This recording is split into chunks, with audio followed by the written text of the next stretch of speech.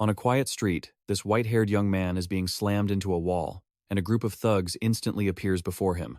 They are the legendary school bullies and abusers. It seems they're short on cash and picked a weak target to shake down. The white-haired youth they just beat up is actually the son of the prestigious Blake family, Lucas Trauman, known as the weakest person in the world and the worst student in the history of the Westwood Academy. Because he lacks talent and isn't as gifted as his siblings, Lucas Trauman is cold-shouldered by his own family, and at school, he's humiliated and treated like a joke by his peers. He has become a convenient punching bag. This scene of him being beaten has been happening for a long time. The ringleader tells him that a weakling like him doesn't deserve to live. If he were in Lucas Trauman's shoes, he would have just dropped dead. Once he's beaten to the point of collapse, Lucas Trauman weakly begs for mercy.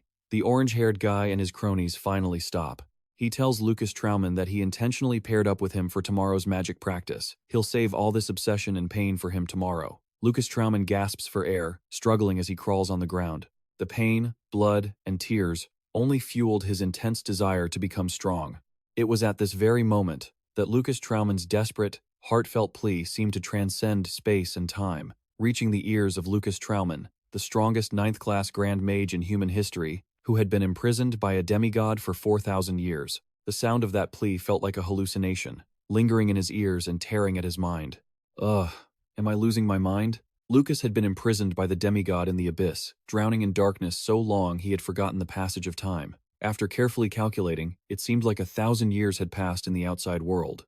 Huh? Father, what did you just say? I told you to get out of the family. Cutting back to the present world, Lucas Trauman is now kneeling at the feet of a man, his father, the head of the Blake family. Because he views his own son as the family's disgrace, he can't control his anger and wants to kick him out onto the streets immediately. Lucas Trauman had already been scorned and trampled by outsiders, but deep in his heart, he still held on to a shred of hope for life. But as soon as he heard those heartless words from his own father, he fell straight into a pit of despair. Is being weak a crime? This question has no real answer, just like how people ask if being poor is a crime. For the Blake family, they will never accept those who cannot develop their power. The bond between father and son doesn't seem to last long, because this father is convinced that he will disown his incompetent son. Carrying his utter despair, Lucas Trauman returns to his stuffy room. He intended to give up on life, but when he held the bottle of poison in his hand, he couldn't stop trembling. Death is always so terrifying. Those who get closer to it are the ones who want to live the most. At that very moment, the fates of Lucas and Lucas Trauman seemed destined to intertwine. One person desperately craving to live, and another embracing the agony of ending his life out of despair. In this fateful moment, those two souls found each other. By hearing the resentment in Lucas Trauman's consciousness, Lucas was able to loosen the seal and break free. He crossed over to Lucas Trauman, who was fading away, and placed a hand on his head to comfort his soul. Lucas's soul and Lucas Trauman's body merged. Lucas awoke once again in the body of a mortal who was constantly belittled by the world. 4,000 years had passed a long enough time for everything in this world to change. Even Lucas Trauman's unrivaled status has become a thing of the past. Lucas Trauman gave him freedom. Now, it's time for him to give this body, to give Lucas Trauman, a pair of wings. He walks to the window, staring at the blinding moon hanging above, his face filled with confidence as he points straight at it. Demigod, you just wait. It won't be long before I make you pay for everything. See you soon, Demigod. On this beautiful, breezy night, to commemorate his return from hell, Lucas found a secluded spot and tried to channel his inner energy to test his abilities. The only problem was, with Lucas Trauman's long-term frail body, it was hard to get anything done. The first priority is to replenish the missing energy and stabilize his foundation to continue gathering mana. Thinking of the demigod, that devil in the guise of faith, Lucas couldn't hide his indignation. To punch him in the face, he needs to recover his strength as quickly as possible, or more accurately, he needs to become many times stronger. And so, Lucas stripped to the waist and channeled his energy until the dawn began to break. He reached the 5-star level already. With this body, that's truly difficult. But I think, jumping to 5 stars in one night, the main character's aura is just too overpowered. Suddenly, an extreme pain struck him. Lucas widened his eyes and immediately vomited a mouthful of black blood. These were the impurities that had accumulated in Lucas Trauman's body over a long time. So there was that much. Lucas continued to push himself, calling out the name many times, until the ground was covered in a foul-smelling, black, viscous sludge. Perhaps young Lucas Trauman's life had been truly tragic. Even though it's a bit of a stretch to compare it to the Grand Mage's pain, he is still a poor, isolated soul. Meanwhile, at the academy, the bullies were leisurely strolling through the courtyard. The orange-haired ringleader, David, arrived earlier than usual because he was excited to openly crush Lucas Trauman during today's lesson. His lackeys reminded him not to go too hard. If Lucas Trauman got badly injured, wouldn't they lose their free punching bag? News of Lucas Trauman's attempted suicide last night had also reached them. David didn't believe it and bet with the fat kid that Lucas Trauman was still alive because he didn't have the guts to die. The prize for the winner was 10 lunch tickets. The bet was set. At the Westwood Academy cafeteria, all the students turned their eyes to a male student eating with the ferocity of a tiger starved for years. Lucas ate dozens of portions back to back, seemingly to recover what he lost after that historic vomiting session. Luckily, the culinary scene after 4,000 years seems to have improved significantly, so our great master seems to have had a truly excellent snack. After all, a guy over 50, plus 4,000 years of imprisonment is quite old. Now, being in the body of a kid in school with children his own, great-great-grandchildren's age makes it hard to fit in. But to keep up with the progress of the era, he had to bite the bullet. As soon as he opened the door and entered the classroom, the whole class glared at him. The bullies clamored. It looked like those 10 lunch tickets had found their owner. The fat kid was furious about losing the bet, while David, the orange-haired guy, was incredibly excited. Lucas ignored the buzzing of those pesky flies and walked straight into the classroom, when suddenly, a leg swung out to block his path. David lounged in his chair, eyeing him with a smug look. "Look who it is, if it isn't our dear friend." Lucas glared at the brat in front of him. But before he could even curse, that fat slob lunged from behind. He grabbed Lucas by the collar, demanding he hand over his lunch ticket with the most ridiculous excuse ever. "I lost my bet because of you. You know that? Pay up for the damages, you loser." Picking on the weak, strong-arming others, this type of trash existed in every era. You'll never have any real friends acting like that. Though he thought that, Lucas Trauman's body was actually trembling uncontrollably. Lucas analyzed the physical reaction and immediately guessed it was because of these bullying clowns. The fat guy swung his arm, intending to slap Lucas, but in the blink of an eye, he seemed to miss completely. Lucas, meanwhile, was now standing right behind him. Thousands of question marks popped up in the minds of the fat guy and the surrounding students. What just happened? Lucas looked them straight in the eyes, showing no fear. They were the exact garbage that had driven Lucas Trauman to give up on life. Lucas's provocative gaze only made the fat guy even more enraged. He jumped up and lunged again with great force, only for Lucas to quickly counterattack. The guy flew over 30 feet, smashed his head into the ground, and was knocked out cold. The surrounding students were bewildered. The fat bully had actually been knocked unconscious by the weakest kid in class. Lucas had a dark look on his face, not because he feared a disciplinary report, but because it felt pathetic for an old soul like him to be beating up a little kid. While the crowd stood there in stunned silence, Lucas brushed past them and walked over to check if the fat punching bag was still breathing. Just then, a man walked into the classroom. It was Professor Dido, wearing a monocle and looking like a man of great learning. Hearing the commotion about a student suddenly passing out, he stepped closer to investigate. His eyes widened in absolute shock. These marks were clearly left by a mana-enhanced strike. Not even the professors at the academy were capable of such a feat. Who on earth could have done this? Professor Dido took the fat guy to the infirmary to rest, and as a result, another professor was appointed to take over Lucas's class. He was a slob with a bulging belly, a bald head, and a very cunning look on his face. Professor Kevin. Despite putting on a serious, dignified act, it didn't take long for Professor Kevin to reveal his true nature as a perverted old goat. He was visibly delighted because there were more female students here than in the classes he usually taught, especially Isabel, a beautiful and brilliant top student. All the girls in the class looked at him with disgust and were terrified of meeting his gaze, fearing they might become his next target. But right then, Professor Kevin's gaze landed on Lucas, or rather, Lucas Trauman. Just like that bullying trash from before, Professor Kevin seemed to have taken a special interest in this student. He started to approach him and began to sneer. Lucas sighed. "School is such a hassle. I have to deal with these annoying pests and now these lousy teachers." He lowered his head toward his desk, but a second later, he looked up with a fake, sweet smile and said, "I'm busy with my research." "Oh, is that so? You mean to say there are things more important than my lesson? Is that it?" "Exactly, Professor. I'm just at that age where I'm curious about everything." Lucas chuckled. His confident demeanor made the surrounding students worry for him. As expected, the fake professor in front of him couldn't control his anger. Veins popped on his forehead as he used his authority as a teacher to make things difficult for him. He wanted to quiz Lucas, and if he couldn't answer, that would be the end of his time in this classroom. Name 3 items once used by the Magic Sword King. Kasajin. What did you say, Professor? Kasajin? Hearing that name, Lucas immediately reacted. How could he not know Kasajin? After all, 4,000 years ago, the man whom the world praised as the Magic Sword King was his best friend. Kasajin was a guy with an 8-pack, long hair tied neatly atop his head. A single burst of his inner energy could vaporize half a mountain in a blink. Back in the day, Lucas used to complain that Kasajin never knew how to hold back his power. If the wild beasts on the mountain lose their homes, where am I going to find the energy to open a refugee camp for them?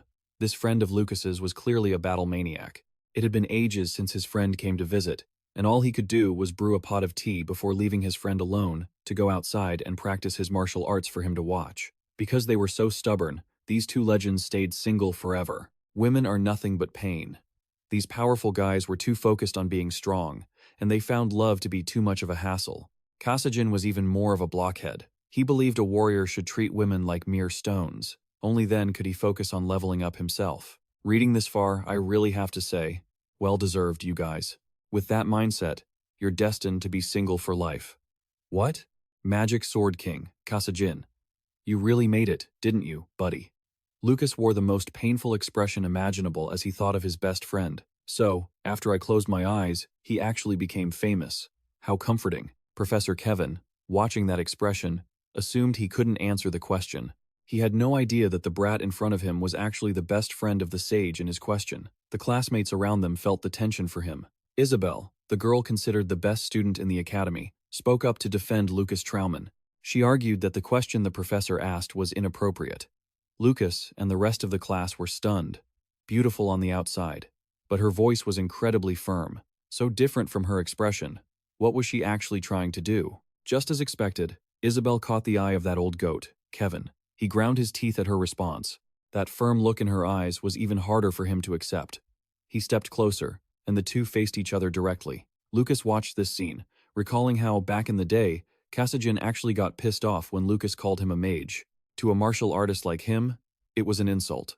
Isabel's answer would probably have made Kasajin laugh out loud if he heard it. Old Kevin's filthy hands began to touch Isabel, as his raspy voice spoke up, suggesting that perhaps they needed a private chat in the faculty office. Isabel immediately shoved his hand away, but he didn't seem to care about his dignity anymore. He kept pushing forward, gritting his teeth and demanding she answer. The king's gauntlet, the giant's belt, the wind necklace. A voice from behind him made him freeze in his tracks. Lucas continued to explain, in a worldly tone. Kasajin lived a minimalist life, so those were the only things he had. But this answer left the whole auditorium dead silent. The response was so precise that it even left old Kevin speechless. Even so, he still wouldn't let Isabel go. He grabbed her arm, intending to drag her to his office immediately. Love and sentimentality are toxic thoughts that distract a warrior. Those who cannot control their own desires will never be able to stand on their own 2 feet. They will turn into base creatures, even worse than monsters. This sarcasm from Lucas directly infuriated old Kevin. He was boiling with rage and started racking his brain for bizarre questions to stump him. But in the end, everyone's jaws dropped at Lucas's answers. Old Kevin couldn't even stand steadily, nearly collapsing onto his desk. Even the hardest parts, involving knowledge that most professors and students didn't understand, Lucas breezed through them all. Is that really Lucas Trauman, the Academy's biggest loser? That's absurd. While everyone else was still bewildered, Master Lucas was already troubled by his hunger. Despite the old professor in front of him sweating bullets, as soon as Lucas heard that the class was dismissed, he immediately stood up and dashed toward the cafeteria.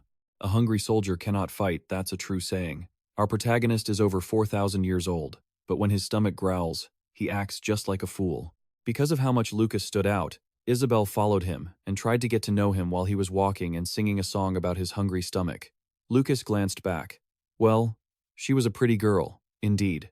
But too bad, he wasn't interested in pretty girls. Lucas ignored her, making the girl blush with anger. But Isabel didn't give up. She tagged along right behind him like a tail. Isabel came from a well-bred family, so her speech and manners were very formal.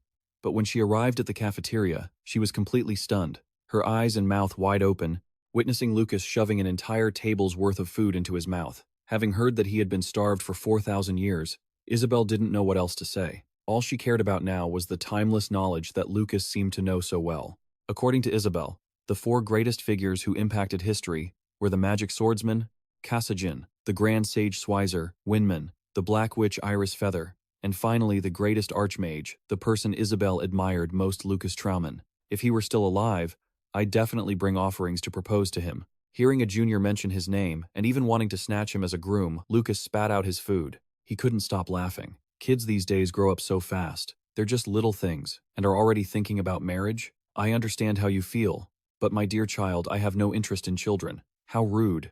I never said I was going to propose to you. Isabel was fuming because Lucas was teasing her. The sight of the two sitting together became the center of gossip for the surrounding students. Isabel, the Academy's second-ranked student, was taking the initiative to eat with a loser. Even David, whom she rejected every day, couldn't believe it. Those words accidentally reached David's ears. Seeing the girl of his dreams eating lunch with the guy he hated most, he was absolutely livid. On the other side, Isabel was extremely annoyed because Lucas's casual way of talking made her feel like he was an old man. Although that was actually true, he even said that what he knew wasn't knowledge, but experience. Isabel wanted to ask more, but Lucas stood up, grabbed his stack of dishes, and left. After lunch, the whole class gathered to prepare for a magic practice session. The thug David kept his eyes glued to Isabel, noticing that she was constantly following and trying to talk to Lucas. The upcoming class was a combat drill, so injuries were inevitable, and everyone had to face the consequences themselves. For David, this was a perfect opportunity to legally beat his classmate, Lucas Trauman, until he remembered it forever. Lucas was currently paying attention to the female professor teaching the class. That teacher, she's so beautiful. Hearing this, Isabel felt like his brain must be messed up. How could he have feelings for someone so old? She had no idea that standing before her was an old man who had lived for over 4,000 years. The first match was between the student David and the student Lucas Trauman. David was still very excited about the fight, but Lucas didn't seem to notice at all. He stepped onto the ring and directly flaunted his chemistry with the teacher. Even though the guy's soul was over 4,000 years old, in the body of a young teenager, what everyone saw was precisely a case of robbing the cradle. This student's taste was certainly bold. To have dinner with the teacher, Lucas, in Lucas Trauman's one-star body, accepted the challenge to defeat the three-star David. The thug David had prepared everything for today's battle, but unfortunately, his opponent was no longer the weakest Lucas Trauman in the world, but Lucas Trauman, everyone's idol. The match began, and David summoned earth magic, turning the surrounding debris into a sharp spike. Self-correction. The match began, and David summoned earth magic, turning the surrounding debris into sharp spikes. Although there was a rule that only one-star magic could be used, since this was a signature spell representing his family's power, it wasn't rejected. Oh, I'm so scared. Lucas smiled slightly and began to cast his own spell, just a tiny magic bullet that looked like a drop of water compared to an ocean.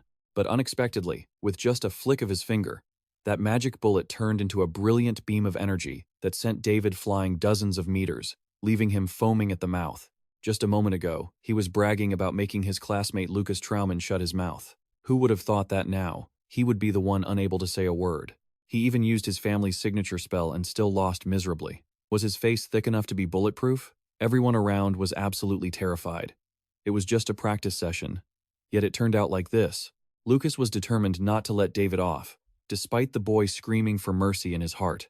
The next magic bullet shattered his leg into pieces. Isabel was frozen in shock, wishing the professor would stop the match. But the professor had likely fallen in love at first sight with our guy. Not only did she not stop it, but she claimed that this was what real combat was all about. On the path to becoming a mage, you must never be soft-hearted in situations like this. You have to learn to be ruthless in every battle. Hearing the teacher, Isabel gave up on trying to intervene. As for Lucas, he was lecturing the bully David. It was precisely because of trash like him that society was slowly decaying. Lucas suppressed his spirit, not wanting to hurt his dear friend too much. One broken leg was enough, but he decided one more would help him remember it longer. Standing in the stands, two young men had been watching the fight all this time. Judging by their faces, they seemed like dangerous individuals. The news that the loser Lucas Trauman had broken the leg of the big shot David spread quickly. Some people felt pity, but some rejoiced because David lived such a rotten life every day. Lucas was walking down the hallway when a guy suddenly jumped out to block his path. The young man introduced himself as a student from the 54D Milos class and invited Lucas to join their club.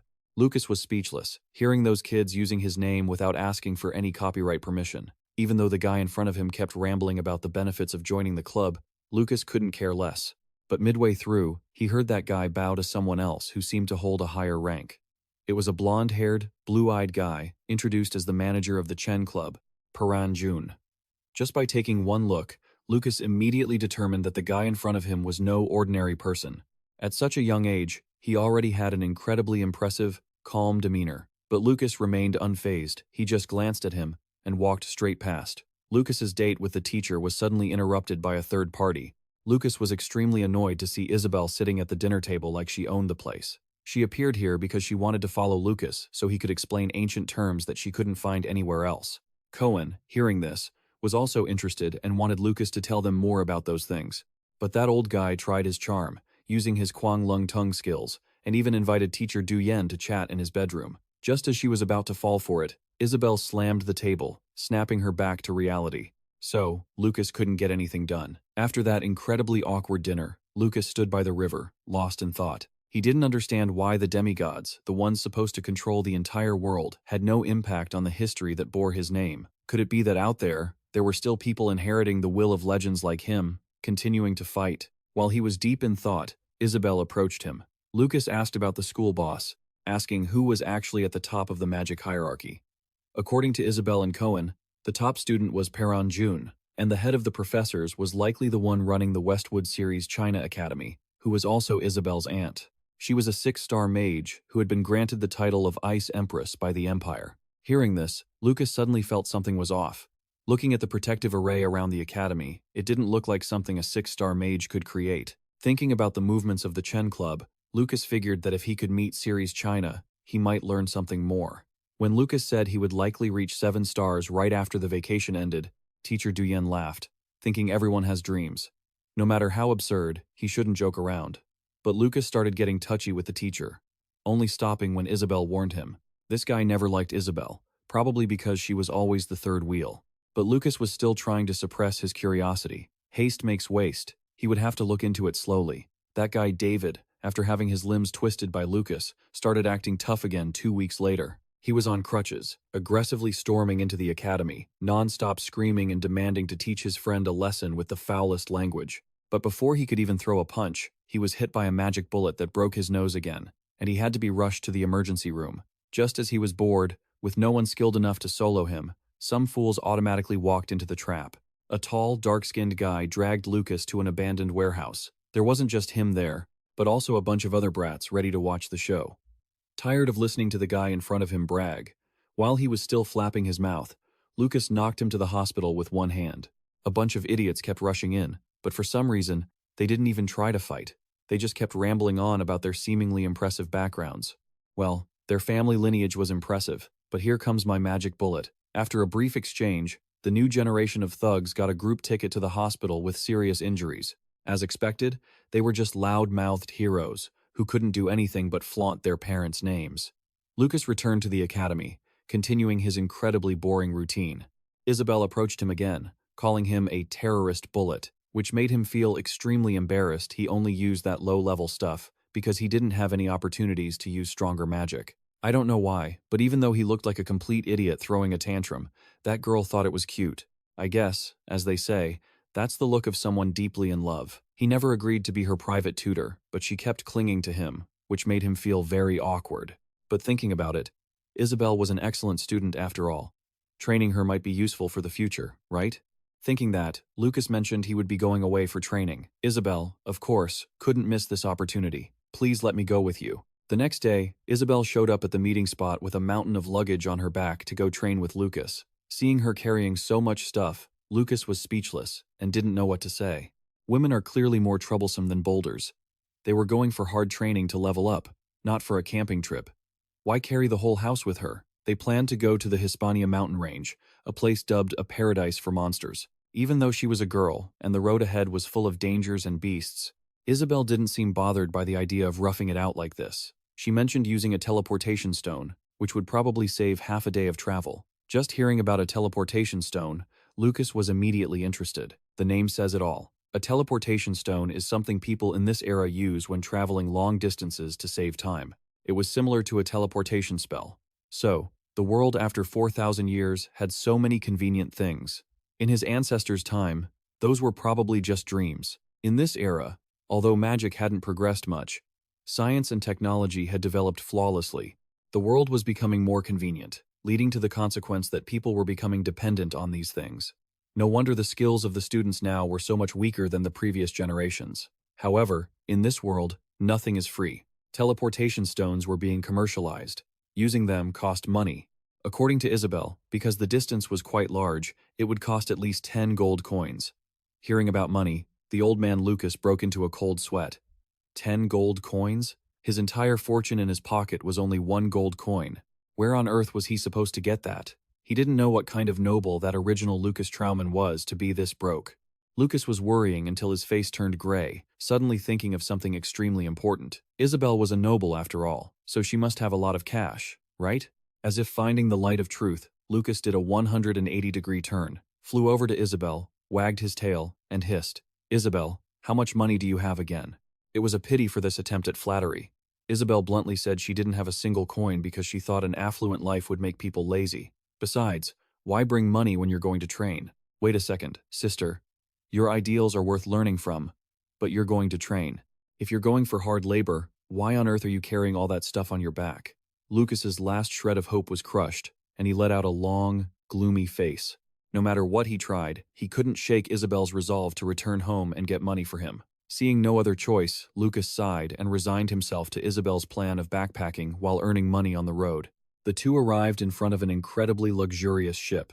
Hearing that the Academy would cover all travel and food expenses on this vessel, they both felt a little relieved. But they hadn't even finished singing their praises before Lucas was hit with another bombshell. For some reason, after everyone else lined up, he was told there were no seats left. If they wanted to board that ship, they'd have to wait another 4 days for the next trip. As expected, his bad luck never ends. The two had no choice but to accept the situation. They boarded a different ship that didn't look too bad, but compared to that massive, luxurious vessel, it was enough to make him want to cough up blood.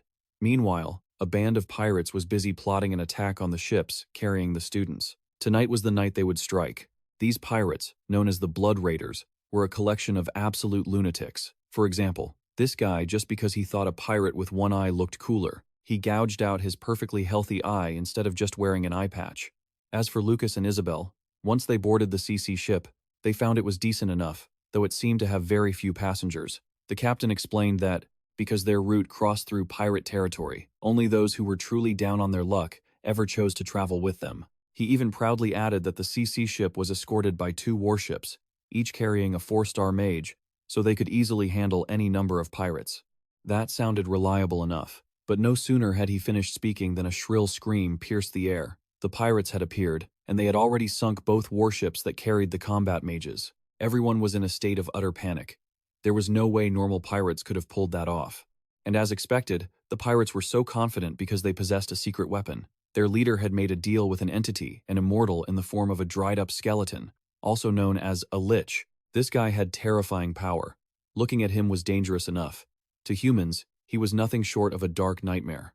The Lich began launching ice spears toward the 3 ships in the CC fleet. The 2 4-star mages on the escort ships couldn't even withstand a single strike, sinking directly to the bottom of the ocean along with their ships. But then, the Lich noticed something strange. He had clearly fired 3 ice spears earlier, but only 2 ships had sunk.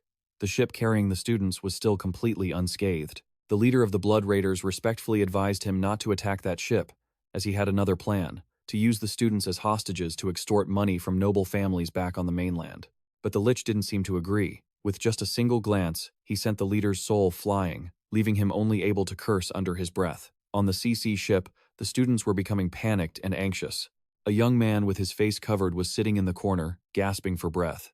Lucas wasn't too worried about these small fries, but what bothered him was why that ice spear aimed at their ship had simply vanished. Could there really be a hidden expert on this very ship? Just then, the emboldened pirates swarmed the deck, assaulting the crew and tying up the students.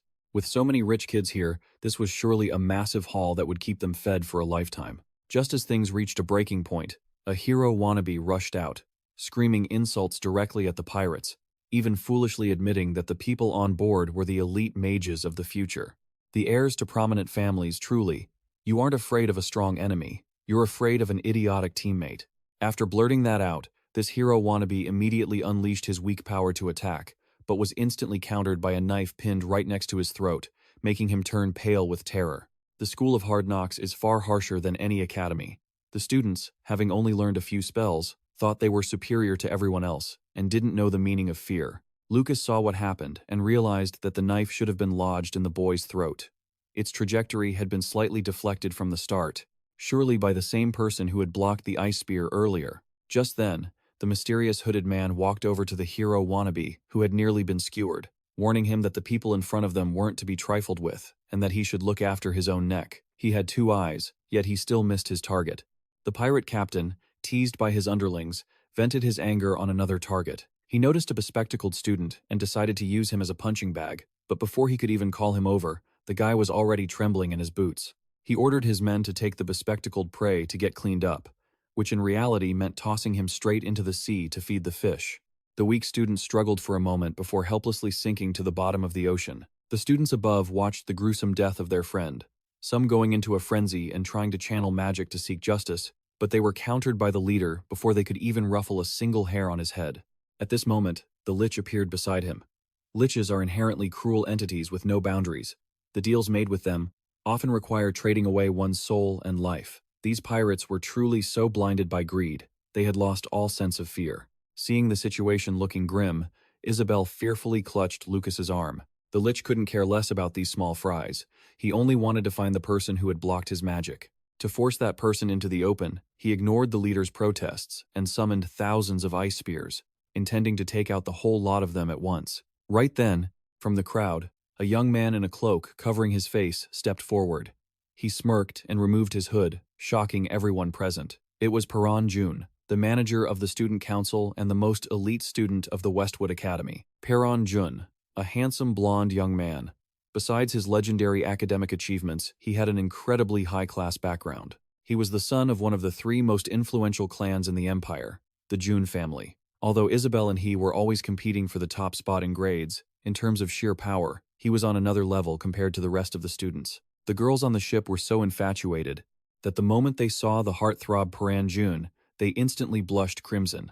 Everyone felt that his appearance on this ship was nothing short of a miracle. But in Lucas's estimation, the truth was that after that last block, he was already extremely weak. He had definitely suffered a serious injury and was struggling just to stay on his feet. The lich in front of them had to be at least 5 stars. Even though Paran Jun seemed to have been enlightened and purified of the impurities from his body, he was still just a rookie at 5 stars. The fact that he was still standing after that last attack was purely due to luck. As for Paran Jun, he had boarded this ship thinking it would be less crowded and less troublesome, never expecting to end up in a fight that left his body feeling like it was about to shatter. As for Lich, the moment he saw Paran Jun, his eyes lit up with greed. He was looking for ingredients to boost his magical power, and he never imagined he would find such a premium prey right here. When asked about the pirate captain's motives, he put on a hypocritical, sarcastic tone. He said that since the future buds of the nation had to pass through such a dangerous island region, how could a senior like him just stand by and watch? Therefore, he and his subordinates had come to escort the little ones safely to their destination. Hearing this, the henchmen couldn't stop laughing. The leader added, "Of course, there would be a small handling fee from the students' parents." Realizing they were only after money, Jun directly made an offer. He demanded that the pirates keep only him as a hostage and release everyone else. Naturally, Jun's family would pay them double their asking price. But the leader refused the request. Why would any fool trade a massive catch for just 1 fish? Especially when they were backed by this powerful and immortal lich. Seeing the negotiation turning against them, Paran Jun decided he would take them down with him. If they wouldn't listen, they could all go to hell together. No need for further negotiation. Lucas started to find the kid in front of him quite interesting. Even though he was still at an age where he hadn't fully matured, he possessed an indomitable spirit rarely seen. He surely had a bright future ahead. However, the lich interrupted their negotiation. Sniffing the delicious scent of mana on Paran, he only wanted to drain him dry to the last drop and turn his body into a puppet for his collection. He sent dark energy threads reaching out, binding Paran Jun so tightly that he couldn't even move. The pirates rushed in at the same time, binding the male students and harassing the female ones. One of them set his sights on Isabel, who was still clutching Lucas's arm. Even though he found her a bit of a nuisance, hearing the pirate call him a worthless rug triggered Lucas's temper, and he became extremely furious. despite the fat guy on the ship advising him to just stay still and take it. Lucas was determined to teach the guy who body-shamed him a lesson he'd never forget.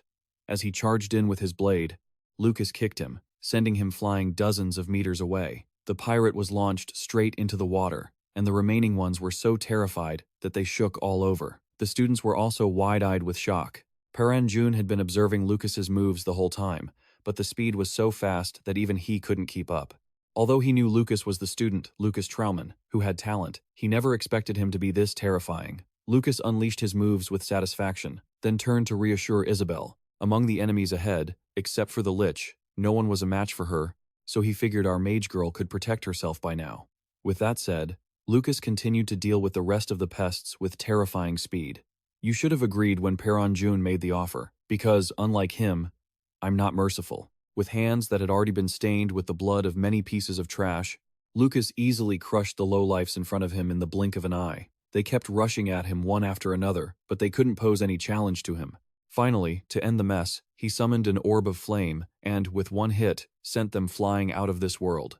There was still one foolish small fry left below. He came up with the low-life strategy of holding a blade to Isabel's throat to threaten Lucas. But unfortunately for him, he must have spent too much time at sea without enough social experience, assuming women were easy to bully. The mage Isabel directly cast a spell, summoning lightning that shocked the pirate behind her until he fell to the ground, twitching and foaming at the mouth. Never underestimate the power of a woman. They might look soft and clingy like kittens, but you never know when they'll turn into tigers and bite the nearest person to death. Pretending to be naive while possessing top-tier ability is one of the ultimate skills women have. This perfect duo performance from the two young students successfully caught the leader's eye. He didn't believe they were just students, as only those above a certain rank could have such power. Since he didn't want any more trouble, it was his turn to make a deal. He wanted to take half the students on the ship, and Lucas and Isabel could take the other half. By doing this, the pirates would achieve their goal of extortion without upsetting someone as extraordinary as Lucas. To him, this was a win-win situation. Lucas had the right to choose who would leave with him. It seemed this was a character test game because you deserve it. Those who used to bully the original Lucas Trauman must be absolutely terrified right now. As soon as the leader finished speaking, a blonde girl rushed toward Lucas, begging to be saved. She seemed to be a daughter from a wealthy family, terrified of death, and directly offered Lucas 100 gold coins for her pathetic life. If that wasn't enough, she accepted any request to be set free. Seeing this, other students scrambled toward him. Everyone tried to prove they were worth saving, with prices rising exponentially, 150 gold, 200 gold. Being broke and having people shove money into his hands like this was truly awkward. Lucas put on an expressionless face and turned to ask Isabel for her opinion. She was furious, thinking this guy not only had tastes saltier than the sea, but was now revealing how money-hungry he was. Lucas was just asking for the sake of it. He smiled slightly and turned the students in front of him into a public auction. Besides promising money, the students didn't hesitate to praise their own worth. One was a noble lady, another the eldest child of an ancient family, and one guy even claimed to be a future national minister. This noisy crowd only ever cared about themselves, which started to irritate Lucas. A bunch of silver-spooned brats allowed to use money from a young age. You've lived so selfishly because you've never known the true value of money. Your parents work their backs off to feed and educate you, yet you attend Magic Academy and don't even know how to protect yourself. The moment you're in danger, you panic and beg others for help. Mages are supposed to be heroes who stand up to protect the weak. If you can't even keep yourself alive, what's the point of anything? Lucas's harsh reality check strikes deep into the hearts of the students. This little performance leaves the Lich deep in thought. He quietly observes his prey, noticing a flow of mana he has never seen before. He's just a 5-star mage, so how? The Lich is so furious that he rips off his own robes. He begins to speak in a low, hypnotic voice, compelling others to give up everything and kneel at his feet. Damn it. Why do you talk just as annoyingly as that demigod?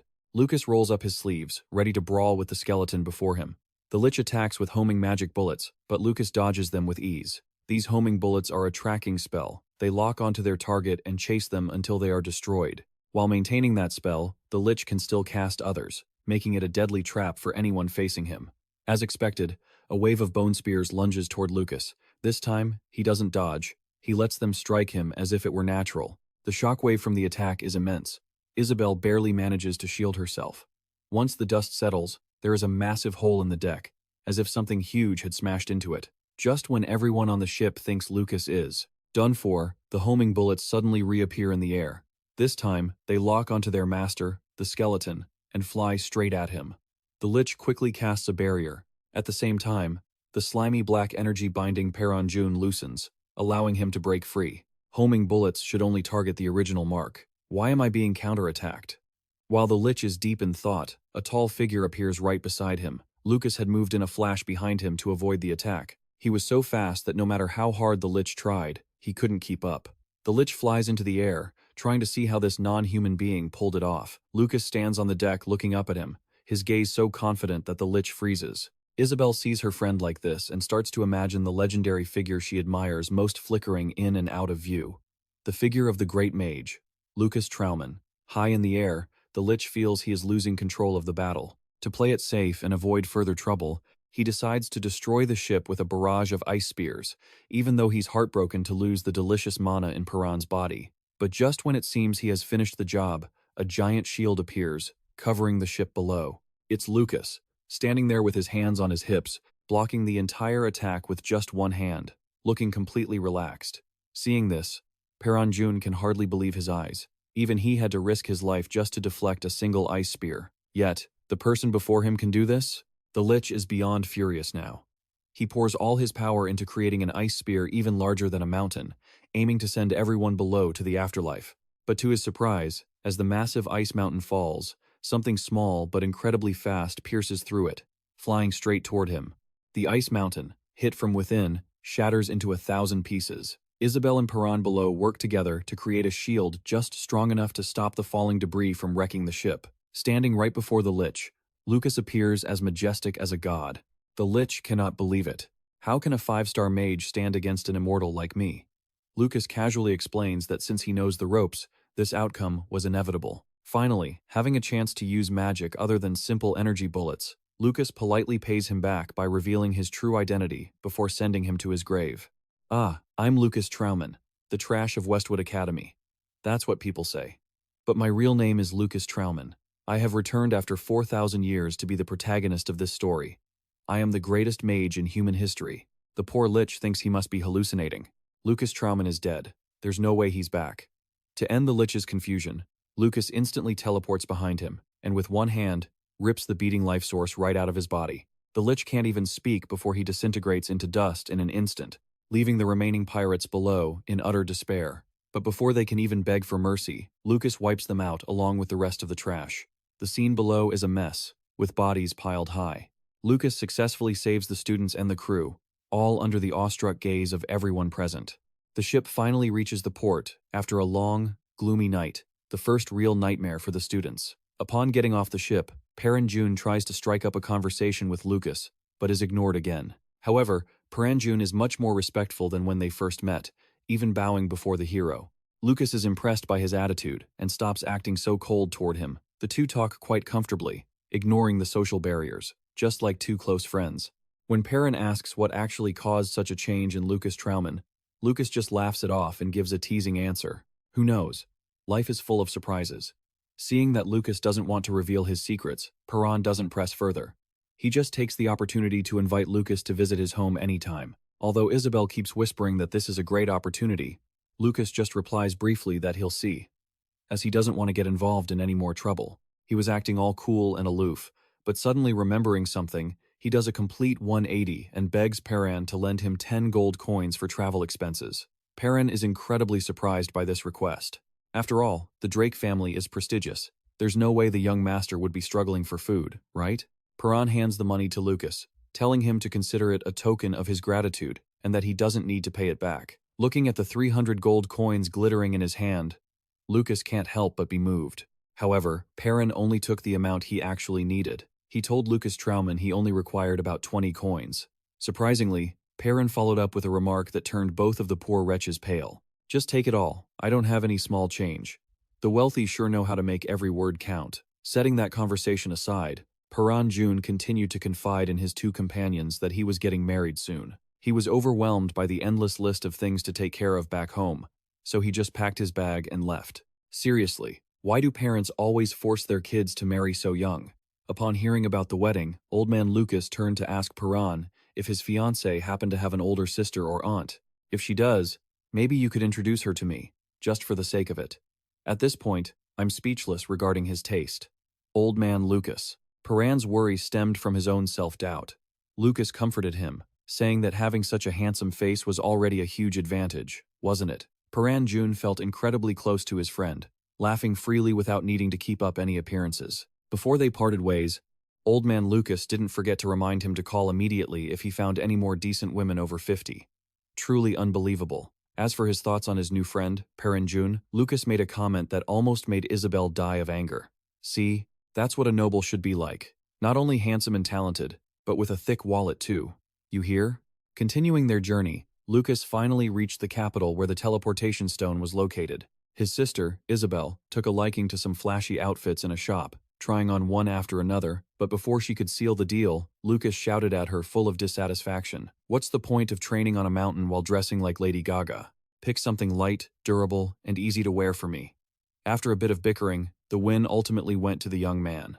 With his sister having finally agreed to buy a fairly simple outfit, using the money just donated by the young master Paran, Lucas managed to pick up a very convenient spatial storage bag for himself. Arriving at the capital, the scenery was modern and developed, and the population had grown significantly. Even so, there had been almost no progress in magic. Could it be that the demigod had interfered? And what was his ultimate goal? After a moment of thought, the two arrived at the location of the teleportation stone. Once they stepped inside, ensuring no limbs were sticking out, the process began immediately. Even though Lucas had warned her that she would feel dizzy if she wasn't used to it, his sister Isabel, after arriving in Hispania, collapsed by the side of the road, vomiting her guts out. To make matters worse, she stubbornly argued that it was because she hadn't eaten breakfast that she got motion sick like that. It left our main man wondering if taking this difficult sister along was really the right decision.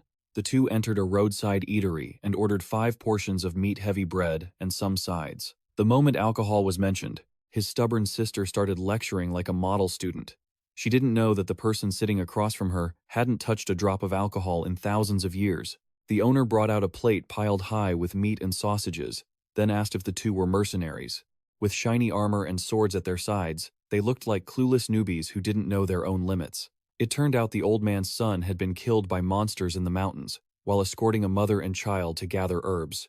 That was why the old owner was always so stern, warning those reckless young people not to venture in there. Protect your own lives. In everyone's eyes, this place was a living hell, which even the strongest warriors likely couldn't survive. Lucas had been sitting quietly listening to the story. After finishing his meal, he calmly asked the old man about the monsters that might appear in Hispania. Seeing the determination in Lucas's eyes and knowing he couldn't stop him, he could only share everything he knew. In the end, he not only didn't charge for the dinner, but even offered to put it on a tab. If you two make it back, pay me then. And if that day truly came, the old man would prepare an even better plate of sausages and meat as a reward for the winners. Hispania was truly a sacred ground for those seeking to challenge themselves. Just after entering its territory, Lucas and Isabel were attacked by successive waves of powerful monsters. This time, Lucas hadn't brought Isabel here just to teach her simple knowledge, but to head straight to the Schweizer Windman dungeon, which was built by the great mage Schweizer Windman himself, rumored to grant anyone who finds it the power to rule the world. Hearing that, Isabel was very surprised. Based on common knowledge, everyone thought it was just an unproven legend, but Lucas dismissed that immediately. He knew Schweizer Windman better than anyone. Back in the day, when he and Schweizer Windman were equals, he would always ramble those spells in his head. On the mountain that pierces the clouds, at the peak, there is a poetic lake, and in the middle of the lake, a small island. That is where we shall meet again.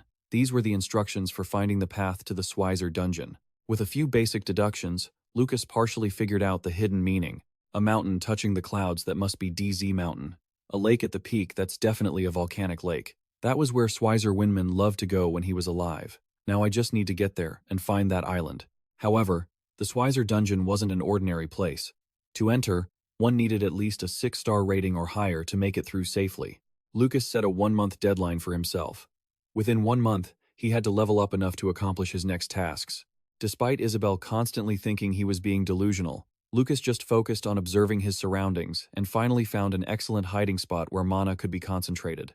It was a cave hidden behind a waterfall, and the surrounding scenery was breathtaking. Once they were inside, Lucas told Isabel he would teach her what she had always desired, which was the combat method of his old friend Kasajan.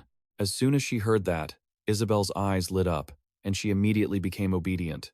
Lucas warned her that this was a very dangerous technique, and if not mastered, she could lose her life at any moment. First, he demonstrated how to meditate to gather the mana of the entire mountain range and circulate it through her body. This was the legendary chi gathering in the Dantian stance used by supreme masters. What made Lucas very satisfied was that Isabel was not a slow learner. She had the ability to learn very quickly, and this talent was beyond his expectations. With limitless passion for learning, she would definitely become very useful in the future. Lucas was extremely impressed with his little apprentice. He was so proud he couldn't stop smiling, which made Isabel felt uneasy as soon as she opened her eyes and saw that face. In the end, even a saint couldn't fight hunger. It was mealtime, so she pushed everything aside to go eat.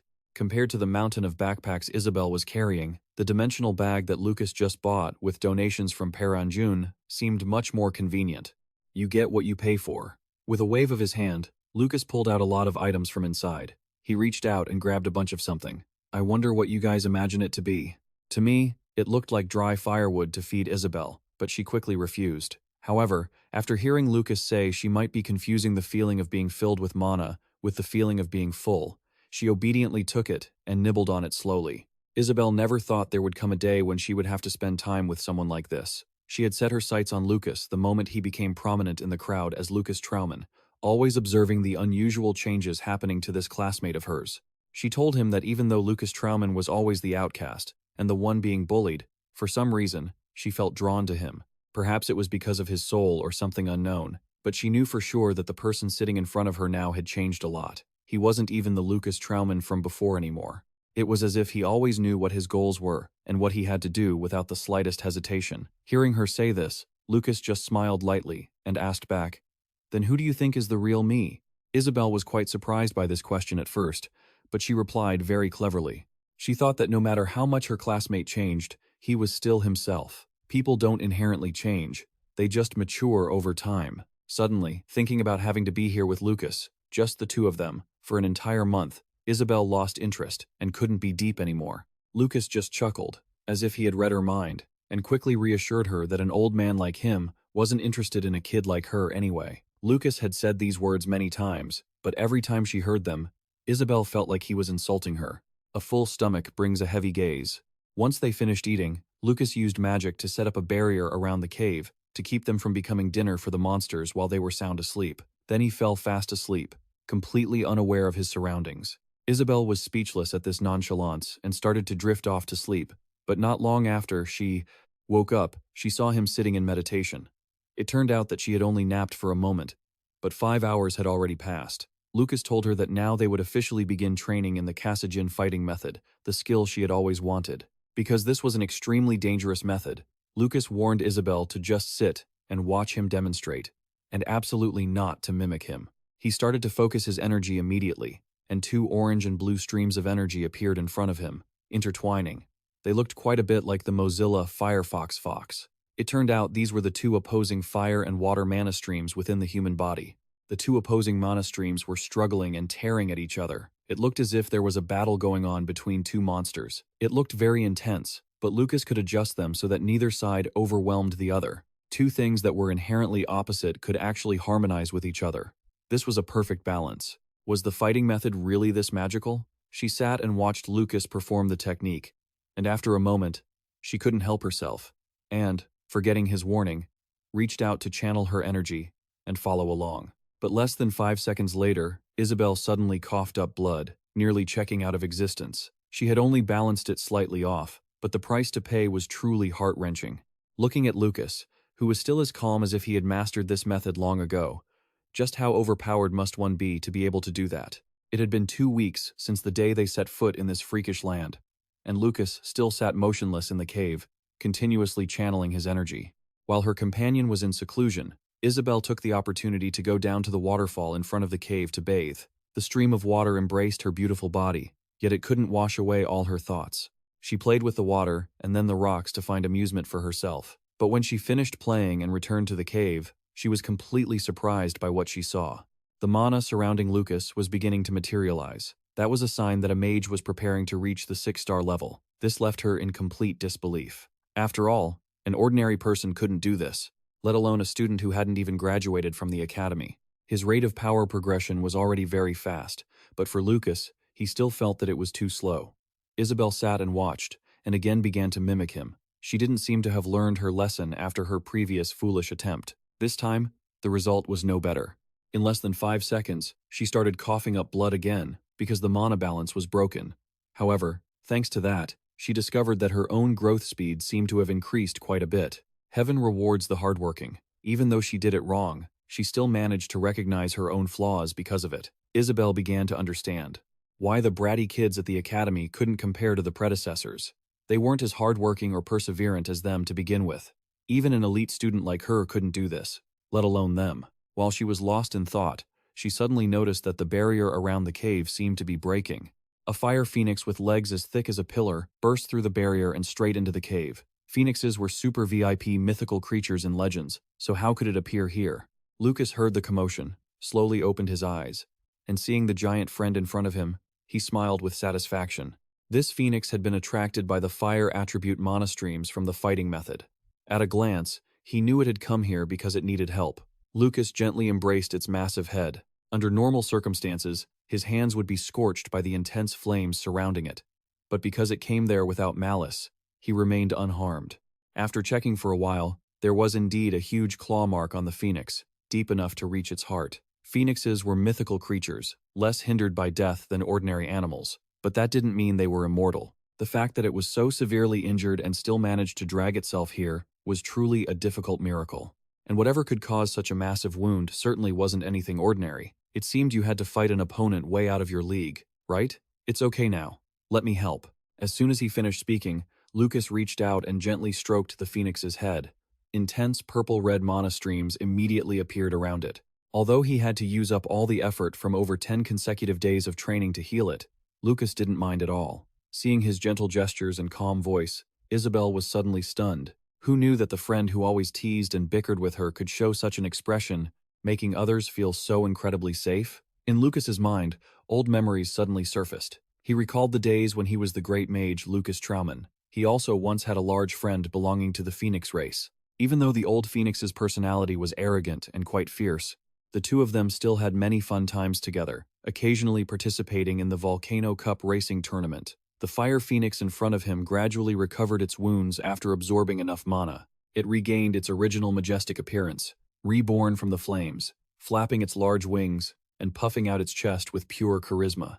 After listening to Lucas's instructions, it flapped its massive wings and flew through the waterfall, leaving him a bright red feather as a token of gratitude. This is something that can be used to heal wounds and craft magical items. Mages who usually shop at the black market would be drooling at the sight of this.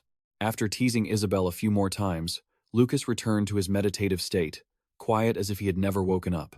In the blink of an eye, another 2 weeks passed. 4 weeks had passed, but Lucas did nothing but meditate and circulate his mana all day, not even eating or drinking. His face was gaunt, his eyes hollow like an addict's, yet mixed with the patient aura of a sage.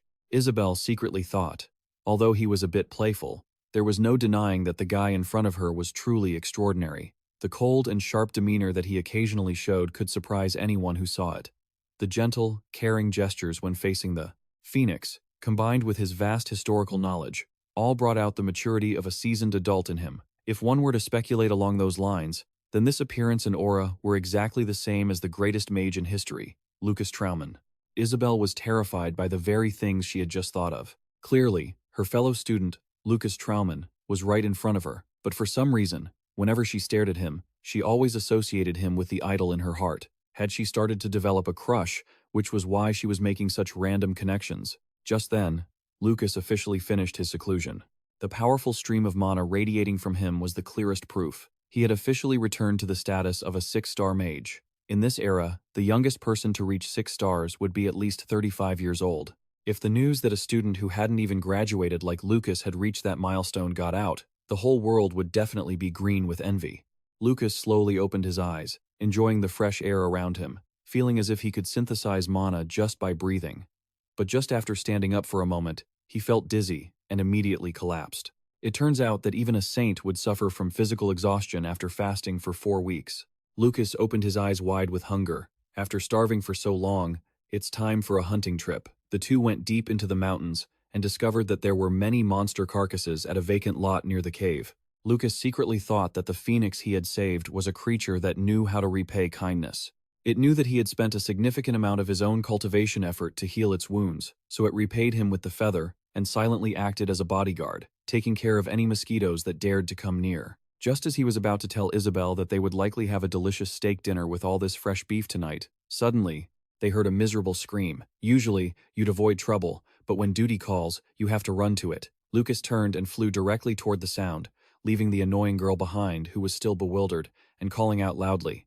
In a corner of the forest, some bandits were playing with a young man using sharp knives. They tied up the captives, using them as targets for their dart-throwing game. 2 of them were already dead, and only one young man was left struggling to dodge while crying out in fear. These brainless robbers didn't care about anyone. They treated human lives like blades of grass, joking with each other using mocking language, ignoring the captives' suffering. It seemed they were stationed in these mountains just to wait for someone to pass by so they could kill and rob them. A knife flew from the bandit's hand straight at the captive with incredible speed. It looked like it would hit his face. Suddenly, it veered off course and was knocked to the ground. The bandits laughed, thinking some odd wind was bothering them. Just as they were having fun, Lucas appeared right next to the buck-toothed bandit, standing tall and silent like a god. He just stood there, staring straight at them. Before they could even collect their thoughts, Lucas moved with lightning speed. In his eyes, those who treated human life as a game did not deserve to be called human. A flash of mana erupted, accompanied by a whirlwind. The 5-star magic shining scythe appeared right before their eyes, causing the whole gang to freeze in fear. Lucas smiled lightly. Perhaps it was time to teach these punks a lesson they would never forget. After a long marathon that left her legs sore, Isabel finally caught up to Lucas. Seeing the pile of corpses, she knew immediately that her harmless-looking friend had taken action. Lucas even wanted to wipe out their entire clan, because in his eyes, the act of humans slaughtering each other was exactly what the demigods, his sworn enemies, desired. In the name of the anti-demigod club president, he would definitely not let them have their way. The only surviving captive, saved by Lucas's timely arrival, was bruised all over his face, and his injuries were not light. At first, Lucas didn't intend to take him along, because having that troublesome sister nearby was enough. But when he heard the man say he wanted to apologize to his father before passing away, Lucas's eyes seemed to understand something. Finally, he allowed Isabel to bring him along. As for the only bandit who escaped the purge, he ran straight to the main base to report to his boss. The leader heard the story and thought his subordinate was just high on something, because how could any ghost on Earth wipe out an entire squad?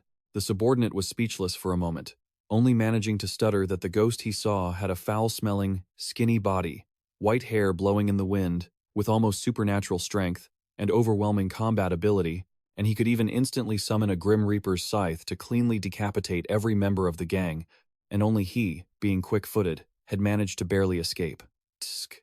If I didn't read about it but only heard this description, I'd probably believe ghosts were real too. The blue-haired leader fell into deep thought upon hearing this. He and his subordinates quickly realized there were no ghosts here. It had to be a mage. According to what that guy said, that mage must be able to cast at least 2 spells simultaneously. There's no doubt about it. He's a magic warrior. Whoever he is, he's a fool to walk right into this trap. They've increased their patrols, so if they run into him again, they'll all gang up on him. They continued to spread out, searching every corner of the forest, until they finally encountered and slaughtered a group of innocent travelers.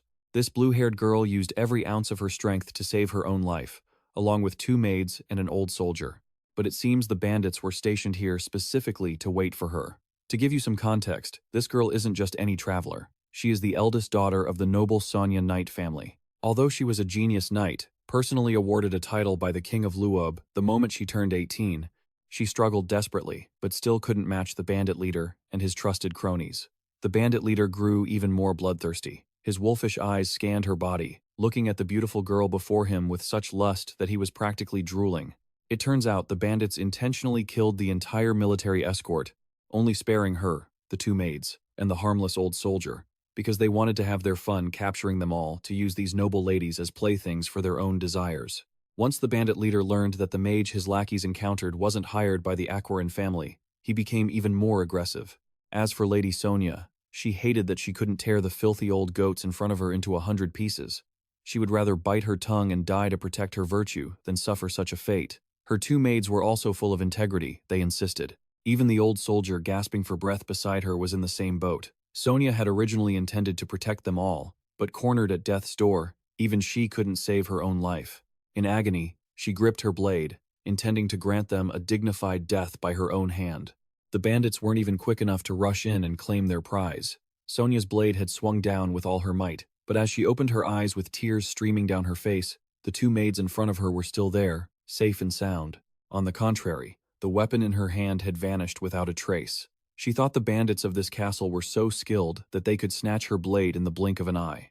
Unable to bear this profound humiliation for a night, she saw no choice but to order them to end their own lives, to preserve their honor. No sooner had she spoken than a figure suddenly flashed beside Sonia, holding the sword he had just snatched, staring at them without a hint of fear.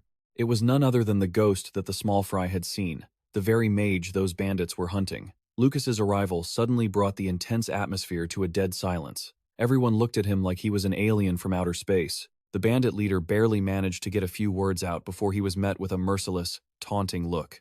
As it turned out, before arriving here, Lucas had already made a stop at their camp deep in the forest. You don't even need to ask.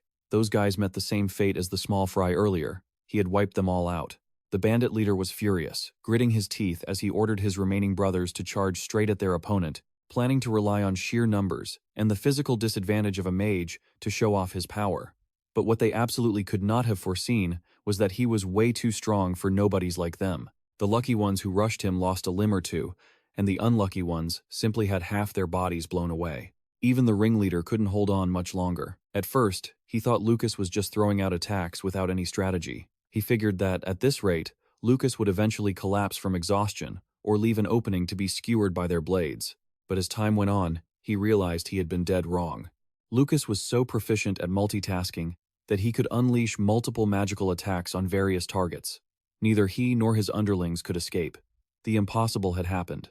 Lucas's mana stream finally tore through his sword, forcing him to immediately drop to his knees to beg for mercy. But it was just a desperate ploy, because the moment he saw Lucas stop his mana attack, the leader decided to strike back once more. He was only testing his opponent. He had never intended to surrender, and he had no idea that the price for his stubbornness would be a steep one. Lucas paused for a moment, before unleashing a final, decisive spell. This time, it was a magic circle that shook the very ground beneath the bandits' feet. The earth cracked as if a massive earthquake had struck, forming a mass grave that gradually swallowed the whole lot of them, sending them straight to the underworld. Hearing their agonizing screams and witnessing this scene with her own eyes, Princess Sonia was so stunned she could barely believe it. The arrogant, unruly castle bandits had their formation crushed in a heartbeat, leaving everyone in shock. Using a 5-star spell alongside multiple offensive strikes meant the bandits never stood a chance. It turned out that the previous attack, that storm of light mana arrows, was just to buy some time. The real finishing move, that grave filler, was the true ace up his sleeve. The young mages and knights had no clue how such intense magic could be cast. That is, until they met Lucas in Lucas Traumann's body. As for Sonia, despite her family's history of despising mages, she finally understood why they were so highly revered. From this moment on, another fan joins the 4,000-year-old Archmage's fan club. Casting aside all her aristocratic pride, Sonia, along with her rescued servants and soldiers, came forward to express her deep, sincere gratitude to Lucas. When asked for his name, Lucas just stated it plainly, without any formality, giving the noble lady quite a culture shock. The old soldier beside her was different. He seemed much calmer. Just by hearing his name, he knew he was the son of the Brake family, a prestigious house that helped build the prosperity of the Casco Empire. Even his father, the head of the family, is no ordinary man, but no matter how they looked at him, they couldn't see the guy in front of them as a noble. His rough way of speaking and the stench coming off his body made him seem more like a savage lost in the woods for ages, or a homeless drifter. Lady Sonia's group was originally headed to the town of Hispania, but they were ambushed by those bandits along the way. Many of her escorts had lost their lives. The old soldier looked somber, lost in thought. Although he wanted to bring them home, it was impossible with their current strength. They would have to bury their comrades before moving on. Hearing this, Lucas didn't waste any time and stepped in to help. With a wave of his hand, the carriage, which had been smashed into pieces, instantly reassembled as if nothing had happened. All the bodies of the escort soldiers were loaded onto the cart. Even the injured prisoner they had saved was secured, hovering alongside the cart instead of having to be carried manually. The carriage was moved by mana, so there was no need for human strength to pull it anymore. 10 points for such creativity. After chatting for a while, Princess Sonia was taken aback when she learned that the guy in front of her wasn't in his 30s, but actually only 20 years old. When asked about the secret to maintaining his youthful appearance, Lucas honestly replied that it was just plain hard work. He seemed to have fully absorbed the teachings of some legendary mentor. Diligence pays off. You have to work to eat. After traveling for a while, they finally reached the dock. After seeing the soldiers off on their journey back home, Lucas and Isabel were planning to leave, but Sonia hurriedly stopped them. Although he was exhausted by this tedious way, the nobility expressed their gratitude. He couldn't do much else. Seeing that Isabel also seemed to go along with it, he suggested that they treat them to a meal, and they would be square. Arriving at the town of Hispania, they decided to return to that old man's hot dog stand. It was really just a roadside beer stall.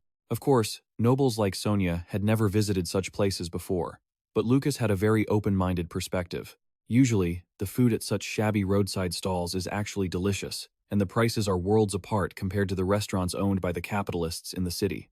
The elderly owner was a sharp-tongued man, but when he saw Lucas return, he was very happy, not expecting a reckless kid like him to have survived and made it out of that place alive. The old man's joy was further multiplied when he realized he had brought him another precious gift. It turned out that the prisoner who had been beaten half to death and saved by the group was none other than the old man's son. As soon as he saw his son, the old man's eyes welled up with tears, his whole body trembled, and even the tray of food in his hands fell to the ground. Father and son reunited in tears.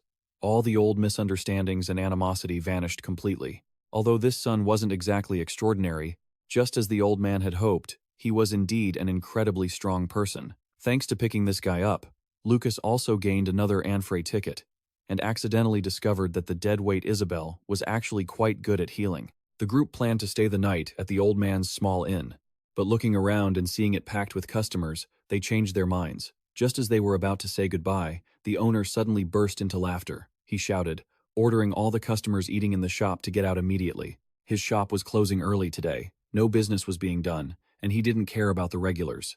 The old man just wanted to reserve the whole place tonight for these VIPs. Although his personality was a bit eccentric, he seemed like a man who valued loyalty and clearly returned kindness for kindness. Following his arrangements, the group took turns bathing while he prepared a small evening feast. Sonia lay in the hot tub upstairs, looking at the moonlight through the window, her mind filled with many thoughts. Downstairs, everyone had finished and was gathering around the dinner table. Even simple food like bread and sausages helped soothe their empty, growling stomachs. Sonia walked down the stairs, and upon seeing Lucas, her face flushed red. This was the shyness of a young girl, a far cry from the toughness she displayed when facing enemies. As she approached the table, she suddenly tripped and fell right into Lucas.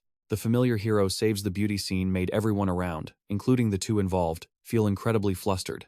At this moment, Lucas suddenly noticed the numerous scars on her arms. Sonia startled and pulled back in a defensive posture, but as soon as she heard him praise them as proof of her hard work, she felt that she was actually quite cool. Just as things were getting romantic, that dead weight Isabel belted in. As soon as they heard Sonia say they were heading to the June family, they immediately guessed that she was the legendary knight fiancé of their classmate, Paranjun. Lucas looked her over. That kid Paranjun was pretty lucky, wasn't he? Having a fiancé who was both strong and talented like this. After staying the night at the inn, the next morning the group packed up and hit the road again. Before parting ways, Sonia reminded Lucas that if he had time, he should visit the June estate to find her. And naturally, his answer was just a casual, "if I get the chance." Isabel rolled her eyes, unable to understand what could possibly be so attractive about her dim-witted companion, that a princess with noble blood like Sonia would be interested in him. It seemed this girl had also forgotten that she herself had moments where she felt moved by him, too. After climbing mountains and wading through streams, the two finally arrived at the Swizer dungeon, which the great sage Swizer, Winman had created for the most exceptional people. Just as the name of the mountain suggested, dragons were soaring through the sky around the cloud-piercing peak. It was the first time Isabel saw the legendary creature at the top of the food chain, the Z-King. Looking down at her feet, they immediately spotted a footprint as big as a pond imprinted on the ground. Isabel was terrified and stumbled back, but thinking about it, in the Hispania range, what couldn't happen? Even a creature that big wasn't a rare sight. Before she could steady herself, she was immediately knocked aside by Lucas's spell. Just as she turned around to curse, she saw an oxer swinging a tree trunk right at the spot where she had just been sitting. Its skin was red as blood, and its 3 purple eyes clearly showed it was a mutation. After missing its target, the oxer redirected its attention toward Isabel. who was still dazed. She immediately regained her focus and attacked with a fireball. Although her strength was far greater than before, the Oxer in front of her remained unfazed by that attack. As Lucas explained, the skin of these monsters had likely evolved due to the influence of the Z-King, so having fire resistance was to be expected. He told Isabel to step aside and demonstrated for his student, summoning a large ice spear, ready to take down the giant creature. Isabel, despite wearing enough clothes to make one sweat, felt a chill running through her body while standing within Lucas's magic circle, as if she were becoming an ice sculpture. To deal with the Oxer, Lucas summoned 2 massive ice spears that caused the surrounding temperature to drop suddenly, feeling just like stepping into the heart of a crush. Whenever she looked at Lucas with that expression, Isabel couldn't help but sense the presence of her idol within him. Before her, Lucas looked effortlessly cool as he snapped his fingers, sending a pair of ice spears flying toward the monster and detonating them the moment they touched it. Is that really the end? Too bad. The author says, not yet. The two of them had just been grinning smugly a second ago, but in the next, their faces went blank because the monster didn't seem hurt at all. In fact, it looked even more ferocious, using its massive, 1,000-pound arms to trigger an earthquake that sent them both flying several dozen meters away. Absurd. How is it still completely unscathed after being hit by an ice-type spell? Next, we witness a thrilling chase between the monster and our 2 lost friends. While Isabel kept casting magic to slow it down, Lucas was as relaxed as if he were just out for a casual stroll. The smoke and fire from Isabel's fireball only blinded the monster temporarily. Seizing the opportunity, they both ran for their lives, diving together into a nearby pit. Isabel was sweating bullets, but looking over, she saw her companion looking strangely excited. Look at that, he said. Its skin has evolved to be as hard as steel. That's great, isn't it? Oh my God. For heaven's sake, we're in a life-or-death situation. This is no time for praise. Usually, with such tough skin, a BBQ would be the best approach. But it seemed the monster's skin had evolved to be fire-resistant. Isabel racked her brain for a moment. Right, what if she buried it alive with an earthquake like last time? But this half-baked idea was quickly dismissed by Lucas. Give it a rest, he said. Are you acting before you think again? You want to attract the rest of the horde? You tired of living already? Facing this kind of monster, Lucas told her it was better to stay as quiet as possible. Usually, in these situations, you just need to put on a bright smile.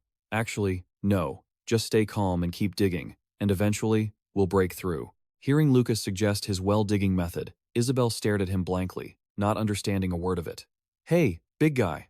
On cue, they both jumped out, standing proudly right in front of it. Lucas stared the monster down, then flashed an incredibly friendly smile, asking if it wanted to keep playing around. The pride of a monster wouldn't allow it to let these 2 pesky ants disrespect it like that. The monster instantly went berserk, even the air hissing out of its nostrils like a car exhaust. After provoking the beast, Lucas's face remained remarkably calm. When asked why he would try the same ice magic if he knew it wouldn't work, Lucas gave an answer that seemed completely unrelated. If digging many shallow wells doesn't work, then we just focus on digging one. Oh, really? Sounds simple enough, right? With a provocative wave of his hand, the monster lunged forward, as if they were its dinner. Lucas, unhappy that this big lug was being so impatient, shouted in annoyance, "Shut your mouth! I told you to be quiet!" With his patience wearing thin, Lucas snapped his fingers. A mini ice spear flew and stuck right into its head. To the monster, this felt like a mere mosquito bite, making Isabel, standing nearby, tremble like a leaf. See? I told you it wouldn't work. What a pain. Women are so troublesome. Lucas snapped, saying he needed to focus. His finger was held up like a gun. Lucas squinted one eye, aimed at the bright red head before him, and fired. Remarkably, each subsequent ice spear hit the exact same spot. Both the monster and Isabel were quite surprised. They didn't know what the goal was, but in the end, it was all explained by Lucas's final remark. Game over. By now, I trust you all understand why Lucas calls this move digging a well. The barrage of ice spears formed a long chain, piercing directly through the skull. The monster was effectively brain-dead in the most literal sense. After the final blow, Lucas turned to his friend Isabel, whose expression had shifted from surprise to speechlessness. Eyes wide. Aren't you? I told you. You only need to dig one well. Isabel pouted at him, but before she could say anything, a sound echoed from overhead. A pack of monsters was arriving. Ugh, great. Just perfect. These big guys smelled an easy meal and were arriving one after another. Lucas wiped a drop of sweat from his aged face. It seemed they wouldn't get a break on this journey after all. The monsters were piling up. For Isabel, This felt like a chance for real-world combat training. She seemed to have improved quite a bit, even knowing how to use ice arrows to restrain the crowd. But that wasn't enough. In the most critical moments, she still needed Lucas to bail her out. The monsters only saw a girl with delicate skin, completely unaware she was being protected by a 4,000-year-old god. For example, this one monster smelled the scent of a young maiden and lunged without a second thought. But just as it puffed out a bit of fire, a massive ice spear pierced its throat, ending it instantly. If only there were just a few of them, it would be fine. But as the saying goes, nothing in this world is ever that easy. The sky suddenly went dark, as if something huge was blocking it. Looking up, both of them bulged their eyes in shock to see a monster in front of them, looking dozens of times more disgusting than the ones they'd just killed. Isabel almost screamed, but Lucas quickly clamped his hand over her mouth, urgently dragging her behind a tree and curling up. Shh! Don't scream, hide. We can't defeat this one right now. The monster, with its massive body, glided right over their heads, giving Isabel goosebumps all over. They hid at the base of the tree, wishing they had a spell to stop themselves from even breathing. If not for that, with its huge eyes and massive nose, it would surely have discovered them. Even when its giant foot landed, causing the ground right in front of them to sink by several meters, Lucas had to use all his strength to help Isabel hold her breath. Unable to smell anything, the giant monster quietly moved on. Only then did Lucas release her, leaving Isabel coughing and gasping for air. Both of them sat, sprawled under the tree, panting heavily. That was close. Nearly lost our lives there. They'd survived by the skin of their teeth, but they had also sustained quite a few injuries. Lucas was currently sitting on a high rock, while Isabel was using healing magic to treat them. The scenery in the Hispania Mountains was quite poetic and airy. Lucas sprawled his body over a crag, his hands playfully trying to catch a butterfly before letting it go. The journey to these perilous mountains was truly a timely decision. His soul, Lucas Trauman, had gradually synchronized with Lucas Trauman's body, but the things that needed to be done still remained, waiting to be addressed. Although his recovery speed is fast, he doesn't know exactly when he'll be strong enough to confidently take down that demigod. As these thoughts crossed his mind, a surge of indescribable intensity flared up within Lucas. He immediately called for Isabel and led her straight toward the Schweizer Windman dungeon. Hesitation was the greatest enemy of victory. From where he stood, the Schweizer dungeon appeared haunting and ominous. Both of them felt like they had rockets strapped to their backs. With a single leap, they soared right up to the mountain peak. Lucas warned Isabel not to let her guard down. Knowing Schweizer's eccentric personality, he surely kept a whole pack of super monsters as pets in his private lake. Isabel, filled with curiosity, turned and asked how Lucas knew so much about the great sage Schweizer. He gave a smug, triumphant grin. What else could it be? He had listened to that guy ramble about this one specific spell hundreds of times. They both landed on a rather majestic island located in the middle of the lake. Compared to the horrors lurking around, this island seemed like a rare, peaceful sanctuary. Or perhaps that was just the initial impression. Exactly how Schweizer Windman wanted people to misunderstand it. Few would suspect that this beautiful island was actually the entrance to a terrifying dungeon submerged beneath it. Schweizer Windman was not one for showy displays, but lethal in the shadows was the most accurate way to describe him. Lucas and Isabel began to make their way into the forest. After a while, they spotted a massive, ancient tree. Underneath it was a huge hollow. It was obvious this was the entrance Lucas had just mentioned. How should he put it? This great sage Schweizer Windman might be weird, but he was quite thoughtful too. His private residence even had stairs and lanterns lit up, for visitors to walk down easily without face-planting. Lucas and Isabel began to step lightly onto the stairs. It seemed even he had started to become extremely cautious and serious. If he visited an old friend unannounced like this, would he get blown to bits by some trap? The staircase led to a place with a gate that was both bright and massive. Lucas carefully observed his surroundings before approaching, gently placing his hand on the door to test it. As expected, the owner had been kind enough to play with some spells. If he tried to force his way in, he'd likely lose a few body parts in the process. Just then, Lucas's gaze caught a globe on the side. He narrowed his eyes and reached out to touch it. White smoke suddenly billowed out from within. What happened next left both him and Isabel stunned. A small figure suddenly appeared before them. What stood out to viewers was that incredibly mischievous expression and a classic opening incantation everyone knew. "Hey, hello! Hey, hello, hello!"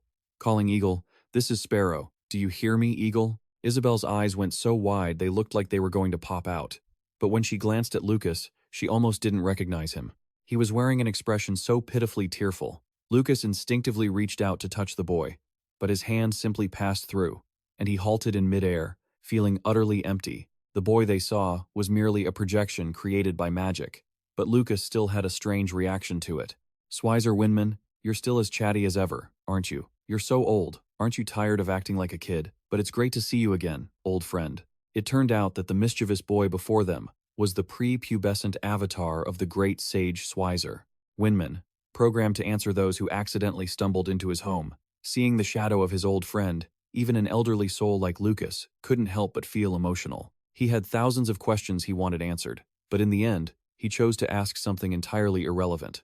"How did you die in the end?" Faced with this difficult question, the projection of Swizer Winman was like a mindless robot, only warning him that there would be many strange things ahead, and that he must keep a cool head to face them. This voice, this attitude, it was exactly the same as when he and Swizer stood shoulder to shoulder. Lucas nearly burst into tears, but he managed to stop himself by clenching his fist until it drew blood. The people he loved had all grown old and passed away. Even he himself would have turned to dust if not for the bitter resentment of Lucas Trauman. But the person who caused all of this to happen was still comfortably sitting on high, ruling the world with self-proclaimed power. That's right, his enemy was still out there. He absolutely must not give up, at least not today. Lucas never expected that his friend's old rat hole, which he wouldn't even visit thousands of years ago, would now require him to pass a test just to be worthy of entering. The Swizer Winman before him interrupted his train of thought. Now, let the test begin. Tell me, what does Swizer Winman hate the most?" Looking at that incredibly cute and innocent face, it was hard to imagine he harbored such deep hatred for anyone. Others might say that, but since he was Lucas, how could he not understand his own childhood friend? "You hate demigods the most." Bingo. A completely correct answer. The young Swizer Winman cheered, clearly delighted, as if he hadn't heard anyone hit the nail on the head like that for thousands of years lying deep underground. The seal gradually faded, and the gigantic gate ahead began to creak open.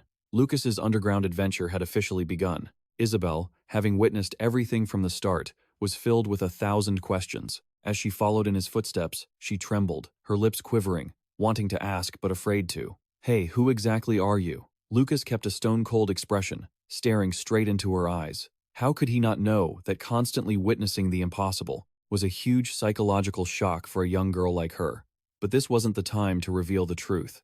So, he just gently reminded her, "Stop wasting time.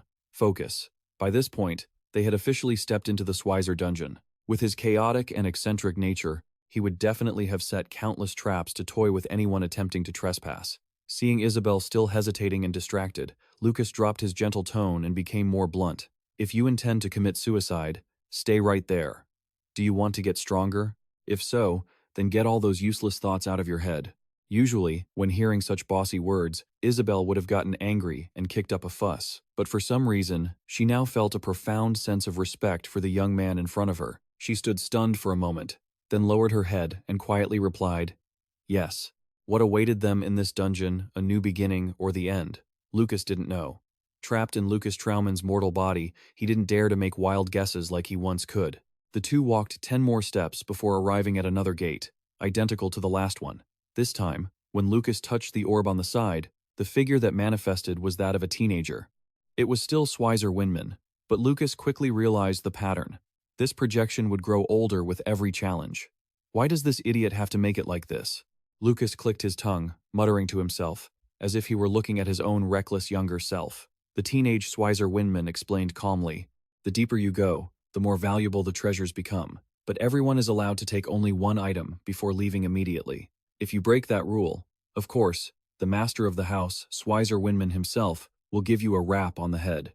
Every step is a matter of life or death. If you choose wrong, the only option is to try again in the afterlife." As he said this, the teenage Swizer Winman suddenly struck a nostalgic pose with his arms crossed. He mumbled that he suddenly missed a woman named Iris Feather. That name was one of the 4 great war heroes from Lucas Trauman's era. So the moment he heard it, Lucas looked up in shock, his eyes widening. Iris Feather was that lady with the title of Black Witch, featuring long jet black hair, a pair of humongous assets, and an alluring smile always playing on her lips that no man on earth could ever resist. Even Lucas, back in the day, despite being influenced by the single life is forever happy philosophy of his buddy Kasajan, couldn't deny that he had once had the secret desire to bury his face in those round, bountiful charms. Just imagining that part, the great god Lucas suddenly shed every shred of his dignity. and judging by his face, he didn't even want to pick it back up. Drool kept streaming out, and his eyes glazed over, as if he were high. But it seemed Swizer Winman found the witch of his dreams to be extremely annoying. I don't get it. While we were working our fingers to the bone protecting the world, that woman was just obsessively chasing after men, not even caring about news of the apocalypse. The teenage version of Swizer Winman drawled, sounding incredibly irritated. Lucas was a bit surprised by this reaction, but the next words were the ones that truly pierced his heart. Iris is annoying, sure, but that guy Lucas is even worse. How can he be such a great mage and still not realize that Iris is into him? Looks like our great god isn't all that omnipotent after all. And I'm just reading this, but even I'm getting annoyed. Huh? What? What? Iris kept giving him green lights, but that blockhead was blind to it all. What a complete idiot. I bet even my pets have higher emotional intelligence than him. Ha ha ha. Swizer Winman laughed while speaking. Meanwhile, Lucas could only grit his teeth in deep regret. So good, yet I didn't snatch it up. What a waste of a lifetime. Bad news travels fast, but good news doesn't even leave the house. Had his reputation as a chase boy spread so far that even his best friend was getting frustrated and insulting him like this? Oh, lost in the gossip. I forgot to ask the second question. The second question, the six-armed demon that Iris Feather once made a pact with to fight was Asuna. Before he could even finish the sentence, Lucas had grabbed the teenage projection of Swizer Winman by the throat. And of course, the answer was perfectly correct, leading him to the next gate. This time, they were greeted by a projection of Swizer Winman in his 40s. Looking at that familiar silhouette, Lucas couldn't help but feel a pang of sadness. Everything here felt like it was arranged as a diary of his life. Lucas always had the feeling that with each stage he passed, he was getting closer to a certain truth. Swizer Winman, why on earth did you build this sanctuary? Are you trying to send a message to someone? Wrapped in these lingering thoughts, Lucas and Isabel easily passed 2 more stages without even realizing it. They had reached the 5th room. It seemed that none of the puzzles had anything to do with magic. They were all just embarrassing, random topics. The final gate awaited them, and standing there was a projection of an old man with white hair and a beard, wrapped in robes and holding a staff, looking as if he were on the verge of death. Facing his best friend's life journey and seeing that frail, hunched figure, Lucas almost shed tears. Even more surprisingly, at this final stage, the key question, the most important one, was directly related to him. Lucas Trauman, the mage who has been considered the strongest in the world since the age of 40, the most transcendent being in all of humanity. It was my greatest pride and joy to be a close friend in his life. Hearing these heartfelt words, the emotion in Lucas's heart was momentarily beyond words. His whole body trembled, his eyes turning red, and a few hot tears welled up. He couldn't help but speak to the projection. I feel the same. To me, you were a wonderful, irreplaceable friend. The final question for him was to guess the real name of the great sage. Lucas replied, choked up, with his friend's birth name, suddenly realizing that the questions in this dungeon were not meaningless at all. They were questions that only he, Lucas Trauman, would know the answer to. This meant that the dungeon Swizer Winman created was actually a massive gift for his best friend. That is correct. The raspy, warm voice of Swizer Winman echoed again. The old man's projection gradually vanished into thin air, regretfully and emotionally leaving Lucas with one final farewell. Stay well, my friend. Lucas, who had been stiff this whole time, suddenly reacted with great urgency. He lunged forward, hoping to hold on to those fading rays of light, but it was too late. His hands grasped at nothing, trembling alone in the empty air. Isabel, standing to the side and witnessing it all, couldn't suppress the doubt that this student, Lucas Trauman, might actually be her idol, Lucas, from thousands of years ago. Having been his shadow for a while through all the storms, she had truly learned how to be calmer now. She swallowed the questions rising in her throat, asked nothing, and quietly followed Lucas into the small room in the back. At first glance, it looked like an ordinary reading room, but in a very plain chest tucked away in the corner, the two found a tiny vial of liquid, no bigger than a finger. According to Lucas, what was inside was the water of the cold river, a legendary elixir only found in one place, called the Weeping Cave, made even rarer by the fact that only a small drop could be gathered every 1,000 years. This was truly a miracle drug for those who wanted their power to explode rapidly and their mana to skyrocket as a result. He could even turn a sick chicken into a 4-star mage with just a single drop of this stuff. Lucas didn't mind the long, arduous journey to this godforsaken place, all because of this artifact. I'm telling you, a real best friend is worth more than 100 regular ones. Even on his deathbed, he still had the clarity to leave this behind for him. What a comfort. Lucas was happier than if he'd struck gold. He desperately needed it right now to break through his physical limits and climb to the rank of a 7-star mage. Isabel clicked her tongue. So that was it. She crept closer to the chest. While Lord Lucas was still lost in the nectar of the gods that Swizer Winman had left for him, Isabel had already found a pair of earrings inside.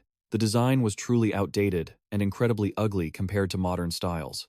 But the moment Lucas saw them, he nearly spat out his drink, his cheeks puffing out as he let out a sharp sigh. Ugh.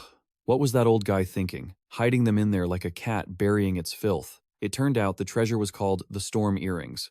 Lucas quite naturally scratched his head and confessed that he was the one who created that fashion disaster. 4,000 years ago, he was just bored and made it on a whim. Swizer Winman seemed to like it so much that I just gave it to him. I never expected him to be so obsessed that he'd keep it his whole life. Hearing this, Isabel decided she couldn't stay silent anymore. She stood up straight, her eyes fixed firmly on her classmate. Can you tell me, honestly, who are you? The truth always comes out eventually. Lucas knew he couldn't hide it any longer. He spoke to her in his most serious tone.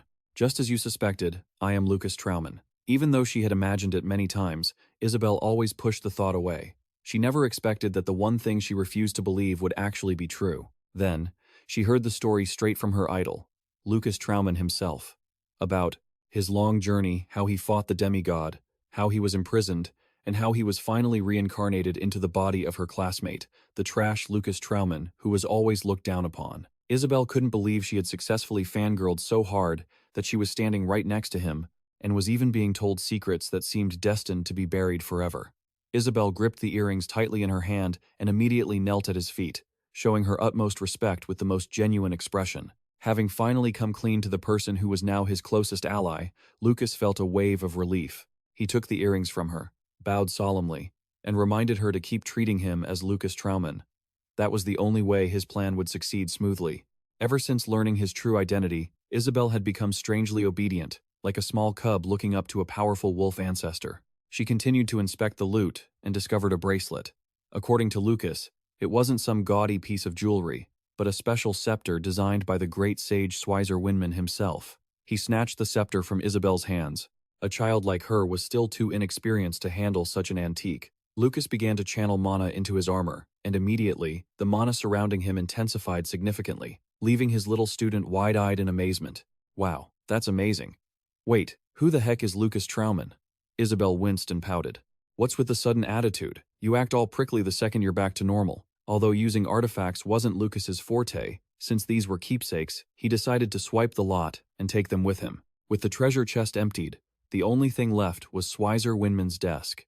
That guy, Swizer Winman, only knew how to invent useless stuff, Lucas muttered while smiling to himself. He walked over to the desk and flipped open the journal resting on it.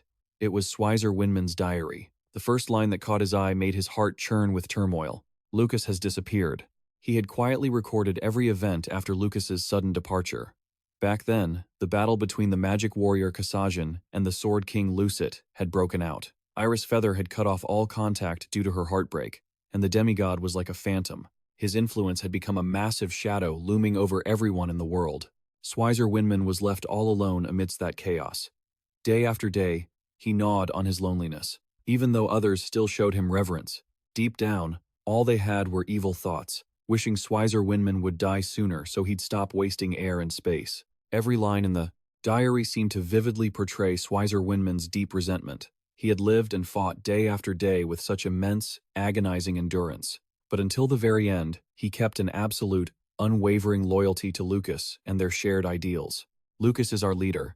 He is someone no one can ever replace. I thought I could bear the heavy burden in his stead, but as every second passes, I remain helpless. I could never be like him. I'm so sorry, Lucas Trauman. Oh, I can't take it anymore. These words are Swizer's final testament to this world. Lucas and Isabel were both tearing up as they read. You fool. Who forced you to shoulder everything on your own? Lucas deeply understood this loneliness, especially since he himself had been imprisoned by a demigod for thousands of years. You've suffered enough. Leave the rest to me. I swear on my honor, I will definitely teach that demigod a lesson he won't forget. Lucas quickly wiped his tears, then heard Isabel mention another page hidden behind, still written in Swizer Winman's slanted handwriting. I've poured all my passion into this. You must complete it in Anastasia. What is that? Lucas rummaged through his space pouch and pulled out a stone that looked like a Pokemon ball he had just picked up from the memento pile earlier. According to Isabel, that stone was likely a golem core. Schweizer Winman was a great sage who had reached the pinnacle of puppetry techniques. But in the diary earlier, he said all the essence of his life was hidden in a place called Anastasia. Hey, if you can craft a golem, then this core might actually be useful, right? For some reason, hearing that, Lucas's face suddenly looked extremely pained. In his mind, he was reliving the embarrassing memories from back when he was just a reckless kid. He had brought his handmade golem to Schweizer Winman, only to be laughed at relentlessly by his best friend. While he kept bragging that it was a limited edition local item, Schweizer Winman just laughed so hard he almost farted. Lucas was a bit of an idiot back then, and because he was angry about not getting any praise, he straight up torched his buddy Schweizer's clothes with a fireball. Dirty laundry is hard to hide. If Isabel found out about this, he wouldn't just be labeled a trashy MC, he'd risk being categorized with those school bullies and thugs. Thinking of that, Lucas tensed his face, putting on an incredibly awkward, forced expression. True, just by building that golem, he might uncover many truths, especially what happened when he was being tormented by that damned demigod in hell. But what could he do? His amateur craftsmanship probably wouldn't work. Both of them started climbing the stairs again. Suddenly, Lucas felt a disturbance under his feet, like an underground earthquake. His expression shifted from serious to extremely furious. He told Isabel, "After we get out of here, you must return to the village at the foot of the mountain immediately." Not understanding what was happening, they had barely stepped out of the cave entrance when they saw a grim sight. A swarm of red drakes was forming a battle formation, soaring through the sky in terrifying numbers. And on the ground, right in front of the cave, a figure as tall as a mountain had been standing there silently. "Are you waiting for me?" The Z-King. "I know you're waiting for me." "Well, answer me. I know you're intelligent." The giant dragon narrowed its 4 eyes, revealing a look of pure contempt. It stood up on its hind legs, spread its massive wings, and flapped them as if to stir up a storm. Even more surprisingly, it began to speak human language. Yes, it was waiting for him, the one who dared to trespass on its holy territory. The problem is, why didn't it devour them both while they were still in the forest? With this level of intelligence, it can't be explained away with generic excuses like it suddenly went deaf or temporarily blind. Facing this challenge, the Z-King seemed to favor him with an answer. It turned out it had been waiting for him at the entrance of Schweizer's dungeon. Usually, anyone leaving that place carries something valuable. This dungeon attracts many visitors, and thanks to that, a thief like it has picked up plenty of loot. This dungeon was her life's work, and yet you dare to turn it into a mousetrap to fill your belly? Lucas gritted his teeth, his face filled with even more rage. He suddenly realized why the dragon had grown so large. "You've grown huge, yet you still need me to teach you a lesson?" The dragon looked into the eyes that were glaring at it so sharply, and suddenly froze for a moment. It seemed like it had seen that look before. Once upon a time, when it was still a puny dragon, a woman had glared at it with that very same look, threatening that if it didn't behave, she'd send it straight to its grave. That feeling was truly unpleasant. Along with this humiliating memory, it began to lose control and channeled its firepower. Lucas sensed the danger and immediately urged Isabel to leave. But the girl wouldn't listen. She only wanted to live and die with her idol. The dragon let out a roar. It opened its sharp jaws and blasted a stream of fire as big as a furnace straight at them.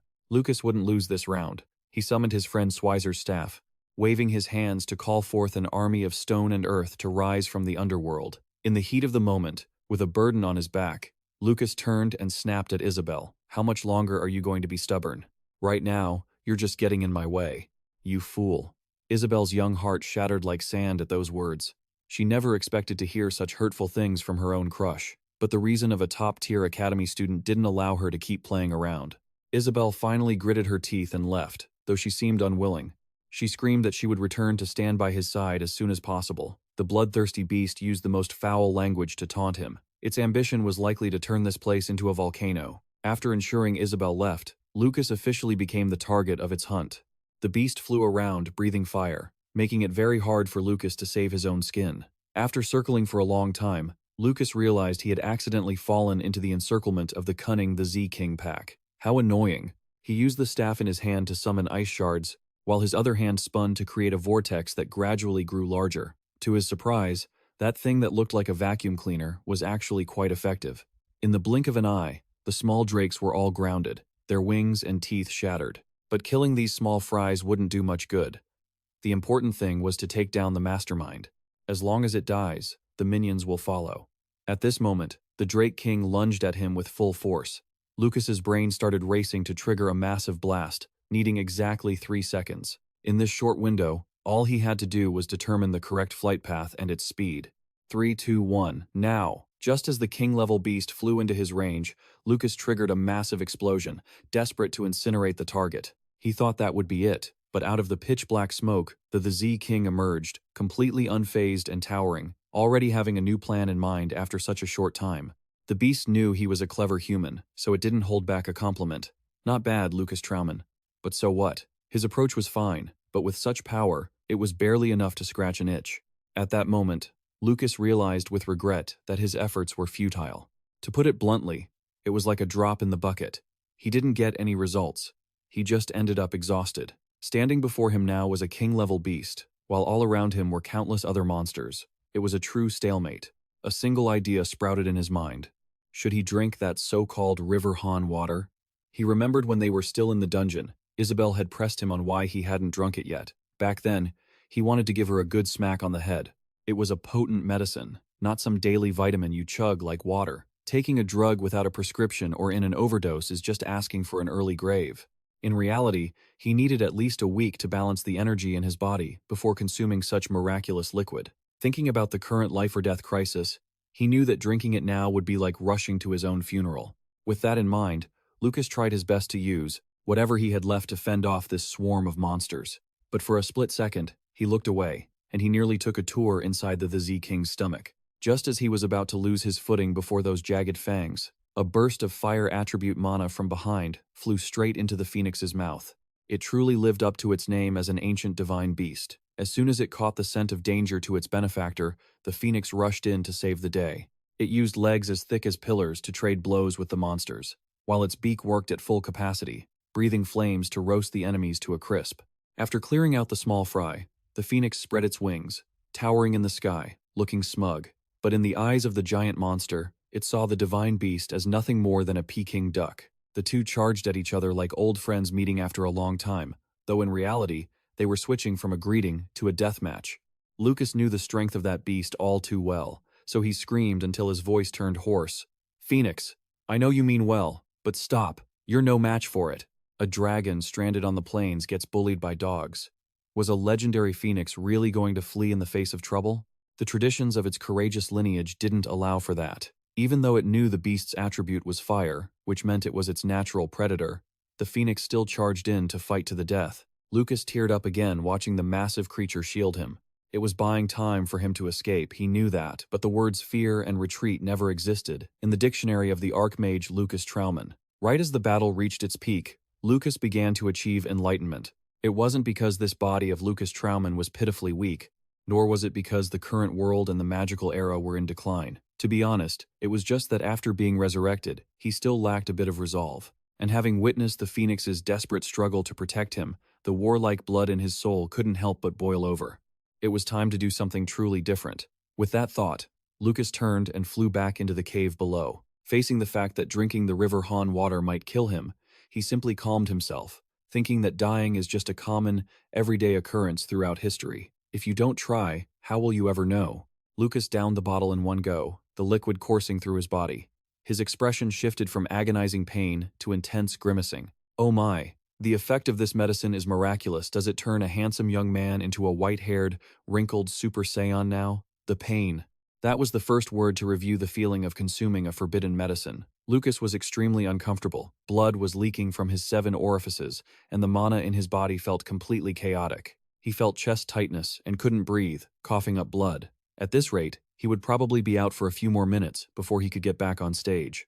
Outside, the Z King began its little heart-to-heart with the old phoenix. Having hunted many divine beasts with its massive, dark, and menacing body, this time, it felt incredibly lucky to have found a better catch.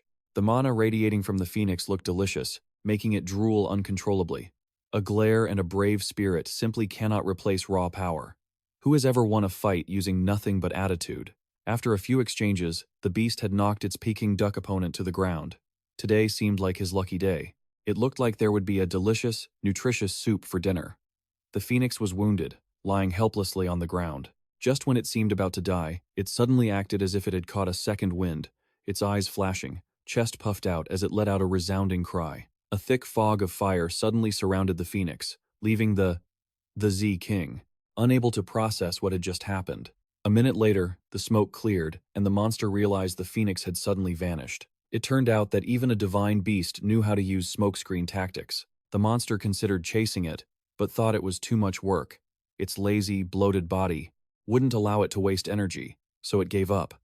Since they were on the same mountain range, they were bound to meet again. The phoenix left the encirclement, but didn't run off immediately, finding a corner to gather its courage. It remembered a few days ago when it first met Lucas, after it had been beaten to a pulp. The first place it landed with, its blood-soaked body, was the cave behind the waterfall.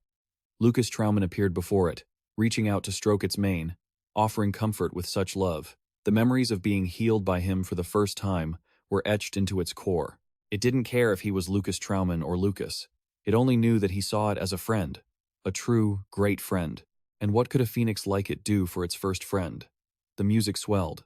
The power of friendship in the legends acted like a virus, quickly invading the entire mind and soul of the divine beast. It clearly could have just flown away, but thinking of that damn giant lizard trying to take its friend's life, it couldn't stand it and risked its life to charge in once more. Inside the cave, Lucas was still struggling to steady himself after that reckless stunt of drinking that liquid.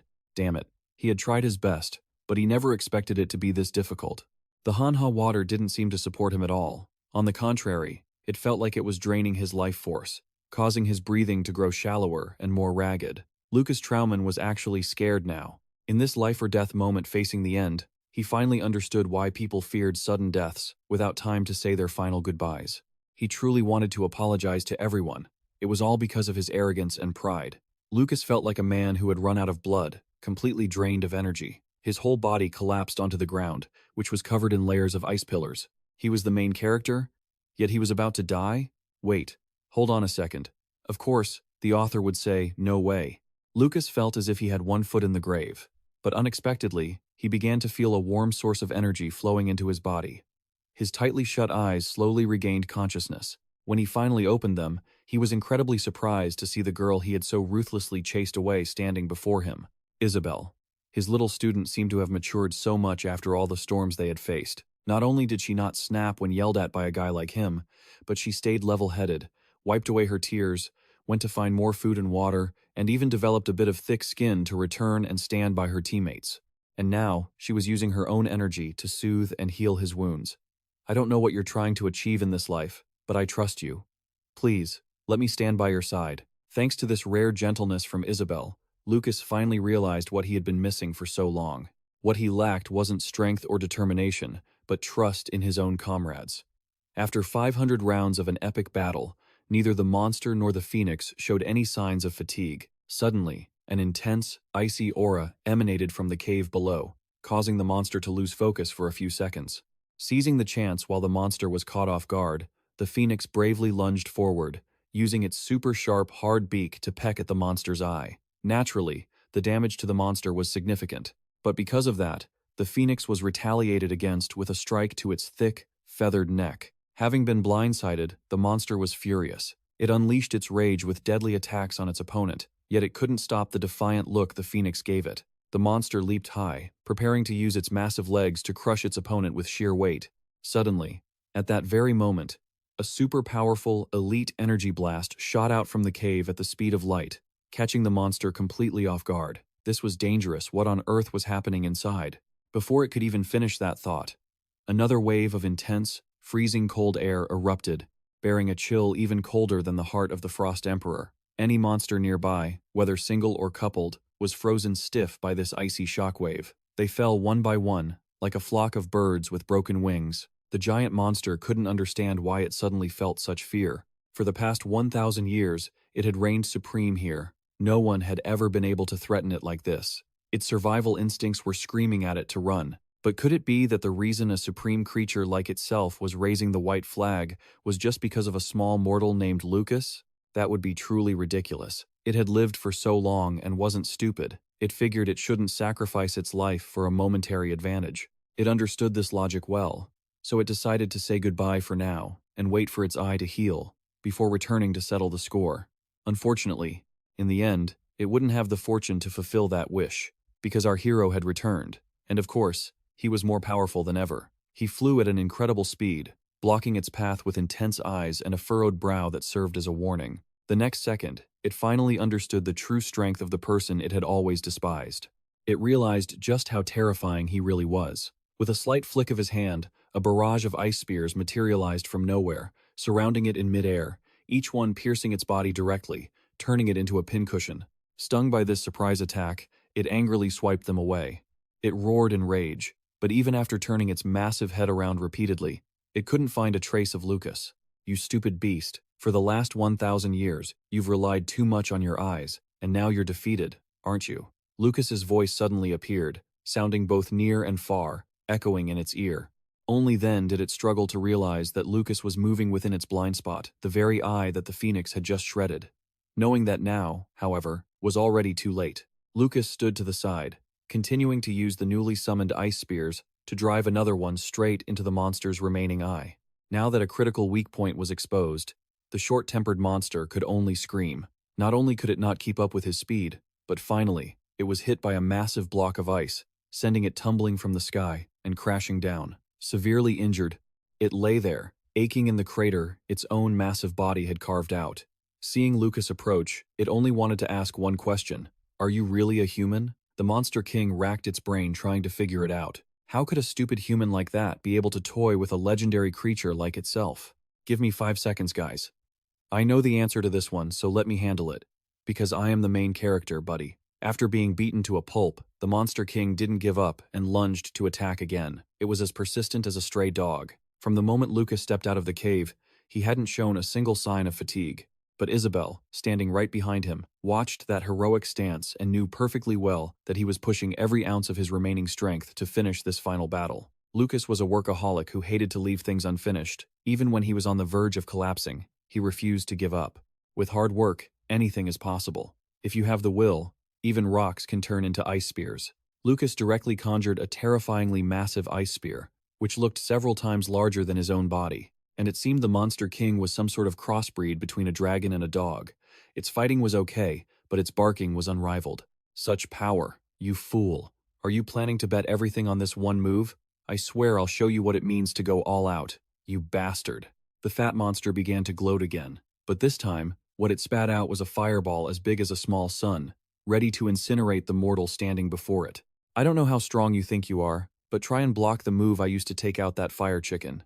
A human ice mage like you doesn't even have the skill to solo my flames. You're going to regret this." The Z-King started barking, using the most vile language from his filthy mouth to insult Lucas. Moving in with incredible speed, Lucas instantly dove into the fray with his ice spear. The massive shockwave from the collision made it seem like the entire Hispania mountain range was about to be leveled. Even Isabel had to use all her strength just to hold her ground. Fire and ice, two opposing energies, clashing like toothpaste. They were rushing to destroy each other, but it felt like they were melting into one another too. A stalemate, evenly matched. He's just like a rebellious brat. Ever since he showed up, he hasn't lost an ounce of his tyranny or cruelty. Right now, the mana coming from the king's throat seems even stronger. Isabel was panicking. Could Lucas actually be breathing his last? The odds were even, but now with a rookie like her, how could she help? But Isabel had forgotten one thing. Lucas has always been a genius. That giant ice spear that looked like it was being swallowed by flames suddenly pierced through with overwhelming power. That Z-King had no idea what was coming. He was still cackling manically. He probably thought there'd be another BBQ on his table tonight. This is what true power looks like. Trying to compare a ditch to a hydroelectric plant is just pure delusion. Who would have thought the Grim Reaper would come for him right when he was gloating the most? The king's eyes bulged, his long, fanged snout hanging open, still catching the cold wind. Seeing the scene before her, Isabel, the field reporter, nearly fainted on the spot. Right behind the Z, Lucas had appeared out of nowhere. With his bare hands, he gripped a death scythe, just the right size to take the Z's head off. The Z's body and head suddenly parted ways, hitting the ground with a thud like a falling mountain. The Z-King died with his eyes wide open. Pure shock was etched onto his face. Even though he's actually a 9-star Grand Mage, Lucas is currently limited to the body of his classmate, Lucas Trauman, known as the weakest person in the world. And yet, he still managed to cleanly take down a vicious, brutal king-level Z. If he regained his full power, just how broken would he be? Isabel looked at him with absolute awe, but then, he suddenly lost his balance in midair and began to fall straight down. Isabel immediately flashed to his position. The moment she touched him, Lucas felt like a block of ice pulled straight from the Antarctic. Isabel, take me to the Phoenix. Even when he was at his worst, Lucas wasn't just thinking about himself. That's what makes Isabel respect him the most. Well, that, and the infinite coolness radiating from his true skill. But when she praised him, Lucas wouldn't admit he was that great. It was just because that black lizard lacked combat experience. Even though it's thousands of years old, its brain is the size of a grape. Combat and just being a sack of iron are two completely different things. Just remember that. To harvest good crops, you don't just need experience. You need a brain that can think. In the last battle, Lucas threw a fire spell that made the Z think he'd exhausted his energy with that one ice spear. In reality, he'd only used 80% of his power. The rest of that energy was, of course, for a magic trick flashing behind him to take the head of that stubborn Z. When it comes to tactics, I doubt anyone else in the world would ever think of his reckless style. The only sad part about today's battle was that the old phoenix had to lose its feathers and break its wings to protect its benefactor. It really gave everything it had.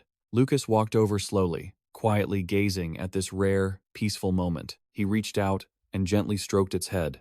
This scene is just like the day they first met. Since you saved my life, I'll give you a life in return. Let's become sworn brothers. Lucas lifted the fire phoenix into the air with his bare hands, moving its body closer to the enemy that it had given its life to stop. Since they were both fire type, the remaining mana from the Z's massive corpse was completely absorbed by the phoenix's remains. That energy flowed into its body, helping it trigger an automatic recovery mode. It's going to take some time, but Lucas hopes that when the phoenix wakes up again, it will become the boss of these Hispania mountains, taking care of his friend Swizer Winman's tomb, and also keeping the other Z's in check in case they try to revolt now that their leader is dead. After the life-or-death battle in what was called a living hell, Sausonia was the next stop on their journey. It's a very peaceful little town. Just seeing the elderly and children laughing and talking happily is enough to show their lives are quite comfortable and prosperous. Lucas sat alone in the park, lost in thought. Was the author still not satisfied with how cool he looked? Today, they officially gave him a completely new look. His long white hair was tied neatly in a ponytail on top of his head, wearing leather boots, and his clean clothes made him look a bit less downtrodden than before. Isabel returned after a walk to gather intel, bringing him a fruit juice to boost his vitamins. There were no ships sailing today, so it's likely they would be stuck in this region for a few more days. Lucas took a sip of the juice and felt his body recharge like a motorcycle getting a fresh tank of gas. The items he'd looted from the Z-King's lair and Swizer's dungeon were generally useful, but because there was so much, the spatial bag donated by Paranjun seemed to be running out of space. Since they were keepsakes from his friend, Lucas would rather carry a heavy bag than leave anything behind. Both of them sipped their drinks in silence, feeling the peaceful atmosphere before them. For Isabel, the time that had passed felt as long as a whole year. Their grueling training journey should probably end here. But Lucas was very optimistic. He winked smugly, half joking, and said, "No way. We've only been roaming for about a month. Please, spare me and stop pushing me to go back to that rotting academy. Since we're already at the wealthy Paranjun's estate, and considering the risk of sleeping under a bridge tonight since there are no ships running, on Isabel's suggestion, the two of them decided to keep their promise to visit the Paran Manor. As they reached the gates, even though Lucas and Isabel both come from noble backgrounds, seeing the massive, magnificent estate before them made them feel like the world is so unfair. How can one kid be so handsome, smart, strong, and filthy rich at the same time? The guard at the gate stepped forward to demand their identification. Lucas, with the look of a high school kid who hasn't even grown up yet, innocently asked him, "Hey, mister, is this Paranjun's house?" "Huh? Who are you to talk so disrespectfully?" "Just a friend. I know. But what's your name?" "Huh? Oh, it's Lucas Trauman." Lucas still wasn't quite used to using the name Lucas Trauman to introduce himself, but he had no idea that because he was now Lucas Trauman, he had become a VIP, at least to the incredibly wealthy young Master Paran. The old guard, after hearing him state his nickname, immediately froze. He couldn't imagine how a kid still wet behind the ears could be friends with his young master. Just then, a very posh-looking carriage suddenly pulled up in front of him. From the carriage, a blonde girl with a stunning figure and a tight-fitting dress stepped down with the help of a servant. Looking at those blue eyes and her facial features, You could tell instantly she was cut from the same cloth as that brat Paranjun. She immediately noticed the presence of the two temporarily homeless travelers. But everything she did was befitting of a noble young lady. Are you the young master of the Blake family, right? I've heard Paran talk so much about you. And this lovely lady must be Lady Isabel, right? And I am Paranjun's older sister, Lilia. Lilia's appearance was like a refreshing summer breeze. Even Isabel was stunned, her eyes glued to her. Although she was a girl herself, she couldn't deny Lilia's magnificent beauty. Even the guard who had earlier tried to stop the two travelers was so flustered by a simple glance from her that his face turned red, and he couldn't even stand straight. Lilia invited Lucas and Isabel into the carriage, and even after traveling quite a distance from the gate, they still hadn't reached the main building. How big is this estate, anyway? Man, if I get lost, I'll need to find a smartphone fast to post an SOS. Ever since stepping into the carriage, Lucas noticed Lady Lilia kept staring at him. According to her, the student Lucas Trauman from Paranjun's stories looked quite different from the one sitting before her now. Lucas Trauman's hair used to be ash gray, but now Lucas had hair as white as an old man's on a kid's body. Is it from carrying the team too much? No. I just ran into some unavoidable trouble on the road. Both Lilia and Isabel were surprised by Lucas's calm demeanor. Afraid her guests wouldn't feel comfortable, Lilia told him to make himself at home. With her and Paran backing him up, he didn't need to fear the guards. Then I'll take you up on that. No sooner had she praised him for being polite than the brat Lucas started acting up again. Isabel was already used to his blunt, rough way of speaking, but for Lilia, this was the first time she'd seen it with her own eyes. Lilia broke into a sweat and tried to start a conversation by asking about her precious younger brother. Is he a troublemaker at school or a well-behaved student? But the information she got back was just a cold, flat denial from him. She also learned that even though he looked so cocky, he was actually 2 years younger than her brother. Is this guy with the rich boy look but the rude personality really a friend of her brother? After winding around the monstrously large garden of Lilia's house for a while, the three of them finally reached the parking area. Having sat so long that their legs were numb, they were finally able to use their own feet to walk toward the main area. Sure enough, someone had been waiting for them there for a long time. As soon as he saw his friend, Paranjun shouted like he'd won the lottery. "Oh my God, my best friend! You're here! You're here! Why did you only just arrive? I've been waiting until I almost withered away." The two seemed extremely close as they rushed to shake hands. Paranjun really is a friend worthy of the term kindred spirit, as he patted Lucas on the shoulder and immediately complimented his friend's bleached hair. Lucas also seemed very comfortable talking to Paran. The guy didn't stop bragging about his impulsive makeover that he'd managed to pull off, without even needing a salon, and then he casually asked Paran, "Is there anything to eat at home, buddy? I'm starving." Lilia stood quietly in a corner, observing her brother's extremely excited expression. It was the first time in her life she had seen him look so thrilled. Seeing the conversation drifting away, Lilia suddenly tried to interrupt. Who would have thought that a cool, cold, handsome guy like Paran at the academy would be a sister complex?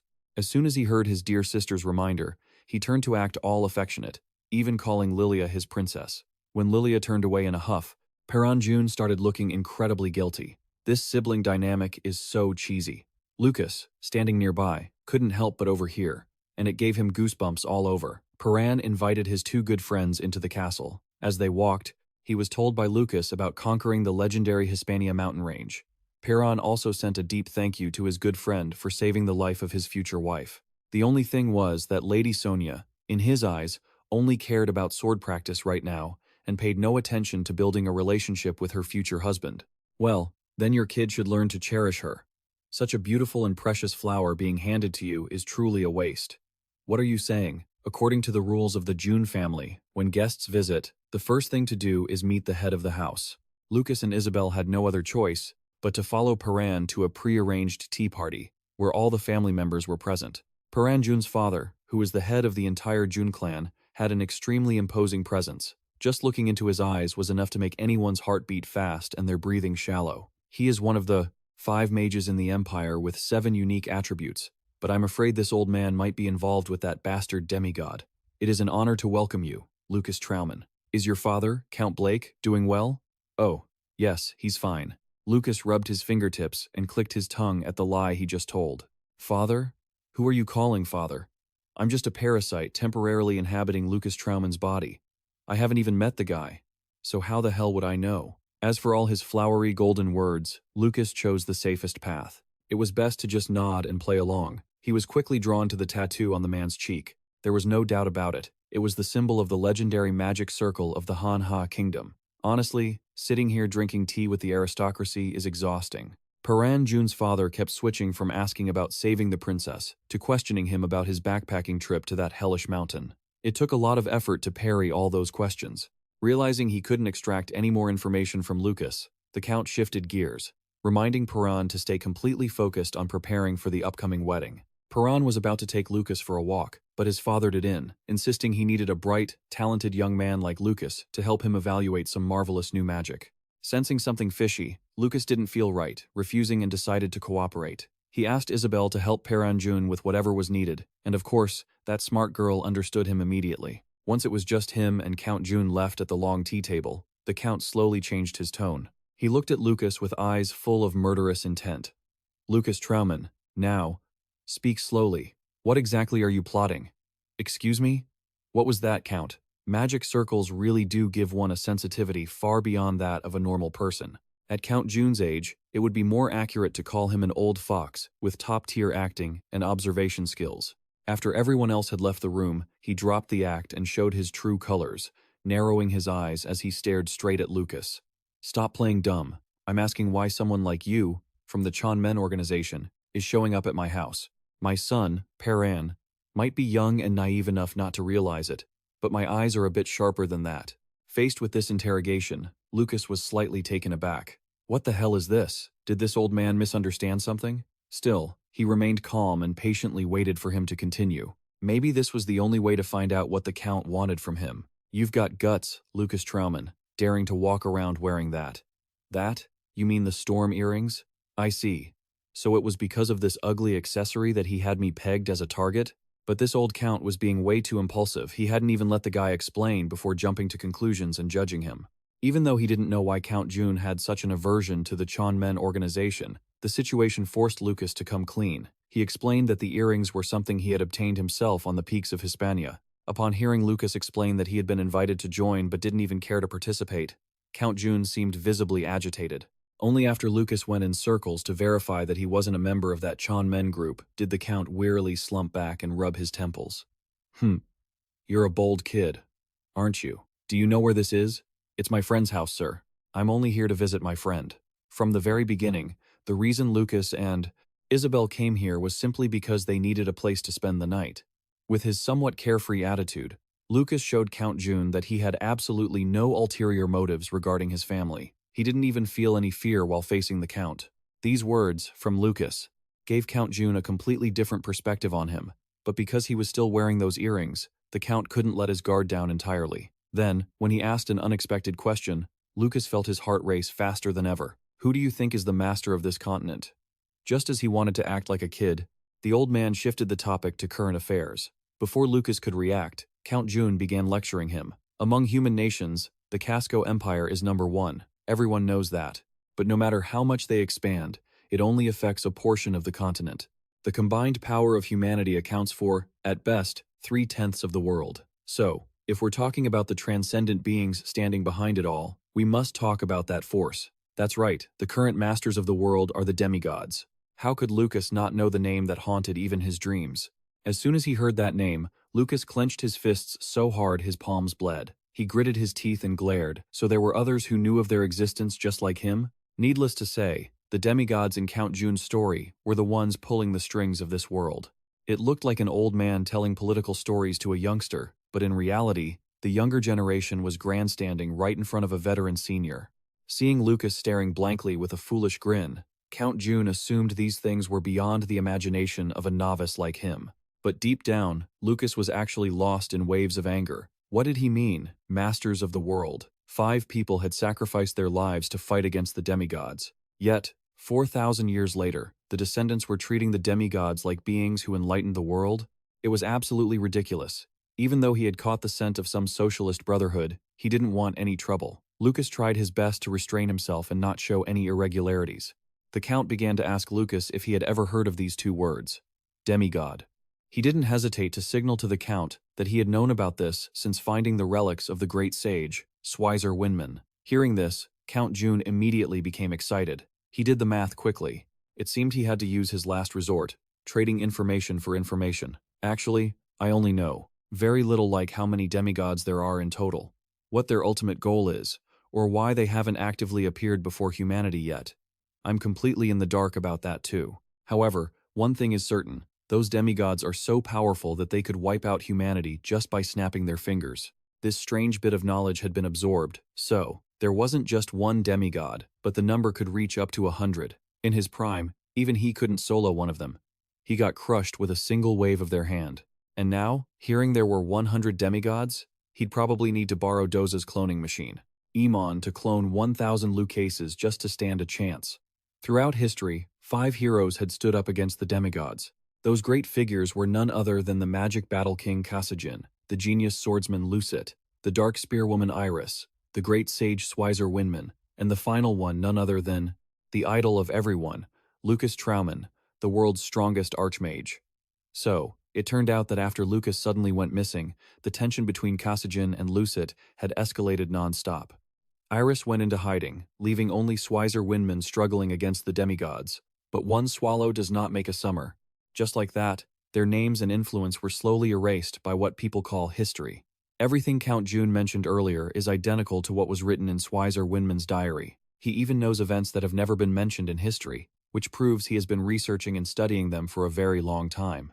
Lucas also learned that he is someone who truly wishes to inherit the will and spirit of the great heroes. The mark on his cheek is proof that he belongs to the organization, though calling it an organization is a bit of a stretch. In reality, with the current situation, these comrades have started splitting into factions and scattering everywhere. Some who were acting like brothers just the day before are now at each other's throats. Lucas sighed. Humans are truly greedy. Whenever a group has more than 3 people, they start to divide, let alone an entire organization of dozens or hundreds. Currently, the factions led by Straw, Feuder, and Lucet are the most powerful. Meanwhile, the faction bearing the names of Kasajin and his own are considered to be in a bad spot. Kasajin's will is being carried on by only one person, but that person has also disappeared without a trace. And speaking of the special faction bearing his name, the Men Gen Guild, I heard the Grandmaster perished, and over half of the core members have defected to other guilds. Hearing this, Lucas turned purple with rage. This younger generation is so generous. Not only did they take his father's name for their guild without permission, but they are also running it in a way that is just smearing his name. The guilds Count June mentioned are nothing like the little clubs those kids at the academy set up. Even though there's a copyright issue due to the name, he doesn't mind at all, since that kind of misunderstanding actually makes it easier to keep his movements hidden. That's why, when he first saw him, the Count was on high alert, afraid that he might be someone sent by another guild to provoke him, or worse, a spy for a demigod. As he said this, Count June regained his cold, distant demeanor. He wanted to know exactly where he got those storm earrings from. Everyone knows the Hispania mountain range is filled with artifacts left behind by the ancients. Plenty of greedy people have tried to search there before. But unfortunately, you can count the number of those who made it back alive on one hand, and naturally, they came back empty-handed, having failed to retrieve a single item.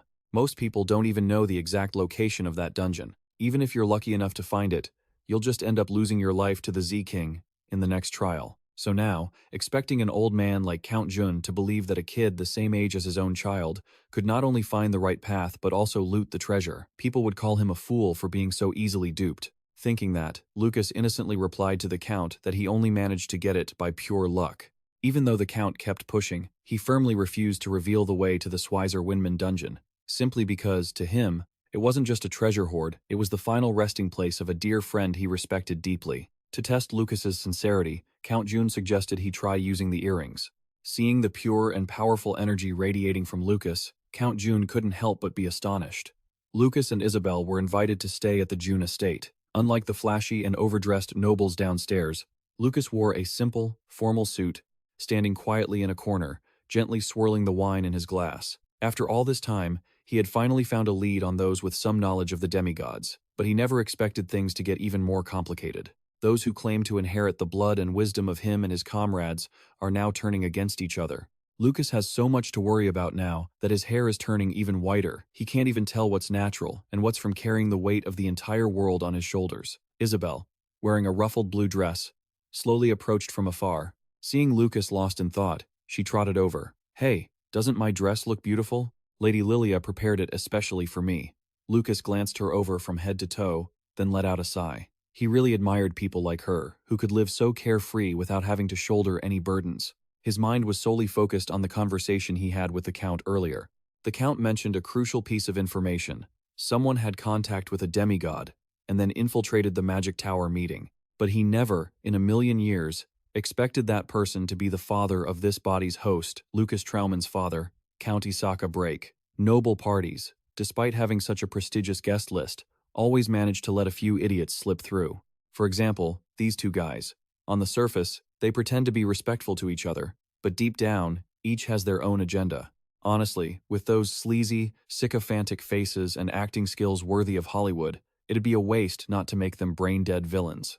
This guy in the purple suit is Giuseppe. Coming to the Paranjun party was just an excuse. The main point was that on the night of the banquet, there would be plenty of long-legged daughters of wealthy families here. He let his filthy eyes scan all the women in the hall, suddenly stopping on Isabel. She really lives up to her reputation as a top-tier beauty. Whether at the academy or anywhere else, she always attracts plenty of attention. Just then, another great beauty appeared, making the party atmosphere feel even more vibrant. Sonia wore a perfectly fitted, stunning dress, her blue hair clipped neatly, enhancing her elegance. This look was nothing like how she appeared on the battlefield. Truly, a girl preparing to marry into wealth looks different. Seeing Lucas and Isabel again, Sonia was visibly delighted. The great Lucas, though more mature than before, still couldn't break his habit of being provocative.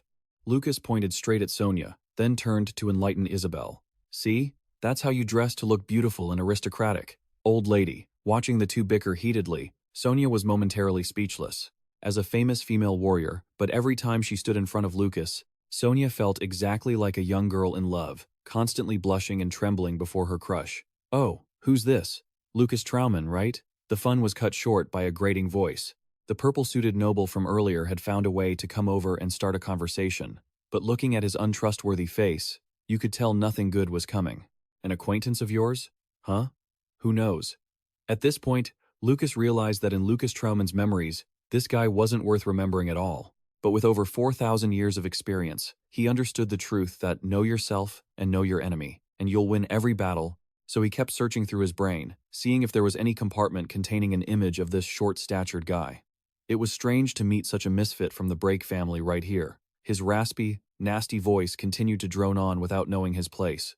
He really wanted to be calm, but it seemed like the guy in front of him was trying his best to make his blood boil. Lucas let out a sigh. "Okay, fine. No need to search my memories anymore. With that kind of talk, what else could he be? He's definitely a jerk." The pathetic little guy continued blabbering about how he was a local, wealthy landowner and how much effort it took to get invited to the June banquet. By what right does a brat abandoned by his own father get to be here? Let me tell you, Lucas Trauman, even I had to work so hard for this, so a lowlife like you. Before he could finish his sentence, Lucas's sharp words cut him off. "Get lost. Get out of here before I say it a second time." Who would have thought a kid like him would dare to stand up directly to someone who had always been a bully? Especially since Lucas Trauman had always been rumored to be a spineless student. He shouldn't have had the guts to do something like this. Provoked by Lucas, he started to panic, looking at him now flanked by two beauties, and suddenly felt a bit of jealousy. He knew there would be plenty of goods at a high noble's party, but the two women standing before him were truly the cream of the crop. Birds of a feather flock together. Scumbags usually hang out in groups. Just as the short guy was, speechless and didn't know what else to spew, his sidekick appeared behind him. This was Patrick, always using his title as the eldest son of the Diddy family to flaunt his status everywhere. He and that shrimp Giuseppe initially targeted Sonia to bully her, but the moment they found out she was Paranjun's fiancé, they both turned pale and immediately switched to sucking up to her.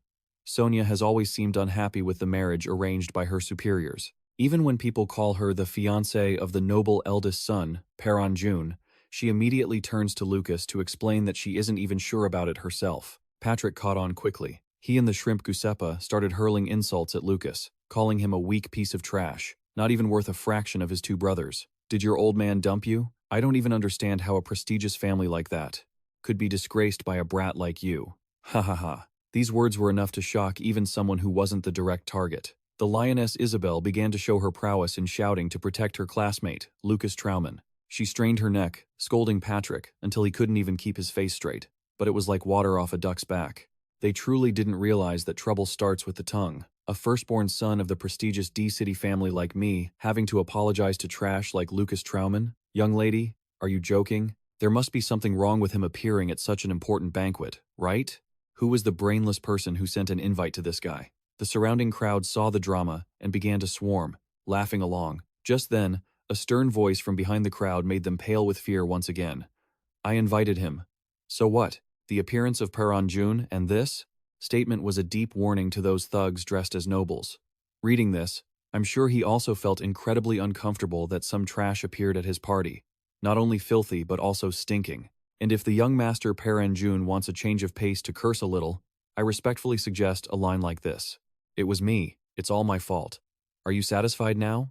It was Lord Paranjun who invited him. Patrick and Giuseppe thought they were hearing things, but Paranjun's fierce expression showed that what they heard was the absolute truth. Sorry.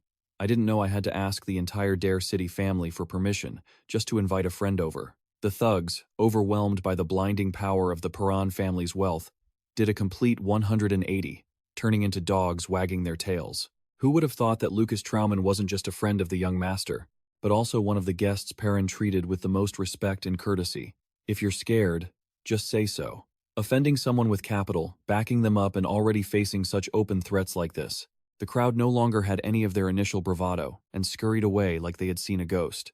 After chasing away those annoying flies, Lucas started to feel that the Paranjun he knew actually had such an interesting side. When with him, Paran is always his most relaxed version, not only knowing how to tease, but also being very talkative when joking around. The two girls, Isabel and Sonia, stood by watching the two guys bicker, laughing until they couldn't stop. When introverts get on the same wavelength, they can chatter away just like a radio. Although Paran had understood a part of his classmate, Lucas Trauman, he always wondered why he just stood there and took it. With the strength to wipe out pirates and the LC on the sea ship in a blink, it wouldn't be difficult at all. One palm strike was enough to send that stinking mob flying 1,000 miles away. Lucas heard this naive question and laughed heartily. Men don't always need to go around showing off those kinds of things. It only brings more trouble. The two young men stood in a corner watching the people at the ball swaying to the music. Paran casually asked about the incident earlier. Why did his father keep Lucas there? Lucas didn't hesitate to tell him that the old man suspected he belonged to the Mengen organization and was trying to approach him to probe for the truth. According to Count Jun, there is someone in the Drake family who is quite different from the crowd, agreeing to exile Lucas Trauman not because of family disgrace, but because of their own hidden suffering. That person is her, a sibling of the host. Thinking of this, Lucas took the opportunity to tell Paran, perhaps my ties to Westwood Academy will have to come to an end. On the next journey, the place he will set foot in is the third magic tower. And these words accidentally reached Isabel's ears. This thunderous news made her freeze, suddenly feeling breathless, as if her heart was being squeezed. She opened her eyes, shocked to the core, looking straight at Lucas, but he seemed to only want to avoid her gaze. Isabel started trembling, unable to control her emotions, nearly crying right there. The party wasn't over, but she hurried back, walking alone through the dark hallway, her heart in a tangled knot. Tomorrow, the person she admired and loved most was about to leave. Ever since she knew that Lucas Trauman was Lucas Trauman, she understood perfectly well that this would eventually happen.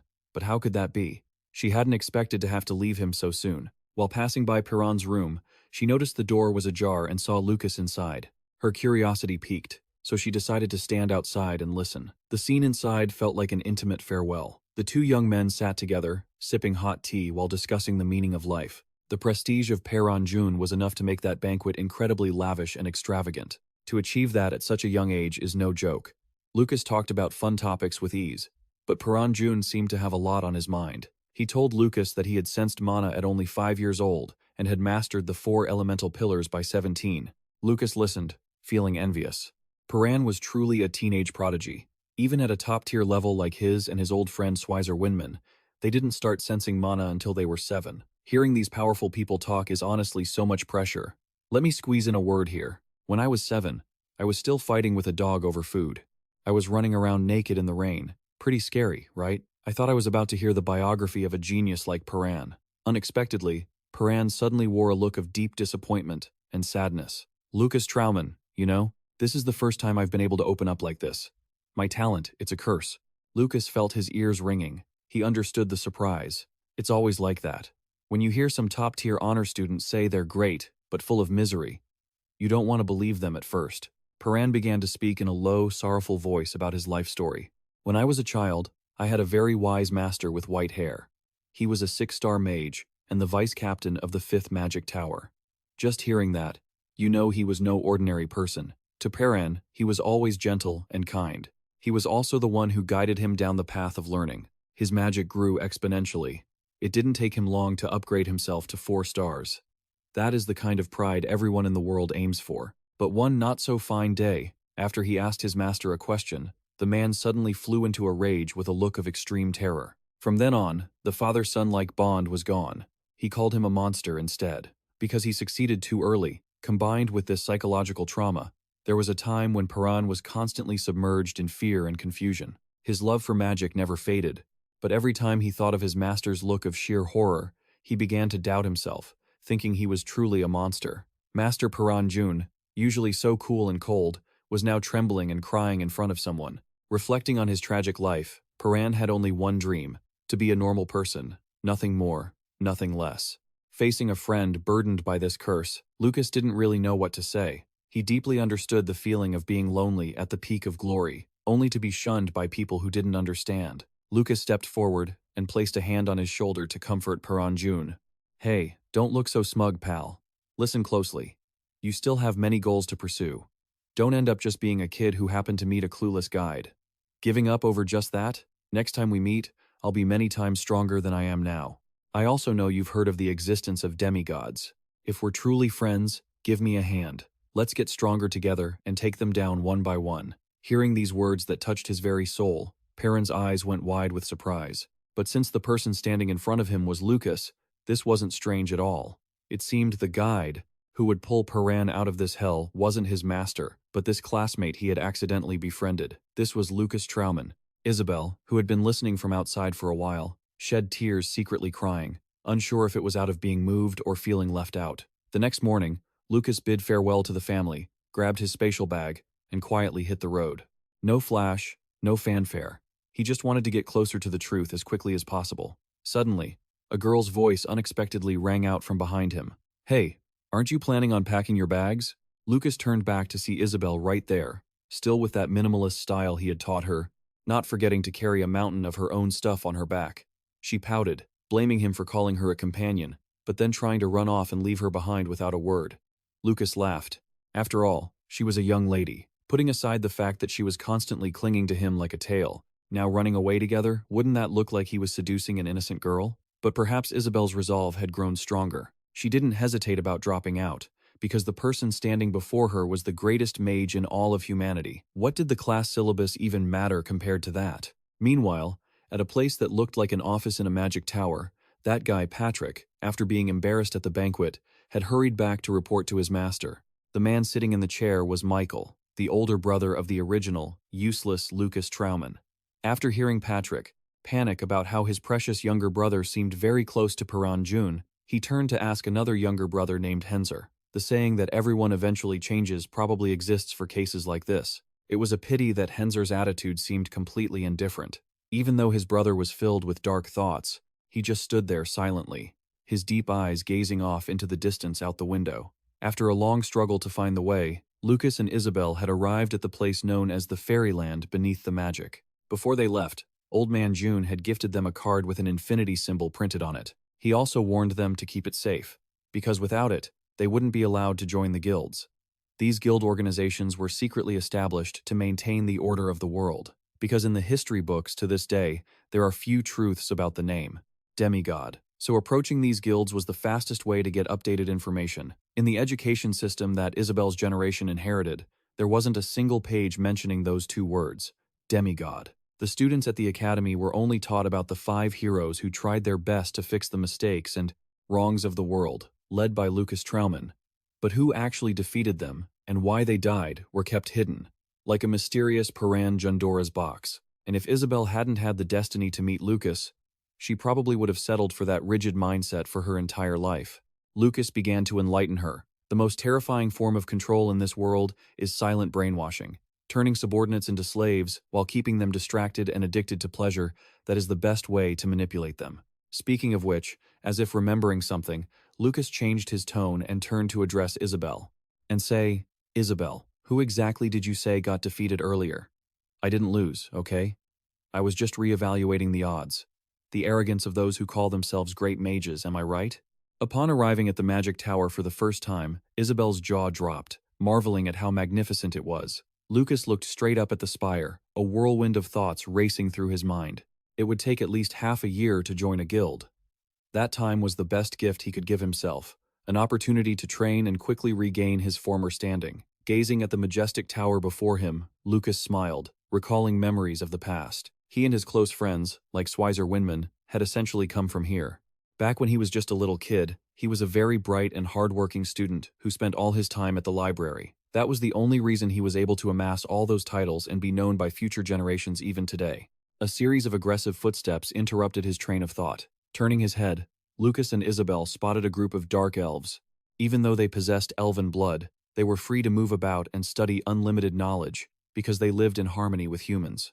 But that was only in this era of equality. Back in his grandparents' time, they could struggle forever and still never get such privileges. The elf tribe had once undergone a great integration. Now, the entire large forest region in the north belonged to them.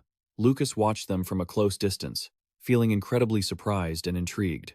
At the same time, he received a razor-sharp glare from the other side. Some time had passed since the two of them had entered the magic tower.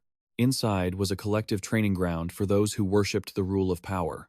At a large hall beneath the tower, many people were practicing together. Thanks to the dedicated guidance of his teacher, Lucas, Isabel was now able to proficiently use Kasajan's fighting style. Once she finished circulating her energy, she looked over and saw Lucas still waving his arms and twisting his body like a monkey, looking absolutely bizarre. It wasn't just her who was confused.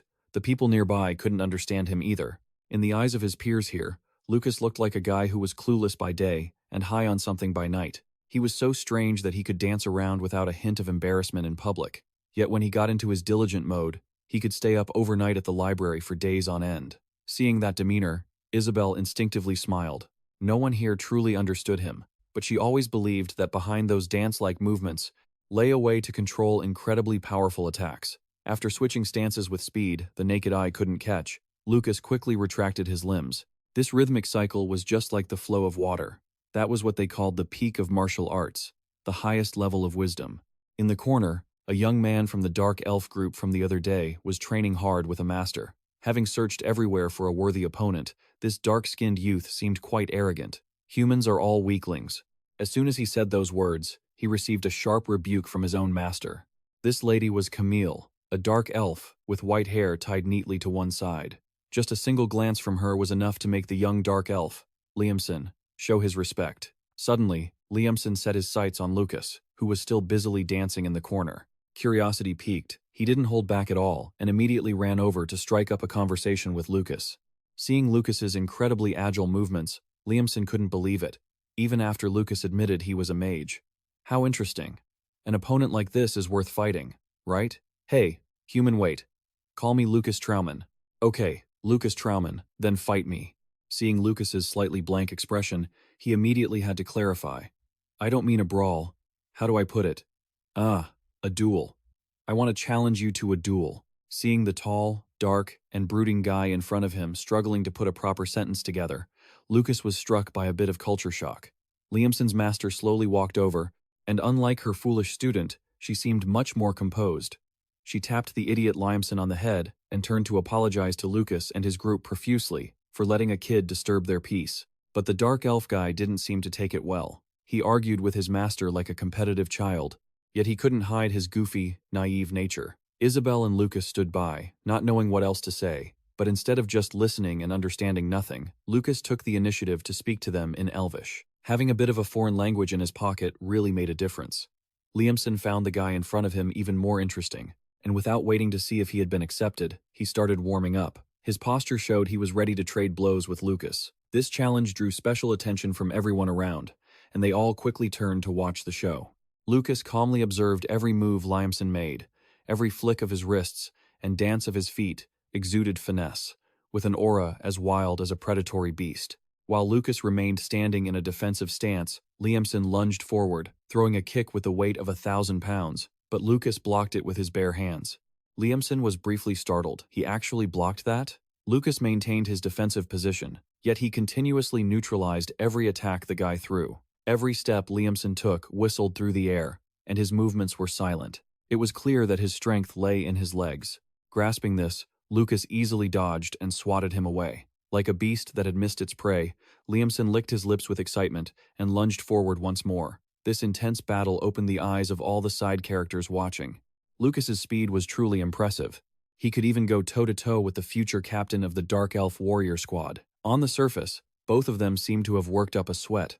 But Liamson's female master standing nearby could see that Lucas was just hiding his true strength. To end this pointless brawl, Master Camille finally spoke up and told her foolish apprentice to stop. Both Lucas and Liamson seemed to hold great respect for each other. They gave each other sincere recognition, which made their relationship much closer from then on. When he learned that Lucas and Isabel would stay at the Magic Tower for about half a year, Liamson was thrilled. Master Camille also didn't stop showering him with compliments, but midway through, she caught sight of the shimmering blue earrings dangling behind his white hair. And just like that, the conversation abruptly shifted to why he wanted to visit the third Magic Tower. Lucas wiped a few beads of sweat from his cheek and replied that he was looking to create a secret medicine, which is why he picked a place filled with specialized books. Ha! So that's why you've been stuck in the library every night? Seeing Lucas chatting so freely and comfortably with the leader of the Dark Elf tribe, the people around them immediately dismissed the idea that he was just some weirdo outsider. Truly, successful people always walk their own path. After Lucas complained about the library books being completely worthless because he had already searched every single corner, yet still couldn't find what he needed, Master Camel chuckled and asked, "Have you read what they call magic grimoires?" "What? There's something that good here?" According to Master Camel, books in the Magic Tower are divided into 3 levels, and naturally, you have to earn them. Only those who pass the qualification exam and are recognized by the 3 floor masters gain the right to read Level 1 Magic Grimoires. The exam is when? What a hassle. As a man over 4,000 years old, having to compete against the younger generation now, Lucas wore an incredibly reluctant expression, becoming even more bored when he learned the exam would be held tomorrow. The library hall was still packed, and a few people whispered, doubting Lucas's abilities. They wondered, why on earth is he here to take the Magic Warrior exam? Suddenly, a voice called out from behind for Lucas and Isabel. It was Camille and Liamson. He was surprised. "You guys are taking the exam too?" Camille smiled lightly. "Since you're participating, I'm just curious." She pointed to Liamson, explaining that he was just here because he was bored. Lucas turned to Isabel, smiling. "This old lady is the same, huh?" He approached him and suggested, "Lucas Trauman, once the exam is over, let's have a spar." He smiled awkwardly and asked, "You mean a duel?" The grand doors slowly creaked open, and 3 people entered, Master Michael and his 2 aides. Camille introduced him as the floor master of the tower. She emphasized that he must remember Michael is the most powerful among them. Michael spoke up. "No need for long speeches, right? Let's start the first round immediately. Show me your mana orbs." Everyone immediately followed his order. Everyone focused on their mana orbs. Michael continued to command, "Now, condense them." They all proceeded to practice. Some began to feel it was easy. "It's this simple? The first round is easier than I thought." Suddenly, Michael took something out of his sleeve. He brought out a small marble about 1 centimeter in diameter. Michael announced the challenge. Anyone who could make an orb smaller than that would pass. Upon hearing this, the crowd grew anxious. Small as a marble? The room suddenly fell strangely silent. He began to walk around to inspect them. Many tried, but failed. One guy struggled with all his might, but his mana orb remained the size of a fist. The man pushed himself too hard, lost his balance, and fell to the ground. Naturally, he failed. The crowd panted from exhaustion, wondering, "It's unbelievable, how could it be that small?" Isabel was also holding on, trembling. After carefully observing her orb, Michael announced that she had passed. As soon as he finished speaking, she slumped to the floor, smiling in relief. That was dangerous. As Michael took a few more steps, he suddenly looked surprised. The person in front of him had managed to make the mana orb exceptionally small. He said to Liamson and Camille with satisfaction, "You two don't need to take the exam anymore. I grant you permission to read the magic books here." Suddenly, a voice came from the side. "What are you doing?" One of Michael's aides stood next to him, looking at Lucas in confusion. He stared at him, baffled. "Giving up?" But Michael slowly approached, exclaiming in disbelief. Seeing him so shocked, the aide became even more curious. "Lord Michael, what are you saying? This young man seems to be giving up." Michael calmly replied, I can't see it, but I can feel his mana. Lucas maintained the same state without wasting much energy while Michael spoke. He was condensing mana to a level invisible to the naked eye. Michael watched him silently for a moment. Then Michael became more attentive to his special earrings. You don't need to take the exam either. He asked for his name, and Lucas withdrew his mana, saying politely, the third son of the Lucas Trauman household. Michael made a proposal. I grant you permission to read the magic books. Could we speak for a moment? Lucas followed him to another room in the library. He frankly praised, your ability is truly remarkable. How did you get to the third magic tower? Lucas explained that he had been recommended by the Duke. Michael understood the situation. You mean Lord Seaford? If so, we can keep this brief. He probed. It seems you must have reached 5 stars by now. Right? He skillfully replied. I won't deny that. Lucas thought to himself, even though I'm close to 7 stars, I probably don't need to say that. Right? Michael turned his back to him and asked in a low voice, do you happen to know about the demigods? He confidently affirmed, I know a little. Sure enough, Michael offered a slight, satisfied smile. Michael slowly revealed a truth. Not long ago, people found traces of a demigod in Utano, or rather, traces of his apostle. Hearing this, he went from one surprise to another. He continued to explain that these were individuals with extraordinary abilities chosen by the demigod himself. They called themselves apostles. Lucas was surprised by the information he provided. Currently, those apostles were luring many fanatical demigod worshippers. He silently made a bold assumption. The demigod's apostles are directly exploiting humans? Lucas asked, because 4,000 years ago, he never knew such things existed. So, what is their objective? Michael slowly explained it to him. Utano is an area connected to me and the honor. Lucas. Honor referred to a person in his force. It was a way of addressing a leader in the association. He was worried, as several villages had been wiped out in the blink of an eye. We must investigate immediately. Michael extended an invitation. Do you want to join us? He accepted the offer immediately.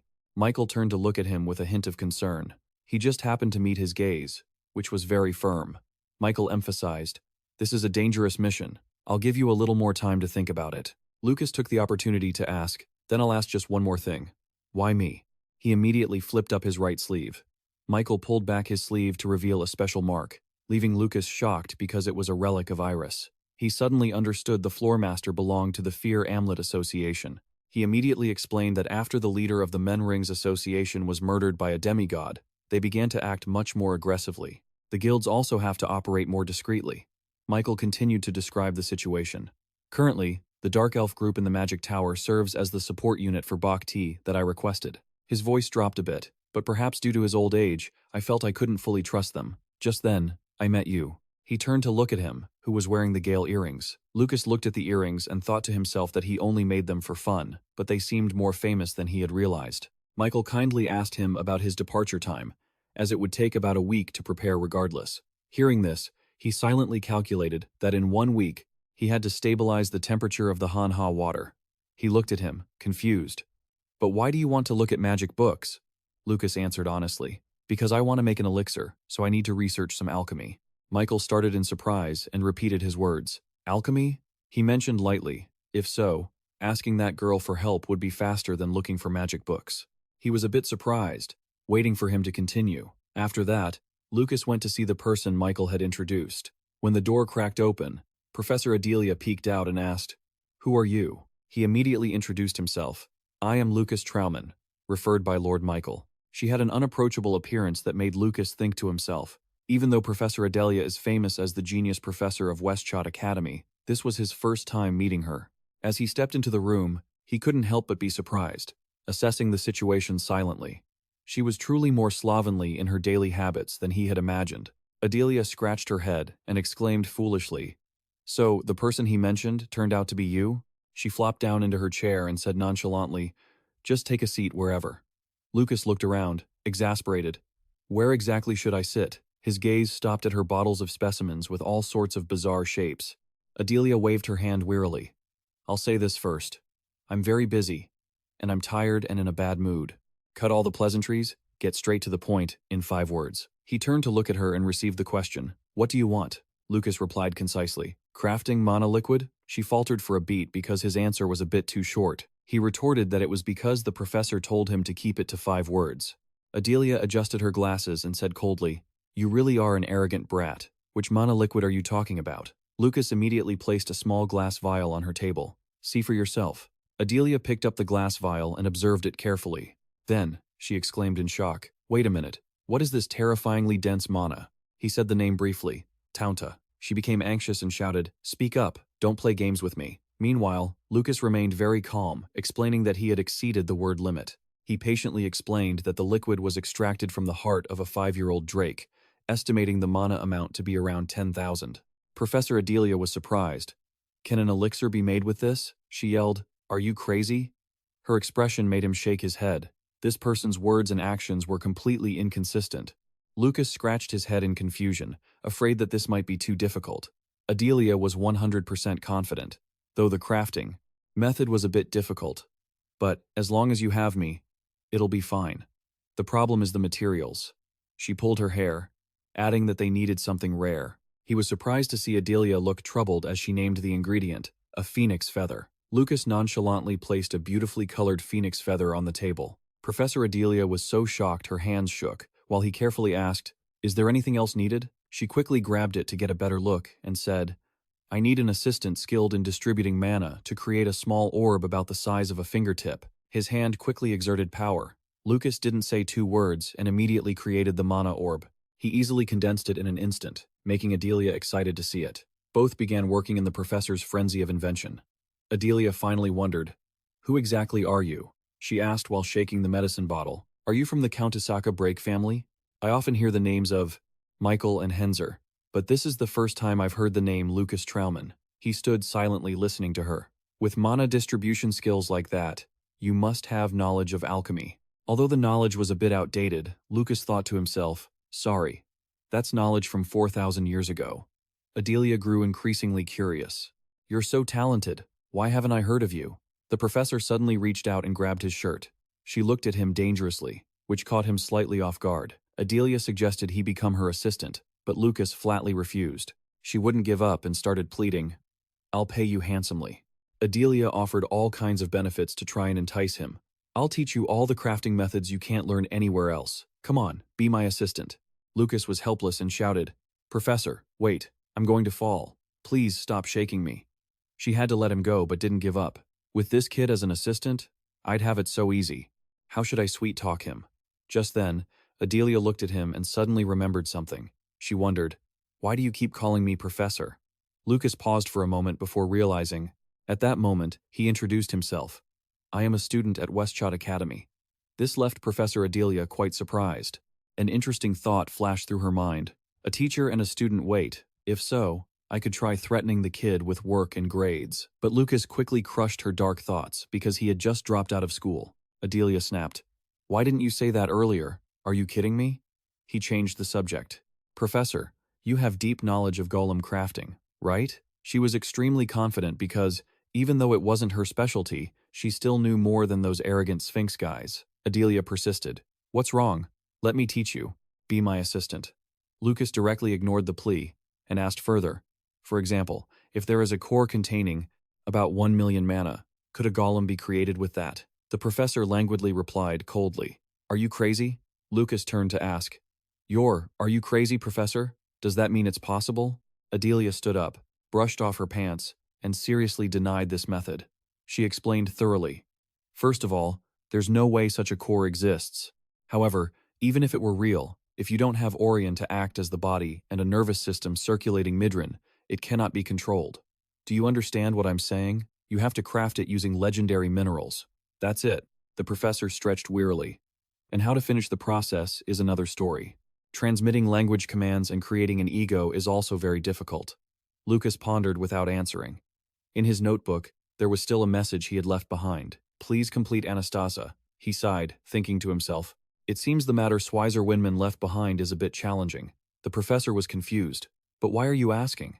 Don't tell me you actually have a core with 1 million mana? Lucas suddenly smiled, looked at her, and said nothing. He replied vaguely, maybe, who knows? Liamson let out a heavy, exhausted breath.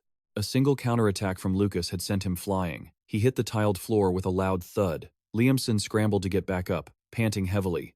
I lost. Lucas walked over to help him up, offering comfort. It's just because I'd already figured out your moves. Liamson, refusing to admit defeat, made an excuse. Don't you dare laugh at me. I was just a little careless earlier. Their attention was caught by some noise in the distance. Isabel was surrounded by a group of men who were showering her with praise, saying that, thanks to her guidance, mastering the techniques had become much simpler. She waved her hands modestly. It's nothing, really. It's all down to your own hard work, Cam said to him. Isabel's teaching is so clear and detailed. Master Elf, we really love it. Isabel headed toward Lucas and asked with concern, Have you finished that secret potion? He replied in a soft voice that he would be done by tonight. She was as happy as if she had achieved the feat herself. Then you must have reached 7 stars by now. Lucas slowly wiped the sweat from his cheek and nodded humbly. I've only just started. Camille, who was standing nearby, heard this and seemed lost in thought. She then suggested, Would the two of you like to try learning spirit magic? Both of them looked intrigued, so Camille explained, If you form a contract with a spirit you like, it can really help you out. She said enthusiastically, I'll give it to you as a gift in return for you teaching us. It's our traditional Delph spirit magic. Afterwards, Lucas quickly returned to Professor Adelia's office, and she handed him the vial. Just in time. The secret potion you asked for is finally done. Adelia looked at the vial with hesitation. Are you really going to drink this? Professor, I advise you to stop here. Lucas looked a bit puzzled. Don't tell me it failed? He frowned, waiting for her answer. No, quite the opposite. It was more successful than I anticipated. She continued, saying it would double his natural mana amplification, but if he drank it without enough strength, he would be melted down to his very bones. Hearing this, Lucas excitedly grabbed the vial from the professor's hand, grinning with intense excitement. Adelia looked at him, speechless. Then, the professor turned and walked away, acting like she didn't care. Do whatever you want, it's not my place to interfere. Adelia warned him irritably one last time. And if you die, don't come back to haunt me in my sleep. Lucas quickly took something out of his pocket. He held out a sparkling necklace in front of her. I have a small token of gratitude for you, Professor. Adelia took it suspiciously and asked what it was. Lucas smiled and said, It's a necklace for you. He immediately regretted it when she shrieked, What on earth are you thinking? Her face flushed bright red, and she shouted, I am a professor, and you are my student. That is completely against moral standards. Lucas looked at her calmly. I don't really know what you're talking about, but if you use this, your concentration will be greatly improved. He intended to continue explaining the benefits of the red ruby, but before he could finish, a flustered, blushing Adelia cut him off. Forget it, you idiot. After that, she stomped away, leaving him utterly speechless. Lucas called out after her, hoping she would hear. It can accurately measure mana levels. He was confused, finding her behavior increasingly strange. Inside Lucas's room, a thin layer of smoke filled the air. He stood in the middle of the room searching his pockets, bringing out a handful of glowing stones. Lucas released them into the air, letting them swirl with the energy in the room. The air around him began to churn violently. Lucas breathed in gently. He held the successfully brewed potion and focused on meditating. The vial popped open with a distinct sound. Lucas tilted his head back and drank it all in one go. Immediately after, he felt the potion taking effect. An aura as bright as fire erupted around him. Nearby, Camille was deep in thought and asked Isabel, A 7-star mage in the human world must be a really big deal, right? She was a bit surprised and hadn't managed to react before Camille continued. Since we've only just started accepting human magic, we aren't very clear on that. The two of them were sitting in the library, and Camille's voice filled the room with curiosity. In the human world, do magic levels and social status go hand in hand? Isabel rubbed her chin thoughtfully. I see. Mage is the term we use for archmages.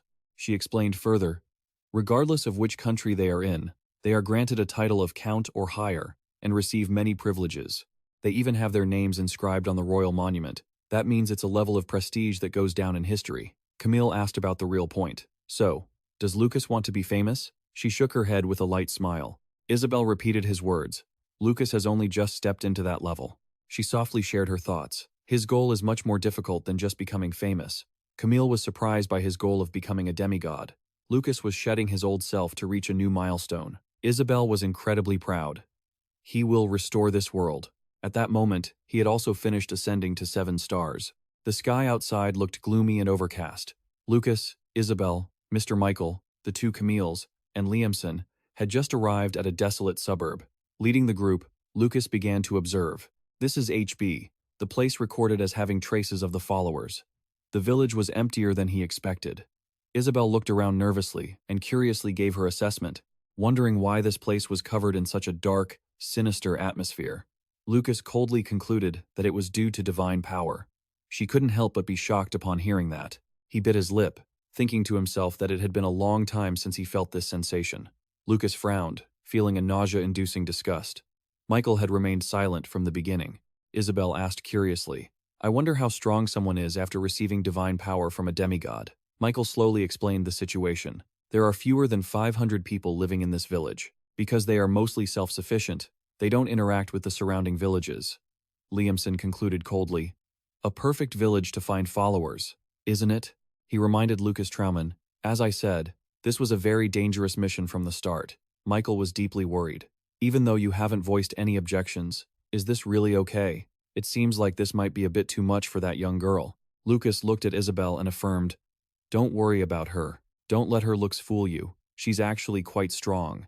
Isabel suddenly sensed that someone was here. A man hurried over to greet them. "Ah, these must be the mages from the magic tower. To what do I owe the pleasure of your visit to this humble place?" He introduced himself.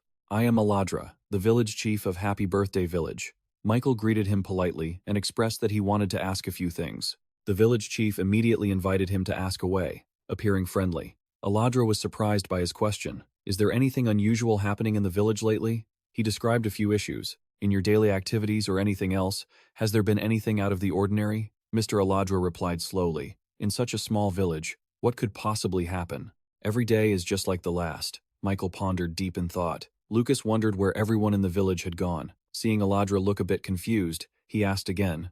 "We walked through the entire village in broad daylight and didn't see a soul. It's like a ghost town. Where is everyone?" The village elder scratched his head, stammering, "Well, there was a bit of trouble in the nearby forest today." He froze when Lucas countered.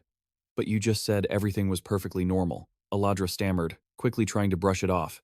Lucas calmly gave an order to Liamson, who immediately took off to investigate. Michael was secretly surprised. A dark elf actually listening to Lucas? Just then, Liamson's silhouette appeared on the roof, moving swiftly before landing softly in front of him. Liamson leaned in to whisper to Lucas that there was no one there. He paused for a second and added, "The capital is covered in blood." Right after that, Aladra's eyes flickered, and he transformed into a terrifying, long-fanged monster. Seeing this, Michael knew things were going south. He was a minion of the demigod. The village elder and those with him had turned into monsters as well. They charged wildly, shouting, "If that's the case, then you all die." The monster leader, now in Aladra's form, roared and lunged, aiming to take out the mage first. Two monsters charged straight at Michael. Isabel agilely ran over, standing in front of him to block their path. She quickly cast a wall of flame. The scorching pillar of fire stood between them and the monsters, who screeched in pain from the intense heat. The stubborn monster soon grew accustomed to the heat. It approached them as if the fire weren't even there. Both monsters bared their fangs, lunging through the flames. Instantly, a clean strike of wind magic sliced its head in half. With a light flick of his hand, Lucas shredded the two monsters into hundreds of pieces. The Aladra monster looked a bit worried, unable to believe that Lucas could easily defeat those who had been directly granted power by the demigod. It tried to flee, but Lucas spotted it, and Liamson intercepted it immediately. A smooth sword strike severed both of the monster's legs. It screamed in agony and collapsed to the ground. Liamson calmly sheathed his weapon, then stomped firmly on the monster, making it howl in pain. Lucas coldly interrogated it. "All right, talk. Tell us what you know." The Aladra monster was stubborn. "I don't know anything. I swear," Lucas said coldly and irritably. "Am I being too lenient?" Camille stepped forward calmly to take over the interrogation.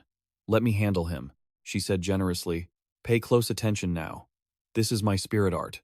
Camille muttered an incantation, and a mysterious swirling vortex appeared on the ground. From that vortex, magic energy began to gather, gradually manifesting a tiny spirit with one giant eye.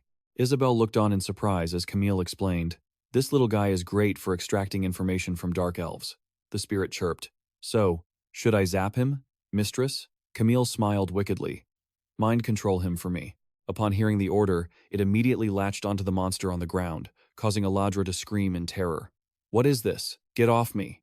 In no time at all, it burrowed straight into the demigod minion's mouth.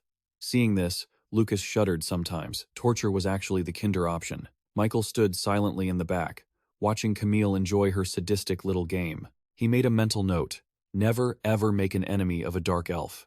The spirit inside Aladra's throat forced it to speak, asking where the rest of the villagers were. It answered in gasps. They're all dead.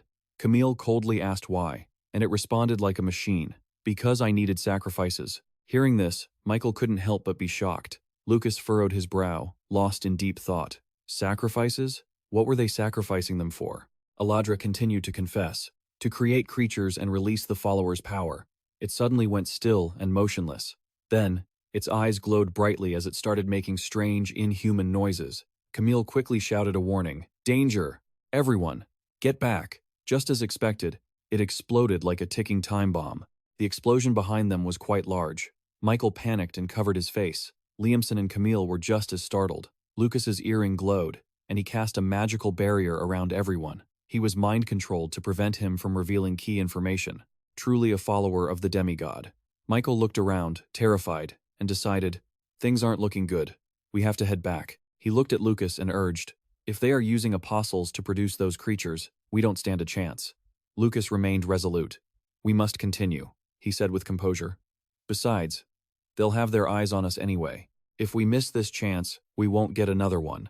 Michael's voice trembled as he tried to dissuade him. We should wait until Lord Lucas returns, he insisted. He is a 7-star mage. If we face these kinds of apostles without him, we're just walking to our deaths. Lucas replied lightly, I will take his place. Michael explained anxiously, this is no time for arrogance. 7-star is a level capable of fusing conflicting elements. Camille didn't understand what fusing conflicting elements meant, so Michael explained, you all know that if opposing elements meet, it creates a massive shockwave, right? At the 7-star level, one can control natural elements and fuse them together. Lucas said with total confidence, I'm not being arrogant. He snapped his fingers, and suddenly, 2 currents of ice and fire magic appeared behind him. Michael jumped to his feet. What are you doing? Lucas brought his hands close together. Michael grew even more panicked as he watched him force the 2 pillars of ice and fire together. He was like a naive rookie who had never seen real combat. The 2 opposing powers swirled. Even as Michael pleaded with him to stop, how could a novice like him possibly do this? But before he could finish, his eyes widened in shock. As the 2 streams of magic merged, he gasped, I can't believe it, you can actually fuse such terrifying power? He asked Lucas, filled with anticipation. Have you reached the 7-star level already? Lucas said, seriously.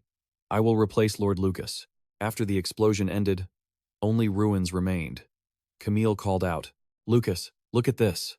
Lucas turned to see Camille sitting next to a corpse. She pointed out the clue. The person died from fire, a trace of being burned in an instant. Michael realized it too, that meant these followers were being manipulated by the demigod. Hearing this, Lucas sighed.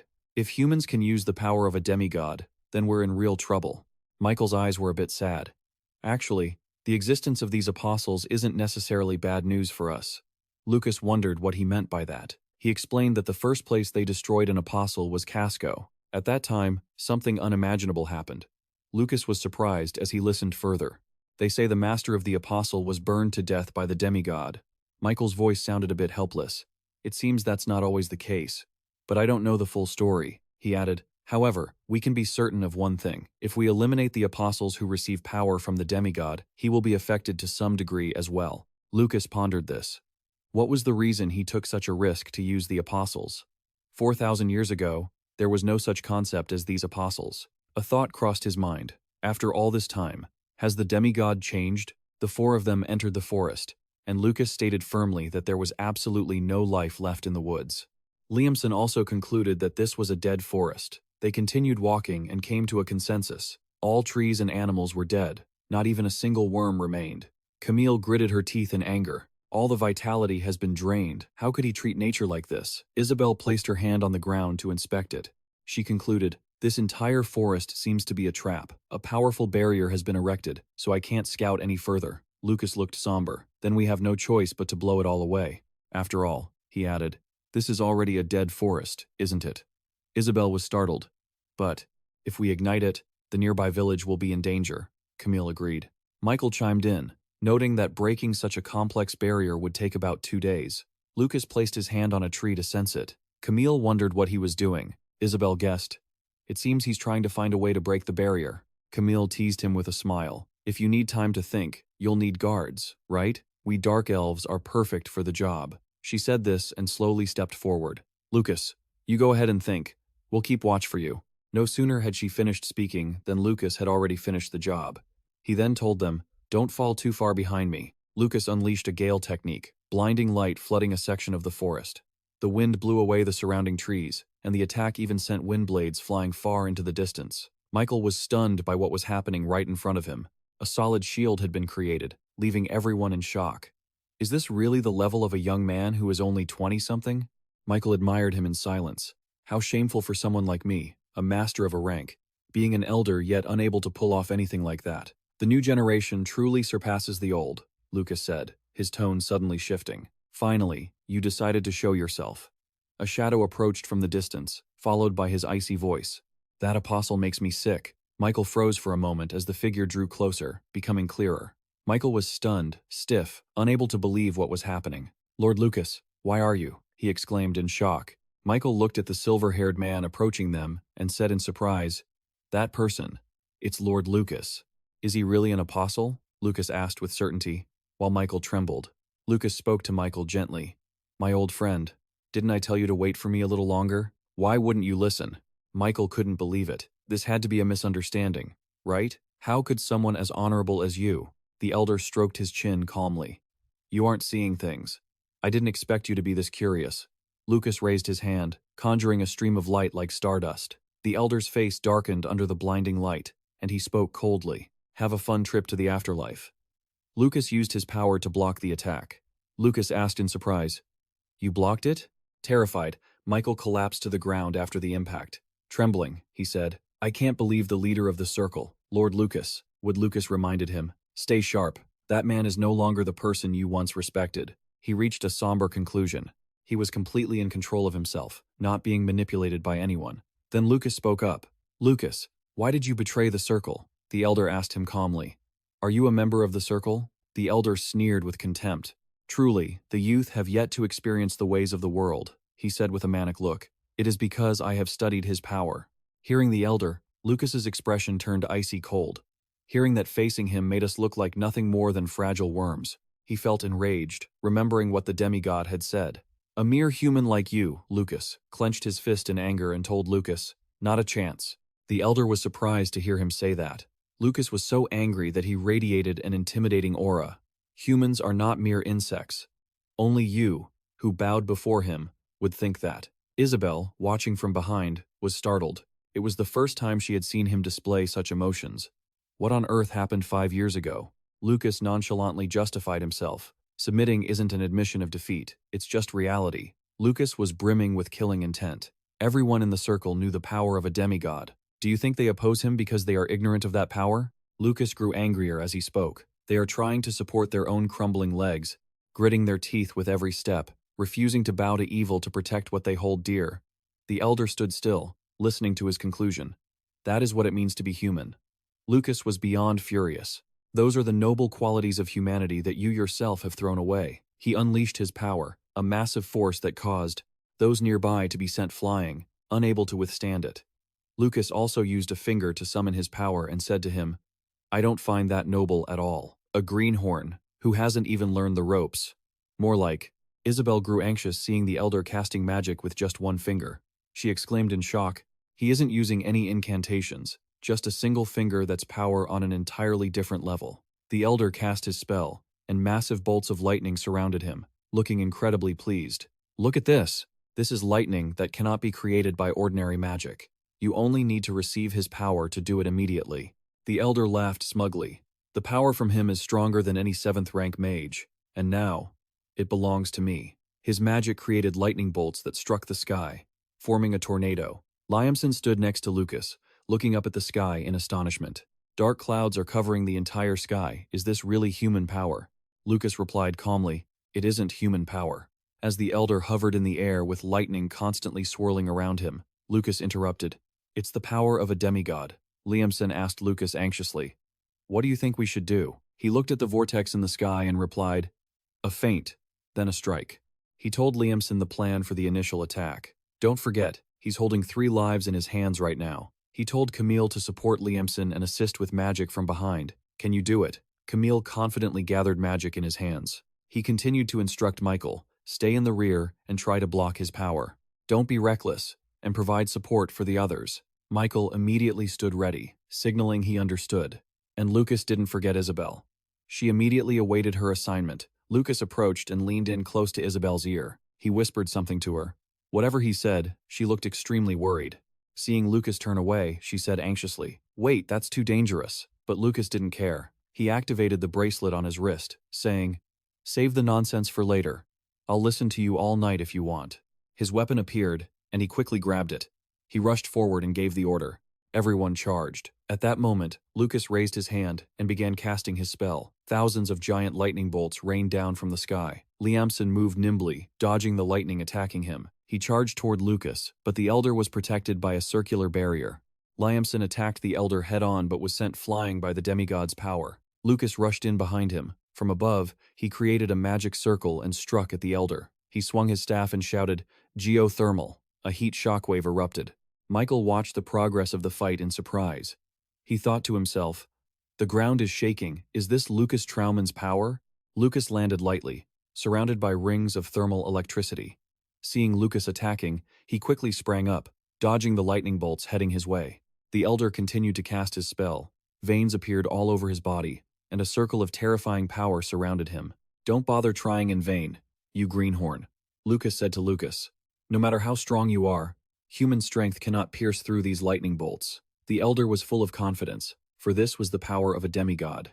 Lucas rushed in with his weapon and mocked him. He used geothermal magic to attack the Elder. He swung his weapon again, this time using Ice Fang magic to strike. Blocks of ice shot toward the Elder. They surrounded him, but the Elder wasn't afraid at all, crossing his arms inside the barrier and saying confidently, "Useless." Camille said to Isabel anxiously, "This isn't good." Camille told Isabel about the original plan. It was supposed to make him focus on us, but he's only attacking Lucas Traumann. He can't hold out much longer. Isabel said something that surprised Camille. "Please don't worry." She was extremely calm. Everything was going according to plan, at least up to this point. She recalled his instructions. "Listen carefully, Isabel. That guy knows my level. If you attack separately, he'll know your decoys." Looking at the storm gathering in the sky, it seemed he drew infinite power from it. As long as it remained, he would be immortal. Lucas told Isabel his plan. He had to extinguish that storm. He encouraged them with confidence. "If we work together, we can do it. I'll be the bait. Meanwhile, you lead everyone." He turned away, entrusting them with the task. "I'm putting my life in your hands." At that moment, Isabel began to lead the group.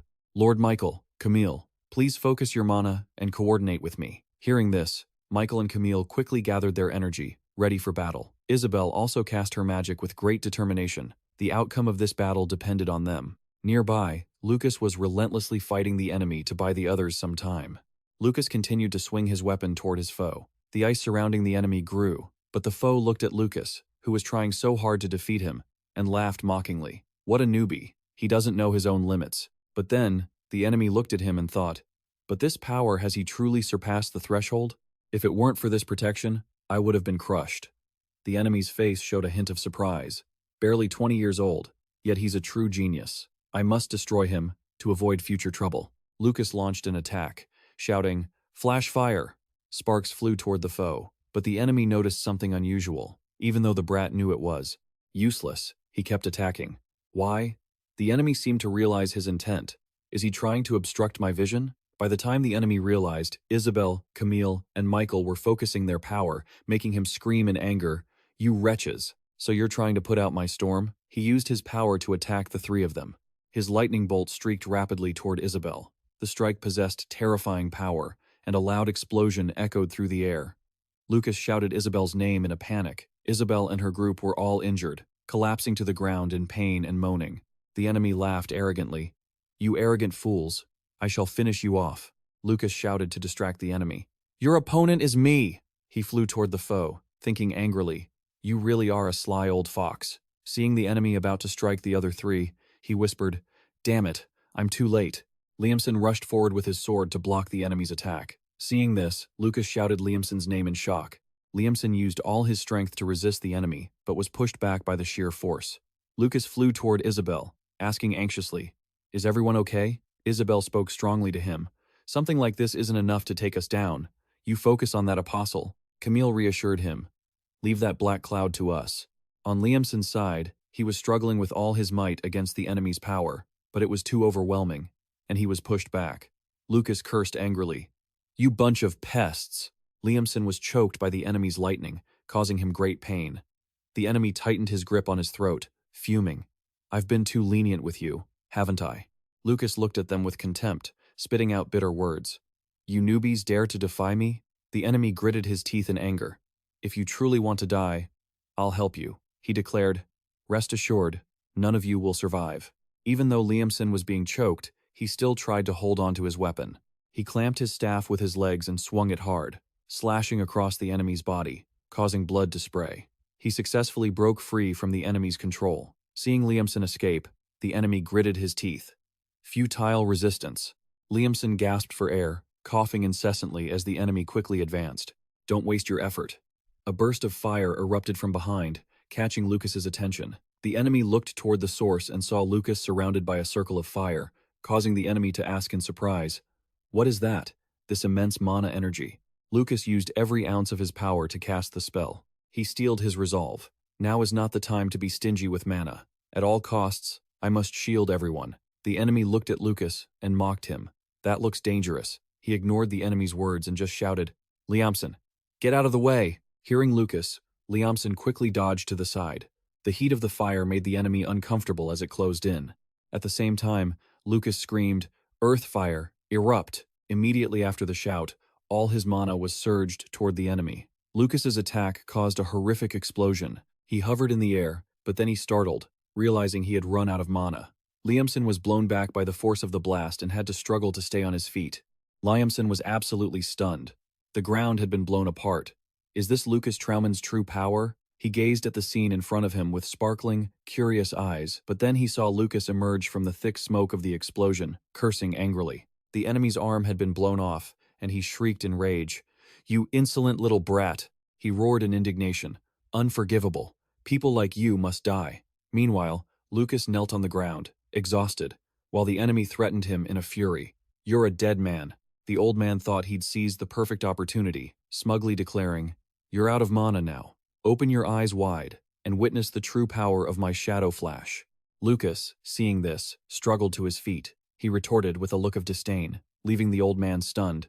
"Who exactly is the rookie here?" Standing tall, Lucas arrogantly proclaimed, "I did that because I can fight perfectly fine without using any mana." What a delusional rookie. Liamson realized something and shouted, "Is he still trying to use the king's boxing style?" Lucas understood that his own defense was unstable, so he couldn't afford to give the old man any time to recover. Infuriated, the old man unleashed a barrage of lightning toward him. Lucas nimbly dodged every single attack. He then soared into the air and landed a lethal blow to the old man's stomach. Struck by the attack, the old man gasped in pain and choked. Finally, Lucas channeled his strength into both hands and sent him flying. The impact sent the old man crashing to the ground, writhing and moaning in agony.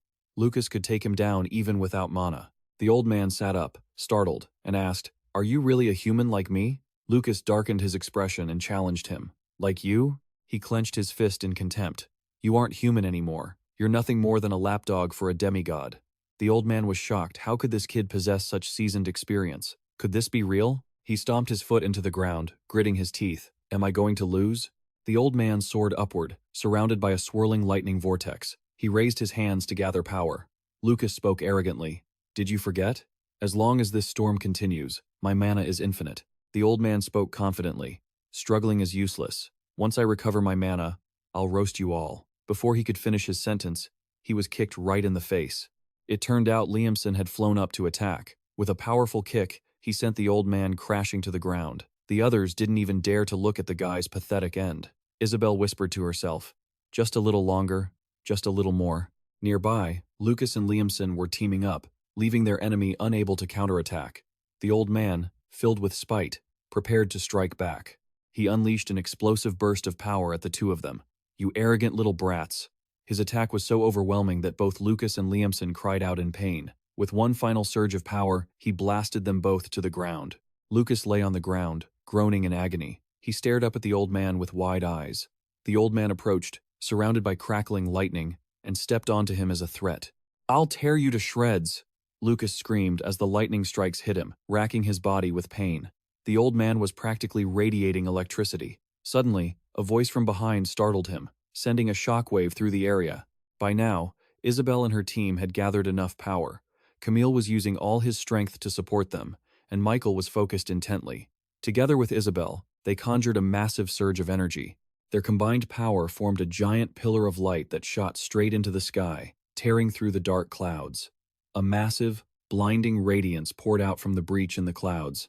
The light panicked Lucas, but the sunlight itself began to slowly burn the old man, causing him immense agony. Meanwhile, the old man was still gloating as he pinned Lucas to the ground. "You've lost." As the sunlight slowly consumed him, the old man was still filled with obsessions right up until his final moments. "How could I lose to a bunch of nobodies like you?" Michael was still deeply troubled. "Lord Lucas." The old man's body was gradually burning away and fading, yet he remained stubborn and delusional. "Demigod, please, save me." The sky cleared as rays of light shattered the gloomy heavens. A flock of birds flew past, creating a beautiful scene. Lucas was left with nothing but a mangled corpse. Everyone let out a sigh of relief, thinking it was finally over. Seeing this, Michael knelt before the fading body and asked, "Lord Lucas, why did you betray us?" Lucas was shocked to hear the old man wheezing. "The demigod promised to save humanity. He said he would free us from this suffocating life. He promised to evolve humanity, and you lot are the only ones standing in the way of our progress." Hearing this, Lucas gathered energy in his hand. "If you're done talking, let's just end this." Michael stepped in to stop him. Seeing his reaction, Lucas tried to persuade him. "We have to finish this right here, right now." Michael remained firm in his refusal, his voice trembling. "Please, give me just a moment." He turned to Lucas and asked, "Lord Lucas, is there any way you can reconsider?" The old man let out a slow, mocking laugh. "Michael, are you pitying me?" Michael replied with a shaky voice. "Excluding the magic users, we all share the same goal for humanity. Can't we just fight together?" Lucas gently grabbed Michael's hand, bowing his head as if trying to find the right words to convince him. Suddenly, Michael's eyes widened in disbelief. Sensing a strange energy, Michael cried out. Lucas apologized, realizing things had gone too far. Seeing the situation, Lucas rushed forward in a panic. "Lord Michael, please, get out of there." A terrifying light flashed from where Michael and Lucas were standing, followed by a massive explosion that left everyone stunned, unable to react or see anything. As the smoke cleared, a deep crater was revealed. Liamson cursed in rage. "Damn it, that bastard took Lord Michael down with him." Isabel wept, wanting to rush in and search for them. "Lord Michael, how could this happen?" She tried to run toward the spot, but Lucas stopped her.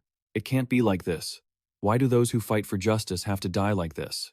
It's so unfair." Lucas held her and said, "You're right. It's incredibly unjust." Then, hugging her, he added, "This world is broken, and that's why we have to change it. Remember this well. One day, I might end up like him. I could meet the same fate, but even then, we must keep fighting, even if we are all alone." Everyone returned to the fortress. Lucas was sitting on his bed, deep in thought, when a knock came at the door. Isabel walked in and announced, "Lord Camille has gone to meet the Fear Amulet Society." Lucas held up the stone in his hand, deep in thought, signaling he already knew. Isabel, curious about the stone in his hand, asked about it. Lucas explained that these crystals appeared on the corpses of the apostles, and depending on how they were used, they could grant immense power. "Professor Adelia once showed me one." She walked over and sat on the edge of the bed. Seeing her looking pensive, Lucas asked, "Are you still sad?"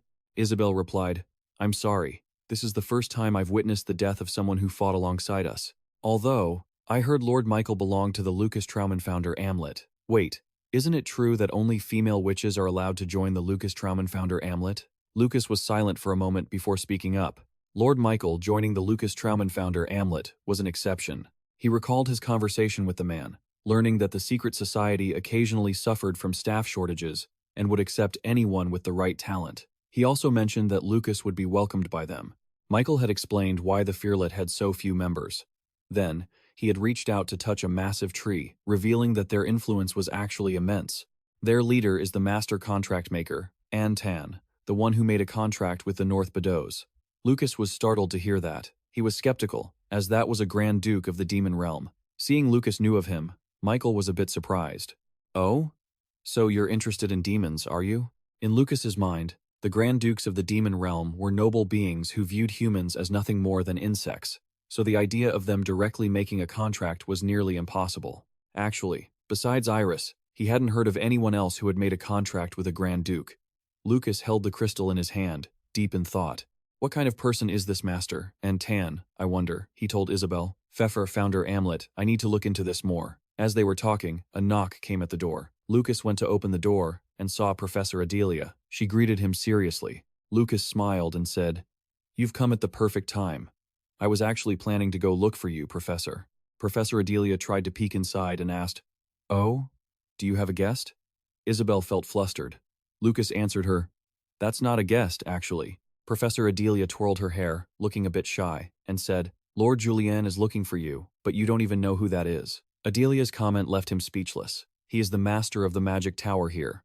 Afterward, the three of them went to meet the tower master and were welcomed warmly. It was the first time they had met face to face, though he had already heard a lot about Lucas. "Lucas Trauman," he introduced himself solemnly. "I am the tower master of the third magic tower, Julien." Lucas spoke clearly. "I have heard of your reputation for a long time." Professor Adelia, standing beside him, pouted, knowing that just a moment ago, he didn't even know who the man was. Julien stepped away from the table and said bluntly, "I have read the report regarding your recent mission. It was an excellent report. You recorded the apostle's abilities with great precision and detail." Then he walked to the window and said, "I am very sorry about what happened to Lord Michael. He was a very loyal man." Lucas and the others stood in silence. Julien then asked a question. The report did not mention the background of the apostle. He didn't know anything about him, and he admitted it. The tower master continued, "I was too hasty. I should have waited for the vice tower master, Lucas, to return before sending you all out." Lucas and Isabel were silent, lost in thought. Julien asked, "How did Lord Michael sacrifice himself?" Lucas's face darkened. Then he said slowly, "He never lost his loyalty to the god. He remained full of faith and honor." The tower master suddenly called Lucas's name, and he looked at him calmly. He turned to him, speaking urgently, "Lucas Trauman, you should become the new floor master and follow in Michael's footsteps." Professor Adelia was startled upon hearing this. Contrary to Adelia's reaction, Lucas calmly asked the tower master if there were any other floor masters as young as him. He told him and the others that Michael of the Blake family had become a floor master at 26. "You might be the youngest one yet." Afterward, he walked over and patted his shoulder, saying, "The Blake family clearly has many talents. Your father will be very proud of you." Lucas didn't answer. He just stared straight at the tower master, thinking something over. Lord Julien continued, "It's not a bad offer, you know. If you become a floor master, it will be easier for you to operate, and you can engage in broad academic exchange." He kept trying to persuade him. Depending on his achievements, he could even get his hands on rare materials and magical tools, but Lucas refused point blank. Professor Adelia's mood plummeted from joy to the depths of despair. She shouted, "What? You're turning down the offer to be a floor master?" Lord Julien calmly asked, "Are you trying to join the guild?" Lucas replied, "That's not the only reason." Floor Master Julien thought for a moment before saying, "I understand. I respect your decision." The three of them then left. As they walked, Professor Adelia scolded him, "You're crazy. That's the first time in my life I've seen someone refuse the tower master. Even if you plan to join the guild, you could still hold the floor master position too. You really are too young and inexperienced." Lucas walked along, feeling helpless and sighing to himself he was going to lose his mind. Then he said, "Oh, by the way, Professor, I have something I want to show you." Afterward, they all went into a research room filled with various specimens. Professor Adelia was surprised to see something. She exclaimed, "Is this the apostle's crystallization?" She asked Lucas, "You were the one who took down an apostle?" He was surprised she didn't know. She then took out her glasses to examine it closely and said excitedly, "I thought it had vanished when Lord Michael sacrificed himself." As she examined it carefully, she explained to Lucas and Isabel that this object perfectly stored the demigod's power. Although it seemed like junk in its current state, with a few steps, it would become a potent, secret elixir. Then, Lucas asked for a favor. Seeing his sinister smile, Professor Adelia couldn't help but be suspicious. "You want me to do what?" Seeing his intimidating gaze, he dodged the question and said, "Never mind." Professor Adelia laughed and said loudly, "Why not?" Lucas sighed with relief. "I'm counting on you." Then, in the castle hallway, Camille arrived with a group of people. Lucas greeted her first. "Hello, Camille." She turned and said something to Lucas. "This aggressive-looking gentleman is Lord Dugenja of the Phoenix Founder Amlet Guild. His personality is very fierce. Be careful." She continued to warn him, but Dugenja pointed at her and told her to speak human. He yelled, "What kind of gibberish are you barking?" He then walked over, his face still full of anger, and pointed at Lucas. "So you're the punk who went with Michael to wipe out those apostles?" He growled an order. "Give me the report." Lucas recounted calmly. According to what I reported during the process of eliminating the apostles, Lord Michael, he hadn't even finished when the man shouted. Dugenja's eyes widened as he yelled, "Why are you so dense?"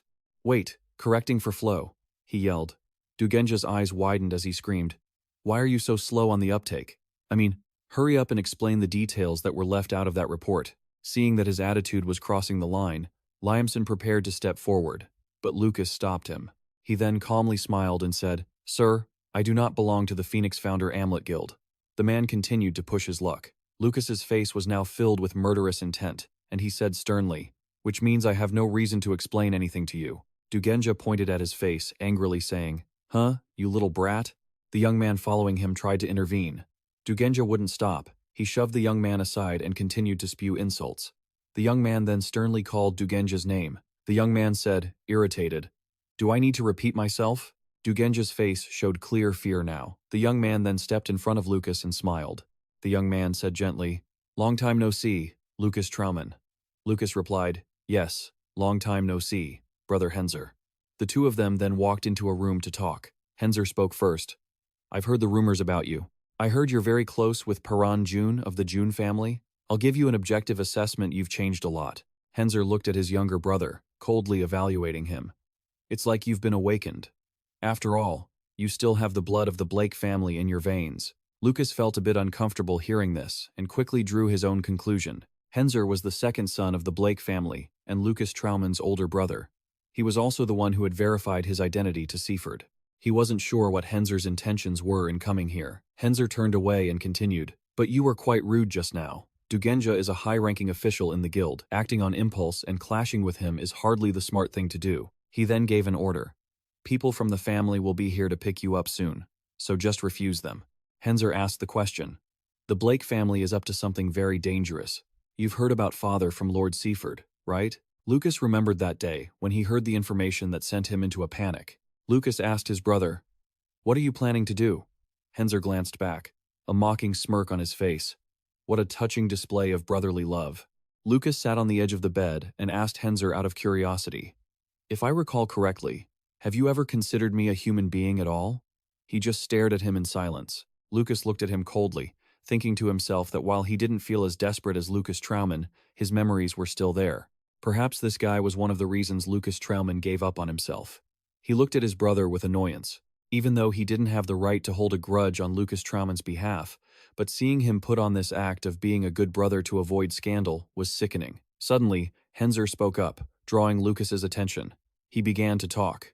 He felt no remorse or regret for what he had done to him in the past. He voiced his true feelings, saying he never wanted him to learn magic. Lucas looked up, wondering what Henzer meant, and frowned at him without a word. Then, he turned to leave, not forgetting to advise, "You shouldn't put too much trust in the guild." Lucas had so many questions he wanted to ask Henzer, but he vanished quickly, leaving him frustrated and full of confusion. Leaving right after saying that, Alexandra walked up with a smile to greet him. "It's been a while, young master." Lucas stood before him, judging the Blake family's butler in his mind.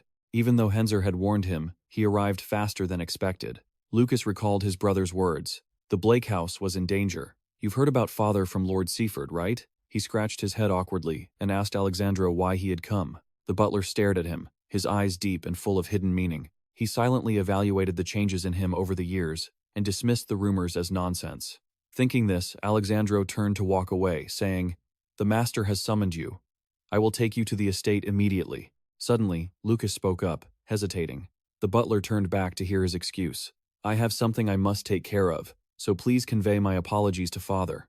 I will meet with him later." Alexandro glared, using intimidation. "This is the master's order."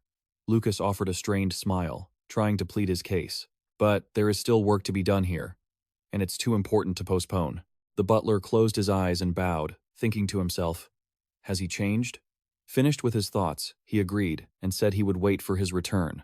Lucas kept his head bowed until Alexandro turned away. Only then did he straighten his back and lift his head. He watched the butler's receding figure with a sharp gaze. Adelia placed 2 vials she had worked so hard on onto the table. She explained that the process of making them was extremely grueling, as she had to process the power of lightning. Luckily for her, Lucas Trauman had promised to provide the equipment, so Adelia had spent several hundred gold. He smiled lightly and replied, "I will cover the costs for the previous one as well." Adelia raised a hand to stop him, saying she didn't need it because she couldn't accept charity from a student. Instead of payment, Adelia suggested that Lucas work as her assistant. He quickly and coldly refused. She looked exhausted and asked, "This is the secret essence, and what is this one?" Adelia emphasized to him once again that she had already told him it was the crystallization of lightning energy. He turned, curious. Crystallized energy? He picked up the other vial and listened to her response. "I don't have an exact term for it, so let's just call it that for simplicity's sake. In short, it brings trouble if opened, which is why I reluctantly put it in a vial." Adelia sipped her tea, gazing at the sky as she shared her inner thoughts. "I don't know why, but I have a feeling you'll need it later." Lucas sat alone in his room, practicing. He opened the vial of liquid and drank it in one gulp. After drinking it, Lucas was suddenly transported to a hidden realm. His entire body was surrounded by a thin layer of energy. It slowly merged into one with him. Lucas sat seriously, absorbing all the essence from the liquid. His eyes remained closed for a moment before they slowly opened, carrying a cold and ruthless intensity. After practicing for some time, he felt a change in his body. His abilities had developed to the point where he could use his entire body as a vessel for mana. Late at night, the crescent moon rose to illuminate the night sky. Isabel called out to Lucas, confused. "Hey, did you call me?" A black cat let out a cry. The moment she saw it, she was smitten by its cuteness. Isabel excitedly asked him, "What is this? What is this adorable, heart-melting creature?" Lucas picked the cat up and replied, "It's a dark spirit." She was shocked when she heard that. Isabel snatched it from his hands and asked excitedly, "You haven't been studying spirit arts for very long, yet you've already successfully formed a contract?" Her mind was filled with pure astonishment that a dark spirit could be this cute. She held the dark spirit and silently encouraged herself. "I need to train harder, too." Isabel sat down next to Lucas to listen. "I've stabilized the mana in the cold river, and gained quite a bit for myself as well." She stroked the dark spirit's head, curious. "Furthermore, you've even mastered spirit arts. What goal will you set next?" Lucas closed his eyes slightly and replied, "It's time for us to leave." His words caught the attention of both her and the dark spirit. She smiled faintly and replied, "I understand. I'll get ready right away." Isabel then asked with curiosity, "You're planning to apply for the guild entrance exam, right? Have you decided which guild you want to join?" The late night had arrived. The crescent moon shone brightly in the sky. Lucas had returned to his room and changed his clothes. Suddenly, something made him jump. He looked toward the door, feeling suspicious. "What is that?" A strange sensation through this door. Lucas bravely walked over, reaching out to open the door while speculating to himself. "It's not an enemy. The feeling is very friendly." As soon as he opened it, the person outside let out a soft cry. The girl stammered a greeting. As soon as he saw her, he was very surprised. Lucas quickly recognized her just by the cloak she was wearing. The girl slowly took off her cloak and introduced herself. "Sorry for the sudden visit. I am Benyon." Before her words, his astonishment was never ending. She smiled and introduced herself as coming from the Men Rings Guild. Lucas invited Ben inside. At the tea table, Isabel spoke up. "What brings you here?" Ben had come to meet him and her. She picked up her coffee cup and smiled lightly. "To put it simply, I'm here to persuade him to join my guild." Isabel was quite puzzled. "You mean even before the exam begins?" Benyon calmly explained. "If a talented individual appears, we approach them early. Perhaps people from other guilds will be here to find him soon." Isabel smiled faintly at Lucas and muttered, "A talented individual, huh?" Suddenly, she continued, "The same goes for you as well, Lady Isabel." Those words took her completely by surprise. Ben praised the incredible skill both of them had shown during the Apostles' trial. She shyly brushed off the compliment and said, "I was just following Lucas Traumann's orders." From start to finish, he had been focused only on her robe. The robe Ben was wearing was the very same one that Lucas Traumann had worn 4,000 years ago. Although it had been enchanted to serve as a magical tool, he was certain there was no mistake. Lucas stared directly at her face while thinking. However, the thing he was most interested in was, he asked, "Is Lord Benyon a dragon?" The coffee cup in her hand suddenly clattered onto the table. She was flustered and terrified, silently wondering how he could possibly know. But to Lucas and Isabel, she looked incredibly cute right then. He calmly picked up the coffee cup and explained that it was because dragons possess no mana. Lucas explained it clearly and convincingly. A dragon's heart is an organ with overwhelming power, so there is no need for them to absorb mana, as they can utilize power directly. He told her that he could sense mana in Benyon, but it had been refined in a very special way. She was quite surprised and praised Lucas for his vast knowledge. He claimed he had just read it in a book, which made Isabel whip her head around to look at him. She glanced at him, remembering how the orb had said that 4,000 years ago, his master was a dragon named Lucas. Suddenly, Benyon spoke up. Though he only told half the truth, she was actually a half-dragon, a hybrid between a dragon and a human. Finally, Benyon walked to the door and asked to meet him in the lobby. Lucas quickly agreed, then stood there watching her walk away. He asked Isabel for her thoughts. The two faced each other and talked. She looked at him and replied, "I was quite surprised that he was so honest about the current state of the Menwings Guild. If I were recruiting, I wouldn't go around advertising my guild's weaknesses." That proved he was a very sincere person. Lucas agreed with her assessment and added, "That is a virtue a guild leader must have." Isabel exclaimed, "This was completely beyond my expectations." She turned to pack her luggage and continued, "I never expected Lucas Trauman to want to go to Menvince." He simply replied that there were matters he needed to see for himself. Isabel shouldered her bag and glanced at him, asking, "Have you been charmed by the Menwings?" Lucas calmly explained, "I have no intention of getting involved in politics." He also slung a small bag over his shoulder, looked elsewhere, and continued the conversation. "The most important thing now is how to gather our strength as one, that is all." Isabel stood behind him, completely still and silent. She looked at him with admiration, thinking to herself that he hadn't chosen a powerful guild, but instead wanted to gather the scattered guilds together. In the records, it was always written that Lucas was the sole center of it all. She went silent, not saying another word. Isabel kept following Lucas, silently asking herself, "He really hasn't changed at all, has he?" When they reached the waiting lobby, they heard a commotion regarding the progress of their work. Both of them were curious and moved forward to take a look. An old man stepped forward to question Benyon. "Did I say something wrong, Lord Benyon?" She flusteredly denied it, saying that wasn't what she meant at all. Just then, Lucas walked up to ask about the situation. Dugenja mocked him, saying, "Your status seems awfully high, doesn't it, Lucas Trauman?" Right then, he was face to face with Jerome Berner and Steve Zach. He spoke first, introducing himself as Jerome, and the other man introduced himself as well. Lucas asked them, "Are you looking for me?" They quickly nodded in agreement, but expressed their regret at having arrived a few steps too late. Nearby, Isabel and Dugenja were drawn in. Dugenja's eyes widened as he challenged, "Do you intend to join the Menwings?" Lucas asked nonchalantly, "And if I do, what of it?" Dugenja scoffed with disdain. "Birds of a feather flock together, I suppose." Benyon felt like the words were a slap in the face. She clenched her hands, unable to stop them from trembling. Steve Zach called out to Lucas and invited him to visit his guild, even after seeing the Menring Guild. Steve Zach handed Nick a scroll engraved with the coordinates for the guild headquarters entrance. He readily and warmly agreed.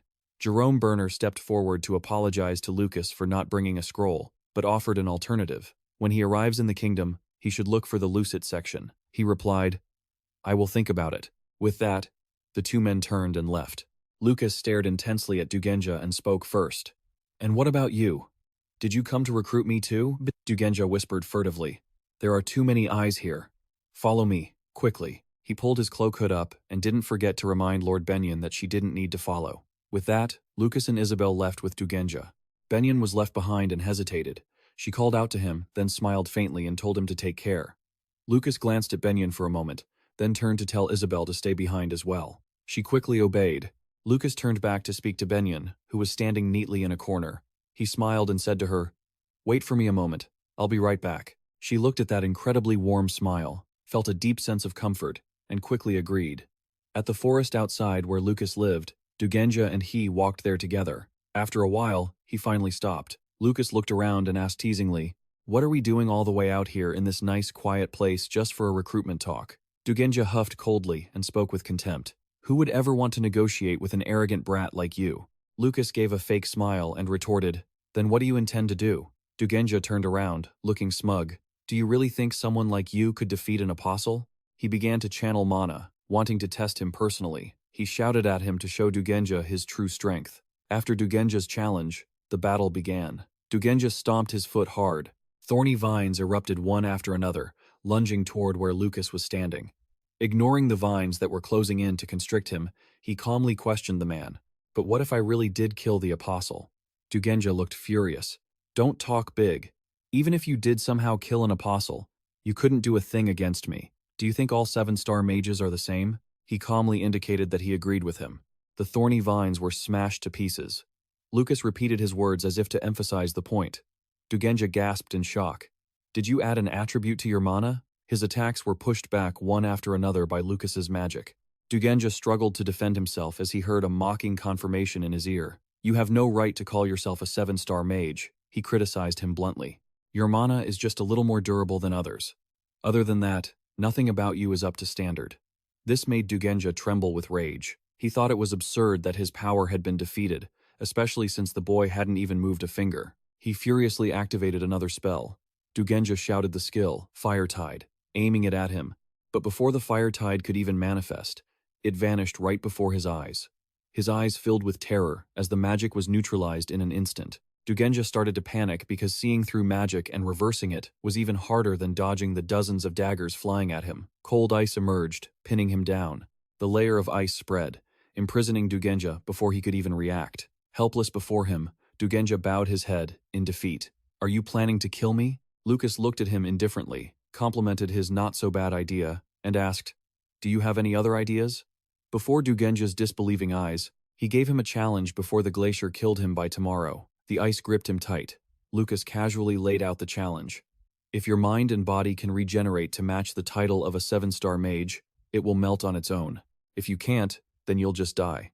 Dugenja was irritated by his arrogance. "How dare you challenge me?" Facing the anger, Lucas remained calm as ever. Dugenja was stunned by his own intuition about him. He sensed something within Lucas that was even greater. He was shaken when he heard the advice, that he should cast aside his current ego and bury it deep within. Lucas's face hardened, showing sincerity in his words. Lucas turned and walked away, leaving Dugenja behind inside the glacier. Ben and Isabel anxiously looked toward the forest. Spotting him from afar, they joyfully called out his name. Facing Benyen's anxiety, Lucas just smiled slightly, apologizing for making her wait, and offered to keep moving. Isabel worriedly asked about how things went with Lucas. He appeared displeased that even she doubted him. But her next words shattered his mood. "I'm not worried about you, I'm just worried for Master Dugenja."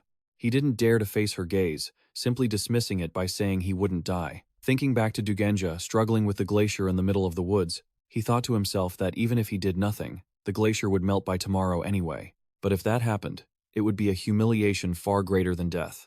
Ben put the food into the bowl, slightly concerned about the taste. Looking at the bowl of food in his hands, Lucas was so happy, he grinned from ear to ear. Ben handed another bowl of food to Isabel and received her thanks. The tent was set up neatly beside the fire. She praised his camping skills, and he casually devoured the food, replying that it was just an everyday thing. The bowl reached the bottom. Lucas held it toward Benyen and asked for another serving, much to her surprise. Continuing to nibble on his food, he suddenly spoke up. "The association president recruiting is named Arento, right?" Then he voiced his inner suspicion, was it Ben's father, and received her confirmation. He looked at her seriously from across the way. "How did your father encounter the demigod?" Isabel looked confused when he asked that. Benyen replied that she was fine. A sorrowful look appeared on her face. In the quiet space, she began to tell him the story of her father. In a flash, his face grew dark when he heard the middle name. An old image suddenly resurfaced in his memory. Before the attentive eyes of everyone, Benyen continued telling him her story and mentioned the apocalypses. Looking at Isabel listening intently, she happily said that she knew the power of 3 of the apocalypses. She listed them as Blade, Poison, and Death. The mood dampened as she spoke about her father's death 2 years ago. He had passed away at the hands of a demigod bearing the power of death. Isabel felt sorry for her, while Lucas sat silently opposite them. His face was gloomy upon hearing the name Apocalypse. His mind flashed to an image of a demigod who used the power of poison, a foe he had to clearly admit was very strong. The forest gradually became covered in light, and finally, the 3 of them reached the Francisco Forest, the dwelling of the Mennings Association. Standing before the barrier, Lucas couldn't help but marvel at its excellence. "Did you set this up yourself?" Ben touched the barrier. "I can only fix the broken parts. The one who created it was my father." He silently watched her back, internally acknowledging the rank of the former association head. His gaze became intent, his heart cluttered with thoughts. Looking at Benyen not far away, the thought that letting her be a normal child would be better suddenly crossed his mind. Immediately after, he denied his own thought. He realized that his sympathy was disrespectful toward her hard work. The scene of a peaceful village appeared before their eyes. Ben introduced this place as the home of the Mennings Association. She was a bit embarrassed to call this place a base. Isabel beside her reassured her that it wasn't true. A hurried call suddenly came from behind, causing Ben to turn around. She was curious about why Jagella looked so rushed. He was panting, his limbs flailing, unable to speak clearly. "Master, I'm sorry, because while you were away, we—" What Jagella said next instantly made Benion's face turn deathly pale. "We lost the battle for the relic, and the Basilisk Tail gang has found their way here again." The name Basilisk Tail was mentioned again, before the unreadable gazes of Lucas and Isabel. The situation suddenly became chaotic, making Benion feel uneasy. Only then did Jagella notice the presence of the other two. "Are you Lucas Trauman? I'm sorry that I couldn't prepare any welcome." Her face turned serious. Which relic did they seize this time? Jagella nearby spoke the name Glory, making Lucas jump slightly. He remembered it was one of the 7 rings he had created. Lucas didn't even remember when it had last appeared. As the 4 of them approached, a mocking tone suddenly rang out. The leader laughed derisively as his subordinates watched them. "Isn't this President Ben? When I came to pay my respects, you weren't home." Her expression instantly soured. "Antony, we've been seeing each other a lot lately, haven't we?" He burst into laughter, saying, "That makes me a little sad, because I saw you had a lot of stuff, so we decided to help you lighten the load a little." He turned to leave with his subordinates under Benion's glare. "I would have liked to have a cup of tea with the president, but I'm too busy, so I'll see you later, Mennings." She felt frustrated by Antony's mockery, and Lucas had inadvertently witnessed it. While showing them around her living area, Jagella expressed his shame over what just happened, as he had intended to recommend the guild to him. Lucas expressed his curiosity about the Relic War, and Jagella answered his questions without hesitation. Essentially, on paper, it's a battle wagering the relics of heroes. Whichever side wins, they get them. He could only offer a wry smile at his explanation. He wondered what they intended to do with those precious relics. Jagella replied that it was a custom, like a measure. Finally, to build relationships between guilds that only care about keeping each other in check. He believes that tradition has become quite corrupted over time. Lucas wonders if it's possible to refuse those battles. Jagella explains in a grim tone that it's impossible because, if they were branded as a non-cooperative guild, it would be extremely difficult for them to function in the future. "You've practically understood the situation. The BLIS Guild is a bunch of bottom feeders stealing artifacts from the weakening Chen Rings Guild, right?" Jagella denies this, explaining that all the guilds around them have formed a coalition. Once a month, whenever Benion is away, that mob comes over. He asks you about the state of Chen Rings. Jagella insists that things are even worse than you know. The 3 of them continue walking around the base while Jagella keeps talking about their situation. Telling Lucas and Isabel all this makes him feel like he's both inviting them in and just complaining about his troubles. But following Benion's orders, he has to tell them the truth. Isabel seems to see something. She calls Lucas Trauman's name, catching his attention. Together, they see a large stone statue. The statue stands proudly under the blue sky. He reaches out to touch the plaque engraved with the name Lucas Trauman Chen. Standing before the statue, his heart is churning with an indescribable emotion. A voice draws his gaze away from the statue. "Do you like Lord Lucas?" A young man slowly approaches, drawing his wary gaze. He looks up at the statue and denies what he just said, leaving the other man a bit disappointed. He introduces himself as Pian, the one in charge of the Chen Rings forces. Out of common courtesy, they have a proper and polite conversation. Suddenly, he asks to inquire about something. Though a bit surprised, he tells him to go ahead. His face is serious. "Is there any reason for everyone to stay in this dying guild?" He looks surprised by his bluntness. Many names are mentioned in quick succession. He truly doesn't understand why. With their skills, they would settle for trying to bail water out of a sinking ship like this. His face instantly darkens. Isabel can't help but feel embarrassed by what he just said, while Pion suddenly bursts out laughing at his comparison. He shows he understands his perspective, expressing seriously that, more than anyone, they all know dissolving the guild is the best option. Pion lowers his eyes in frustration. "We can't do that, because if we did, the Chen Rings Guild would surely be wiped out." He candidly pours out his heart. "I don't know if you've heard this story, but the foundation of our guild stems from our reverence for a great man. Not just me, but all of us don't want to forget that."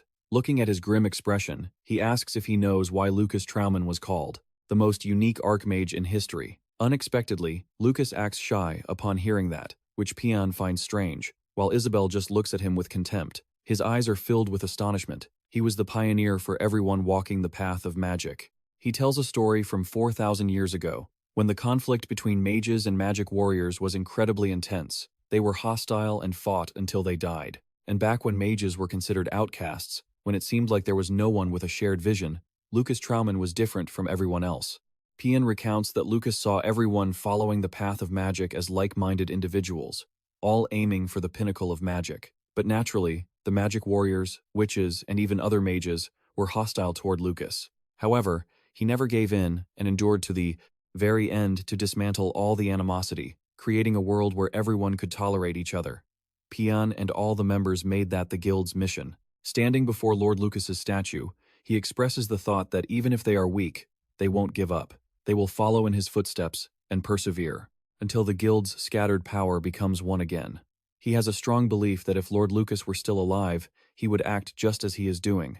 That seems to touch his heart. Pian feels uneasy, realizing he has said too much. But Lucas not only shows no annoyance but looks at him with a very proud smile. Isabel can't help but curl her lips as well. He is moved when he hears the words, he would be very happy. Now, Lucas seems to have returned to being Lucas. He expresses that he would indeed be very happy to know he has such wonderful descendants. For a fleeting moment, he is truly stunned by his own feelings. Not long after, Lucas and Isabel say goodbye to Jagella and Benyon. He and she are both curious about where he intends to go. Right after that, Benyon's face becomes serious. He asked me about the location of the basilisk and the rules between the guilds. Jagella looks disappointed, thinking that perhaps he is more interested in the basilisk than in their own weak guild, then comforts the guild leader, saying another connection will come along. Contrary to his disappointment, Benyon looks thoughtful, remembering the last question he had asked her. Watching his and her retreating figures, the words Benyon utters surprise him. He asked me if outsiders are allowed to register for the artifact battle. A noisy group discusses the impending doom of Chen Rings. The guy named Antony sets up his stall, arrogantly saying, as long as guild leader Benyon and vice guild leader AC aren't here, we'll easily gobble up Chen Rings. A henchman reports that a little brat has come looking for Antony, which surprises him. Hearing the intruder's intent to register for the artifact battle, Antony doesn't care, telling him to throw the brat a bone and shoo him away. Lucas and Isabel walk in, and he nonchalantly mentions the rule that artifact battles cannot be refused. Antony's henchmen immediately grow alert, thinking Lucas might break the barrier to enter. He pretends he didn't know about the barrier. Lucas says bluntly that, since it's a floating sphere, he thought it was just a mosquito screen, which makes Antony's henchmen furious. But Antony just silently assesses Lucas. He realizes the guy is young, but not someone to be trifled with. Probably a 6-star? Antony changes his approach to apply pressure, smugly asking what Lucas intends to bet. Does he even have the capital to wager? He flicks a dagger, landing it a hand's breadth from his foot, which shocks him. Lucas introduces it to Antony. This is a dagger from the Sun's era. He looks down from above, scornfully regarding Antony's mob. Surely you guys know the value of this, right? Seeing the dagger, Antony's group is very surprised because this divine mirror is made of mitrin, and it's also engraved with restoration magic. It's definitely an artifact from the Age of Light. Finally, Antony stands up with interest, teasing Lucas as a cute kid who walked right into the trap. He sinisterly tells him to follow. Antony sets his trap, then asks, does Lucas even know the rules of an artifact battle? Knowing the rules of the artifact battle, he reiterated the rules. No backing out, 3 duels per day, and the number of artifacts could be increased by mutual agreement. Lucas added, if a combatant dies, no one will be held responsible. Antony sneered, calculating that Lucas must still have something left in his spatial bag. He would just use the excuse that he accidentally killed him after winning everything. Antony's representative wagered the resing. In the first round, Antony ordered Alan to fight. They stood face to face. Alan got into a combat stance, and with just a glance, Lucas could tell he was a battle mage. Alan asked back, and he simply replied that he was a mage. Hearing that, Alan looked at him with utter contempt. A mage who had to chant spells thought he could beat him in a head-on fight? Overconfident, he clenched his fist, intending to send Lucas to the afterlife. The match began, and a burst of magical light instantly wrapped around Alan, causing him to collapse. Antony's cronies were terrified. They couldn't believe the match ended the moment it began. Antony grew cautious, clearly seeing it was an ice arrow. Lucas had taken Alan down using only second-tier magic. Faced with such powerful magic, Antony assumed it must be secret magic that didn't require chanting.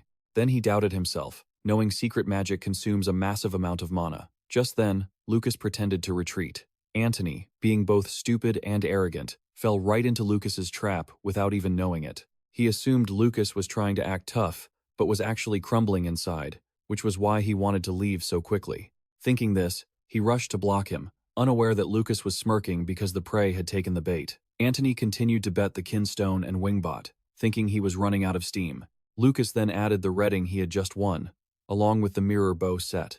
Antony thought he was succeeding and laughed triumphantly. He ordered Kill to take this round, while tipping him off that Lucas was trying to end things quickly because using secret magic would consume an enormous amount of mana. Antony wickedly ordered Kill to drag the fight out, convinced Lucas would eventually self-destruct. The two of them discussed how to defend and drain his mana, while Lucas just yawned. Kill and his cronies were all complacent, viewing him as a complete amateur, but the difference in experience was immense. Kill arrogantly declared victory was certain.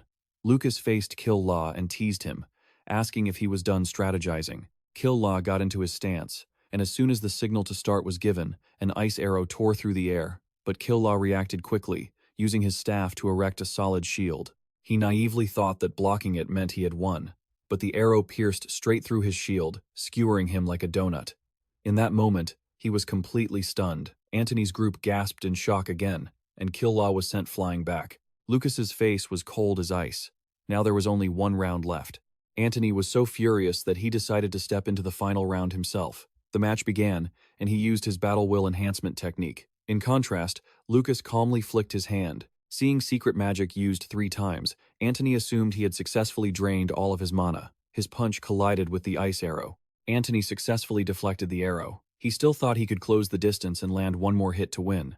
But the harsh truth was, Lucas unleashed dozens of ice arrows toward him.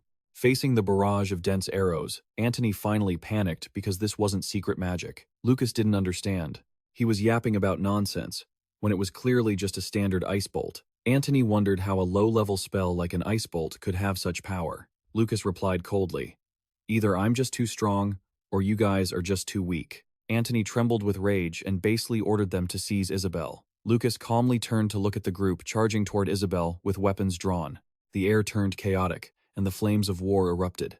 Antony, lowlife that he was, wanted to kill everyone after losing the artifact bet. He laughed manically, saying that those who were dead had no need for items. Dust filled the air, and Lucas's figure emerged. He called out to Isabel. To everyone's surprise, she had been hit by the attack but was completely unharmed. Lucas chatted with Isabel. He just said one thing. If they were all killed, did she know what that would mean? The 2 guys charging at her were getting electrocuted, and Isabel replied, "Is that a problem?" Around her, several guys were being zapped all over. Isabel innocently said, "This is just reasonable self-defense." Lucas nodded, satisfied, and told her she was exactly right. Antony still wouldn't give up, mocking the 2 of them for having delusions of winning. Lucas taunted him, asking if he was going to call his subordinates again. He scoffed. "Do you even have the right to be called a leader when you hide behind your subordinates the moment things get dangerous?" Antony furiously lunged to teach Lucas a lesson, but a long streak of blood appeared across his neck. If it had been just a little deeper, he would have met his maker. Antony was terrified now. Lucas hadn't even chanted a spell before launching a wind blade, and he advised him to be careful, wearing a smile as sweet as a beauty queen, while his words were, "You almost died just now." Antony was so scared he slumped to the ground, when suddenly someone approached and asked why it was so noisy. Antony's group all knelt to welcome President Felix Ov. She was Felix Ov. Lucas didn't hold back and asked straight out, "Are you the president of Basilisk T?" She reprimanded him for his rudeness upon their first meeting, but looking closely at the person before her, her eyes widened. Felix felt a pressure weighing heavily on her heart. She secretly felt lucky it wasn't murderous intent. Felix immediately introduced herself obediently and asked why he had come. Lucas countered, "I'm the one who should be asking that." He questioned her about their purpose. The members of the guild were annoyed by Lucas's attitude. Antony suddenly called out to the president in surprise. It turned out Felix had knelt down and respectfully replied, "To liberate humanity from the claws of the demigod." The guild members were immediately disgruntled. "Why are you kneeling before a brat like that?" Lucas continued. "What kind of being is a demigod?" Felix broke into a cold sweat and replied, "He was a being who could wipe out an entire city with a flick of his wrist, a being beyond human understanding." Lucas gave a cold warning. "So you know, and you know very well indeed." An aura radiated from him as his icy power erupted. He angrily warned her that she was only focused on expanding her influence. The ground froze, causing those kneeling on it to writhe in pain. Felix immediately ordered them not to move recklessly, or they would die. She bowed deeply to him in supplication. Felix understood what Lucas meant. She begged him to spare the guild. He coldly told her to hand over her life. Felix was terrified, but she was still honorable enough not to run, even willing to give her life to save the guild.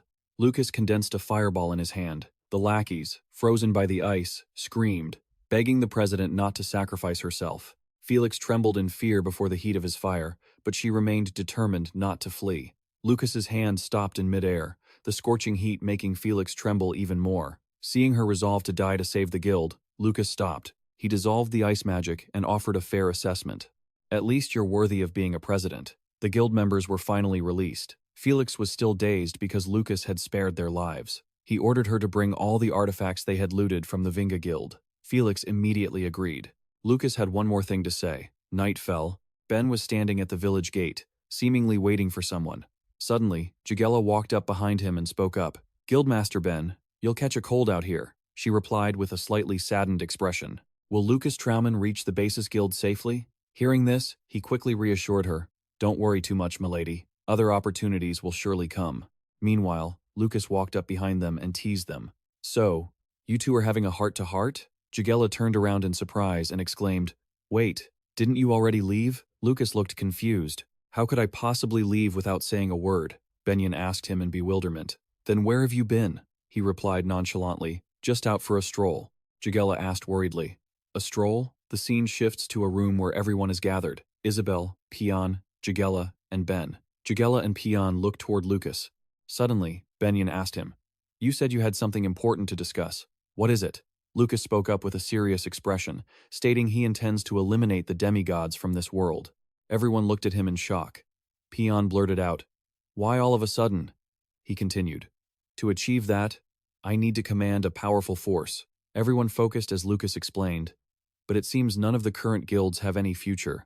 Instead of joining forces, they only focus on trying to control and devour one another." Benyon nodded in agreement. "However, there isn't much I can do about that," Lucas replied. "Then all that needs to happen is for Chen Wings to become the central power." Ben was stunned by his words. It wasn't just the small guilds. Chen Wings would also have to command the 3 major guilds. Benyon hesitated. "If it were possible, we would want that too." Suddenly, Lucas slammed the table and shouted, "That's what I wanted to hear."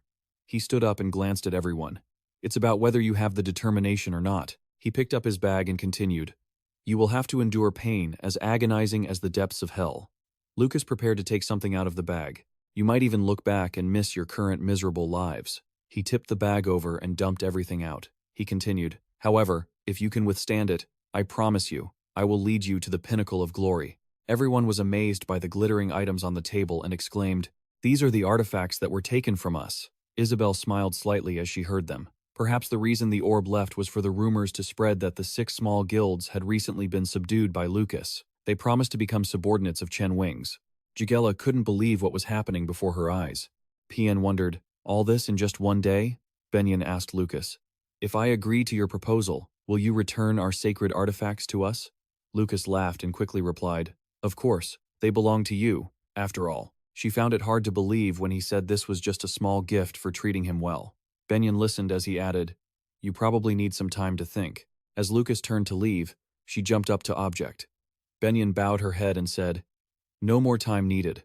We only need an answer from you."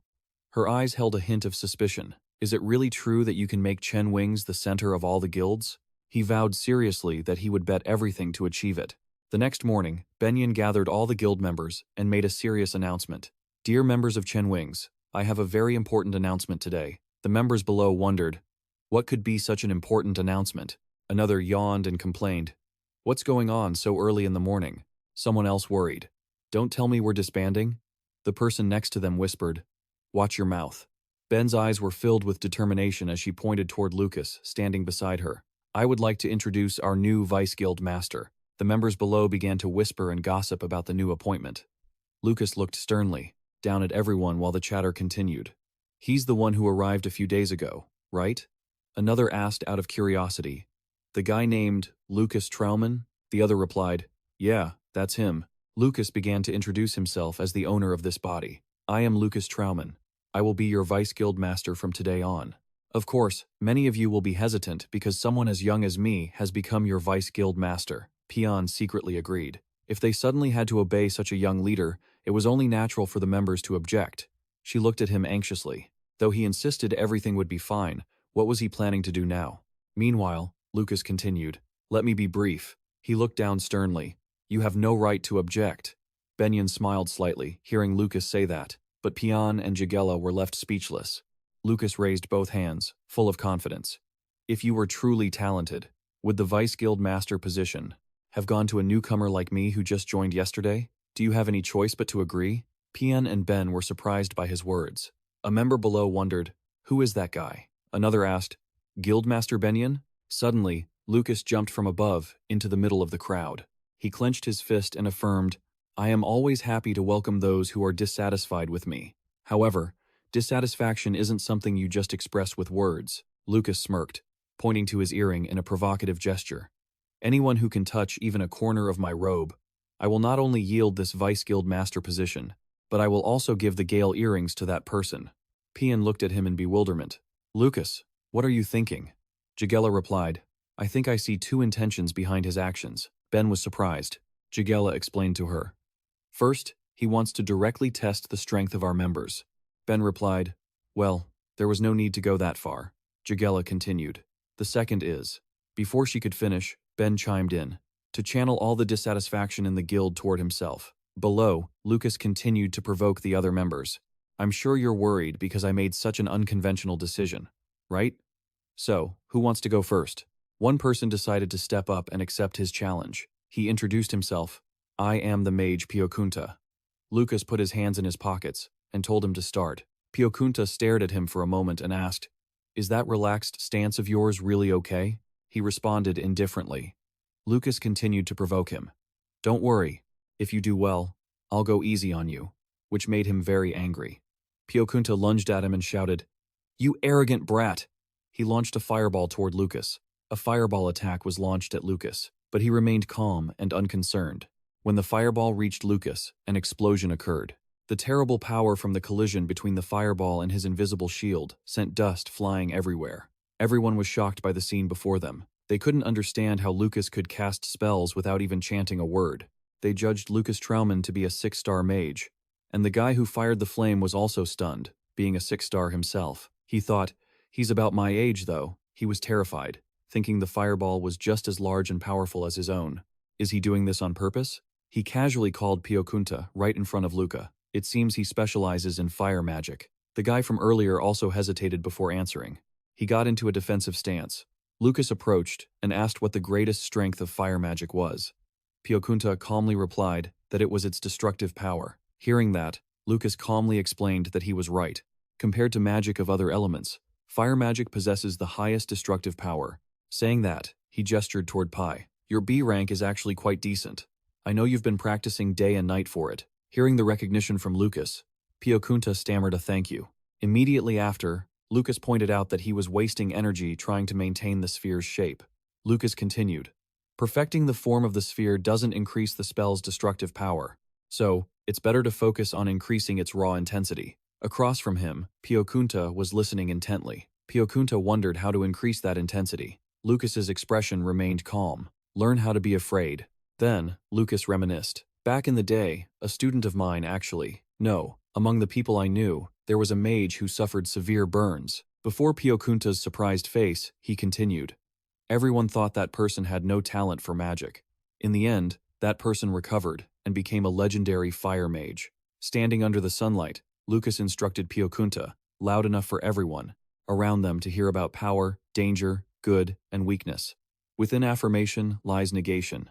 Everyone followed his words, slowly bowing their heads in thought. Before Piokunta's bewildered face, Lucas continued to explain that this was the result of experiencing both sides of the flame. After hearing this, Pio seemed to realize something. His expression brightened up. Lucas kept pointing at his own temple. What matters is your vision. By accurately visualizing the essence of flames in your mind, you'll see the right path. After hearing this, Piokunta hurriedly bowed 90 degrees to thank him for the valuable lesson. A squinty-eyed guy standing nearby was bewildered, not understanding why Piokunta was bowing in thanks. He was confused. How did you lose? Yet you're so cheerful. Piokunta happily boasted. Just try it, and you'll see he's not just strong. He grasped exactly what I needed in just one spar, gave me practical advice, and it felt like my brain just leveled up. Vice Guild Master Lucas knows everything. At this point, everyone realized the admiration Piokunta held for Lucas. The squinty-eyed guy just smirked and spoke up to the Vice Guild Master. Then, he grabbed his weapon and shield, approaching with a mocking air, and shouted, "Watch closely, kid. I'll show you how it's done." He strode forward, tapping his blade against his shield with arrogant, intimidating flair. Both stood facing each other in silence. Suddenly, a fist made of earth erupted from the ground, punching the squinty-eyed guy away. He returned to his spot. His attitude completely changed, giving a thumbs up and praising Lucas for his profound wisdom. Seeing this, Piokunta just threw a mocking glance, saying, "I knew it." The sun began to set. In less than a day, Lucas had already captured the hearts of the guild members. The sight of Lucas meticulously guiding each member left everyone feeling satisfied. Pian watched, chuckling helplessly. While in front, Ben was smiling at Lucas. In the meeting room, Lucas held up 3 fingers. "In the 3 months I'll be speaking, I will upgrade the members of the M-Wings Guild."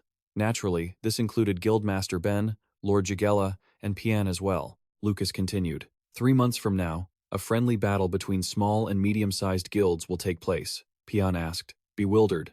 "A friendly battle?" Isabel, sitting next to Lucas, replied, "It's not about fighting over artifacts anymore. It's just for camaraderie. There already are people, anyway." Lucas's expression grew stern, his brows furrowing as he continued. "But we must win, overwhelmingly."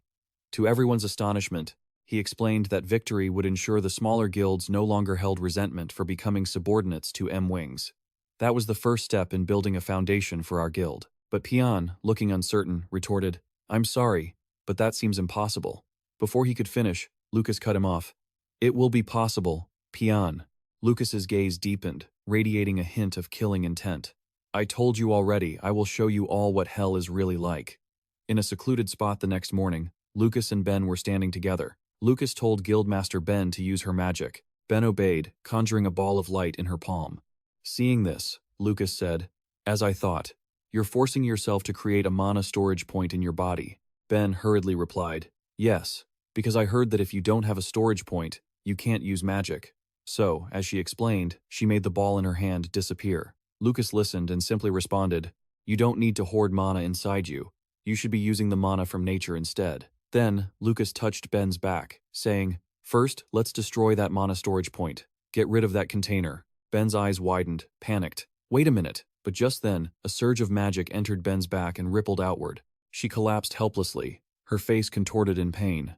Ben was panting heavily after that sudden move from Lucas, while Lucas just stood with his arms crossed, explaining, "The feeling of exhaustion you're experiencing is actually a side effect of creating unnecessary mana." Then, still keeping his hand on Ben's back, he said, "Now, I'm going to break the mana storage point. Concentrate so the remaining mana in your body doesn't hinder me." Immediately, Ben's brows knitted in difficulty. Ben was now a bit frightened, turning her head slightly to glance at Lucas. But before long, the same scene as before replayed, the powerful force making Ben's hair fly. Inside Ben's body, a glowing point appeared, and Lucas's magic was advancing toward it. Reaching the spot, it felt like a solid, pale blue block. Lucas informed Ben, "This is going to hurt a little," but internally, he marveled that it was sturdier than he had thought. Right after that, the mana block cracked at one corner, and Ben was trembling with pain. Lucas thought to himself, "This seems tough. Can Ben endure this?" Ben was biting her lip, refusing to let out a sound. Her hands gripped her trousers tightly. Seeing this, Lucas felt a bit worried for her, but upon seeing her determination, he thought, "I guess my worry was misplaced." Ben was the guildmaster of M-Wings, after all. When it was over, Ben lay flat on the ground, panting to regain her strength. She asked Lucas if it was over, but his answer made Ben's jaw drop. He nonchalantly announced that they would do it again today. Ben quickly shouted, "What do you mean today?" She sat up, glaring at Lucas, who was wiping his sweat with a towel as he said, "From now on, you have to do this at least once a month." Hearing this, Ben trembled and asked, "Every month? Unbelievable. That's no different than killing me." Contrary to Ben's fear, Lucas just turned to look at her and said, "I already told you. You're going to see hell." Hearing that, Ben's face drooped. She wailed in misery, the sound echoing all around. Pian exerted force, attacking powerfully toward the front. Lucas tilted his head slightly, dodging his strike. Very quickly, Pian moved behind him, but Lucas seemed to anticipate it and stopped him cold. The fist aimed at him was countered. Pian focused on his attack, his legs swinging out in an instant, only to be stopped by Lucas as well. Undeterred, he kept trying new moves. Pian was extremely surprised by Lucas's flawless defense. Every single one of his attacks was blocked. He felt helpless, as if he were attacking a stone wall. Lucas suddenly ordered him to stop. Pion stood there, panting from the continuous attacks. Lucas's voice rang out, full of reproach. Master Pion, your skills are so poor. Pion's expression darkened, his hands clenched into fists. Lucas continued, your pride must be wounded, right? Lucas smiled. If so, then I can be reassured. That's the only way you can become stronger. The two stood in the training room, only a sliver of light filtering in. Lucas's voice resonating steadily. Your martial art is called 100 King Fist, right? Why do you mage types love adding king to everything? Lucas remarked that this martial art was very rigid, lacking flexibility. Pion tiredly wiped the sweat from his chin. That's right, which is why if the fight drags on, my moves can be read, and I face difficulties. Lucas interrupted, making him flinch. That's just because you're weak. Lucas carefully evaluated him. It's precisely because your technique is so disciplined that it's brilliant. Only dive into combat after carefully observing your opponent. If you do that, you can defeat them in a single blow. Pion felt a bit nervous. How can I become stronger? He asked softly.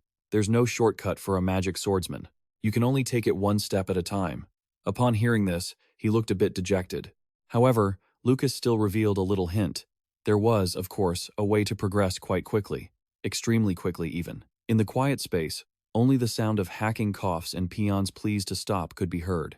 As he lay sprawled on the floor, another bucket of cold water was poured over his head. Lucas held the bucket and smirked. Didn't you sleep last night? Why do you just collapse the moment you take a break? He groaned. Just kill me. Of course, Lucas wouldn't grant that request. With a dark expression, he ordered him to get up. Watching him crying on the floor, he remained indifferent. It's only been half a day. The sunset outside faded, casting long, drooping shadows over the silent trees. Deep in the forest, the two stopped at a clearing. Lucas called out to Jagella, who was resting and wiping away sweat. He handed him a short sword, saying, use this from now on. He took it, looking surprised. Lucas explained, that's Kunzen's short sword. It's a relic from the Age of Light. Jagella examined the short sword as he continued. It was forged with a special technique. Lamtumidrin, even though it's just a short sword, the quality is impeccable. He smiled awkwardly. But Lucas Trauman, I'm a mage.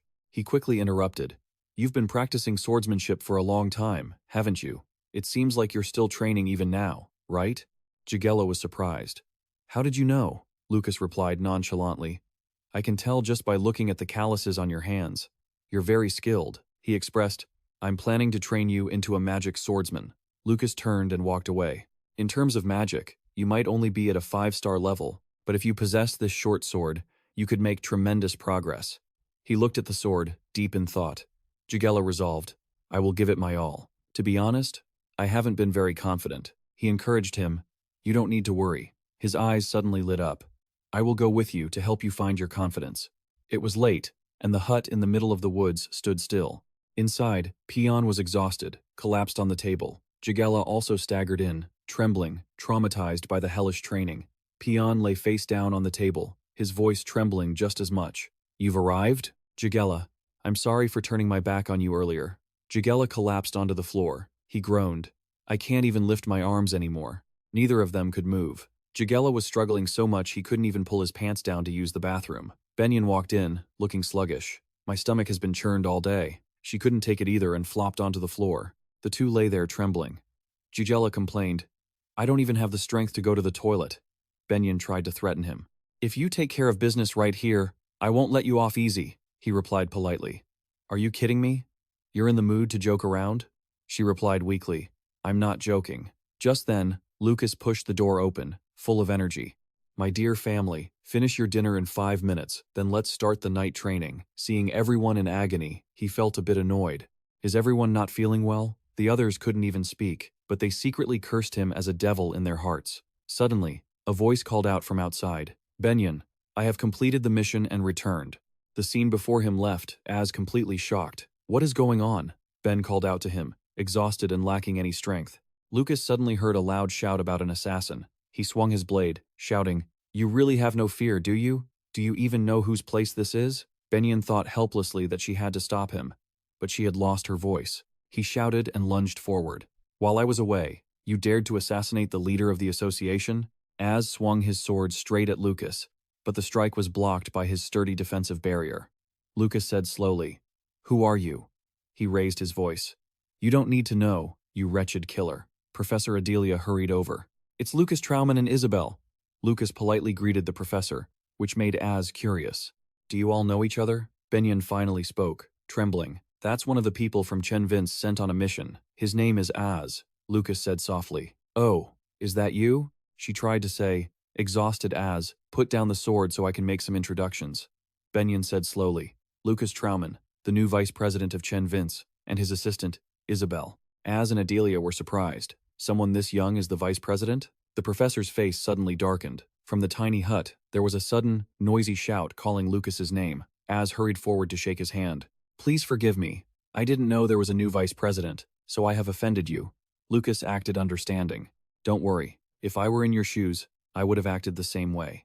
Professor Adelia whispered, "How on earth did you climb to the position of vice president of Chen Vince?" Lucas laughed. "It just happened naturally." He suddenly remembered, "But are you affiliated with Chen Vince, Professor?" "Oh no." Lucas called her by her first name, which started to annoy Adelia. He happily reminded her, "I'm your superior now, right? You should use honorifics." The professor wanted to explode upon hearing that. "Do you want to die?" Az looked at the two of them joking around and couldn't help but wonder. Such a young guy. Everyone was now seated properly at the table. Az began to recount. "After searching for traces of the successor to the Magic King, I found a clue about their whereabouts near the forest, the land of the elves." Ben listened to him, surprised. "So I followed up immediately and made contact." Jagella asked curiously, "How did it go?" Az's face suddenly clouded over, his eyes showing clear sadness and frustration. He worried. Their personality is very difficult to grasp. Az opened his outer layer to reveal a long scar across his chest. That person said they didn't want to talk to the dog of a rotten association. Everyone listening was visibly worried. That person also knows about themselves, but they don't seem to care about any associations or purifications at all. Lucas frowned, annoyed to hear him recount this, noting that the person's top priority was to reach the pinnacle of martial arts. Everyone fell silent, focusing their attention on Az. Lucas called out, "Isabel, La China." He asked slowly, "How long does it take to get from here to the Genos forest?" She replied carefully, "First, follow the southern road, then cross the mountains to Pilet. It might take about 3 days." Lucas repeated her words, deep in thought. "Pilet, you say?" Isabella La China explained, "That's right. It's the B family, Lucas Trauman's home." He stood up and proposed. "President Benyon," Lucas stated firmly, "I will go meet the successor of the Magic King." Az raised his voice, "It's too dangerous. Their power is." Before he could finish the sentence, he was interrupted by him. He froze. Ben didn't stop him, but asked, "When are you leaving?" Lucas stood up and started walking. "Right now." Ben urged him to take care. Az looked confused, thinking to himself, the president trusts him this much, just who is this young man? The room in the attic was still lit deep into the night. Only Isabel and Lucas were inside, each in their own corner. The two remained silent, lost in their own thoughts. Lucas looked up at the bright moon outside, deep in thought. He suddenly called out to Isabella. Before he could finish, she replied, "I know." Watching Lucas lost in thought, she said softly, "I knew you were going alone." He spoke slowly. "This is only the beginning while I'm away. There's no guarantee there won't be any chaos." Isabel stepped closer, telling him not to worry. She encouraged him to focus on the big mission, saying, "I will take your place." However, Isabella paused, a hint of sadness on her face. She turned away and said, "Keep me updated, okay?" Turning her back to him, Isabel tried to suppress her anxiety, thinking, "If anything happens, I'll be by your side immediately." Lucas gave a forced smile. "You've grown up, haven't you?" As he spoke, he couldn't help but feel a sense of loss. Lucas thanked her softly, unaware that Isabel was trying to hold back her tears, which were streaming down her cheeks. The late-night moon still shone brightly. Lucas had finished packing. "Guildmaster, Benyon, I'm leaving." She worriedly reminded him to stay safe. He quickly headed for the door to leave. Suddenly, the sight in front of him took him by surprise. Everyone from the guild had come to see him off. Voices all around called his name. Some couldn't hide their sadness and covered their faces, crying. "Are you really leaving so suddenly? What will we do without you?" Lucas joked lightly. "Don't pretend. From now on, hell begins, and you'll all forget me soon enough." He ruffled Isabel's hair, saying, "Don't underestimate this kid. Once she gets serious, you'll know what I mean." Isabel still couldn't hide the deep sadness in her eyes. He loudly joked, "What's happening in a month?" Everyone sobbed while saying, "The friendly match with the nearby guilds." "Sir," he threatened, "if even one person loses, you'll see what happens." The brothers around him answered loudly and confidently, We'll crush them, just trust us. Lucas clenched his fist and raised it, shouting, "See you when I return."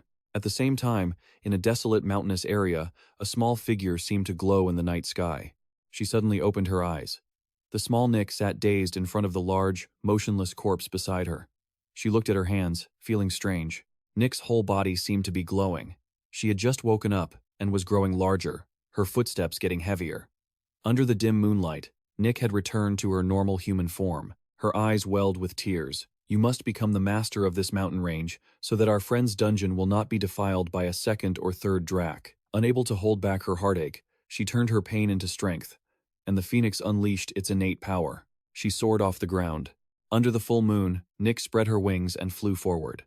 In the bustling city of Grot, in a room, Lucas was standing and looking at himself in a mirror. Then he spread his hands, and something like power began to glow. Lucas brought that power to his face. In a flash, he had turned into someone else. It turned out Lucas had used magic to disguise himself as someone else named Lucas Trauman, a C-rank mercenary. Lucas reminisced about the past. He presented an ID badge and introduced himself. 26 years old, living in the south of Demigod City, a 3-star mage in the mercenary guild. Az wondered, "Why do you have to disguise yourself?" Lucas explained, "Pilat is my family's territory, and you know the rumors about Asaka break, right?" Az froze, not knowing what to say. Lucas knew of the rumors linking Asaka to a demigod, but he wanted to avoid stirring the hornet's nest. He went to the soldiers to have them check his belongings. A soldier spoke up, "Lucas Trauman, you're cleared." Lucas Trauman smiled happily and thanked the soldier. Lucas Trauman walked slowly, standing in the middle of the gate, looking at the scenery ahead, then directed his gaze toward the clear blue sky, observing his surroundings. So this was Lucas Trauman's hometown. He felt a sense of familiarity. At a certain tavern, it looked quite quiet and classic from the outside. But inside, the sound of people eating, chatting, and laughing was noisy. On the other side, people were drinking at the bar. Amidst the bustling scene, Lucas calmly walked, slowly looking around. A customer who was eating noticed Lucas Trauman and wondered, "What is a noble mage doing in this filthy place?"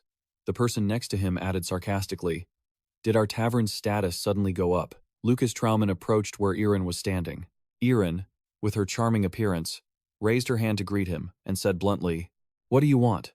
Lucas Trauman's eyes were contemplative. He remembered Az's advice that taking a carriage would save time. Lucas Trauman wondered, "Are there carriages that go on rough roads like this?" Az began to explain, "There is a group of merchants that trade busily with the Elvest family every month. That's why I chose a mercenary disguise for you." Lucas Trauman presented his ID badge, still remembering Az's advice to act as their bodyguard under the guise of a mercenary. Erin picked up the badge to examine it and said, "Your C rank? This type of mission only accepts B rank and above." As soon as she finished, Lucas Trauman decided to go register for an upgrade. Erin was curious about when he wanted to go register for the upgrade, and he replied that he wanted to go right away. Erin put down her pen, stopped writing in the ledger for a moment, then stood up, lifted the curtain behind her, and gestured for Lucas Trauman to follow. "Follow me. The registration fee is 10 silver coins." Lucas Trauman quickly followed her. Both of them walked together without saying a word. Lucas Trauman looked at his surroundings attentively. Suddenly, his expression became inexplicably serious. It turned out he was observing Damki, who was sitting relaxed on a cushioned chair ahead. Damki looked over coldly. "What's the matter?" Erin reported. "He wants to upgrade his rank, Guildmaster." The man waved his hand and left everything for Erin to resolve. She began to explain. "There are 2 ways to test for an upgrade: commission and demonstration." While Erin was clearly explaining it to Lucas Trauman, Damki held his head with a tired expression. Lucas Trauman listened intently to every word she said. Suddenly, her voice deepened. "But in the last 10 years, no one has upgraded because we are very strict." Erin suggested a different challenge that would take some time, but Lucas Trauman cut her off. "I'll do the demonstration. I don't have time." Hearing this, Erin's eyes widened in surprise, so much so that the bubble she was blowing in her mouth popped. Even Damki, hearing this, sat up in surprise. Damki smirked. "An interesting kid has appeared." After saying that, all 3 went to an empty room. Lucas Trauman wondered, "What do I have to do? Fight you people?" Erin replied, "We hate wasting energy too." Saying that, she tapped the wall and told Lucas Trauman to use magic to strike it. Erin continued, "Don't worry, it won't collapse. The only 5-star mage in our guild cast several layers of protective magic on it." After saying that, she pointed at Damki with a look of disdain. This drunkard wouldn't even break it if he used his full force with his sword. Hearing that, he became angry and shouted at Iron. Lucas Trauman seemed to have guessed that Domke was A rank. His expression was innocent. So, I just need to break this, and I'll become A rank, right? The two of them looked at Lucas Trauman with a somewhat confused expression. Suddenly, Irin burst into laughter. She found Lucas Trauman's innocence cute. She laughed until tears came to her eyes. Seeing that, Lucas Trauman told Irin to move away once she was done laughing. Irin quickly moved aside and wished Lucas Trauman luck. As soon as she left, he raised his hand to summon magic. She turned back to look, feeling panicked. Is that a 5-star spell, Flaming Shadow? Lucas Trauman began to use the Flaming Shadow magic with great intensity. Domke was also alarmed and warned Irin to stay back. Then, Lucas Trauman used the spell to break the wall. But the power was so great that it caused a massive explosion. Both Irin and Domke threw themselves to the ground, shocked. The explosion created a battlefield covered in thick dust. The wall was cracked and had a huge hole in it.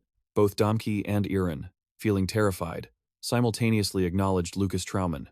He finally reached A rank. Domke's face beamed with admiration. Youth and talent, indeed. Seeing Lucas Trauman's talent, he hinted at wanting to invite Lucas Trauman to join the mercenary guild, but Lucas Trauman politely declined. Domke was curious as to why Lucas Trauman was in such a hurry. Iron, listening from behind, replied. He wants to escort a merchant caravan to the Janos forest. He wondered why he had to go at this time. Lucas felt a bit confused by Domke's intentions. Seeing Lucas Trauman's confused expression, he said, "With your skills, you're definitely qualified for the commission. I'll speak to the leadership for you." Meanwhile, at a dining table, they were gossiping about Count Isaka stepping down. Someone in the group spoke up. There's no way the Magic Tower Master would leave his post vacant for that long. It's basically being fired. From behind, Lucas Trauman approached to greet his seniors, acting friendly and sociable, and asked them to show him the ropes. When Lucas Trauman reached for a chair to sit down, one of them looked annoyed, asking who gave him permission to sit, but Lucas Trauman sat down anyway. He cheerfully offered to treat them both. The two were slightly satisfied, feeling Lucas Trauman knew how to behave. Afterward, plenty of food was laid out on the table, looking delicious and appetizing. Lucas Trauman's face flushed as if he were tipsy. Actually, I want to become a guard for the Break family. Someone at the table also felt that was a good place. Another person said while eating, the pay is high and it's stable. Seeing this, Lucas Trauman probed them for information about the B family. They began to tell him they had seen several carriages entering and leaving the Break mansion. One of them said something was strange. If it were just deliveries, there are too many of them, and it seems I've heard sounds from inside, like screaming. Hearing their story, Lucas Trauman's face changed, and he furrowed his brow. When everyone left, he sat alone in thought. This is truly strange. A noble family will always have gossip surrounding them. Suddenly, a guess popped into his head. Sacrificial offerings? Could it be that? Suddenly, a voice spoke up from somewhere. You're Lucas Trauman, right? It turned out to be Ankon. He was holding a bottle of wine and introduced himself as the leader of the escort group to the forest. Lucas Trauman politely greeted him back. He continued to chat. I heard from Domke. You're a pretty strong mage, aren't you? Ankon was enthusiastic.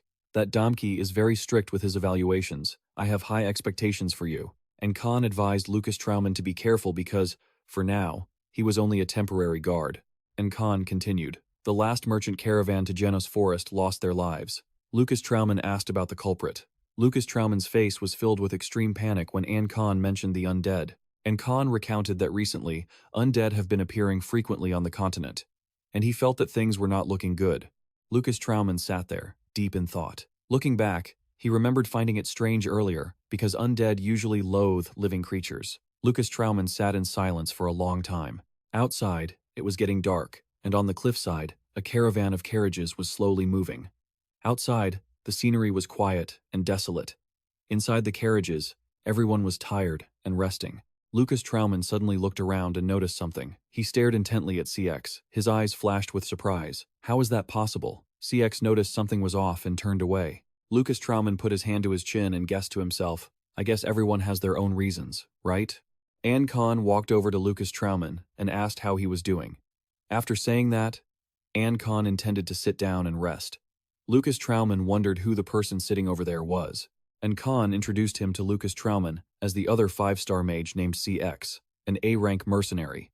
He continued, he is very famous around here. They call him the Six-Wind CX. Finally, everyone reached the forest. They set up tents and started a fire to cook dinner. Lucas Trauman took his plate of food and sat in a corner. A voice rang out, "Young man, may I sit here?" In front of him was CX, holding a plate of food, offering to sit with him. Lucas Trauman happily and politely invited him to sit. CX introduced himself to Lucas Trauman. He sat down and continued, "I was worried I might be bothering you during your meal." He felt puzzled by Lucas Trauman's expression when he saw him smile. Lucas Trauman continued eating and told CX to go ahead.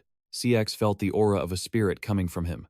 Lucas Trauman suddenly froze. He thought to himself, "So he noticed my aura, does that mean my illusion magic hasn't been discovered yet?" At this moment, Lucas Trauman also realized that CX was a spirit master. Lucas Trauman admitted that he had a pact with a spirit, but he wasn't a spirit master himself. He wondered how CX could sense his spirit energy, since ordinary people shouldn't be able to do that. Hearing this, CX panicked. Seeing CX's expression, he smiled and said, "If it's hard to talk about, you don't have to tell me. Instead, I'm curious why you joined this mission." CX honestly replied that he was keeping an eye on the Undead. He explained that their appearance near Genos Forest was highly unusual, something that hadn't happened in at least 1,000 years. Lucas Trauman followed up, "The way you talk, it sounds like you've been alive for 1,000 years. Huh?" Struck by Lucas Trauman's sharp insight, CX's face darkened with anxiety. Lucas Trauman sat opposite him, observing CX closely, quietly deducing that he was using illusion magic to hide something. His eyes seemed to want to pierce through X's true identity. Lucas Trauman wondered to himself, "I'm hiding my identity, but what are you trying to hide, CX?" Suddenly, someone ran over, calling out to Captain Khan. "We've got a situation," the subordinate quickly reported. "Undead are appearing at the 7 o'clock position." Hearing this, Khan panicked. 7 o'clock? That's the direction we're headed. And Khan grew anxious, realizing that trouble was unavoidable. He called for Lucas Trauman and CX. "We have to scout ahead. Cast an enchantment on the scout's weapons for me." Lucas Trauman and CX accepted the task, imbuing each person's weapon with magic. As Lucas Trauman worked, he thought, "I feel their strength, could they be demigods?" But he quickly dismissed the idea. It can't be a demigod. The group began their reconnaissance together. 2 men standing in the trees intended to ambush them, but the rotting stench hitting their noses made it impossible to focus. The others caught sight of shadows and shouted, "Undead! Over there! There are Undead!" And Khan and his men exchanged knowing looks and charged forward simultaneously toward the shadows.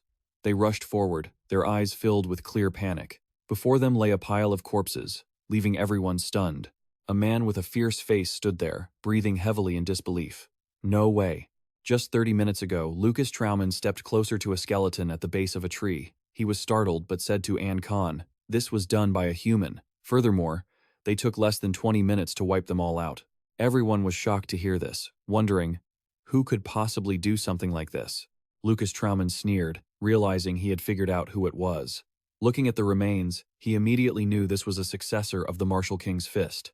Suddenly, a sound startled everyone. The noise drew closer and closer, so Lucas Trauman told Khan they had to keep moving. An explosion erupted, causing the remaining bones to shatter. One of the skeletons suddenly stood up, and a figure emerged from within. He caused the skeleton to crumble, and a skull rolled out in front of the group. Everyone was stunned. Ivan stood tall before the bones. He looked behind him, and then turned abruptly, and Khan hurriedly chased after him, asking, "Who are you? Why are you killing those Undead?" Ivan didn't bother to answer, just glared with murderous intent. "Get lost before I kill you all." And Khan was so surprised he couldn't say a word. With that, Ivan walked away. Lucas Trauman was certain the large man was a successor of the Martial King's fist. Lucas Trauman reminded Khan, "Leaving it like this is dangerous. This is a route the Merchant Guild uses often. We can't just leave that monster be." But Khan gritted his teeth, feeling helpless. We can't do anything against him. Then, he was startled by Lucas Trauman's suggestion. "Then let me go. I'll go ahead," he said, stepping forward. "I'll follow him to see if he's a threat." And Khan disagreed. "A mage going alone? No way." Lucas Trauman encouraged him. "Don't worry about me. I'm very confident in my stealth skills." And Khan looked at him, unable to stop him even if he wanted to. Lucas Trauman took off immediately. His last words were, "Captain, just continue the mission." Somewhere in the forest, there was a loud noise as the bones just thrown away flew back together. Ivan fought alone, battling the pile of remains while furious. "Damn it, they just keep coming." Ivan swung his fist, a protective aura causing them to be unable to get close. Suddenly, a monster jumped out of nowhere and lunged at Ivan. It ferociously bit down on his shoulder but suddenly stopped, eyes wide. It bit Ivan's shoulder, but he didn't feel a thing. Instead, the monster's teeth shattered right out of its jaw. Ivan smirked with contempt. A wretch like you wants to bite me? With one punch, he sent the monster flying. Ivan sighed, then noticed someone standing at a nearby tree. With a cold gaze, Ivan asked, "Who are you?" Lucas, appearing with long white hair, stepped toward Ivan. He calmly asked, "How long have you been studying the martial king's fist?" Ivan gritted his teeth, annoyed at being asked that. "Another one of those guild pests coming to find me?" Lucas introduced himself. "Basically, yes. I'm from the M-Rings Guild." No sooner had he finished speaking than a fist swung toward him. Ivan punched so hard it made everything explode a punch with terrifying force. Ivan's eyes glared with disdain. "You're so insignificant that even hearing the name dirties my ears." But the punch didn't cause any damage to Lucas because he had managed to create a protective barrier around himself. Ivan yelled in anger, "I already made it clear to that leech-like person. If you come again, I'll actually kill you." Lucas smiled with amusement. "You mean A, right?" He grabbed his collar tightly. Ivan, burning with murderous intent, angrily lifted Lucas up, preparing for a fight. Ivan cursed, "If you don't want to die, get lost. I have no intention of cooperating with anyone in that guild." Lucas asked in return. "A successor of the martial king's fist who doesn't want to confront the demigods?" Ivan gritted his teeth, speechless. "Wait, you mean the guild is working to eliminate the demigods?" He leaned in close to Lucas and asked, "Forget about the demigods. You lot are just a bunch of pigs who don't know when they're full. Why would you join such a pigsty?" Lucas then said something that left Ivan confused. "Turns out you know, huh? The current guilds are focused on controlling each other in a power struggle. They're no longer focused on eliminating the demigods." Lucas smiled provocatively. "We are pigs, but even pigs have their pride. So, I'm going to change them." Ivan was skeptical. Lucas explained, "Even if the truth hurts, I need the power of the guilds to threaten the demigods. To gather dispersed forces, we need reform." Ivan clarified, "You want to unify those small, scattered guilds?" He pushed him away abruptly. He looked excited. "This time, an interesting guy from the guild has arrived. You've got quite the silver tongue, don't you?" Lucas stood up, straightened his clothes, and said bluntly, "That intro was too long. Let's do this. My fists are getting itchy." Ivan smirked in amusement, lunged forward in the blink of an eye, and punched hard at where Lucas was standing. But Lucas dodged quickly. Lucas fled from the attacks. Behind him, Ivan pursued, with trees crashing down one after another. Lucas ran off, looking back to shout, "Stop bowing to me in the middle of nowhere." He then soared into the air and began unleashing his magic. He unleashed a barrage of sharp glass shards toward Ivan, but he wasn't afraid at all, shattering each one with his bare hands. Ivan's punches were more powerful than ever. He kept punching while chasing after Lucas. Lucas hovered above, mocking him for having no brains. A sphere began to materialize above Lucas. Lucas launched a direct attack at Ivan. Ivan was caught off guard by the strike coming his way. Suddenly, two ice hands emerged from the ground beneath his feet, gripping him tight. The attack was closing in on Ivan. He could only use his hands to defend. A blast of ice exploded outward. Ivan landed, checking the situation, and offered, "Let's have a little chat, shall we?" Ivan was now frozen by Lucas's attack. But suddenly, Ivan's eyes went white, and with a massive burst of force, he shattered the ice himself. His footsteps were so powerful they cracked the ground. He leaped up, gathering his strength to punch Lucas. Ivan grinned and unleashed his attack. A shockwave rocked the forest. Lucas felt something was wrong. Ivan hadn't even landed the hit, and had fallen flat on his face right in front of him. Ivan stared at the starry sky, bewildered. Ivan couldn't believe it. Was that just a joke? How did you do that? Lucas held out his hand, offering again. "So, do you want to talk now?" Ivan countered the humiliation by springing up and punching Lucas right in the chin. He glared at Lucas, who was rubbing his jaw in annoyance. Suddenly, Ivan ran off, leaving a bewildered Lucas scrambling to follow.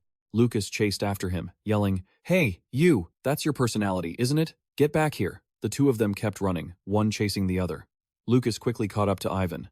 As Ivan ran, he speculated, "This guy isn't trying to run away, he's trying to lead me somewhere." Lucas, running alongside, thought to himself, "He didn't say a word, seems like a hot-headed one." Ivan asked, "That special martial art, it really is the King's Fist, isn't it? Have you ever studied the King's Fist?" He was confused. The King's Fist only had one successor. Who did Lucas learn it from?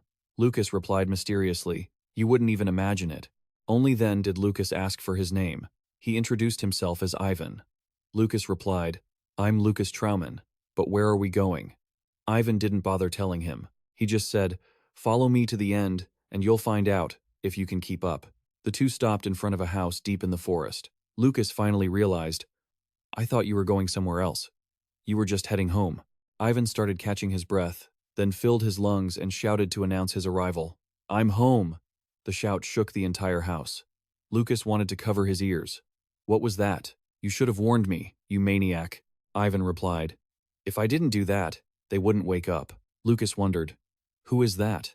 He mentioned the name Ricky. Lucas was annoyed. How would he know who that was? Then Ivan said two words that made Lucas freeze. Demigod. Lucas asked in disbelief, what did you say? Ivan's lip curled. Footsteps inside the house became clear, and Lucas's eyes widened in surprise. A man stepped out and asked, what is it, Ivan?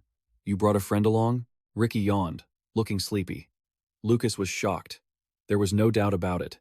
This immense, boundless power, he was a demigod, he thought to himself.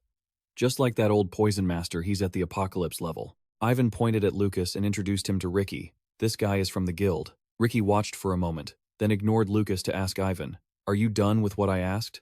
Ivan reported that he had finished. Hearing the news, Ricky turned around and told Ivan to come inside. It's time for the next phase. Ricky told Lucas, the young man standing there, come in too, which surprised Lucas even more. He walked over to Ivan and grabbed him by the collar. Lucas asked, struggling to contain his anger, explain this right now. Why is a successor of the King's Fist shaking hands with a demigod? Ivan told him to let go, but Lucas pressed him to speak. He threatened him angrily. Depending on what you say, I'll decide whether to kill you or not. Ricky looked on with contempt. Kill me? Aren't you a bit too confident? He brushed Lucas's hand away and turned. The reason I'm working with Ricky is obvious. Ricky is a traitor. His goal is to exterminate the demigods. Ivan's explanation made Lucas's eyes go wide, but he remained stubborn, he thought. As if I'd believe that, Ivan told him. Believe it or not, it's up to you. He shouted that Lucas should hear him out first. There would be plenty of time for killing later. The two finally agreed to go inside. Lucas broke into a sweat at the sight before him. He asked in disbelief, is this spatial distortion? Ivan didn't understand what that meant. Lucas explained calmly, warping time and space to its absolute peak, making it expand 10 times over. He couldn't help but marvel. The strength is truly astonishing. It even senses who isn't allowed to enter this space. Unfortunately, no matter how much he explained, Ivan didn't get it. Once inside, they saw Ricky already sitting there, peeling an apple. He invited them to sit. Ivan teased Ricky, I didn't expect you to let this kid, Lucas Trauman, inside. That's really unexpected, Ricky said calmly. Just look at his eyes. He gently ate a slice of apple and said, a human who hasn't lived for 100 years couldn't possibly have those eyes. You've brought back an interesting one. Lucas hesitated before asking, did you betray the demigods? Ricky admitted it without hesitation. Lucas asked for the reason, but Ricky didn't want to tell him. Ricky said slowly, I don't need your trust, but I will accept your help for my plan. If we kill an apostle, the corresponding demigod will fall into a state of hibernation. Lucas was stunned. Ricky dangerously added, and during that time, all it takes is a slit of the throat to kill them. Lucas couldn't wrap his head around those words. Ricky continued, lately, the undead have been increasing because the apostle creating them is nearby.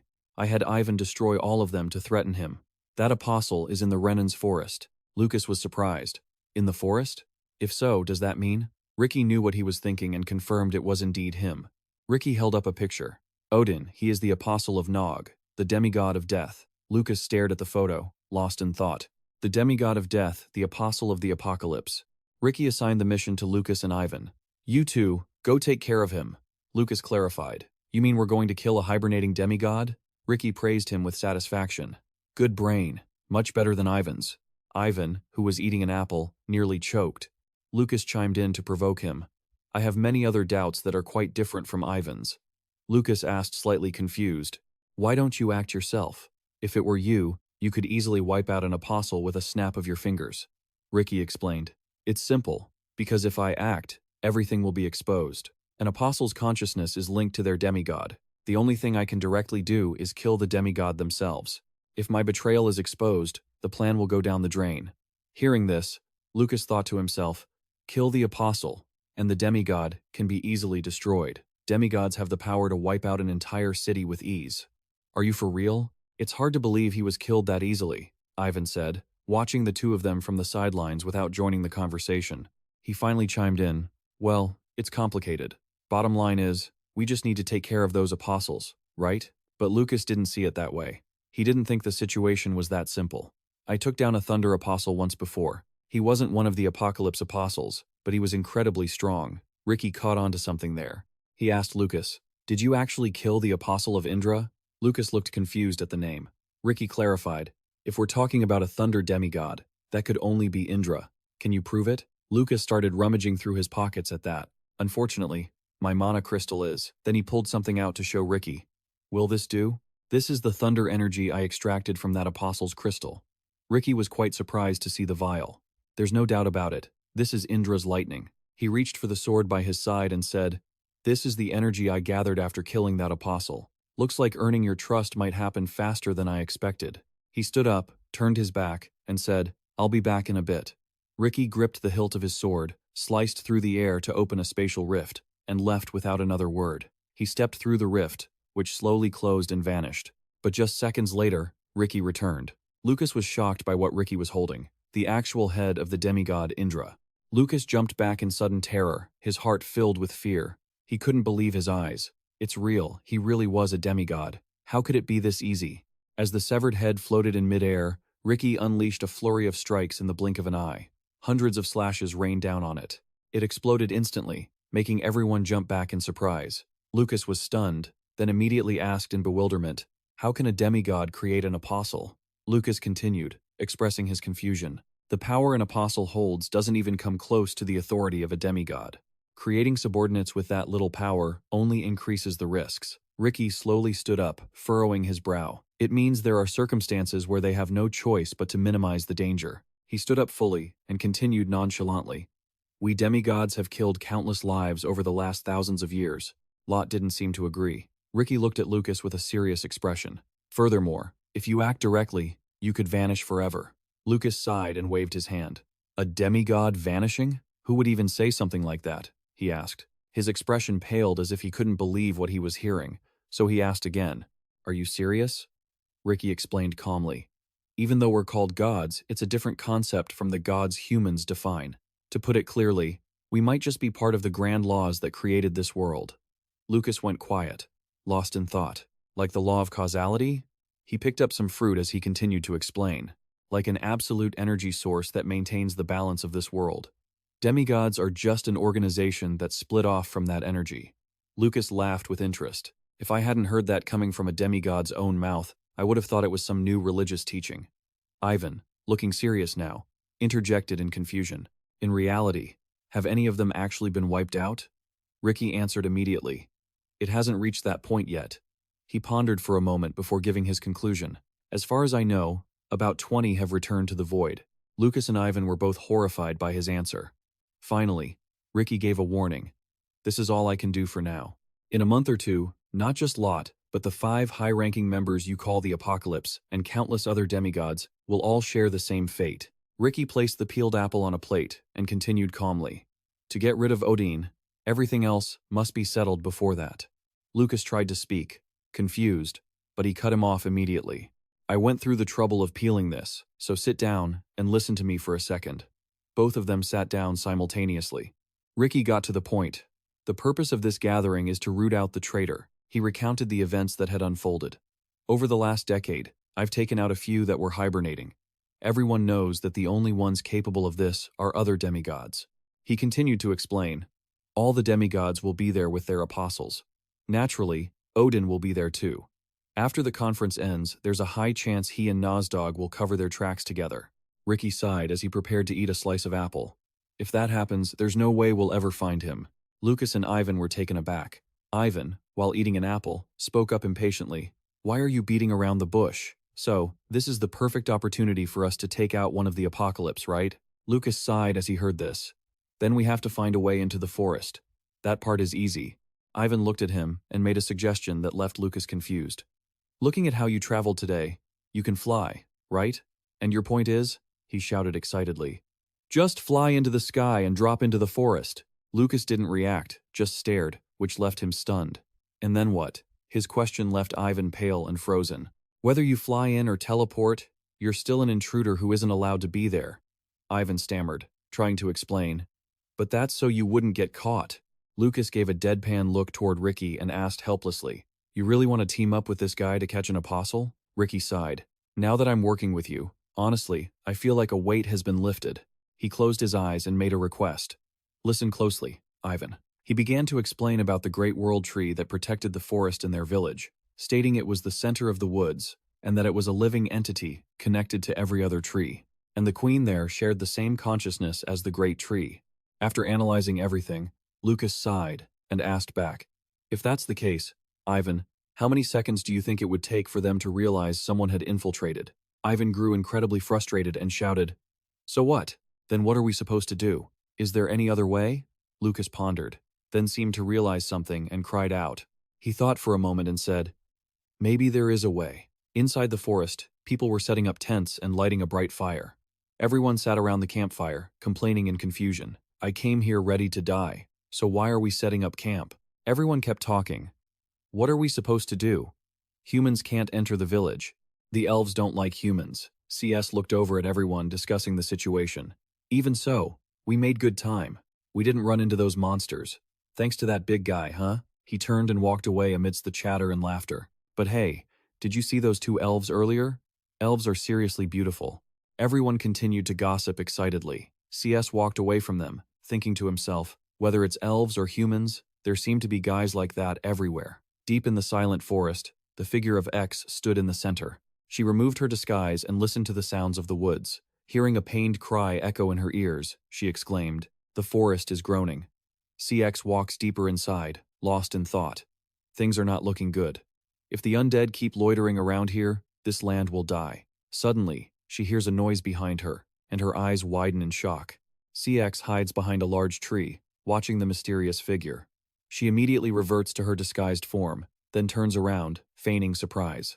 It turns out to be Lucas Trauman, and he speaks up to reassure the person who just arrived. I'm relieved you made it back safely, Lucas Trauman. He smiles slightly at him and asks, Did you find anything about that person? Suddenly, someone steps out from behind him, startling the old man. Ivan steps forward, looks at CX, and says coldly, Me? You're the one who can take us into the forest. The old man looks at Ivan, confused, and asks, What is going on? Ivan suddenly shouts in anger, making CX jump. Old man, shut your mouth and lead us into the forest. He continues to threaten him, not wanting to deal with those arrogant elves. Lucas Trauman steps forward and pushes Ivan's face away. Move aside, Ivan. He approaches CX and pleads, We need to go into the forest. Can you help us? The old man sighs and scolds him. Lucas Trauman might not know what's going on, but he should show some respect to his elders. Suddenly, Lucas grabs the old man's shoulders, making him terrified. Lucas holds him tight and says urgently, This isn't the time for acting. This is an emergency for both me and all of you. The next thing Lucas says shocks him. CX, I knew you were an elf from the start. Right after, he uses magic on his own face. The disguise vanishes. CX is completely stunned. Lucas looks at his shocked expression and continues, You understand now, don't you? I'm just like you. I'm a mage from the guild. He looks at CX seriously and speaks earnestly. I need your help. CX looks back at him seriously. Suddenly, a white mist sweeps across her face. She drops her disguise. CX stares at Lucas and asks, What is so urgent? Ivan, behind them, shouts in astonishment, What is this? I thought she was an old lady, so why is he a scrawny guy who looks like a doll? Lucas and CX discuss the ongoing problem. You're worried about the undead. That's why you joined, right? Do you know anything about demigods? Aside from the fact that they are superior beings close to divinity, suddenly, she becomes terrified. Could it be that someone in the forest is summoning spirits? Lucas, with a serious face, says, It's highly likely to be a subordinate of a demigod. CX is deeply shocked, and Lucas's voice continues. That guy is in Genos forest. Leaving it like this is very dangerous. CX is very agitated. No way. This forest doesn't accept outsiders. Even if they intentionally try to enter, Lucas cuts her off. The queen will know immediately, right? His warning echoes. But this guy is different. CX is surprised and confused. What do you mean? Lucas looks at her with a stern face, calculating his next move internally. She is also a dark elf like Oedon. It's better not to reveal his status as an apostle for now. Lucas walks past her calmly and urges, There's no time to explain anymore. Immediately after, he glances at where they are standing. What I can be sure of is that only we can hunt him down. CX sighs and bows her head. I understand. In return, answer me one thing. Amidst the rustling wind in the forest, mixed with CX's mysterious question, you said you weren't a spirit summoner, right? But why do you have a contract with a spirit? CX is shocked and shouts, even the dark elves are more reclusive than us, yet they taught a human spirit magic? Lucas finds her reaction hard to believe. I have some fairly open-minded friends. The next thing Lucas says surprises CX even more, especially Camille, the one who taught me spirit magic. Her character is quite good. CX turns pale, eyes wide, and mutters, the Black Paran Junther, Camille? CX recalls Camille's brutal image and can't believe it. A proud Black Panther actually accepted a human as a friend? A moment later, CX looks at Lucas with a serious face. I understand. I will trust you. Let's do this. Elsewhere, a large purple flame flickers in a palm. Aiden sees the flame growing brighter and asks, are you worried about something? A ring of black smoke rises, gathering into a circle. A moment later, the smoke forms a massive, terrifying face. He glares with thundering eyes and says, Indra is dead, and this time there were no traces left either. He chuckles, looking behind him, and asks skeptically, is it because of that traitor you mentioned before? His voice grows louder, commanding, be careful from now until the upcoming meeting. You understand what I'm saying, right? Odin smiles brightly and bows in obedience. Suddenly, there is a knock at the door. He orders them to enter, and at that moment, the giant black smoke vanishes. The butler stands outside the door and respectfully announces, my lord Odin, the queen is summoning you. He glances once and says, I will be there immediately. The butler replies and turns to leave, leaving him alone in the room. Suddenly, his voice echoes in the large room. Careful? This is already being careful, isn't it? Aiden's face shows pure scheming. Who would dare to threaten the queen's own brother in this forest? Lucas's group stands from afar, looking at the massive great tree that supports the entire village. Yvonne, beside him, keeps marveling. Is that the world tree? It's terrifyingly huge, CX explains. We call it Hero Hero. Ivan hears the name and is confused. How do you even pronounce that? CX explains softly. It's in the elf language. The two guards see CX returning and speak up in surprise. You returned earlier than I thought? The two greet each other and chat in the elvish language.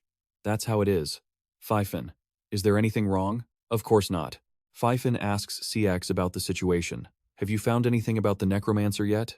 Ivan, standing nearby, looks confused and sulks. What are they saying? Suddenly, Pfeiffer looks at the two of them. She becomes suspicious and stares at them seriously. Who are those two? Humans? CX answers. These are my colleagues. She begins to explain. I was recruited by them to find the necromancer. They are cooperating with me. Pfeiffer points at Ivan to stop him. Even if you are cooperating, outsiders must greet the queen first before being allowed to enter. Ivan, seeing her pointing at him, is confused. What is this girl talking about regarding me? Shortly after, Pfeiffer offers to help. Are you going to Hero? I will ask for permission for you. She thanks her. Ivan walks behind, grumbling in annoyance. Why are we going back like this? CX, hearing his complaining, immediately explains. We have a rule that outsiders must meet the queen first. We're going to meet the queen right now. Ivan scoffed and curled his lip. Getting in was easier than I thought, huh?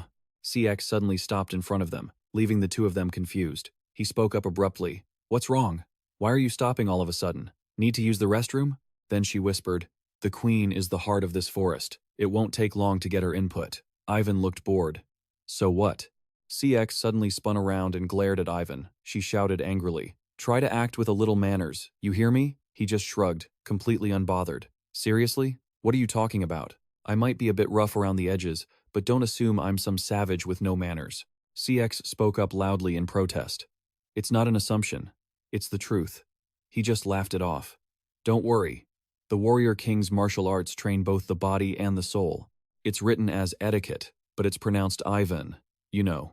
Ivan grinned and happily headed forward. CX watched this scene, her mouth twitching. She felt uneasy. She couldn't shake this sense of anxiety. Lucas spoke up then, smiling to reassure her. Don't be like that. The guy's just shy around women. Hearing that, she looked confused, and he explained, he just goes silent like that whenever he's in front of a lady. Inside the magnificent palace, a gentle voice echoed, So, you are the ones helping my friend. The maids beside her were calm, welcoming the two to the forest. Ivan's face was full of shock and anxiety. She sat high above, introducing herself in a gentle tone. I am Snow, queen of all elves. Her face was incredibly beautiful and serene. Ivan had literally turned into a statue. Lucas chuckled at the sight. See? He's frozen solid. CX glanced at him, feeling helpless. Lucas looked up at her, deep in thought. Friedrich is related to Odin. Is an apostle a relative of the queen? He whispered, feeling certain. No wonder Owaden can run wild in this forest as he pleases. Lucas watched her, thinking, that's strange, she's not a high elf. As far as I know, all elf queens are high elves. CX knelt down respectfully. Eldest daughter of Anar, CX, requests an audience with the queen. She bowed her head to announce the presence of Lucas and Ivan. As I reported, they are the ones supporting my mission before the next schedule. Please allow them to stay here for a few days. Immediately after, CX turned to urge him. The queen is fluent in human language. Hurry and introduce yourself. She gritted her teeth and glared at Ivan. How long was he going to stay frozen like that? Ivan was still completely shocked and stammering. Is that a real person? She is an elf, right? He looked up at the queen, silently admiring her in his heart. Skin white as snow, movements as graceful as a butterfly, and a voice so elegant it made his knees want to buckle a beauty that couldn't be described. He immediately turned to look at CX, with a look of surprise on his goblin-like face, leaving her very confused. Suddenly, CX's voice rang out, startling Ivan back to his senses. Ivan, hurry up and introduce yourself. Seeing the gentle and beautiful face above, Ivan suddenly turned away, leaving her confused. Deep down, he was overwhelmed. Just looking at her was enough to get him excited. What a woman, she really stirs the heart. He gritted his teeth and told himself to shut down all his senses. Women are all the same. Ivan jumped up, took a deep breath, and gathered his courage. He stood tall and stared straight ahead, making Lucas and CX feel helpless and annoyed. This big oaf, he's really trying my patience. The man beside her saw this and grew furious, shouting, so rude, who do you think you're facing? Snow raised her hand to stop him, shooting a cold glare in his direction. He bowed in fear. Forgive me, your majesty. A voice rang out, making her jump. Greetings, grace of the forest, whose warmth illuminates the sky. Lucas bowed and knelt respectfully. Mage Lucas Trauman of the Casco Empire requests an audience with the queen. Snow was visibly surprised and impressed. You are human. Yet you know the etiquette of the elves so well? He bowed his head and thanked her respectfully. It is my honor, your majesty. Soon after, her gentle voice rang out again. I accept your request to stay. Recover your weary bodies from your long journey before you depart. Finally, she ordered them to withdraw. CX awkwardly obeyed. She watched them quietly and turned to leave. Snow fell into deep thought. She stared straight at Lucas as he walked out. Ivan saw the pile of vegetables on the table and asked, confused, what is this? Lucas explained. It's the dinner CX prepared. Ivan widened his eyes, looking at the basket of vegetables in disbelief. Nonsense. Only goats eat this stuff. Lucas cut him off. Do you think there's meat for you in an elf village? Here. He pulled a piece of dried meat from his bag and handed it to him. Eat this. Ivan's eyes lit up as he stared at it in excitement. So thoughtful. Keep this up and I might start liking you. He chewed the dried meat while looking puzzled. Where did this CX person go after leaving us in the room?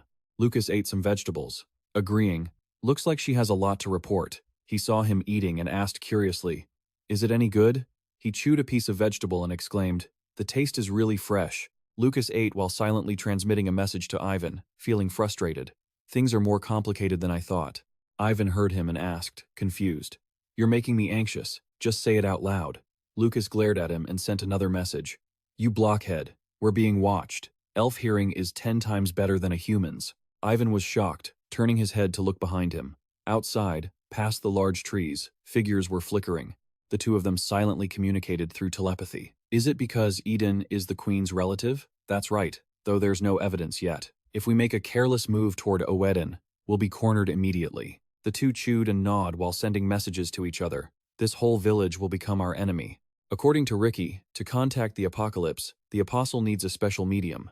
Ivan sent a message asking about the medium, while saying out loud that the dried meat was mediocre. This is made of elephant meat. Lucas focused on eating his leaves while transmitting information. If Oeden tries to contact Nozdog, even a little, his divine power will be revealed. If we follow that trail, we might find the medium. He chewed the meat in his mouth, squinting as he asked, so we just have to wait for him to show his true colors? How long? He replied seriously. My prediction is either today or tomorrow. Ivan was startled. How can you be so sure? Lucas stated confidently. A week has passed since you killed those undead. His eyes flashed with certainty. Odin is a bloodthirsty demon. Do you think a bloodthirsty beast like him can stand living in a village full of grass like this? The door swung open, and CX's tired voice rang out. I'm back. She stood at the door with a glum look on her face. Seeing that, he asked in astonishment, Han, what's wrong with your face? She hurried inside, complaining endlessly about her exhaustion. I've been dragged from one place to another all night. I haven't slept a wink. She rushed into the room and slammed the door shut, leaving the two of them bewildered. Don't you dare wake me up. Lucas's voice echoed into the room. You're leaving two men in the house, aren't you even a little cautious? She collapsed onto the bed, letting out a weary chuckle. I just see these human men as nothing more than dogs and cats. Seeing this, Lucas stood up to send a message to Ivan. I'm going to take care of something quickly. Ivan looked puzzled.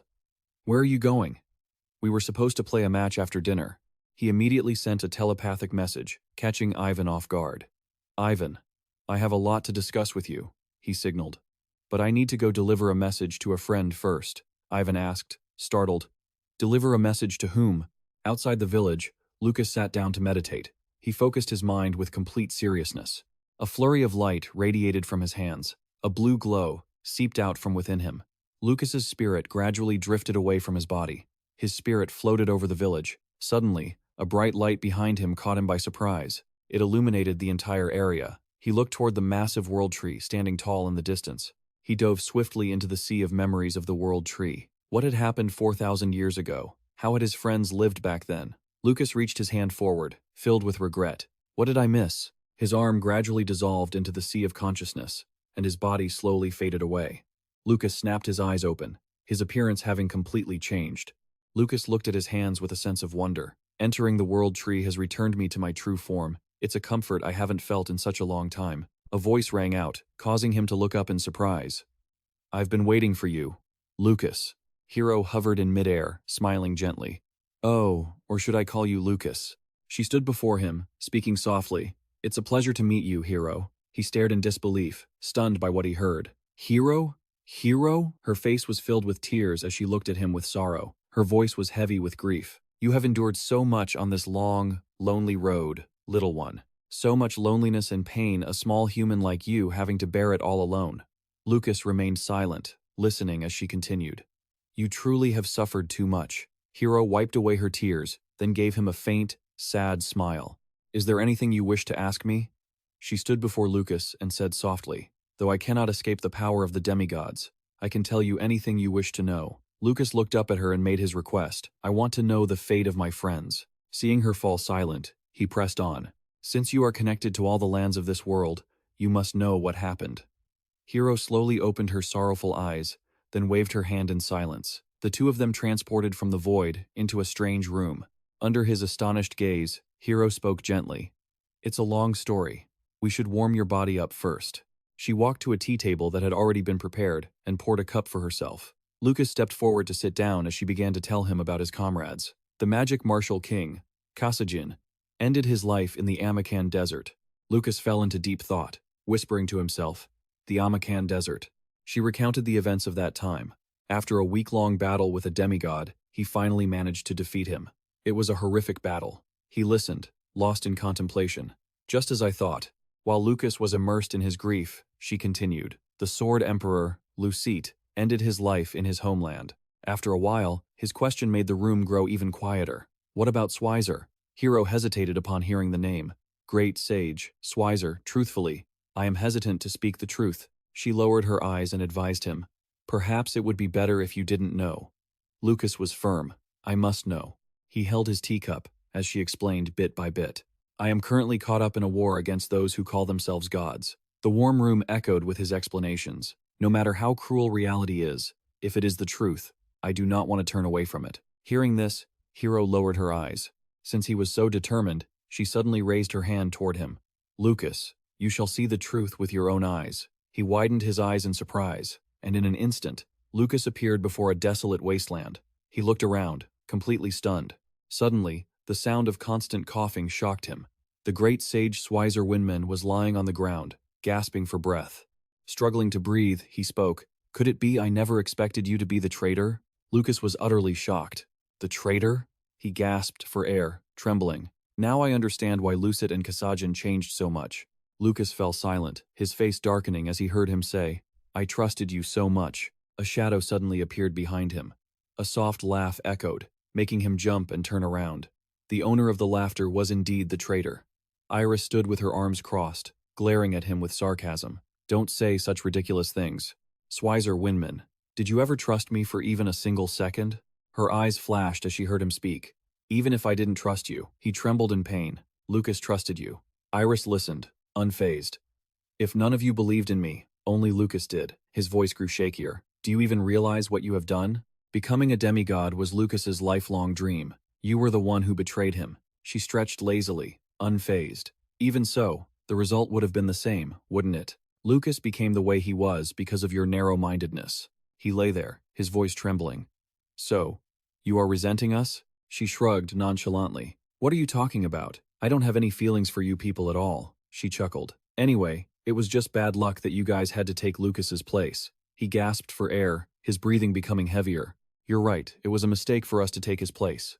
She suddenly laughed loudly. Stop putting on airs, it's disgusting. The great sage lay trembling on the ground. Iris, why did you team up with the demigods? Lucas was startled by the question. He stared at her in shock, unable to believe it. Iris joined forces with the demigods? He gritted his teeth in anger. If Lucas finds out about this, he will be so disappointed. He trembled as he continued. Maybe it's better that he died like that. She flew into a rage and shouted, Shut up! Lucas isn't dead! Iris's face twisted in fury as she glared at him. Lucas was also incredibly surprised to see this. The great sage looked at her, bewildered. Her face was twisted, her glare truly terrifying. Immediately, her expression shifted into a fake, mocking smile. She raised her hand, and several sharp blades appeared in the air. She spoke in a low voice. Fierce. Iris shouted loudly and drove her sword deep into him. What a shame. It's time for me to end you. As blood splattered everywhere, she kept on talking. I'm being sincere. Lucas watched this, screaming in despair, yet he was powerless to stop her. She spoke up casually. Don't worry, just rest in peace. I'll fulfill your wish, Lucas. Iris turned to leave, muttering continuously. You just can't stand against a demigod in this era. We still need more time.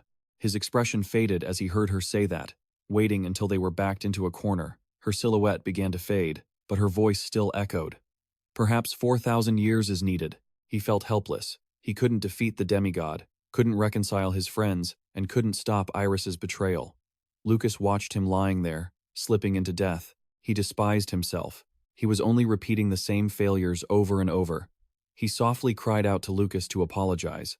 He just stood there, unable to do a thing. Hero snapped his fingers in time, severing the timeline. Lucas returned to the present in agony. He stared into the void, absolutely terrified.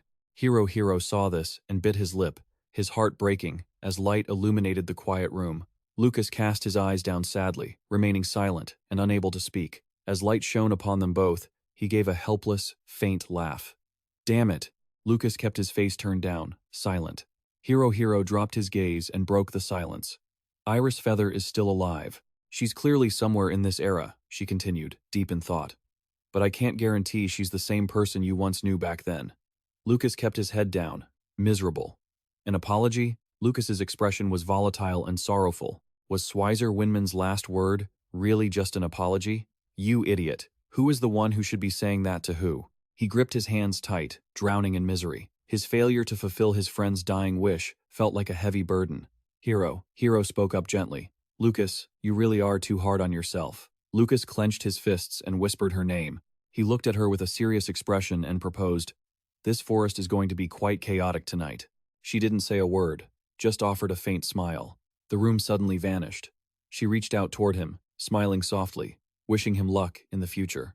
After a blinding flash of light, Lucas sat dazed outside the village. He stood up abruptly, rubbed his shoulder, and thought to himself, So much time has already passed. Lucas stared silently toward the forest, thinking, The observers are still tailing me. Inside the room, Ivan was still diligently pushing through his training. He grunted in frustration while doing push-ups. What number was I on? Damn it, I forgot. Might as well start from the beginning. Suddenly, he looked up toward the door. Peon, training nearby, asked, You're back? He walked over and replied calmly, I was meditating longer than I thought. Ivan immediately sent a telepathic message. I've passed on the message you asked for. Once the sun sets, that person will arrive. Lucas smiled faintly. Thanks, Ivan. He looked at him and added, that's enough training for now. Ivan looked up at him in confusion. The words Lucas transmitted next made Ivan freeze in shock. I believe Odin will make his move tonight. Ivan immediately did a backflip and landed on the ground. He grinned with excitement. I need to go take a bath first. Under the silent night sky, Lucas continued to meditate. A voice rang out, breaking his concentration. You really are beyond my expectations. A dark figure leaned against the door, calmly stating her deduction. I only came because someone claiming to be the successor of the Demon Martial King was looking for me. Honestly, I was quite skeptical. Lucas smiled slightly upon hearing her. But I didn't think I'd run into you at Health Village. Camille leaned against the wall and smiled at him. Long time no see, Lucas Trauman. Lucas recounted what had happened to Camille. Her eyes widened in shock, and she immediately covered her face with a sigh. Why does it have to be Odin? Camille paused for a moment before exclaiming, I'm just as surprised as you. I never thought the apostle would be a relative of the queen though. Strictly speaking, they aren't even related. Lucas looked at her in surprise. What do you mean? Camille began to explain the lineage of the queen and Oedin. The queen is an adopted child. The Lucas Trauman family has always had queens as successors, but this generation produced no daughters, and they couldn't give the crown to Odin because he is a man. He nodded slowly upon hearing this. Generations of queens have been high elves. I was suspicious because the queen wasn't a high elf. Camille chimed in to explain, the queen is an ice elf, a minority clan living in the furthest frozen reaches of the north. The followers were still watching closely from outside, while the two continued their discussion inside. It seems there is a lot going on. You could say that. Finally, Camille got to the point. When do you plan to make your move? Lucas replied calmly. She lowered her eyes and asked, what should I do? Do you need me to silence those observers for you? Lucas leaned against the wall, silently admiring her, which left her confused. As expected, Camille is a sharp one. She immediately saw through his plan. On my way here, I spotted 8 observers. Besides, you didn't meet me directly, but asked someone else to call for me. You're clearly asking for a favor, aren't you? He heard her and let out an embarrassed laugh. She shot a glance at Lucas and said in a low voice, I'll say this now. I'm just a guest here. I can't afford to cause a scene. She stepped closer and warned him in a low tone. If things don't go smoothly, I'm putting all the blame on you. I'll tell everyone you coerced me and left me with no choice. He smirked at her. Suit yourself. The legendary Black Paran Junther, coerced by a mere human? Who do you think would believe that? Afterward, he smiled softly. Thank you, Camille. She saw his expression and sighed with a smile. Immediately after, she asked, that reminds me. Where's Isabel? He chuckled. She's managing the guild for me. Camille was quite surprised. That naive girl is a manager? Lucas laughed softly. You never know. He recalled the image of her sternly shouting at the soldiers' training. Perhaps she's discovered another talent in herself. Camille laughed lightly. Maybe. She turned to leave. I'll be taking my leave then. Before she left, Camille reminded him, be careful, Lucas Trauman. Aiden is a spiritist with exceptional talent. She looked at him and continued, if a mage becomes an apostle, they can no longer use magic power, but spirit arts do not conflict with divine power. He fell into deep thought. Moreover, that divine power is the authority of an apocalypse-level demigod. Aiden possessed the divine power of the apocalypse. He was completely different from Lucas. Over at the palace, Aiden was still enjoying his tea. The maid looked at him with confusion as he slowly approached her, which startled her. Lord Odin, do you need anything? Her eyes widened in surprise as he pierced through her body, causing her to cry out in shock and fear. Lord Odin? Her voice trembled. Why did he look forward with such a blank expression? He waved his hand, and her body shattered into pieces. His face twisted with excitement. Suddenly, a voice from outside brought him back to reality. Lord Odin. So, everything that happened just now was only in his imagination. The maid standing before him bowed her head. If you have no further orders, I will withdraw. He looked stunned, but commanded, you may leave. Eden was left alone in the room. He gritted his teeth, his face taut with suppressed tension. Aiden immediately smashed his wineglass to the floor, thinking angrily that he had reached his limit. He hunched over, clutching his face, gritting his teeth in restraint. Because of this demigod power governing death, I can't suppress the boiling urge to kill. In the middle of the quiet night, CX walked along the path lit by street lamps. In her hand was a basket full of vegetables. Just then, Odin's silhouette quietly appeared far behind her. Aiden stared with wide, tense eyes, fixated on CX's back as she walked ahead. The more he watched, the wider he strained his eyes until his face was covered in bulging veins. Suddenly, CX turned back and exclaimed his name in surprise. She immediately turned and walked over to him, asking, "Is something wrong that you're out for a walk at this hour?" He responded with a greeting accompanied by a fake smile. He smiled and feigned sympathy as he asked, "You've just returned, and already you're being called here and there. You must be exhausted, right?" Hearing this, CX immediately denied it, saying that since she brought outsiders in, it was only natural for her to do so. Aiden forced a few laughs and shifted the topic to CX being chased by the necromancer, which immediately made her look sorrowful. CX sighed, covering her forehead in exasperation. "It's a bit complicated." When Odin heard her recount the rumors that a necromancer was hiding right in the village, he tensed up and his eyes widened. Then, he immediately regained his composure and replied hesitantly, "Is that so?" Aiden lowered his head, hiding his expression. In his mind, all he could think about was die, but aloud, he muttered, "If that's true, we've got big trouble." Suddenly, Odin reached out to touch her chin and called her name, making her jump in confusion. Suddenly, her body was teleported. Ivan pulled her back and threw her straight to the ground, causing her to scream in fear. She groaned in pain as she struggled to climb back up. Looking at Ivan's broad back in front of her, she shouted in protest, "Are you getting revenge just because I only fed you grass?" He coldly turned his head, shot her a glare, and scolded her for being stupid. "If it weren't for me, you'd be dead already." Seeing the scratch on Ivan's cheek, she gasped his name in shock. Sitting on the ground, she suddenly flinched as she saw green smoke rising from Odin's body. She called out his name, hesitantly, when she saw what was hovering behind him. It was the high-ranking wind spirit, Stonia. Its appearance made her realize one possibility. Aiden sneered sarcastically. Ivan was standing on guard in front of her, his voice booming again. "The outsider she brought back is actually a magic warrior who specializes in killing my lovely undead." As he finished, Ivan swore, "What kind of nonsense are you spouting? Just because you're related to the queen, you think you're untouchable, right?" Aiden looked contemptuous, saying he had intended to keep this quiet, but silencing people who were about to die like them was meaningless. The very next second, Ivan's fierce fist tore through the air, heading straight for his face. But Odin quickly leaped into the air, causing Ivan's punch to hit nothing but air. In a flash, he landed on a high branch of an ancient tree. Ivan turned to look at Odin above and provoked him. "You love talking trash, don't you? Your head looks a bit weird. Do you need me to adjust it for you?" Those provocations successfully enraged Odin, causing him to unleash a torrent of insults full of disdain. "A lowlife like you dares to talk to the supreme Lucas Traumanatic clan of Effa like that?" She finally managed to stand up. Beside her, Ivan was busy arguing back. And what's so noble about being a hunting dog for the Me family's demigod? She was still terrified, unable to understand what was happening. And her lord Odin, too. On the other side, Odin cast a spell while smirking. "Ivan, you're done for." The ground began to shake and crack into pieces, panicking the two standing on it. The whole area was enveloped in a mystical purple mist. Aiden's voice rang out again.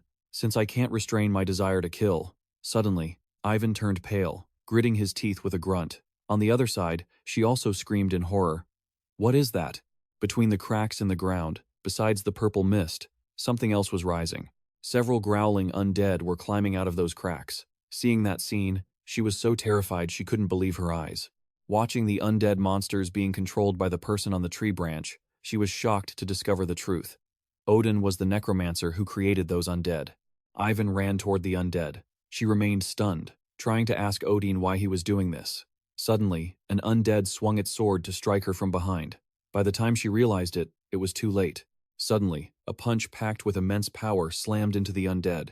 After knocking it down, Ivan roared angrily, "What are you planning to do? Just stand there." He then charged back into the fray with the undead.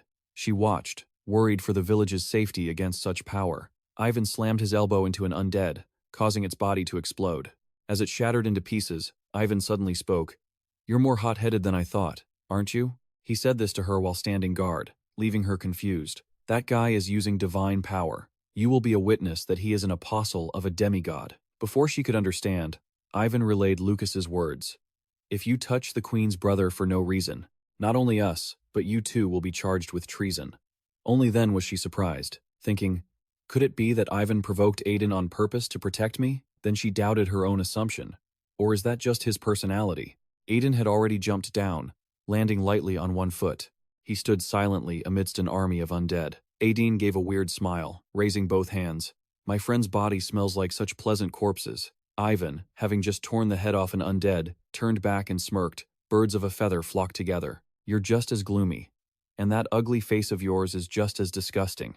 Aiden gritted his teeth in anger, cursing Ivan for having a death wish, without noticing a strange magic circle appearing beneath his feet. Suddenly, the ground shone brightly, making him look down in surprise. A pillar of fire erupted, blowing Odin far away and incinerating the undead beside him. Aiden was blown away, crashing to the ground in agony. He gasped, staring at the terrifying scene before him, looking at this terrifying flame, not knowing where it came from. Odin silently calculated its power to be around 6 or 7 stars. Suddenly, Lucas stood behind him and greeted him, making him jump and ask in surprise, "Who are you?" Ivan crossed his arms, glanced at him, and asked, "Why did you just get here?" Lucas scratched his head sheepishly, saying he had just been held up by some unexpected business. As he finished, he turned to look at Odin with a meaningful glare and said, "You really can't trust portraits, can you?" Odin trembled with rage. Upon hearing those two constantly criticizing his appearance, watching the two pointing and laughing at others, she became even more certain that there was no intentional provocation. It was just their personalities to begin with. Aiden gritted his teeth and groaned, "I'll kill you all." A stream of blood spurted out. He let it pool in his palm, then frantically cursed them to die. The blood quickly seeped into the cracks in the ground. Another magic circle appeared between them. Ivan stammered in horror. "Is that guy actually crazy? A spirit daring to get involved with a demigod isn't enough, and now he's making a pact with a demon?" Lucas looked up and gave a forced laugh. "I didn't expect to meet this old friend here." In front of the three of them now was the massive form of the demon lord Asura. Ivan aggressively threw a punch forward, and with just one blow, he crushed an undead, making her shriek in fear. Seeing that, Ivan angrily scolded her for being in the way and told her to go somewhere else. She, clutching her head, shouted back, "Where am I supposed to go?" Suddenly he stammered, mentioning the queen, which made her realize something. Ivan blushed, looked away, and stiffly ordered her, "Go, report the situation to the queen and ask for reinforcements." Seeing him like that, Isabel was at a loss. "You're getting choked up just thinking about it?" With that, she dashed off, saying she'd be right back. Ivan looked up, took a deep breath to steady his nerves, and muttered, "Is this the name I've heard before?" Staring at the colossal opponent that was thousands of meters tall right in front of him, he wondered how he could ever win. But he decided to give it a shot anyway. On the other side, Odin was frantically pointing and screaming orders for Asura to kill. Asura tilted his head slightly, scanning the area. He clicked his tongue silently, realizing this was elf territory. Aiden, standing on the ground below, kept on shrieking his commands. Annoyed, Asura snapped, "You're too loud, you pesky elf." He looked down on Aiden with contempt, thinking someone so incompetent had no right to form a contract with him. "Do you think you're my master now?" Asura finally threatened that if he didn't adjust his attitude, he'd be the first to die. Aiden was so terrified he was struck dumb, but the contract was already set in stone. Asura looked down at the two standing below and said, "I have no grudge against you, but..." He raised a massive foot and growled for them to get lost. Ivan cursed in terror. Suddenly, Lucas's calm voice echoed out, "Asura, Archduke of the Demon World, ruler of the Abyssal Hell, is that what you go by now?" Hearing this, Asura froze. He slammed his giant foot onto the ground right next to Lucas, making the earth tremble. Then, Asura started lashing out wildly, shattering the surrounding rock. Any monsters caught in his attacks were obliterated. Aiden couldn't escape the blast and was sent flying. Lucas stood tall amidst the rubble, staring unblinkingly at Asura. Asura asked how he knew him, leaving Ivan shocked. Lucas smirked. "Your memory isn't as good as I thought, is it?" Asura contemplated that all too familiar gaze. Suddenly, he sneered, and gathered a purple orb that radiated a wide light. Upon touching it, Lucas let out a cry of pain. He looked as if he'd lost consciousness.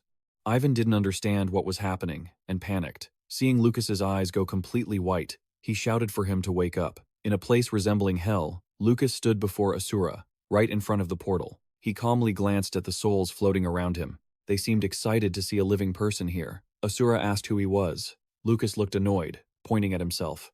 "I'm the one who asked first." Hearing that, Asura sneered and cursed the arrogant human.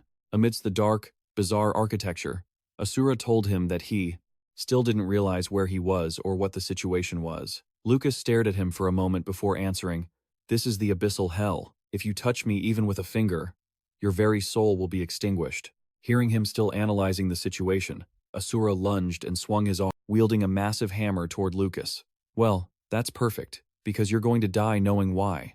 A shockwave rippled through the space atop the stone pillar. Asura relentlessly pounded his weapon into the ground, kicking up thick dust. Suddenly, Lucas's voice stopped him. You're really stupid, Asura. Lucas sat nonchalantly on the giant hammer and said, I'm the one who allowed you to stand at this peak and look down on everyone else. He continued, even if you've changed your form, how could you not recognize your benefactor? Lucas smiled, watching the smoke swirl around him. Suddenly, Asura let out a bizarre, booming laugh. Both of Asura's faces stared at Lucas. You've become so weak. I can't believe it, Lucas. Lucas jumped off the hammer. Asura asked, didn't they say you died fighting the Lord? Lucas coldly interrupted him. There's no time for this. Now isn't the moment for idle chit-chat. Asura was silent for a moment before sneering. You've come to collect a debt, haven't you? You're as arrogant as ever. His expression turned serious. I'll grant you one wish. Lucas asked where the one who made the contract with him was. Asura was silent for a few seconds before replying that he didn't know. Then he added, after she shook hands with the Demigod Lord, she unilaterally terminated our contract. Lucas was stunned, gasping in disbelief. He pressed him again, as if he couldn't believe his ears. Iris made a deal with the Demigod Lord? Asura sat down, crossing his legs like they were having a casual conversation, and confirmed that not only him, but Bados and Jeffy were there too. He recalled the scene and told Lucas. It seemed she was trading something with the Demigod Lord. She had called him there because she wanted the most advantageous position in the war against the Demigod Lord. Iris's state was completely normal. There were no signs of mental manipulation. It was clearly her own will. Lucas asked, in a low voice, when that was. Asura pondered and replied, not long after you disappeared. Lucas stroked his chin in thought. He calculated it had been about 4,000 years, such a long time. Suddenly, Asura mentioned a human with golden eyes and silver hair. At that, Lucas knew he was talking about Schweizer. Asura nodded in confirmation. He said if Iris was still alive, she was likely still hunting for traces of that man. Lucas muttered the word traces, confused. Asura continued. I heard her whispering that she had to find his heartstone. The words left Lucas frozen in horror. He imagined the Anastasia core. Anastasia was the golem's heartstone, known as Schweizer's life masterpiece. But why would Iris want to find it? Lucas closed his eyes to think. Of course, only by creating Anastasia could everything be connected. He didn't have much time left. He told Asura that there was no debt left between them. Asura replied, you really aren't normal. He said he thought Lucas would want the power of the world, but in the end, he only wanted to know the whereabouts of that girl from the past. Lucas countered, what does that have to do with anything? Asura marveled, someone who will be killed as soon as they leave this place, yet remains so calm. Lucas frowned, confused to hear he would be killed. Asura reminded him that his fake contractor wanted him dead. Lucas finally remembered that part. He stared at him for a moment. As he turned to leave, Lucas called him back to collect his debt. Lucas demanded he form a contract with him. Asura asked in surprise, I thought you were skeptical of contracts. Lucas spread his hands. Actually, now isn't the time to be picky. You saw it yourself, didn't you? It arrogantly asked again. So, what could someone like you possibly offer me? He furrowed his brows, fixed his gaze, and replied, the end of a demigod. Asura immediately laughed, mocking him. Are you still nursing that wild dream of defeating a demigod? Lucas calmly replied, isn't that obvious? After a moment of thought, Lucas promised that if he failed, it could use his soul however it pleased. Asura stared at him, eyes full of scrutiny. A moment later, it agreed to the terms. Asura said with interest, you are qualified enough to be my contractor. With that, it declared, I, Asura, am more than willing to assist you on your path ahead. As the voice faded, Lucas fell into a state of agony, gasping just like he had in the real world earlier. Outside, Ivan saw he had woken up and immediately asked what was wrong, why his eyes had rolled back like that. Lucas rubbed his head and told him that he had just been to a certain place, and Ivan immediately asked where he had gone. Hearing him say hell, Ivan was stunned into silence, while Asura was currently confronting Odin. He was terrified, stuttering incoherently at what he had just heard. Asura grew impatient and reminded him, because he is my new contractor, I cannot kill you. Afterward, it said goodbye and brushed him off before turning away. Eden, left behind, cursed in frustration. Suddenly, a blast grazed his head, causing him to widen his eyes in terror. That blast went straight into the distance, carrying away the sword in Odin's hand. The entire forest behind him was devastated by that single strike. Asura still pointed its index finger at him, advising, "You should focus on finding a way to survive here." Immediately after, its body seemed to melt away, leaving only a comment calling Oaden a pathetic scarecrow. As it finished speaking, Asura's entire body melted into a shimmering red liquid. Odin stood dazed, staring at his blood spreading across the ground, and began laughing like a madman. On the other side, Ivan pointed in that direction and asked Lucas, "Did that guy just leave like that?" Lucas replied that he had bribed it, and to his surprise, Ivan believed him, even asking how much the bribe cost. Meanwhile, Odin gritted his teeth and continued to cast magic. Muttering curses, he clasped his hands together, and immediately, countless streams of dark energy poured out. Those streams dove into the cracks in the ground. The very next second, several undead crawled out from the cracks. Seeing the familiar sight, Ivan exclaimed that Odin was at it again, and this time, he had summoned even more than before. Ivan turned pale, as if facing a formidable enemy. Lucas glanced behind him and spoke cryptically. "It's not just the quantity, Ivan." The sound of clattering hooves approached. An undead creature wearing iron armor, wielding a weapon, and riding a skeletal horse also encased in iron armor advanced. It wasn't just one, an entire army just like it was surging toward them. Ivan didn't understand what was so different about the mounted one compared to the others. Lucas just muttered the name Blade. He paused for a moment and continued. "They are above the Dead Knight level, meaning they are several times stronger than anything we've encountered so far." Ivan didn't react much to this. He walked toward the undead, rolling his shoulders, and said, "Then they're just tougher punching bags, right?" Hearing this, Lucas was a bit confused but didn't deny it. Suddenly, he saw something and shouted in surprise. Aiden was taking advantage of everyone's focus on the undead to climb a giant tree and flee. Lucas shouted, "An apostle running away?" At that moment, Odin was only thinking about the hero. As long as he could conquer the hero, he could blow them all away. Ivan, full of spirit, punched his fists together and yelled that he would handle this spot, telling Lucas to go catch the apostle. Lucas carefully asked if he would be okay on his own, but Ivan impatiently brushed it off. Suddenly, a hand gently placed itself over Ivan's clenched fists. Lucas channeled a shimmering blue light to surround his hands and told him to be careful. Ivan happily watched the blue light enveloping his hands. Right after that, he immediately leaped into the crowd, yelling, "Let's dance, you bones!" With a flash, Lucas soared into the sky. He quickly caught up to Odin, who was trying to escape. Seeing Lucas suddenly fly past him, Odin was startled. Both of them landed in an abandoned arena.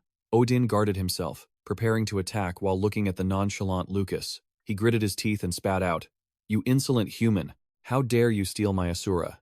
With that, he raised his hands high. A purple magical barrier immediately appeared in the sky. A skeletal dragon emerged from within the barrier, roaring across the sky. Lucas raised his hand, and a glowing staff instantly appeared in his palm. He swung the staff toward the dragon, freezing it solid in an instant. The frozen dragon plummeted from the sky, the ice shattering the moment it hit the ground. Lucas asked Uwaden if he had any questions. Uwaden roared for him to shut up, waving his hands to manifest more undead. 2 undead roared and charged at Lucas, but just a second later, they were turned into 2 shimmering ice blocks. Both ice blocks fell to the ground and shattered. He asked Odin if he had anything else special besides summoning undead. Aiden, refusing to give up, summoned more undead while screaming, "This power is the power of death. I am an apostle who commands death." As Lucas raised his staff, the undead instantly froze. He calmly said, "This is just simple control magic." Aiden panicked, continuously pulling out more undead. Unfortunately, wherever Lucas swung his hand, the undead froze. As he walked, he said, "Nozdog is the true ruler of death."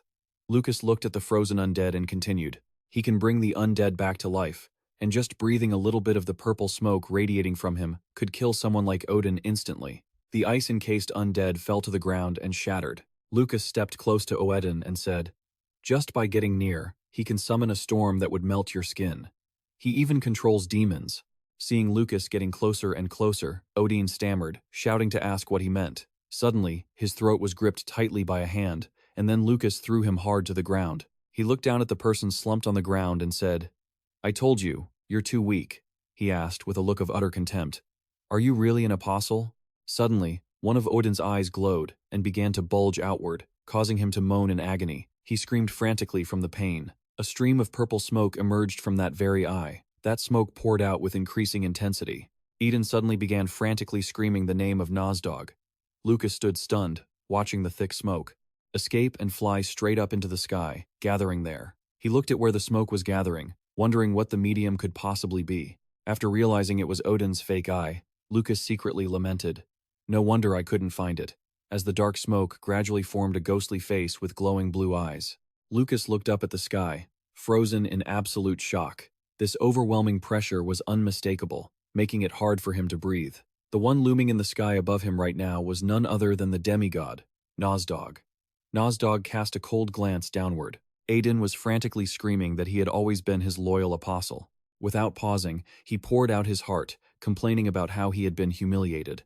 He cried out, "If I were truly your apostle, there is no way I would be this weak. I summoned you here to restore my honor." Nozdog shifted slightly and looked down at Odin, who was kneeling on the ground. "You were merely a temporary decoy," he remarked. "I didn't expect you to expose your true identity so quickly." Upon hearing this, Odin trembled and offered a strained, desperate laugh. Watching the scene, Lucas finally understood.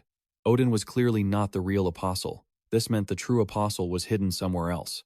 Lucas frowned in frustration. Even if he managed to take down Odin Fritdius, he wouldn't be able to kill Nozdog. Suddenly, Nozdog asked Lucas how he knew Eden wasn't the apostle. Lucas replied as if it were obvious, "This entire forest is reeking with your divine power. How could I possibly miss that?" Nozdog nodded, impressed by his keen senses. But then he suddenly stopped and asked, "Isn't this all happening a bit too fast?" His next words sent a jolt of tension through every nerve in Lucas's body, as if someone who knew all their secrets had been pointing fingers at him. He went on to mention recent suspicious events like how powerful demigods had been dying without anyone noticing. Not even the gods themselves. Hearing this, Lucas instantly realized that Nozdog had noticed a traitor in their ranks. Could that be the reason he created this decoy in the first place? Lucas looked over at Oeden, who was collapsing on the ground. He was nothing but a trap to lure out the traitor. Thinking this, Lucas spoke up, noting that this was his first time seeing a demigod in the flesh. He felt lucky that Ivan wasn't here. With a mocking smirk, he called Nozdog a chatterbox, while silently warning himself not to reveal his true emotions. Nozdog told Lucas he was certainly strange, then asked who exactly he was. Meanwhile, Odin's memory was stuck on the moment Asaru called him a pathetic puppet. He shouted in sheer desperation, "What do you mean, a decoy? I gave up everything to follow you." The more he spoke, the more resentful he became, screaming that this was impossible to believe. Suddenly, Nozdog raised his hand toward him, scolded him for being so noisy, and unleashed a strike. A wave of purple mist rushed forward and engulfed Oeden. In an instant, he withered into an elderly man on the verge of death. A second later, as he begged for mercy, his body simply rotted away and dissolved. Lucas stood stunned, watching the scene unfold. A shiny black object appeared on the ground where Eden had been. He and Nozdog stared at each other for a long time. While Lucas was still pale with shock, Nozdog spoke again, sounding genuinely surprised. Nozdog said, "It is rare that I cannot see through a human who has lived less than 100 years. He paused for a moment and corrected himself. "Actually, this is a first." He then asked Lucas if he knew what that meant. Lucas broke into a cold sweat as Nozdog continued, "I have every reason to be suspicious of you." With that, he pointed at Lucas and growled that he would be watching him. Just as he finished speaking, Nozdog dissolved into thin air.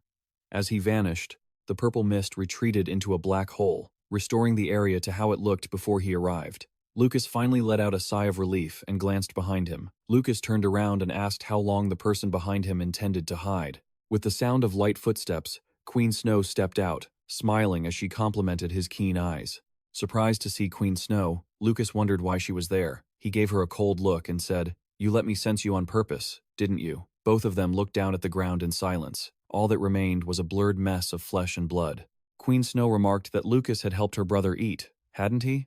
Lucas was inwardly surprised to hear her refer to herself as this queen. Queen Snow said in a low voice, "I should have done this myself and then thanked you, Lucas." He hesitated before asking, "Did you know he was the demigod's informant?" Queen Snow nodded in admission. She placed her hands on her hips, looked at Lucas, and said she knew. The queen's sword seemed to glow. When Lucas asked if Hero had told her, she denied it. He is also under the influence of a demigod, so he isn't free to act. Hearing this, Lucas hesitated, wanting to ask more. Queen Snow smiled mysteriously and pointed at Lucas, saying she heard it from the person who revealed his brother's background to him. Lucas chuckled, saying his memory was a bit poor. Before he could finish, Queen Snow interrupted. mentioning the demigod who wields the power of the Sword of Ricky. Lucas was stunned, his eyes widening. Queen Snow looked at him and added, "Rest assured, Mage Lucas, this queen is your ally." By now, Lucas was completely bewildered and asked who she was. She smiled and asked if she wasn't the queen of all elves. Lucas immediately blurted out that it was ridiculous. He was about to say that wasn't what he meant when the ground began to shake. Lucas looked around in fear, stammering, "Is this an earthquake?" But Queen Snow looked in another direction, saying it was coming from below. Lucas looked down and gasped in astonishment. Before them lay a massive magic circle that left him in total disbelief. Elsewhere, several monsters were being blown to pieces. Ivan used his flaming fists to take care of them all. After wiping them out, he leaned on his knees, gasping for air. Ivan wiped the sweat from his mouth and grumbled. Suddenly, he sensed something coming from the village. At the same time, where Lucas and Queen Snow were, Queen Snow analyzed that Nozdog had planted a seed inside her brother's body. They both watched the magic circle with concern. It was being nourished by Odin's divine power, which would create something quite powerful. Lucas said anxiously, "A magic circle, this large." At that moment, Ivan was also stunned as he watched something emerge from the magic circle, a dragon. Ivan yelled, "What the hell is this bone-covered thing?" Queen Snow picked up a mask and put it on her face. Instantly, her hair turned from white to black, and her loose hair braided itself neatly. Lucas stared blankly as Queen Snow, now transformed, stepped onto the pedestal. She said the village was in danger. As she mentioned, she had to help. Lucas's bewildered expression interrupted her. He was still muttering the word transformation in a daze. Queen Snow realized what he meant and said it was Genki's mask. She joked that she had to do it because she was too beautiful, but Lucas knew Queen Snow had to hide her true identity. On the other side, blue flames were being spewed continuously. The dragon soared through the sky, breathing fire and scorching everything on the ground. The elf villagers rushed out to fight the dragon to protect their village. The leader shouted, "Spirit of the wind, please grant us your power." The arrows were already notched and ready to fire. Immediately after, the dragon was hit by a magical attack and the arrows at the same time. But those things didn't faze it in the slightest. Looking at the dragon in the sky, the elf villagers knew they were no match for it. CX said angrily, "Why now, of all times, when the Ho Guardians are gone?" Suddenly, the dragon opened its maw, condensing a fireball. CX saw this, and instantly had a sinking feeling. A second later, it unleashed a massive flame, larger than anything ever seen, down onto the village, destroying everything.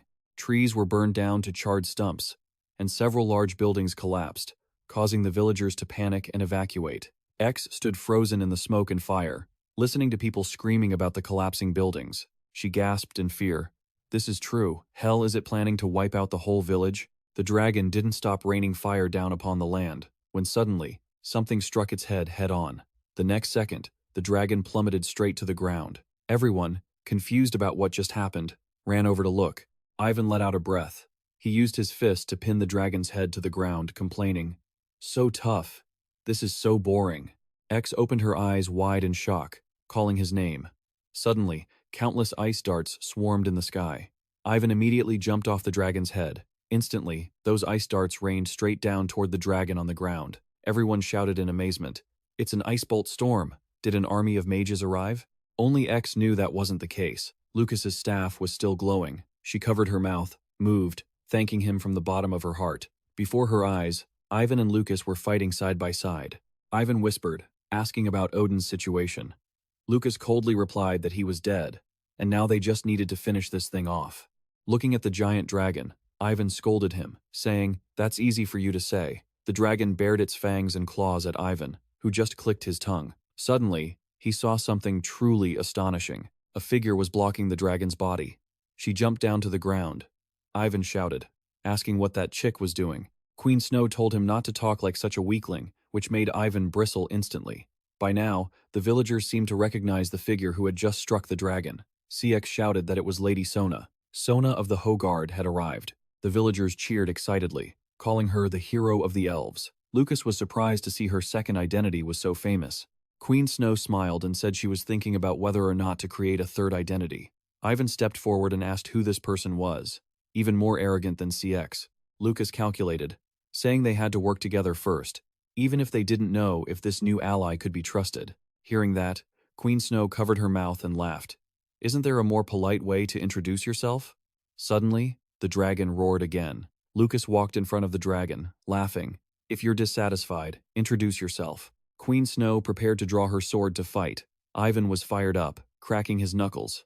Lucas stared silently at the dragon above. They all agreed to wait until they brought the dragon down to settle things. Everyone was completely panicked and terrified by what was unfolding. He immediately turned to ask CX, the people fighting alongside Lady Sona, you brought them, didn't you? She looked at Ivan, who was acting frantic, and replied, I've never heard of a battle like this before. The dragon fought back fiercely, attacking them. Snow unleashed a powerful sword strike, and its arm was sliced into pieces. It shrieked in pain. At that very moment, Lucas attacked from above. He powerfully unleashed a gravity-crushing move. The dragon was attacked by one person after another, giving it no chance to react as it screamed in agony. The gravity pressed down, crushing him terribly. Queen Snow quickly ran over, swinging her sword hard, delivering a series of strikes toward the dragon, tearing it into many segments. Its head was severed and fell off.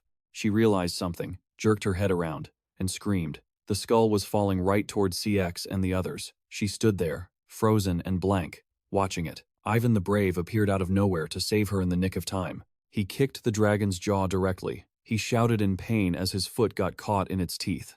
Ivan quickly backed away several paces. He tried to catch his breath after that unexpected incident. Ivan called out to CX, making her curious. He suggested, feed me some meat today. CX agreed without asking further. A week later in the Elflands, Ivan and Lucas were meeting Queen Snow. She rested her chin in her hand, smiling, and asked, You're Ivan, right? She continued to poke at his weak spots. How long do you plan on being like this? Lucas, standing nearby, had to give him a look of disbelief. Ivan shyly shouted, The Queen is really reckless. Outside the large door, his voice could still be heard, loudly questioning her. How can you be in such a private place with another man without any guards? Snow replied curtly. Open your eyes and then talk to me, sister. Inside the room, Ivan still showed no signs of opening his eyes, thinking to himself, My head feels like it's going to explode. Women, honestly. Immediately after, she affirmed, Don't worry. The Queen has enough power to protect herself. Hearing that, he finally opened his eyes. As soon as he did, the image that struck Ivan was the black-haired Snow. With her mask on, she seemed to realize something, and shouted, Aren't you the Queen? Are you the one who was so insolent back then? She smiled slightly, sincerely thanking Ivan and Lucas. She even showered them with praise, especially Lucas, for not shying away from the hard work of rebuilding with them. Snow continued to express her admiration for him. Your refined magic is so incredible that it's hard to believe you're human. I'm genuinely amazed. Lucas bowed his head and asked softly, Why so formal? That's enough now. Can you tell me the truth? He wondered who she really was. Snow replied gently, I, the Queen, am an apostle of Ricky. Ivan immediately shouted in surprise, That guy has an apostle? She looked at him and began to explain, I am the last remaining ice elf on the continent. Snow recalled the past and told him, My kin were all wiped out by the demigods. I wanted to clear their names, but the demigods are so powerful that I can't even touch them. She stated seriously that she had no reason to refuse Ricky's offer. Lucas curled his lips slightly and said, Ivan's right. You're way too careless. He put his hands on his hips and shot back. What if what happened is all a lie, and our true identity is that of spies sent by the demigods to monitor Ricky's betrayal? What would you do then? Snow asked nonchalantly. Is that so? He replied irritably. I'm just saying, lady. She smiled lightly and answered, I trust you too, not because Ricky trusts you. Snow suddenly reminded them, Hero, our mother, trusts you. She told him a little about Hero. You met Mother in your mind while in this human body, right? She says thank you very much. Ivan suddenly turned serious and said, A verbal, thank you, isn't enough. Snow calmly agreed with his words. She stood up and told them to follow her. I will give you what you need. Ivan quickly threatened. If this has anything to do with vegetables, I'm not going to let it slide. Lucas, standing beside him, was speechless and secretly despised him. Just a moment ago, the man couldn't even keep his eyes open. Snow led the two of them down the stairs. Ivan asked aloud, Where are we going now? She calmly replied, To the roots of Mother. She added, You are the first humans to ever set foot here. At the bottom of the stairs, spirits were everywhere, illuminating the entire space. Ivan squinted, curious. Are those glowing flies? Lucas, having no choice, replied, Those are spirits, man. Saying that, he quickly looked around and marveled. It was truly an otherworldly, unbelievable sight in this world.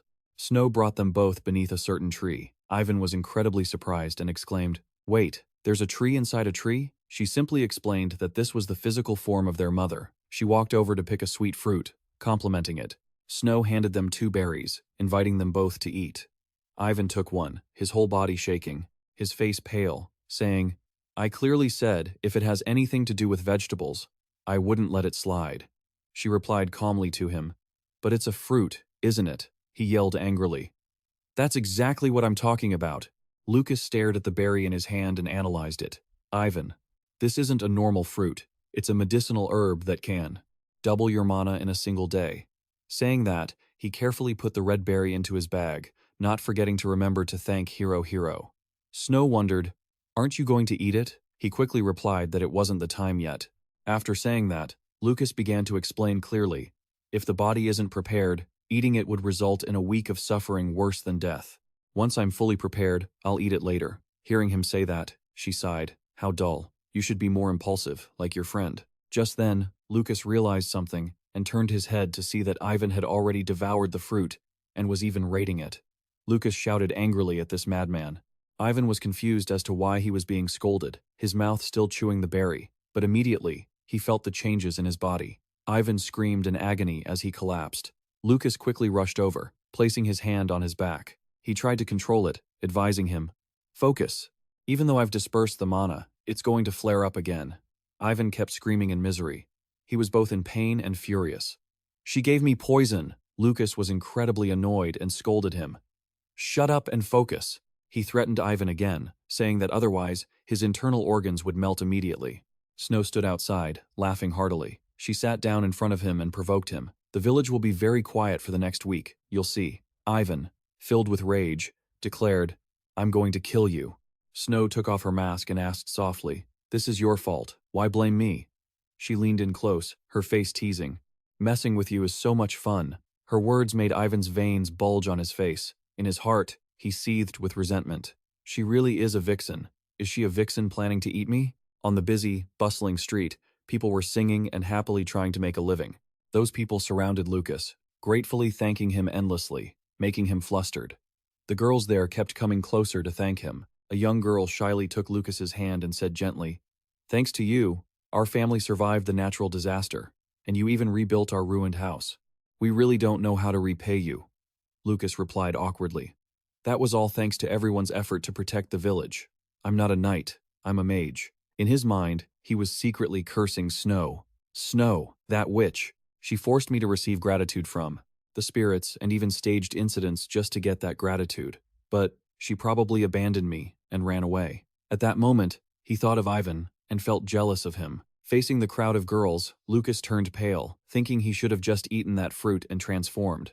Snow approached from behind, complimenting him. "You've become a hero, haven't you?" Hearing her voice, he felt like he had found a savior.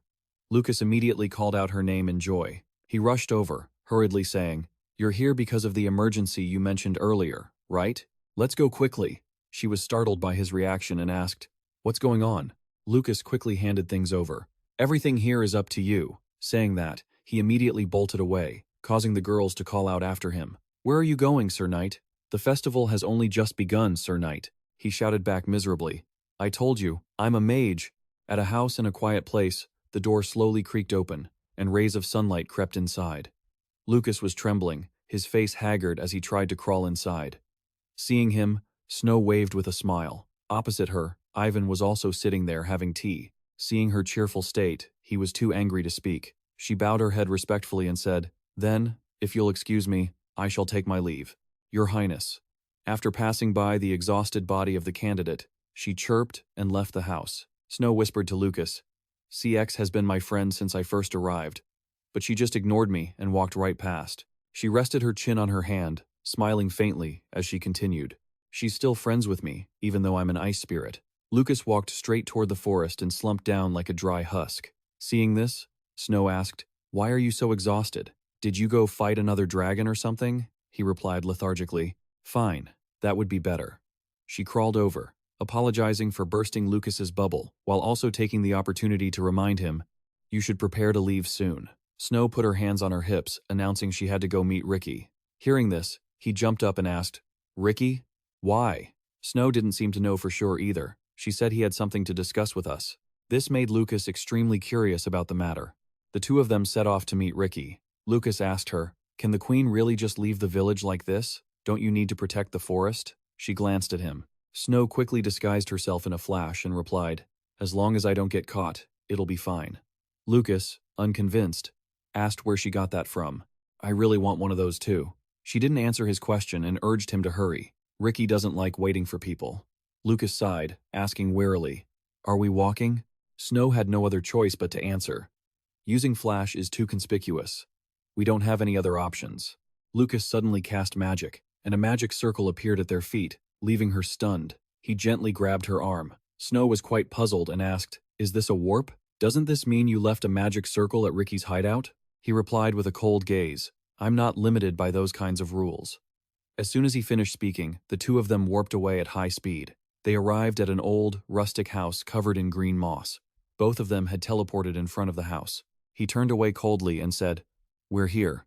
Snow marveled at Lucas's magic. This was the first time she had experienced such a stable warp. She stared at his back, constantly amazed by his talent. He hadn't even set a magic circle at the destination beforehand. As soon as the door opened, Lucas was surprised by the scene before him. Looking at the spatial gateway, he had to admit that Snow was right. Ricky really didn't like waiting for people. Entering the interior, they walked down a path surrounded by people. Soldiers stood in formation, wearing armor.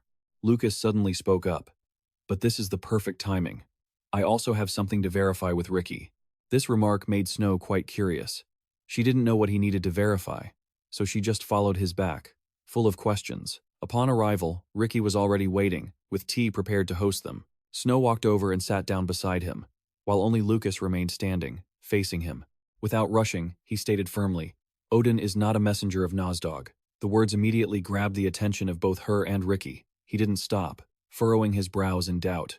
"Do you have anything to say about this, Ricky?" Ricky gently pushed a plate of fruit over and replied, "I'm quite surprised. I didn't know such a method existed."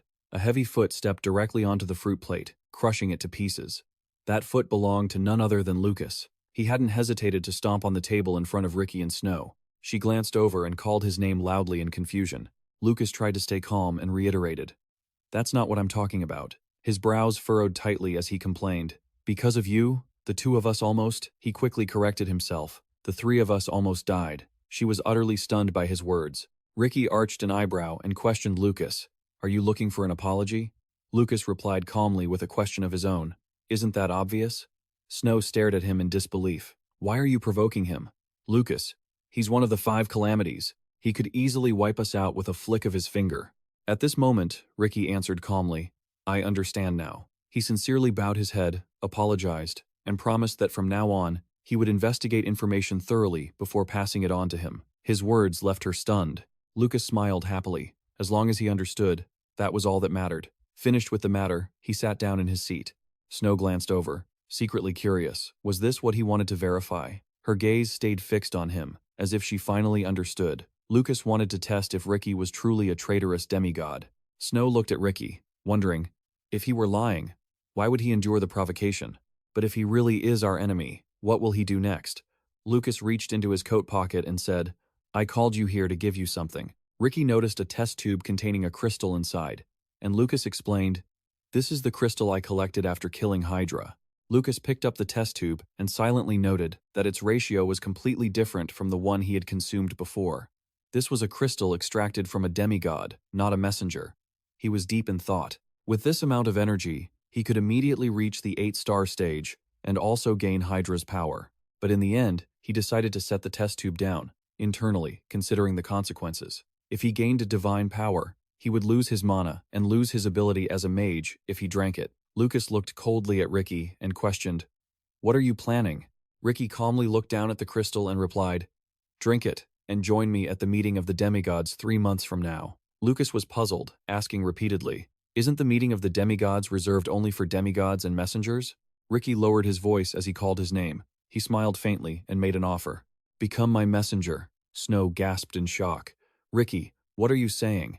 Even with divine power from a demigod's secret medicine, he can't become an apostle." She looked at him with nervous eyes. "Lot will be attending too.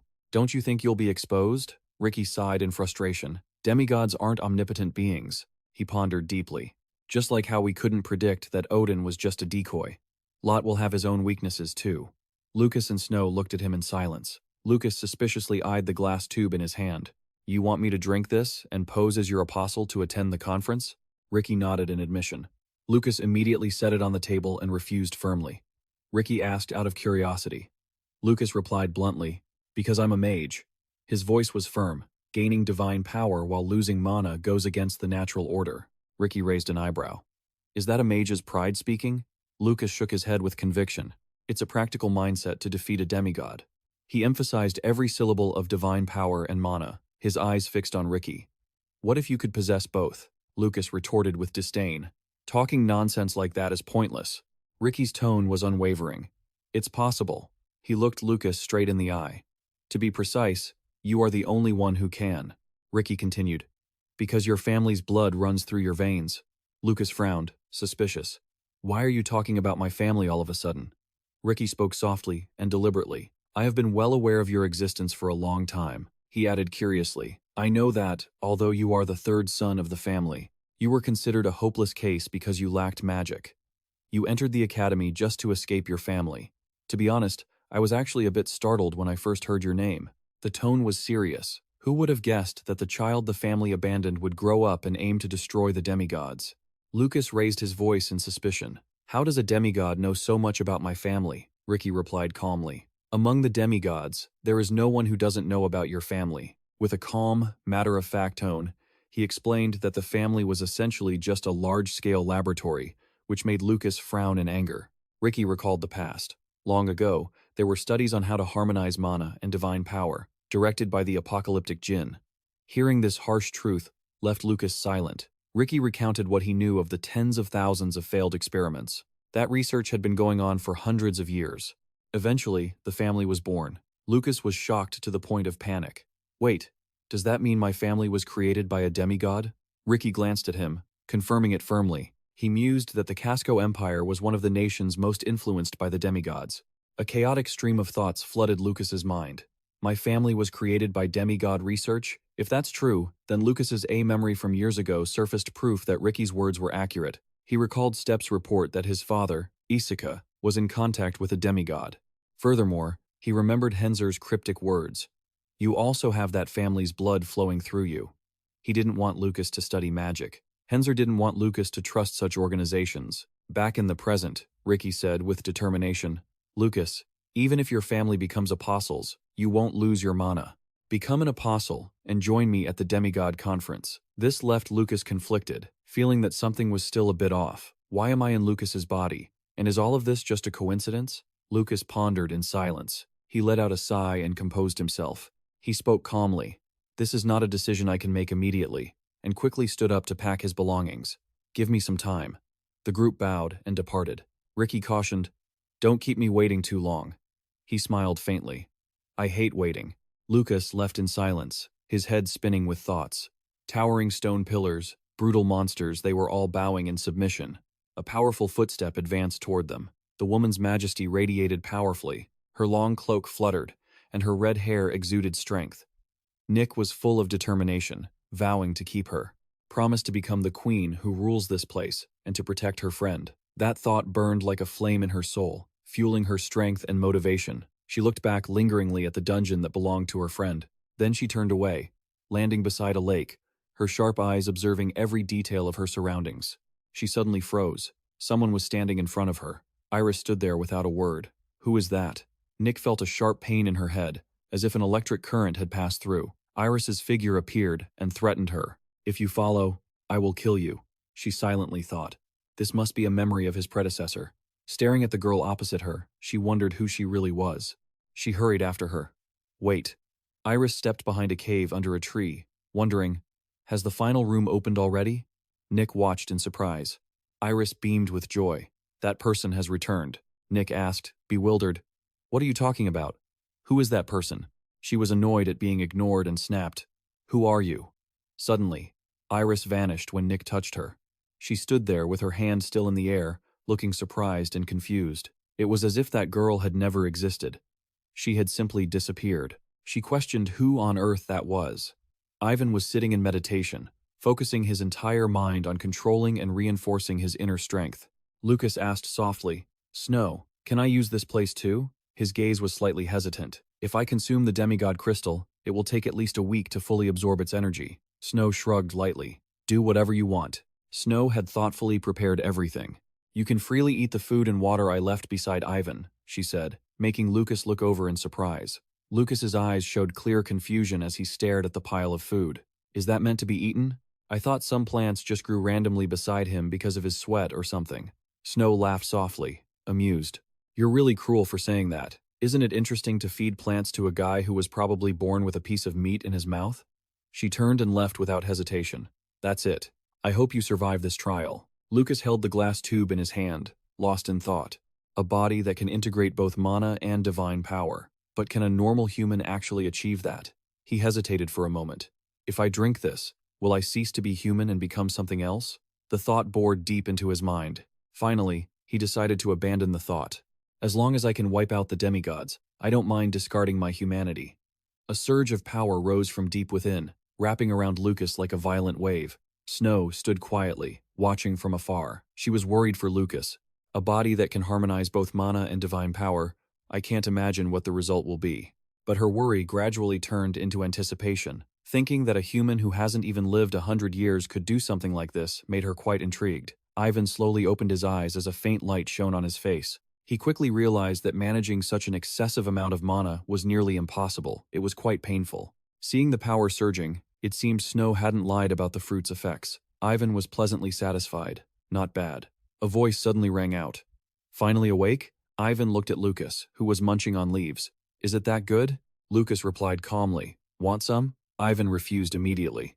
"I'd rather starve to death." Ivan asked curiously, "How long have I been here?" 1 week and 2 days.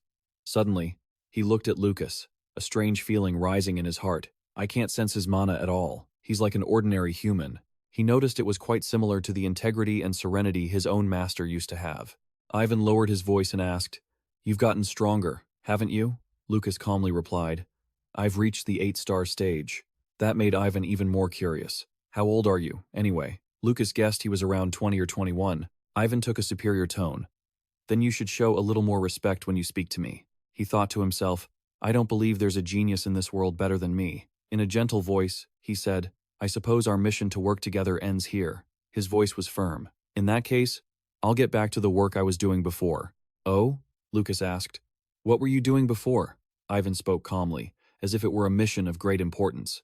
"I am searching for the holy artifacts of Kassadin." He explained the reason. "According to my master, I need to find all of them, the 3 artifacts of Kassadin, so I can surpass Kassadin by my own strength." Lucas was skeptical. "Your master?" Ivan replied with pride. "The successor to the title of martial arts king." Ivan lowered his voice, sounding certain. He had a hot temper, but his power was truly terrifying. "That's why you turned out like this." Lucas spoke with genuine concern. "What do you plan to do from now on?" Lucas sighed, feeling troubled. "Ricky asked me about becoming an apostle and joining him at the gathering of demigods." Ivan was shocked upon hearing this. That's truly unexpected. The spirits of the night fluttered about, casting a faint glow in the silent darkness. Ivan looked up, his eyes filled with suspicion. "I don't quite understand some parts of this. But to put it simply, you're a half-breed who can use both divine power and mana, aren't you?" Lucas shyly admitted. "Half-breed, I suppose you're not wrong." Ivan fell into deep thought, assessing him. He sighed with frustration. "It seems your life is full of misfortune." On a melancholy afternoon, Lucas smiled gently.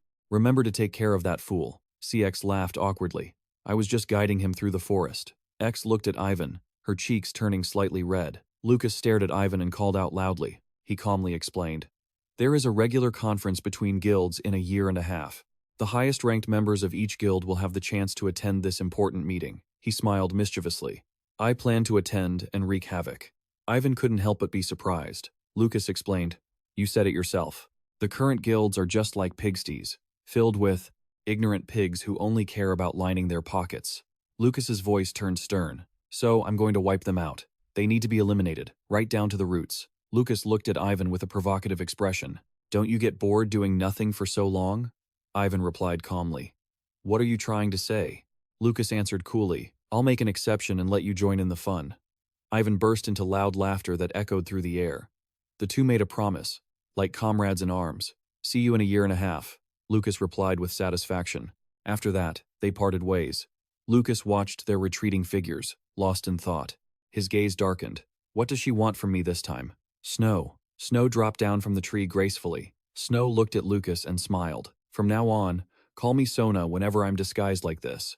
Lucas shook his head. I can't know how you're dressed just by sensing your presence. Snow's eyes watched Lucas intently. She was amused. Now you completely look like someone else. It must be the power of the crystal. She asked, Are you planning to go to Ricky's place? She decided to follow you, so I should join you too. They approached an old, thatched hut. Lucas and Snow appeared suddenly and entered. A sound echoed in Lucas's mind. Don't open it. He immediately recognized it as Ricky's voice. The voice commanded, Hide. Don't let yourself be seen right now. The door creaked open, and the ferocious hydra snakes looked around, searching. Her voice was terrifyingly raspy. How strange. I was certain I just sensed mana around here. Ricky stepped forward quickly to interrupt Hydra's train of thought. Hydra kept watching with glowing, cold, bloodthirsty eyes. Lucas and Snow were hiding nearby, observing the situation cautiously. The demigod Snow lost her balance and fell into Lucas. A rustling sound rang out, drawing Hydra's attention. Ricky was worried. Where are you going, Hydra? Hydra moved closer to where Lucas was. I felt something over there. Ricky quickly blocked her path. That's my apostle, Hydra rasped with a mocking tone. Didn't you say I was wrong a few minutes ago? Ricky frowned in annoyance. Don't you know we demigods have to hide our apostles' identities? Hydra chuckled hoarsely. Oh, right. Lot did say we had to do that. Her voice dripped with sarcasm. By the way, Ricky, did you know my eyesight is excellent? She suspected. It seems your apostle is an elf. Ricky replied nonchalantly. So what? Hydra said with a sinister smile. Isn't it suspicious? The bait Nozdog prepared not long ago was also an elf. Ricky struck with godlike speed, severing Hydra's head. But she didn't die. She just smirked. So it was you. You're the traitor. From the wounds on Hydra's headless body, 9 snakes shot out. Those snakes moved with lightning speed. I should tell Ada about this. I'll be praised. Ricky immediately drew his sword to intercept them, cutting them into pieces in an instant. The speed was so fast it left Lucas and Snow stunned. Watching Hydra's blood hit the ground, it sizzled and corroded the earth like acid. Her blood must be deadly poison, Lucas thought in surprise. Even so, Ricky, my eyes could barely keep up with his movements. So that's the swordsmanship of an apocalypse. Ricky's eyes were filled with uncomfortable contemplation. I missed 2 of them. He stayed calm, pointing one way, one headed south, and gesturing the other way. The other one is over there. Lucas frowned, understanding. We'll handle the one over there, Ricky warned. Hydra's endurance, regeneration, and poison are her strengths. Be careful of the green blood on her body. If it touches your skin, it will melt you instantly. He stated the facts seriously. She is weaker to fire. Even if she splits into 9, she's still a demigod. Don't try to kill her, just try not to let her escape. I'll join you 2 after I deal with the other one. The Hydra snake moved at breakneck speed. She laughed wickedly, ecstatic. How intoxicating. Lucas and Snow quickly gave chase. Lucas gave the order immediately. Split up. No plan, we just do whatever it takes to stop her. Snow understood and quickly branched off. Hydra didn't fall behind. Instead, it accelerated. Lucas immediately used his power to slow it down. Lava blast. A thunderous explosion rocked the forest. The beast managed to escape the attack. Despite being injured, it let out a mocking laugh, its body instantly regenerating perfectly. Snow moved quickly, slicing the head off the Hydra. But it wasn't dead yet. It spat its poison directly at Snow. Caught by surprise, she had no openings. There was no way for her to dodge it. A magic circle appeared, protecting her from the venom. The poison couldn't penetrate the barrier. Snow let out a sigh of relief. Shield. Lucas watched as the Hydra immediately grew 2 new bodies from the cuts Snow had made. It had become a vicious 2-headed serpent. Snow entered a defensive stance, but the Hydra was too strong, overwhelming her with attacks. I have to buy more time.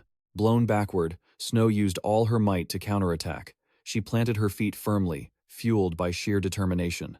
She sent the Hydra flying. Snow quickly gathered her strength. What is up with her insane power? How is she still this strong after being split in 2? But the Hydra didn't seem to suffer any damage. Not bad. There's no doubt you're Ricky's apostle. But what about this? It attacked again, spitting out hundreds of thousands of poisonous snakes, a rain of venom. Snow slashed through them rapidly. She stayed in a tight defensive formation, knowing one slip-up would mean death. She poured all her strength and willpower into it, but her stamina was slowly draining. The sheer number of snakes was exhausting her. Each snake felt heavy. To think a demigod could be this powerful, I can't hold out much longer. She quickly sank to her knees, gasping for air, filled with regret. I'm sorry, Lucas. My failure to hold them off for longer is on me. The poisonous snakes kept attacking, but they couldn't pierce the magic circle, protecting Snow. Hydra frowned in anger as she spotted a massive red orb. The sun? Isn't that the north? She saw another sun. Wait, the real sun is over there. So what is that? It was a sun created by Lucas himself. He focused his power and hurled it straight at Hydra. She let out a piercing, gut-wrenching scream that echoed through the sky before fading away, her body vanishing as if she had never existed. Snow stared at Lucas in shock. He had taken down a demigod with such ease. She felt embarrassed. It seems all I can do is get in your way. Lucas's aura radiated like a raging fire. He thought to himself. The only thing he could do in that dark hell was think. For 4,000 years, he had constantly practiced magic to kill time. He felt like he had finally achieved something. Thanks to that, he had mastered calculating and casting spells at incredible speeds.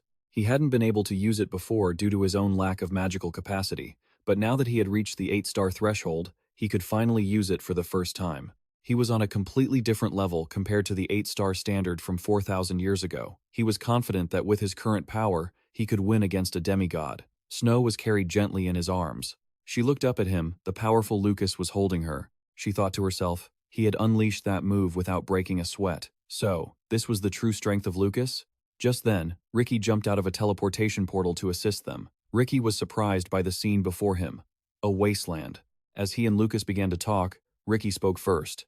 You killed her. Lucas calmly confirmed it. Ricky looked at him with a mix of horror and appraisal. Was he really capable of killing her? As the sun set, his voice sounded relieved. Let's head back to my place first. As night fell, the scene shifted to a humble house where the three of them sat down to talk. Ricky spoke first. We can't hide Hydra's death for long, and Tanta will find out eventually. Lucas was curious at the mention of the strange name. Ricky explained briefly. A demigod who can manipulate toxins. Suddenly, it clicked in Lucas's mind. So that old, cunning demigod is on Tanta? Ricky urged him on. We don't have much time left, Lucas. You need to decide. While speaking, he observed Lucas's expression and understood. Oh, never mind. It looks like you've already made your choice. Lucas spoke nonchalantly about his plan. I used the crystal you gave me, but I haven't tried using divine power yet. Ricky praised him. That's surprising. So, you've already mastered a demigod's power? Lucas sipped his tea and answered casually. It wasn't that hard. Ricky warned him with concern. There are only 3 months left until the meeting of the demigods. You must stop using magic and start practicing to master divine power before the meeting. Lucas asked, confused. Why do I have to do that? Ricky slowly stood up and continued. Lot isn't omniscient, but he is extremely sharp. You need to mask all your mana with divine power when you go there.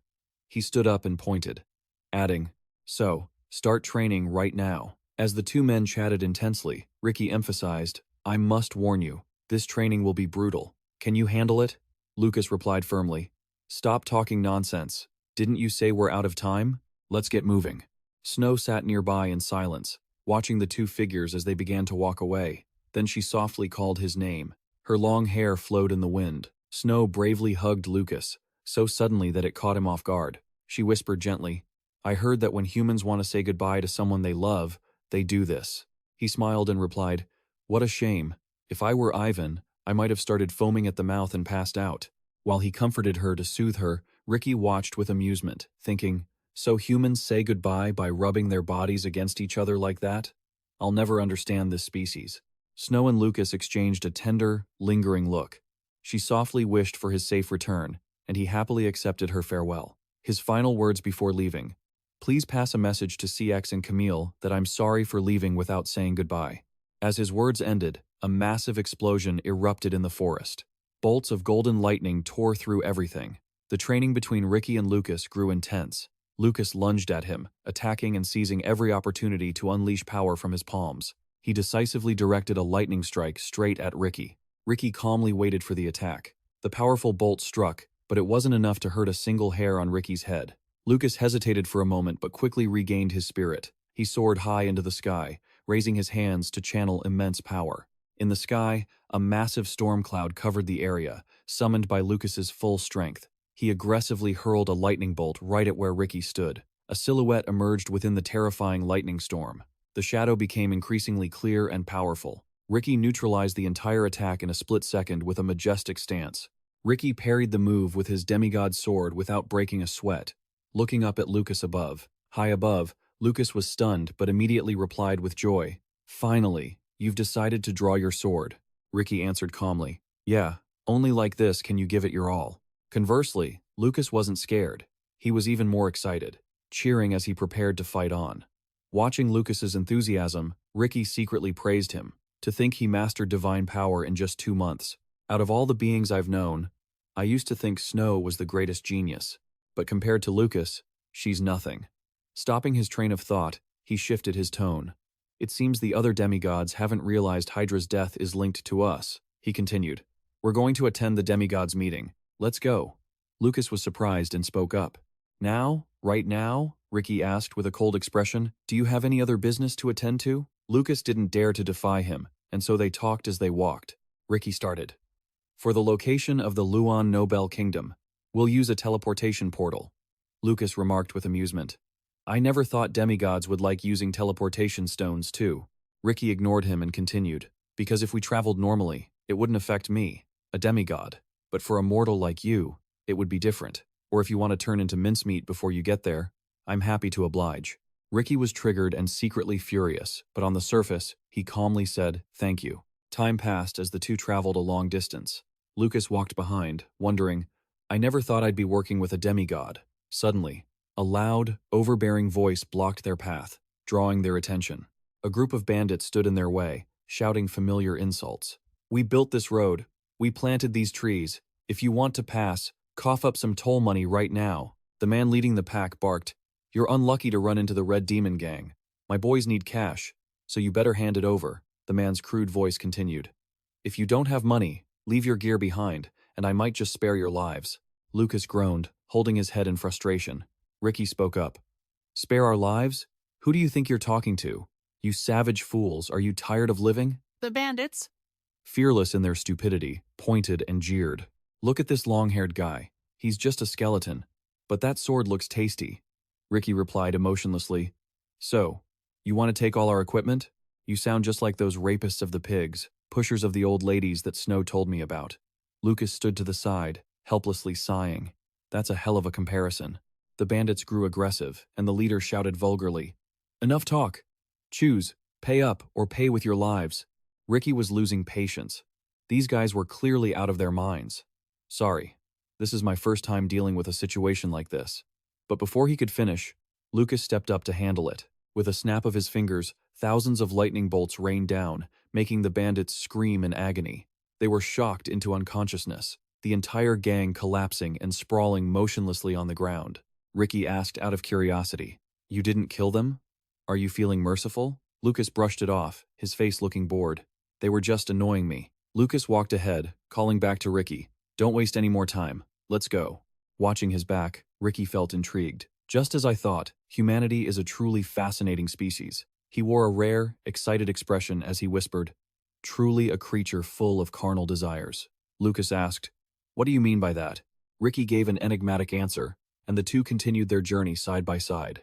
The roundtable meeting took place in a dark room. One of them spoke up. "So, the rumors about the sword acting on its own are true?" A man bowed respectfully. "Indeed, they are." Sir Sly, his eyes peered at her with scrutiny. Sackley was the second commander of the Lucas Traumanfo founder Amels. Despite looking like a child, she was actually a vampire who had lived for over 100 years. Every time Jeffer looked at Sackley, he felt a chill down his spine. Her blood-colored eyes flicked toward him, wondering what he was aiming at. He replied seriously, "It is this Pilat." Looking around the round table, Sly felt deeply bored. "So you mean to tell me we're going to hunt a demigod with a 5-person team?" Seaford answered Sly's question under Jarrow's watchful gaze. "Have you forgotten the Norduz expedition? The Manwings Guild, which had once competed with the 3 major guilds, had been wiped out in a single night." Dugenja's eyes turned icy at the mention of the Manwings. They had found very little information despite sacrificing so much. Hare listened in silence as Seaford continued, explaining that Nordok controlled death. He concluded, "We are not conquering him, my lord." Sackley raised her head to look at him. Henzer's voice rang out boldly, "We are searching for his tracks." Sackley was curious about his identity. Henzer shrugged and introduced himself. She seemed interested. The youngest squad leader of the Showless Guild, huh? You know you're quite famous, kid? He seemed indifferent to her sarcastic, cryptic remarks. We have information that the demigods will gather at one location. Sackley asked out of curiosity where he heard that. He remained silent, making it clear he wouldn't answer. She mocked. From that old man of yours, I presume? Suddenly, she burst into laughter. Don't look so scared. Wasn't it you who first accused Isuka of having close ties to the demigods? Her playful smile became terrifyingly sharp, revealing her fangs. But you're pretty suspicious too. How can I believe you really betrayed your own flesh and blood? His eyes flickered with a moment of contemplation. Sackley looked extremely excited to see that expression. Henzer proved himself with just one sentence. The meeting will be held somewhere. He revealed that the Sword Guild would likely use a teleportation stone in Pylat to get there. Zero looked skeptical. But why would a demigod need to use a teleportation stone? Hare was intrigued by his question. Another piece of information was provided that surprised him. The reason a demigod would need to use a teleportation stone is because he is traveling with an apostle, a lowly human. How could such a person freely use space-time magic like a demigod? Henzer solemnly declared. In this meeting, the demigods will bring their apostles along. Sackley found this information hard to believe. Henzer expressed that they had to seek and gather more information, no matter the cost. All eyes turned to him as the news that the demigods would gather to discuss important matters was revealed. It's been established that tailing a demigod is basically playing with death. Even the slightest mistake would cost them their lives. A ruthless glint appeared in his eyes, but if any apostles showed up, Sally would quickly grasp his intention, so even if they were caught, they'd just need to silence the apostles. She grinned, clearly satisfied with the plan. The roundtable meeting concluded with a final, unanimous decision. The gates of Pylat were crowded with people waiting for identity checks. Lucas, in his disguise, handed his identification to the guard and introduced himself as Liston, a rank A mercenary. His identity was immediately verified, and the guard went back to checking others. He looked surprised that the man had used his real name on a fake ID to sneak into the city. Seeing his horrified expression, Ricky didn't understand. Is there something on my face? Lucas awkwardly brushed it off. The two headed deeper into the city. Their destination was the registration office for the teleportation stones. Suddenly, Ricky grew cautious, looking behind him as he gave a vague answer. They left under the watchful eyes of someone following them from a restaurant in Inner Pylat. He was annoyed that the teleportation stone to Luab wouldn't start for another 3 days. Lucas kept talking to Ricky, saying they should count themselves lucky. For other traveling parties, it could take weeks or even months to reach other cities. He didn't seem interested in the conversation. I'm finished eating. I'm going for a stroll. Lucas wondered where he was planning to go. Ricky's response left Lucas stunned. The estate. He claimed that his family already knew he was there. If he didn't go to pay his respects, those people would come looking for him soon enough. Lucas was surprised to hear his concerns. If things kept going like this, he would definitely run into trouble, wouldn't he? And if we're lucky, perhaps we'll find where Lynn is staying. Ricky kindly reminded him about his father's true identity. Lucas's eyes darkened, filled with a piercing coldness. He thought this was unpleasant news. Lucas slowly stood up. The guild already knew that Isaka had connections with a demigod, but they never expected him to be an apostle, so they hadn't suspected him. He explained that the reason was because he could still use magic. Lucas pointed out the guild's weakness. They didn't know the truth about the house's power. Ricky silently looked at Lucas. He knew full well that Henzer was the one who reported his father's betrayal, but he couldn't understand why he would do such a thing. He was curious about what he was plotting. Ricky suddenly leaned in close. Even though it wasn't that important, he felt he should tell him. He revealed that both of them were being followed. Lucas was stunned by this news. Ricky insisted that someone had sent a team to track them. That was why Lucas hadn't noticed. Even when he was in the forest, there were a few people lurking outside. But now, the shield had been lifted, and he was on the move. That's why they were tailing them. Lucas assumed they were from that guild. Ricky immediately denied it. Their strength was on par with a team captain. He trusted his own judgment. That group would target Lucas if he left right now. Fighting them wouldn't be difficult. But he was curious to see what Lucas would do. Ricky offered to help him deal with them if he wanted. Lucas declined his offer. He was intrigued, wanting to see the combat strength of the other guild members. Ricky was satisfied with his attitude. So, he wanted to test the strength of those brats, just to see if they would be useful in the future. He left, leaving behind a warning for Lucas to be careful with them. A moth flew inside. Its tiny silhouette flitted over Lucas's head, then landed on the lamp hanging inside the shop. Its blood-colored eyes glowed with an eerie light. Carefully observing the surroundings, Ricky left the diner and blended into the crowd. High up in the clock tower, eyes were watching his every move. Dugenja wondered what he was planning. Jeffer faintly realized he was heading toward the B residence. Henzer, standing behind him, accepted the task of tracking Ricky. Before leaving, he bowed as a farewell to Sly. She suddenly opened her eyes wide. Sly's consciousness was linked to the moth. The moth followed Lucas's trail. She was curious about his appearance. Jeffer calmly provided information about him, stating that he had completed a mission with an A-rank mage 2 months ago, and then had completely vanished. With just that much information, Sly immediately realized his identity was fake. He respectfully accepted the order to investigate him again. The mental connection ended, and Sly said she would be the one to do it herself. As night fell, she carefully drew the curtains shut. Then, Sally turned and headed back to the center of the room. She bit her index finger with her sharp fangs, and blood dripped from the bite in dark red drops. She drew a summoning circle in blood on the floor. Smoke billowed from the lines as Sally watched. A succubus was successfully summoned. It's been a while, hasn't it? Sally didn't want to waste time with pleasantries and stated her purpose directly. Lilith smiled wickedly. If it's a request from my little darling, how could I refuse? Sally was disgusted by her cheesy words. She directly ordered Lilith to go to the west side of the city to investigate a man named Lucas Trauman, who was resting in the third-floor dormitory. Sally bluntly expressed that she wanted her to infiltrate his dreams. Lilith was a bit disappointed. You summoned the Queen of Succubi, Kilbus, just for something this simple? She explained that she could only trust her because only she could track him without leaving a trace. Lilith was pleased by her confession. How cute. How could I refuse when you say it like that?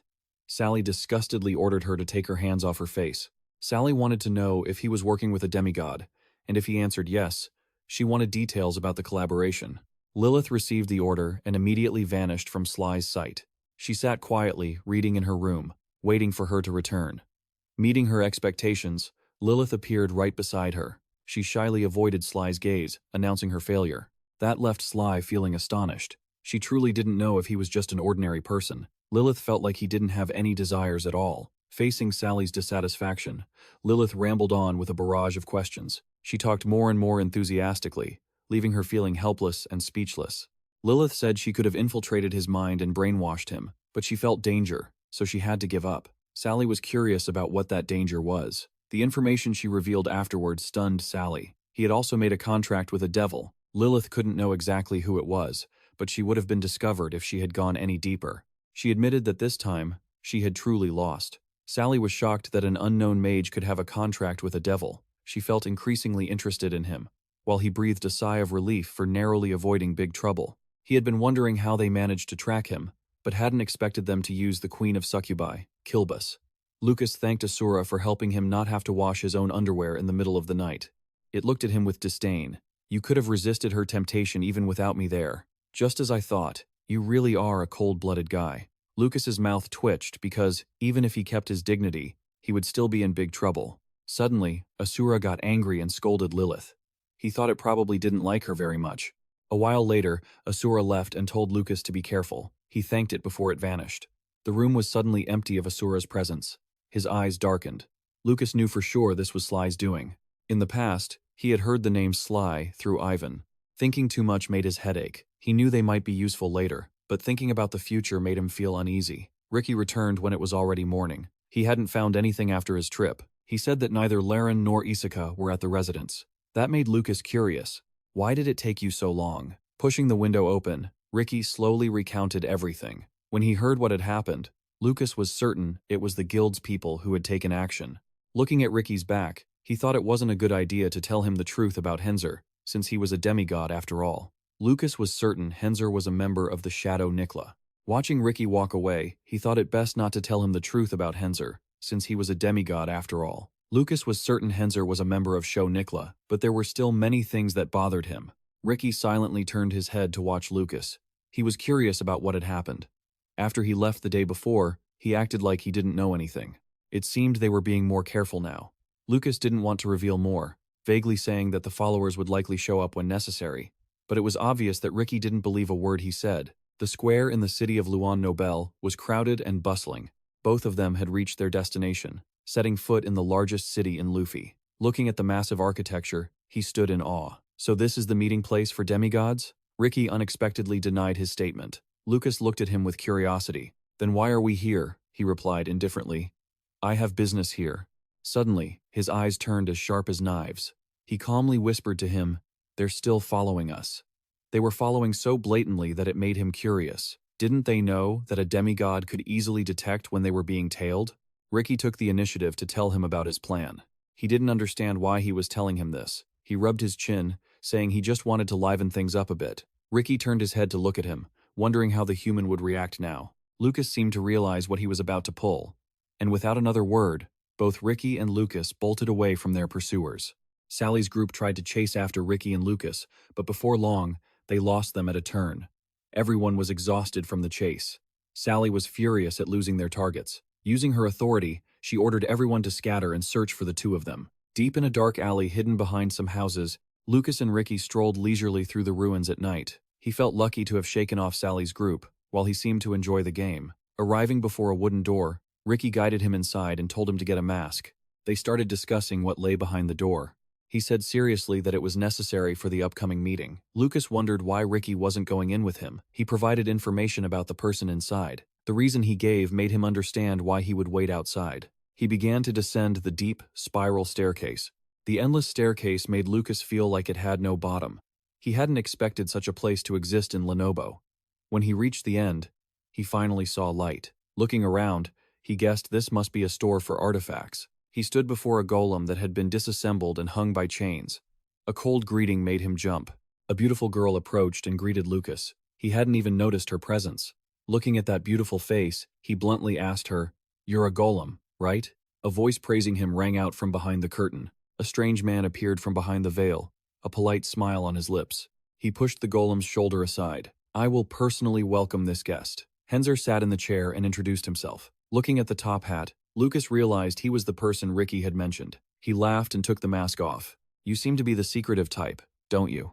Henzer held the mask up high. "This is what you need, isn't it?"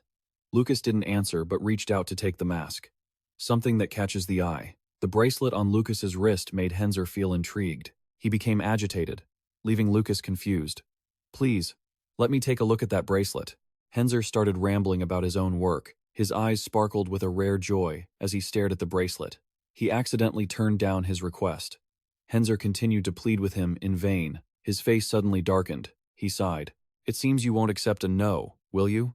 He kindly advised him to stop while he still could. Suddenly, his eyes widened. Shock overcame him. Henzer knelt on the ground, begging to touch the bracelet just once. Lucas felt a bit disappointed after realizing the truth behind that statement. He continued to beg him with all his sincerity, even though he was repeatedly rejected. He couldn't believe why he would go to such lengths just for a bracelet. Lucas sighed. "Then let me ask you one thing." Henzer agreed, almost instantly, but his question made him go numb. "Can you create a golem with a 1/1,000,000 mana core?" He was skeptical. 1,000,000 mana? You have something like that? He denied it, and vaguely said he just wanted to ask. Henzer expressed that it was a difficult thing to achieve. Lucas agreed. He immediately retorted, "So you do have it." He was stunned when he heard him say, "The best alchemist I know said that it's impossible." Henzer laughed mockingly. "The best, you say? Who do you think you're talking to?" He seriously told him about the 3 brilliant alchemists of the continent. The person named first was the master of the 11th tower. He was surprised because he had thought there were only 10 towers in existence.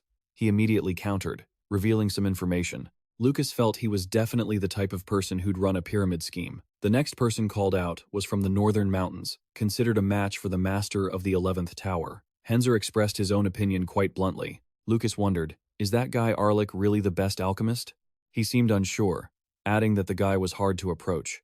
He gave Lucas information about the person, warning that if he wasn't careful, he could lose his life on the way. Lucas suddenly laughed, admitting he was quite interested in people like that. The last person was quickly revealed by him. He pointed his finger and proudly declared that person was his whore. Lucas acted uninterested, which made Whore feel angry and embarrassed. But then, he froze when he heard what Lucas said. Those who call themselves the best are usually just all talk. Henzer tried to insist he wasn't lying right to Lucas's face, making sure he wasn't just a man of empty words. Lucas looked at Hector, who was bowing his head, pulling his hat brim down to hide his face. A well-kept secret was exposed by Hector himself. He was trapped in a human body. Lucas felt a bit of interest in his true identity. Hector continued talking about himself, saying that before all this, he was respected by humanity as a higher being. Lucas's brow furrowed slightly as he listened to his description. With a calm demeanor, he listened to the misfortunes in Hector's life. He had lost everything to the demigod. The demigod had imprisoned him here just to mock his glorious past. But realizing something, Lucas's eyes showed clear surprise. Hector confirmed his thoughts. I am a dragon. Bit by bit, the story Benyon had told came back to him. Her words were clear in his memory, making him realize it was the truth. Benyon had said they never found the remains of any dragons. All they found was an egg, and that egg was Benyon. From the very beginning, I had my doubts. It made no sense for the value of a dragon's remains to just vanish into thin air. Lucas had once speculated that the entity collecting dragon corpses without leaving a trace could only be a demigod. But of course, to a demigod, a dragon's remains would be worthless. He spoke hesitantly. Were you once a dragon, sir? Hector smiled, filled with sorrow. Now, I am merely an apostle. He felt guilty for boring him. I hope you don't mind that story. Lucas watched him in silence. If what Hector said was true, the demigods hadn't destroyed the dragon race. They had simply turned them into their pawns. His eyes blazed with ferocity that was exactly the kind of thing the demigods would do. Hector's praise pulled him out of his boiling rage. He looked at him, wearing a smile of genuine happiness. Lucas's questions were carefully unraveled by him. His expression turned cold. This is where all apostles must come to receive these masks. He opened up about the mockery he had endured over the years. He crushed his cigarette. He continued on about how the demigods had used Hector just to prove that forming a pact with them was the right choice. But when facing him, Hector's feelings were different. He said that Lucas's ability to listen and empathize made him feel more at ease. Lucas denied it, expressing his own feelings. Instead, it was a matter of respect. A memory surfaced from 4,000 years ago, when the dragon race was the first species to warn humanity about the demigods. In fact, during the war 4,000 years ago, humanity could only hide behind the wings of the dragons, supporting the only beings capable of standing up to the demigods. It was the dragons who saved humanity. That was why his master had met such a heartbreaking end. Deep within, his eyes hardened with determination. We haven't lost yet. We still have the upper hand. Hector was stunned by his attitude. He laughed. It seems you're in the same boat as I am, my friend. Lucas was curious about other dragons, but his answer wasn't what he had hoped for. He gritted his teeth upon hearing they had fallen in battle. Hector gave a hollow laugh. Don't dwell on it so much. Like I said, that's all in the past now. He forced a smile and placed the mask in his hand. He voiced his lingering concern. Will you still be here? Hector replied as if it were obvious. To be precise, I'm imprisoned here. He brought up crafting a golem with a 1-to-million mana core, which caught him by surprise. He found that thought quite interesting. It won't come cheap. After all, I am a merchant now. He bluntly asked about the payment. Hector pointed to his bracelet and chose it as the item for exchange. He agreed immediately. That successfully caught him off guard. A condition was attached from his side. Hector was astonished that Lucas wanted him to fulfill it upon his honor as a dragon. He burst into laughter, drawing the attention of Ali, who was cleaning nearby. Hector pushed up the brim of his hat. You know quite a lot of interesting things. Lucas remained calm, even though the bit about the bracelet was just a joke. Hector scratched his head and explained his own actions. He cheerfully offered to let him touch it once, since it was meaningless for him to keep it anyway. Hector asked about the requirements for the golem, but he seemed uninterested. Upon hearing, the only requirement was that it must be able to synchronize with his core. His back stiffened. Hector chuckled. Just that? Finally, the deal between them was officially struck. Ali poured tea for Hector and marveled that he was a strange guest. Then she smiled. But you seemed quite excited too, master. Hector smiled, watching the steam rise from the cup. Perhaps we should prepare for a new journey, even if we are imprisoned in this place. Lucas left that evening, accompanied by Ricky's complaints. He glanced over. Did you get lost down there? He distractedly explained that it was just because his stride was too long. He took the initiative to ask him about his upcoming plans. His footsteps continued across the rocky ground. The path they were both walking on became increasingly steep. Ricky spoke about Luen Nobel, a place dubbed the Land of Knights, yet also the most trash-filled place he knew. His solitary silhouette stood out against the night. Ricky looked down on the scum, trying to uphold that man's legacy. Lucas was secretly curious about that man and thought that every country had both good and bad elements. He stood on a cliff and told him to look toward the distant mountains. Lucas was impressed by everything before him. The unfamiliar name, Marquis d'Alamon, caught his attention. Ricky spoke of him as a piece of scum, someone who used everything just to satisfy his own perverted desires. He revealed a significant piece of information. On that mountain range, there was a place that served as his slave farm. Lucas was stunned and furious. Slaves? Didn't the institution of slavery get abolished a long time ago? He had clearly anticipated his reaction. Ricky confirmed the existence of slavery, stating that things were even worse than that. He watched him with interest. You once said you felt no guilt about executing such bastards, right? His loaded words left him suspicious. He asked him point blank about his intentions. A request was put forward. Destroy the slave farm located on that mountain for me. Ricky and Lucas stood together on a towering rocky cliff, looking ahead. Ricky ordered Lucas to wipe out that slave camp. Lucas's face remained cold and expressionless. After thinking for a moment, he spoke. I have to see it with my own eyes and assess it first. Ricky asked with a probing attitude. Are you hesitating because you have to kill people? Suddenly, Lucas jumped off the cliff and flew up, calling back. Because I don't really trust other people's words. From behind, Ricky wished him luck on his way. Deep in the surrounding forest, a massive castle appeared, illuminated by blazing torches. There were 3 soldiers guarding the castle. By now, the guards seemed exhausted and had fallen asleep. Lucas observed from below, saw that the soldiers were dead to the world, and flew up in a flash to sneak inside. His footsteps moved swiftly and silently along the wall. He gripped the edge of the observation window with one hand, because there were guards below. Lucas suddenly discovered something. Inside were giant iron cages holding people, their bodies covered in injuries. Lucas discovered that they were keeping spirits here, along with dwarves, an enraged werewolf, and even monsters. A burly soldier carried a woman over his shoulder. Isn't the weather unpleasant? Another soldier asked him why he had arrived so late. As he finished speaking, the soldier casually threw the woman off the ramparts. The woman was wearing tattered clothes. Both her hands and neck were chained, and her body was covered in wounds. Below, there were nothing but corpses. The 2 soldiers chatted. Another one? If that pervert's playthings die from being bullied, who would even know? Lucas, looking down from above, had witnessed the entire scene. He thought to himself, so many bodies. Even if they are slaves, they are valuable goods. Why would he do such a thing? His accomplice warned him to hold back, noting that so many slave deaths would surely make Marquis Dan Lamont suspicious. He continued, that noble only cares about the elves. Wasn't the one you just threw an elf to? Lucas then realized that they simply viewed the slaves as playthings to satisfy their base desires. He had his answer for Ricky. Sensing something wrong, the 2 soldiers stood guard. But without hesitation, Lucas leaped down right in front of them. They aggressively scolded him. You bastard, where the hell did you come from? Lucas spoke up. I heard Luana was a nation that prided itself on its knighthood, right? He had shifted back into his true form. His face radiated pure killing intent. Do you even have a knight's pride? He challenged. One soldier acted cocky. What are you yapping about? The other blew a horn to signal for backup.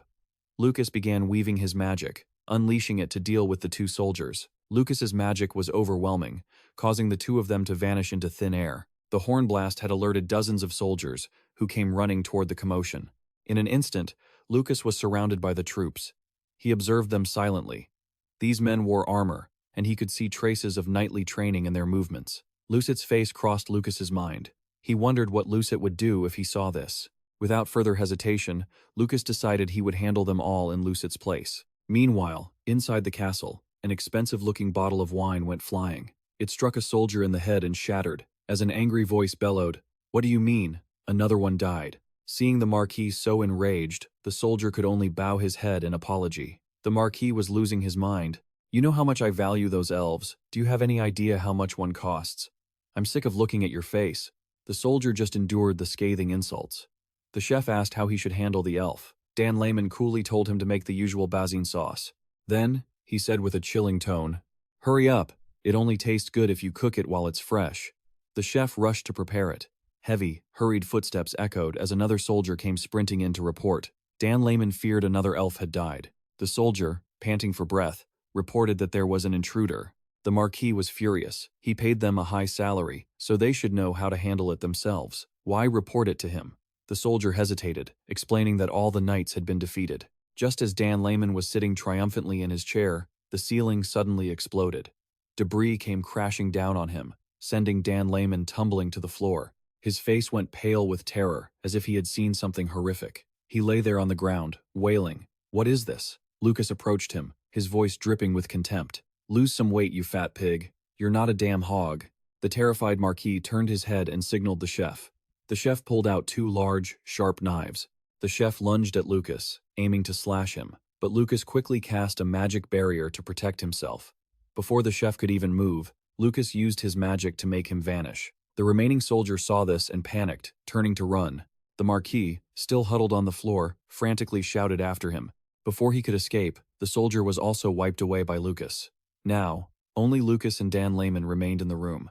The Marquis was trembling, cold sweat pouring down his face. Terrified, his voice shaking, he asked Lucas if he wanted money. Before the Marquis could finish, Lucas stomped hard onto his stomach. With a grimace, Lucas said, "I'm a bit irritated right now, so this might take a while. Try to bear with it." Then he asked, "Where shall we start? The tongue or the eyes?" The Marquis screamed in agony, his cries echoing throughout the castle. After finishing, Lucas stood blankly in the hall, lost in thought. Ricky suddenly appeared behind him and said, "It seems to be over." Lucas replied gloomily, "It's not over yet. Nothing is really resolved as long as those slaves are still trapped in cages." Ricky simply unsheathed the sword at his hip. In a heartbeat, the iron cages were shattered. Thousands of iron frames were destroyed thanks to Ricky and Natan. He had set the slaves free and told them to leave immediately. Some of the slaves didn't even know what freedom was, which took Ricky by surprise. The werewolf had never known freedom, so he didn't understand it. He recounted that his family and kin were all dead. He said in despair, "I have no reason to live anymore. I'd rather just die." Ricky felt a deep sense of empathy for the werewolf. He offered his own sword, ready to grant the werewolf his final wish. Ricky even promised to help him pass on peacefully without pain. At that moment, Lucas, having shifted back to his normal form, saw this and reached out to stop him. He held Ricky back because he wanted to handle it himself. Lucas walked close to the werewolf. "Do you want pity, or do you want me to get angry?" But sadly, Lucas couldn't give them what they called peace. Lucas didn't want them to misunderstand and think he saved them out of pity. His voice turned serious. "You want to die? I can't grant that for you." Lucas could only help them up to this point. The rest was up to them. Lucas promised that within a month, he would help them destroy those who had made them slaves. He continued, "There are still many places holding your kind, and I'm sure they think just like you."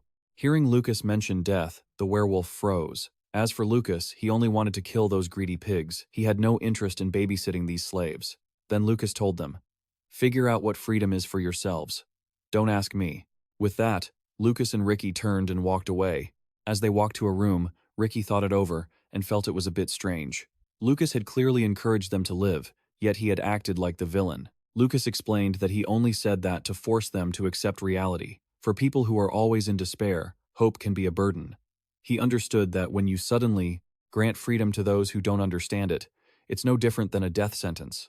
That's why Lucas was giving them time to see and think for themselves. He reasoned that perhaps if they saved someone in their same situation, they would finally understand. Ricky gazed deep into the endless night, listening to Lucas talk about the meaning of the freedom they had brought to these people. Even after listening, Ricky didn't truly grasp what freedom meant. The scene was peaceful, with large wooden guard posts under the night sky. But a second later, the building was demolished by a powerful blast of magic. The soldiers were also struck by the magic and sent flying. It turned out that the one behind it all was Lucas. Lucas was now leading a group of former slaves, inciting them to rise up and attack the soldiers guarding the other captives. They grew stronger, uniting as they pressed forward to attack the soldiers and rescue those in the same plight. The remaining soldiers panicked and fled. Having driven off the guards, he went inside to break the lock on the cage and then rescued everyone. Lucas used magic to destroy the slave quarters. Finally, the slave camps within the empire were gone. A voice rang out. So, all the slave camps scattered across Luan Nobel had been wiped out. Lucas felt relieved. "You've all worked hard this past month. Now, your task is done." Having said that, Lucas turned to look at them. He observed carefully and noticed the number of people had increased. Benken didn't dare to look up, hesitating as he asked, "So, are we really free?" After speaking, Ben finally looked up. Lucas approached and placed a hand on Ben's shoulder. "That is for you to decide, Ben." Hearing those words, Benken's expression grew sad. Then, Benken glanced behind him.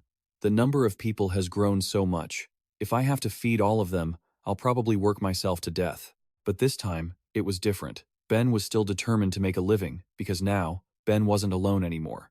Just as Lucas had said, they had to see and feel for themselves what freedom was. Suddenly, Ben began to tremble. In that moment, Ben understood what freedom meant and wept with emotion. Seeing they understood the meaning of freedom, Lucas felt happy. He wondered what Ben planned to do next. Benkin intended to go to the Hispania Mountains to build a village of their own where humans couldn't reach. Lucas smiled. That will be difficult, since that's the home of terrifying monsters. Benkin cried while saying, anything is better than this place. What monster could be more terrifying than humans? But except for Lucas, humans are truly terrifying. After that, they thanked Lucas profusely and promised they would never forget this kindness for as long as they lived. They left, leaving only Lucas and Ricky behind. By now, Ricky realized that Lucas knew all along they would find the meaning of freedom. Lucas had always believed in the fire burning within them. Only now did Ricky realize Lucas could be as cruel as a devil, but also as kind as an angel. Ricky thought to himself that humans were indeed an interesting species. Lucas turned to look at Ricky. Anyway, Ricky, let's get going. He had already wiped away almost all traces of mana. He thought the meeting was about to start. If they didn't go, they'd be late. Ricky suddenly remembered he hadn't told him why he and Lucas were here. Ricky revealed this was where the Demigod meeting was held. As they spoke, both of them looked up at the sky, where a giant, glowing cross suddenly appeared. The people tracking them had no idea what they were plotting. Zero was secretly surprised. He hadn't expected such a large slave camp to be right next to Rupee. A blinding beam of light shone down upon them. The sky was gradually cracking open, emitting a powerful, brilliant light. Zero gasped in panic. Is the sky splitting in two? Sackley's whole body shook. Have I walked into the Demigod's barrier? Until the meeting ended, none of them could leave this place. Sackley could only accept it and watch. Lucas felt this was fine too, since things were already like this, so he just needed to observe what would happen next. Saying that, he put on his mask and watched. At this moment, the Apocalypse Demigod appeared majestically before them. Ricky advised Lucas to keep silent because the Apocalypse who created fire had appeared. Both of them stood still and continued to watch. There was the sound of slow footsteps approaching. He was in the form of a large flame before suddenly shifting into another shape. Nee was surprised. Looks like I'm the first one here. Lucas speculated that if Nee could change his appearance, Ricky probably had another original form as well. Nee was quite surprised that Ricky had arrived first and cleaned everything up. Ricky replied politely, I'm the closest one, after all. Having said that, he turned to look at Lucas. Nee spoke up. Is that guy your apostle? He looks decent enough. Ricky also discovered that Nee had already acquired an apostle. It had taken him a long time to find one he found acceptable. Lucas stared at Nee's apostle and was shocked. He saw a familiar hairstyle, wondering, why is that person here? Just then, hazy smoke appeared in the sky above. As the smoke became clearer, it turned out that the other demigods were also arriving in full force.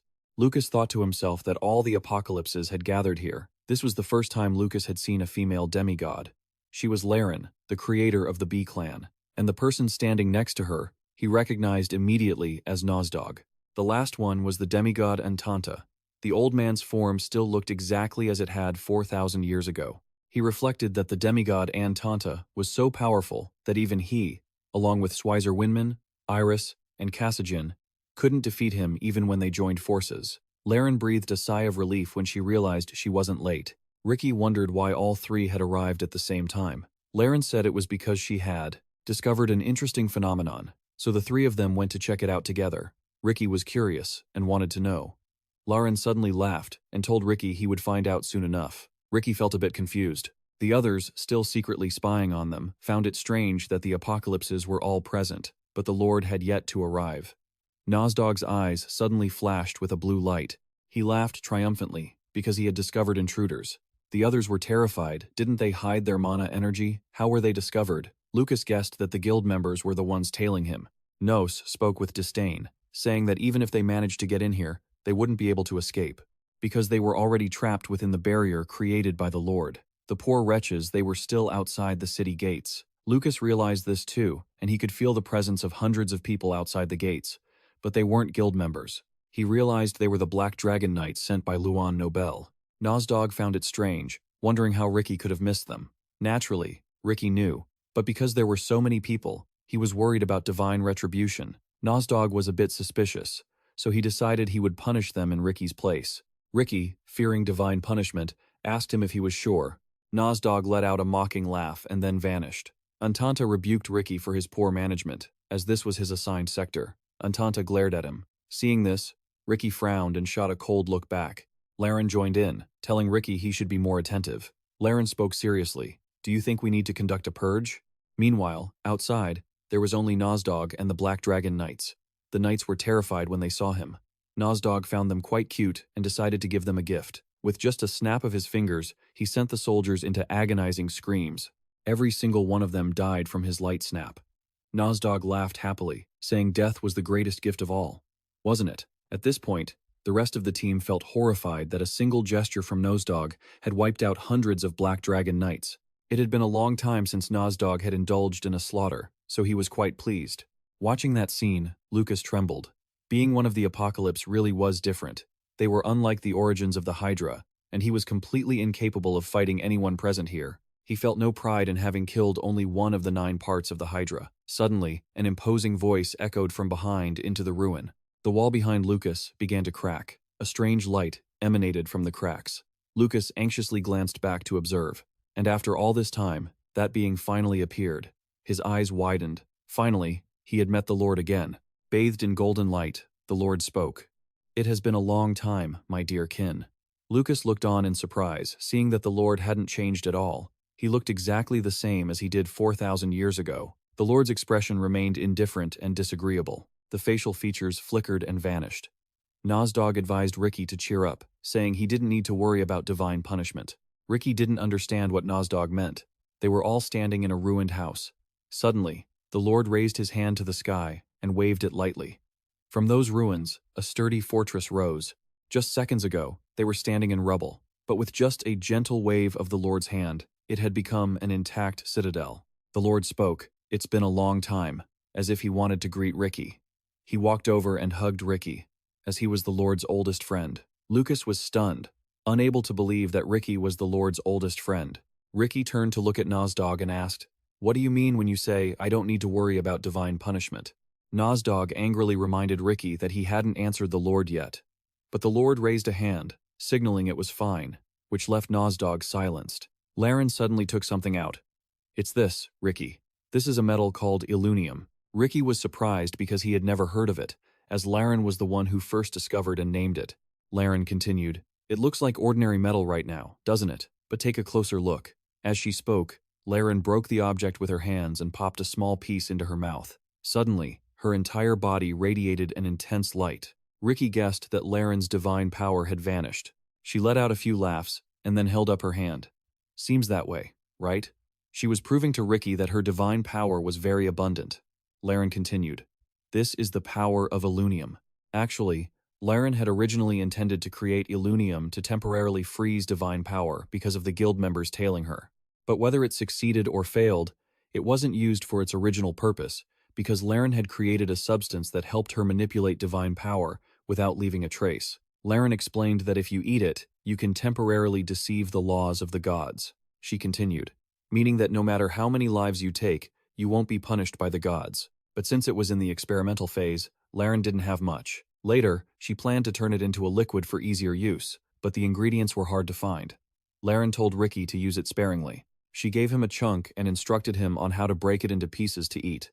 Ricky pondered, if this were sold, there would be no need to create apostles anymore. How terrible. Seeing Ricky's reaction, Nozdog mocked him. "Your reaction is always so fresh." He sarcastically chided Ricky for not being happy, despite having the chance to slaughter pests to his heart's content. Ricky put the metal away and bowed his head.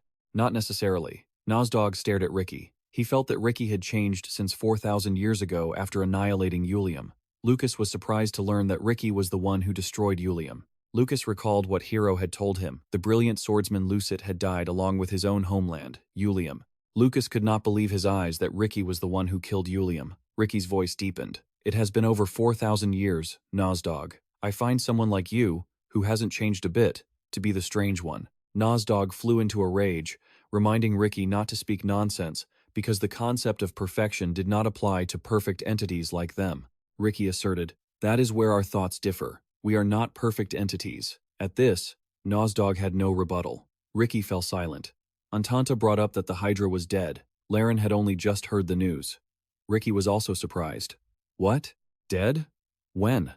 All three of them looked at each other in surprise.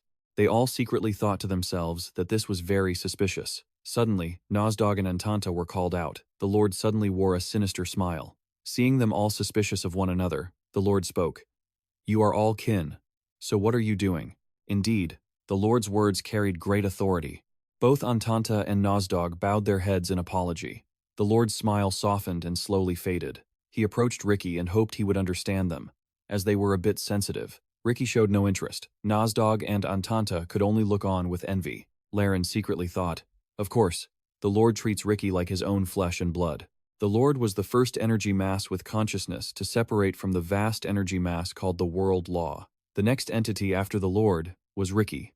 Even when Ricky abandoned his duties and went into the forest to build a hut and live in seclusion, the Lord did not rebuke him. The Lord's attitude toward Ricky was quite different from how he treated them, which left them feeling more or less dissatisfied. Ricky was blunt.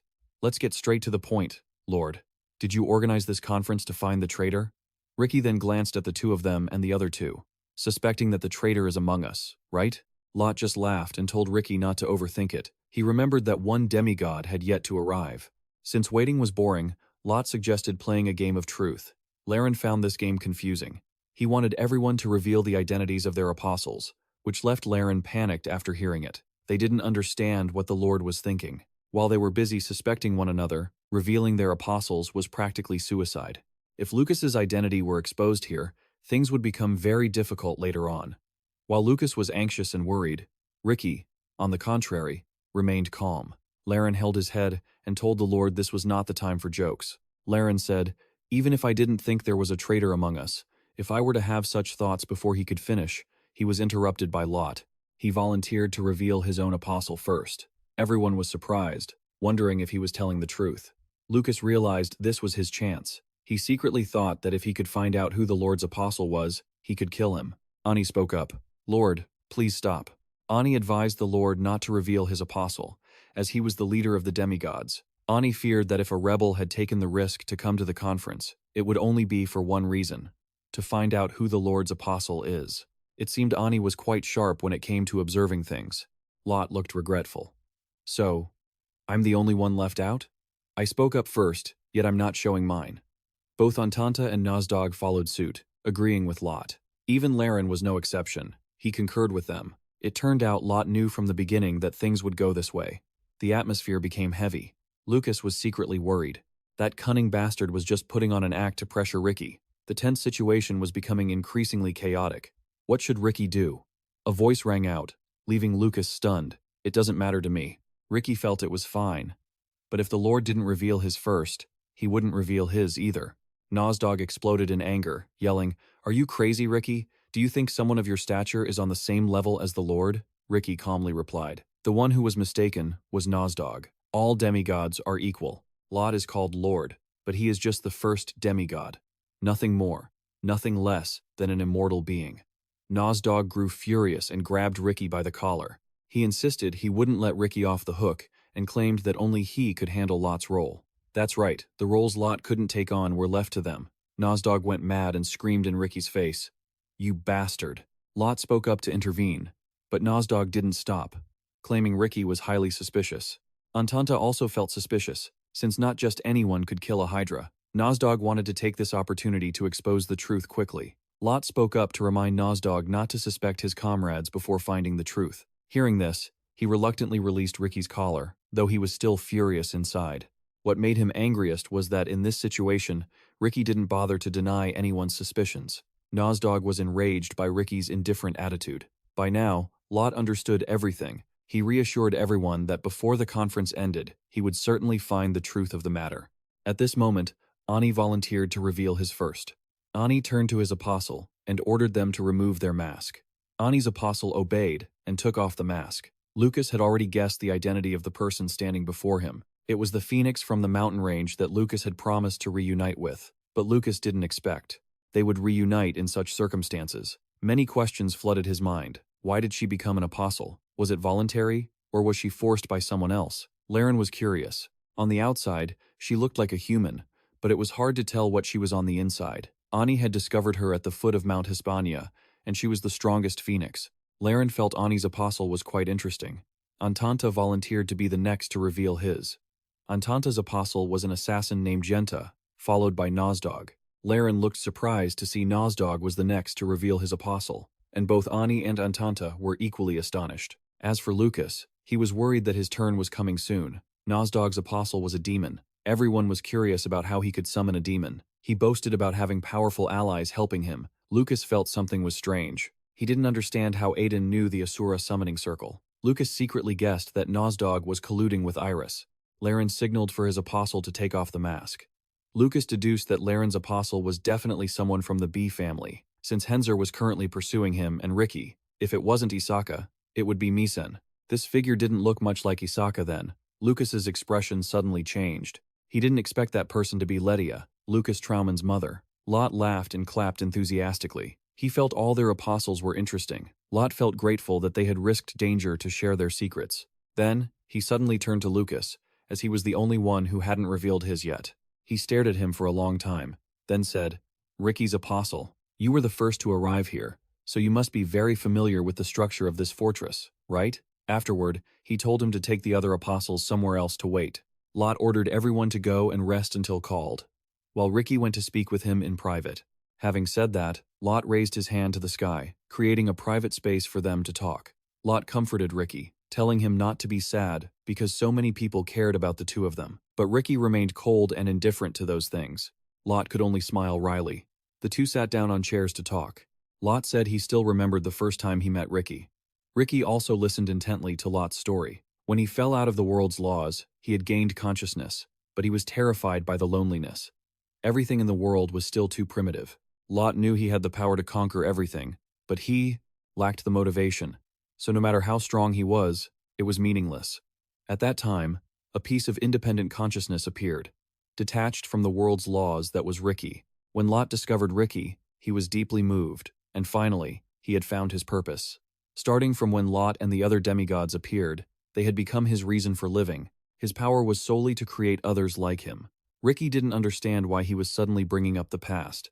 Nozdog and Antanta were dissatisfied with each other. Although all demigods were equal, Lot didn't treat them equally. But Ricky was different. He was the greatest happiness that kept Lot in existence. That was the reason he always turned a blind eye, even when Ricky stayed in his tent, without doing his tasks. And even if Ricky challenged him, he would just brush it off. He suddenly opened his eyes and asked, saying that even if he had killed his comrades, Lot wouldn't hold it against him. Lot's voice suddenly turned firm. "So why did you betray me, Ricky?" In the room where the group was resting, everyone was in their own world. Ledia sat quietly in a corner, reading a book next to Phoenix. Just then, someone called out to him from another corner. Genta approached and demanded that he take off his mask. Lucas replied indifferently, "Want to take it off yourself?" He asked back, annoyed, "Can't you do it?" Suddenly, a voice cut in, demanding they stop. Kant jumped out from somewhere and said with a mocking smile, "Before I kill both of you." Then Kant walked right up to him and asked, "Isn't there anything edible in here?" "Lucas, there's beer and bread. Let me get some for you."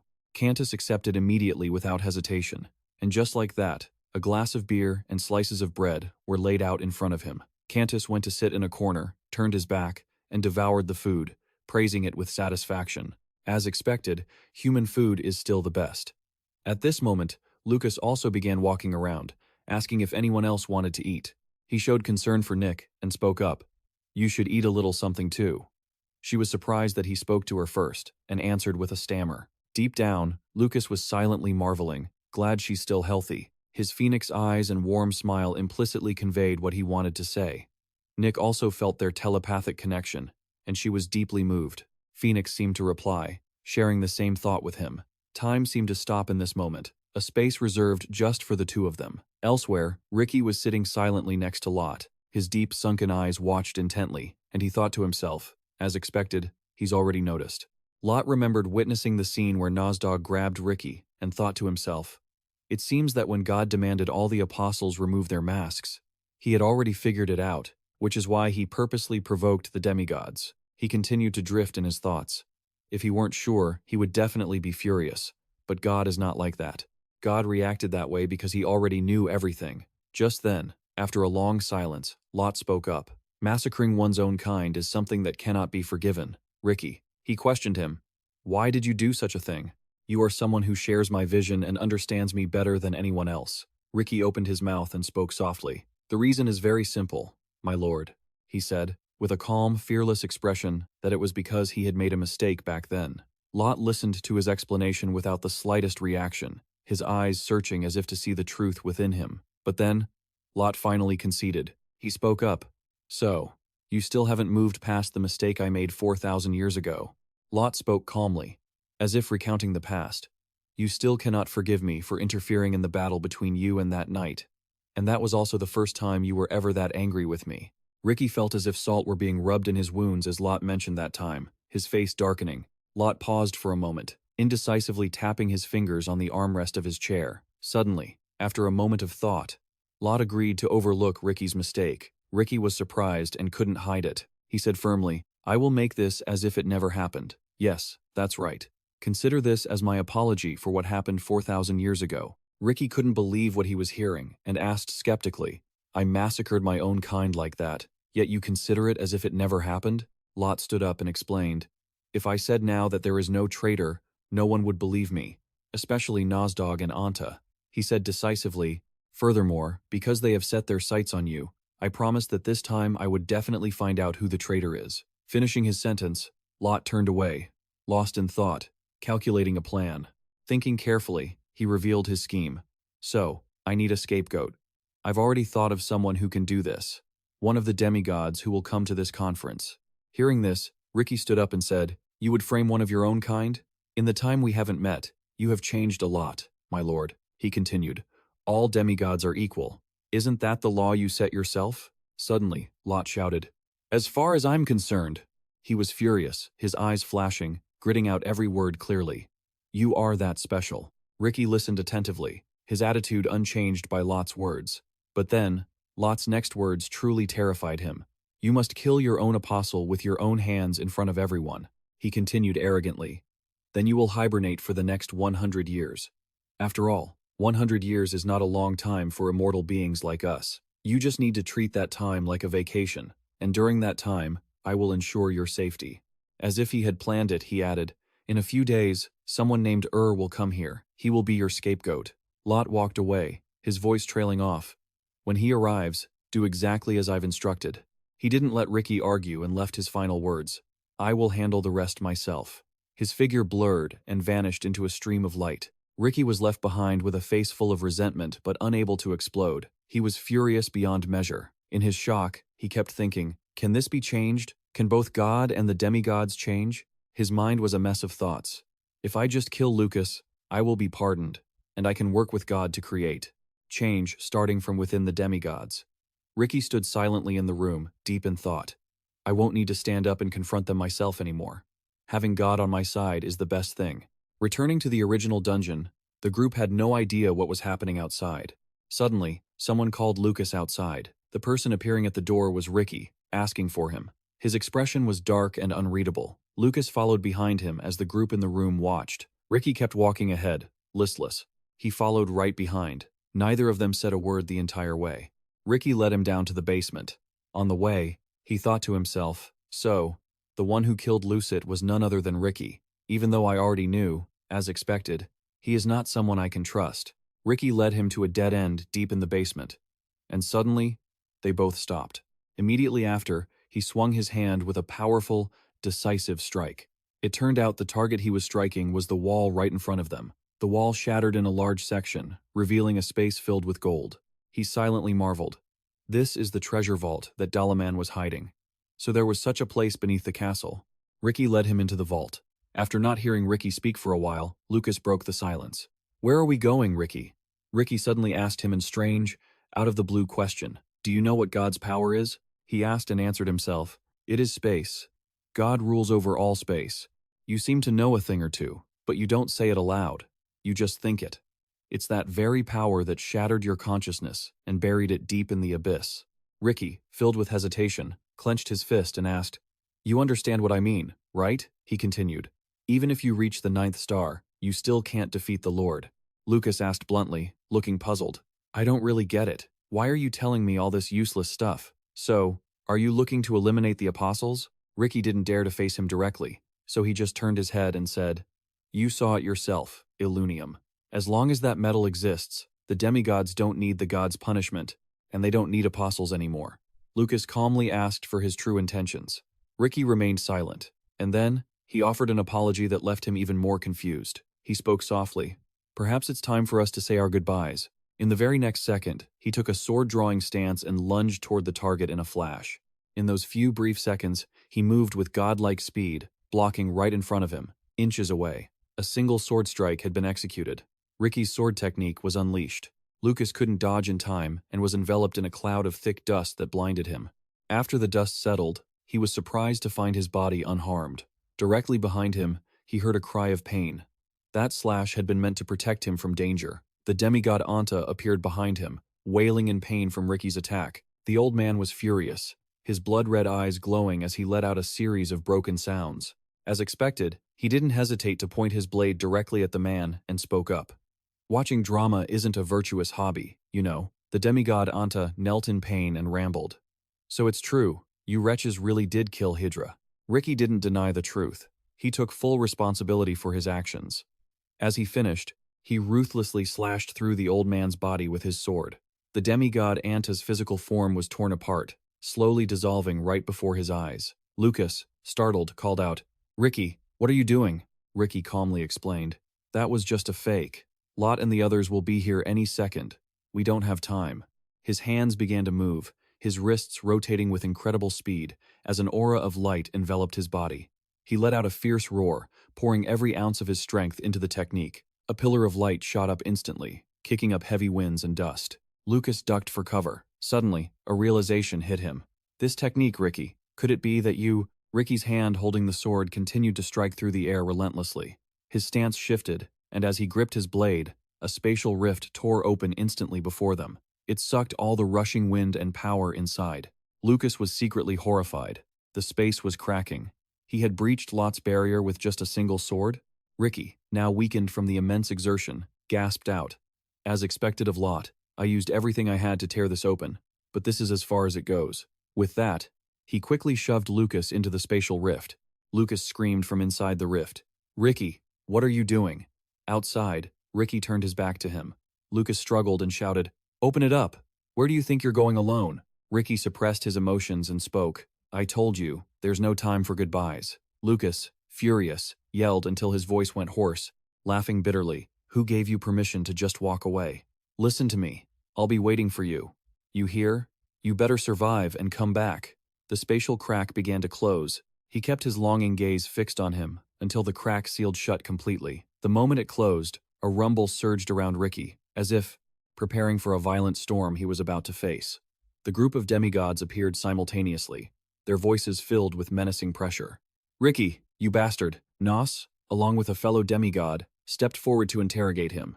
"You dare betray us? Your true colors are finally showing, aren't they?" And joined in as well. "Ricky, why? Are you really a traitor?" Ricky replied calmly. "I don't see Lot. What's wrong?" Nosdog challenged him. "You think that in a situation like this, Lot would still stand on your side?" He threatened him. Too bad Lot didn't show up, and he didn't give the order to keep you alive either. He looked at him with clear disdain and said, "What a pity. You've crossed the line." Ricky listened without fear and retorted, "Is that so? Well, that's a bit troublesome." He spoke with a carefree, arrogant tone. "I intended to say goodbye before dying, but I ended up with nothing but trash." He confidently faced the demigods, his voice carrying an unexpected weight. "Without Lot, does that mean I'm the only one left to survive?" Nosdog flew into a rage. "You think you can take us all on? Backed into a corner? Are you?" Another demigod went berserk, shouting, "You keep asking if Lot is coming. Do you think you can become Lot? Did you think it was just the two of you?" Both the evil ones and the demigods lost their composure. Ricky fell silent, lost in nostalgic thoughts. "That's right, just the two of us. Since the day we were born, it has only ever been the two of us." He smiled, shed his cumbersome cloak, and drew his sword to declare war. His heart was calm, free from jealousy or insecurity. He felt so hollow that he could only grit his teeth. Ricky opened his mouth. "The council calls you five the triumphant, the strongest demigods under Lot's banner." A demigod interrupted mockingly. "Have they grasped that much already?" Ricky didn't hold back, firing back immediately. "How annoying, isn't it?" He narrowed his eyes with contempt and continued, "Do you really think you're on my level?" Another demigod raised his voice. "The more I hear, the more irritated I get." "What makes you so confident?" Ricky replied vaguely. "Because you don't have it." Wind and snow began to swirl around him. The demigod looked confused by his words. Seizing the opening, Ricky shouted, "You have no faith at all." He lunged into the fight. The scene shifted. Lucas was transported to a dark cave. He stood there, lost in thought. Ricky, in the end, suddenly, he was shocked by what he saw inside the cave. Before him, a grave and a sword stood firmly in place, striking in the desolate, empty space. Lucas observed silently, a wave of questions rising in his heart. Lucet's grave? Why is it here? This is Ricky's dimension.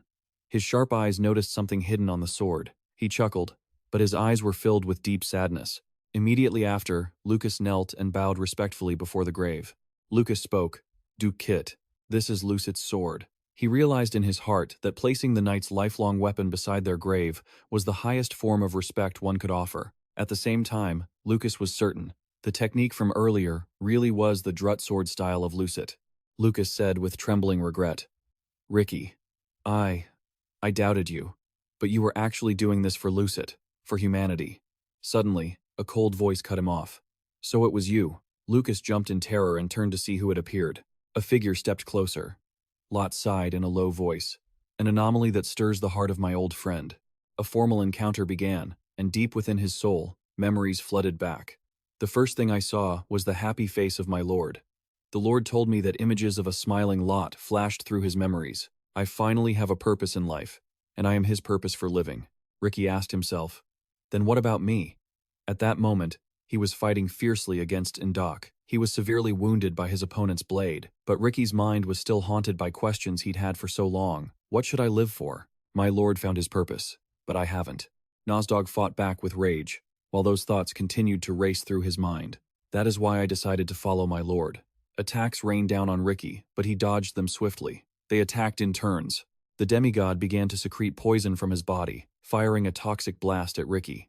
"Die, Ricky." An explosion engulfed everything, obscuring all vision, with a stream of purple light cutting through the space. Ricky escaped in an instant, with sharp sword strikes. His inner thoughts echoed, "I once thought my lord's purpose for living was my own." The demigod groaned in pain as he was struck by the sword blows, while Ricky remained lost in thought.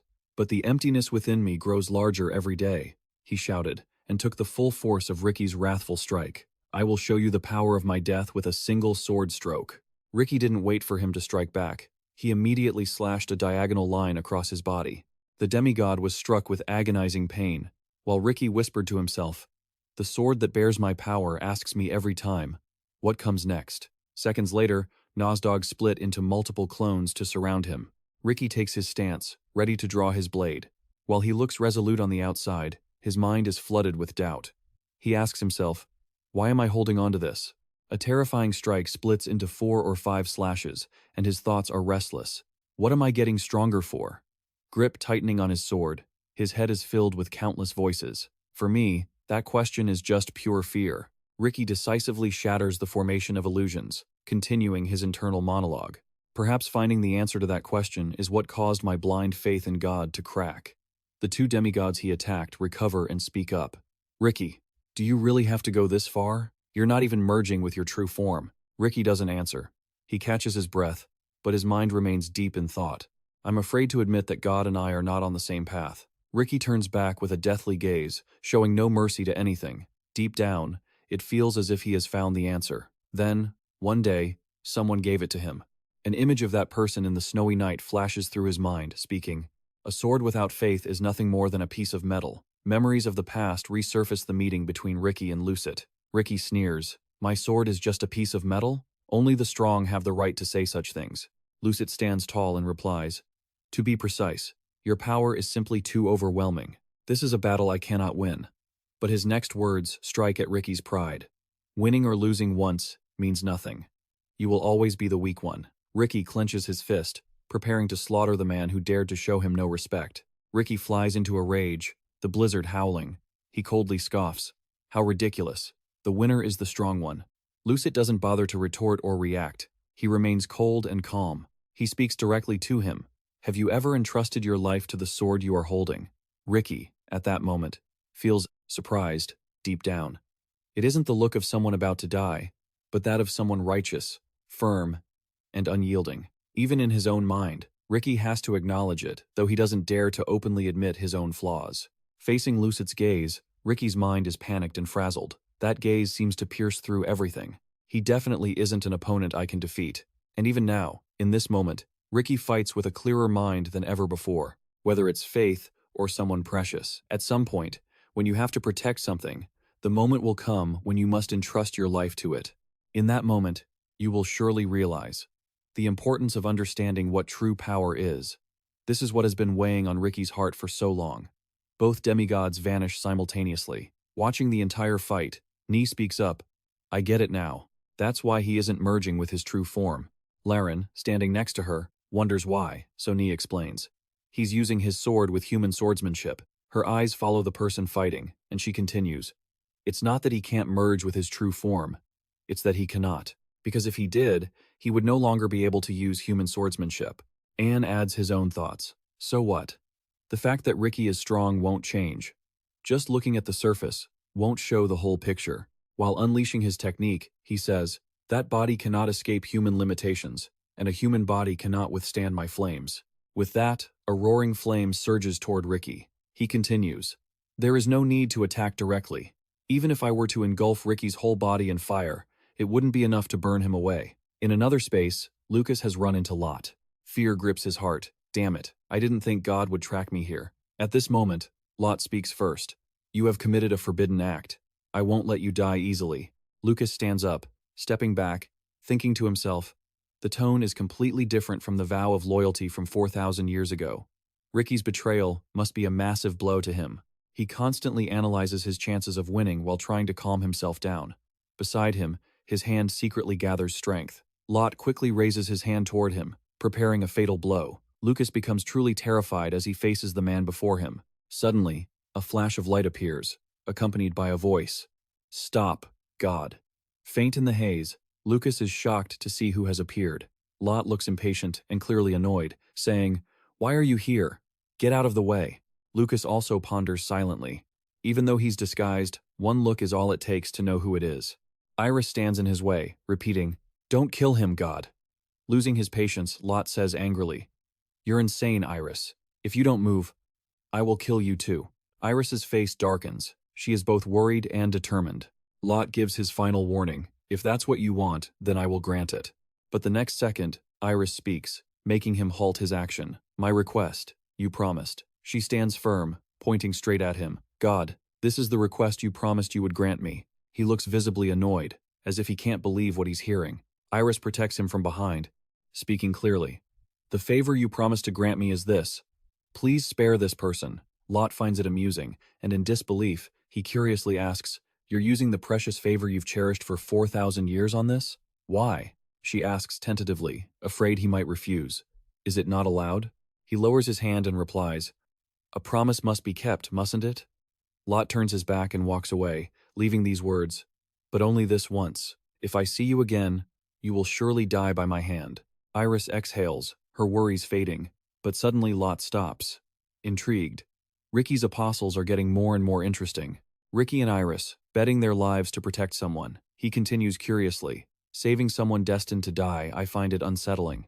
He glances over suspiciously. What is the reason? I am truly curious. With that, Lot fades away, leaving a farewell for another time. Finally, Lot vanishes into the void. The two figures remain in silence after escaping the danger. Lucas gazes intently at the person before him, his eyes filled with thought. He whispers to himself, So you really are still alive, Iris. At this moment, Iris's emotions are stirred. Her hands clench, showing her clear hesitation. Finally, she gathers the courage to speak. Can I ask you for a favor? Lucas remains silent, waiting to see what she will do. Iris, her eyes shining with longing and a glimmer of hope, says, Can you show me your true face? In the cave, Iris makes her request, Let me see your real face. Lucas remained silent, his gaze intense and thoughtful. Behind his mask, a flash of murderous intent flickered in his eyes as he recalled a blood-soaked scene from the past. Lucas gave a firm refusal, leaving her shocked and disappointed. His voice was resolute. I'm sorry, but I can't bring myself to trust you. Her face was filled with utter desperation. Iris struggled to keep her surging emotions in check. Seeing her turn away without a word, he couldn't help but ask, Why did you save me? Instead of answering immediately, Iris opened a spatial rift. Only then did she respond, What does it matter to you? With that, she stepped into the rift and vanished in an instant, leaving him alone in the cavern. After she left, Lucas stood there, his mind racing with questions that stuck in his throat like a fishbone. Iris, why did you kill Swizer Winman? The scene shifts back to Ricky, who is desperately fighting against the flames of NY. Both of them, sharing a psychic connection, are deeply craving an answer to their own questions. The searing fire caused him immense pain, yet Ricky fought on. And N laughed mockingly. You think that body of yours can withstand this heat? You'd be better off returning to your true form, Ricky. He laughed loudly, relishing the torment. Either way, you can't use your powers, and you're going to die by our hands. Ricky struggled to hold on, though in his heart, he knew better than anyone that this human body wouldn't be able to hold out for long, and if he kept going like this, he would fail. But deep down, a flicker of resilient hope remained. At that moment, Lucet's words echoed in his mind. Have you ever truly trusted your life to the sword you're holding? It seemed Ricky had finally realized what he had been searching for all along. His lips curved into a faint smile. With his mind cleared, Ricky began to unleash his sword technique. He stood more firmly against the onslaught of flames. His sword pierced through the fire without being hindered in the slightest. Nozdog and Antanta gasped in disbelief. The sword shattered the flames. Have you given up? Ricky stepped steadily into the fire, his mind serene, while the crucial words of Lucet rang in his ears. Someday, there will be something you need to protect, whether it's a belief or someone you truly cherish. The weight of Lucet's words became clear. The moment to entrust his life to his blade had arrived. At this very instant, Ricky's potential was fully awakened. He poured all his strength into this strike, while Lucet's countless lessons flooded his mind. His face twisted in agony, blood streamed from his eyes and nose, but he pressed on with unwavering courage. This was the moment his true power would be unleashed. Ricky channeled every ounce of his ability to execute Lucet's sword art, Redem, breaking the heavens. A blast of light erupted, driving the demigods back as they shrieked in pain. Gradually, the light took the shape of a colossal sword, slamming directly into the ground. The strike tore the sky open, revealing an infinite expanse of the galaxy. The demigods murmured in terror. The sky, it's been split in two. What terrifying power is this? All eyes were fixed on him now, but the contempt was gone, replaced by awe. Is this truly the sword technique of a human? At the peak of his power, Ricky seized the opportunity and lunged toward Nozdog. A single slash finished him off, leaving the target stunned. Nee cried out in anguish at the sight of Nozdog's death. But in the next second, before anyone could react, Ricky sliced through him with lightning-fast strikes. All three demigods were obliterated before they could even counter, caught off guard by his blinding speed. The final demigod, Laren, watched in horror, unable to move. She panicked, thinking, in just a flash, 3 of them are dead? Then, in the next second, Ricky charged toward her to eliminate the final threat. She screamed, curling up to protect herself by reflex. A sound erupted. She closed her eyes, bracing for the pain, but when it didn't come, she slowly opened her eyes. Before her stood Lord, his hand piercing through Ricky's abdomen. He said coldly, "Stop, Ricky." Ricky gasped in pain, held firmly in place. Lord whispered to him, "Today is the most painful day of my life." Ricky slowly regained his senses, glancing at the face before him. Lord's fury bubbled over. Tears streamed down his face as he gritted out, "Is there really no other way, Ricky?" Ricky showed no fear, replying bluntly, "Die, Lord." He truly wanted to finish him off, but he was completely exhausted. Lord gnashed his teeth, and a moment later, triggered an explosion between them. Watching the blast, Laren wept bitterly. Suddenly, Ricky's body fell to the ground. One arm had been scorched by fire, and the other was poisoned by the demigod's toxin. Below, one leg had been twisted into pieces, and the other was rotting from necrosis. Lord's voice rang out, "This is the first punishment, and the last, that I bestow upon you." Ricky's body was shattered, and Lord's cold voice continued, "This is the price for the rage of your kind." By now, Ricky was delirious, lying motionless and fading on the ground. Lord watched him silently from above, beside Laren, who was horrified by the scene. Her face showed desperate agony, having to watch someone she knew suffer like this. Immediately after, Lord ordered Laren, "If you're quick, we can still save them. Go save Antanta, Nee, and Nozdog." She asked frantically, "Wait, what about Ricky?" Laren worried for Ricky, fearing he would die without aid, but Lord walked away heartlessly. She hesitated, unsure of what to do, rooted to the spot. A second later, she looked back at Ricky, who lay motionless on the ground. She raised her hand to finish him off, hesitating as she gathered her magic. Suddenly, Ricky's voice cut through the air, Kill me. What are you hesitating for? Lauren fought an internal battle, finally reaching a compromise with herself. She lowered her hand and said bitterly, "Get out of here." Lauren said, her voice trembling. "Regardless, I don't want to stain my hands with the blood of someone who deserves to die. Go somewhere I can't see you, and die quietly." With that, she vanished immediately. Ricky lay there, exhausted, as if he no longer had any attachment to this world, his eyes filled with quiet, hollow despair. But a moment later, Ricky found the will to crawl away, leaving a trail of blood where he had fallen. Deep down, Ricky still had one unfinished task to complete. He thought to himself, "My body, I can't even move it." The gap in skill was overwhelming. By instinct, he felt death approaching. His hand trembled. "If Iris hadn't stopped me," Lucas reproached himself, "I am truly ashamed. You managed to change Ricky, yet I haven't been able to change myself, even after 4,000 years. Lucas stood there, muttering to himself. Suddenly, a figure appeared behind him, causing him to jump and turn around. Lucas was stunned to see Ricky covered in blood. He hurried over to support him, asking anxiously, "What happened to you?" Ricky didn't answer, simply saying, "Can I ask a favor? I want to lie down next to him." Lucas looked at him with a pained expression. Ricky continued, "It seems God has arrived here. I'm sorry I underestimated everything. We truly underestimated God." Having said that, Ricky coughed up a mouthful of blood. Lucas panicked. "We need to heal your wounds first." But Ricky remained stubborn. "A demigod's body is different from a human's. It can't be fixed with healing. Without God's power, I have no choice but to fade away." Ricky urged him, "There's no time left, Lucas Trauman. Listen to me. I've bought you another year.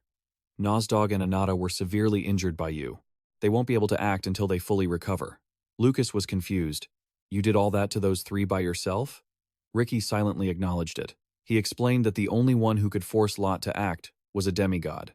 "Even with the situation turning like this, he couldn't finish me off. At the very least, we can call a demigod merciful.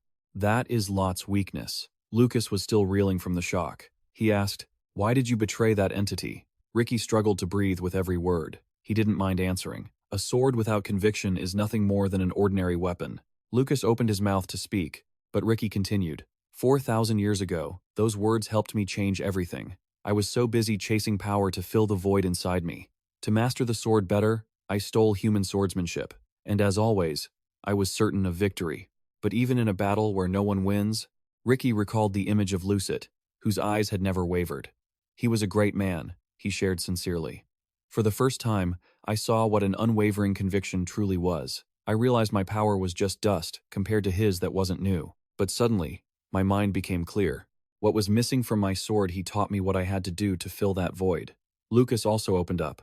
"I think I've misunderstood you all this time. You killed Lucet because it was a battle, not because you wanted to kill him." But Ricky denied it. He recounted, "Lot killed Lucet, without using any power. I dueled him with only swordsmanship. Fearing I would lose, Lot intervened." Ricky blamed himself. "I am so ashamed. I still can't forget that moment." His eyes didn't waver until the very end. I asked him, "What is your conviction?" He laughed and replied, "My friends." Ricky whispered to himself, "If I had friends I could trust, I wouldn't fear death at all." Back then, he had always pondered that thing called conviction. He thought it was just Lot's way of seeking comfort for himself, not from the outside. With a distant, pensive look in his eyes, Ricky continued, "I was jealous. Only then did I realize why humans and other creatures are so precious." Lucas looked at him with sorrow as Ricky, broken and weary, watched Lucas head toward Brake's faction. "We need to find clues to stop the production of uminium there. Once a demigod fully controls uminium, everything will end." He instructed Lucas, "Go to the northern frozen plains and find a demigod named Elia. That woman was a strange one, indifferent to the round table. She is the only demigod whom even Lot has given up on. If there's a demigod on your side, it's no one but her." Ricky chuckled softly. "It's such a relief to say all of this before I vanish." With a regretful tone, he added, "Demigods have no concept of death. We only dissipate. If only I could fight him again, even if it were in the afterlife." Ricky was dying. If Lucet saw me now, what would he say? Ricky praised Lucas. "You did well." He looked at Lucas for a long time, and the image of Lucet appeared before them, saying, "A beautiful fight, Ricky." This made Ricky's eyes widen in surprise. Lucas smiled faintly at that expression. If it were him, he would definitely say that. Ricky agreed, "I'm so surprised. For a moment, I thought you were Lucet." Lucas suddenly became serious. "Lucet was a friend I could trust. Having said that, he smiled at Ricky. It was then that Lucas truly introduced himself. My real name is Lucas Trauman. I am the great mage who has returned after 4,000 years to defeat Lot. Ricky watched Lucas, wide-eyed. He couldn't help but laugh. It finally all made sense. Lucas encouraged him warmly. Lucet would be very proud of you. And so am I. Then, Lucas placed his hand on Ricky. Lucas looked at Ricky with gentle eyes. He said softly, Ricky, friend of Lucet, my friend, you have worked hard all on your own. Ricky was taken aback by Lucas's sympathy. Rest in peace. Hearing those words, Ricky couldn't hold back his tears. As he closed his eyes in peace, just as he had said, a satisfied smile spread across his face. I am not afraid of the end at all. After those words, Ricky faded into smoke before Lucas's eyes. Now, Lucas was all alone.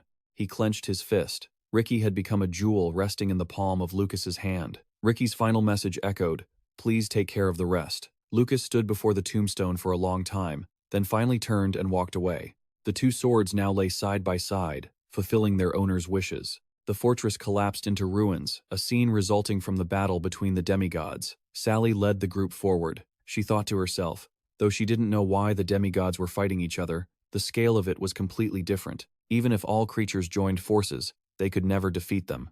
Sally worried.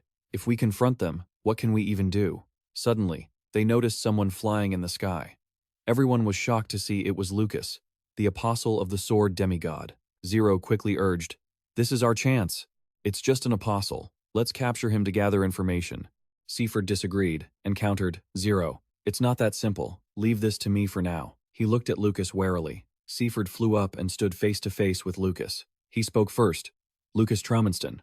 Right? You must know who we are, don't you? I want to ask you something, Seaford asked bluntly. You are our enemy, aren't you?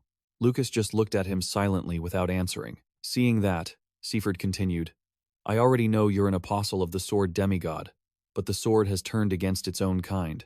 You guys even helped free the slaves here, didn't you? That's not at all like the demigods and apostles we know. The old man questioned. Tell me, are you truly our enemy? Lucas didn't say a word, simply looking down. He watched the people standing below, where Henzer had been observing him the whole time. Lucas smirked provocatively. Henzer saw that smile and panicked. Instantly, Lucas unleashed his power. Zero cursed in anger, calling him a bastard. Smoke billowed as Zero suddenly lunged forward, sword in hand, toward Lucas. He swung his blade, but Lucas activated a protective barrier to block it. Everyone watched intently to see what would happen. They were stunned to witness lightning crackling. It was even more baffling how an apostle of a demigod could conjure lightning. Lucas's power surged even further. It grew massive, engulfing the entire area where the fortress had collapsed. Seaford looked around, startled. Sly stood frozen. It was mana control magic.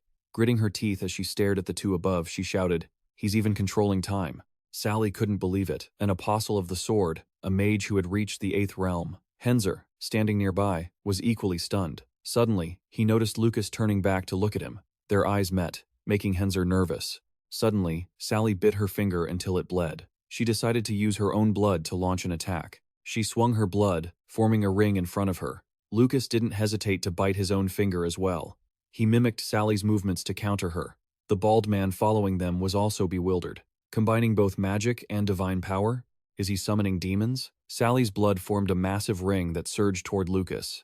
But Lucas's blood created a black hole in the sky. Two terrifying demons appeared. Lilith mocked her opponent. Well, who's this? It's been 100 years since we last met, hasn't it? Asura didn't want to chat. Instead, he was furious. Ridiculous.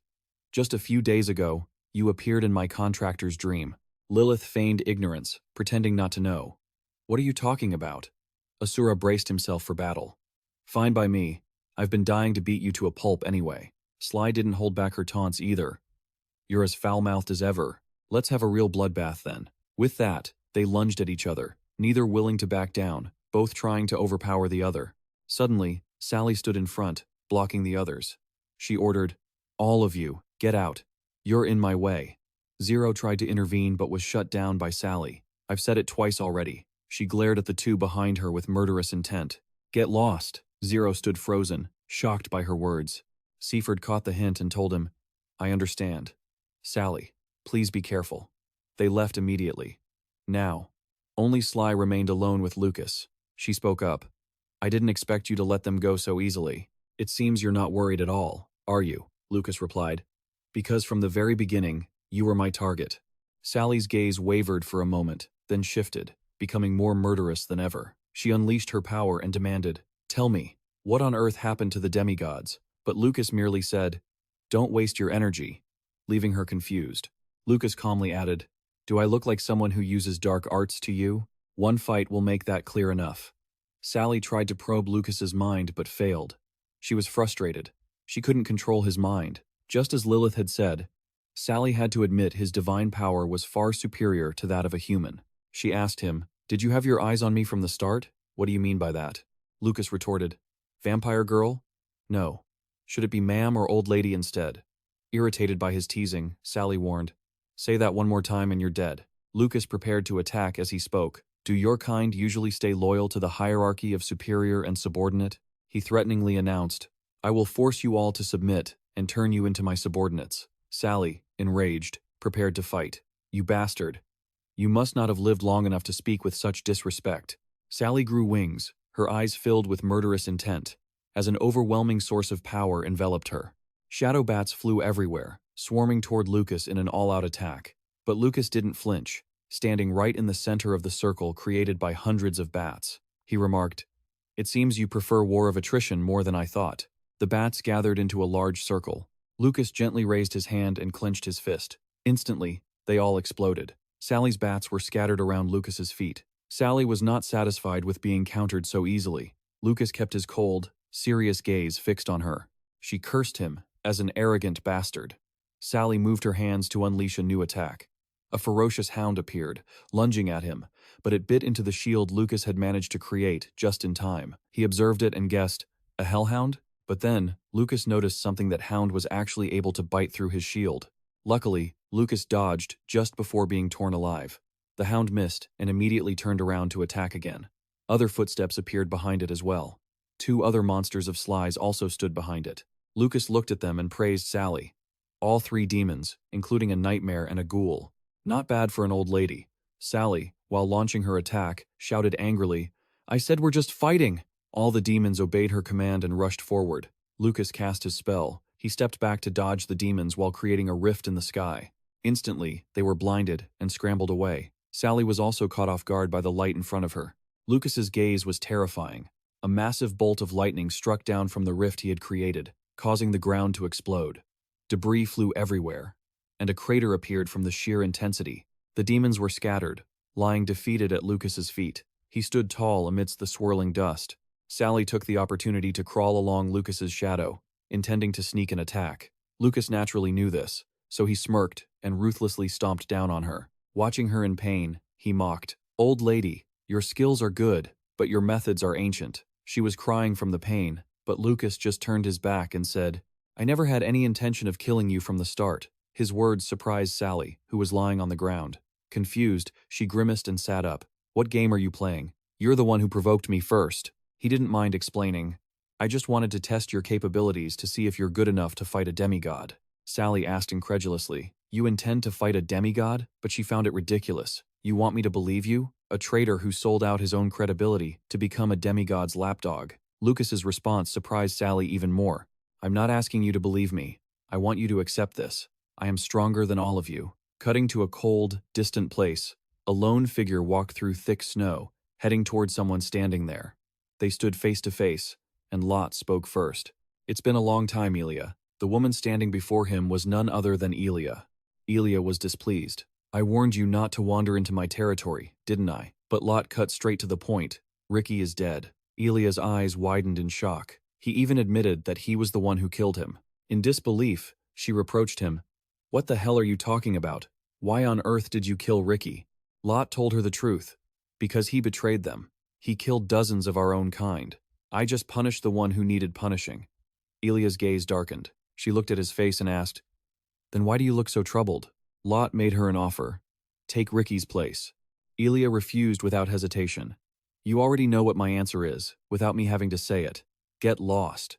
His expression remained firm. Lot's lips moved as if to say something else. He gave her a final warning amidst her shock. "I will come again, and by then, I hope you'll give me the answer I want." With that, Lot turned and left. Elia stood there watching him, before immediately collapsing. Her eyes were filled with heartache, as the reality of Ricky's death finally hit her. The scene shifts away from that cold land to where Sackley and Lucas are. Meanwhile, Asura and Lilith were locked in a confrontation. Lilith scolded him. "Are you not ashamed to use all 8 arms to fight me?" Sackley ordered her to return, but Lilith refused. "Why go back so soon? We're having fun." Lucas stood before Sackley and asked, "You said you'd make me fall to you, didn't you?" She knelt at his feet, finally admitting, "You are worthy of saying that." She accepted her defeat. "From now on, I will serve you." Lucas then turned to Sackley with a suggestion. "Now, it's your turn to submit to me." Asura and Lilith, who had been clashing, stopped to listen. Lilith teased, "What a pity. Just when I was finally starting to enjoy myself." She vanished, leaving only a lingering remark, "Just you wait." Asura was frustrated that he hadn't been able to finish her off. Asura vanished as well. At this moment, Sackley spoke up. "But I cannot surrender so easily. After all, I am the vampire queen." Lucas guessed her intentions. "Are you planning to take my blood to form a pact?" She was truly a cunning old woman. "If my skills aren't good enough, are you planning to turn me into your thrall so I'll submit to you?"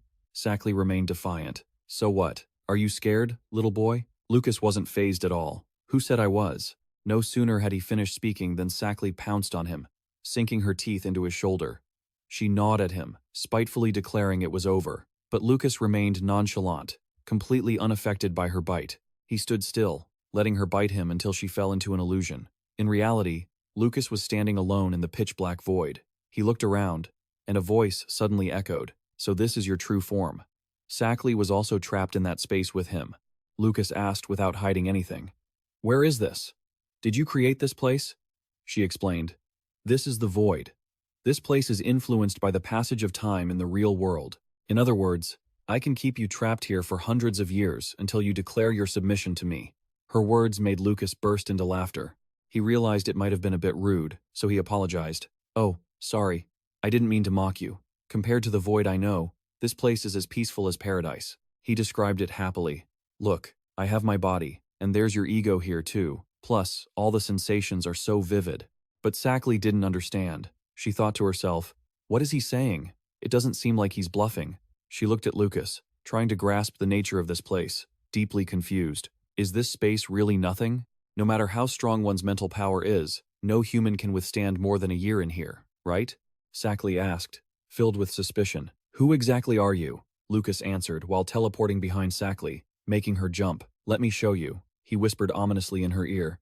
"See who I really am." Sackley's eyes suddenly widened, going blank. A terrifying scene began to unfold. A vision of countless hands tearing apart a body. They fondled each limb before pressing into it like a muddy swamp. The hands didn't stop, clawing at Sackley's face, causing her to scream in agony. Seeing her collapsed and terrified on the ground, Lucas asked, "Are you all right? I only let you taste what 1 year feels like." He calmly recounted, "Once 100 years pass, you won't even remember the count, and by the time you go back and forth, 4,000 years will have already passed." Sackley was sobbing, the terror of that moment still fresh in her mind. Can a human truly endure such memories? This is impossible. She trembled, struggling to speak. "You are," but her tears choked her words. She tried to call his name. Archmage Lucas Sackley whispered in sheer, unbelieving shock. Lucas sat down in front of Sackley, placing a hand on her head. "Now, I'll ask you again. Will you serve me?" Knowing she was nothing compared to Lucas, Sackley finally bowed her head. "I will obey your every command." Lucas offered a gentle smile. He ordered, "When the sun sets, send Henzer to me, and make sure you do not come with him." Sackley accepted the order, and Lucas left. But Sackley still had questions. "Are you back to destroy Lot and the demigods?" She looked at him with longing for an answer. Lucas didn't deny it, but quickly departed. Sackley's tears began to fall once more. The sun had risen. After leaving, Lucas stood on a cliff edge, gazing at the scenery. He was waiting for someone. An aura manifested behind him. Fiery red hair emerged. The person Lucas was waiting for was the Phoenix. Knowing she had arrived, he said, "I've been waiting for you." He approached the Phoenix. "You've changed a lot during this time. I came because I have something to ask you." Lucas opened up. "Honestly, I was very surprised. I didn't think I'd meet you there again." He asked the main point directly. "Why did you become an apostle of the evil child? Was it your own choice, or is there a reason you can't talk about? Answer me honestly, or I will wipe out all the demigods in this world." The Phoenix had been silent until now. Lucas didn't hesitate to warn her.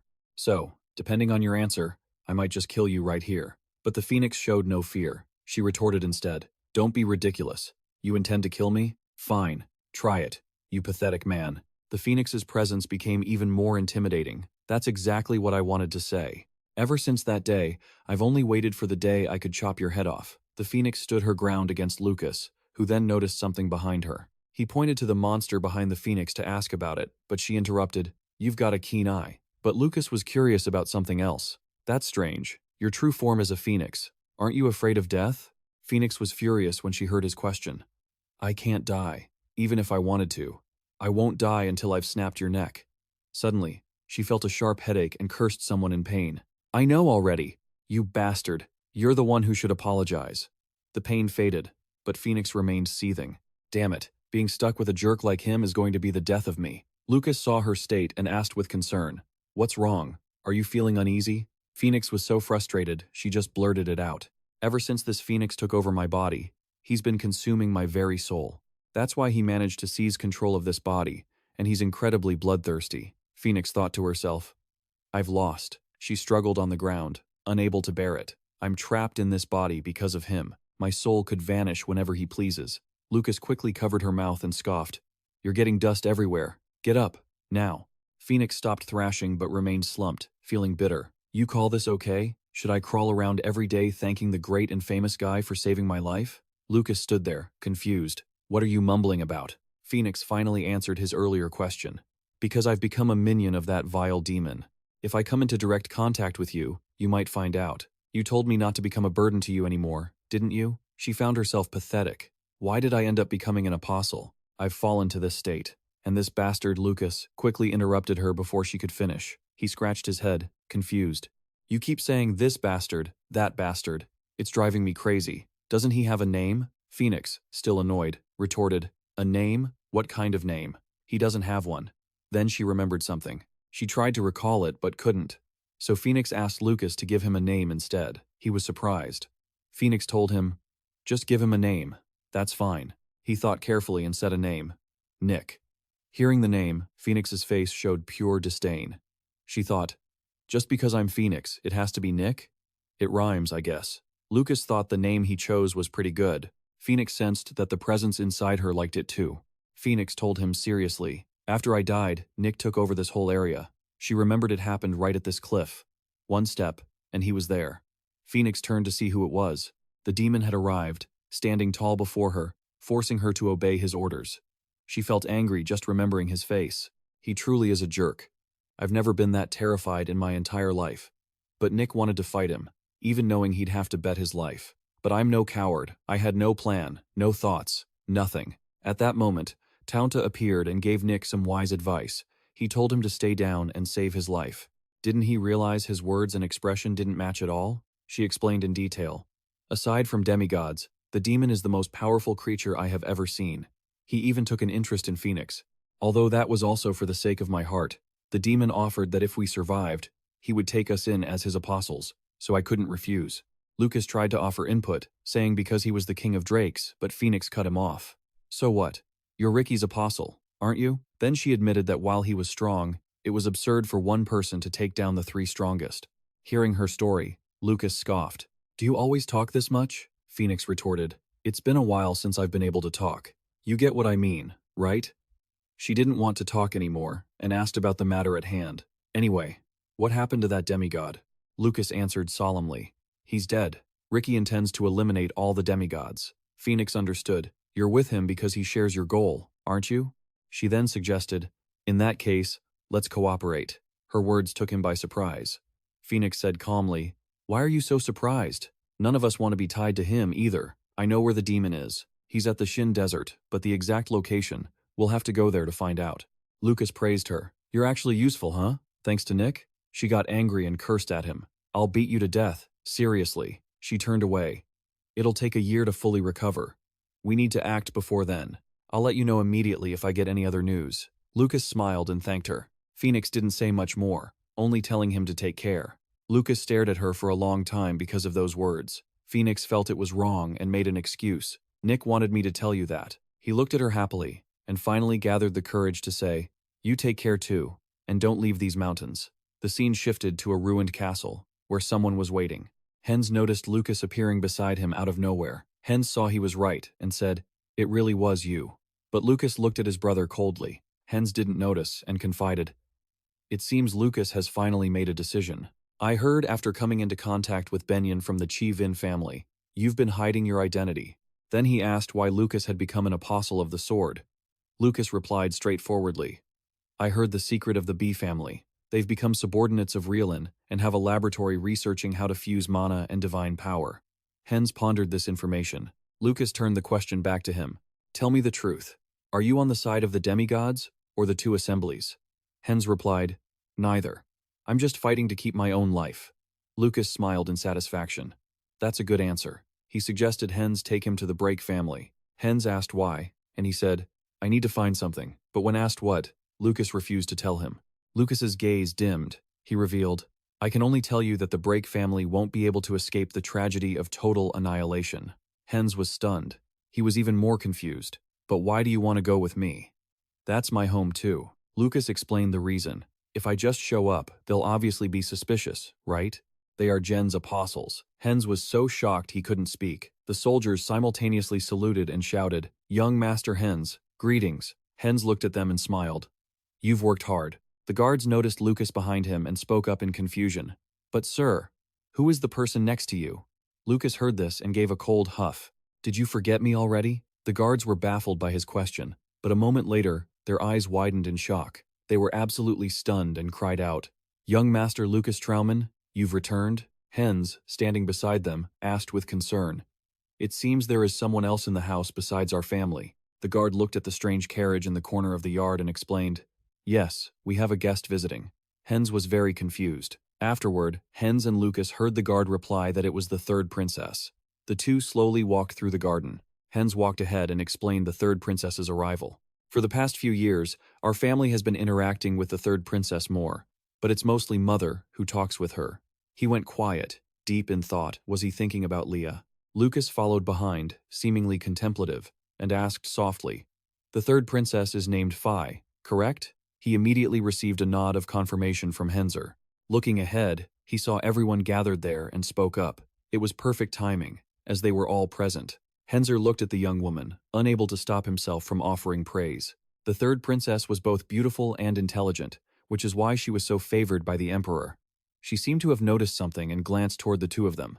Henzer continued his introduction to Lucas, mentioning that although she was 25, she had postponed marriage to consolidate her political power. He listened, feeling dejected. 25, huh? What a waste. The man beside him heard this and immediately warned him, "Watch your tone. Spreading rumors about a woman past marriageable age is not polite at all." Henzer was instantly startled and taken aback by his words. "Even though she's 10 years your senior, she's exactly your type." Michael Brake looked toward them and called out, "Henzer, is that you?" "Henzer?" Henzer immediately approached and knelt respectfully. "It has been a long time, Your Highness." Phi responded gently, "It has been a long time, Henzer." Michael Brake looked at him, confused. "What is the meaning of this? Why did you return so suddenly without notifying us?" Immediately after, he darkened his expression and shot a cold glare behind him. "What is this? Why is this brat traveling with Henzer?" Michael Brake looked coldly at him, but he stood silently behind. "Huh? Lucas Trauman?" Isaka Brake heard this and looked toward him, asking coldly, "You've returned?" Lucas looked at them with an expressionless face. "It has been a long time, father." He did not reply to his son, instead speaking in a commanding tone. "We have guests, so we shall discuss this later." Phi, standing nearby, heard him and also greeted them, which left Michael Brake stunned. "A pleasure to meet you. I am Fior di Cascong." He turned to look at her and felt a bit flustered. "Your Highness, please this brat no. You don't need to pay any mind to Lucas Trauman." Both Isaka Brake and his son were shocked, their eyes widening. Lucas stepped forward, took her hand, and pressed a light kiss to it. Immediately after, Lucas spoke respectfully. "I am the third son of the Brake household, Lucas Trauman. It is a great honor to meet the princess, the one known as the precious Sapia gem of the royal family." She seemed quite surprised to hear that. He smiled slightly, looking down at Phi's hand. "It is an honor to hold the princess's hand, but I hope you will forgive me, as my body is covered in the dust of the road." Phi widened her eyes, watching Lucas as he continued his act. so as not to reveal the princess to be anyone else. With your permission, your highness, I shall take my leave. They were all astonished when Phi replied to Lucas, looking at the scene before them as if they couldn't believe it. This long journey must have made you tired, so you should go and do as you please. Michael Brake saw this and became furious, his face turning dark. Henzer heard this and respectfully excused himself. I must also ask for your pardon for my rudeness.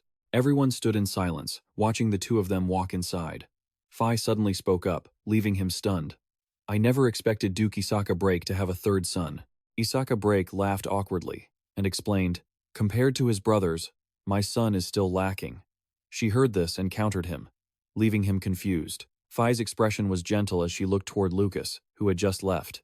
Inside the villa, Henzer's voice suddenly echoed softly. What are you planning to do now? He stood in the middle of the long, neglected, cluttered room, looking pensive. Lucas leaned back in his chair, calm. It's been a while since I've been home, so I must play the role of the third son properly. Henzer's voice sounded full of worry, catching his attention. You don't need to act, just behave like yourself. He looked at him, still lost in thought, and continued to explain. You know as well as I do, this place has heard rumors about you, more or less. The fact that you destroyed a group of pirates, became friends with Pharaoh Jun, and even visited the magic tower. After that, Henzer sighed, looking at him. The fact that you changed your appearance is even more unnatural than that. Lucas heard this and looked out the window in silence for a moment, then smiled faintly. I will consider it. The late-night moon illuminated the entire sky. Inside the room, Lucas was focused, eyes closed, cultivating. Suddenly, a noise made him snap his eyes open. He looked toward the door and saw the butler standing there. The butler then impatiently announced, The master has summoned the young master. Losing his patience, he turned to leave and continued, It is time for dinner. As he walked away, he didn't stop glancing back at Lucas with disdain, thinking, why did this good-for-nothing suddenly come back? Everything was fine, and now he's just creating more work for everyone else. Just as he was walking away, Lucas suddenly called out to him. The voice made him stop, his face darkening in confusion as he glanced back. Lucas had moved behind him without him even noticing, making him jump in fear. His face was angry as he spoke in a cold, warning tone. Don't you dare forget to knock. Lucas brushed past him, slowly walking forward, but his voice lingered. I'll let it slide this once, but don't think there will be a second time. He walked away, leaving the butler in terror, wondering, did this failure just scold me? That's strange. Is he really Lucas Trauman? In the dining room, a lavish evening meal was laid out, overflowing with food. Everyone at the table was somber, focused, and no one spoke. After the meal ended, Isaka Brake's voice rang out with a tone of reproach. I sent people to the magic tower a long time ago. Why are you only appearing now? Lucas looked at Michael Brake's furious face and realized, I used to be just like that. True, things have been so busy lately that I completely forgot. His brother, sitting opposite him, saw this and angrily chimed in. What do you mean by ignoring father's words? He looked at him, bombarding him with questions. Lucas Trauman, where have you been all this time? You already managed to escape the magic tower, didn't you? Lucas heard this and calmly poured tea, slowly replying to them. I have been out seeing the world. Michael Brake let out a mocking laugh beside him. Seeing the world? The rumors about you were right. You're getting better and better at bragging. Letia, sitting opposite, sipped her tea while listening to him insult his brother. But in the end, the gossip about you doesn't define who you really are, does it? Isaka Brake glanced silently at his son, who was still speaking. You were expelled from the academy, and you were kicked out of the tower as soon as you arrived, weren't you? Henzer kept a straight face, listening to the harsh words. In the end, all you know how to do is run away, don't you? Do you think no one in this family knows? Lucas did not react, just silently sipped his tea before placing it on the table. The atmosphere grew increasingly tense. He didn't speak, just sighed inwardly. Really, I haven't even been back for half a day, and I haven't had a single moment of peace. Treated like trash by my own family, and even the butler treats me like vermin. Lucas Trauman, you have truly suffered a lot. After a long moment, he finally spoke up to defend himself. I did not run away.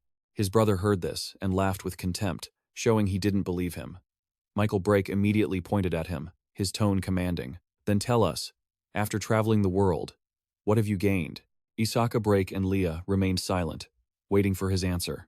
Seeing this, he smiled with a calculating interest. Perfect timing. If I want to act as I please, I need to rebuild my reputation around here. Lucas leaned on his hand, sneering at Michael Blake, and said, How about that? At the very least, I've become stronger than you now. Michael Blake was utterly shocked by Lucas's reply. Letia suddenly chuckled, breaking the tension. Right after that, Michael Blake burst into laughter. It seems this trip was actually useful, huh? From a kid who didn't dare look me in the eye. You've become much braver. He sipped his tea, looking excited. I'm actually quite happy about that. Lucas Traumann's face immediately darkened, and he smirked. But it seems you still can't tell the difference between confidence and arrogance. Lucas, not backing down, retorted. It's been a long time since the whole family ate together. We should keep the chatter to a minimum. Michael Blake, annoyed, turned his head toward Isaka Blake, who had remained silent the whole time, and called out, "Well." The old man glanced at Michael Blake and cut him off. "This is a matter between you brothers. Handle it yourself." Hearing that, he stood up from the table as if he got exactly what he wanted, full of excitement. In that case, fine. A little exercise after a meal is never a bad thing. Michael Blake stood up and said arrogantly to Lucas, "Follow me." Right after that, everyone stood up and left the dining table. Letia started to walk away, but suddenly turned back. She looked at Henzer, deeply confused. "Aren't you coming?" He sat there, emotionless, and spoke up. "I don't care." Henzer lifted his teacup, lost in thought. Perhaps Lucas Traumann thinks that the family's prejudices against him will become an obstacle to his actions later. Michael Blake is strong, sure, but he definitely isn't an apostle. While everyone was heading to the training arena, he kept thinking that there was no need to watch this match, since he already knew the outcome. He had no desire to watch his brother get beaten. Henzer drank his tea, blank-faced, continuing his train of thought. He might even get killed, for all I know. On the other side, Lucas and Michael Blake stood facing each other in the arena. Michael Blake looked at him, standing there confidently, and thought to himself, just a few years ago, whenever he walked by and I called him over, even a light tap on his shoulder would make him collapse. Yet now, he dares to challenge me? And what's with that relaxed expression? He stared at his calm face with deep confusion. Are you hiding your true feelings, or do you actually feel that way, Lucas Traumann? Suddenly, Michael Blake spoke, leaving Lucas utterly confused. First, let's use some magic. Michael Blake smiled thinly at him and explained, You don't actually think I want a real fight to the death with you, do you? This match is just meant to teach you a lesson. Hearing this, Lucas subconsciously fell into deep thought. What should I do? His gaze flickered toward Leah, who was observing him from the sidelines. I'm standing in front of Jin's apostle. It's best not to show off more power than necessary. Lucas raised his hand, gathering a blue orb of light, and spoke softly. Magic missile. Seeing that, Michael Blake sighed. You looked so confident that I thought you'd use some 3-star spell. He lowered his voice. And yet, you're only using a 1-star spell. Before he could finish his sentence, Lucas launched a powerful attack toward him. Michael Blake was startled and quickly dodged the attack. The strike caused the stone floor behind him to shatter. Michael Blake looked over, terrified, and couldn't help but exclaim, What kind of speed and power is this? Is this really a magic missile? He seized the moment while he was distracted and lunged forward. Lucas attacked with increasing speed. Isaka, Blake, and Letia, watching from the side, were briefly startled. Michael Blake quickly fired an ice arrow at him. Lucas didn't stop, instead countering with his bare hands. He swatted away his technique with his hands alone. Michael Blake was absolutely shocked. He blocked it with his bare hands? He blocked my ice arrow? He quickly stepped forward and kicked him hard. With a cold expression, he turned to prepare for the next strike. Lucas's hand clamped onto Michael Blake's chest. He forcefully lifted him up and threw him backward. Isaka Blake watched in astonishment, realizing, he's learned magic martial arts. Michael Blake, furious, grabbed Lucas's hand. You arrogant brat, you dare grab your brother by the collar?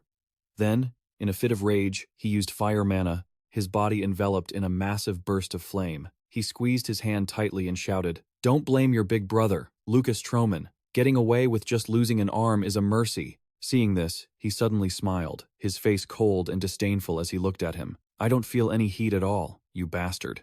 Then he delivered a powerful punch to his face. The force of the blow sent him spinning in midair. Immediately after, he crashed to the ground in pain. Lucas stood there watching him. Michael Blake lay collapsed on the ground in agony. His face was twisted from the impact. He looked at Michael Blake, his heart filled with inner realization.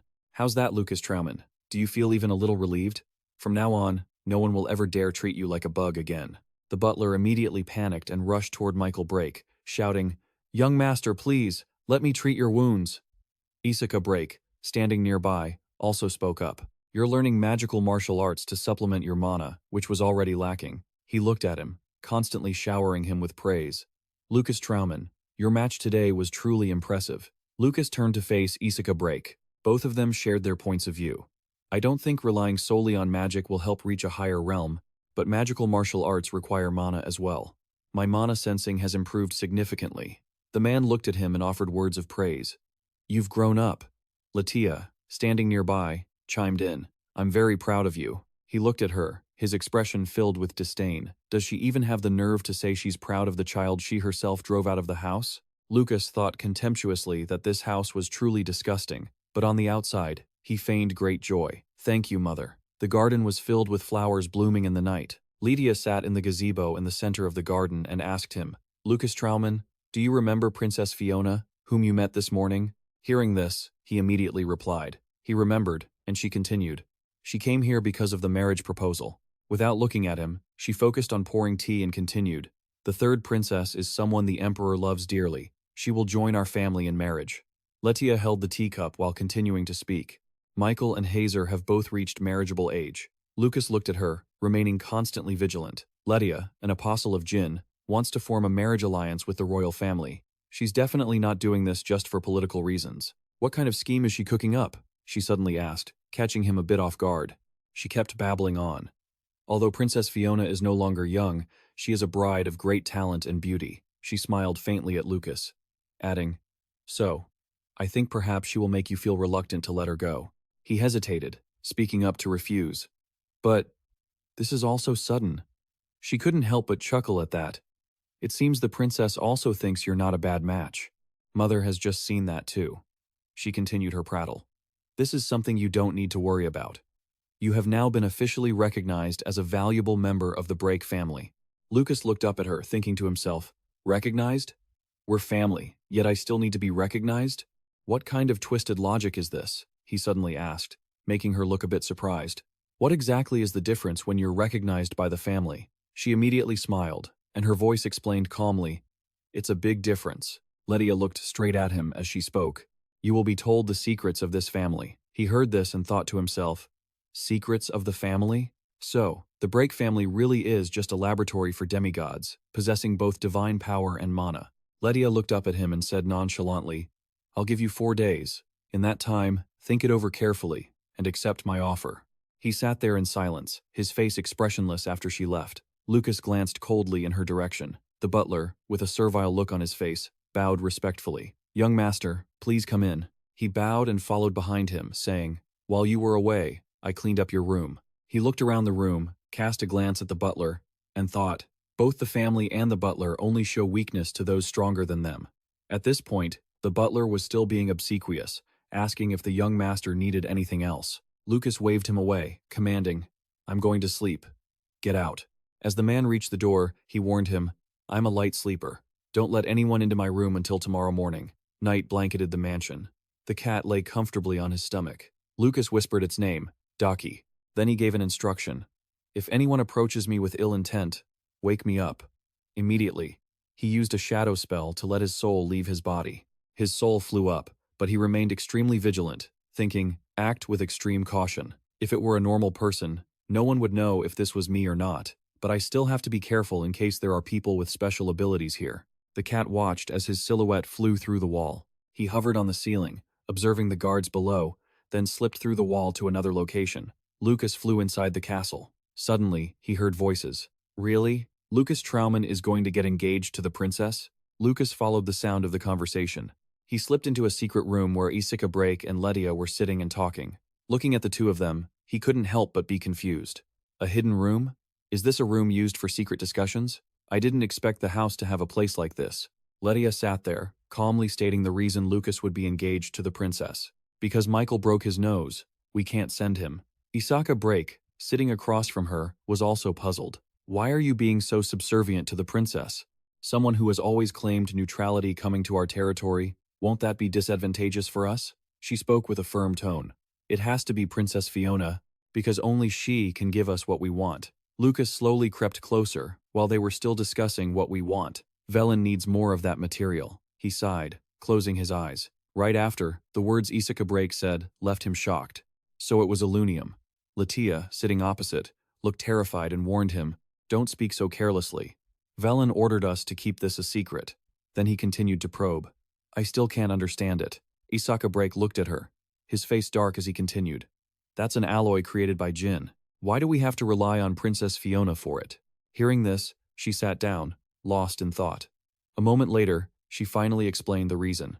Letia rubbed her face and explained slowly. "Princess Fiona is the only one who can find Hakan, the most important material for mass-producing that alloy." He hovered in the air, hearing everything they discussed.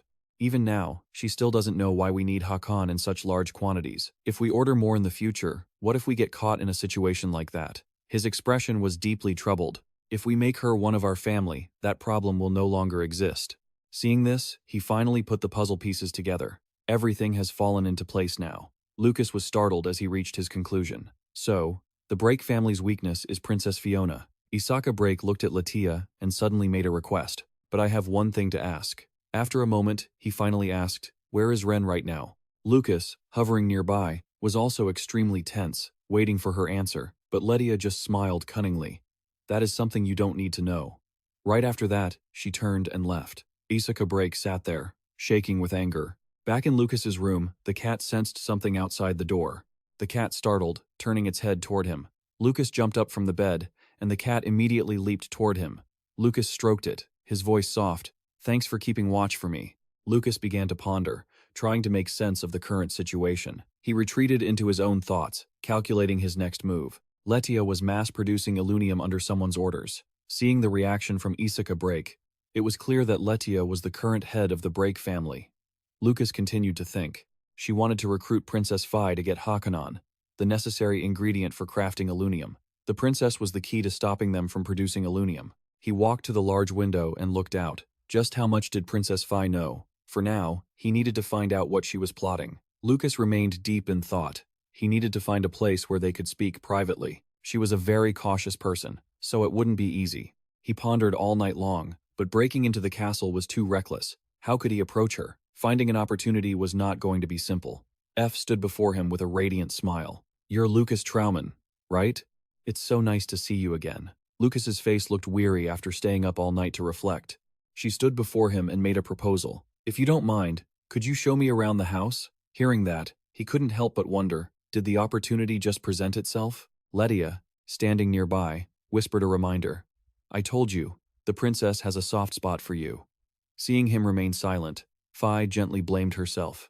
"It seems I came here too abruptly, didn't I?" Lucas regained his smile to chat with her.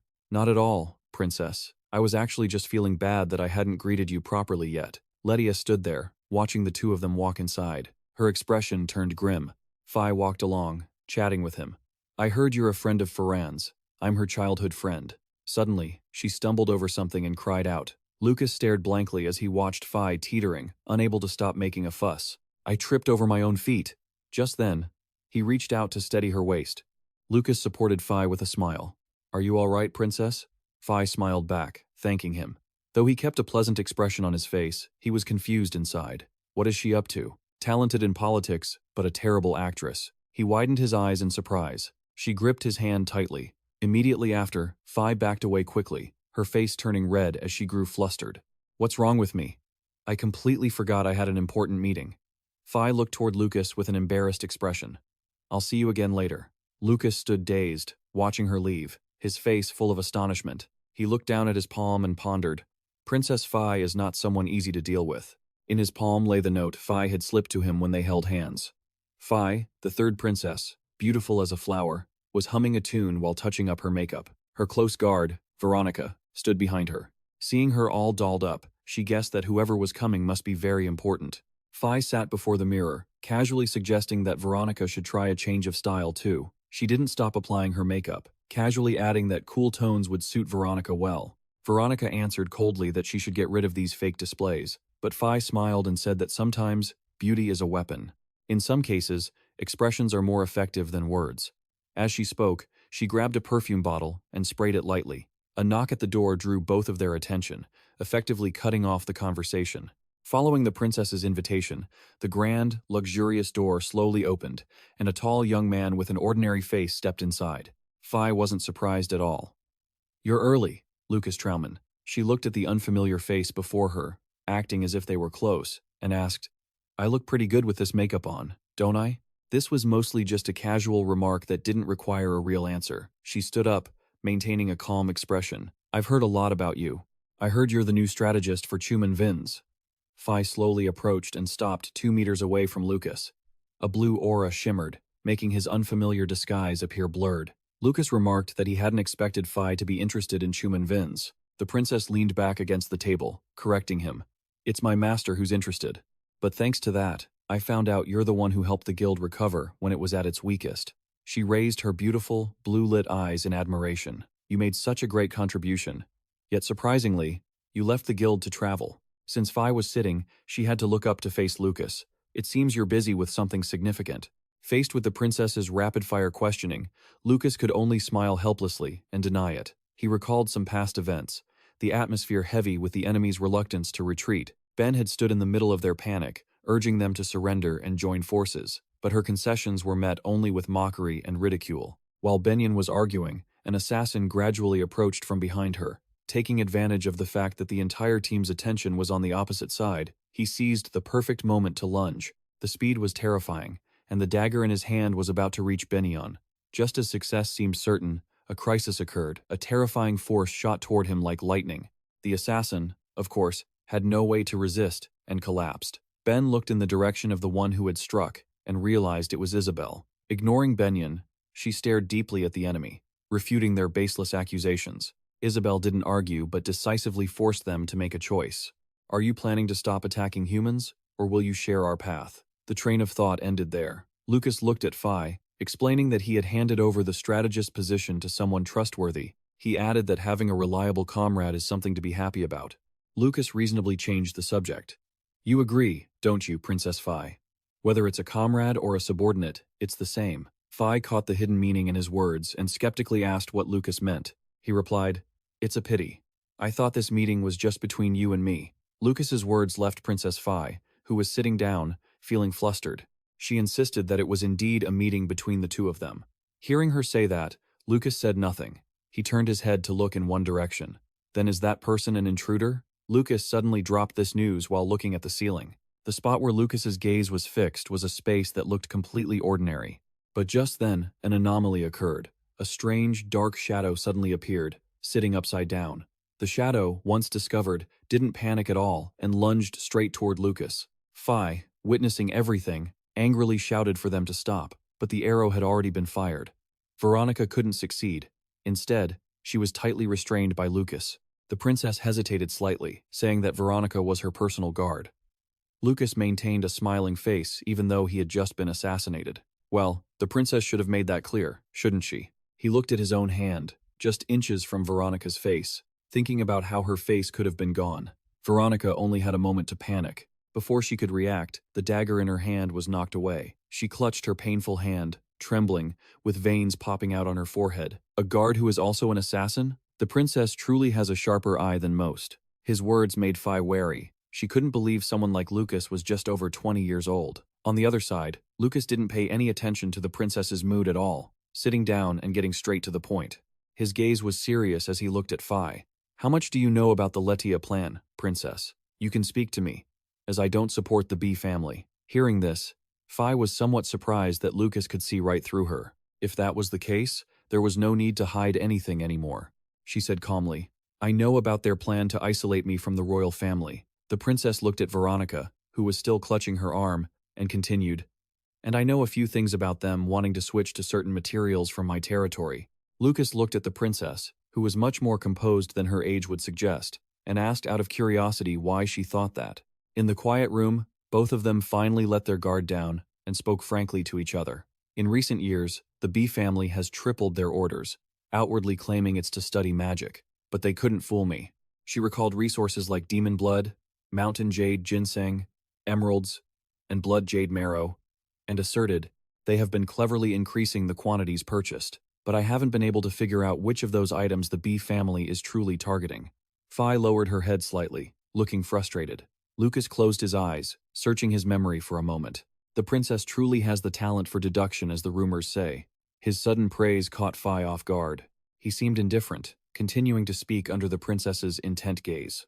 Among the materials you just mentioned, there is one item that Letia really needs.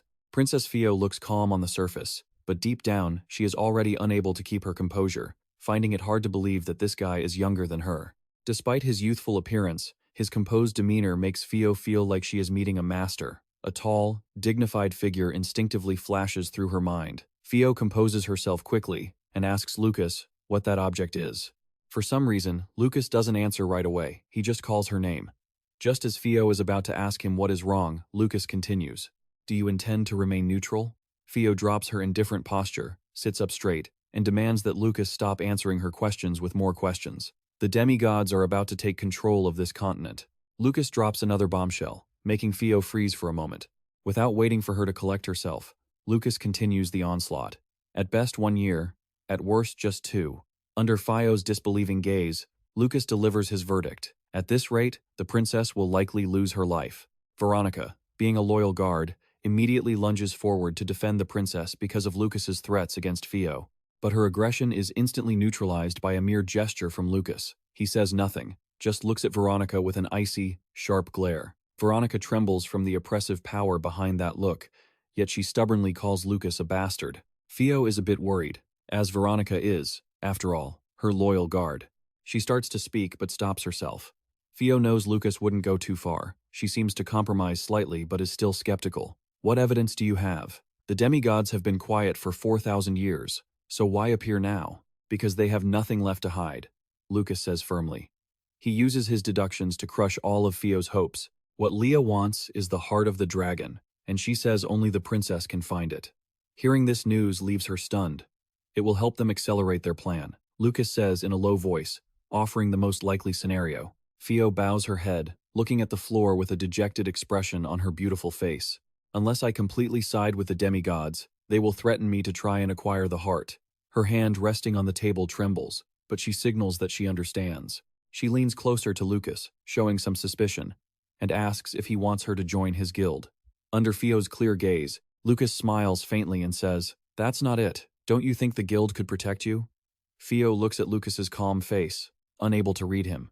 Then, what is it, exactly? Lucas steps lightly in front of her. He looks at the girl who is lost amidst various traps and extends his most sincere invitation. Come with me. I will become your shield, princess. Fio is caught off guard by Lucas's sudden words, her face turning bright red. She looks at the man before her, her heart fluttering uncontrollably. Just then, Veronica, looking completely exasperated, speaks up. She effectively interrupts Fio's daydream. Fio startles and snaps back to reality. She fans her burning face with her hand, looking away to hide her embarrassment. Why did you suddenly suggest that? She asks, though deep down, her mind is racing with thoughts about Lucas. She doesn't understand why he would say such sensitive things, like becoming her shield, but she quickly regains her composure. Fio states that she isn't afraid of death, which is why she chose this dangerous path. Lucas, unaware of Fio's inner turmoil, keeps his cold expression and questions her. Don't you already have a solid backer? He looks into Fio's eyes and adds after a brief pause, the master of the 11th tower. Fio isn't rattled by having her secret exposed. She just lowers her gaze, a sharp glint appearing in her eyes. Is there anything you don't know? She turns toward Veronica. Lucas watches her back, expressing that he would also like to see what kind of person that master is. Fio acts as if she didn't hear that, instead helping Veronica up and concernedly asking about her condition. The two play out a scene of master and servant, as if Lucas wasn't even there. After confirming Veronica is okay, Fio slowly responds to Lucas's previous question. Meeting him is difficult, because even I don't know where he is. Lucas looks skeptical, implying that even a kingdom's princess cannot contact them. Fio reaches into her sleeve to search for something. She pulls out a beautiful crystal orb, explaining that it is a means to contact her teacher, but it only allows one-way communication from his side. Before she can finish, an anomaly occurs. The orb suddenly emits a massive surge of energy and floats into the air. The light intensifies, and the orb drifts away from Fio's hand, leaving everyone wide-eyed in astonishment. An ethereal figure slowly manifests from the orb's light. The figure speaks in an aged voice to greet Lucas. Lucas keeps a calm expression while observing the scene, silently thinking that he still can't see the man's face. It's not because of the robe, but because he's using magic to conceal his features.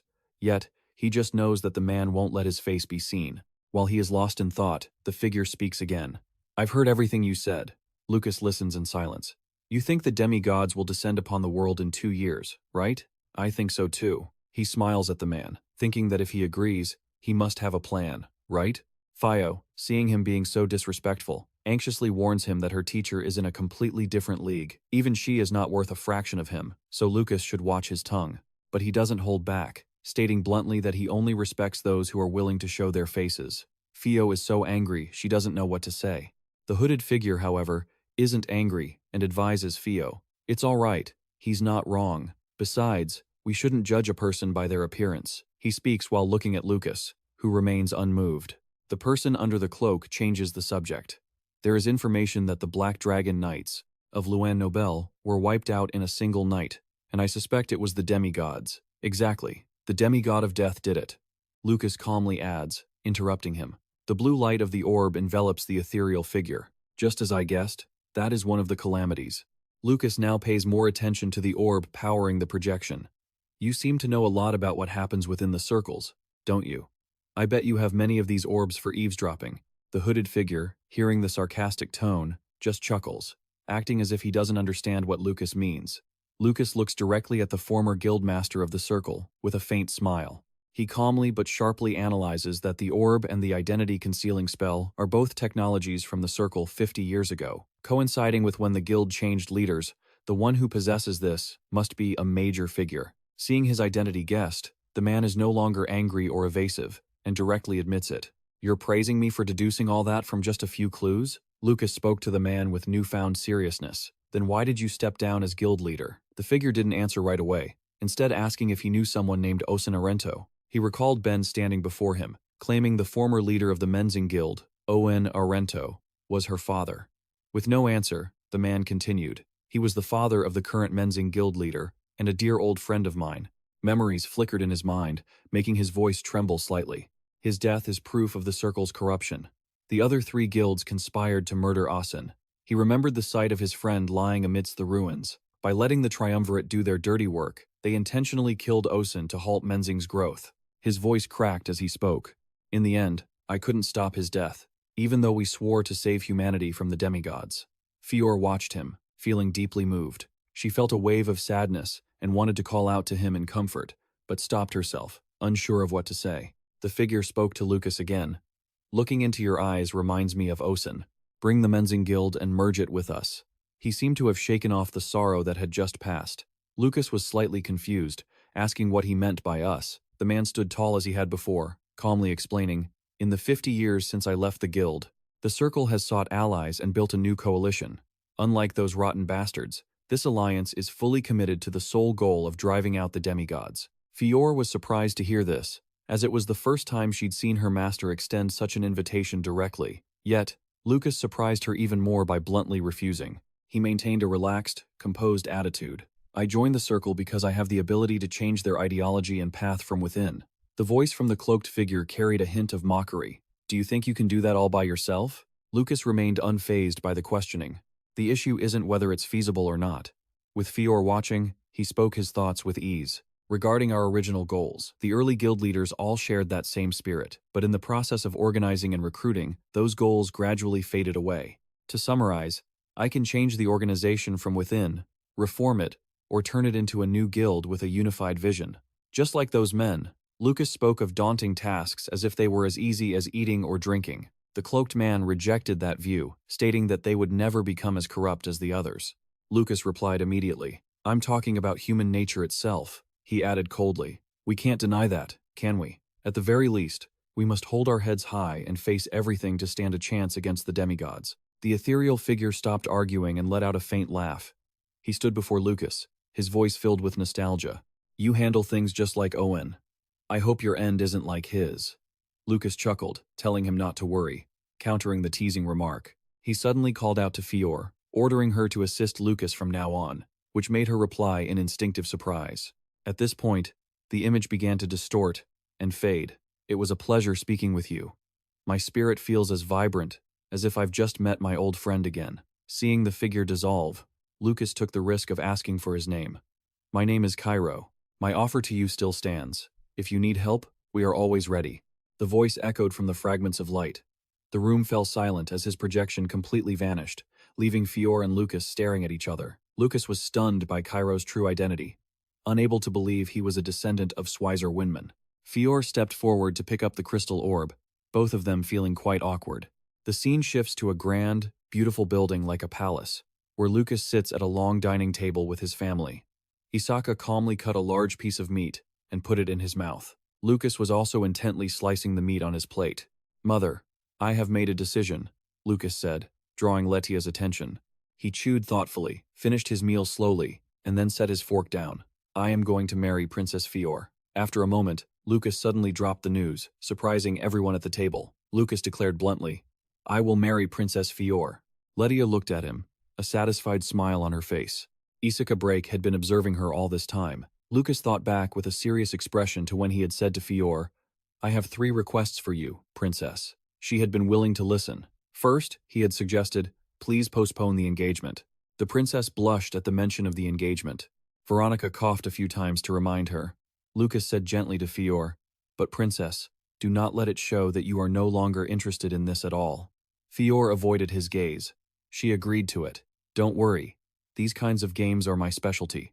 Veronica, listening from the side, felt something was a bit off. Lucas moved on to the next point, saying, "Let's temporarily stop the trading between us." Fior agreed. To avoid attracting the attention of the Duchess, this excuse was necessary. She made the deal. "Leave it to me. That's also my specialty." "What is the 3rd request?" She suddenly realized something, and Lucas just watched Fior in silence. The scene shifts to a crowded city castle, with Fior looking down from above. Veronica, standing behind her, asked, "Princess, are you really going to do what he said?" Fior affirmed, "Of course. My master told me to cooperate with him as well." Veronica was still a bit worried. "Will everything go exactly as he said?" Fior cautioned her, "You should remember this, Veronica. Sometimes you have to go against common sense to make the right decision. The ones who change the world are those who dare to defy the norm." Lady Letia praised him. "You have thought this through well. You are now qualified to become a respectable member of the Brake family. Henzer, tell Lucas Trauman about our family secret. I will return to the secret chamber." With that, she left. The scene shifts to the library. Henzer was reading a book while talking to Lucas. "There is nothing left to hear. Kill some time and wait an hour before going down there." Lucas ordered Henzer, "Go call Sackley here." Henzer replied, "I will help you pass on the message, but I'm not sure if she'll accept your request." But Lucas said with certainty, "She will definitely agree." The atmosphere suddenly went silent after that statement. Henzer hesitated, wanting to ask something, but decided against it. "Down in the dark cellar, Lady Letia has left," Lucas began. "How do you feel now that you know the truth about this world?" Lucas answered honestly, "To be fair, I still find it a bit hard to believe." She laughed upon hearing this. "That's to be expected, but don't worry, I'll explain all the details to you gradually." As she spoke, she opened the curtain. Lucas was shocked. Inside were countless naked human bodies chained upright, and some had even had limbs chopped off. Lucas was speechless, unable to process the sight before him. "Who are they?" Leah smirked dangerously. She introduced them to him as casually as if she were talking about toys. "Get used to it. They're just test subjects." The 2 of them went deeper inside, where a strange-looking man was concocting something. He poured the liquid into a tube that fed into the mouth of a captive with a twisted face. Letia continued her introduction. "They are the mages and alchemists of the B family. They're conducting research here." Lucas looked at the group with unease, sensing that something was very wrong. Letia smiled and dismissed his concern. "Really? You should just abandon that way of thinking." Lucas was confused. "What do you mean?" She turned back to remind him. "You must remember this well. In this organization, prioritizing your own ego will get you nowhere. Following orders blindly is the safest and most efficient way." Deep down, Lucas was seething at her words. He still obediently followed her instructions. They stopped before a certain door. Lucas was stunned once again. He could feel a terrifyingly powerful divine energy radiating from within. Letia told him to behave appropriately. She introduced the room as she pushed the door open. "This is where our master resides." Lucas immediately knew who it was. Ren. Lucas couldn't stay calm anymore. She really was in this mansion. But he hadn't expected Letia to personally lead him to her. He couldn't let his identity be exposed. He was worried about the many uncertainties. The divine power of Indra within his body, the Hector mask, and the orb Ricky left behind. Ren would definitely recognize him instantly. Damn it, why hadn't he anticipated this? Letia immediately noticed the look on Lucas's face. He was still busy plotting. Should he run? But if he gave up here, all his efforts would vanish into thin air. He was lost in thought until a voice snapped him out of it. She stepped closer and asked, "Why do you look so pale?" Lucas looked at her face and steeled his resolve. "No, this is my chance. I have to take Leah out before Ren discovers who I am. That way, I can personally eliminate Ren." One of the apocalypse. He snapped out of his thoughts and replied, "I'm fine." Seeing that he seemed okay, Latia encouraged him, saying it would be over soon. Lucas reassured himself, "Just try it. I have to do this sooner or later." With determined eyes, he looked forward as the door gradually creaked open. Ren was already sitting imposingly on her throne, waiting for them. "You're early." She then noticed Lucas. "Who is this cute child next to you? I haven't seen him before." Letia knelt respectfully. Ren gave a smirk, looking down at her before asking about her well-being. Letia quickly replied with reverence. Seeing Leah like that made Lucas extremely uncomfortable. He gritted his teeth in anger and suddenly knelt beside Letia. Letia reported, "His name is Lucas Trauman. He is my third son." Ren's words carried a tone of contempt. "You even have a third son?" She asked. "How is the task I ordered you to do coming along?" Letia replied anxiously, "I have already gathered half, my lady." Ren immediately erupted in anger. "Only half?" Letia bowed her head, begging for forgiveness, mentioning that Lucas Trauman and the third princess were set to be engaged. She explained, "As long as we turn her to our side, we will soon have everything we need." Ren laughed mockingly. "The third princess, that girl is a nuisance, as long as she isn't the 11th Magic Tower Master or Paragon." Lucas wondered to himself he had never heard that name before. Was that the ally they had mentioned? That thought made him even more tense. But Lucas tried to keep a calm expression. Ren stared at him for a long time, her eyes flashing with interest. This child is quite reserved, but that just makes him cuter. She approached him. "Let's see." Her hand was gentle yet imposing, lifting his chin, her eyes locked onto Lucas's. Everyone looked the same to her, as if she were searching through his every thought. She suddenly realized something about him.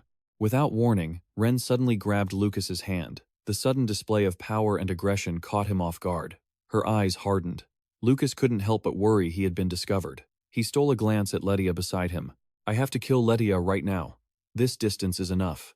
As if she had read his thoughts, she suddenly pushed him with force, causing Lucas to lose his balance and fall. Letia was startled. Lucas gritted his teeth. "She's blocking Leah." Ren leaned down, her gaze sharp. "Your name is Lucas Trauman, right?" Her voice dropped, each word ringing with authority.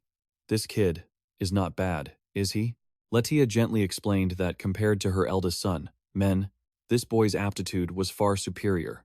Lucas doubted himself had he not been discovered, but it seemed that wasn't the case. She was standing in front of Letia to prevent him from acting. She smiled. "I have something to say to your mother. Could you step outside for a moment?" Lucas immediately calculated. This was proof that she was protecting Letia, even though she had discovered his identity. She was letting him off the hook. Why? Ren raised an eyebrow. He wasn't just quiet, he was slow to understand too. Lucas shook his head in confusion, stepping away quickly while trying to remain calm.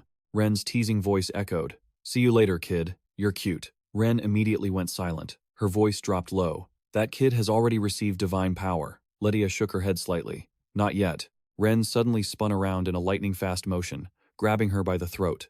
A harsh tone emerged.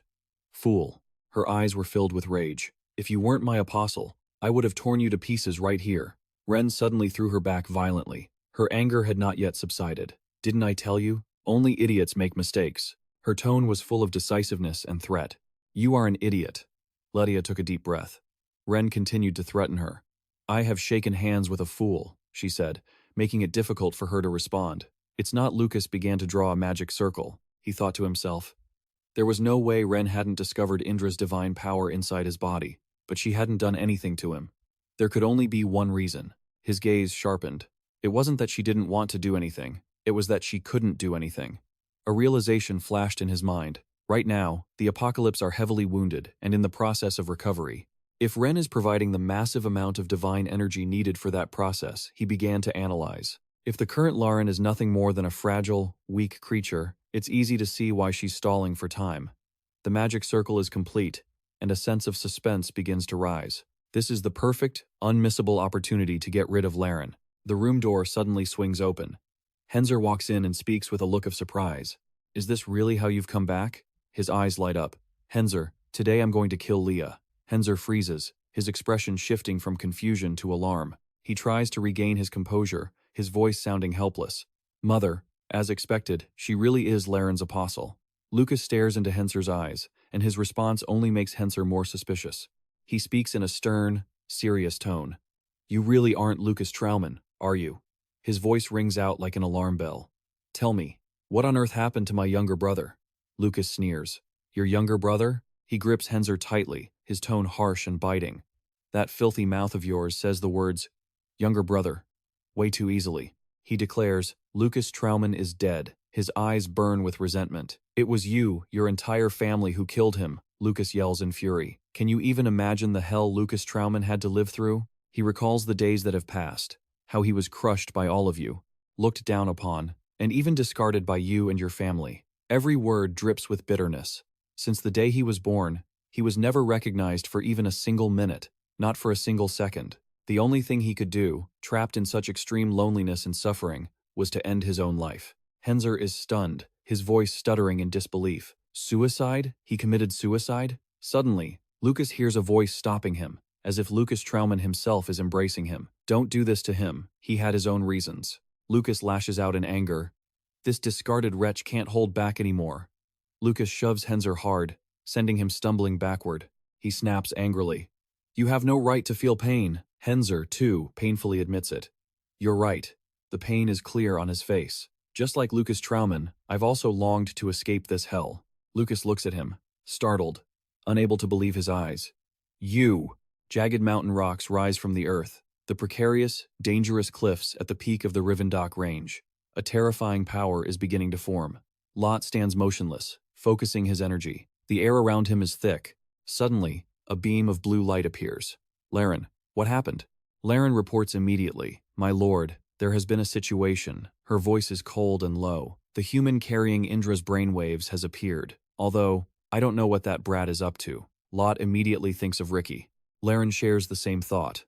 It must have something to do with him. Lot orders. Capture him alive and bring him here.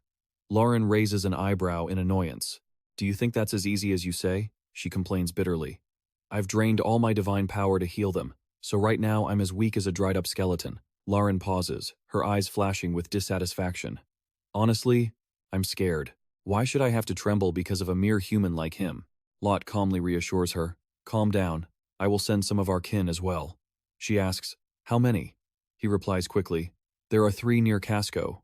I will send all of them. However, they cannot travel through space and time. Wait for 4 days. Lauren narrows her eyes, pondering for a moment, then returns to the base and orders Leah to go into hiding. The scars crisscross his body, with long, distinct marks. Her explains, my body can balance divine power and mana, and I've been used as a test subject since birth. His voice is gentle. In this family, if you are born with any talent, it just means you'll spend your whole life as a test subject. Lucas is surprised. So even Michael? Henser sighs. Of course. His voice is deep and mournful. There's a reason Michael turned out the way he did. Without the feeling of being someone superior, someone chosen that fake pride, you wouldn't be able to endure this living hell. But he doesn't deny his responsibility.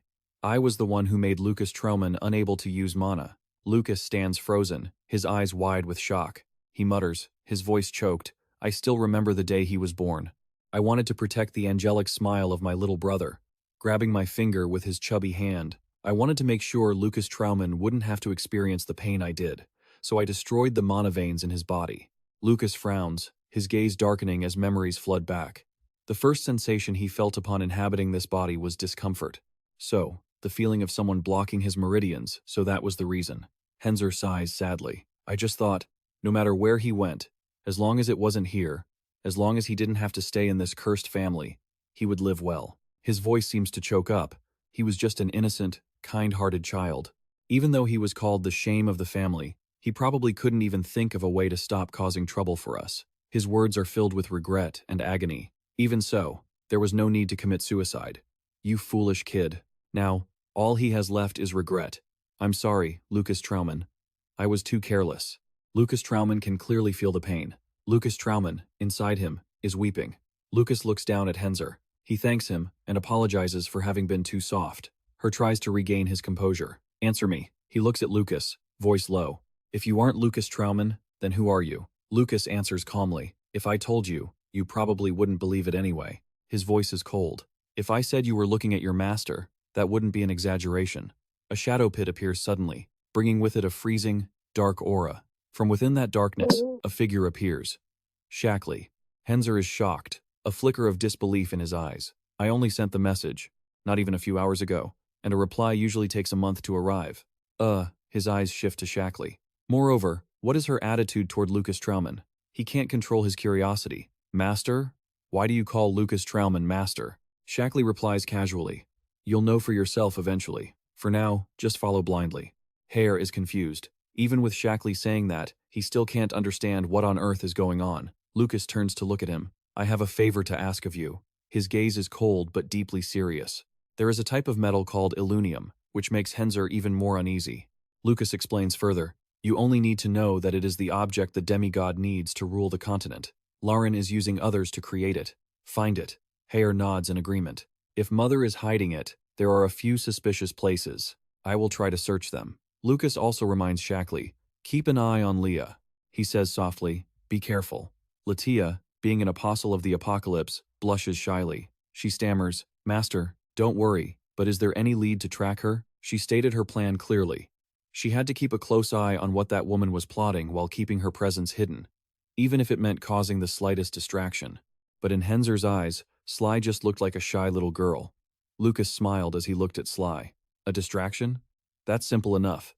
It seemed he had already figured something out. Suddenly, a powerful and ear-piercing explosion echoed through the air. Debris flew everywhere. Lucas thought to himself, if he guessed correctly, Laren would definitely call for reinforcements. Hare didn't hesitate. Finding the illunium was a mission of equal importance. There was no time to waste. As for Sly, after receiving her orders, she knew she had to find the illunium as quickly as possible, even if it took only a single minute or a single second. Suddenly, a powerful attack lunged toward Lucas.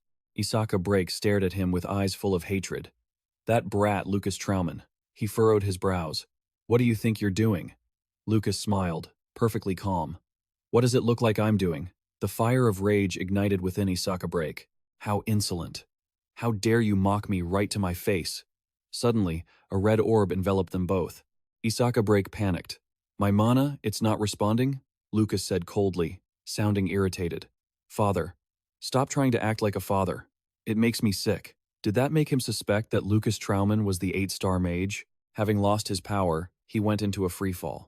He couldn't believe Lucas had gained complete control over the entire space. He quickly used the remaining strength.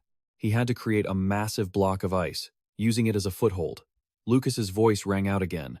Since you're Laren's spy, I assumed your divine power was wind. His eyes glowed intensely as a single strike instantly shattered Isaka Brake's ice block. He lost his footing and went into another freefall. Isaka Brake hit the ground in pain.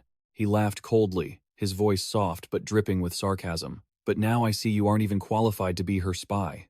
Isaka Brake struggled to sit up in pain. So that was it from the start? You returned just for this? Lucas scanned him with satisfaction. If not, why else would I return to this trashy dump? Isaka Brake's eyes were now filled with fury. You're wrong. I didn't drive you away back then, he shouted angrily. I should have killed you right then and there. You never should have been born into this world. The ground around Isaka Brake suddenly exploded. Fly monsters swarmed around Lucas. They had jet-black wings and eyes like burning fire. Lucas wasn't afraid at all.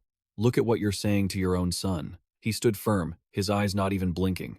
It seems these are creatures created by Laren. She has quite a morbid taste. Are those flies or people? Toxic sludge sprayed from the fly monsters like a black rain.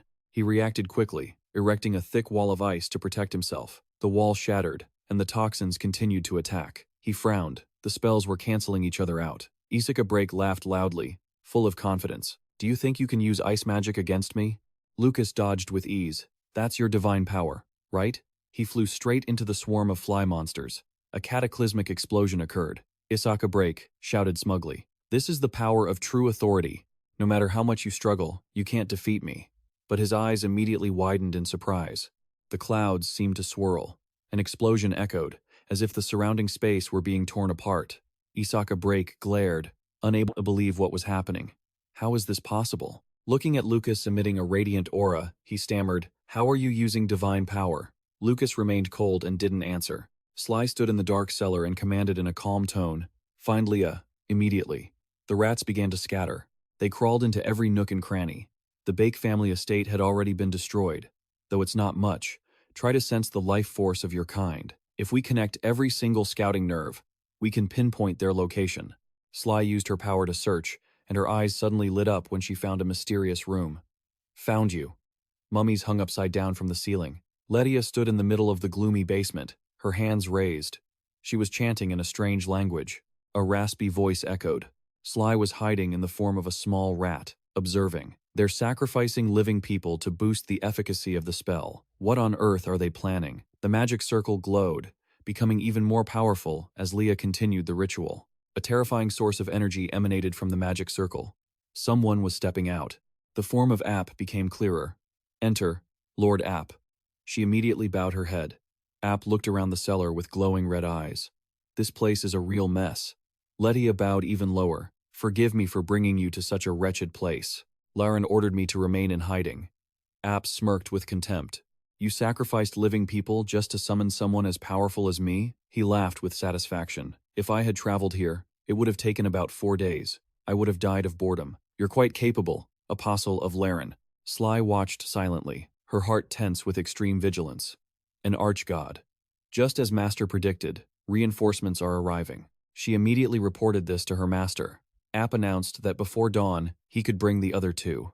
Sly was confident. If they moved through the shadows, even an archgod wouldn't be detected. Lettia respectfully conveyed, the target is the third son, Lucas Trauman. She remained calm. He has probably already taken action, so we must be quick. App reassured her. Don't be so impatient. It's a hassle. His eyes flashed, and with a flick of his hand, Sly was instantly yanked from the ground. She was surprised and worried she had been discovered. I can't believe it. A shadow is supposed to stay in the dark, so how did this happen? App frowned, annoyed. What kind of rat followed you all the way here? Henzer's eyes widened at the gruesome sight, the fragments of chaos, the suspended mummies. Even though he had anticipated it, he hadn't expected it to be this horrific. He looked around. Is this the Illunium manufacturing plant? Continuing deeper inside, he suddenly discovered something, an old bookshelf. His eyes lit up. These are documents about Illunium. This is the manufacturing method. But the book noted a special ingredient. He immediately reported it to Lucas, who was equally surprised.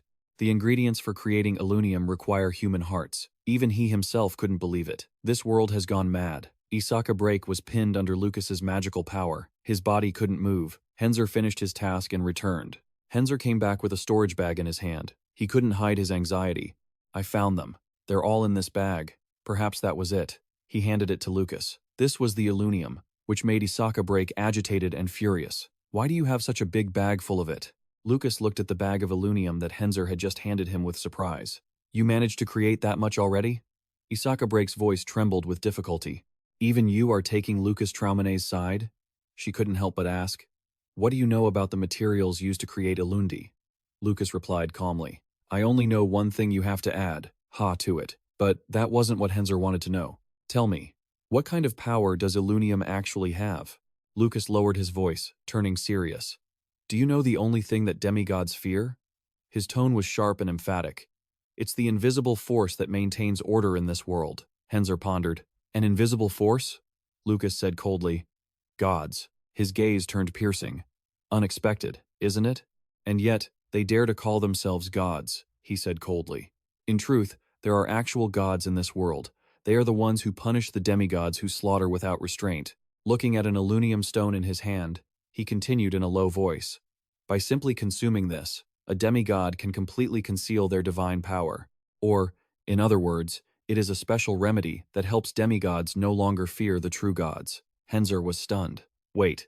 Then Lucas nodded, his gaze ice cold. The demigods want to use Illunium to blind the gods so they can take over the continent. Rage surged within Henzer, a sense of pure indignation.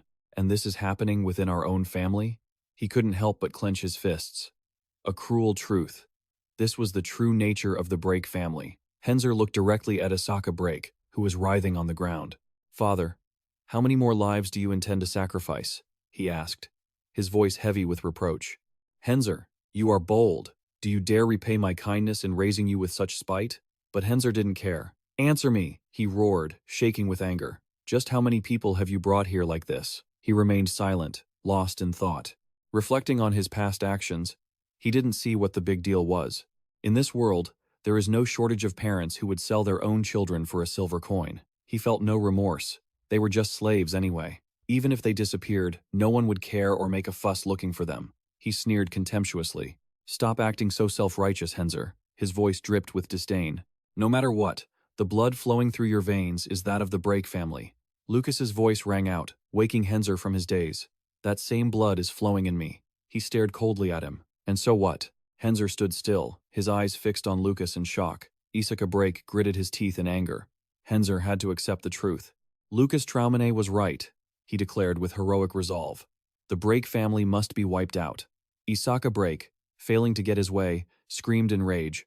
"You pathetic wretch." Lucas stopped him effortlessly, frowning in annoyance. "Let me slowly tear your mouth apart. Shall we?" "Where is Laren?" Isaka Brake gritted his teeth in pain. "Do you think I'll tell you?" Lucas smirked. "Fine, then don't answer." He grabbed his arm and squeezed hard. "I'd actually be disappointed if you talked so easily." A dark shadow flashed by. Lucas sensed something and immediately intercepted it. A terrifying force pushed even Lucas back. Henzer was stunned, eyes wide. Sly trembled, her voice weak. Master Lucas remained composed. App emerged from the shadows. "It seems you have business with Laren. If you want, I can tell you." Sly struggled to speak, trying to use her strength. "Master, please be careful. That creature's power is the shadows," Lucas observed carefully. "Hiding in the shadows won't help you," Sly warned Lucas. "Hurry, Master, get out of there. Before dawn breaks, those two will get even." But he quickly reassured her. "You have suffered enough. Leave the rest to me." He then turned and asked Henzer to take care of Sly. Henzer was panicked and surprised. "Don't tell me you intend to face a demigod all by yourself?" Lucas answered calmly. "It's not an intention. I truly plan to do exactly that." Watching his retreating back, Henzer couldn't help but feel anxious. Although the situation was perilous, Lucas didn't hesitate. Henzer whispered, a feeling of helplessness washing over him. "Don't die." App stared intensely at Lucas, his eyes full of calculation and a hint of contempt. "How sentimental." Lucas didn't hesitate. He struck immediately, his eyes blazing with determination, never taking his gaze off App, a demigod who possessed the power of darkness. App frowned, suspicious. "Are you a mage?"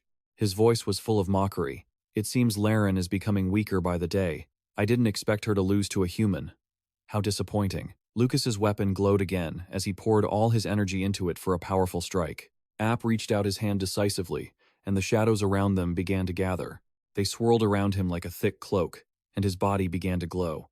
He shone as bright as daylight, as if he were absorbing all the darkness around him. Lucas frowned, not expecting his opponent to have that capability.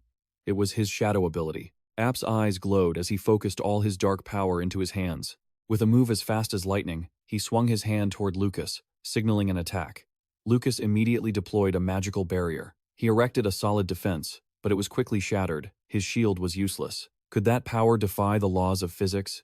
Lucas didn't hesitate and immediately used a rock explosion. App defended successfully. He looked cold and disappointed, which surprised Lucas, given that level of power. This is the power of a demigod. He quickly dodged the attack. Shadow ability, huh? How annoying. The heavy pressure from the dark energy didn't make him surrender. Continuing his offensive, Lucas created a stone shield, but App's power easily pierced through it. App's gaze was full of arrogance. Struggling is useless. Lucas kept calculating. "I don't know if how the laws of physics affect him, but I'll try light magic." A layer of intense light surged forward, holy light, but App deflected Lucas's attack. He was pushed back by that terrifying power. An explosion occurred as light and darkness collided. "This is fun, isn't it?" the voice echoed. Lucas's attack had hit him, but it had no effect. "I like you." His wounds were being healed by the shadows and astonishing power. App was truly a dangerous opponent. Lucas frowned, his gaze sharp. "Are you really using the surrounding shadows as a source of energy?" "A clever trick." He immediately admitted it. "Indeed. Unless the night passes, my power is infinite." Lucas clenched his fist. "And even if I survive until dawn, the other two demigods will arrive in time, won't they?" App didn't hesitate. "You are desperate." He continued his second attack. Lucas dodged quickly. He analyzed internally. He uses his left hand to attack and his right to defend. Would I have a chance to win if I severed his right arm before he could guard? But his ideas were blown away in an instant. He must have been using dark energy to recover his magic. Just as he was deep in thought, an attack grazed past him. Lucas felt the force behind Apep's attack. His strikes are getting stronger and stronger. What should I do?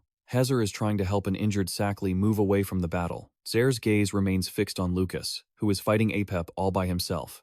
To think he could actually fight a demigod, that's a level I could never reach. A familiar voice caught Hezer off guard, making him tense up. Isaka Break gritted his teeth in anger. What are you planning to do? Zare took a deep breath to stay calm. I don't know yet. I'm still thinking about it. Sackley gathered her strength to speak. I'll give you a chance. Seeing Sackley trying to get up, he blocked her. You shouldn't exert yourself, my lady.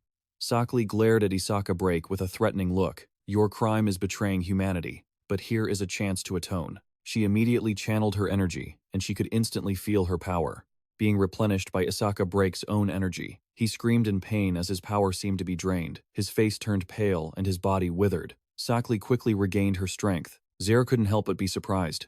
President Sackley, could it be that you? Sackley calmly replied. Don't worry. He's not dead yet. She immediately spread her wings and issued an order without hesitation. I must help my master. I'll leave everything else to you. She soared into the sky, leaving Letia standing in the distance, filled with disappointment. Henzer, you've disappointed me so much, she said coldly. Why would you listen to Lucas Trauman's sweet talk and betray us? She tried to persuade him to turn back, but Henzer refused outright. His voice was cold, filled with resentment and frustration. You're the one who disappoints me, Mother, this whole house, and even myself. Letia looked at Henzer, and her eyes flickered slightly. I see that my words no longer have any effect on you. Lucas struggled to dodge Apep's attacks. He worried to himself, at this rate, the sun will be up soon. I really don't want to get dragged into this long, drawn-out battle. Sackley suddenly appeared beside him. Master, leave this to me. Lucas looked at her, surprised. Are you all right? Sackley spoke with determination.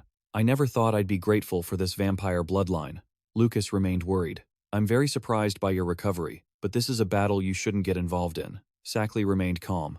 I have a plan, she said, making Lucas quite curious. She explained quickly. If it succeeds, we'll be able to defeat that demigod. The surrounding darkness rose like a tidal wave, rushing toward Lucas and Sackley. Lucas curiously asked Sackley, what method are you using?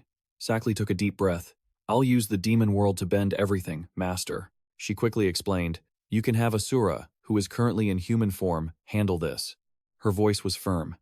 Even if it's the demon world, it's impossible for Lilith. But if it's Asura, I can definitely overpower it. However, for me to do that, I have to draw a distortion formation based on the Asura summoning magic. She requested of Lucas, now, Master, please draw the summoning circle for me immediately. It was a race against time. We don't have time. If the sun rises, the other demigods will come pouring in. At that point, we won't stand a chance of winning. Sackley's idea made Lucas skeptical. He wants to execute a demon world distortion formation? Theoretically, it's possible, but the amount of mana required is immense. Even for someone like Sackley, it would still be life-threatening. He really wanted to prevent that danger. Find another way. Suddenly, his mind flashed back to the words of Faye when she saved him. Just a moment ago, you said you were all alone. I don't know what you want to achieve in this world, but I believe in you. Her voice was filled with determined trust. I only believe in you. So, please don't say you're all alone anymore. It made him frown. Why am I remembering her at a time like this? Sackley seemed ready. I've finished the preparations. Lucas looked at her, thinking to himself, is this something I had forgotten? The thoughts and willpower of those still living. Finally, he decided to give it a try. Sackley, but I have one condition. Don't die. No matter what happens, do not die. Sackley replied nonchalantly, I won't be saying any goodbyes. But one of Apep's attacks struck her, and she was instantly sent flying. Lucas was startled and panicked. Sackley's body slammed hard into a tower. Lucas looked on with anxiety, but Apep kept attacking him relentlessly. Lucas dodged and countered, but Apep's power was too overwhelming. His voice was cold and contemptuous. I don't know what you're trying to pull, but I certainly won't let it slide. He was arrogant. I thought you might be able to entertain me, but you're just bland. Let's just end this. Lucas, meanwhile, was constantly worried. Are you okay, Sackley? Answer me. Sackley. He looked at the pile of rubble below and cursed in his heart. Sackley lay still and motionless, her arm trembling with difficulty. Her entire body had no strength left. That was a terrifying blow. A single attack left her unable to even move her fingers. As expected of a demigod, he's on a completely different level than us. But she couldn't give up. That's not right. My body won't move, but I still have to receive the Asura summoning formation from my master. Her eyes narrowed. The pain and exhaustion made everything become blurry. She lay still inside a magic circle. She whispered to herself, could this be the Asura summoning formation? Why is it here? She seemed to remember something. This is the master's room. When I was ordered to summon him earlier, I saw him drawing something here. A glimmer of hope flared up. So, what he drew was the Asura summoning formation. Lucas struggled to defend himself, his mind in total turmoil. "Sackley, answer me," he said, worried. "Sackley, are you all right?" Sackley replied gently, "Yes. I barely managed to avoid a fatal wound." She quickly informed him, "The distortion formation is almost complete. Lure that demigod here to help me." A magic circle had been completed. Lucas tried to stay calm in Apep's grasp. He looked down toward where Sackley had been blown away. "So that's it." He drew the Asura summoning formation just in case. "That right there is the distortion formation leading to the demon world." Lucas muttered, his right hand ready, which made Apep surprised. His left hand glowed. "As expected, if I just keep your left hand from moving, you can only defend, right?" A powerful bolt of lightning erupted from his arm, immediately surrounding Apep and causing him great pain. Apep screamed in shock and extreme rage. Indra's divine power. The dark lightning around Lucas weakened and vanished in an instant. He quickly grabbed Apep, using the last of his strength to slam him down toward where Sackley was. Lucas continued his assault, not giving Apep a chance to counter. He created another sun, aiming it directly at Apep. He sneered, a hint of smugness in his eyes. "Is this how you use light to dispel the darkness?" A massive explosion rang out. Thick smoke filled the air as a black shield protected his body. He scoffed. "Humanity's pathetic light cannot dispel my darkness." Lucas shouted immediately, "Sally, now!" Sally was ready. The magic circle glowed, and his body was gradually overcome, disappearing into the magical light. The light seemed to banish the dark night. Sally collapsed. She fell, exhausted after a long and grueling battle. "We succeeded." The sky above was torn apart. Lucas whispered in a voice filled with gratitude and respect, "I leave the rest to you." Asura dropped from above. The speed of his descent caused a massive impact on the ground. A purple hue engulfed the black cocoon. Apep appeared, unscathed behind the dark, mysterious arrays. Uncontrollable screams echoed incessantly. He calmly sat up from the ground. The echoing sound of laughter caught his attention. "That brat, Lucas Trauman, actually brought you here." Apep slowly turned his head to see Asura sitting high above, mocking him. His body was massive and muscular, and his voice was full of ridicule. "If you live long enough, you'll see everything. Although you are weak, the day I finally get to crush the last of the demigods with my own hands has arrived." His eyes gleamed with a chilling, deadly coldness. "Have I been caught in a spell that warps the demon world?" Asura swung his hammer lightning fast. Apep was startled by the move and hurriedly defended himself. The purple aura enveloped the brilliant hammer, quickly tearing the dark arrays apart. As that light drew near, shining on his gaunt face, he couldn't help but feel it was all so meaningless. A terrifying collision occurred, sending rocks and debris flying. Something dissolved amidst the blinding light. Bit by bit, Apep vanished completely. When things cleared, all that remained was the hammerhead lying on the ground. Asura looked disappointed. "You couldn't even take one punch? You're not even a fraction of Apocalypse." The sky returned to its clear state. Sally realized in shock that the divine power had vanished. Even though it was over, she still couldn't believe they had defeated a demigod. Suddenly, blood trickled from his nose. Then, blood began pouring from his 7 orifices. His body lost all strength, and he began to fall helplessly. Sally panicked and screamed his name. She quickly flew over and caught him in her arms. Seeing Lucas breathing heavily in pain, Sally was filled with anxiety.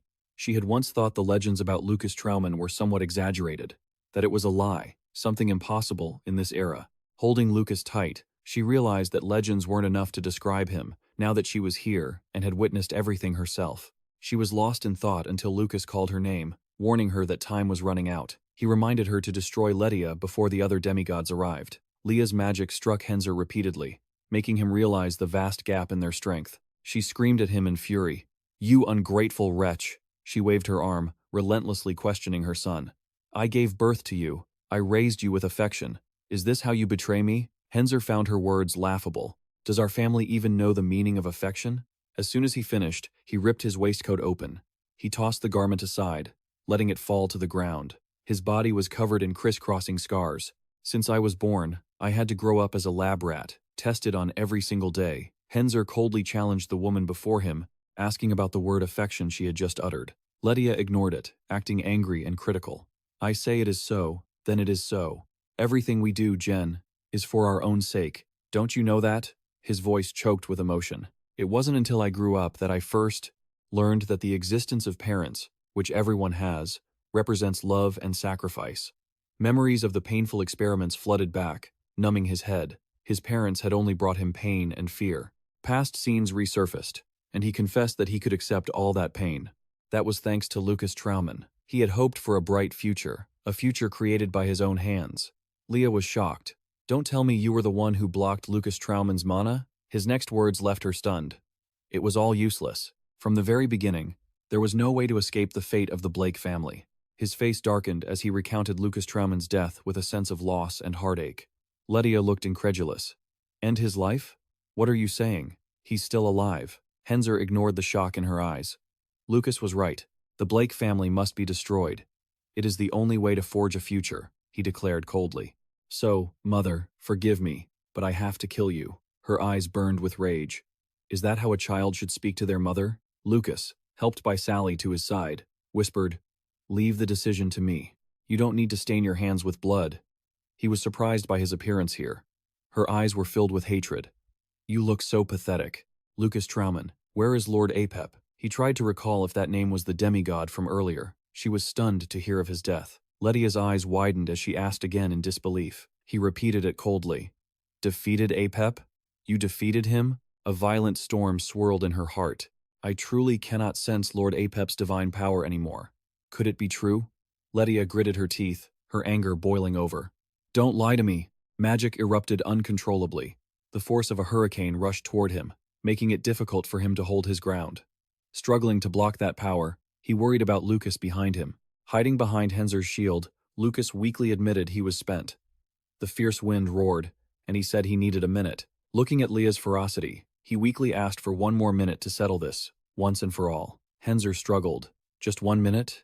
Sally looked at him resolutely. We'll be right here. Lucas suddenly called Henzer's name. He carefully asked Henzer one more time. You must kill her. Are you really okay? He remained silent. Leah's rage grew more violent. Henzer had made his decision. We have to do this. Lucas vaguely heard his sobbing.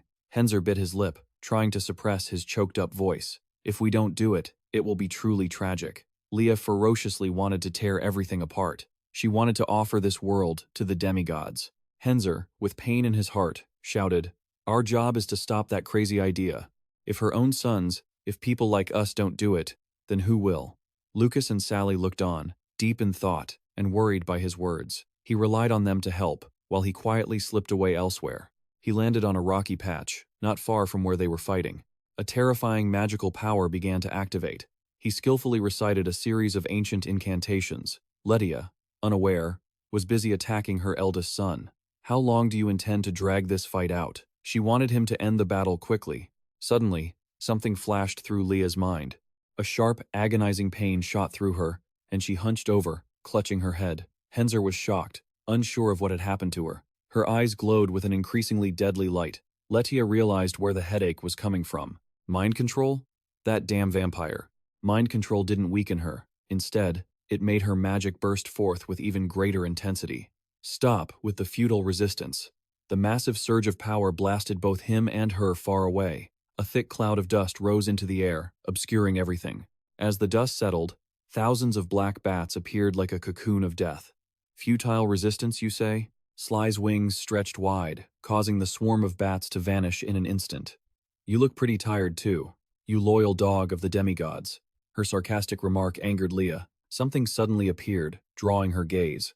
Far off in the distance, a massive source of mana was slowly accumulating, sparking her curiosity. When she saw Lucas from afar, she realized the intention behind Sly and Henzer purposefully dragging out the battle. A sinister premonition suddenly seized both of them. Even before they could catch Letia, she had vanished from their sight. Lucas keenly sensed something behind him. Letia's sudden appearance caught him off guard. She delivered a strike that sent him flying. His back slammed against the stone floor, his whole body aching. Hare and Sly immediately rushed in front of him, trying their best to shield him. He unleashed magic toward her in a fit of rage. Letia easily dodged. Give it up. Your individual attacks are useless. The light from the magic grew blindingly bright as it approached. Sly was shocked to realize Letia had disappeared again. Hare was wary of Letia's disappearance. She's using the wind to hide herself. She was surprised by the answer she received. A pure light gathered around his hands, and her eyes widened in disbelief. Hair skillfully unleashed his divine power, causing the light to engulf him completely. Soon after, the divine power erupted in a wide radius, and cold snow covered everything.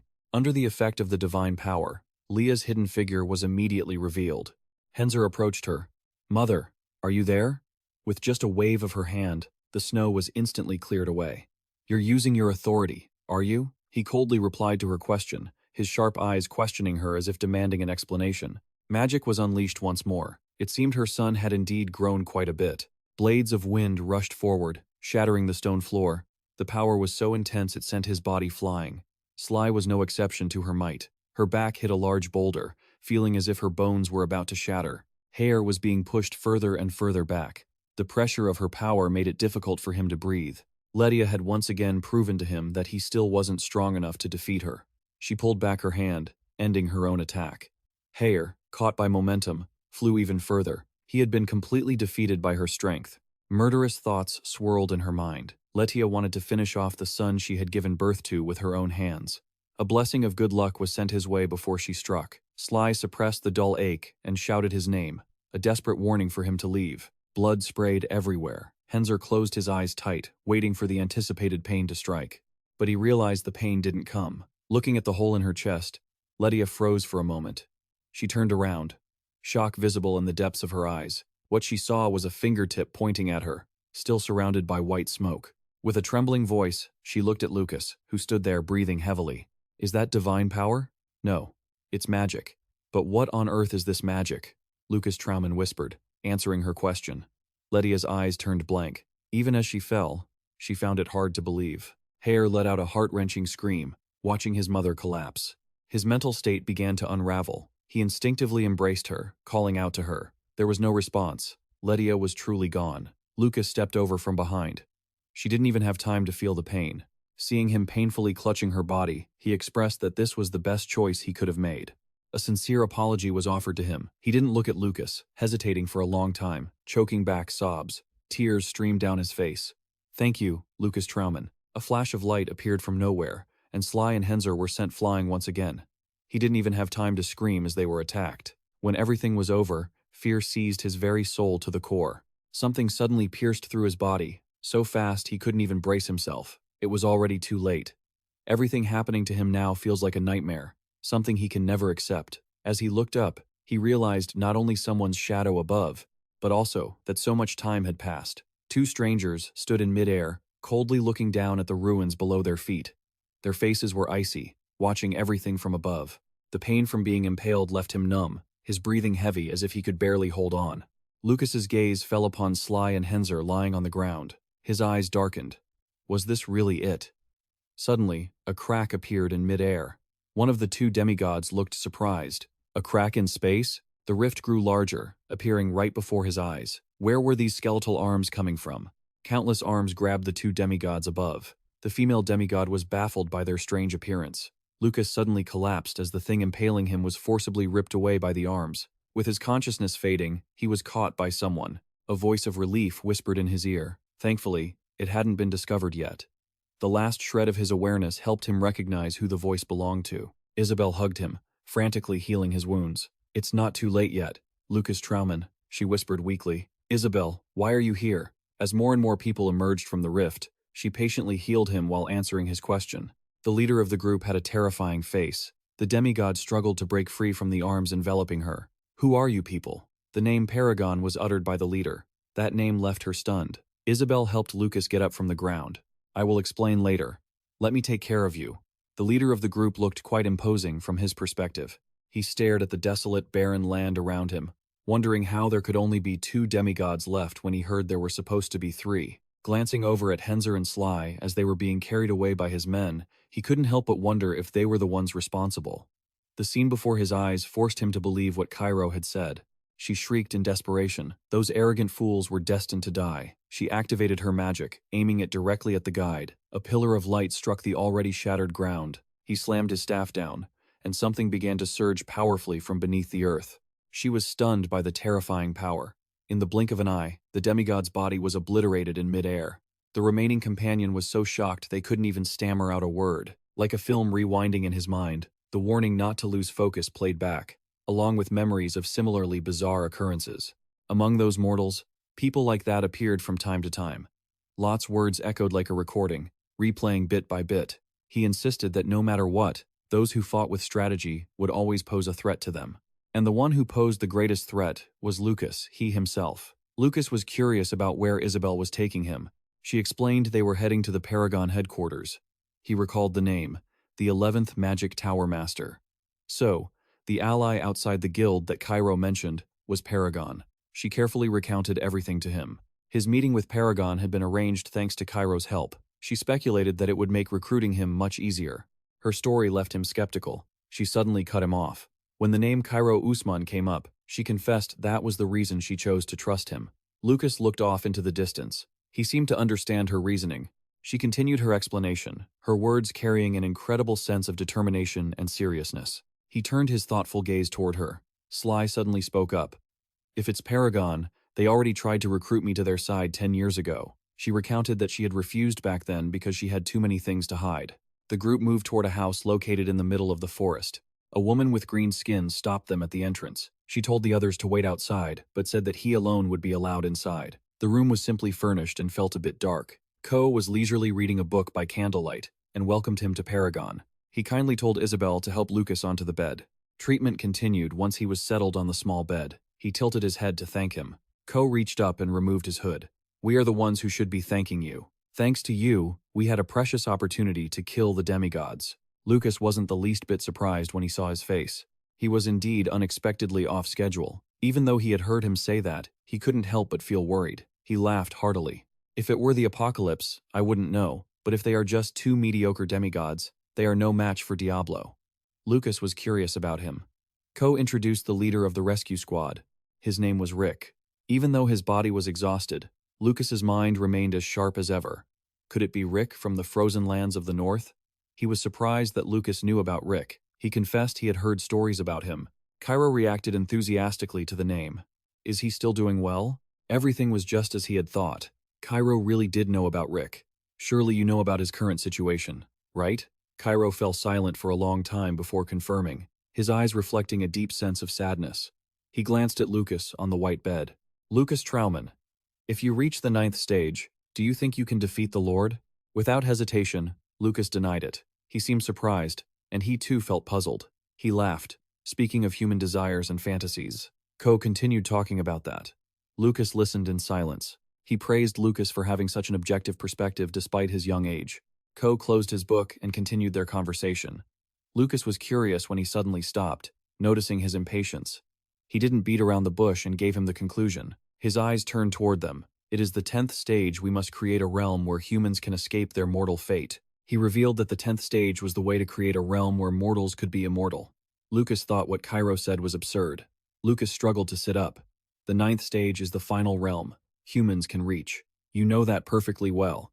He insisted on the existence of the 10th stage. At the very least, the possibility was high. Hearing that it had been documented, Lucas found it even more like a fairy tale. When the name Lucas Trauman was spoken, it made him freeze. Both his voice and his eyes were filled with disbelief as he looked at him.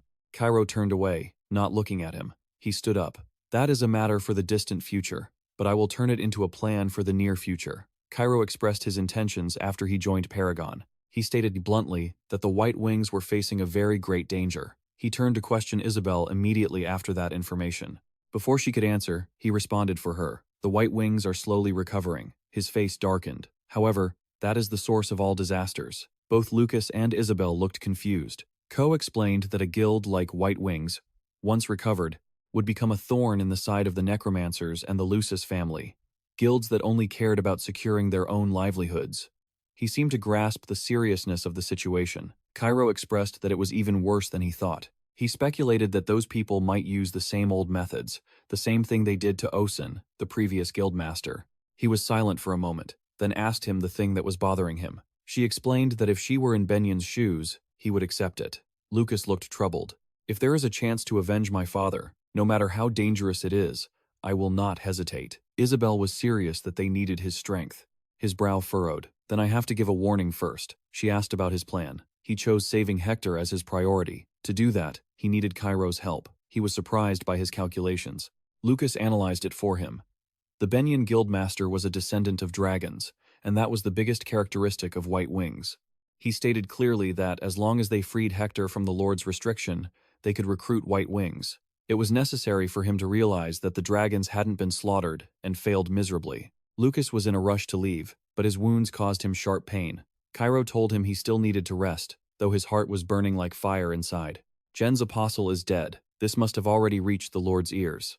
The more he spoke, the more urgent he became. As a hand reached out before him, Isabel firmly pushed him back onto the bed, and a small argument broke out between them. She whispered into his ear, "Could you stop blinking so much? You've lived for 4,000 years, so why are you still acting like a child?" She pointed out that the fastest way forward now was for him to recover. Lucas seemed to calm down. He hoped they could end this quickly. "How much longer is this going to take, newcomer?" Koa smiled at him, lying obediently on the bed. He felt that Isabel was the right choice. Night gradually blanketed the mountain. The guards noticed someone approaching.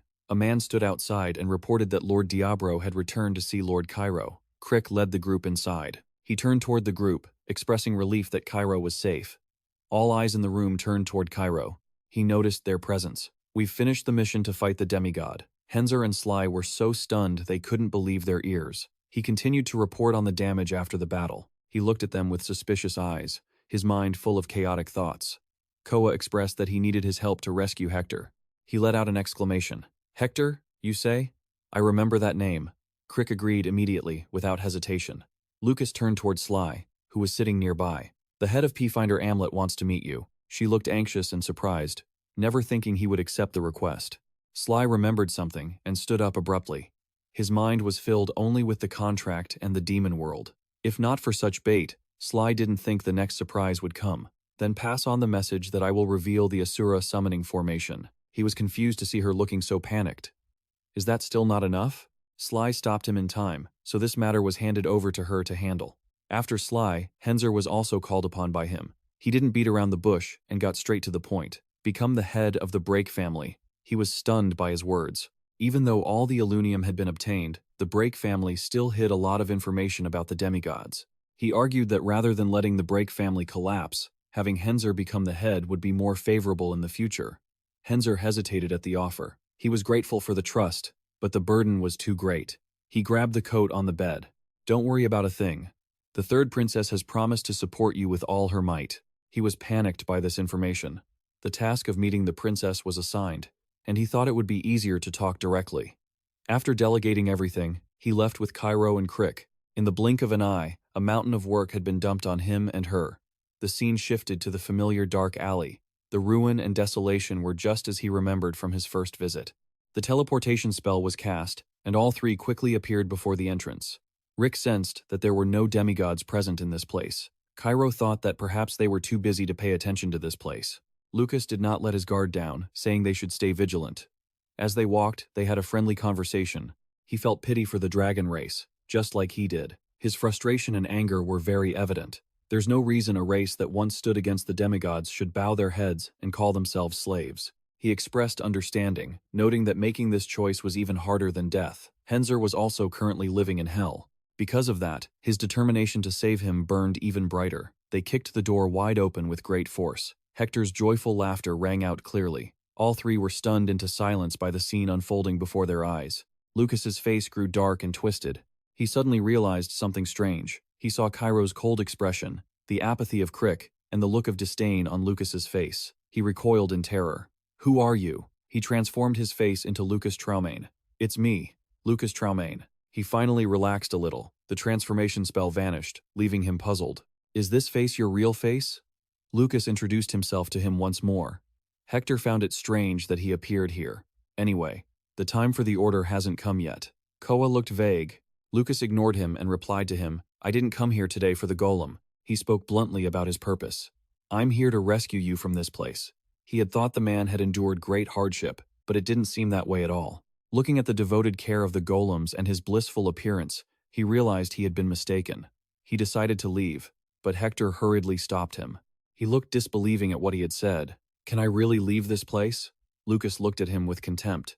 "And you said this was paradise." He panicked again. preventing them from leaving. An uncertain voice echoed in the room. The 3 apocalypses have been severely wounded.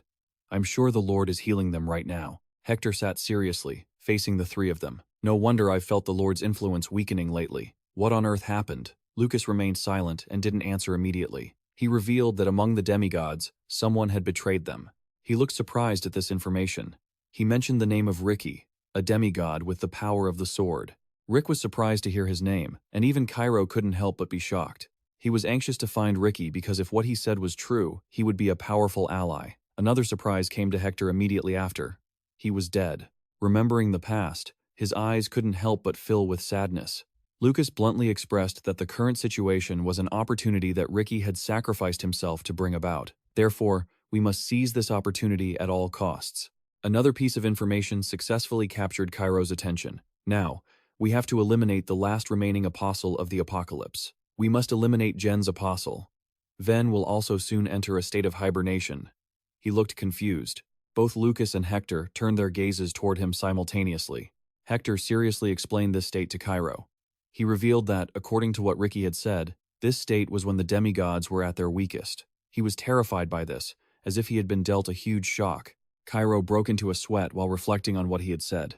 "Accept the help from Elia," he relayed. He confessed that those were the last words he had spoken. Crick was skeptical when he heard the name Elia. Is that Elia, the demigod of the northern frozen lands? He seriously affirmed that Elia could help them. Crick provided them with some information.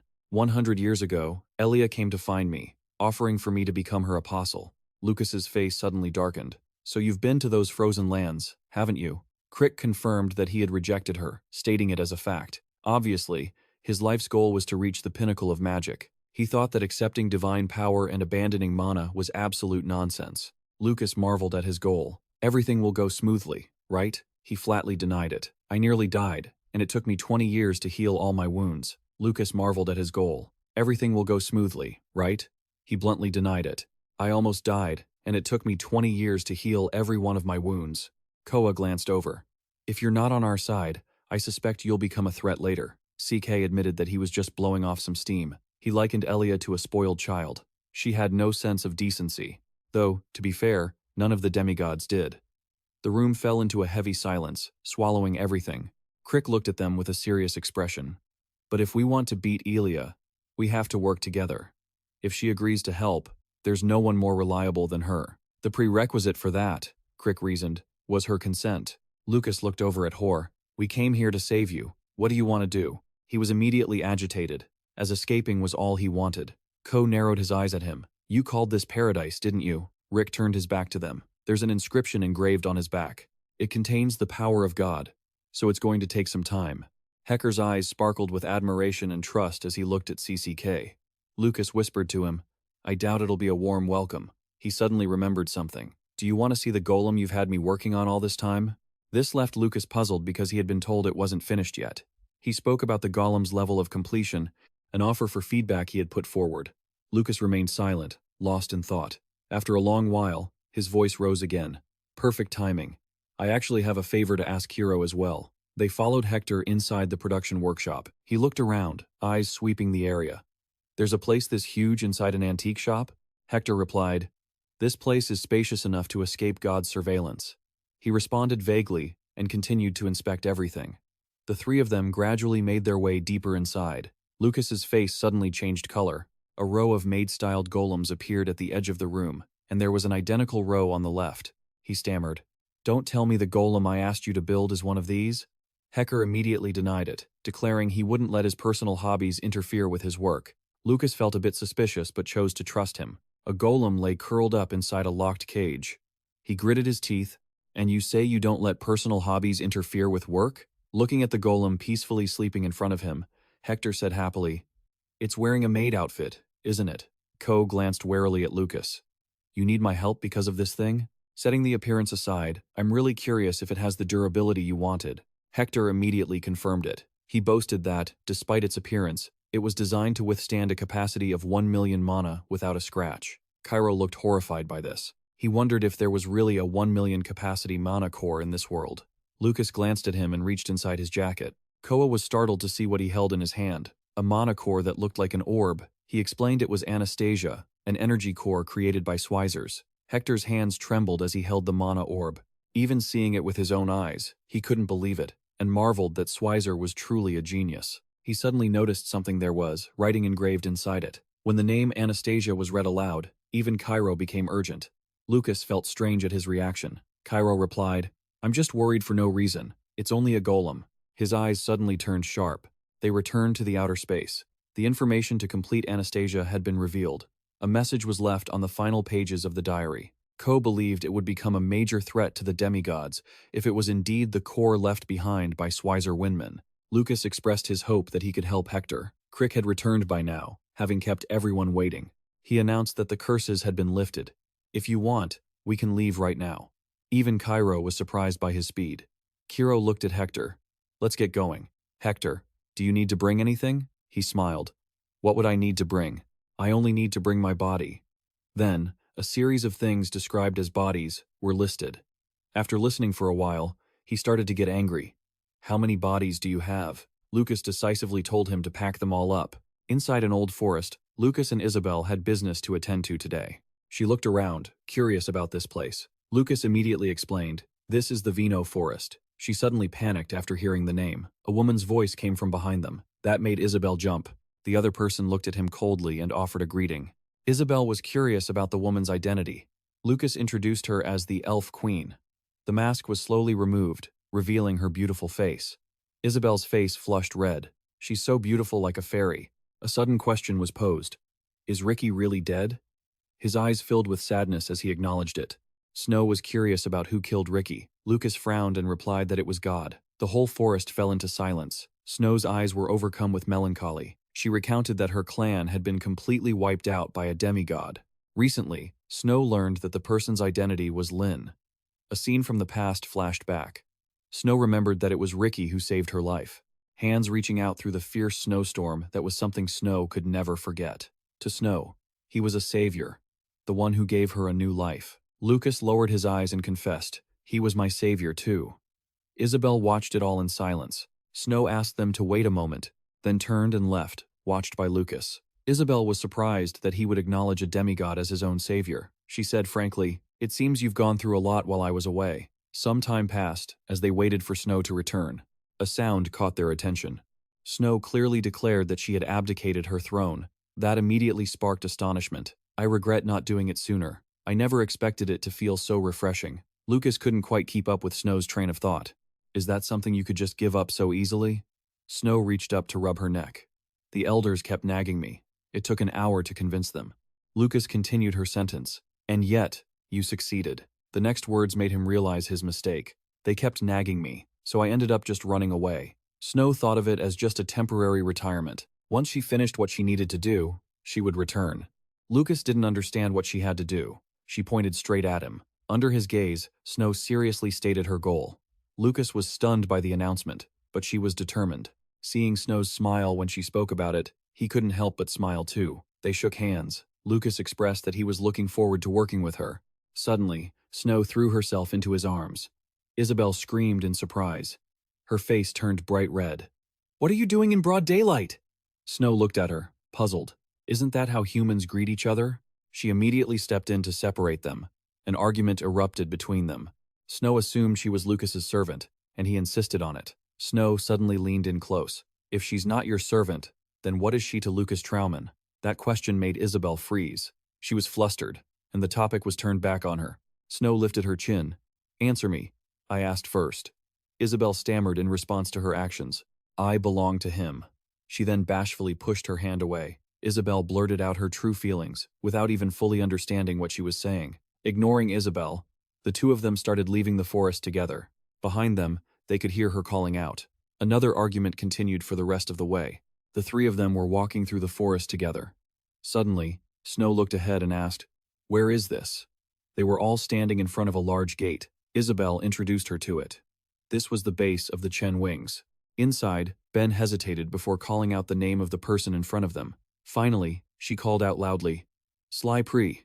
The two shook hands, and he greeted her warmly. "It's been a while, Guildmaster Benyon."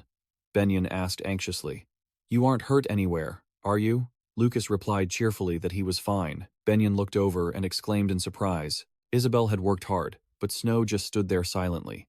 Benyen's eyes widened at her stunning beauty. She had to step back twice to get a better look, stammering, "Who is this beautiful person?" Snow happily introduced herself as the Elf Queen. Inside the house, there was a discussion. Guildmaster Benyen had heard that the position of the Chen Wings was currently very unstable. Hearing this, Ben blamed herself. "I feel deeply ashamed of my own shortcomings." Isabel comforted her.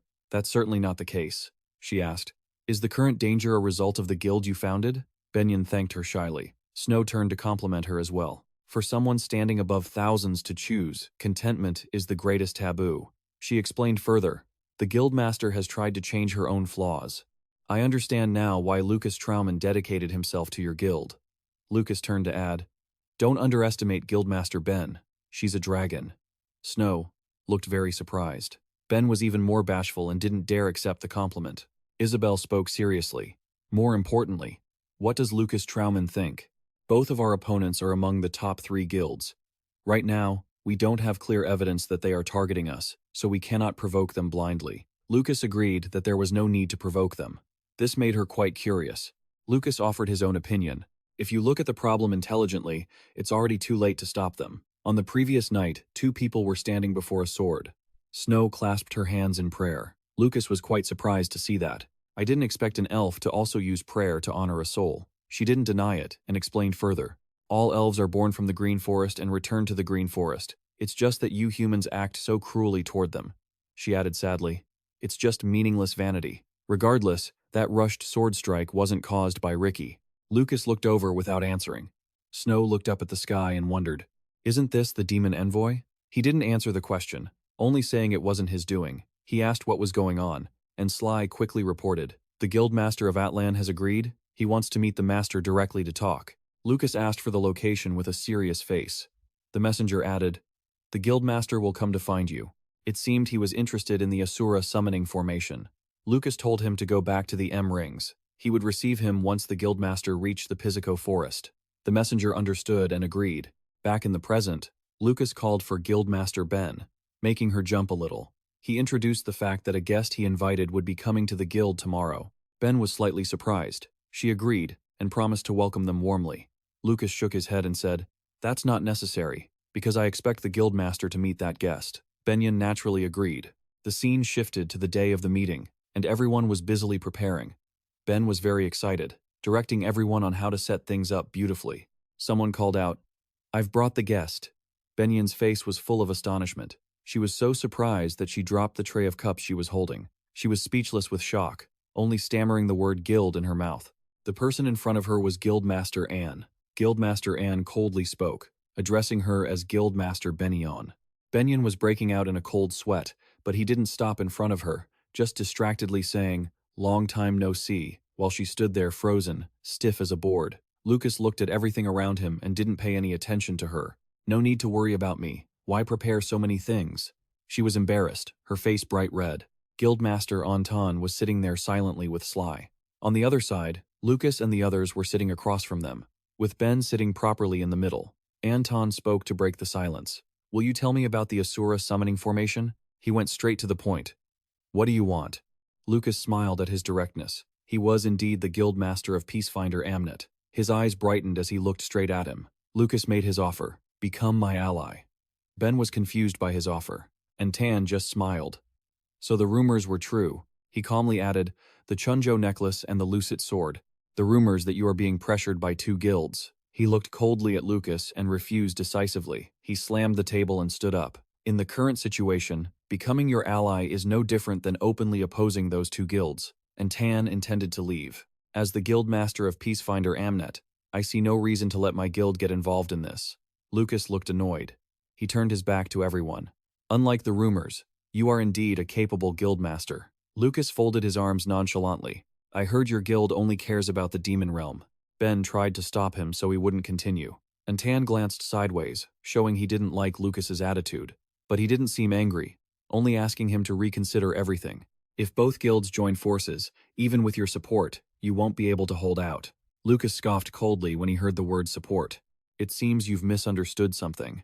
He had to explain that his intention was to request an alliance, not support, as he had said. Guildmaster and exclaimed and asked bluntly, "You think we are on equal footing?" At this, Lucas also stood up and presented a noble ideal. I want to stop the senseless war of attrition between the guilds. Anyone who goes against this will certainly not have peace, whether it's because of the Chunjo necklace or the Lucet sword. The two were now standing face to face. Lucas looked directly into his eyes and continued the offer. I want to keep you safe during this chaos. If you promise to align with our direction. Guildmaster Antan was so annoyed by Lucas's confidence that he called him a mere kid. Lucas started searching for something in his pockets, and Tan's eyes widened in shock at what he saw. Lucas looked proud as he revealed it. It was the Demigod's essence, and Tan stared at the crystal in his hand, unable to believe it. You actually managed to take it? Lucas explained further. As you can see, the guild didn't suffer any damage at all. This was Chen Vince's current strategy. Benyon was surprised by Lucas, but Antan was losing his patience. How do I know this is a demigod essence you obtained, or just some cheap orb you bought somewhere? Lucas insisted that the essence couldn't be faked. Sly stepped in to back him up. He truly defeated the demigod himself, she said, as she had witnessed the whole thing. She reaffirmed what Lucas had said. Have you ever wondered why I stood as the mediator for the two of you to meet? Sly continued. Because we thought having this ally would help strengthen our forces. He silently considered what she had said. At first, Guildmaster Antan's intention was just interest in Asura's summoning ritual, but he hadn't expected to meet someone even more interesting. He addressed Guildmaster Benyon, making her jump in surprise. She didn't dare to look him in the eye. Correction. Antan calls out Benyon. He startled her, and she couldn't meet his gaze. Antan reached out his hand, accepting the offer to become allies. He proposed that Peacefinder would promise to establish an absolute alliance with Chen Vince. Benyon was both shy and amazed, but she quickly shook his hand to seal the alliance. That evening, voices could be heard in the forest. Things had turned out this way. Asura looked furious. It angrily repeated a phrase, then glared at the two of them standing there. You suddenly called me out for a reason, didn't you? Do you take me for a fool? Guildmaster Antan looked embarrassed to admit the truth. It stated the rules. Don't you know that revealing secret things like the summoning ritual to a third party by force is a violation of the covenant? Lucas winked playfully to lighten the tension. Why so serious? Let's just trust each other. Antan also reassured Asura. I just wanted to verify you with my own eyes. I promise not to disclose anything related to you to anyone, he said, though it didn't seem to trust the mocking man much. Lucas finally revealed his main goal. It was all to conquer the demigod, Asura. The creature couldn't say anything else, but it wasn't sure if it could trust him. In the house, a shrill scream demanded an explanation from Lucas for what had just happened. Only Benyon was frustrated, while he sat there, sighing in exhaustion. I've been hearing complaints all day long. Why does everyone hate only me? He excitedly explained. As you can see, from today on, Chen Vince and Peacefinder will become allies. Go tell the guild members. But Benyon wasn't asking about that. Sly walked in then, reporting that she had seen Guildmaster Antan off. Benyon looked at her in surprise. She was quite confused. Even her own guildmaster, she didn't care about. But why did she treat Lucas Trauman with such respect and politeness? Meanwhile, Lucas expressed his gratitude to Sly for helping everything go smoothly. She was so shy that she stammered, unable to accept the compliment. She bowed to show her gratitude. I am the one who will need your help more in the future. Lucas patted her head. Watching that, Benyon didn't know what was going on. On a beautiful morning, Lucas and Isabel were walking around the village. She turned and asked where he was going. Lucas explained, Guildmaster Benyon hasn't utilized all of her potential yet. A dragon's body is inherently different from a human's, so it's not impossible. He continued, but if she had help from someone like Hector, she would definitely be able to awaken her power. While talking, he suddenly looked ahead. A girl was standing in their way. Isabel has never met her before and is confused. Does she want to find us for something? Nora didn't care. She only focused on asking one thing. Lucas looked at her, his eyes full of surprise. He seemed to recall a man from his past. Nora asked calmly, Where did you learn the Martial King's Fist? Lucas hesitated, asking if she was the person he was thinking of. Nora didn't answer his suspicion, just saying, This is truly a rare occurrence.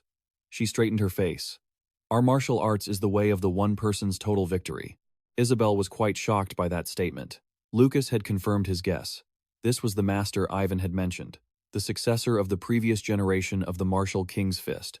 He remembered Master Ivan anxiously describing her as stubborn and terrifyingly strong. If you made a mistake, don't even think about escaping. Remembering that, Lucas realized the person who made Ivan tremble, the one person's total victory, couldn't be wrong. The rule of the Martial King's Fist School was to pass down the arts to only one person. He felt nostalgic, remembering the time he trained with Ivan. He learned the Martial King's Fist because he was close friends with it. He looked at the person in front of him, recalling the rule that there could not be 2 or more people inheriting the Martial King's Fist at the same time. If there was a successor other than the one chosen, even if one had to kill that person, they had to protect the one person's total victory. Nora's eyes were full of anger. I only pass on the Martial King's Fist to one person. She stomped her foot on the ground, creating a great source of power, demanding Lucas answer. That aura forced the two to fly back and dodge, but the power was too great. Isabel couldn't resist. She grimaced and covered her face to reduce the damage. Her aura could create such powerful mana. Who exactly was she? Nora's power was terrifying. She growled. Depending on your answer, I might take your life. I learned it from Ivan. Lucas greeted her calmly. I've heard a lot about how you are Ivan's teacher, she asked back, not understanding what learning from Ivan meant. Nora then just smiled gently. At this moment, she became much more tender, asking him to excuse her rudeness. Proc. She smiled brightly and introduced herself as Nora. The 3 of them sat in the room. Nora spoke first, asking what kind of relationship Lucas and Ivan had. He hesitated, saying, "Should I call us friends?" Lucas smiled slightly and recounted, "The first time we met was near the tropical rainforest. Although there were many things that happened, in the end, we defeated the apostle of the NDG together." Nora was surprised to hear him say that he and Ivan had fought together. She smirked. It had been a long time, but it seemed that boy had grown up. Now perhaps he is ready to learn what I teach. Saying that, she glanced at the 2 of them and asked where Ivan was now. Lucas Chen replied that he was heading to Sinkin to find pieces of Sin's armor, as Nora had advised. Nora immediately chimed in. Always so stubborn, yet you listen so well, don't you? Isabel, sitting beside him, covered her mouth and whispered to him, "She's completely different from what you'd heard, right?" Suddenly, Nora lowered her head, but none of them expected Ivan to teach royal martial arts to a mage. She paused for a moment before stating her theory. Royal martial arts, it's a style where one strike decides everything. Could it be that he intends to make you his successor? Hearing this, Lucas was instantly startled and flustered. While Nora was still debating whether Ivan was just doing it out of boredom, Lucas darkened his expression and hesitantly raised his hand to speak. She suddenly muttered that it was her own oversight. Nora coldly decided she would discipline Ivan the next time they met. Seeing this, Lucas and Isabel didn't know what else to say. He silently sent an apology to Ivan, who was far away, causing the man to sneeze violently. Ivan wiped his nose, having no idea where that sudden chill came from, and completely unaware that someone was secretly promising to pull the weeds at his grave. Every year, when she returned to that room, Nora would ask Lucas if he intended to join Paragon. He immediately denied it, saying theirs was a purely cooperative relationship, nothing more. Nora smiled and said she was the same, which surprised Lucas since he had heard she was also part of some guild. At the mention of this, her expression suddenly grew somber. That was a long time ago. Lucas looked at her silently with a serious face. He rose from his chair, causing Nora to watch him. Surely, her situation was similar to Cairo's. The guild has rotted to the point of no return. Nora said she had heard all about that from Kiro. Your will to not give up and your desire for revival are truly admirable. But in my eyes, that's just reckless blindly trusting in the spirit of humanity. Lucas, now with his back turned to her, gave a cold huff. I'm not that good of a person. Nora didn't reply, just watched him in silence, before suddenly breaking into a sinister smile. Nora slowly stood up. I find you quite interesting. He turned his head slightly to glance at her as she walked behind him to make her announcement. For now, I'll stay by your side and observe you. He didn't react when she said she wanted to see if his resolve was real or just mere recklessness. In the morning, while everyone in the village was busy with their work, Hector comfortably enjoyed the atmosphere. It had been a long time since he'd smelled such a peaceful scent. The 4 of them walked side by side, but only he was being noisy. This was Chen Wing's hideout. Lucas stepped forward, glanced at Hector, and said he would bring the guild leader of Benyon over. A moment later, Hector watched his back as he left and sighed. He's good in every way, but he's just too rigid. You only live once. It's good to enjoy life a little. Nora replied that it was because Lucas knew that once time passed, it would never return. Her answer left the other 2 stunned. Nora's gaze was intense, as if she were appraising him. She watched Lucas's retreating figure, and suddenly, Hector approached Nora, pretending he wanted to ask her for a favor. He blushed in embarrassment as he asked Nora to become his model. Suddenly, Hector's eyes lit up, and he almost shouted, his charm exploding just before the flowers bloomed. The maturity when calmly facing misfortune, in other words, You are the essential model needed to complete the appearance of my golem. Nora calmly asked if that thing would help in defeating the demigod. Hector immediately tried to smooth-talk his way out of it, but Isabel exposed him right away. Just as Lucas brought Benyon over, Nora gave her refusal, causing Hector to scream in agony. Ben stared, stunned at the scene, and hesitantly asked if Hector was really a dragon. She then introduced her name and her status as the guild leader of the Wings to him. The two stood in silence for a moment. Hector looked at her and confirmed his identity. Then, he glanced at Lucas and asked, "I need to give the guild leader some advice, right?" He immediately responded that he did, and Hector began guiding her. Hector stroked his chin, looking at Ben with a scrutinizing expression. There really is a dragon heart hiding in there. She stood frozen, jaw dropped, not understanding what he was talking about. Suddenly, a hand wrapped around her shoulder. Hector smiled suspiciously and suggested they change locations to verify her mana usage. With that, he immediately pulled her, and they walked away. "We have to practice the dragon tongue and check the soul's reaction. We have a lot to do, so hurry up."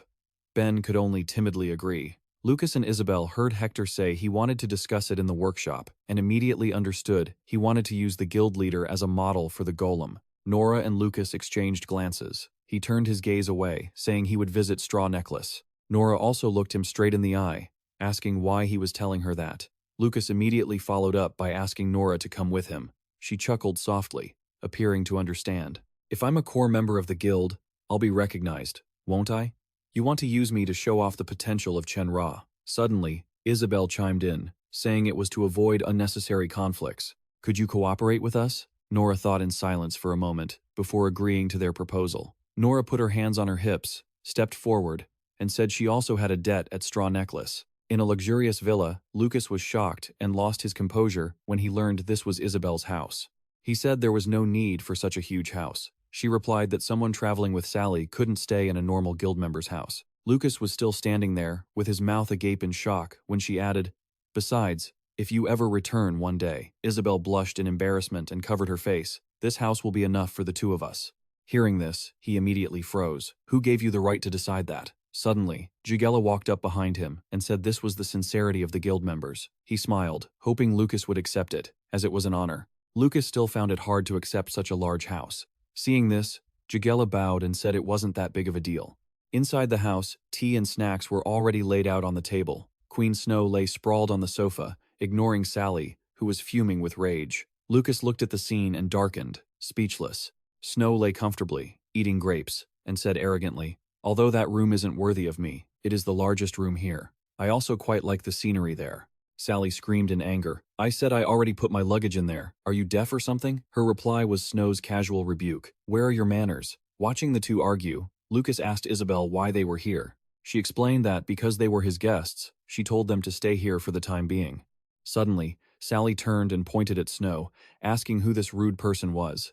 Before Lucas could answer, she spoke up, saying she was the Queen of the Fairies. He immediately brought up her desire to abandon her title when she decided to come here. Sally also refused to be outdone, crossing her arms, claimed she was the Vampire Queen. Snow's sarcastic remark made her scream in fury. The noisy bickering made Isabel Cheney shake with the effort of holding back her anger. She shouted in rage, "If you two intend to keep arguing, then pack your bags and go sleep on the street.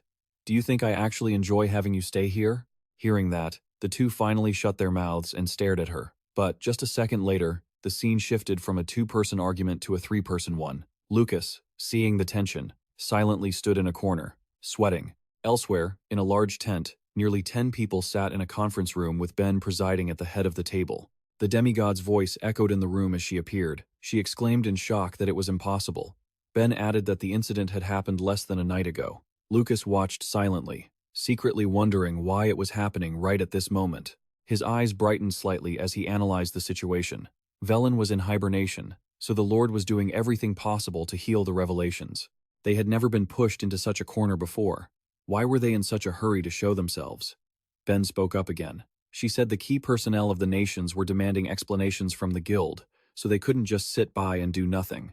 With a serious face, she announced an emergency meeting of the Kastan Empire in 4 days. The 3 great powers and the heads of the strongest guilds would be forced to participate. Lucas asked her for the specific location. Ben replied that it was at the June family estate in the capital of An Saihani. He pondered the name June family in silence. Ben was standing up to say they had to leave right away to make it on time, but Lucas interrupted her. He looked at her and said he knew where the June family was, so leaving on that day wouldn't be too late. Ben stared at him, surprised. She realized Lucas probably had something to do in the next 4 days, and he didn't deny it. Ben spoke in a low voice, saying she would postpone the departure time, and told him to go enjoy the rest of his break. Inside a house in the village, the table was covered in jars of various sizes used for experiments. Crick turned around, surprised, and asked Lucas what he had just said. He told him seriously that he had to become a 9-star. Crick blew smoke, looking at him as he said he needed his help. His eyes held many untold secrets. Then, he turned back to continue his interrupted work. You speak as if you already know how to become a 9-star. Finishing his sentence, he turned and walked past him. He told Lucas to follow him somewhere. Crick reached out his hand, and it radiated a green light.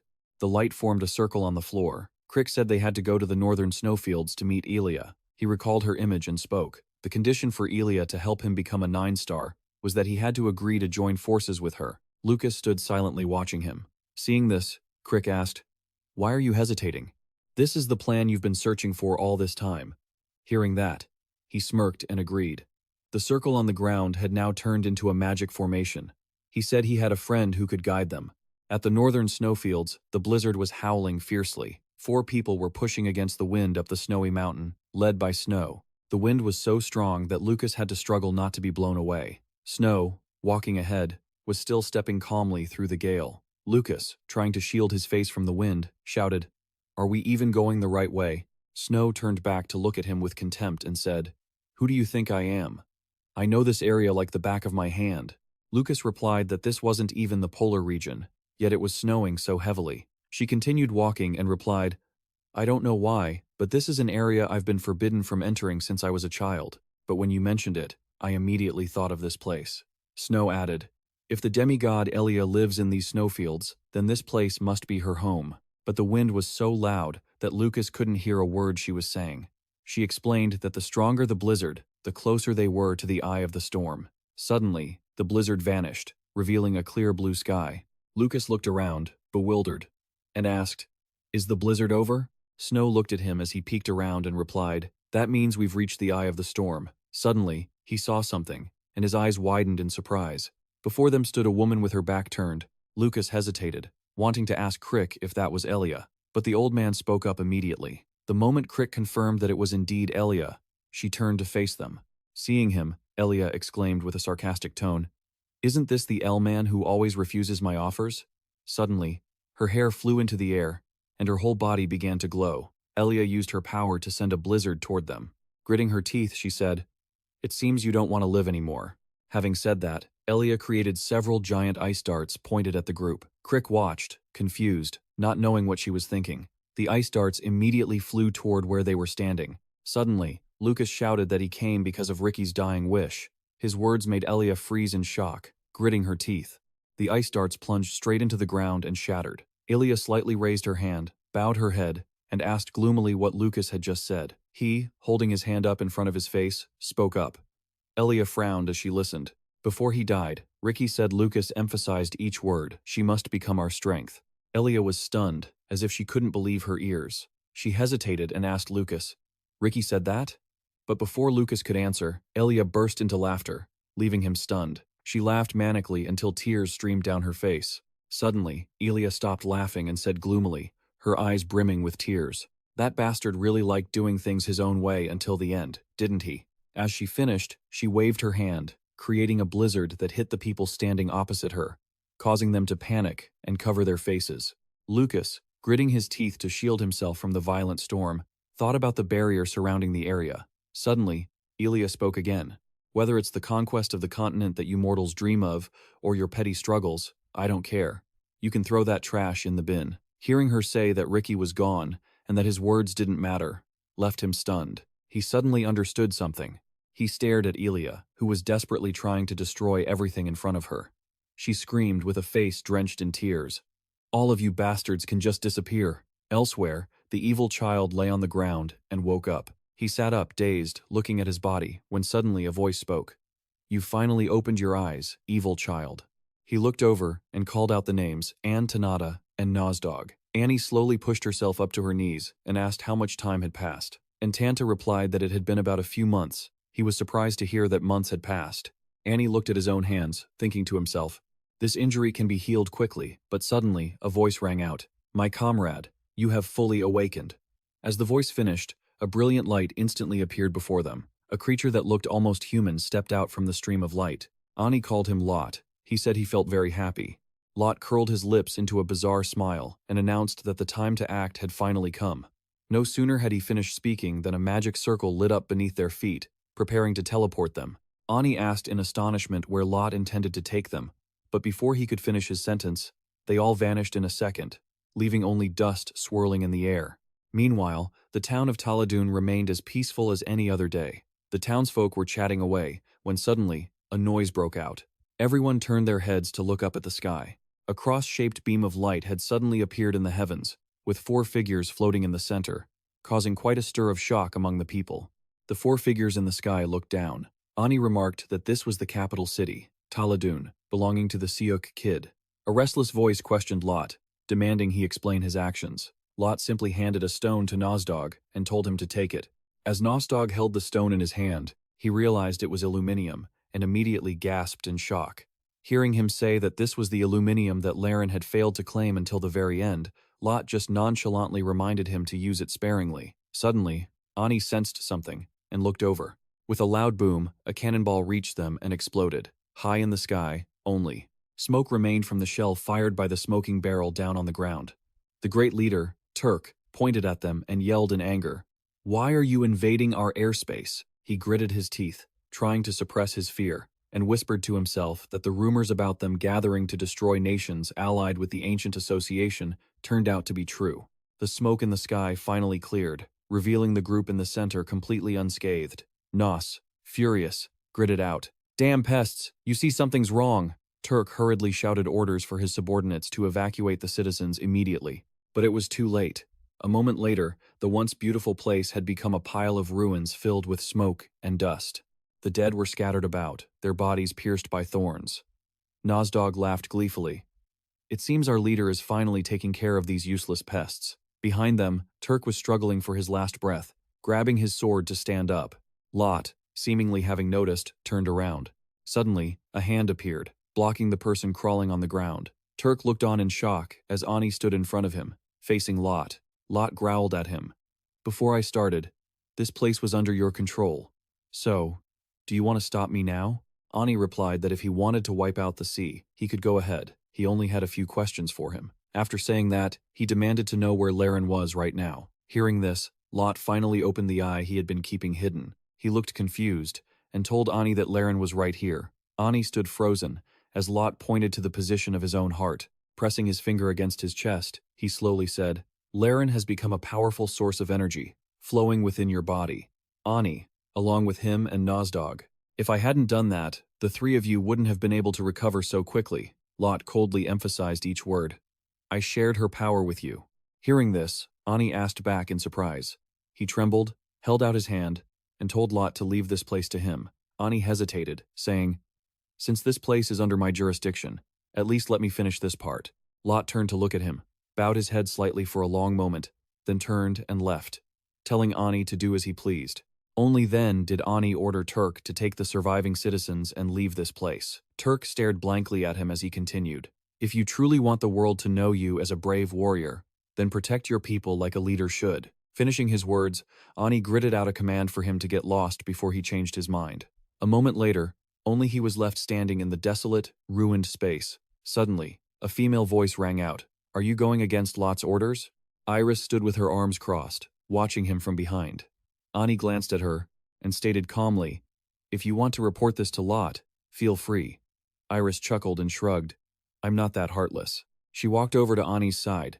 It seemed what happened to Laren had shocked him deeply, even though she felt what Lot did was nothing. Iris sneered as she spoke to him even about the fact that Lot knew Ricky had betrayed him, but still tried to keep it a secret. Ani calmly replied that he wasn't blind. Iris immediately interrupted. But you don't know what happened behind the scenes. She hugged her arms and stepped forward. Lot even prepared to let the demigods take the fall for Ricky's crimes. Ani turned his head in shock. As an apostle of the Lord, Iris offered advice. The allies and peers he spoke of seemed to have a hierarchy. She emphasized every word. It's best to be wary of the hypocrisy within Lot's subconscious. Thick smoke rose as Iris stepped through the ruins.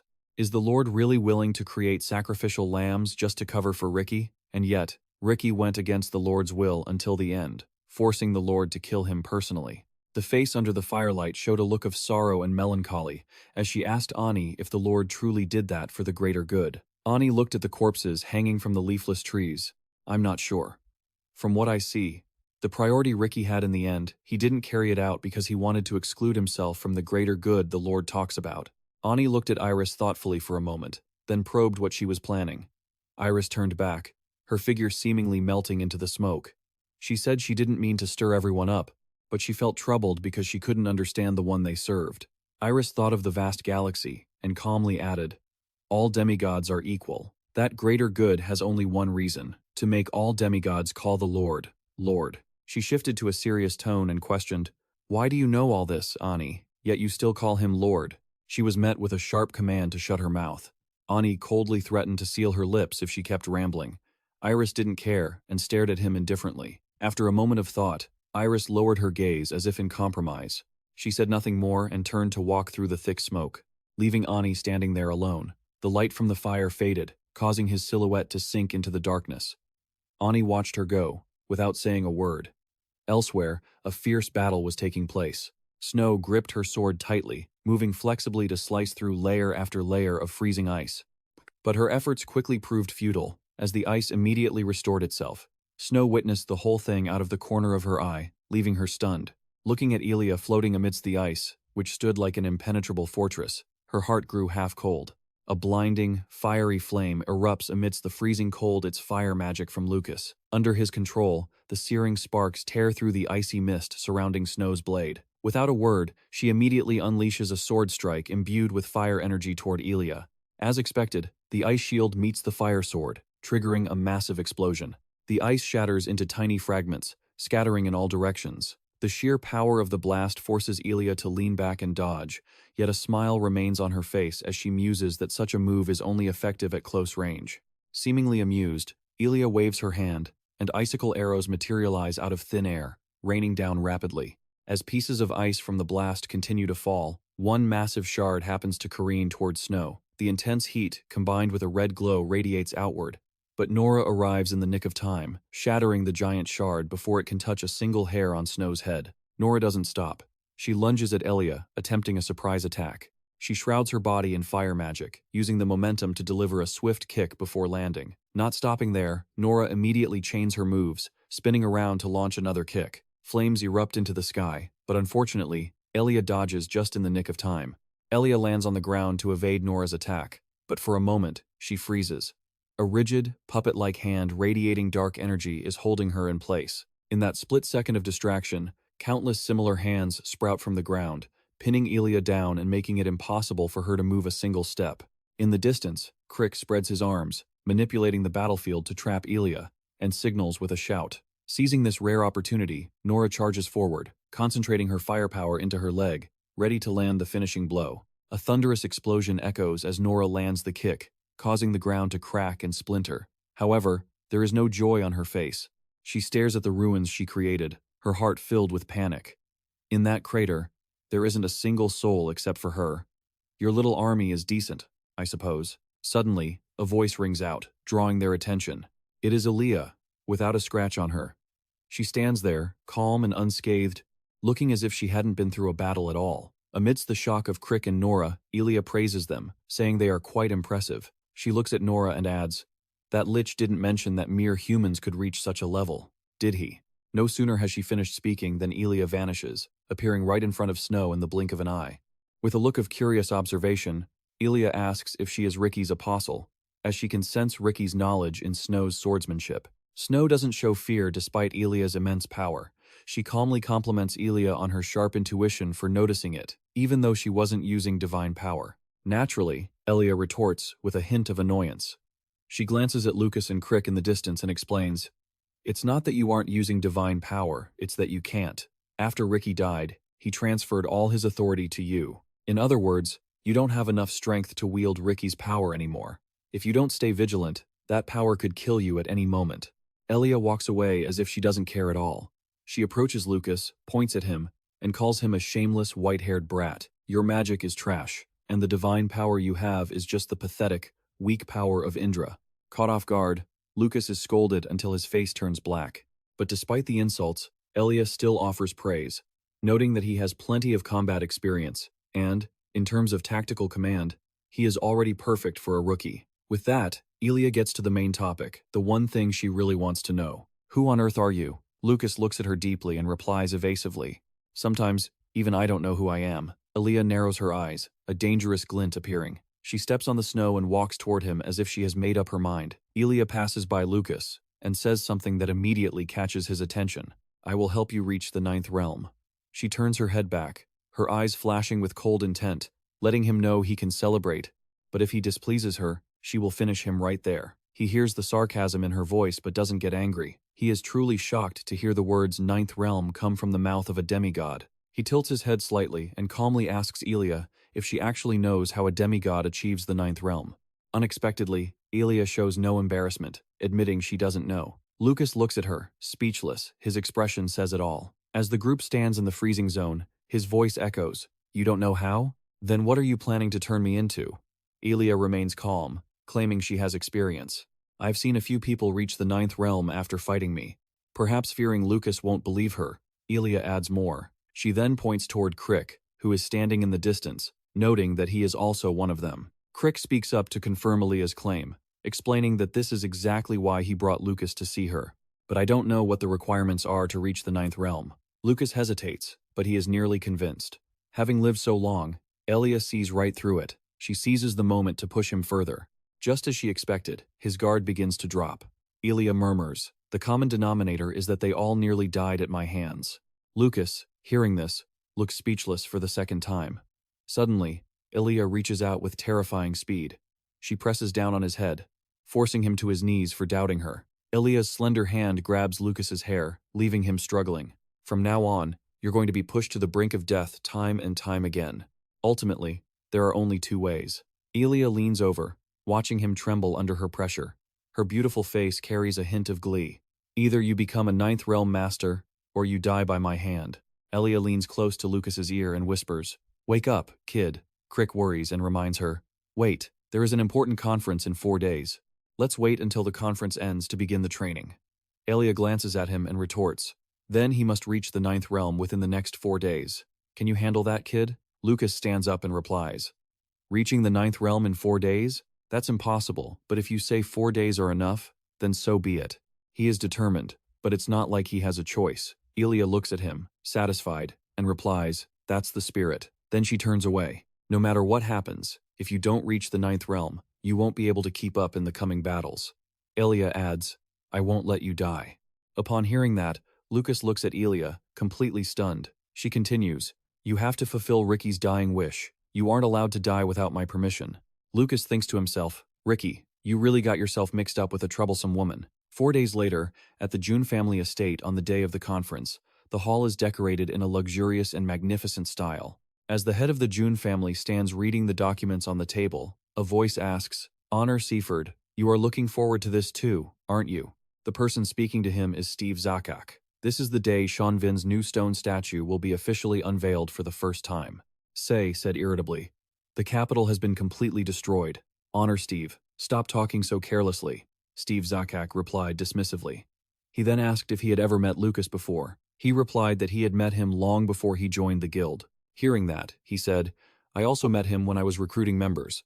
To be honest, he doesn't look like someone who is that talented." Suddenly, Steve Zakak fell silent. He looked toward the entrance. "Speak of the devil, and he shall appear."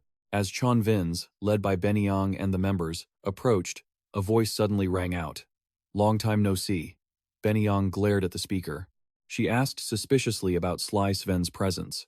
He corrected her, "It should be Honor Sven now." Benyang clenched her fists, thinking to herself, "Sven, the former Sly of Chon Vins, is a piece of trash who betrayed the guild and caused its downfall." She didn't hesitate to say, "I didn't expect you to be the one to speak first." He laughed and casually acknowledged that they were once comrades with the same goals. Benyang, furious, snapped, "Don't you dare talk such nonsense." But Benyang stopped her from continuing. Her eyes full of determination, she said to him, "Long time no see, Honor Sven.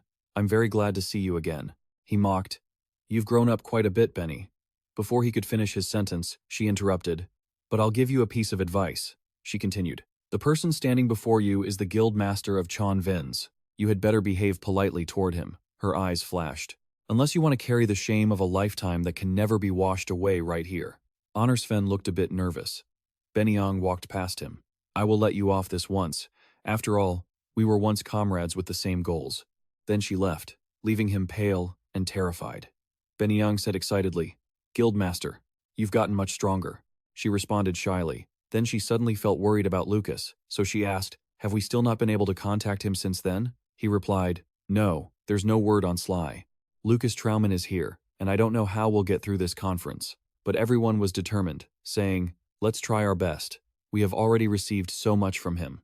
Splendid dining tables were laid out. By now, all the guilds had gathered. Honor Seaford stepped onto the podium and spoke. "I apologize for keeping you waiting. I officially declare the emergency conference open," he said excitedly. "First of all, I would like to thank you all for attending. Even though I summoned you so suddenly someone said, 'Skip the long-winded greetings.'"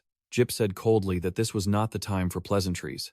He agreed with him sternly. Seaford snapped his fingers, summoning an illusion mirror. A scene of destruction was projected into the air. He continued, "You are looking at the current state of Ganbun." Seaford continued, "The city-state of Ganbun was a leading maritime nation, with very strong national defense, but a city-state like that was destroyed in just one night." He looked at everyone with extreme seriousness and announced, "The demigods have begun their move." The screen shifted to another scene. They no longer intended to hide their identities. In fact, guilds from various continents would soon report such incidents. Gomez raised his hand and asked, "Why do you think they are acting so excessively and suddenly?" He replied, "We are still investigating the cause." Suddenly a voice called out, "Sorry for interrupting." Lei continued, "Since just now, I haven't been able to focus because I've been paying attention to someone." He pointed toward the Chon Vin's table. "In a place as solemn as this, there are people wearing cloaks to hide their identities." Benyang replied embarrassedly, "Guildmaster Le, I can vouch for their identities." He looked at her with a cynical smile. "Are you joking? Your guarantee means nothing at all." Lejin said, seriously, "Take off the cloaks. I will see for myself and decide." One of the two laughed, removed their cloak, and said, "You are still as suspicious as ever, aren't you?" "Le, and everyone else," exclaimed in shock. "Nora, why are you here?"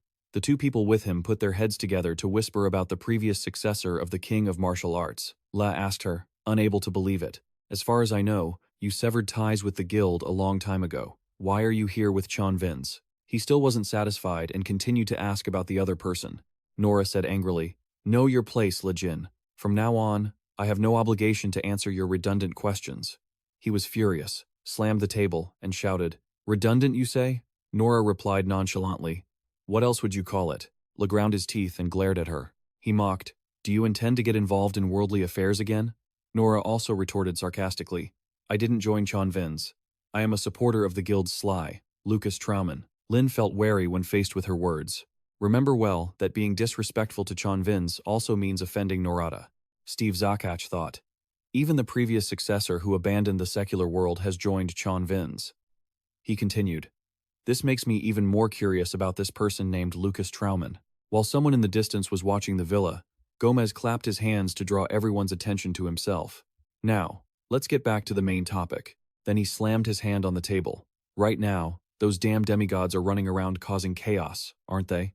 Speaking of this, Gomez shouted, "We must stop them immediately. What are you hesitating for now?" Nora remarked that it turned out there were still normal people in the guild. She then turned to ask the person next to her, "Who is that?" Benyang replied that it was Gomez, the guild master of Delic Gondres, the strongest of the small to medium-sized guilds. Guildmaster Jip commented, "We cannot act without a concrete plan." Guildmaster Gomez, "How strong are they? What are their numbers? And why did they act so suddenly?" He concluded that, currently, the guilds did not possess that information. Gomez bit his lip in frustration. "So now you intend to sit still and point fingers until you know that information?" Jip laughed and explained, "Why would you think that? I mean, we should observe the situation first." Hearing that, he yelled in anger, "Stop with the cowardly excuses. Ganbun has already ended up like this, yet you can still say those words?" Jip asked if Guildmaster Gomez still didn't know. Then he answered himself. The guild is the final fortress that can stop the demigods. If the guild falls, it means the continent is destroyed. Gomez still couldn't understand. So, we shouldn't act recklessly? Lin affirmed. That's right. Hearing him say, we strongly agree with the opinions of Straw Nicola and Lucis Sot, he was shaking with anger, cursing that the people here had lost their minds. Then he screamed once more, tens of thousands of people have lost their lives, and you still say such things. Line scoffed at the number. Even if hundreds of thousands of people die, I won't lift a finger. I can't take this anymore, Gomez roared. You bastards! He flipped the table in front of him. He maintained a stone-cold expression in the face of the scene. Seeing that, Jagella thought to himself, that's strange. Lane is a cunning old man, but he isn't the type to cause trouble for no reason. Next, he analyzed. And yet, he's deliberately trying to divide the guilds. What exactly is he plotting? Suddenly, the woman sitting next to Nora intervened. I understand your intentions now. The guildmaster of Strawn Nicholas took off her cloak's hood, revealing jet black hair. Everyone was surprised. Lane looked annoyed. What a surprise, he muttered, looking at her. The heir to the martial sovereign, and even Sna of Girogat has joined for the sake of the Vin? Steve Zack wondered. So that's not Lucas Trauman? Why didn't he come? Snow began to question the situation. You said you absolutely wouldn't act without information on the demigods, right? So what about the guilds that don't agree with that? Line immediately replied that there wouldn't be any such guilds. He firmly stated that the opinions of the three strongest guilds, Strawn, Nicholas, Lucis Sot, and Peacefinder Amlet, would represent all the guilds. Hearing Line announce that anyone who disagreed had to provide a convincing reason, Jagella finally understood. He secretly analyzed his goal, to identify guilds that opposed him and purge them. He was using this crisis as an opportunity to consolidate his power. Snow replied, but the opinions of the three strongest guilds don't seem to be in sync. He turned his head and locked eyes with the Jid Guildmaster, then directed his gaze toward the Antan Guildmaster. The two of them asked in unison, what does Peacefinder Amlet think? Hearing them agree that the conference would end if the Antan Guildmaster agreed with them, Line fell silent. Then he turned to Ben and asked what she thought. Jit laughed sarcastically. The An Guildmaster seems to have asked the wrong person, but Antan shouted at him to stay silent. He used a cold, sharp tone. I am asking for the opinion of the Guildmaster of Shaman Vince. Ben, is there a problem? Jis stammered, his tone stiffening. The man with the crew cut discussed it with Gomez. It turned out the rumors that Peacefinder Amlet and Shaman Vince had become allies were true. Suddenly, Ben spoke up. I think the most important thing to do right now is to stop the demigods. Hearing that, Gomez smiled, intrigued. Line objected, Guildmaster Benyen, you should watch your tongue. Did you learn nothing from your predecessor's death? Hearing this, Jagella couldn't contain his anger. What is Guildmaster Line trying to say? He growled that Lane was the one who needed to watch his tongue. However, both were surprised when Ben thanked Lane for his advice. I have never forgotten the death of my predecessor. Her eyes became sharp. But it seems you have forgotten the very reason the guild was founded. Looking at his back, she continued. The guild is an organization created to protect humanity from the demigods' crusades. We are humanity's shield, protecting those behind us, am I right? Line's face darkened. Are you lecturing me? Benyon disagreed. I am just reminding you of the things you have forgotten. Seeing the scene, Jagella smiled to himself, thinking the guildmaster had grown stronger. Sparks of killing intent flared in Line's eyes as he used his magic. Seeing him glare, she looked startled. Lane suppressed her with his power, warning, just because we hold the same rank doesn't mean we are in the same league. She tried to retort, I didn't say anything wrong. Politeness is a two-way street. Meanwhile, she thought to herself, he's exerting mental pressure without caring about his surroundings, silently casting a spell. Seeing her tremble, Jagella asked with concern, are you okay? Are you feeling uncomfortable? Thinking of his sinister, evil expression, Ben told herself, I absolutely will not be subdued by such childish and lowly behavior. Suddenly, Lane's eyes widened when he heard a voice. I can't just let this slide. Everyone turned toward the sound, confused. We didn't see him sitting there until now. When did he arrive? Ignoring the murmurs, the mysterious person stepped onto the table and said, I already knew the guild had rotted away. He walked across the table, remarking, but seeing it with my own eyes, this is the most disgusting rot I've ever seen. Of all the people I've seen, Line, you are the most depraved. Jagella was stunned. Snow, on the other hand, exclaimed, that kid really is full of tricks. When did he get here? Removing his cloak, Lucas revealed his true face. Opposite him, Line still tried to maintain a fake, gentle expression. I don't know who you are, but I acknowledge your spirit. It seems you're tired of living. Power began to condense, breaking his disguise. I've already said it. First line, I will make you pay for being disrespectful to Benyon. Line froze, his eyes widening. Lucas's power slammed down, breaking the table in two and sending Line crashing to the ground. Everyone panicked. What the hell is he doing? Does he dare do that to Guildmaster Line? At that moment Lucas said, you should bow and apologize. That is the right thing to do. Meanwhile, Lane was pinned down by the pressure of the power. Lucas's eyes were resolute. You are not worthy to represent Strawn. Step down from that position. Far away, in a frozen land, a figure appeared in the mist. Elia. She looked up at the sky, speaking as if to someone else. I didn't know a mere mortal could bring me such joy. This is truly worth living this long to witness. In that vast space, a murmur echoed. You've found someone very amusing. Ricky, I understand why you're so special now. Ilya was lost in thought, experience, unparalleled talent, and fame beyond human comprehension. And he reached the 9th level in just 3 days. The scene shifted back to Line, who was too weak to even stand.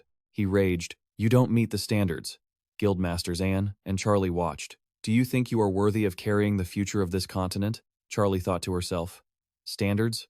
Of course.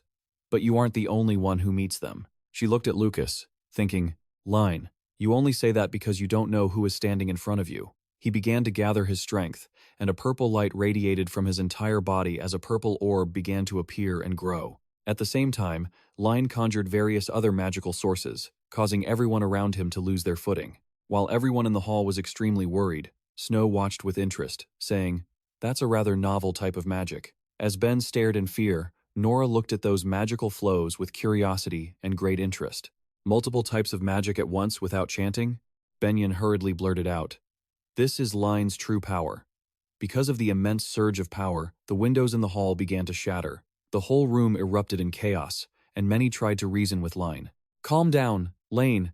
You're destroying this villa, Lucas said, watching him calmly. Lane laughed triumphantly, feeling smug. Looks like you need to be taught a lesson. Lucas's eyes glowed as he looked at him. How surprising. I'm not even sure if this will work. He squinted, smiling at his own magical current. But you sure talk big. Lane's eyes widened as he looked at Lucas. The magical currents he had been so proud of a moment ago suddenly vanished. He couldn't believe his eyes, and asked in a hurry, how did all the magic just disappear? The people around began to whisper, did Line stop attacking? No. There's still a faint amount of mana left? Someone spoke up. That was a lesson. Nora said to Benyon, Lucas Trauman already broke that technique. She didn't believe it, and asked again. She looked at Lucas with eyes full of shock. Lucas Trauman, since when could he do that? Snow also looked at him and said, have you truly reached the 9th circle? After hearing everyone's chatter, he couldn't believe his ears. Looking at Lucas, he said, the 9th circle is impossible. Terrified, he stammered, how? At your age. Lucas looked at him with serious eyes and said, I'm disappointed in you, Line. He thought to himself, how could you have reached the 9th circle like me? What is this? This pressure is indescribable. Regin Userman's hands were trembling on another level. This was ridiculous. Lucas suddenly spoke, it doesn't matter what path you take. If you don't have a stable mind, you will never open the door to the 9th circle. He stared wide-eyed as he listened to him. You should rethink your own stupidity. Lucas seemed to loom larger in Line's eyes. He said coldly, you are still so incompetent. Suddenly, Lucas stomped his foot on the ground, scaring him to death. He walked away, leaving Line sitting there in fear. Lucas suddenly said to him, go ask everyone. He continued, why did you all join this group? He suddenly remarked, like Benyon said, this group isn't a shield for our entire lives. He continued, if anyone has such a pathetic mindset, I suggest you leave here immediately. Snow thought to herself, so he is a cautious person after all. She silently speculated why he was here. He must have been waiting for Lane to inherit this position. She looked at him and concluded that by terrifying Line, he could exert pressure on everyone here. Lucas looked at everyone and said, the demigods have started to move. Guildmaster Jekyll immediately asked him, so what should we do? He sternly warned that their opponents were gods. He shared his thoughts with him. They weren't opponents they could fight and win against. If it were possible, they would have dealt with them sooner. Jekyll continued while Lucas walked over to him. So demigods have become gods now? He immediately replied, they are not absolute beings. Think about it. When you are angry or afraid, you tremble. He leaned down, looking him straight in the eye, which made Jekyll a bit nervous. That fear is the reason they act so recklessly. Then he turned to address everyone, stating that their goal was literally to exterminate all mortals. to wipe them out without leaving a single person behind. Lucas asserted that this wasn't a situation that would end peacefully if they backed down and didn't fight back. The only way to survive is to struggle and win. He clenched his fist with determination. I am here today to find those who share the same desire. Everyone listened intently to every word Lucas said. Will you fight to survive, or wait for death to come to avoid getting hurt? Everyone fell silent. One hand began to rise. The person raising their hand was Anton. He completely agreed with his goal. Next, Gomez laughed triumphantly and raised his hand too. Now I have a meeting that finally goes the way I wanted. People started whispering and making their decisions. 2 hands went up, then many more hands kept going up. A moment later, almost everyone in the room had their hands raised. Guildmaster Jakit stood in the corner, annoyed, and clicked his tongue.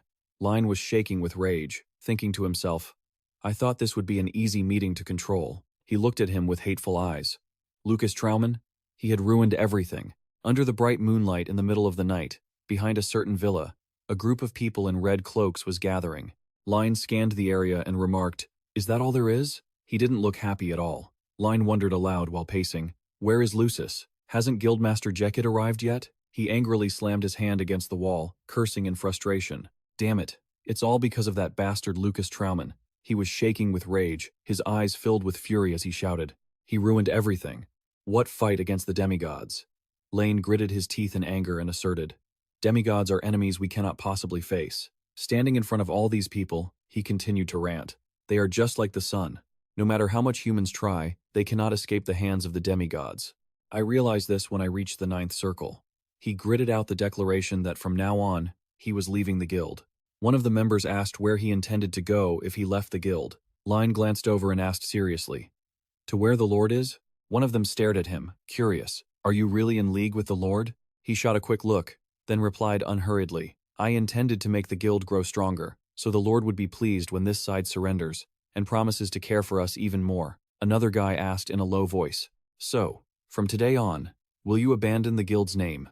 The guy continued, And what if the demigod gives an unreasonable order? He replied indifferently, Follow their orders. The guy pressed on without hesitation. Even if it's any order? Receiving so many questions made Line angry, and he shouted loudly, How many times do you want me to give the same answer?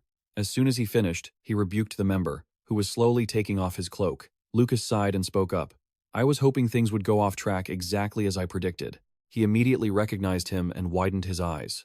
Lucas, burning with killing intent, was now standing in front of Line. He couldn't be more shocked and shouted the man's name. Suddenly, at the feet of those in red cloaks, a stream of light appeared along with a violent tremor. Even though Lucas was only activating his mana, the power was terrifying. The others couldn't help but be in awe of him.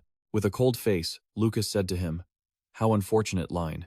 He didn't hesitate and roared angrily right in his face. You arrogant fool.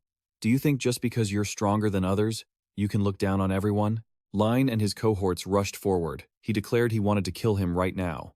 Weapons were prepared to strike one after another, he said contemptuously.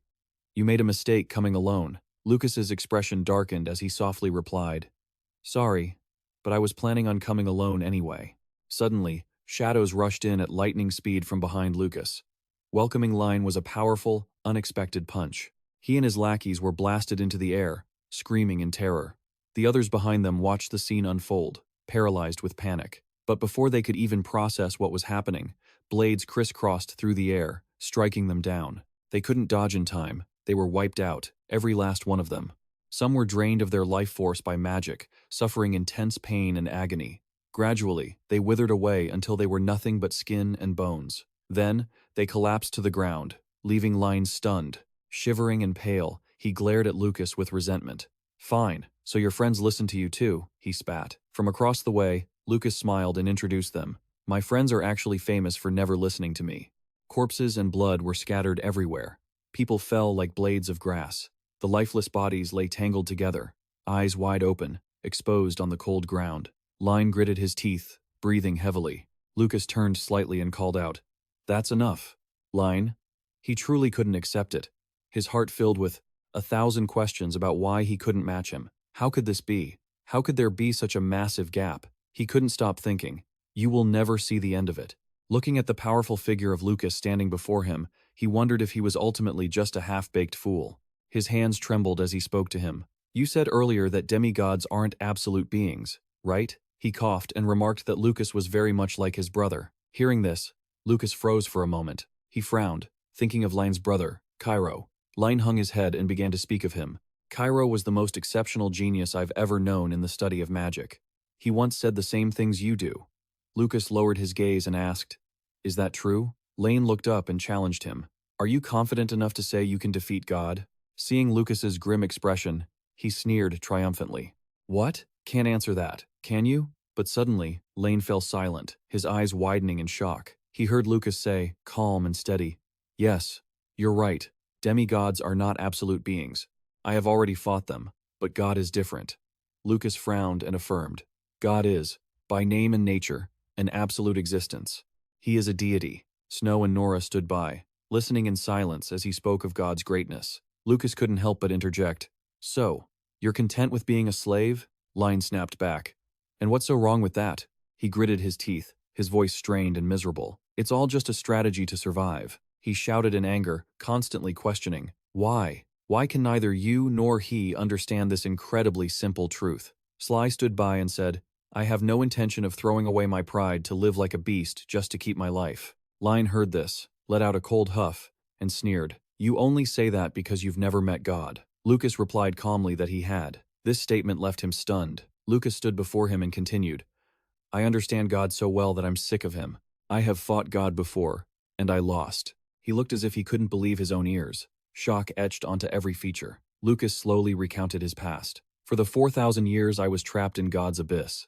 I thought of only one thing." Lucas only thought about defeating God. He introduced himself with a commanding aura.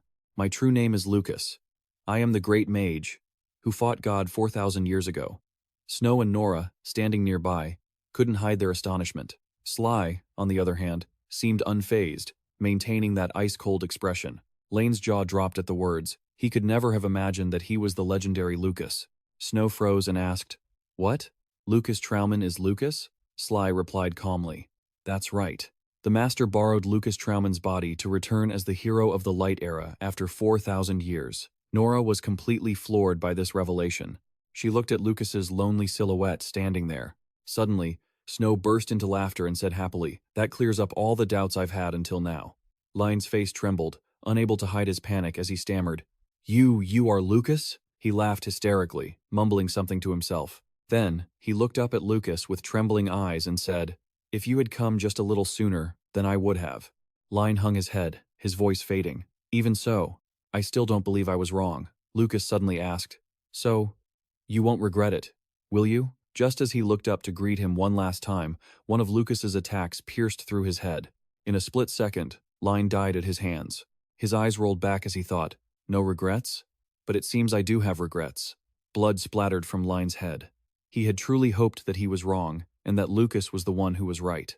In the end, Line collapsed to the ground, his final breath slipping away. Lucas watched the scene in silence. Suddenly, he turned his head and glanced behind him. Cairo had appeared, his face grim. He walked over and sat down beside Line. Cairo's eyes were deep, unreadable, as if his thoughts were hidden. Lucas stood behind him and said clearly, "Your brother has died by my hand. I am sorry." Cairo quickly dismissed it, taking all the blame upon himself. Cairo sat there, berating himself, saying that if a brother sees his sibling heading down the wrong path, he should stop him, even if it meant one of them had to die. Tears streamed down his cheeks as Cairo said in deep regret, "Before this ever happened, I should have taught him better." He looked at the empty shell of his brother and tormented himself. If he hadn't stopped him now, Line would have surely sold his soul to God. Lucas felt incredibly awkward. Amidst this situation, Cairo spoke up to him. Unexpectedly, he thanked him for helping his brother die while he was still human. Lucas felt a fleeting sadness, unsure how to respond. Snow, Sly, and Nora stood behind them, listening in silence. In that vast, open courtyard, only a few lonely people remained, surrounded by corpses.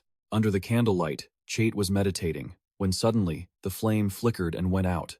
It danced, struggling against the gust of wind. Jit sat there, motionless, his eyes squeezed shut. Immediately after, Jit slowly opened his deep, blue eyes. Before him stood Lucas. He looked up and asked, "Where is Line?" Lucas replied only with silence. Jit, receiving no answer, understood, and slowly stood up. He walked toward him and asked, "Right, Now, what do you think? If I don't follow you, do you intend to purge me? Lucas let out a cold huff from behind and replied, I don't need any puppets. You should think and act for yourself. Lucas continued, if you think I'm wrong, you can stab me in the back whenever you want. Jit glanced at him briefly after he uttered those words. Under the dim candlelight, Czech spoke up. I've been waiting for you, Lucas Trauman. At the emergency meeting the next day, Lucas and Benon stood in the middle of the assembly. Lucas frowned and said, the demigod is an unprecedented threat. Ben looked over while he presented his case, saying in other words, this was the perfect, once-in-a-lifetime opportunity for them. Lucas revealed all the truths he had kept hidden for so long, much like a bard telling a story to children. Out of the 5 apocalypses, 1 was dead, and 1 had entered hibernation. The life of that hibernating demigod could easily be ended, and the material that helps them avoid the god's surveillance, Illunium, had been crafted and was being used to slaughter those about to die. The guilds couldn't hide there, surprised at the information about the demigods, which they never knew how to find before. As if the infighting from yesterday had never happened, all the guilds were in agreement. The harmony they had desired for so long was finally achieved. During the meeting, silence suddenly filled the room for a long time. Guildmaster, Anne asked in confusion, if they caused a massacre, wouldn't they be eliminated according to the laws of the world? He crossed his arms, speculating on what Lucas had presented. Is that the fear of the demigod you were talking about? Lucas calmly agreed with his words. They call that order God. It was as if Aine had gained new knowledge about what they call a god. Lucas turned around and affirmed, from now on, we must hunt down the apostles of the apocalypse and eliminate them. Anne was curious and asked, you've already grasped the identities of the apostles? At least I know 2 of them, Lucas said. One is the assassin named Chaina, then he revealed another, the demon Cantus. Anne and Sly couldn't hide their surprise upon hearing that name. Lucas clearly explained the reason.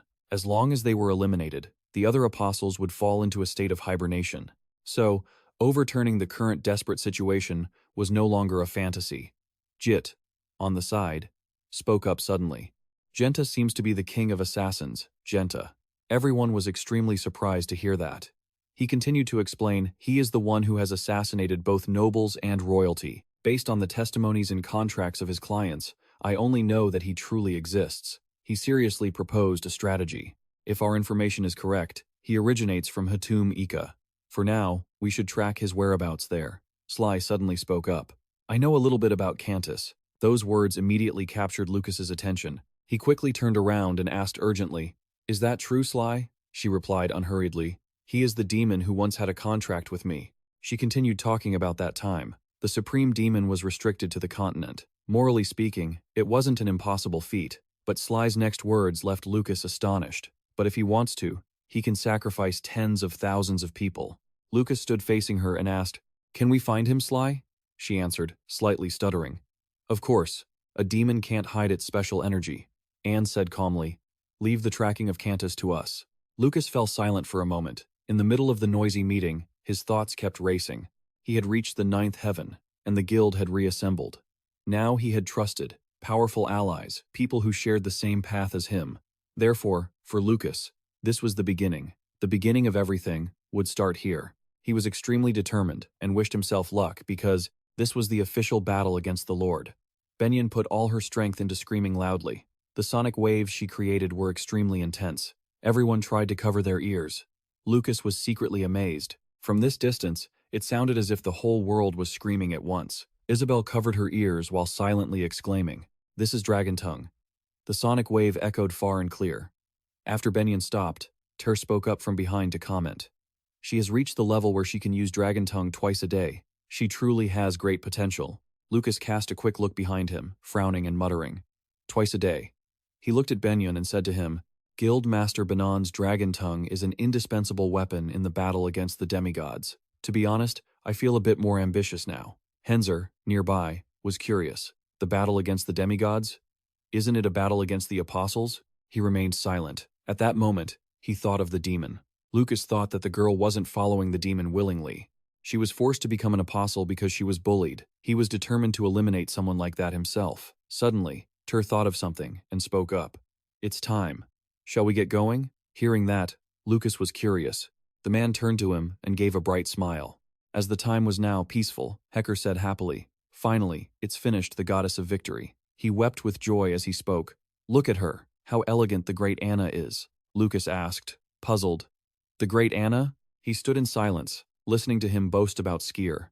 She is a synthetic existence, a masterpiece crafted by the three greatest alchemists on the continent. While the crowd kept whispering about him, wondering what the core was, he declared, "She is the masterpiece of the era of light. Skier's life work. From now on, no demon will ever be able to compare to the great Anna." Everyone looked at the figure and speculated that she didn't quite match his description. Henzer loudly demanded that Lucas hand over the core, and he quickly complied. He grabbed the core and wore a wicked smile. He placed it directly onto Skier's abdomen. Suddenly, it glowed, and her body began to levitate. Lucas stood before the blinding light, amazed. "Can I really hear a heartbeat from all the way over here?" He realized what was happening and spoke up. "Is this thing 1 million mana?" He smirked. 1 million? It's much more than that. As a surge of light enveloped Skier, he began to explain, "The energy levels of someone born with a body as perfect as hers are too high to be measured by existing techniques." Lucas was stunned, thinking to himself, she was born with such an incredible physique that it was impossible to measure with any existing technology. Lucas, stunned by this, silently thought to himself, as expected, this is mana far beyond the norm. If we're talking about sheer quantity, I might even surpass Diabo. He laughed loudly, fully satisfied with his masterpiece, and said, "I swear, this is the greatest masterpiece of my life, the greatest work of art." Skier's eyelids fluttered, and she slowly opened her eyes. Her golden eyes were incredibly beautiful. The explosive energy surging within her stirred up a violent wind. Lucas had to wince at her overwhelming power. Skier slowly descended right in front of him. Her eyes opened fully, radiating a cold indifference. He wept with joy. "She's moving! My great Shia!" Lucas turned to him, confused. "Didn't you call her Anna a second ago?" He ignored the question and replied dismissively, "I think this name sounds better." Suddenly, he spoke up. "Huh? Where am I? Why are my hands so thin?" Hearing this, Lucas was stunned. Skyzer observed him, and things started to click. He wondered, how much time has passed? His eyes widened, and his whole body began to tremble. Lucas immediately lunged forward and grabbed Skyzer by the arm. He gripped it tightly and stammered as he looked at him. Isabel, watching from nearby, asked curiously about his reaction. Suddenly, Lucas blurted out the name Schweizer Winman, which left her stunned. He trembled, stuttering, "Are you Schweitzer?" Everyone was caught off guard by his words. Isabel asked in a panic, "What are you doing?" Ko froze before speaking up. "Wait, do you mean the great sage Schweizer?" He suddenly opened his mouth. 4 years, 7 months, and 23 days. He embraced Lucas tightly, saying happily, "It's been a long time, hasn't it, Lucas?" Cairo was startled once again. "Lucas? Is that really Lucas? What is going on? Lucas Trauman is Lucas?" He slowly analyzed every detail, comparing them. Although his appearance was a bit different, given the time they spent together, Lucas was undoubtedly Lucas. Isabel seemed to have realized something. She recalled her time with Lucas, remembering that the dungeon of Schweizer Winman was the only message he had left behind for Lucas. She watched as he embraced him, certain now that the dungeon was Schweizer's hope and his final wish. He leaned in close to Lucas's ear and said with a smile, "Whenever I opened my eyes, I always thought that you would surely be standing right in front of me." He scolded him, "Schweizer Winman, you little brat." Isabel watched it all, only able to offer a wry smile. She silently admitted that he hadn't chosen a bad vessel. Lucas stiffened, looking annoyed as he said to him, "You being all sentimental like this makes me sad, kid. Let go of me." Skyzer asked him, "Huh? But what's wrong with your voice? I haven't spoken a word for 4,000 years, you know." He looked at his own arm, evaluating. "My body is so pale and thin." He suddenly cast a phantom mirror spell. Skyzer slowly inspected his reflection, admiring and judging his appearance.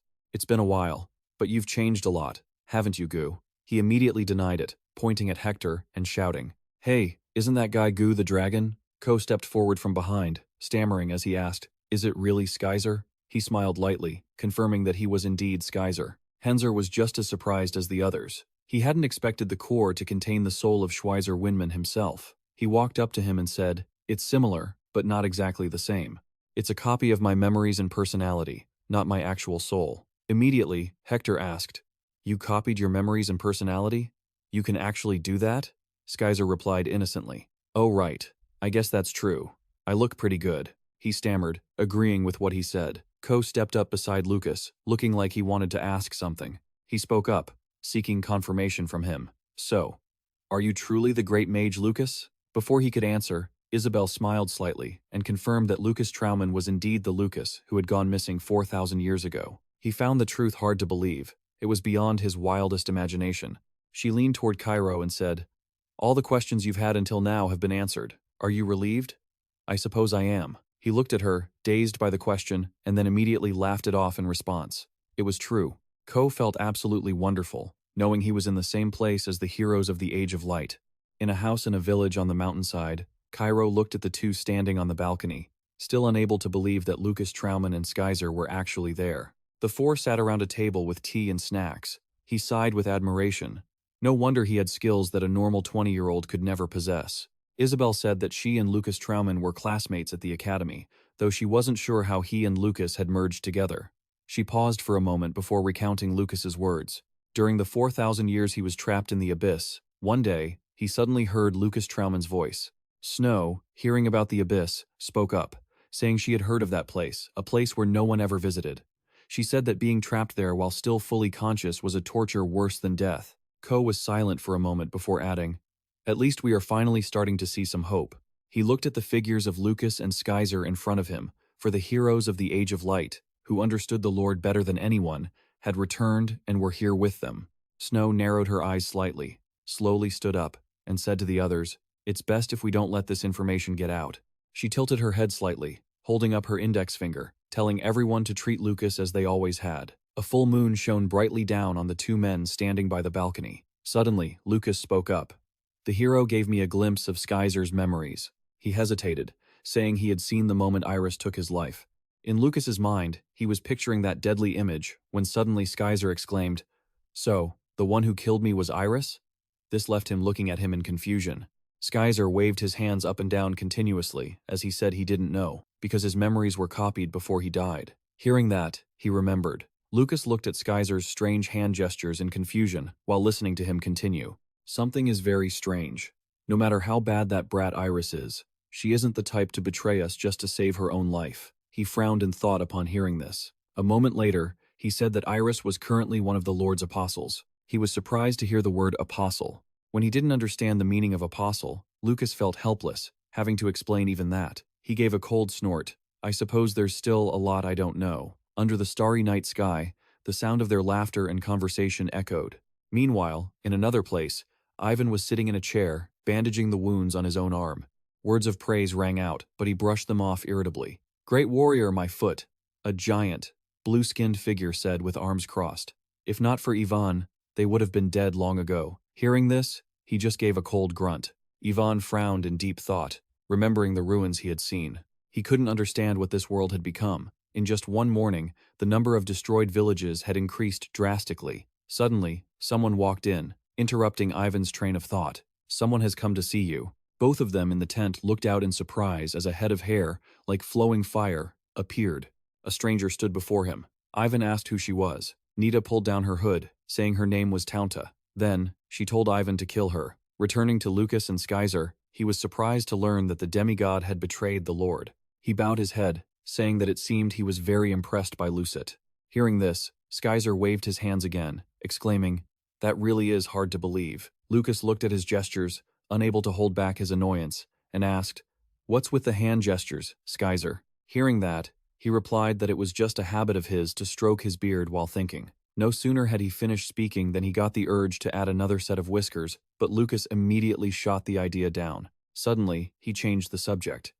"You've managed to survive quite a long time." Lucas Skier looked at him, noting that he had gone from nothing to reaching the 9th rank, all while working as hard as he could. He turned silently and replied that he hadn't achieved that all on his own. With that, his expression hardened as he looked ahead. Watching the people chatting lively at a distant table, he said, "I owe a lot to those living in this world." When the other spoke up, he noted that it was his power. Resting his chin on the railing, he pondered what the most important thing to do right now was. At night, the village below was still warm and bustling with life. Lucas's voice rose, stating that the problem was how they were moving freely through space and time. Skier asked if there wasn't a way to deal with it, which took him by surprise. He leaned his chin on his hand, smiling as he looked at him. He glanced over, asking what the solution was. Skier's answer left Lucas shocked. For instance, getting help from Iris. As he said gently, "If you ask her, Iris will agree right away," Lucas shouted in a rage. Iris betrayed us and killed him. Yet Skier still looked at him calmly. But she saved you, didn't she? He dropped his hand and stared into the void ahead. Even if she's ruthless, she isn't the type to betray you. Early morning in the Hispania range, the wind howled through the jagged peaks. Two figures stood on a rocky cliff. As he said, this was the scenery he had missed for so long. Lucas stood by silently. He continued, "It seems that for the past 4,000 years, time has just stood still in this place." The other turned to ask why he had come here. He replied that he had met Ni's apostle, the apostle with the god's power of fire in this place. He said that was the benefactor who hadn't hesitated to risk their life to save him, and also his friend. Lucas retorted that was exactly why he had to kill the wretch himself. He found it strange not to meet that friend as usual. The other said perhaps they were sleeping. Suddenly, a figure leaped down from the sky, making Lucas look up in surprise. The figure landed with such force that it left a huge crater in the ground. The goblin gasped for breath. Skier asked if he was a friend of Lucas, but he denied it. Then the two discussed the goblin's oversized physique. The goblin spoke each word between ragged breaths. White-haired human master of the master. Hearing that, Lucas immediately realized he was one of Nick's subordinates. The goblin continued, speaking in disjointed words. Master said dangerous times are here, cannot resist. Skier grumbled in annoyance. If you want to deliver a message, you should have sent someone who can speak clearly. Lucas, however, was focused on listening. Must create a gap, master of the master will notice it. Finished, the creature ended with the word sink it. After that, the goblin kept repeating the word. From the creature's words, he deduced their next destination. He told Skier they had to take a trip to Silet. Meanwhile, at a vast oasis in the desert, Nozdog approached to ask Ni what urgent matter they needed to discuss. He asked what Nozdog thought about it. Ni said in a low voice, "Jen has been annihilated." Nozdog was stunned for a moment, then turned his back, saying Jelen had sacrificed himself to awaken the three of them. He immediately questioned the word sacrifice in the other's statement. He asked if that wasn't what Jen wanted. Nozdog didn't turn back. "What is it you really want to say, Ni?" He bowed his head and spoke of God. Ni paused for a moment before hesitantly continuing. "God has never forced us to sacrifice ourselves until now. Perhaps God has changed." At this, Nozdog finally turned around. God's will shall soon align with the demigods. Suddenly, he sensed something about Ni. Nozdog turned to him, saying it was fine to be worried. With that, he added, "As long as you don't follow in Ricky's footsteps, it will be fine."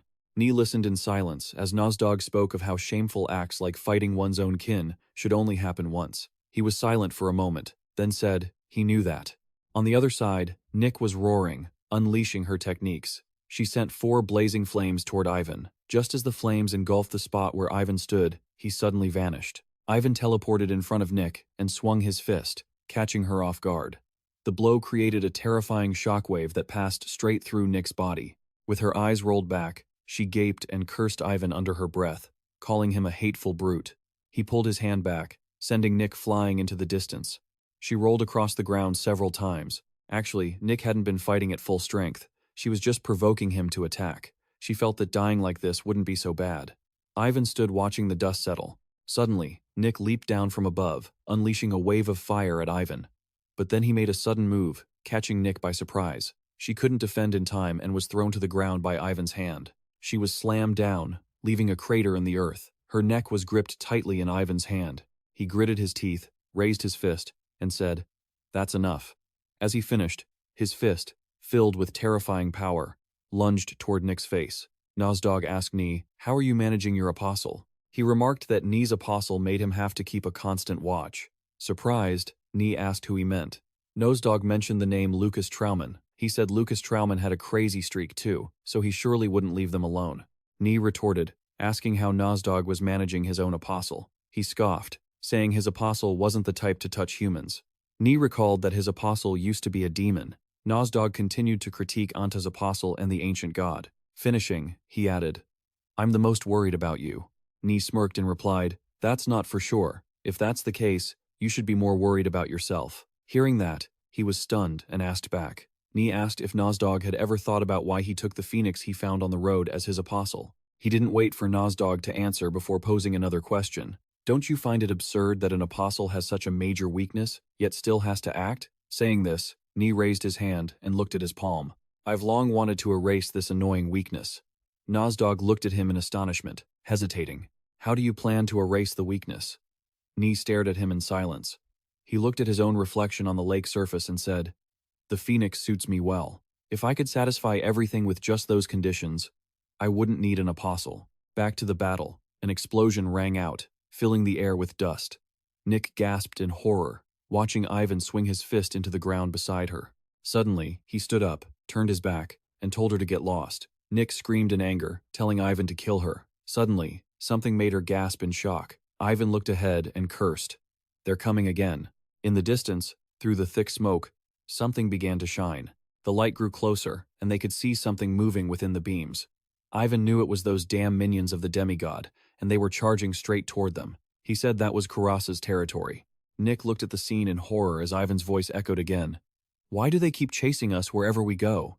They've got a nose for us like a pack of hounds." He pulled at his collar to smell himself, only to remember he hadn't showered today. Suddenly, Peon stared at them sternly, insisting there was a traitor among them. Seeing Ivan leave, Nick immediately screamed at him to kill her before he went anywhere. Hearing this, Peon irritably told her to shut up. He turned his head slightly, glancing at her as he said he didn't know what she was going through, but he had no interest in killing someone just because they asked him to. She gasped, stunned to hear him say, if she wanted to die that badly, she should go find a place to hang herself. With that, Peon walked away, leaving Nick sitting there on the ground, bewildered. She trembled, clenching her fists. "Hang myself? Don't say such stupid things." Nick grit her teeth and yelled, "If doing that could kill me, why would I even dot?" The sun rose over the desert, and Lucas hovered in the sky, looking down. Below him was Rooney. He watched silently for a long time. A moment later, Lucas jumped down to where the others were standing and said, "It's a good thing the buildings in Rooney are still standing." Snow asked where his friend was. He crossed his arms, frustrated. He went to train to get used to his new body. Once he's adjusted, he'll join us. The five of them looked up at the smoke and divine power pouring out continuously. Nora muttered that the divine power was spreading everywhere. Even seeing it with her own eyes, she still found it hard to believe. So, the day has finally come when a demigod can act so freely? Isabel asked why they were heading toward Rooney. Nora replied indifferently that there were people from Paragon there who could explain the current situation to her. Lucas nodded in silent agreement. He took the lead, urging everyone to hurry before the settlement was completely destroyed. A fist slammed hard onto the table. Someone shouted that it was all over. Uraha stood behind, watching silently as Saman read the data, announcing that shit had fallen. He was terrified, his teeth chattering with fear. Uraha covered his mouth with his hand, lost in thought. Suddenly, a soldier entered to report that he had guests. Uraha was surprised to hear he had visitors. When the soldier said the guests were from Paragon, he was startled and stunned. Uraha cheered, overjoyed that reinforcements had arrived.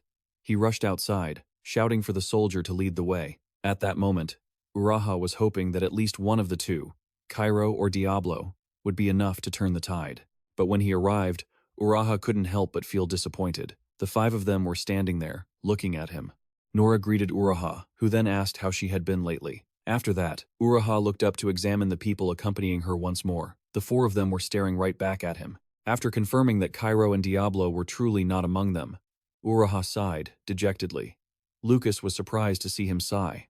Nora told Uraha they had come to find out about the current situation in shit. He offered a strained, awkward smile. Immediately after, Uraha turned around and told them to follow him to see it for themselves. Lucas frowned, deep in thought.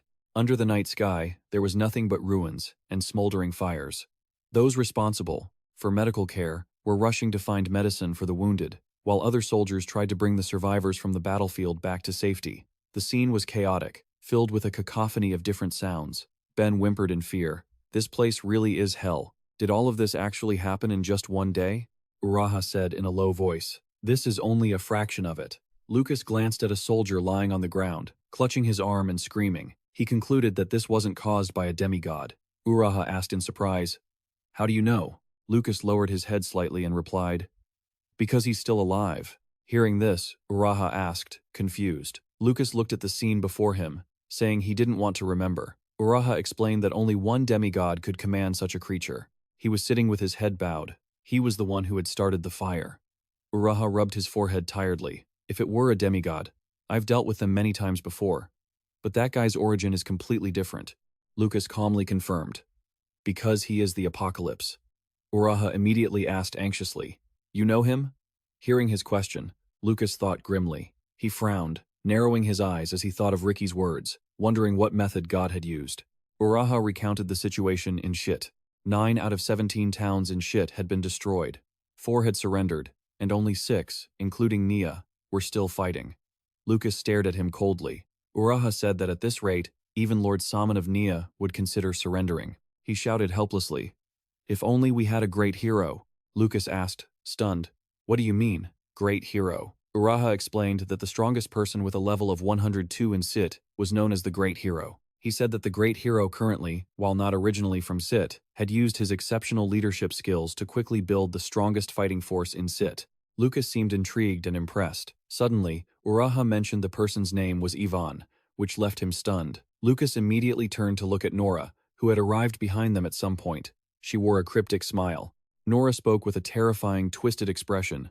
"That brat always likes to make a scene like this." Seeing this, Lucas could only offer a strained laugh. Suddenly, a bell rang. Then, there was a shout for the team to hurry and take cover. Uraha asked in surprise what was happening, and the soldier turned to say they were being attacked. In the distance, something glowing was rushing toward them. It was the Demigod's creatures. The soldiers screamed in terror that the swarm of creatures had covered the entire horizon.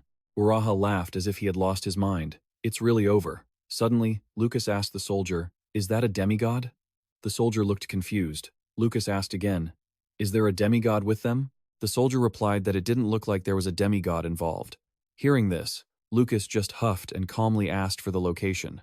The soldier hesitated and answered that it was to the southeast, then asked who he was. Lucas and the other 4 gathered in one spot and replied, "We are the reinforcements." On a watchtower that was fortunately still standing, Lucas stood, observing the situation below. He looked at the swarming, fiery creatures and laughed. "That bastard really sent a lot of people, didn't he?" Uraha asked in surprise if he really intended to stop that entire army by himself. Lucas turned his back and told him that he had noticed their dejected expressions from the moment they met. Then, he exposed the truth. Uraha was disappointed because he wasn't. Cairo or Diablo? Uraha panicked, trying to explain, but Lucas cut him off. "Be glad. I'm not their subordinate." Hearing that, Uraha couldn't help but interject. "Now is not the time for bragging. There are over 1,000 enemies out there. Even I could only take on 100. Why would you do this alone?" Lucas smirked. "Are you relying on Cairo and Diablo, or do you know nothing about mages?" He explained that for a mage, enemy numbers didn't matter. All he had to do was pull them into the desired coordinates. As he spoke, a blue whirlwind began to swell beneath his feet. In the blink of an eye, blue beams of light radiated across the observatory, leaving Uraha stunned. He shuddered in fear, sensing the world beginning to tremble. He couldn't believe a human's mana could be this powerful. Lucas stepped out into thin air, leaving the observatory, while the other 4 stood still, watching the blue light pouring out. Uraha stared, eyes wide, as Lucas spoke again. He declared that for a 9th Circle mage, coordinates no longer mattered, his gaze turning deathly cold. Amidst the roars of the nigh creatures, his voice resonated once more. "Every point of space I see is within my control." Lucas stood amidst the blue light in the sky, looking down at the fire creatures below. They shrieked with ear-splitting intensity. He muttered that, for a 9th Circle mage, coordinates were meaningless. Beams of light covered the sky and earth, all of them converging toward Lucas, forming a vortex that spiraled down onto the creatures below. He spoke again, "All space that I perceive is under my absolute control." Lucas pressed his palms together, gathering power. Suddenly, light erupted from his eyes as he swung his hands, unleashing a blizzard. Those knee creatures were instantly frozen, every single one of them, trapped in ice at the same time. The others struggled to withstand the terrifying impact of the blizzard. In a flash, the storm swept across the entire army of fire creatures. A freezing chill filled the sky, and below lay thousands of ice blocks, each trapping a nigh creature inside. Lucas raised his hand, then suddenly clenched his fist. With that movement, the ice blocks shattered. Thousands of ice blocks containing these creatures shattered simultaneously. Cold air and blue smoke swirled across the desert. Watching the scene, Isabel hesitated, unsure if the creatures were truly destroyed. Uraha gaped in shock, unable to believe what he had just witnessed. In contrast, people like Nora and Snow remained calm. Benyon could only mutter Lucas's name in utter astonishment. Frost covered the entire area, creating a bizarre beauty. From that day on, it was called the Snowflake of Life, and Lucas's name spread far and wide. A while later, Lucas was happily munching on a sausage skewer. A voice rang out. "The situation has been spectacularly reversed. What on earth were you thinking?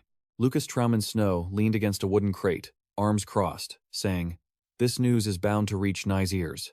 He kept eating and nodded in agreement. Suddenly, she slammed the table in anger, startling everyone.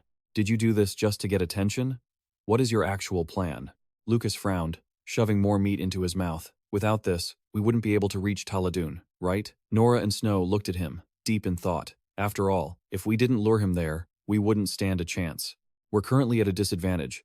We can't just charge in without a plan. He gestured toward Isabel, saying he intended to have her help clear out the Nye. She bit her lip in anger at being called a mere replacement porter. After finishing his meal, he stood up and turned to leave. "We will definitely encounter the demigods and their army, but I have no intention of avoiding that conflict." Snow called out after him, "You're planning to burn away Nye's heavy advance, aren't you?" He kept walking, saying, "If we're going to fight, we do it now." Lucas ordered the three of them to meet with the seated Great Chief and devise a battle plan against Nye. "Ivan should cooperate with us." He mentioned that Ivan was quite famous around here. Nora smirked and glanced at him, saying she could promise to cooperate with Ivan. But then, Nora added that she couldn't guarantee he would survive until the meeting with the Great Chief. Lucas gave a strained laugh, asking her to keep Ivan alive. Snow bowed her head in thought, then said she couldn't agree. "If we fight these creatures on a large scale without a mage, it will turn into a war of attrition." She began to say she wouldn't allow Lucas to fail, but he interrupted, pointing at someone else and saying, "We have a mage right here." Nora and Snow looked in the direction he pointed. Benyon, who was cleaning dishes, looked startled. Realizing what he meant, she was so shocked she dropped the dishes and waved her hands in refusal. "How could I ever take Lucas Trauman's place?" Lucas softly called her name. Benyon immediately responded, stunned to hear him asking to speak with her privately. Outside, cold wind from the remaining ice mixed with swirling dust. Lucas leaned against the edge of the observatory, silently looking down. Benyon brushed back her hair, which was tossed by the wind. "The desert night air is quite cold, isn't it?" She looked down at the remaining ice on the ground.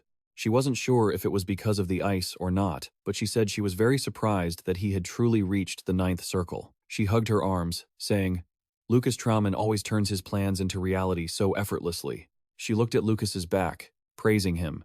Benyon then said she had seen this coming.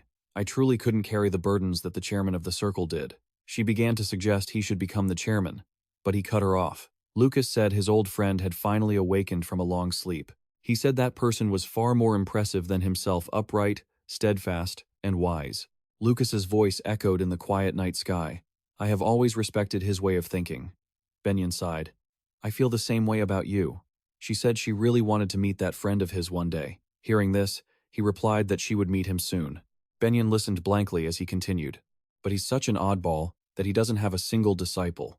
Clearly, he's more knowledgeable than I am, and his way of teaching is excellent." He said they had to tell that friend everything about the circle because he was very interested in the situation. She stood there, stunned, as he kept rambling.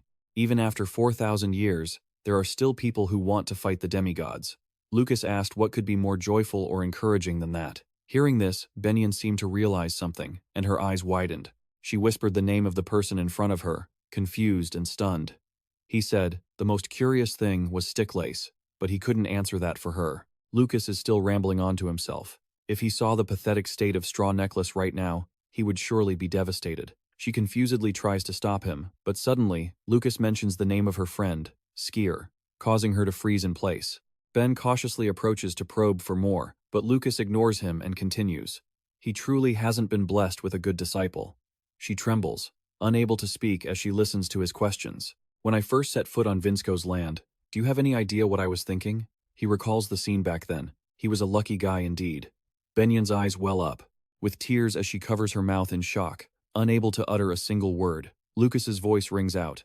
4,000 long years have passed, yet my will remains clear. Then, he shakes it off. "I'm sure I have a successor." He says he's very proud that they have inherited his name. Ben can't hold back and begins to sob loudly. He says he wanted to say this from the start. In this moment, he seems to have returned to his former self as Lucas Trauman. "Thank you, Ben." As he finishes, she bursts into tears. She throws herself into Lucas's arms, sobbing. He gently hugs and comforts her. Benyon speaks through her choked sobs. The circle has collapsed. Lucas softly strokes her hair, comforting her by saying he understands what she has endured. She tries to speak, but can't get the words out. He replies that he is very proud of her. Benyon watches Lucas, thinking to herself, Lord Lucas has returned to where we all gather. I should continue to call him the Circle Master and treat him with respect. I know what he is planning. Obviously, he wants to maintain my dignity as the Circle Master of the Menving continent. She looks at him intently, remembering what Lucas said to her earlier. Thank you, Benyon. You've worked hard. I am truly proud of you. Afterward, she feels ashamed. Those words make me feel that I am still so lacking. Even if I dedicated my whole life, it wouldn't be enough to match what he said. Salmon is enthusiastic, calling him a brilliant mage, Lucas Trauman, but Lucas doesn't even know who he is. He turns to ask Yura, who introduces him as Lord Salmon. Salmon excitedly greets Lucas. After seeing what you just did, I feel at ease now. We will never yield. Lucas doesn't know how he should react to him. The bright lights in the tent are turned on. Everyone sits down at the table together. Lucas begins to present his plan. We will split into 2 groups and prepare for the battle against the apocalypse with the great chieftain. He asserts that he will clear out the vital energy that is provoking the evil goddess. Salmon makes a suggestion. If that's the case, he should head north. Lucas wonders why the north. He patiently explains. Most of the cities there have been conquered by demigods, which means it is demigod territory. Lucas is surprised by this information, but Salmon warns him that, naturally, the risks are immense because the order has been shattered, and it has become a chaotic zone. Lucas has something he wants to ask. He says directly, I am looking for a woman. He describes her as looking like a young girl in her late teens. Salmon is confused by his description. Lucas notices it immediately. It seems you might have guessed something. He quickly denies it. No, this won't help you at all. He recounts. It's just that I suddenly remembered a ghost story that everyone has been whispering about lately. Lucas listens, curious. Then, he is stunned by the tale Salmon tells him, the woman who wants to die. He begins to explain that there is a woman who runs through the city of She and begs others to kill her. But whenever anyone intends to kill her, she suddenly lets out a piercing scream and bursts into flames. Isabel, sitting next to Lucas, doesn't believe it, saying it's just a ghost story people pass around. Yet, she still pays attention, thinking, but it's a story worth investigating. Lucas has remained silent until now. The scene shifts to a girl being chased by 2 strangers. The girl is cornered and tries to plead. The men are confused. What's wrong with you? It's over already. But the girl is still terrified and won't let them near. The black-haired man aggressively grabs her arm. You'd better not struggle. I've already paid your husband in full. The girl can't help but scream. Suddenly, the man takes a kick to the face. Lucas has sent him flying. The man collapses to the ground, and the girl quickly runs behind him. With a frightening look on his face, he chases the man away.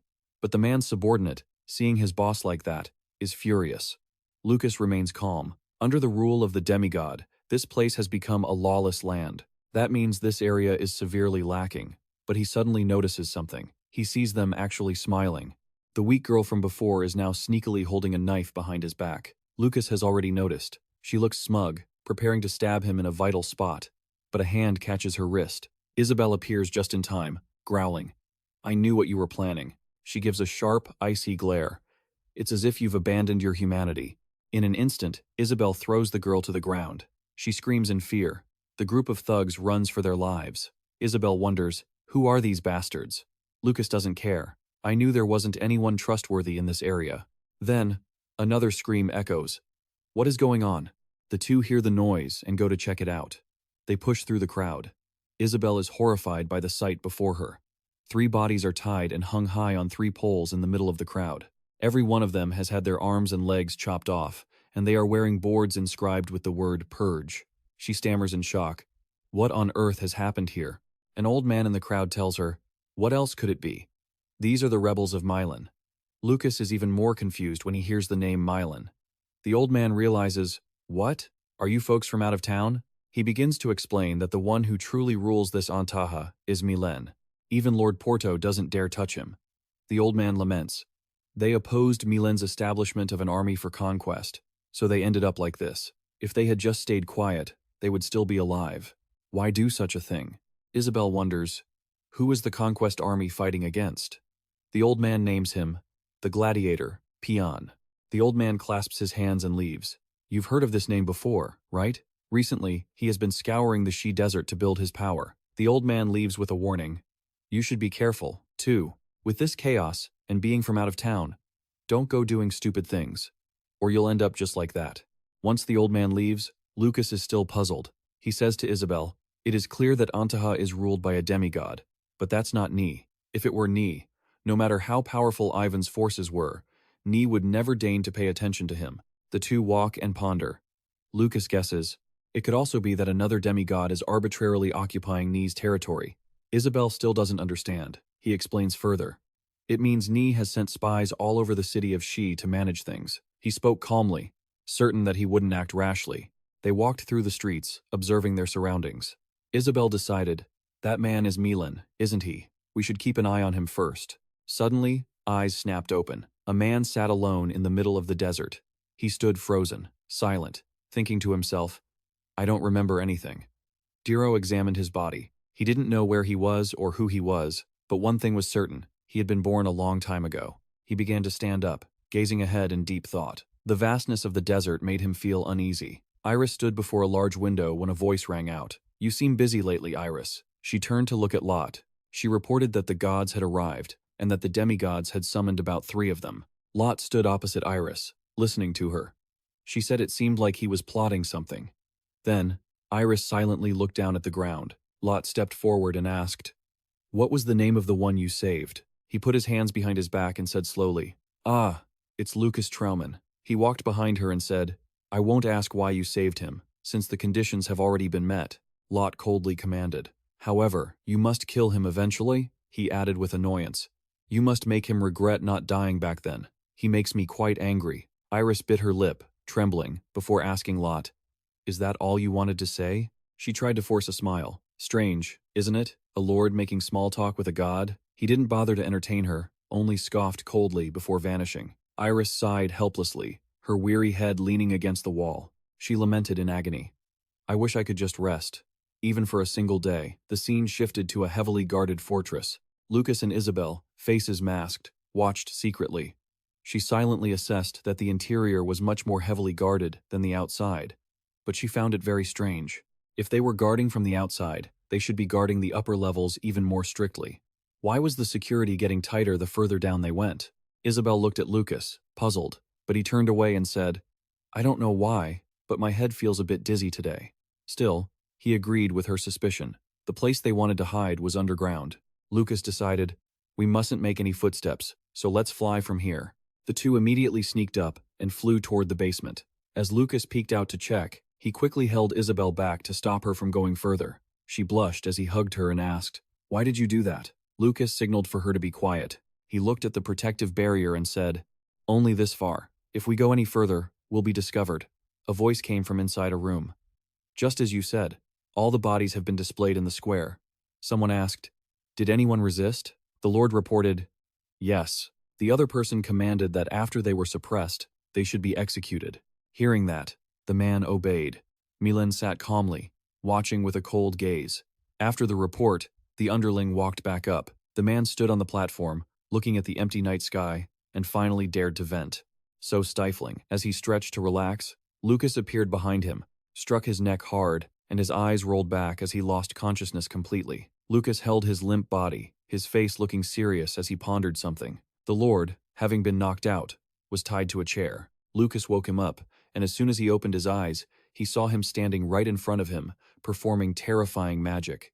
Lucas used hypnosis and asked, Tell me, who are you? Isabel watched him, and thought to herself that it looked like mind control.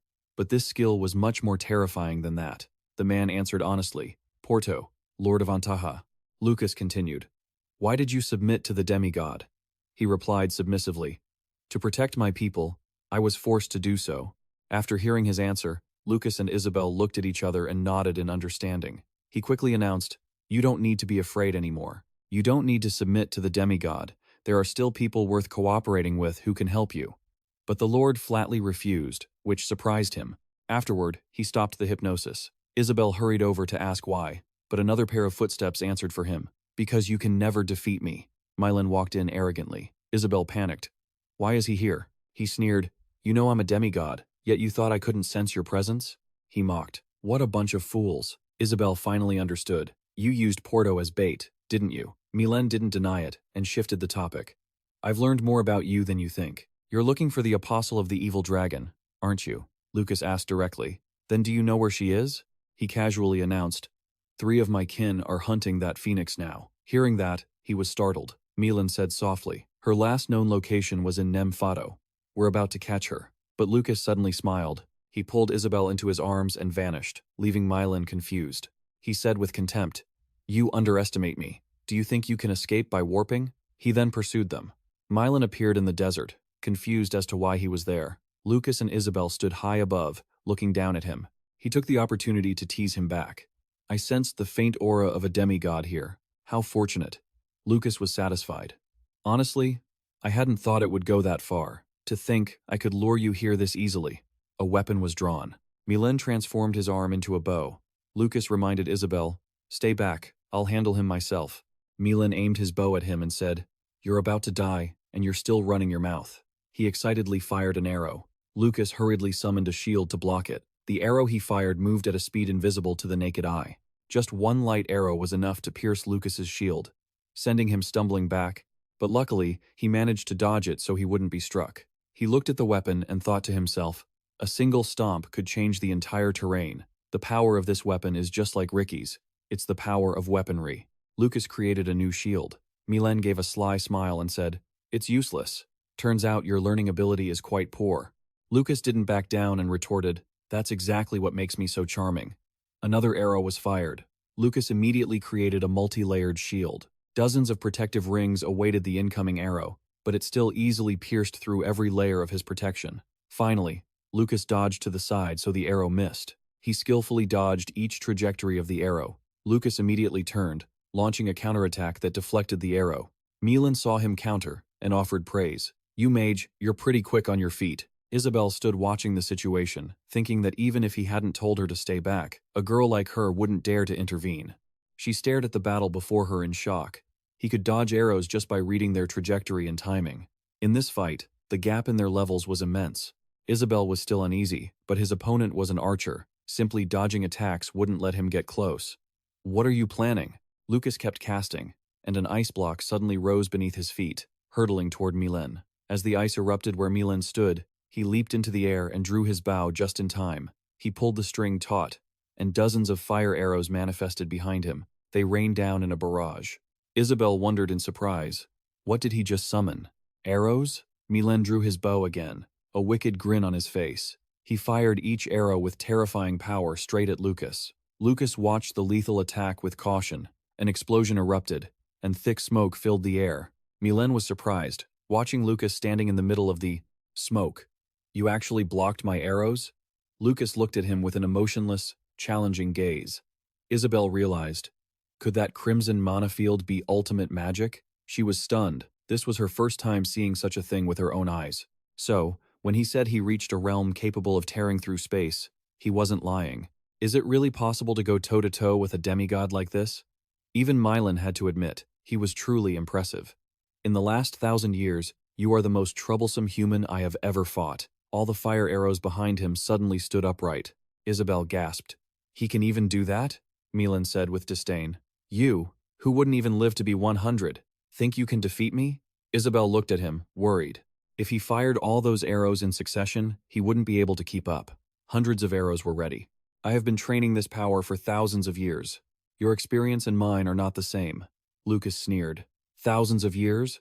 Stop blowing hot air. You demigods don't have such honest bloodlines." Milan looked confused. Lucas analyzed.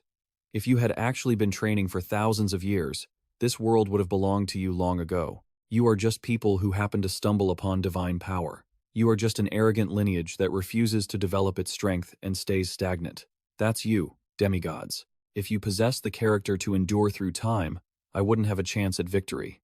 Lucas continued to provoke him. "Fair enough. If that were the case, we wouldn't be fighting like this, would we?" By now, Milan was furious.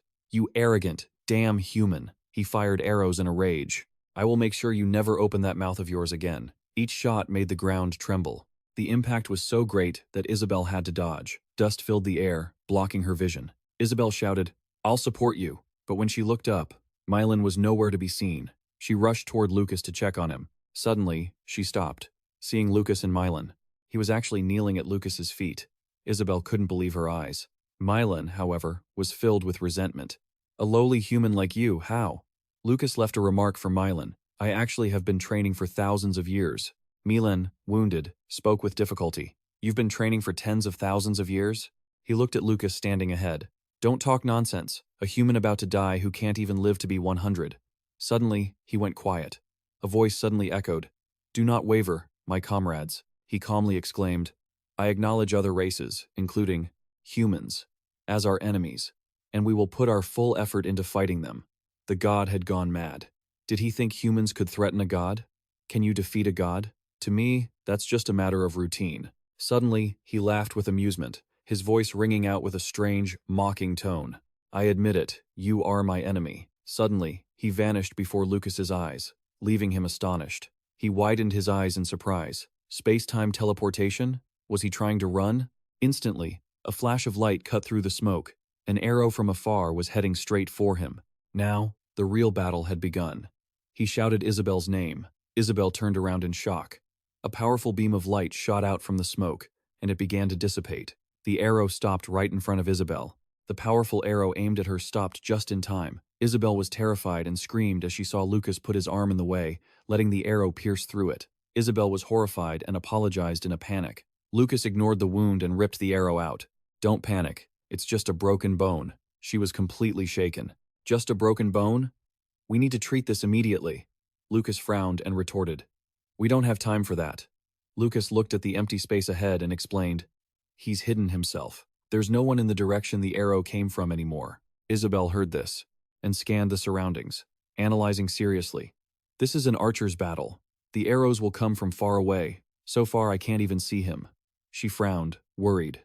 Like hunting prey, Lucas narrowed his eyes, staying alert. If they couldn't find his position, they were done for. Suddenly, Isabel made a suggestion that shocked him. How about we use divine power? She continued. If you use divine power, he won't realize someone is interfering with him. I respect the pride of a great mage like you, Isabel continued as if she hadn't heard him. But if you use divine power, maybe you can track the demigod's location? Lucas pressed his lips together in silence. She suddenly panicked. I spoke out of turn, but he immediately countered her. He flicked her forehead hard, making her yelp in pain. Just as Isabel was about to question him, she heard his praise. That's a great idea. Lucas glanced at her with a smile. Milan saw the two of them and laughed excitedly.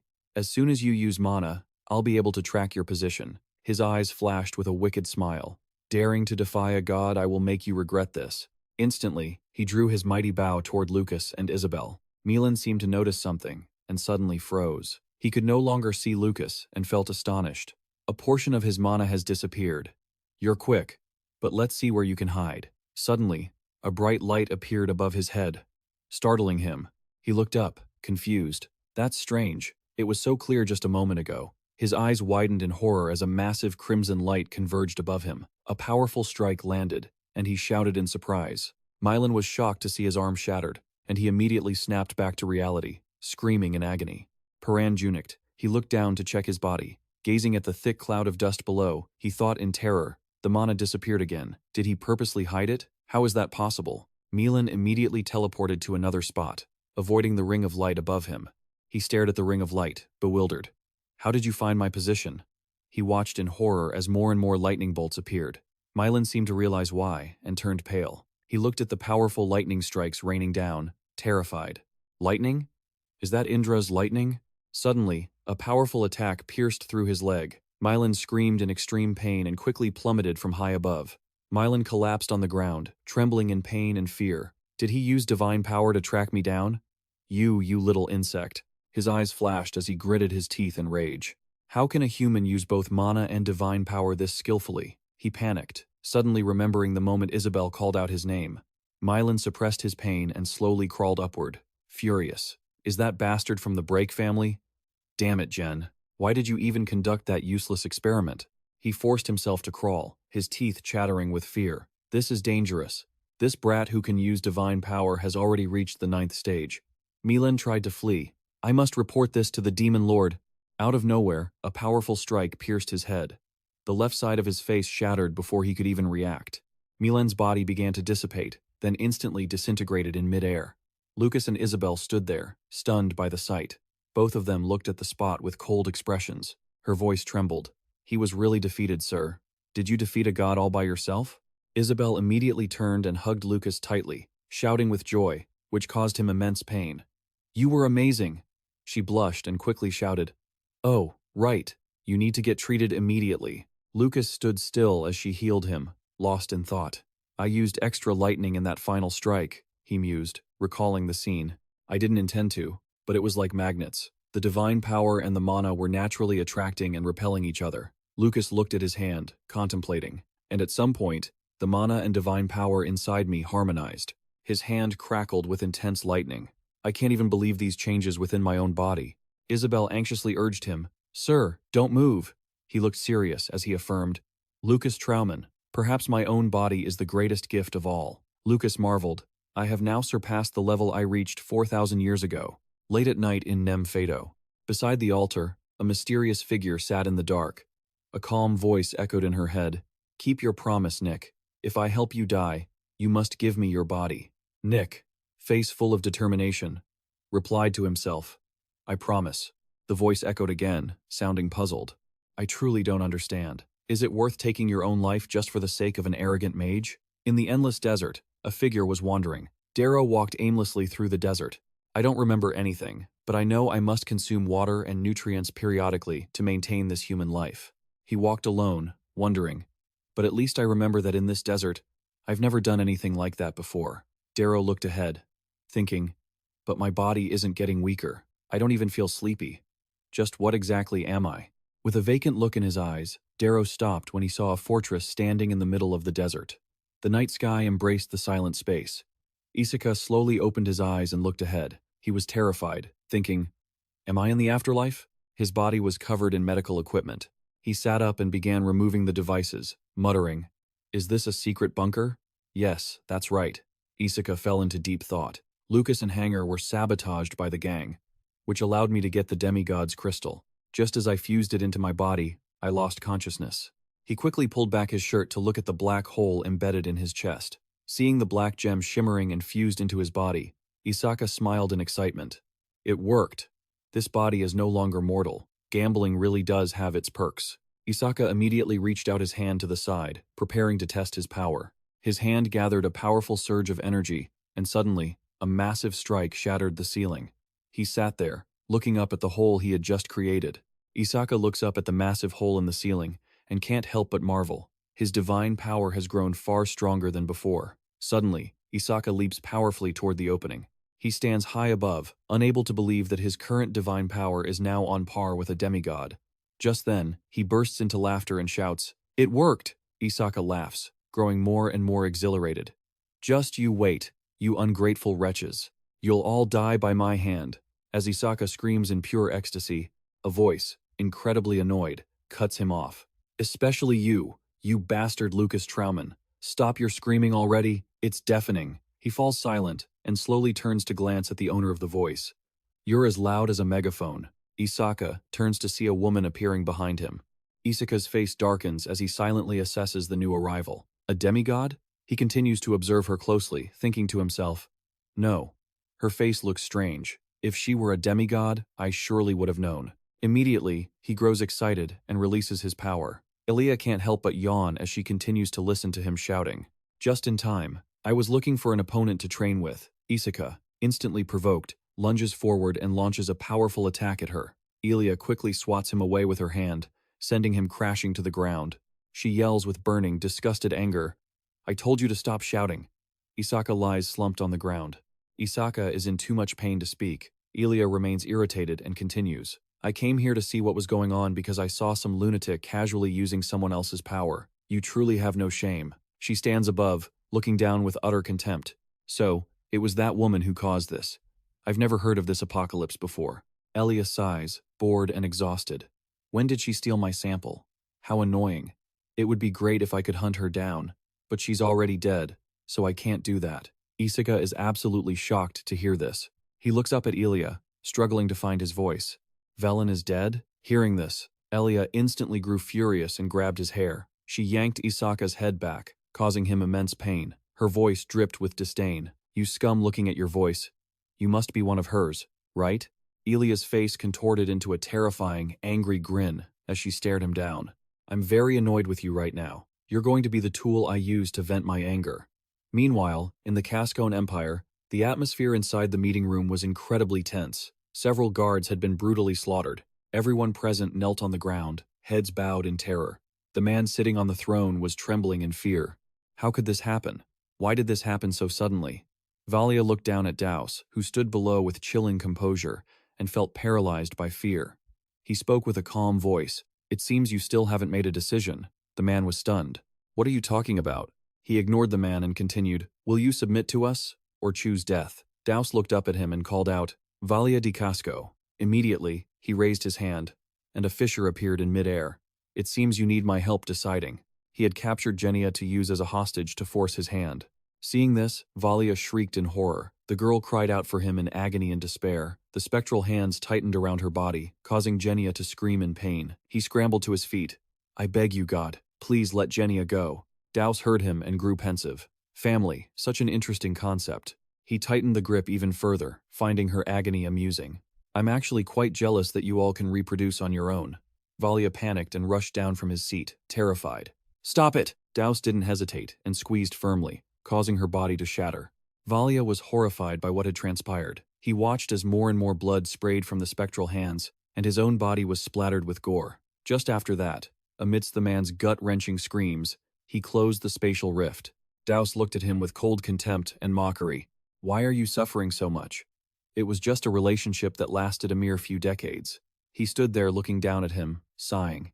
You can just add another daughter and be done with it. Valia's face was streaked with tears and grief as he wailed, How can you say something like that? Daus's face turned furious and terrifying. It's not us. We don't have a way to reproduce on our own like you do. His booming voice echoed.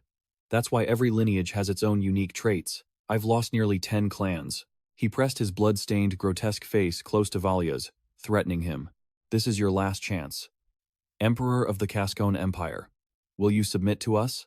Lucas and Isabel approached, filled with curiosity. He reached out to pick it up. He stretched his hand out gently and lifted it from the ground. She asked curiously, This is Mylan's monocrystal. What do you think? He examined it and replied, I don't know. Should I tell Schweizer? There's also Ricky's monocrystal. Suddenly, an event unfolded that left him unable to hide his surprise. The crystal was slowly being absorbed into Lucas's body, leaving him utterly bewildered. Lucas collapsed to his knees, clutching his arm, wondering to himself, could divine powers be attracting each other? Why is this happening? Isabel, standing beside him, couldn't help but gasp in shock.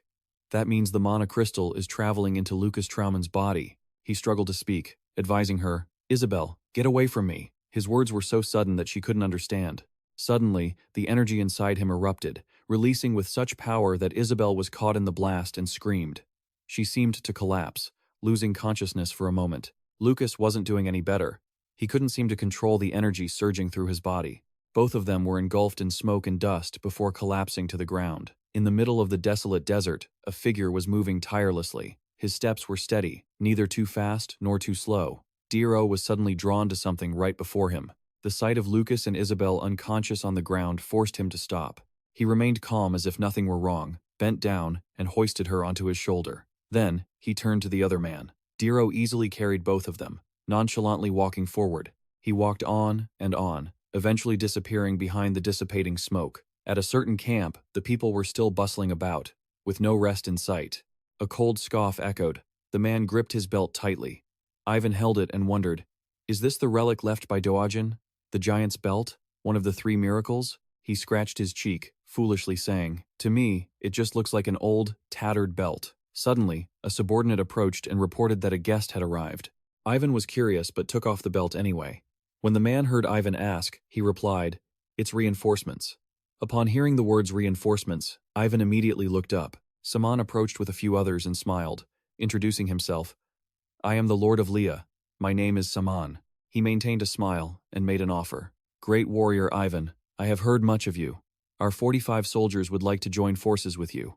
Ivan looked blankly at him. Soon after, Ivan stepped forward and asked curiously, 45 soldiers, no matter where they go, the only ones accompanying them are their wives, right? Then he added a sarcastic remark. Planning to build a brothel near the camp or something.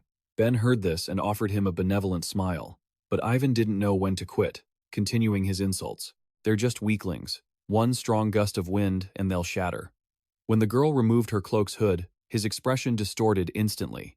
Ivan gritted his teeth, his eyes full of hatred as he glared at her. She raised a finger to her lips, signaling him to keep quiet. Snow winked at Ivan playfully. She approached him and greeted him cheerfully. "Oh my, is this our first time meeting?" He was flustered, not knowing how to respond. He instantly froze. As Snow moved closer with her cuteness, Yvonne kept backing away, trying to avoid her. But no matter where he turned, he couldn't escape her. Snow joyfully introduced herself. "My name is Snow. How about you?" At that moment, Ivan's face turned red as a tomato. He turned away, flustered, stammering, My name is Ivan." Before he could recover from the embarrassment, a voice spoke up right next to him, demanding his attention. "You pathetic guy." Ivan lowered his gaze to the person who had just scolded him with a smirk. Immediately after, she reached up to ruffle his hair, laughing and provoking him without hesitation. "Hey kid, do you have a thing for me?" Snow's foot, combined with magic, kicked him straight in the stomach. Ivan was left completely stunned. He is in so much pain that even the saliva in his mouth goes flying. A powerful kick sends Ivan flying back several dozen meters. A loud blast erupts instantly as Pian's body impacts against something. Dust and debris scatter violently, accompanied by a sound of impact that's painful just to listen to. The camp is left in ruins from her single attack. The others cry out urgently. "What is that? What happened? Is there an enemy attack?" The subordinate from earlier stands up, furious, and shouts, "The Grand Fighter has been attacked. What is going on? All troops, get into battle formation." Benyon sees the tension and steps in to mediate. "Calm down. She's not an enemy." He snaps back angrily. "Then why did she attack so suddenly?" A voice suddenly rings out, clarifying, "That wasn't an attack." The subordinate is deeply suspicious. The person who delivered that powerful kick to Pian has now begun to take off her cloak and slowly explains, "That was a lesson, I think." In the thick smoke, he coughs a few miserable times. Pian is pale as a sheet, barely able to breathe. He sees her approaching and cowers backward, stuttering. "Master, why are you here?" She replies, radiating killing intent. "You have a lot of knees, don't you, Pian?" "Well, so do I." Nora puts on a gentle, virtuous smile and makes a suggestion. "But we can save other matters for later. Let's just fight for now." She wears a deadly grin and grinds her teeth, cursing Ivan as a bastard. Ivan feels his fate closing in. He just stands there, stunned and unable to do anything else. On this side, a voice keeps urging Lucas to wake up. He slowly peels open his icy eyes. The first image he sees upon opening them is Isabel, looking incredibly worried about him. Seeing him wake up, she rushes over. Lucas wonders where they are.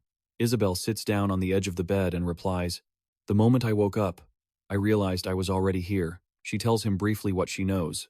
On the first floor, there is a tavern and a small inn, and the lodging fees have already been paid. Isabel is now extremely curious. Who on earth brought them here? Lucas isn't paying much attention. What concerns him is the crystal stone that was in his palm back then. A powerful energy is radiating from the hand that absorbed that crystal. It continuously emits bold energy, along with a blinding golden light. Isabel looks at it and voices her theory. "As expected, it seems you've absorbed Milan's crystal." For some reason, he bursts out laughing and agrees with her assessment. Lucas shares his experience. "My divine power has increased tenfold." Isabel turns to him and says, "So it's true. You really did absorb Milan's crystal." Curious, she asks Lucas, "What do you plan to do now?" He sits up, steps off the bed, and replies, "First, we have to find Rack." Lucas closes his eyes for a moment and continues. "According to Milan, the two demigods sent after us are both targeting Nick. Based on those facts, he starts to infer and speaks to her. And if the red-haired woman who wants to die from the rumors is actually Nick, then Nick's desire for suicide is definitely linked to the evil child." Amidst the dry and harsh weather of the wasteland, Lucas and Isabel head out. He opens his bag and can't help but marvel. The loot is still there. Isabel, behind him, offers a theory. It seems their goal wasn't money. She thinks it over, still at a loss as to who saved them. Suddenly, someone appears in front of them, catching both their attention. A tall silhouette with long, black hair is standing not far away. Darrow glances over and sees the two of them, then says, "Oh, it's you guys. You're awake? Thank goodness." Hearing this, Lucas steps forward and asks, "Did you save us?" Isabel steps up from behind and bows in gratitude. Darrow looks at him, wanting to say something. He steps closer and whispers, "What is this foul smell coming from you?" Darrow doesn't hold back and adds, "It's covering the entire desert. You should get some rest now." Lucas slowly begins to understand and asks, "Do you mean divine power?" Hearing the words divine power, Darrow looks puzzled. He He keeps muttering to himself about it. Suddenly, Darrow asks, "Are you talking about the power created by a demigod?" Hearing this, Lucas is stunned. He stands face to face with him and asks, "You know about demigods?" He falls silent, staring into empty space. Recalling last night, Darrow replies, "After bringing you to the inn, I went back there. I sensed an aura from a creature just like you." He says that the thing he encountered yesterday called itself a demigod. Lucas and Isabel remain silent, listening to Darrow's story. It seems he had no intention of talking. Darrow's expression turns cold, and he says indifferently, "I killed him. He attacked me suddenly, so I had to do it." The moment those words are spoken, Lucas's eyes go wide with astonishment. In his heart, he wonders, he killed a demigod all by himself? Darrow turns to leave, calmly commenting on Lucas, "You don't seem to be a demigod. I can sense both divine power and mana radiating from you." He asked coldly, "What is your goal?" He looked up at the sky for a long moment before slowly replying, "I don't remember anything either. I don't know the reason. As soon as I opened my eyes, I found myself lying in this desert." Lucas asked curiously, "Are you trying to regain your memories?" He replied vaguely, "I'm not sure. It seems like it, but also maybe not." Suddenly, he proposed, "Will you help me?" Lucas smiled, asserting his reliability. Darrow turned around, puzzled. "It seems like you don't just want to help me. What do you really want?" He looked away and replied slowly, "But like you said, there is something very strange. I mean, this divine power is blanketing the entire desert." Lucas looked into the distance and continued, "I want to erase all of this strange divine power and make the desert clean again." He warmly hoped that he could help him, thinking it would speed things up. Isabel, standing nearby, was surprised. She couldn't help but wonder, Lucas Trauman, why is he making such an offer to someone he just met? Darrow looked calmly at the one he had just killed. "I think those demigods have some clues about my identity." He fell into deep thought. If there's someone else, I could approach them more easily. With that, Lucas reached out his hand, happily offering to cooperate and asking for his name. Darrow didn't hesitate to shake his hand, but the moment he revealed his name was God, Lucas froze. He couldn't believe what he was hearing. Darrow covered his face in thought and confirmed, "Yes, God. I think my name is God." Isabel was startled when she heard that. Lucas said grimly, "I don't like that name." He looked Darrow in the eye and asked, "Isn't there any other name?" A light breeze blew, tousling his black hair, and silence followed. He finally decided to change his mind and told them his name was Darrow. Isabel stood behind him, thinking to herself that he must be too lazy to come up with anything else. Darrow turned away and asked curiously, "What should we do now?" Lucas, having traveled extensively, suggested, "First, we should head to Nemphado." Hearing that name, he felt a spark of curiosity. He turned slightly and said he would explain more on the way, as there was a lot he needed to know about the demigods. Once they finished talking, the three of them began their journey. Isabel observed from behind, inwardly assessing the situation. A man claiming to be a god, accompanied by another strange companion. The group didn't stop to rest until late in the evening. Contrary to her first impression of him being indifferent, Darrow turned out to be incredibly curious. Even though they had only been together for half a day, he had already bombarded Lucas with 1,000 questions. But what Darrow cared about most was the demigods. As night began to fall, they decided to pitch a tent to rest. And Darrow had absorbed all the information that Lucas and Isabel had shared. He was truly very intelligent. Suddenly, Darrow blurted out, "A god? Is that guy a god?" He huffed coldly and asked himself, "What am I even doing?" In her eyes, Darrow seemed a bit erratic at times. Suddenly, he began to apologize to the two of them. Darrow covered his face, explaining miserably, "It's because the fragmented memories in my head are so chaotic, I understand." Lucas looked at Darrow with a cold gaze and said, "Actually, I've already vaguely guessed who you are." He suggested, "Can I check something?" He didn't resist at all and agreed immediately.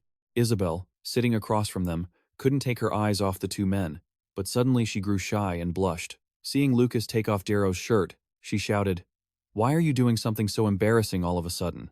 Lucas looked at her with a very dismissive expression.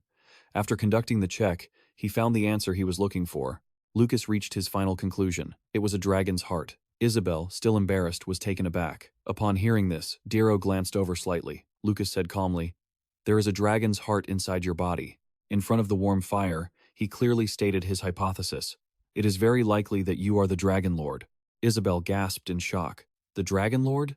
Darrow was pensive and didn't respond.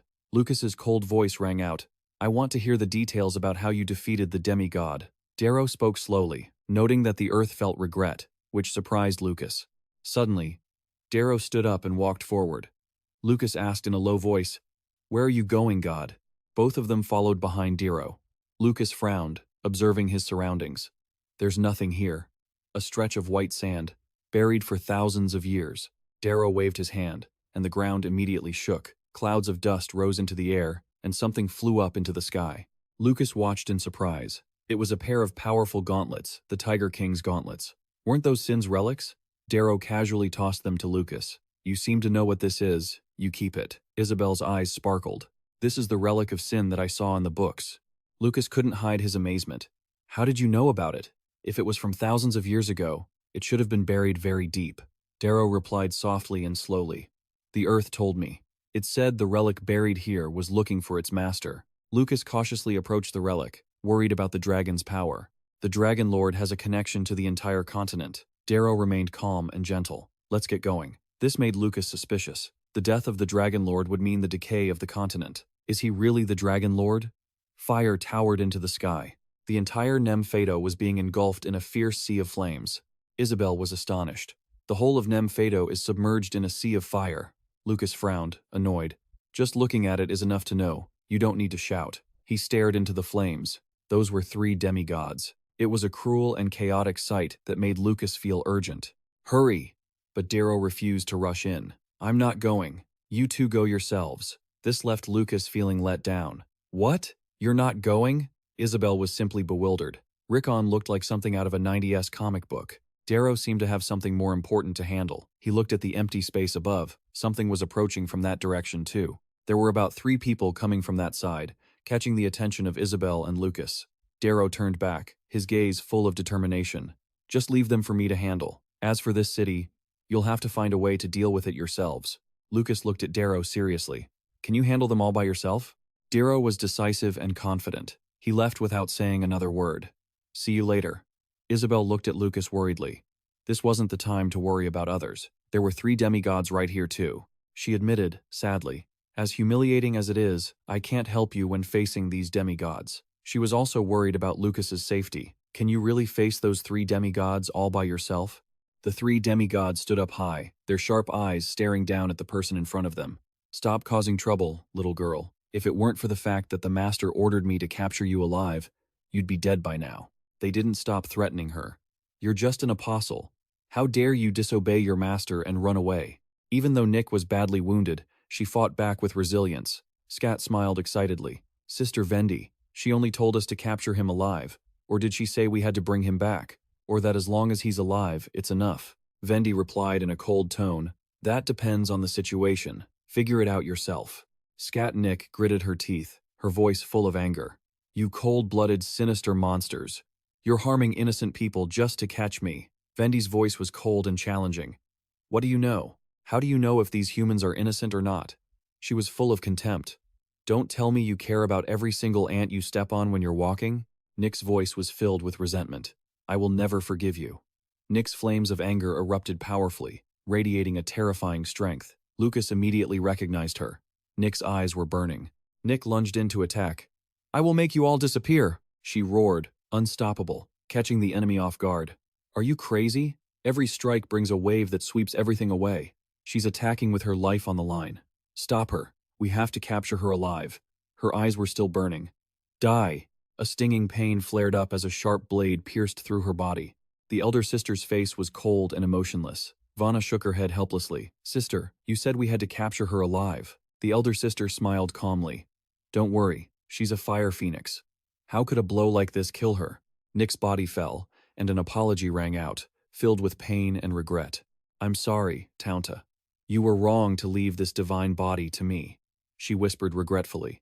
I'm sorry, Lucas Trauman.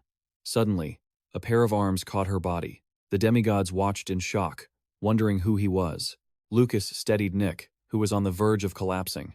She couldn't hold back her emotions and burst into tears. Lucas spoke with such tenderness and concern. I've finally found you. He turned to his companion and ordered, Isabel, heal her. His voice was deep and decisive. Take a break now. Nick looked at Lucas, her tear-filled eyes wide with surprise and confusion. Why are you here? She stammered in regret. After I abandoned you like that. But Lucas didn't care. He just said he was happy to see her again. His words were like a warm breeze soothing Nick's heart. The three demigods sneered with contempt. Who is this guy? A human? That fire phoenix is truly foolish, wavering even because of a human? Nick, despite the pain, tried to speak up. The Nonin siblings are demigods under the command of Agni. Their goal is to drag me back to Agni. I have to die. Lucas stared at them coldly. Why must it be that way? The three arrogant demigods retorted. He declared coldly, it's simple, you all just need to die, right? Lucas walked forward with confident, decisive steps. He looked at the three demigods, who still wore arrogant expressions. What's your name? Do you even know where you are, to dare show your face here? Lucas stretched out his hands, and dark lightning bolts immediately crackled, forming an absolute barrier. The youngest sneered. What is this? This isn't the kind of magic a pathetic brat like you should be capable of. She lunged forward, her eyes icy. Seems like you're decent after all. She attacked Lucas with supernatural speed that the human eye could barely track. You want a surprise? I'll give you one. The attacks came in a blur of sharp, precise strikes. She quickly closed the distance to Lucas. Vana suddenly shrieked, Stop! In an instant, the youngest was engulfed in blinding light. Her entire body burned to a crisp. She screamed in agony before collapsing, dead on the spot. Lucas's gaze remained cold and emotionless. Scott and Vana were paralyzed with shock. How is this human so strong? She truly never expected him to be this powerful. Scott howled in pain, his eyes filled with despair and rage. Lucas offered a mocking smile, his expression full of contempt. Demigods calling each other sisters and brothers? Lucas's words hit Scott's pride like a hammer. What's so funny? Lucas replied coldly. I just find it pathetic. He took a long breath, his eyes turning icy. Hundreds of families died at your hands today. What are you crying for now? Scott screamed in anger. You bastard. I'll kill you. Vana's eyes couldn't hide her suspicion and unease. That intense divine power isn't something an apostle should possess.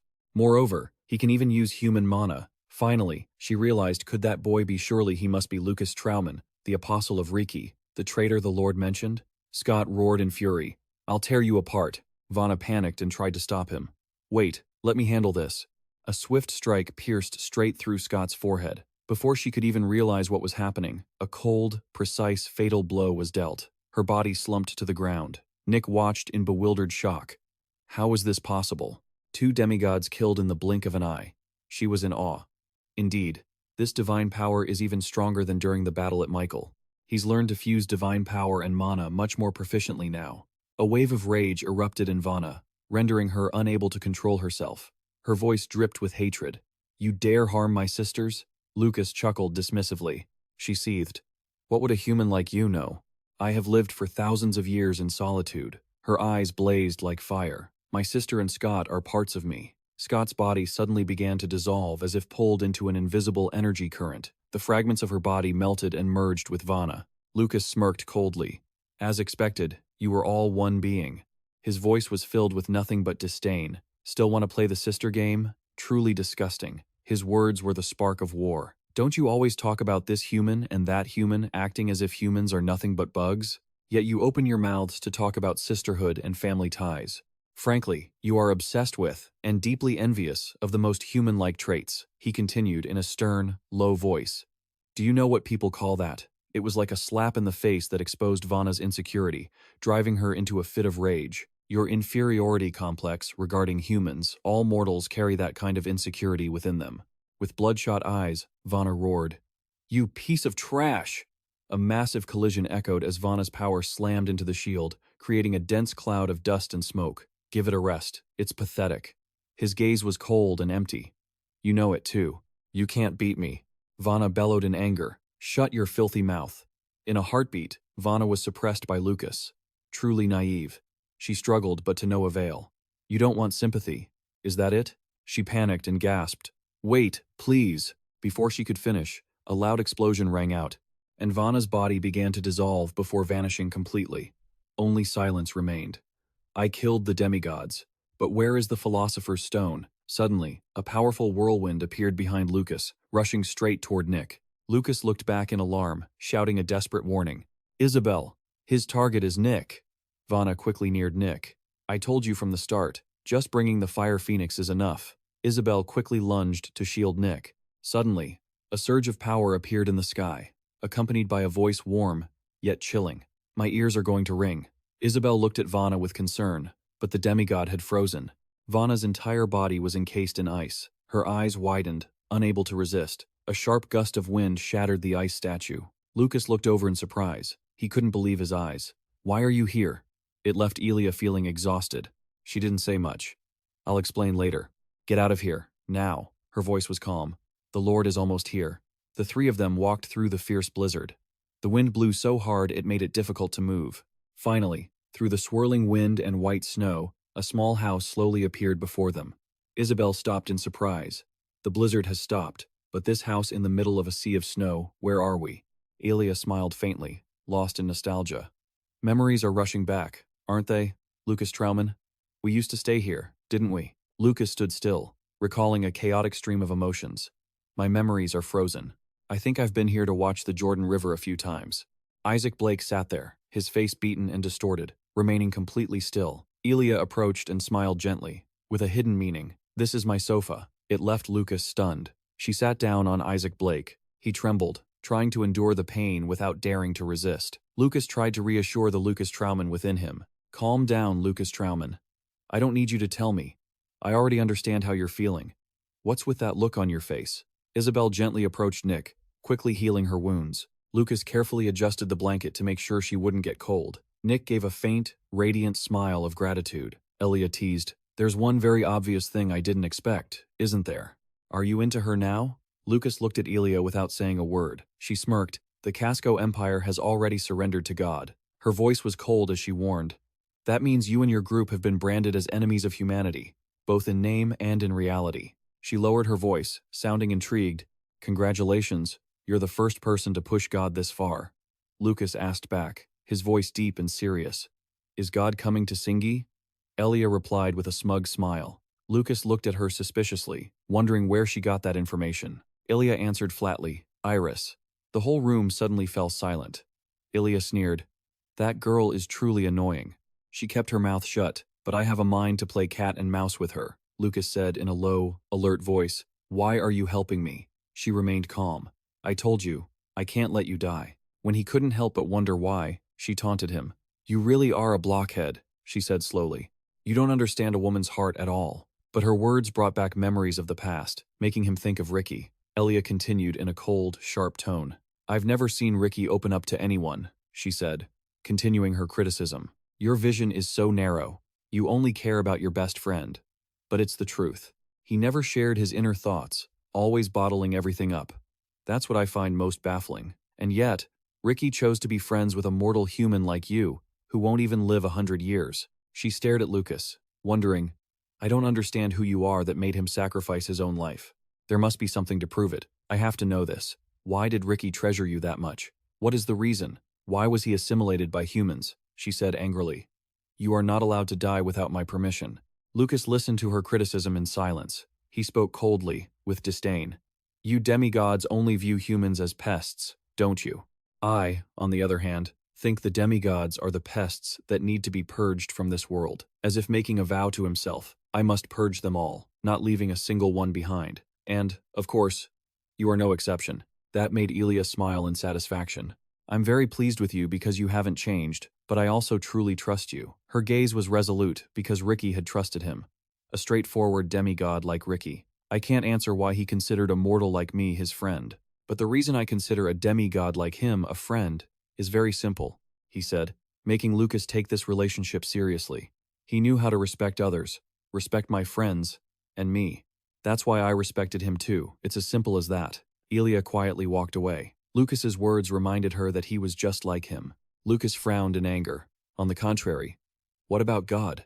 He coldly pointed out, he's always talking about his own kind, always acting as if his kind is more important than everything else in this world. In the end, does he really respect his own kind more than himself? The night air was chilly outside the tower, and watched in silence. He said coldly, Now, can you tell me why you came here? Looking at Lot relaxing nearby, Lot said calmly, I need to find something. He spoke emotionlessly. I've searched everywhere but can't find it, though it doesn't seem that important. Very few people can pull that off. Regardless, just wait until it grows long enough so that even walking, I can step on them, and that will do.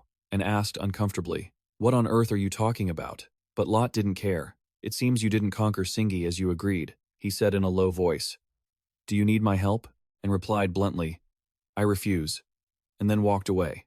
Fine, then. He stepped outside, where the demigods were gathered, having found the next location the target would head to. The Fire Phoenix was leading a counterattack to the camp in Singi. His voice declared cruelly, I will align with the apostles and deceive the eyes of the gods forever. This is a challenge, and I will never have to fear the eyes of the gods again. Now, we must purge the counterforce and take over Singi. He called out powerfully, Rise up, my kind. The call sounded like a massive wave, stirring the surrounding atmosphere. Outside, the snow had stopped. Lucas stood by the window, his eyes immersed in the space outside. He looked at Nick, who was trying to move, and said softly, Are you okay now? Nick answered in a weak voice, I'm fine. Sorry for making you worry. Isabel immediately scolded. What were you thinking? Doing something like that. Lucas's voice was deep and steady. Where did Duro go? His gaze didn't waver. He said he would handle the demigods approaching the fortress, yet now he has vanished. He had nowhere to go, no place to be. His whereabouts were uncertain. He recalled, Are you sure this is the place? Elia had insisted from the beginning that there were no demigods here. If they had come, they would have left a scent. There's no reason I wouldn't have smelled that. This made Isabel suspicious. Did he run away? Outside, snow began to fall. The ability to easily kill demigods was just his claim. We've never actually witnessed his power ourselves. She tried to stay calm. I think the opposite. I was very surprised to see you open up to him so easily. I'm just as surprised. Trusting someone you just met, that doesn't sound like you at all. Lucas replied without thinking. Because I care. His gaze was full of curiosity. A human body but possessing a dragon's heart, no. It's not a human body. It's precisely his physical flesh. A strange person, like a shell put together in a hurry. Elia approached. Lucas Trauman, where are you planning to go? Lucas looked gently at Nick. I have to protect Nick too, so I'll go with my team, he said slowly. A guy named Ivan is building a resistance force in Sadit. I'm planning to head there. Elia looked at Lucas worriedly. Are you planning to fight? Lucas said sternly. What else would I do? This made Nick worried too. A direct attack? Of course. Elia looked at him as if she understood his thoughts. She felt helpless. I really don't understand. She sighed in annoyance. Your personality is so troublesome. Her voice became sharper. That part is just like him. She hesitated and continued. I have no intention of helping you. She herself was hesitating. Currently, God is very cautious because he can't ignore the intention to monopolize the city of Singi. If I show myself here, God will have a reason to step in himself. But I have a strong belief, and I think you, as you are now, might be able to defeat God. Lucas smiled gently.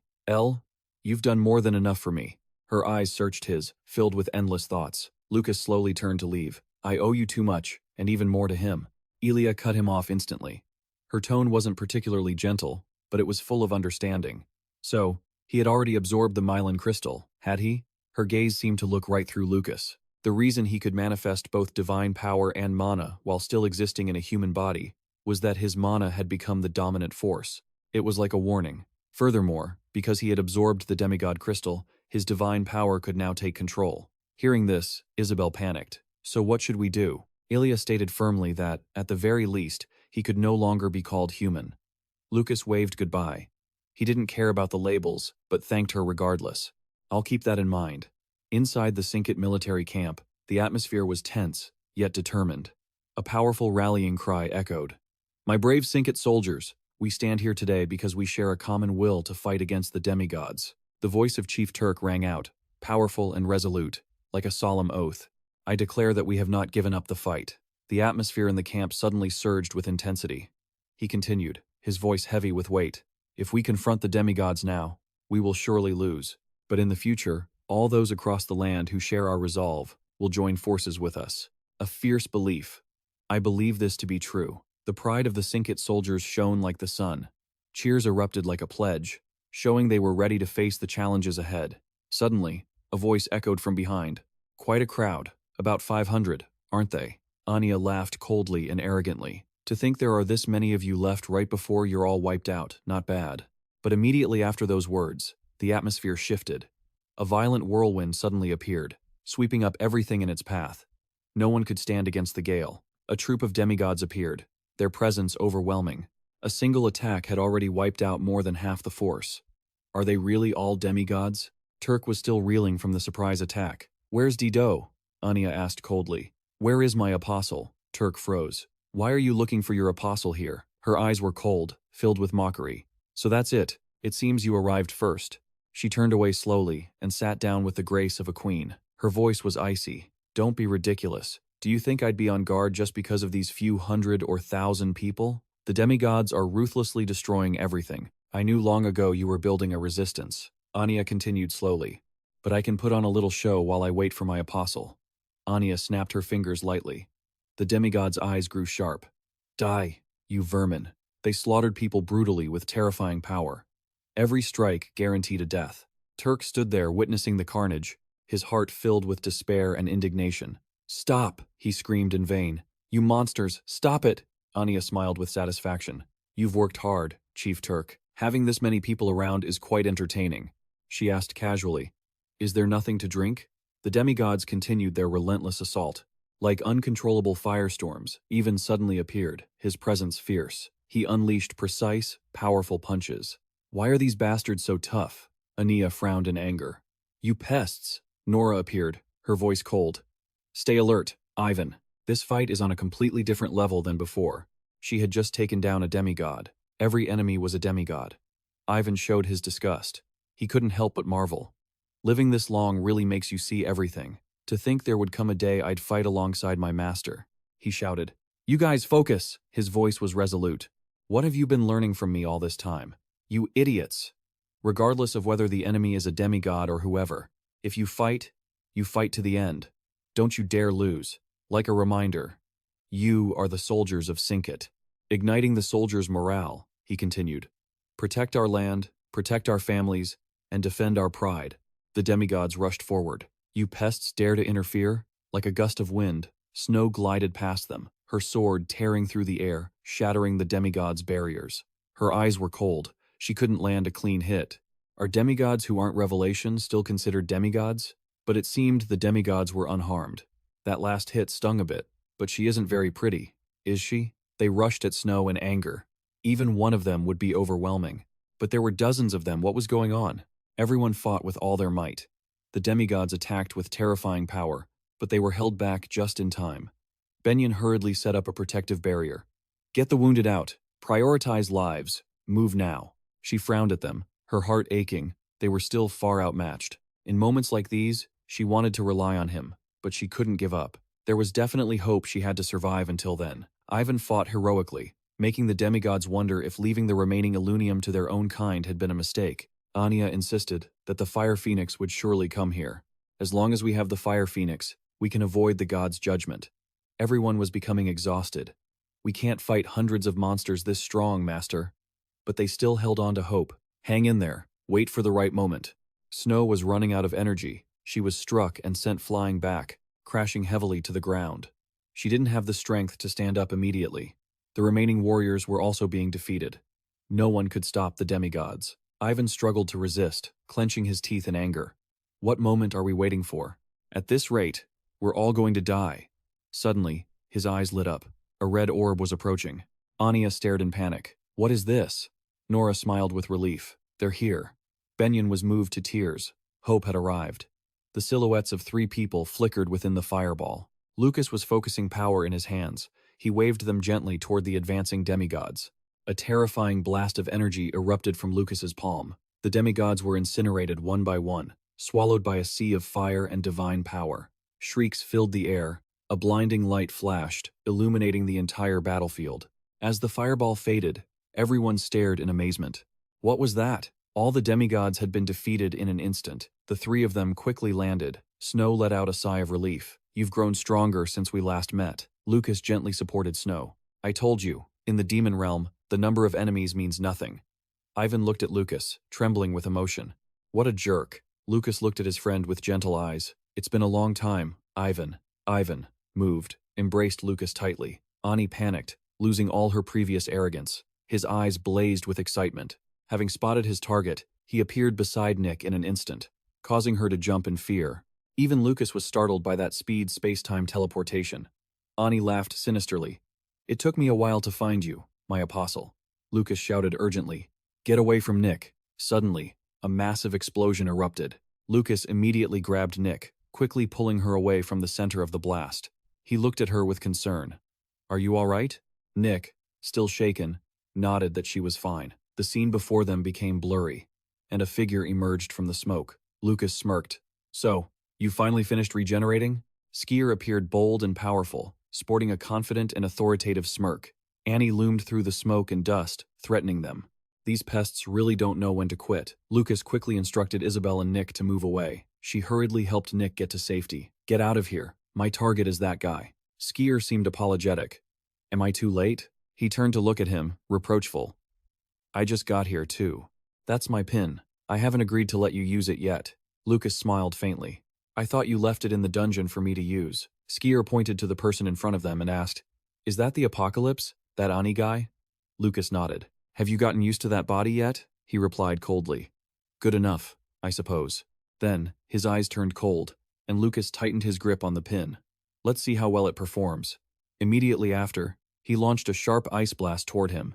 Ani looked at the scene with contempt and roared, "Do you think such a cheap trick would work on me?" But to his surprise, he took a punch, square in the face.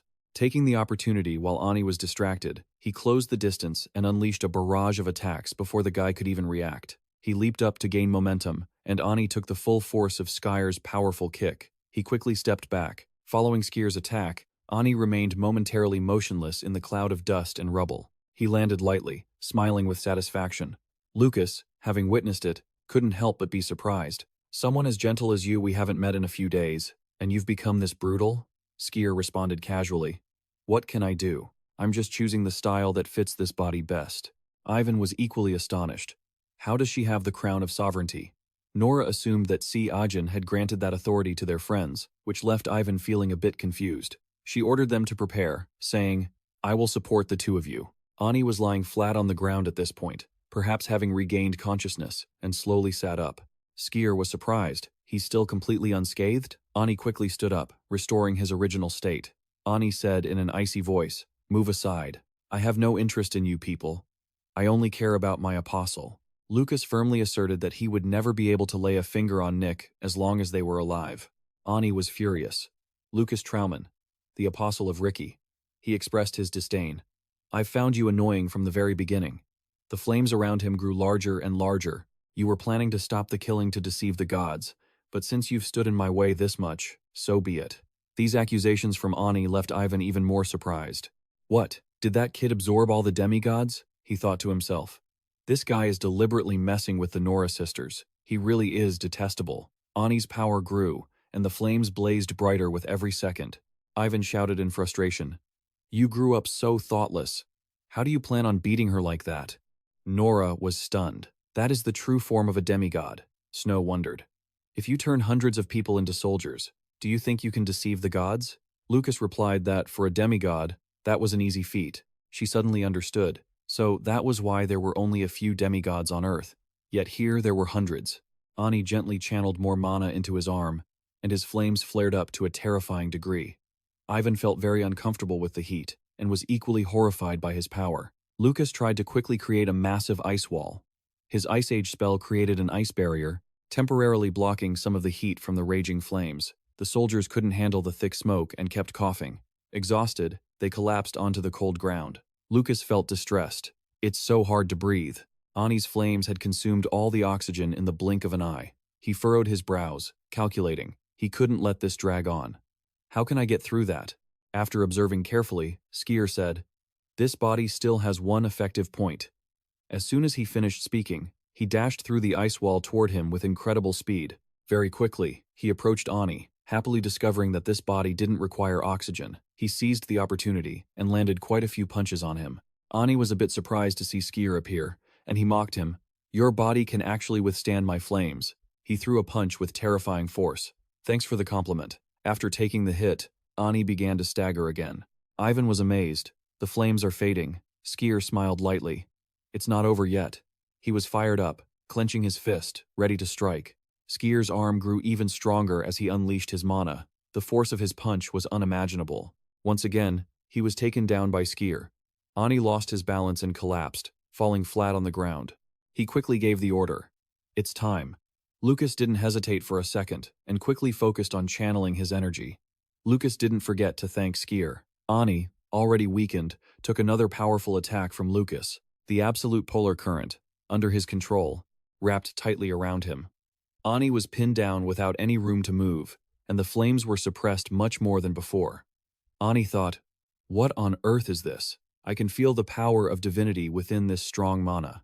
That's right. This is the power of Lucas Trauman. He screamed in surprise. "What is this?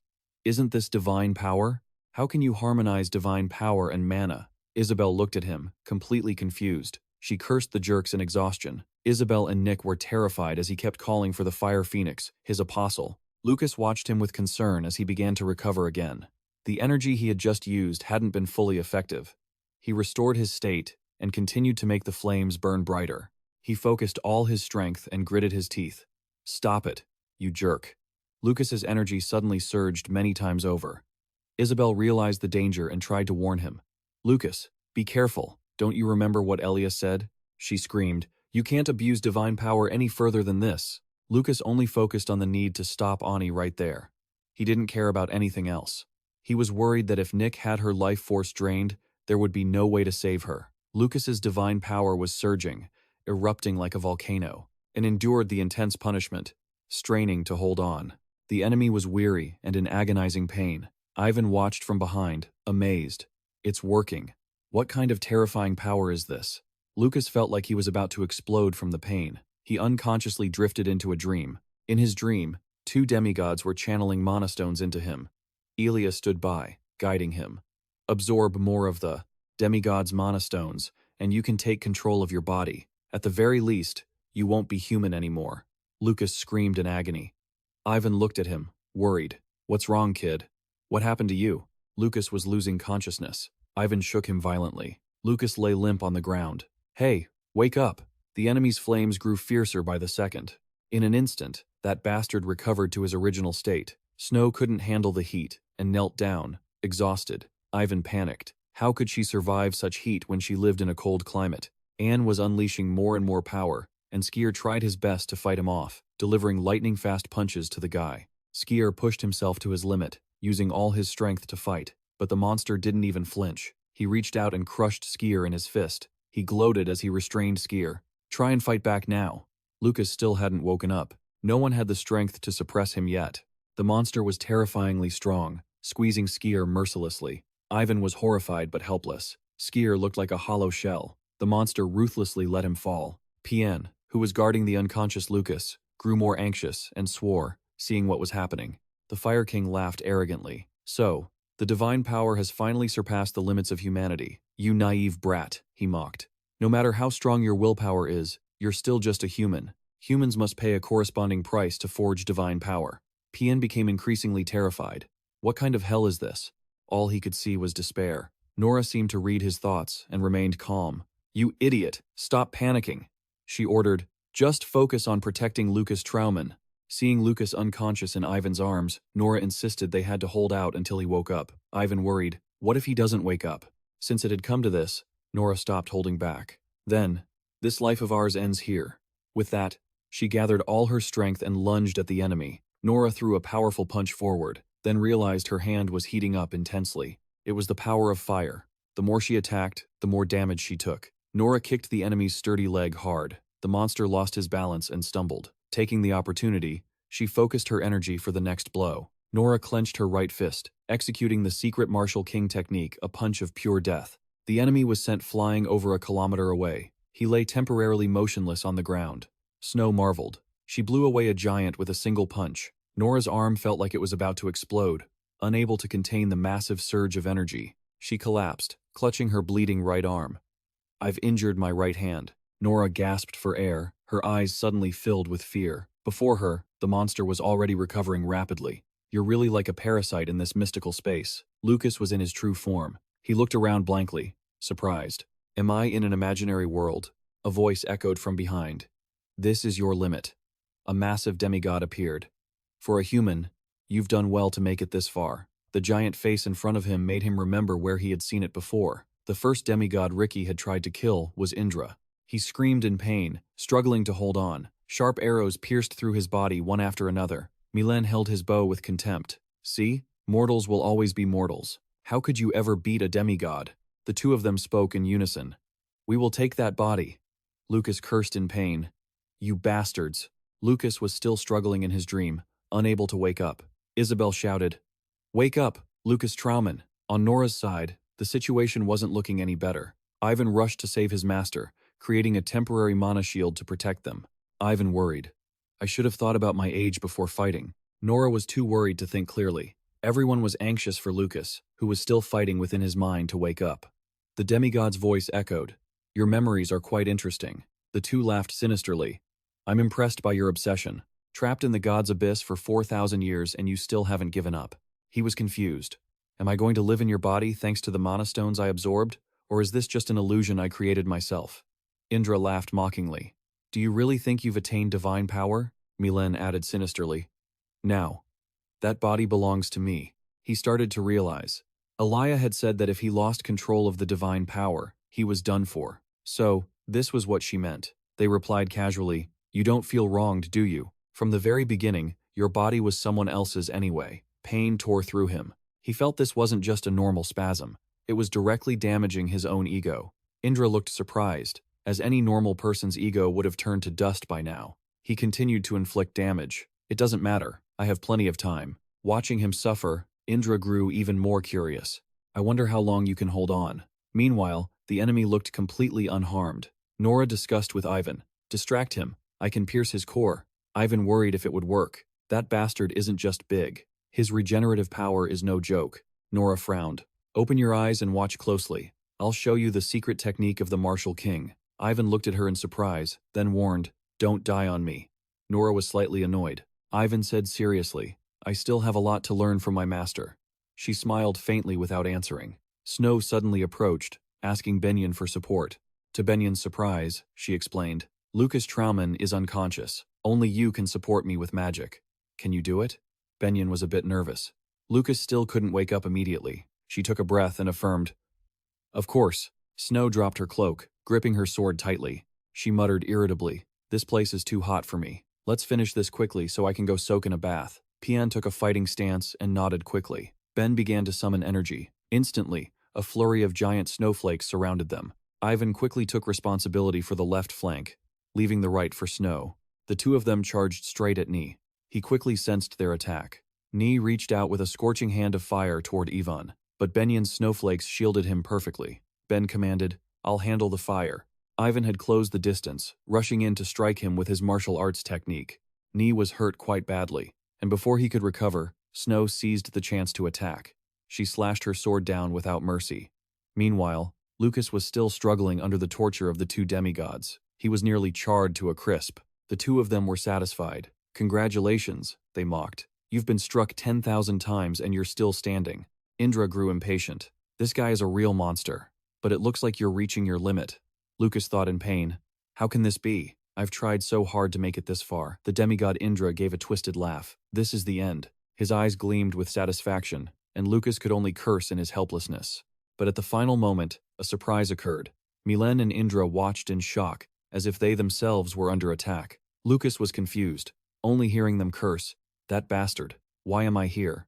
In an instant, the two demigods were reduced to mere fragments. Within the hazy light, a figure holding a sword slowly approached him. Lucas was so shocked he couldn't speak. It was Ricky, appearing at the last second to protect him. Ricky looked at him and sighed. You look like a wreck. Lucas stared in surprise at the towering presence of Ricky. How is this possible? He asked. Haven't I already absorbed your mana crystal? Ricky sat down gently across from him. Ricky explained, I'm just a lingering illusion in your mind. He began peeling a strange fruit, mentioning that Milen and Indra were much the same. Ricky continued, They will revive soon enough. As long as they haven't finished you off themselves, they won't disappear. Ricky arranged 4 neat slices of fruit on a tray and pushed them toward Lucas. Lucas trembled, unable to sit still. If it stays like this, I won't make it in time. My comrades, they're fighting me too. Ricky watched him in silence. He fed him a slice from the tray. This is the brief moment before you die, he explained calmly. This moment will replay your memories.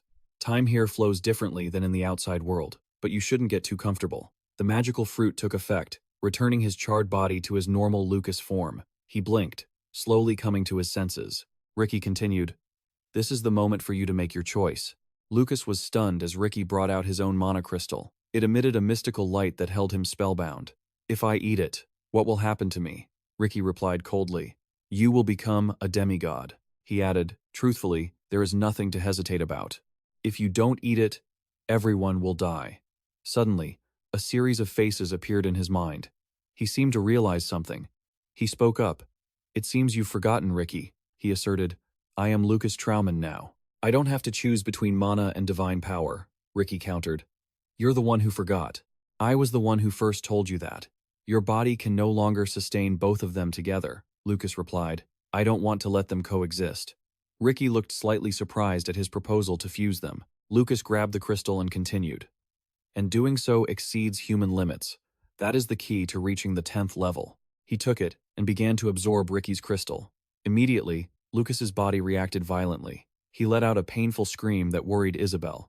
"Lucas Trauman, what's wrong?" On Snow's side, she was struggling against Knee. She slashed at him with all her might. At first, he seemed motionless, and Snow stood on him, panting heavily. Snow was exhausted, thinking to herself that she had a feeling this attack would work. Suddenly, Knee's cold laughter rang out. "So that's it. You really are Ricky's apostle," he mocked. "How pathetic. You aren't qualified to use Ricky's swordsmanship." Immediately after, Snow was gripped tight in his giant palm. Knee squeezed her in anger. "Ricky is dead, so by all rights, his apostle's divine power should be stronger. Yet I don't feel a shred of divine power radiating from you." He held her like a toy. Knee didn't stop his insults. "You wretch, you aren't strong enough to absorb Ricky's divine power." Ivan rushed over and slammed his fist into the hand, forcing him to drop Snow. Ivan quickly caught her, worried. "Snow, are you okay? Wake up." Ivan tried to move quickly, staying out of his reach. Fortunately, just as the monstrous hand was about to grab them both, it was suddenly stopped. Ben was using all his power to suppress Knee. Knee stumbled, unable to move, completely unaware of what was happening. He was stunned, not understanding the situation. Ivan was confused too. What just happened? That fiery orb had stopped moving. Snow said, with difficulty, "Dragon's roar." Ivan was even more surprised that a dragon's roar had stopped him. At this moment, Benyon tried to maintain this state for as long as possible to deal with the immediate threat. Knee looked at her in shock. "That bastard is a dragon? No way. Dragons don't exist on this continent anymore." Benyon stopped the attack, thinking to himself that using the dragon's roar to freeze others only worked for 3 seconds. He secretly guessed she was a half-dragon. Ben was exhausted, kneeling and panting. Knee slowly approached her. "You are definitely the most troublesome one here." Not far away, Isabel held Lucas, begging, "Lucas Trauman, please wake up." As she finished, his entire body was enveloped in a terrifyingly powerful energy. Lucas's body was undergoing a major change, shifting from within as he focused on the newly absorbed power. He realized his mana had thinned to the point where he could barely feel it. Lucas calmly felt Ricky's crystal. His divine power had grown thousands of times stronger because of it. It now completely overwhelmed his mana. But the crystal refined by an apostle has the effect of boosting mana significantly. This fact had been proven. As long as one finds the method, it is entirely possible to turn divine power into mana. The energy in his hands grew stronger and stronger, and he understood that the nature of divine power was incredibly aggressive, rejecting every form of energy except itself. It wasn't just mana, but also natural energy, and even the dragon heart. Mortals couldn't let mana and divine power coexist in their bodies for this very reason. The nature of mana is something that cannot be changed. "I will change the nature of the mana in my body," he thought. He wouldn't reverse the divine power surging like a river. He would absorb it. A new crystal formed within him. He felt a power that was neither mana nor divine power. The new energy surrounding him grew brighter and more powerful by the second. Ricky spoke softly. "It seems you've found a way." Lucas smiled, satisfied. The energy surrounding him grew brighter and stronger by the second. Ricky whispered, "It seems you've found a way." He smiled with satisfaction. That's it. The violence of divine power and the harmony of mana. He had sensed something mysterious that possessed the characteristics of both. He was stunned.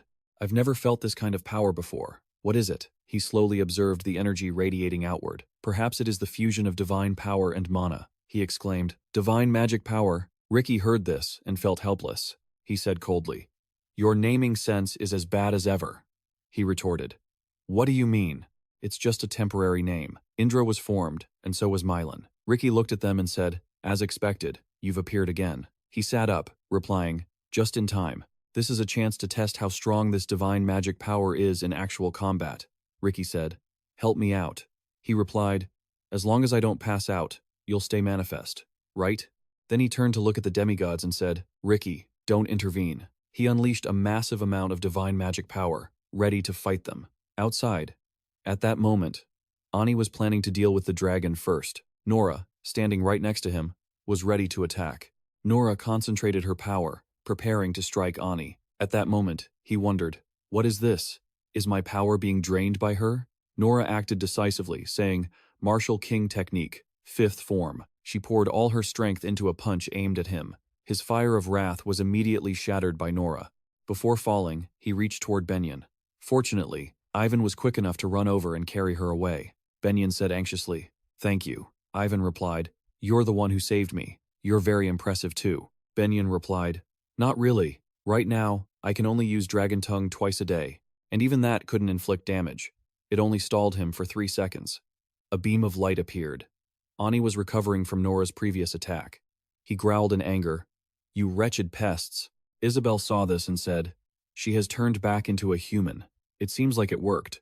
But then Phoenix said, unfortunately, that's not the case. She continued, I can tell, I suspect dealing with that giant body is quite troublesome. Ani stood to the side, his power radiating incessantly. Inside his mind, at that moment, he had failed miserably once again.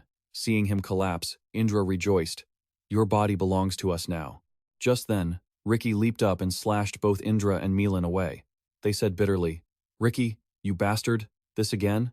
Then they disappeared completely. Once Ricky finished them off, he looked at him and said, that was a long battle. He lay on the ground, tired, and said, this power is more troublesome than I thought.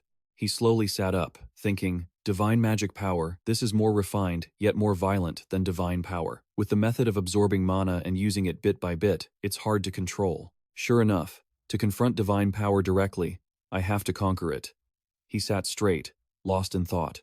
He pressed his palms together, starting to use it again. He began to reabsorb the power. Outside, everyone was still facing the evil queen. She approached and, with a mere flick of her hand, captured Nick. Nick was constricted by a snake and cried out in pain. She said, it would be better not to do anything useless. Otherwise, her body will be torn in half. Snow, standing nearby, was confused. Isn't she what she wanted? It seemed she wanted to devour Nick. The snake held her in its mouth. Everyone screamed in fear. Nick's captor mocked them. No need to try and save her. How could there be a way to kill someone without causing pain? Nora, panting, said, she really is a demon. Suddenly, blood flowed from her nose and mouth, and she collapsed to the ground. Ivan shouted in fear. Master! Pion gritted his teeth, determined to fight once more, and said to Benyon, Dragon Tongue, right? Please use it one more time to help me. Ivan began to flex his arms and continued. 3 seconds, right? 3 seconds is enough for me to use everything I've got. Ivan started to focus on warming up, thinking of his master's movements, the way of circulating mana, and even every breath. Come to me, he urged himself repeatedly. He lunged toward Ani with incredible speed, creating a blast of power in his wake. As he rushed forward, he thought, I can't afford to miss, not even for a second. Ani looked at him, acting like a madman, and mocked, how foolish. But then, he realized something strange was approaching. Benyon was trying her best to use Dragon Tongue to its maximum potential. Ani, seeing this, became furious. Damn dragon, my body won't move. Just as he was about to attack Pion, he realized he couldn't move. Pion, meanwhile, kept whispering to himself, come to me, thinking of the scene where this terrible fire of wrath was blown away. Think of something that can destroy this flame. Ivan was filled with determination and spirit. As Pion threw his punch at him, he said, you said if a man makes a promise, he must keep it right away, didn't you? Ivan channeled his power. His punch was incredibly forceful. After that blow, an explosion erupted, causing Isabel and Snow to be blown away, and the others couldn't escape the impact either. Isabel ran toward Nick, worried. Are you okay? Nick struggled to breathe, coughing a few times. Benyon was also panting heavily after using the Dragon Tongue. She gasped for air, looking toward Yvonne with anticipation. Please, please, she thought to herself, staring at the thick smoke ahead. Ivan remained standing after the punch, while the evil being had his head severed by the impact. The bottom half of his body slumped to the ground. Snow couldn't believe her eyes as she called out to Ivan. Meanwhile, though exhausted, Ivan wore a triumphant smirk as he admired his masterpiece. Nora, who had recovered at some point, arrived to support a swaying Ivan. She praised him. "That was a solid hit," he replied. "Getting a compliment from the master feels so strange." She huffed coldly and asked, "This is the first time I've seen that technique. What's it called?" He blushed and answered, "Ivan's fist." She didn't seem surprised at all. She said softly, "Good name," he asked. "You think so?" The remains of the enemy kneeling on the ground slowly dissolved. Just then, Snow said joyfully, "The flames have been extinguished. We won." The evil being had completely vanished. Inside his mind, Lucas was still fighting Indra and Milan. It seemed he had defeated them. They were fading away, but remained filled with resentment. Indra screamed angrily, We have to lose to a human?" Indra stared at Lucas with pure rage and frustration. Lucas, full of aura, glared back at them. He commanded, "Indra, Milan, obey me." He issued the order while suppressing them. Meanwhile, Ricky stood close by, watching Lucas's every move, ready to protect him. Finally, the two demigods vanished, and he successfully absorbed all their power. Ricky breathed a sigh of relief. It was finally over. Lucas turned to ask, "How long have we been here?" Ricky replied, "According to the flow of time in the outside world, it has been 548 years. He heard this and responded, "Even though this is just a memory realm before death, quite a lot of time has passed compared to reality. I need to get back quickly." Ricky stood there, listening to Lucas without saying a word. Lucas prepared to leave and spoke up, "I owe you so much, Ricky. Even though you're just a projection of my mind, I'm truly glad I got to meet you." Only then did Ricky speak. "You don't need to rush off anywhere."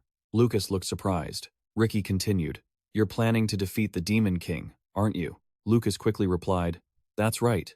So before he could finish, Ricky interrupted, "That's exactly why you shouldn't be in such a hurry to leave this place." Astonished, he asked, "Could it be?"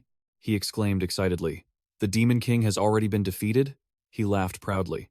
"So my comrades actually took down the Demon King." Ricky remained silent, confirming it. Meanwhile, outside, the Demon King wasn't dead yet, and another massive flame lunged forward. Isabel panicked. "This fire." Before she could finish, the Demon King spat. "I was actually in danger this time. If that half-finished Dragon Gate had been perfected just a bit more, or if that martial artist's punch had been slightly stronger, I might have actually died." A vortex of fire appeared as the Demon King shouted from within it. Iva, seeing this, grew furious. "Damn you." The Demon King's body then absorbed the surrounding flames, becoming even more ferocious. He stood there arrogantly. "This isn't the time to fear divine judgment. I will use every ounce of my strength to wipe you all out." Inside, Ricky revealed the situation. The Demon King hasn't been defeated yet. Lucas was shocked. Ricky continued, "Lucas, you in your current state aren't strong enough to beat the Demon King." Lucas stood frozen as Ricky's body began to glow, and he reached for his sword. He called out to Ricky, who turned and said, "Defeat me. As long as you can't beat me, I won't let you leave." Outside, Snow asked in a panic, "You still haven't used your full power?" Isabel added, "So the flame you used to cover the entire area was just to blind the gods." Snow realized, "You're right. I can feel divine energy 10,000 times stronger than before." Suddenly, Nora turned to look at Ivan with a strange gaze. She looked at him with affection and silently chided, "Since when did you become stronger than me, you brat?" Then she called out, "Ivan, open your eyes wide and watch." He looked completely stunned.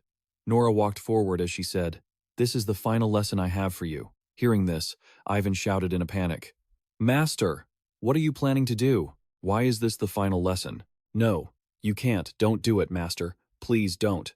Despite Ivan trying to stop her, Nora prepared to attack the Demon King. She watched the creature's madness and thought, "The one thing Ivan's punch is missing is the laws of vitality." As she channeled her strength, Nora thought, "Using all your power to punch isn't the right way. You have to move that power to the most precise location, without wasting even a sliver of your own energy against the opponent." After that, Nora unleashed an attack known as the 8 Kings. This was the final piece needed to complete Ivan's punch. As Nora drove her fist toward the monster, a massive explosion rocked the area. Ivan watched the scene in terror, unable to blink. He was genuinely afraid that he would lose his master forever. Gasping for air, the Demon King spat, You pathetic human." He reached out toward Nora in a rage. Nora knew that even this wouldn't be enough to faze a demigod. Just then, Ben reluctantly used the dragon tongue one more time. The Demon King's fist was stopped before it could hit Nora. Ivan lunged forward in a flash to grab his master. Master Ben was still struggling to hold the shout, but her eyes began to bleed. The Demon King recovered and spewed fire toward them. A powerful blaze was rushing straight at them. He was furious that he had been blocked by Ben time and time again. He gnashed his teeth in rage. Damn that dragon brat. Nora was fading in and out of consciousness. Master, Master, Ivan called out continuously in desperation. Master Nora called out weakly to Ivan. Ivan panicked. Master, your arm. It turned out Nora had lost an arm. But she stayed calm and told him, Don't make such a fuss over my arm. It's already done. Benyon said, I will use the dragon tongue to teleport everyone. She revealed her plan to the group, but we can't run that far. We'll have to teleport while keeping the Demon King from moving. Ivan picked up Nora and said, Hey, Dragon Bride, are you okay? You're not supposed to use the dragon tongue more than twice a day, Ben replied. Before she could finish, she coughed up a significant amount of blood. Ivan was frantic. Dragon Bride! Ben kept trying to stay calm, wiping away the blood and trying to comfort herself. I only used it one extra time, but it feels like the energy in my body is completely overturned. Isabel screamed in anxiety. Leader Benyon! However, she only replied, Everyone, listen closely. We've lost. The Demon King was slowly closing in on them, she continued. Now I understand why the strongest of the demigods is called the Apocalypse. It's because they are the disaster itself. The Demon King's eyes were filled with rage. By now, he had found them and was within striking distance. Ben tried to stand up and encourage everyone, urging them to keep their will to survive alive. Seeing this, Snow shouted, Benyon, what are you thinking? Benyon continued. As for Lucas Trauman, he is the continent's last hope. You must protect him. And when he wakes up, Lucas was still lying unconscious on the ground. Isabel was shocked to hear her say that. Please pass on my gratitude to him. Benyon turned back, her eyes brimming with tears. The Demon King charged forward, screaming, Phoenix! Then, Ben officially transformed into a dragon. The group behind her called out in fear, Leader Ben, no! Please, stop! Benyon chanted the spell, thinking to herself, Just go. A teleportation circle surrounded the others. The Demon King lunged, but they had already teleported elsewhere, causing him to miss. Benyon spoke to him without a shred of fear. Give up. I've sent them to a place you can never find. The Demon King gnashed his teeth in anger. You wretch. In his consciousness, Lucas continued to be defeated by Ricky. Lucas lay on the ground, gasping for air. Ricky reminded him, There's no time to lie around and rest. Your friends are in danger. Hearing that, he struggled to crawl up once more, and while doing so, he took the chance to ask, How long have I been fighting you? Ricky replied gently, It has been 251 years and 107 days. He laughed loudly and said, That's insane, but I still don't feel like I can win. Then Ricky responded, Try to remember how you defeated Milan. Lucas was stunned, and Ricky continued, You beat Milan thanks to the divine demonic energy you created. By overcoming the so-called impossible, you realized you were stronger than Milan. He clutched his stomach, laughing. What? Are you trying to play mind games with me?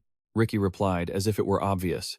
This is the mental world, after all. Lucas was left a bit speechless. Ricky continued. Right now, you're afraid of me because you perceive me as an existence. You're tough to beat. But the final piece to complete you isn't divine power or some high-level state of being.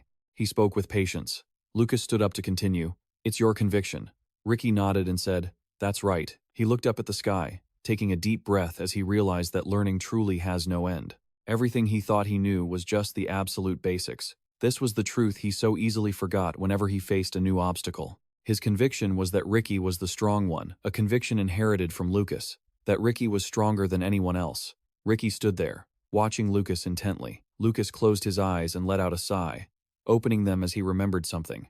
If it's about conviction, then my conviction is that I won't lose to anyone, he mused to himself. While at the same time, Benyon had been defeated by Anis. He had struck her down to the ground. Anis walked over and said, You still don't get it.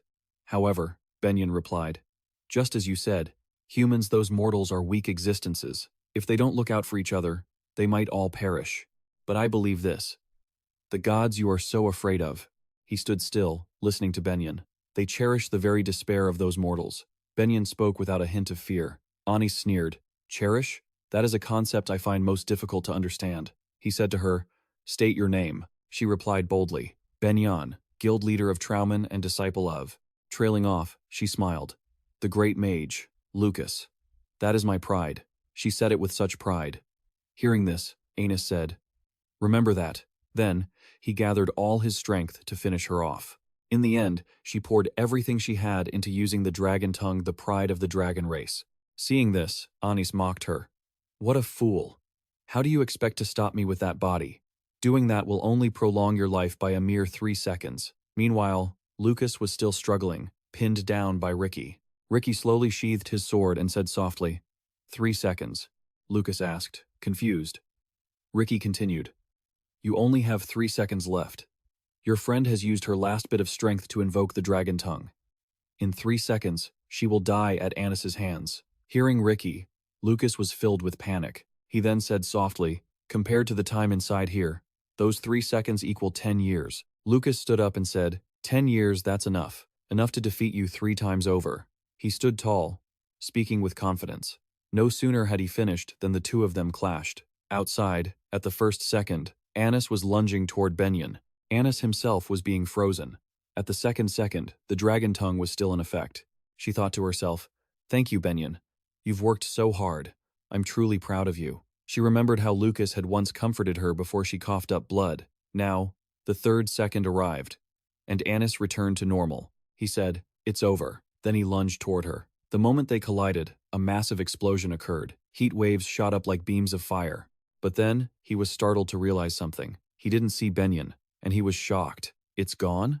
What just happened? At that moment, Benyon was to the side, gasping for air. She was being held by someone, feeling dazed.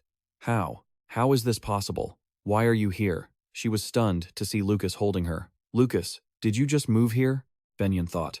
While Anis stared at the person before him, Lucas set Benyon down gently. He said to her, you've done well. Leave the rest to me, and rest now. She just needed to catch her breath, and everything would be over. Hearing Lucas, she thought, no, if Master is gone now, then After speaking to her, Lucas turned toward Anis. Seeing him, Anis said, I don't know what happened, but I can feel a dangerous aura radiating from you. No sooner had he spoken than he launched dragonfire from both sides at Lucas. But Lucas, unafraid, simply flicked his hand, and the attack was shattered. Anis stared at the scene in shock. He wondered, can such an aura really come from a human? Lucas just kept walking toward him. Desperate, Anis clicked his tongue and unleashed all his power. A massive fireball appeared instantly, but Lucas just flicked his finger at it. The fireball he created exploded instantly. Anis couldn't believe it, and said, my supreme power dissipated with just a flick of a finger? By now, Lucas had reached him. Anis saw him preparing to strike, and grew anxious. Lucas flicked Anis on the forehead and said, disappear. After that flick, he disintegrated into dust. Before he vanished completely, he thought, so, my final moment has finally come. He thought this was the will of God. But I have no regrets. After all, this is fine, isn't it? The rays of light slowly faded. Right, God? Then he vanished completely, leaving no trace behind. Witnessing the scene, Benyon was deeply moved and burst into tears. She saw Lucas there, and was filled with joy. Hope had returned. Benyon was overwhelmed, lying on the ground, thinking, Lucas, with you here, I can. Then she slowly lost consciousness. Lucas, having dealt with Anis, closed his eyes and stood there. Ricky also appeared from his mind as an illusion. The two looked at each other as if saying farewell. Then, Ricky dissolved into mist and vanished. Lucas whispered, thank you, Ricky. Leave the rest to me. You should rest now. A golden crystal remained on the ground. That was Anis, a stone containing the essence of fire. At this moment, Doss's expression was frantic. Seeing this, Nozdog asked, what's wrong? Doss replied, trembling, Anis has been destroyed. Antanta asked in alarm. Doss said painfully, Lucas Trauman killed him. The two demigods were shocked and said, impossible. That place is sealed, right? I'll go there. Doss replied, Antanta, you won't win. He refused to believe it and asked again, what did you say? Nozdog added, then I will go with you. But he told them, even if both of you go, you won't win. Nozdog didn't believe it and asked, you're joking, right? We can't beat a single human? He gritted his teeth, trembling. Every few thousand years, someone like that appears, a human capable of awakening the power of the primordial. Antanta, not understanding, asked, the power of the primordial? He explained, it is the origin of all existence and holds infinite potential. He was furious, veins bulging in his hands. Lucas Trauman, even if I were to face him directly right now, I'm not sure I could win. He stood up. Nozdog was anxious, and Antanta was stunned. He then waved his hand to create a mirror of illusions, and the three of them gazed into it, looking reluctant.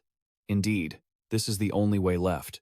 In the mirror, something black was rushing out. He said, Nozdog, Antanta, and my kin, will you lend me your power?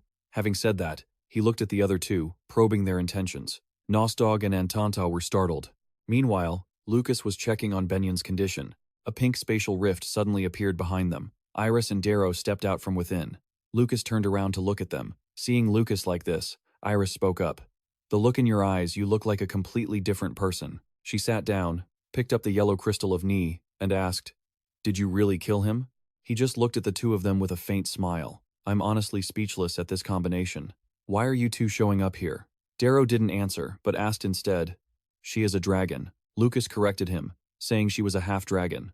Darrow looked disappointed. What a pity. The power of the dragon heart is completely gone. She only managed to survive, but her dragon powers have dissipated. However, Lucas didn't see it that way. He felt content just knowing she was still alive. He reached out to gently touch Benion's cheek. Just surviving to see the world I create is enough. Iris cut in, stepping forward to say, It seems like you have a lot of things you want to ask me.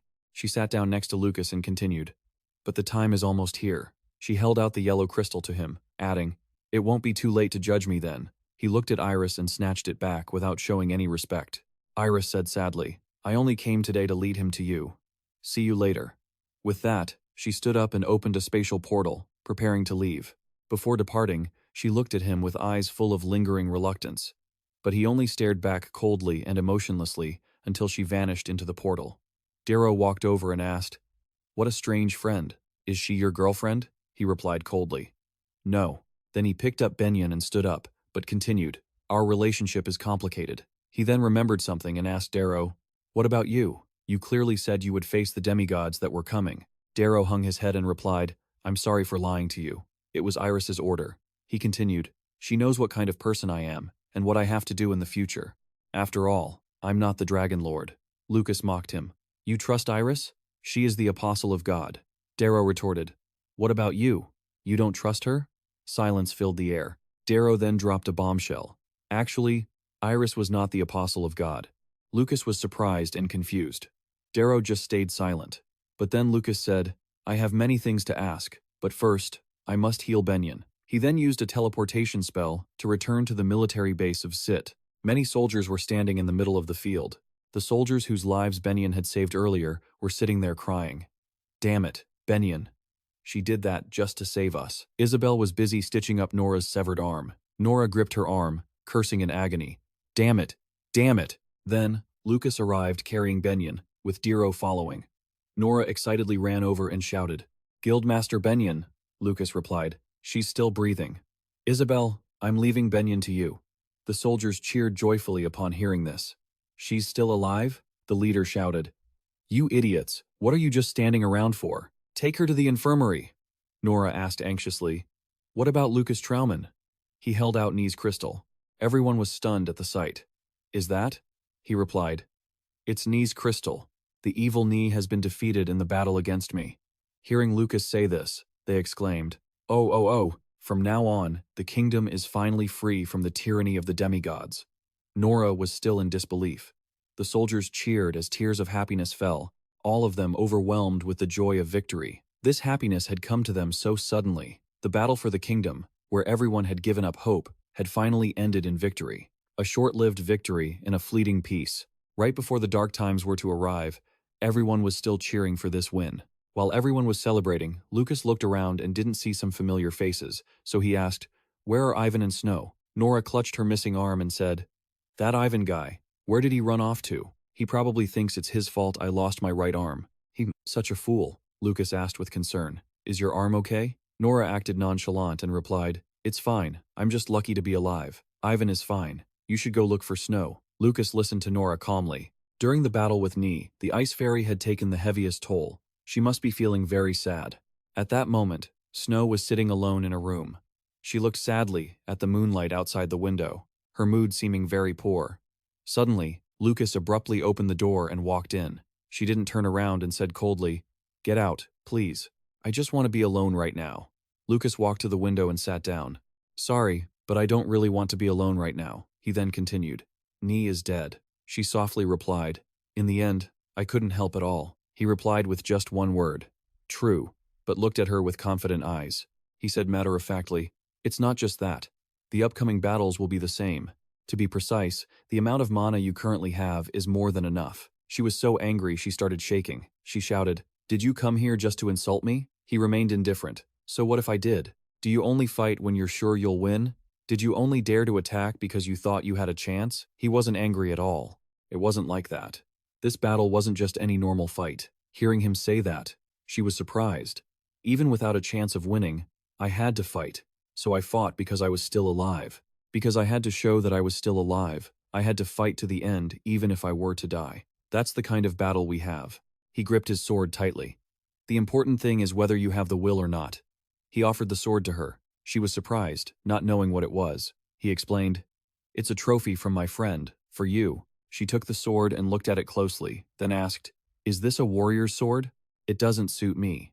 But he told her something else. The shape isn't what matters. A true blade grows along with its master. He stood up, walking as he spoke. I was able to defeat Ni because of Ricky. He was both a friend and a mentor to me. He encouraged her. Ricky personally chose you as his apostle, Snow. And throughout the time we've been traveling together, I've never once doubted your judgment. She replied, Whether I grow stronger or weaker, I will decide that for myself. Even the way he spoke was the opposite of what Ricky had said. Both of them fell silent. She seemed to realize something, so she spoke. However, if this is a trophy from your friend, this sword could it be? He said frankly, That's right. This is the sword of the Sword Emperor. Loose it. Then he handed her half of Ni's crystal and said, Take it.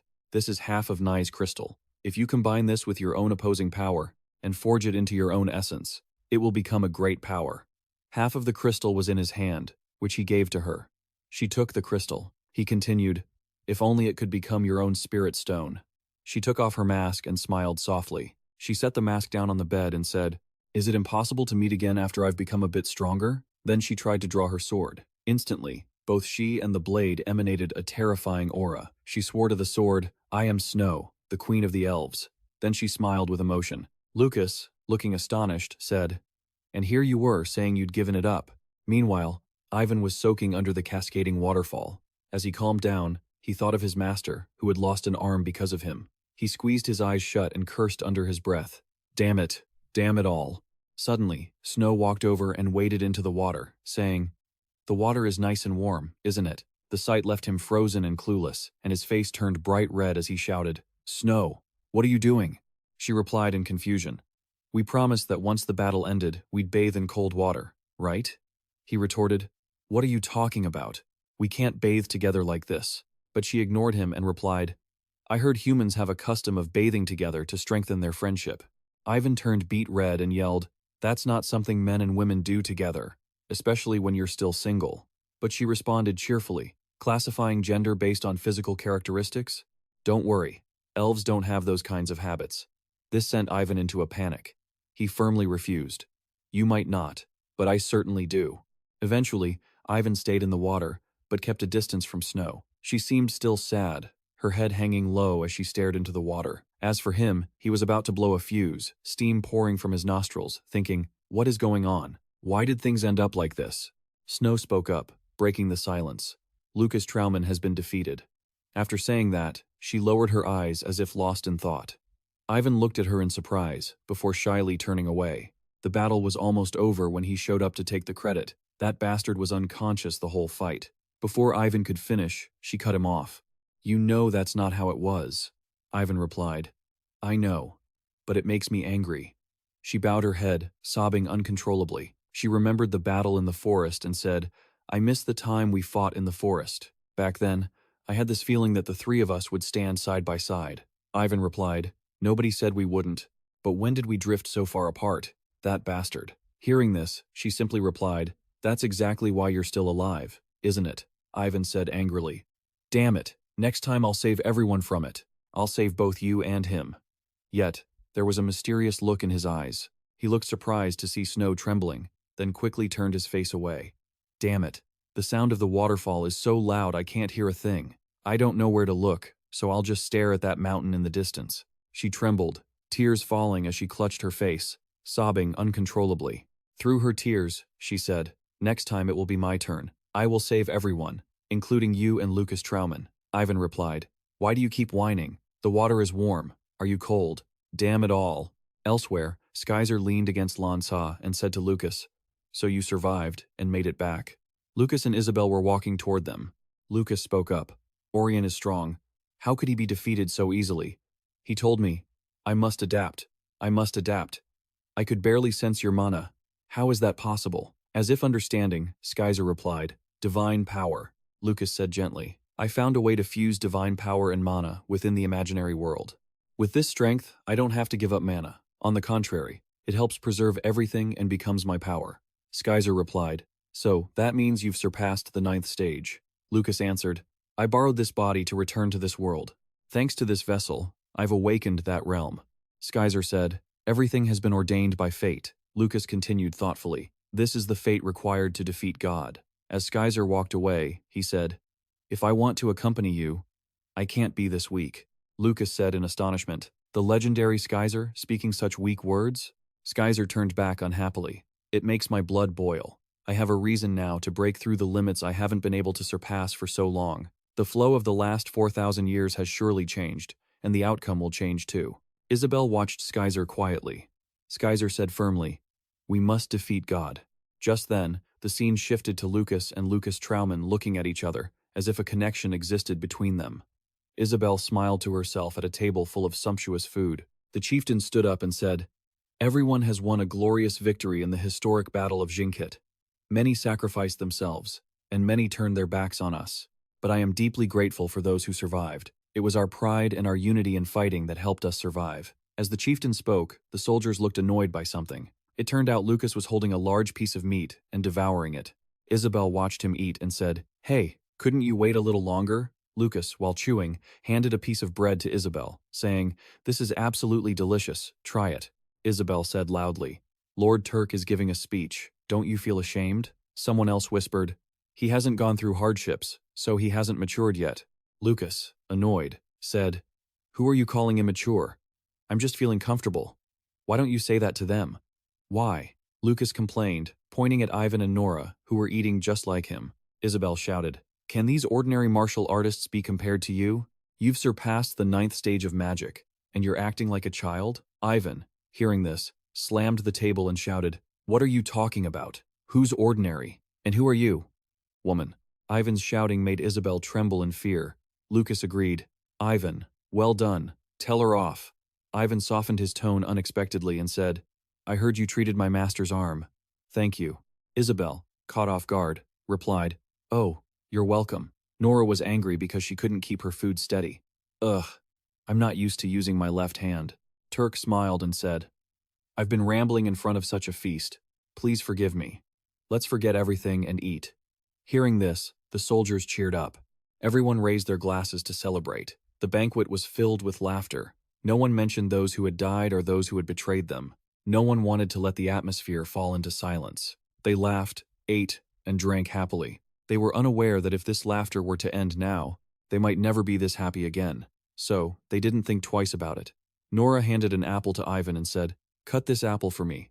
My hand can't handle it. Ivan took it. Oh, how embarrassing. Let the disciple do it. And another banquet was being held in the demon realm. Someone asked, Lucifer, why is everyone gathering here? Lucifer said, The demigods have set foot here. Babatos asked, Those pathetic creatures? Bandi immediately questioned, Are they not satisfied with the continent? Jaffa also spoke up, But the demon realm doesn't hold any value for them, does it? Lilith, seeing this, said, Why not? I'm actually looking forward to it. I've been curious about how demigods taste since long ago. I bet they're delicious. Asura mocked. If you want to live, use your head, you idiot. You walk around with an empty skull like that? Babatos said unpleasantly. You want to fight? Aura. Asura immediately retorted. Especially you. You idiot, Babatos. Asura asked, Who was the one who turned this whole hell upside down? Babatos said unhappily. Why do you keep bringing that up? Babatos's eyes flashed as he turned toward Lucifer, pointing at Lucifer. Are you the one who invited the demigods here? Lucifer remained calm. Jeffa asked, What are you thinking? Why call those who could threaten the demon realm here? Asura slammed his hammer onto the ground. Asura said, I am very dissatisfied. He added with annoyance, Do you want to toy with the mess you've caused? You're a monarch. Yet you've never met them? Lucifer, no. Asura, in his anger, raised his hammer and pointed his orb at Lucifer. If the demigods dare to step in here, they will die by my hand. But right now, I'm even more annoyed with you. Babatos said. Oh great, here goes Asura again. Lilith sighed. Your hands are faster than your mouth again. Asura said, I know you're getting tangled up with that brat Iris. I don't know what she told you, but you've been hiding things from us, and telling us to do this and that it's so annoying. Lucifer remained silent, picking up his weapon. Lucifer, let's just have a fight then. Asura was aggressive, Lilith said. Oh, he actually wants to fight. Lucifer bowed his head and said, Fine, if you don't like it, I apologize. I apologize. Asura asked in surprise, What the hell are you doing? Lucifer explained, The reason they want to tear up this hell of despair is that the dragon god's body is buried within it. That is the goal of the demigods. This is not the time for us to argue. Banbop was surprised. The dragon god? Lucifer explained.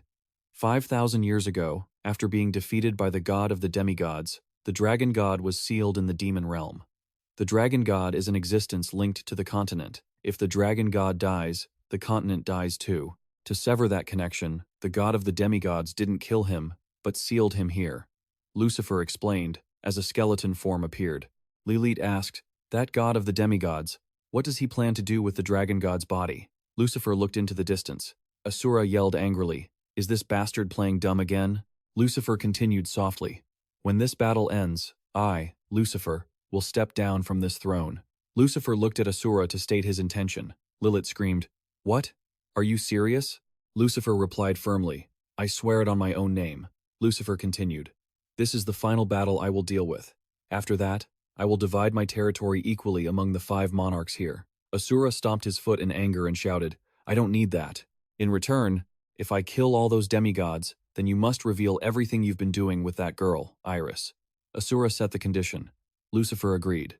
Fine, let it be decided that way. Lilith then said, Iris, that girl is capable. Just a mere human, yet she can shake the entire demon realm. Lilith admired the enchanting red moonlight of the demon realm.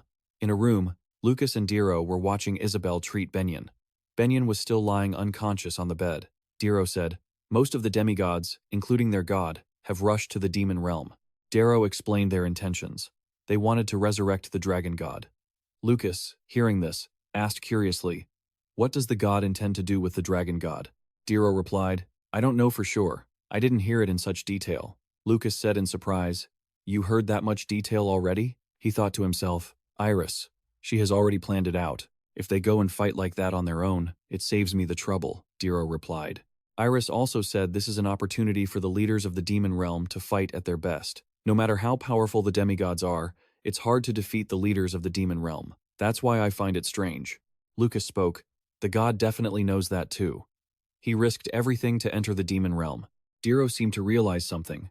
So that means the dragon god is valuable enough for him to risk everything. Lucas seemed to be contemplating something. He turned away and said, Whatever it is, I'm sure now is the opportunity. Nos and Anta will have to find the apostle. He continued, Right now, only the 2 of them are the revelation. If the 2 of them don't act now, the war in the demon realm will become very interesting, don't you think? Darrow asked Lucas. Do you know where he is? Lucas thought the archdemon Cantus and the Night King, Genta Sackley, were chasing Cantus. But what about Genta? Clearly, the thing pursuing him was the Blade of Lucet. He told Darrow, I have to go meet the master of the Lucet Blade. Darrow asked, Jit Diasis? Lucas was surprised to hear that. You know him pretty well, don't you? Darrow continued. Iris had a handle on the current situation. I commend you, Darrow. You have a good memory, Darrow replied. Indeed. Lucas took one look at Darrow and then he dashed off. I am asking about Jane's whereabouts. At a magnificent building surrounded by many trees, a 3-story structure stood out clearly. Lucas appeared, standing on the floor with light radiating all around him. In a room, a man was taking notes when he seemed to notice someone approaching. Seaford saw Lucas open the door and walk in, so he said, Lucas Trauman. Lucas stated his intention immediately. I want to meet Jackie. How can I do that? Lucas stood in front of Seaford's desk. The man remained silent for a moment, then took off his glasses and said, Please wait a moment. Lucas leaned against the desk to wait for him. Seaford stepped in, took out a scroll for Lucas, and said, Apologies for keeping you waiting. Seaford approached and handed the scroll to Lucas, saying, This is something Master Jeki left behind. Lucas took the item he offered and mentioned that this was a scroll about how to enter Hitum Ika. The man then said, Hitum Ika? It's an island nation in the east, Seaford continued. Not long ago, Master Jekin entered Hitum Ika. After he arrived, he didn't send any word back. He is likely still there. Lucas was surprised and said, Still no word back? Seaford said, That is just an assumption. He continued, Hitum Ika is a very closed-off nation. Even one of the 3 great masters like him had a hard time getting in. Lucas asked, Is that because of the demigods? He replied, On the contrary, Seaford added, Only that island nation is unaffected by the demigods' magic, which is why they are even more isolated. Lucas was quite confused and said, An island nation that the demigods can't touch? That smells fishy. Seaford returned to his desk, sat down, and asked, But why do you suddenly want to meet Master Jin? Lucas looked at him and thought that if the master understood the current situation, that would be good. Outside, it had already turned dark. Sheffer looked absolutely stunned. He couldn't believe it, shaking in disbelief. Had Ni really been defeated? He broke into a wide, joyous grin. Only 2 of the apocalypse remained now. He shouted at Lucas in a state of high excitement. That's a spectacular achievement. Lucas, ignoring his agitation, asked, What is the reason you lost contact with Jackie? He replied uncertainly, It's likely due to some kind of incantation. Sheffer explained, Incantations are something that Eastern mages have the power to use. They are similar to magic, but the core essence of their power is different.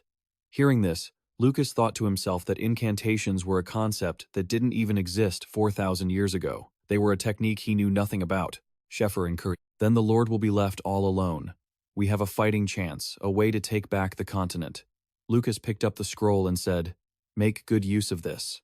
Having said that, he vanished, leaving Sheffer standing there blankly, not understanding what just happened. Sheffer thought this wasn't the time to be acting this way. He needed to inform the whole group. High in the sky, the moon had emerged, no longer hidden by clouds.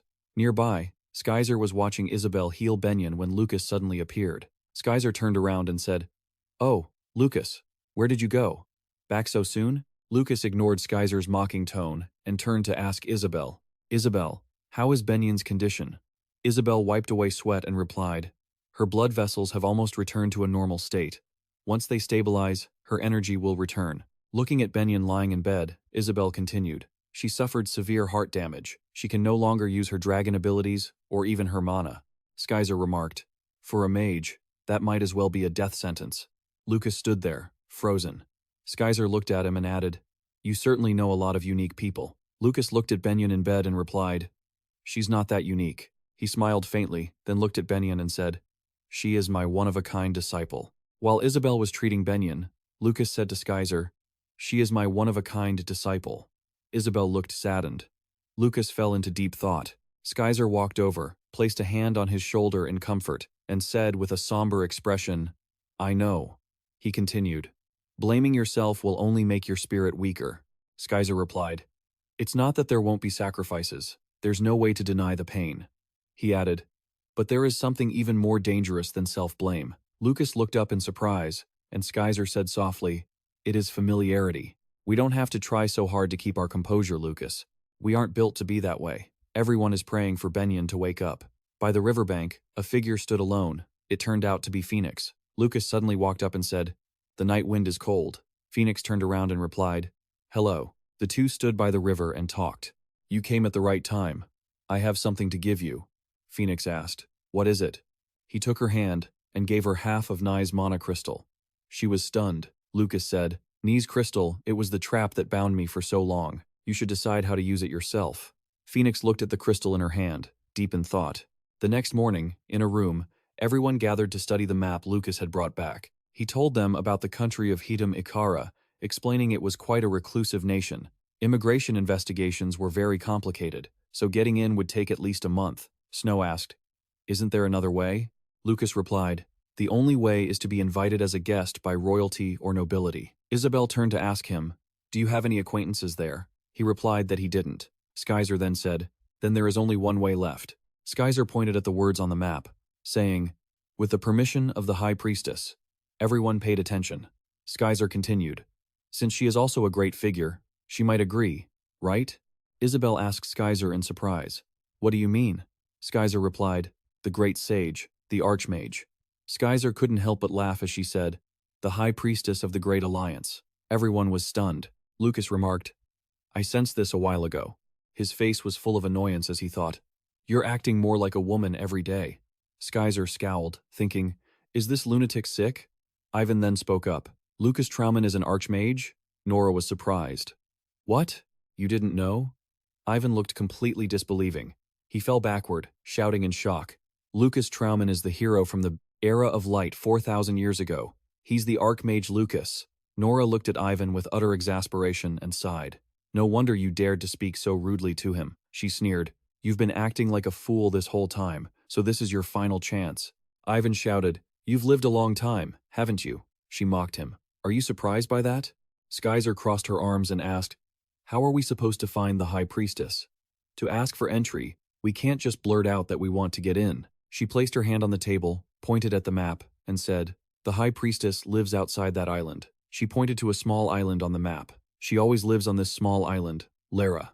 Snow asked in surprise. The leader of the country doesn't live in the country? Isabel explained. The High Priestess is a symbolic figure to a certain extent.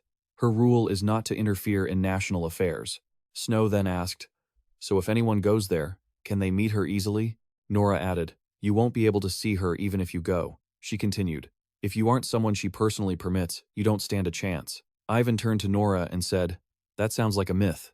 Nora continued, the High Priestess has lived for over 200 years, yet she is an incredibly young and beautiful woman. There are rumors that she isn't even human. Peon casually remarked, Master is also approaching the end of his life, but he still looks like a teenager, doesn't he? Nora didn't know what to say. Ivan stood up and shouted, let's head out immediately. We won't know if we'll be allowed in until we go. Snow sighed and said to Peon, you just found out she's incredibly young, and suddenly you're so motivated? Peon replied with a grumpy face. What? What nonsense are you spouting? Want a duel? Snow calmly smiled and said, when you're in front of her, don't act like a block of wood. Ivan stood up angrily, arms crossed, and retorted, what the hell are you saying? Looking at you now, I don't feel anything at all. Ivan asked Snow, is she really more beautiful than you? Hearing Ivan say that, Snow's face turned bright red. Ivan remembered something and said, right, she annoyed me, so I remembered something. If it's a country in the East, will they only eat grass like last time? Ivan slammed his hand on the table and shouted, we have to bring meat, definitely meat. Isabel thought, what a jerk. She didn't pay attention to Ivan, instead looking at Snow's flushed ears, thinking, her ears are completely red. Snow lowered her head and stammered, I'm going to focus on my training soon. Snow held up half of the magic crystal and said, I just happened to receive this gift. It would be a shame not to make it mine. Do whatever you want.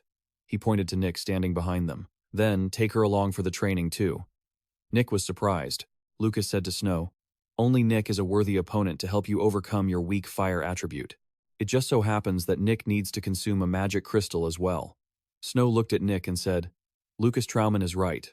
I'll be counting on your help, Nick. Nick stammered, not knowing how to reply. Iva looked over and saw Nora deep in thought, holding her broken arm. Nora said, it's time for me to retire. Ivan stood nearby and said, please leave future matters to your disciple and rest easy, master. Nora looked at Ivan with anger. She lunged at him and said, I can still break one of your arms. Ivan looked terrified at that. Suddenly, Nora placed her hand on Ivan's forehead. Nora, take care of yourself. Stay strong, Ivan. Ivan was surprised to hear that, then said clearly, yes, master, I will be careful. On a desolate path in the woods, Lucas and the others were on their way when Isabel said, we're approaching Xenix. It's a port city, so getting inside will be tricky. She turned back and said, everyone, take out your disguise papers. Pian asked, confused, disguise papers? Ivan looked blankly and said, we don't have any. Everyone kept calling out, and Skyzers, Xiao, and Diro all said, we don't have them either. Lucas said he did, but they were under someone else's name. Lucas Trau-Manxton. Isabel covered her mouth and said, what are we going to do? Without papers, how will we get past the checkpoint? Diro said, why don't we just sneak in? Lucas asked in surprise. And what if we get caught? Ivan stepped forward and said, we can just quietly pretend to be guards. Lucas agreed. That sounds good, let's do that. Isabel shouted angrily, oh, for heaven's sake, don't live like that. Ivan asked Diro and Lucas, does she love shouting that much? Lucas helplessly said, she's just loud by nature. Isabel replied loudly, I am not. I only act like that with you guys. At the checkpoint, guards were sleeping in front of the station. One of the guards was sitting there drinking. Seeing this, Isabel said, "Guards drinking on the job?" Isabel led everyone to sneak past the station, while the others just walked through normally. Ivan turned to look at the guard and said, "What is this?" They didn't even bother checking anything. In the port city of Genis, everyone was drinking and sleeping on the street. Everyone passed through the checkpoint successfully. Walking along the road, Isabel felt something was off and said, "Isn't it strange? Even at the checkpoint, the whole city feels lifeless." Ivan also wondered if this was really a port city. "Well, I guess its prime has passed." Diro spoke up. "It's the influence of the demigod." Lucas scanned everything with sharp eyes and said, "I can feel their fear radiating a hopeless emptiness. The certainty that tomorrow will come has vanished, leaving their lives without direction." Everyone went together to the edge of the port. They looked around and remarked that there wasn't a single ship in sight. Isabel looked around and said, "This port looks like it has stopped operating entirely." Lucas scanned the area and noticed something. An old man was sitting dejectedly at the edge. He asked, "May we ask you something?" He approached. "We are looking for a boat to Lacha." The old man replied. "There aren't any." He asked in surprise. "None?" The man continued. "There is a sea monster. It terrorizes the whole region, so no ships dare to venture anywhere near there." Lucas wondered. "A sea monster? Huh?" The man replied. "In such shallow waters, how could there be a kraken? Or a sea serpent? Wait, no, not that." The old man recalled an image of a massive two-headed dragon and said, "It is so large it can touch the sky and breathe fire. It has 2 heads. It hasn't appeared for decades, so no one has heard of it." Isabel sat down, held the map out to the old man, and asked, "Can you tell us where that sea serpent appears and disappears?" The old man pointed to the map and said, "Probably around here." Isabel looked at Lucas in astonishment. Everyone went to a nearby tavern. Inside the tavern, someone said, "I've never seen a defunct port city with a tavern like this." Lucas opened the map and said, "The sea serpent's location is suspicious, isn't it?" Looking at Lucas, he said, "It's like it's trying to protect Hitung Ika." Diro also said, "It has 2 heads and is as tall as the sky. That means its body is massive. It could very well be a demigod." Lucas said, "A demigod protecting Hitung Ika?" He wondered if it was to prevent outsiders from entering. But for what reason? Rolling up the map, he said, "No need to look into it." Isabel asked, "Do you mean we are going to personally find out where it appears and disappears?" Lucas looked at Isabel and replied, "What's the point of doing things halfway?" Isabel replied, "Approaching it in a rush might make it run away. Surely the demigod already knows that the previous one was defeated by Lucas." Skier picked up a glass of wine and said, "Like Isabel said, if we go, we should hide our mana and use a boat instead. It would be better." Isabel looked at him and said, "But there are no boats running right now." Lucas took a sip of water and replied, "We'll just buy one." Isabel said in shock, "Where are you going to get that kind of money?" Lucas opened his bag and said, "My friend gave me a gift to use for times like this. That friend is actually quite decent." He took a gemstone out of his bag. Seeing it, Skier said, "Wait, wait, wait." Seeing the gem sparkling in his hand, Skier asked, "That looks like the ruby I left in the vault, doesn't it?" Lucas laughed and said, "That's just what you think." The two looked at each other and laughed. Skier lunged and pushed Lucas to the ground. He said angrily, "You cursed thief!" Skier was furious. "Did I let you take it to sell? And honestly, you look more like a girl both inside and out now." Skyzer replied, "I won't hold back anymore." Isabel sat in her chair looking helpless. Skyzer kept talking. "I'm not holding back?" Isabel thought gloomily. Oh, the heroes of the Age of Light really are something. So, they sold Skyzer's ruby to buy a boat, and everyone stood looking at it. Isabel was amazed. "It really is huge." Lucas laughed and said, "Having money is great." He took the money and gave it to Skyzer, saying, "Here, the change." Skier took the change, feeling resentful. Skier held the money bag and felt sad. Lucas looked at the man and said, "You're the pilot, right? Can you take us to Lacha?" The man said, "Lecha? If possible, we'll take a detour. I can go without encountering the sea serpent." The man continued, "How much can you pay me?"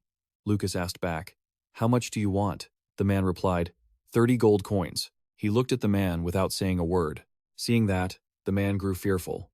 20 gold coins then. Fine, 15 coins. Skier held the money bag, crying, "Huh? That ruby was full of mana, and now it's just this pile of spare change?" Skier, while clutching a bag of gold, tosses it to the man. The man opens the bag in astonishment. It's 50 gold coins. Skier then grabs Lucas by the collar, yelling, "Blood and tears." The man is still in shock. "Oh my God," he cries, burying his face in his hands. "My daughter is sick, and the treatment costs so much that I had almost given up. I will risk my miserable life to guide you all to Lacha." As the man expresses his gratitude, Skier, still gripping Lucas's collar, turns to look at him. Lucas asks, "What's this about blood and tears?" Skier replies, "Ah, just that it's all filled with blood and tears." A crescent moon hangs clearly in the night sky above. "If you have a request, please let me be the sailor. If we're entering the Dead Sea, you have to bring someone capable along." After getting the go-ahead, the man is quite happy. Darrow says to Lucas, "I can truly feel the overflowing energy, just as you said." He looks out toward the sea. "I'm fairly certain a demigod is here, though it seems it's not just a demigod." Lucas waits for Darrow to continue. Darrow says with certainty, "I can sense the aura of my own kind, too." It's a calm, moonlit night, with the light shining onto the bed where the High Priestess is resting. She suddenly wakes up, slowly sits up, and gently rubs her head. She recalls the words of the one who entrusted her. "You will prevent the destruction of the world." The final battle. The High Priestess wonders, why are there so many cryptic terms in the revelation? She gently ties up her hair, sits quietly before the mirror, and calls for Rose, who is outside the room. She instructs her that guests are arriving soon and to prepare. The High Priestess stands by the window, gazing at the moon. She is troubled, she thinks. "Oh, Dose, what do you intend to do with me?" 3 days later, Lucas asks Darrow once more, "Are you sure there's a dragon in this sea?" Darrow answers, sounding a bit hesitant, "I'm fairly sure." Lucas looks at him calmly, but with a thoughtful expression. "Your own kind, you say? Have you finally begun to realize you're a dragon?" Darrow turns to ask, "I've been feeling mana pouring out of you for a while now. What are you planning?" Lucas looks at something on his shoulder and answers with a calm smile, luring it out. "If that sea serpent is truly a demigod, it will definitely react." Suddenly, everyone on the ship is in a panic. The vessel is shaking violently. Someone shouts, "Why is the sea suddenly so rough?" Everyone is in confusion. "The sea is tossing like this, could it be? Damn it. Has it appeared?" The father yells. The sails go up. People start calling out to each other. "Damn it.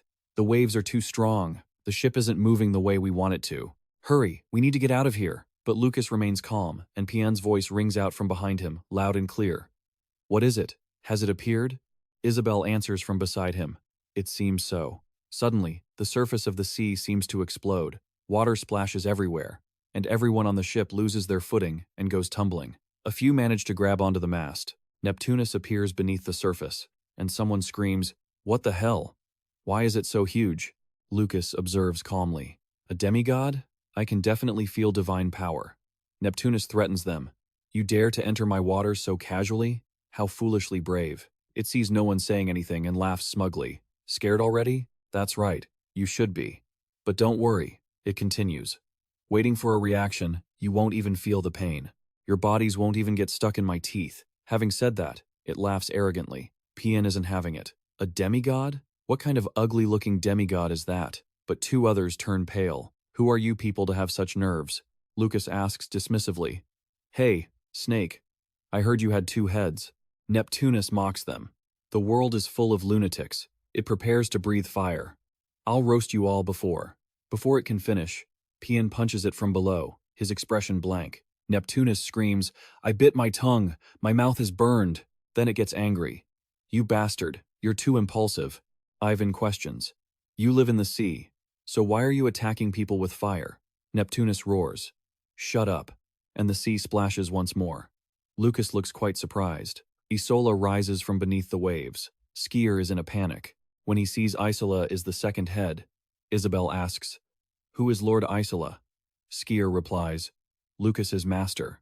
Isabel is stunned, the master of Lucas Traumanud. She stares at Isola with her jaw dropped, unable to believe it. He has no dignity left. What on earth happened to him? Neptunus laughs loudly. "You're feeling overwhelmed by the majesty of this body, aren't you?" "Don't worry. You'll be Lucas," interrupts him angrily. "What did you just do?"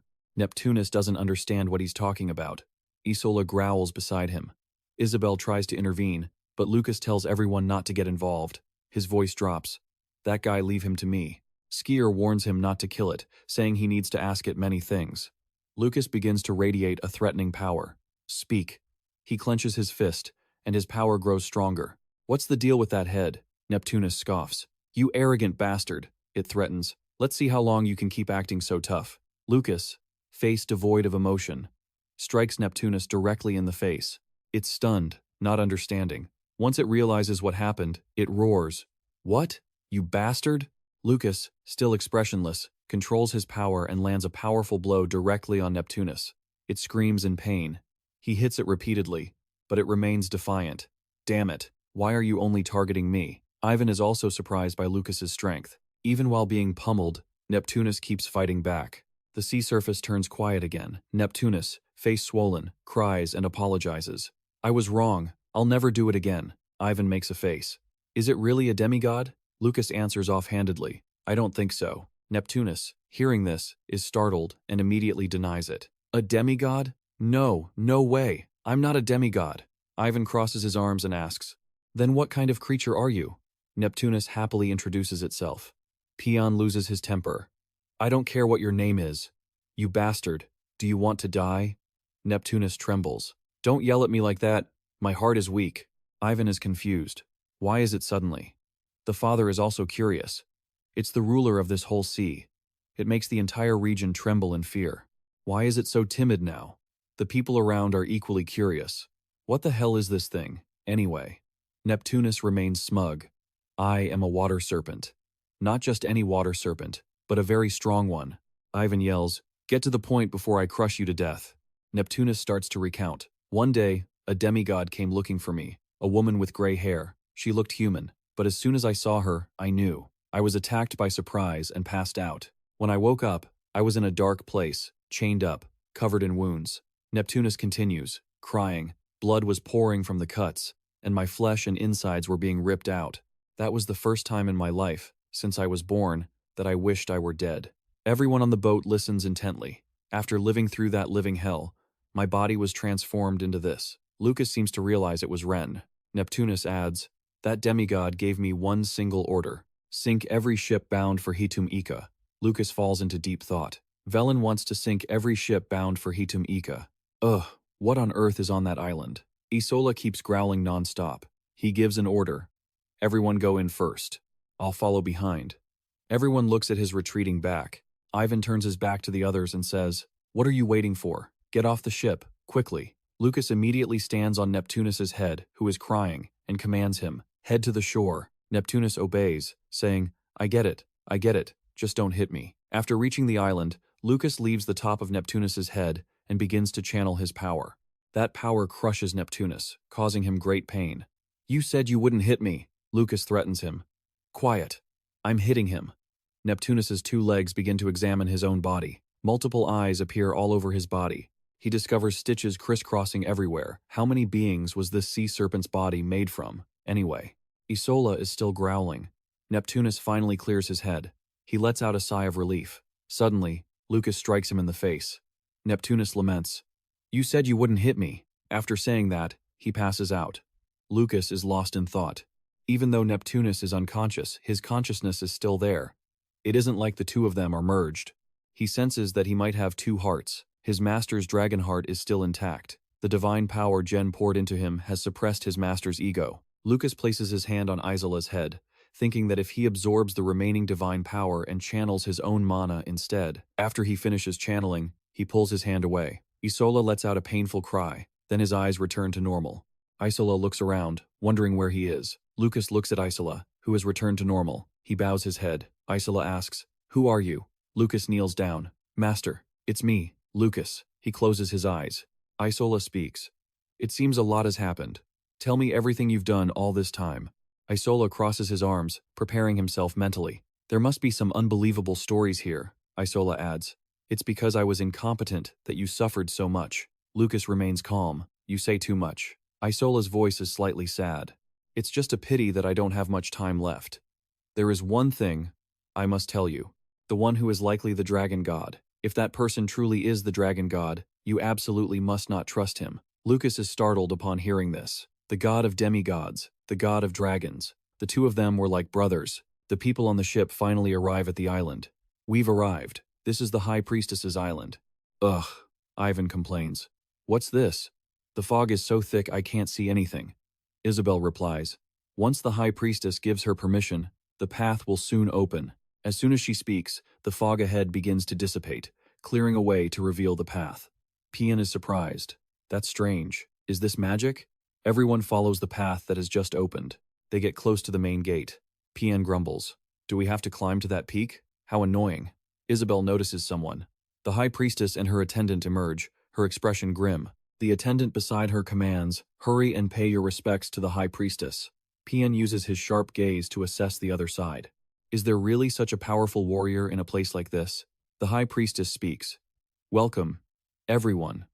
And welcome to Leah's honored guests. Isabel is in awe. This is the High Priestess. She carries herself with such dignity. The High Priestess looks at Darrow. So it was you. She adds, you are in the prophecy regarding the end of the world. Elsewhere, Isola lies on the ground, sighing, telling Lucas, I can't shake my doubts when fighting demigods. After all, it's very likely that dragons aren't the friendly species I thought they were. Lucas remains kneeling with his head bowed, silent. Isola adds, I don't know with what intention Iris created Darrow, but there is one thing I know for sure, and that is that God wants to get his hands on Darrow. Then Isola praises him. You've become strong, Lucas, so strong that I can no longer consider you a mere mortal. That is something to be proud of, but also something to worry about. Isola says in a serious tone, just one slip-up, and you could completely become the second god. Lucas obeys. I will keep that in mind, Master. Isola says his final words. The time has come. Thank you, Lucas. Isola closes his eyes. But facing death a second time with you isn't actually that bad. Lucas is teary-eyed. Please, Master, rest now. Isola vanishes, and his deep voice echoes. I have become the raindrops, the wind, the rivers, and the sea. Lucas, I will always be by your side. The night is quiet, and the moonlight shines inside the building. The subordinate calls Genta. The fog has cleared. Genta plays with a knife and replies, the High Priestess has given her permission. Who is it this time? The subordinate replies, probably reinforcements for the ones who came last time. The Guildmaster of Lucis Skiosis, the soloist of the Echoing Hall Guild, 7 knights, a mage, and a spellcaster from Hitam Ika. Genta rubs the knife in his hand. If they are reinforcements, are they more of those meddlesome people from the guild? What should we do? He smiles sinisterly, a smile full of malice. We have to split them up before they can even meet, don't we? Elsewhere, Darrow stands deep in thought. The High Priestess speaks up. Are you satisfied with your room? Darrow turns to look at her, her expressionless face asking, can I sit for a moment? After that, the two sit opposite each other. The High Priestess begins. This morning the god gave me a prophecy. In it says you are the person closely connected to the destruction of the world. Darrow asks back, is that why you came here? The High Priestess explains. The prophecy is only a short excerpt. The one who stands tall to prevent the world's destruction, the final battle, and the representative. Darrow's mind is as unsettled as standing on a puddle. An image of himself reflected, and a girl raising her hand to signal silence. That person is Iris. Darrow suddenly snaps out of it. The High Priestess realizes, it seems you already know something. She slowly stands up. I don't intend to pry. My role ends here. The High Priestess asks again. You said you were going to Hitam Ika, right? I will pass on this news. Before she finishes speaking, her expression changes unexpectedly, and the ground shakes violently. The High Priestess is panicked. My barrier has been broken? That easily? Who exactly is he? Suddenly, she feels faint, and Darrow rushes over to support her. The High Priestess thanks him. Outside, everyone is in an uproar. That sea serpent. The High Priestess's barrier has broken. The High Priestess runs out to check, unable to believe it. Is that the notorious sea serpent that used to ravage the entire region? The sea serpent broke my barrier? That's impossible. Darrow says calmly. Look up there. Lucas is standing on top of Neptunus's head. When the High Priestess sees Lucas's stern face, she is surprised. Could that be Lord Daus? Neptunus follows orders and heads out to the sea first.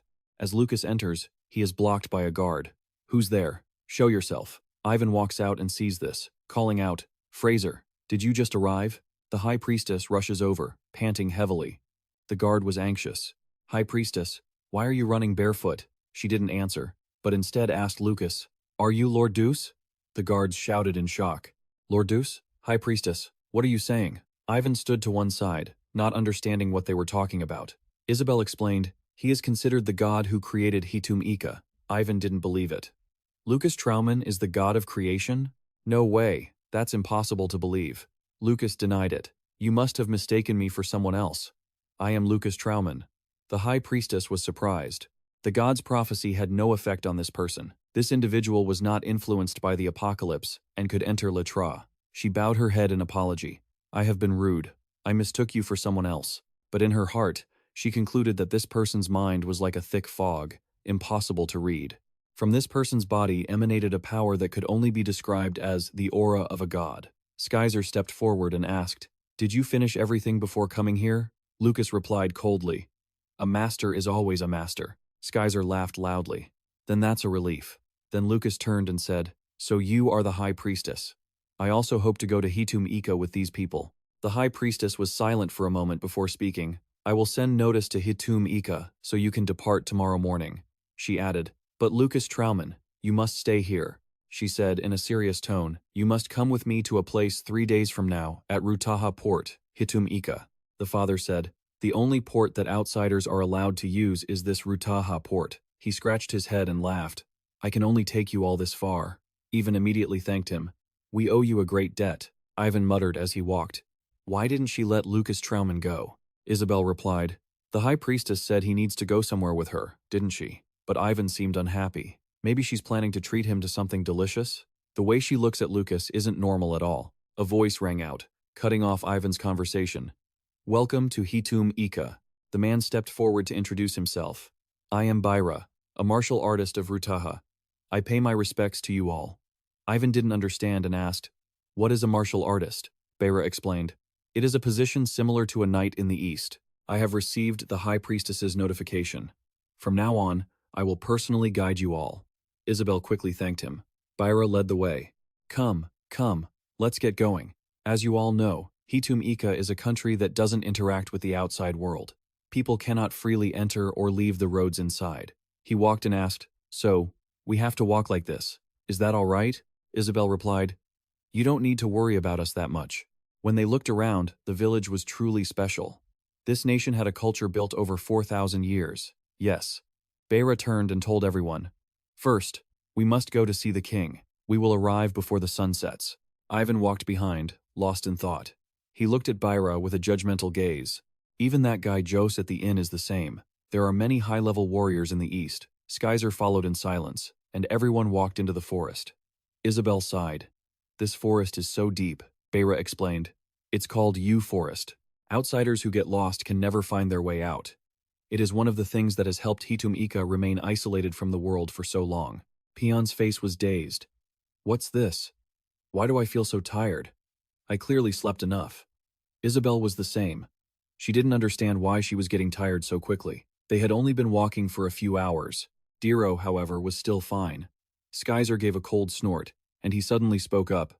"That's enough games." Then he added, "You said we would reach the city before the sun set." Isabel asked warily, "What are you talking about?" "Anastasia, the sun is still right overhead." Skyzer spoke with certainty, but they didn't believe him. "We have been in this forest for 2 days now." Byra pretended not to know. "I don't understand what you are talking about. If you're tired, you should rest a bit."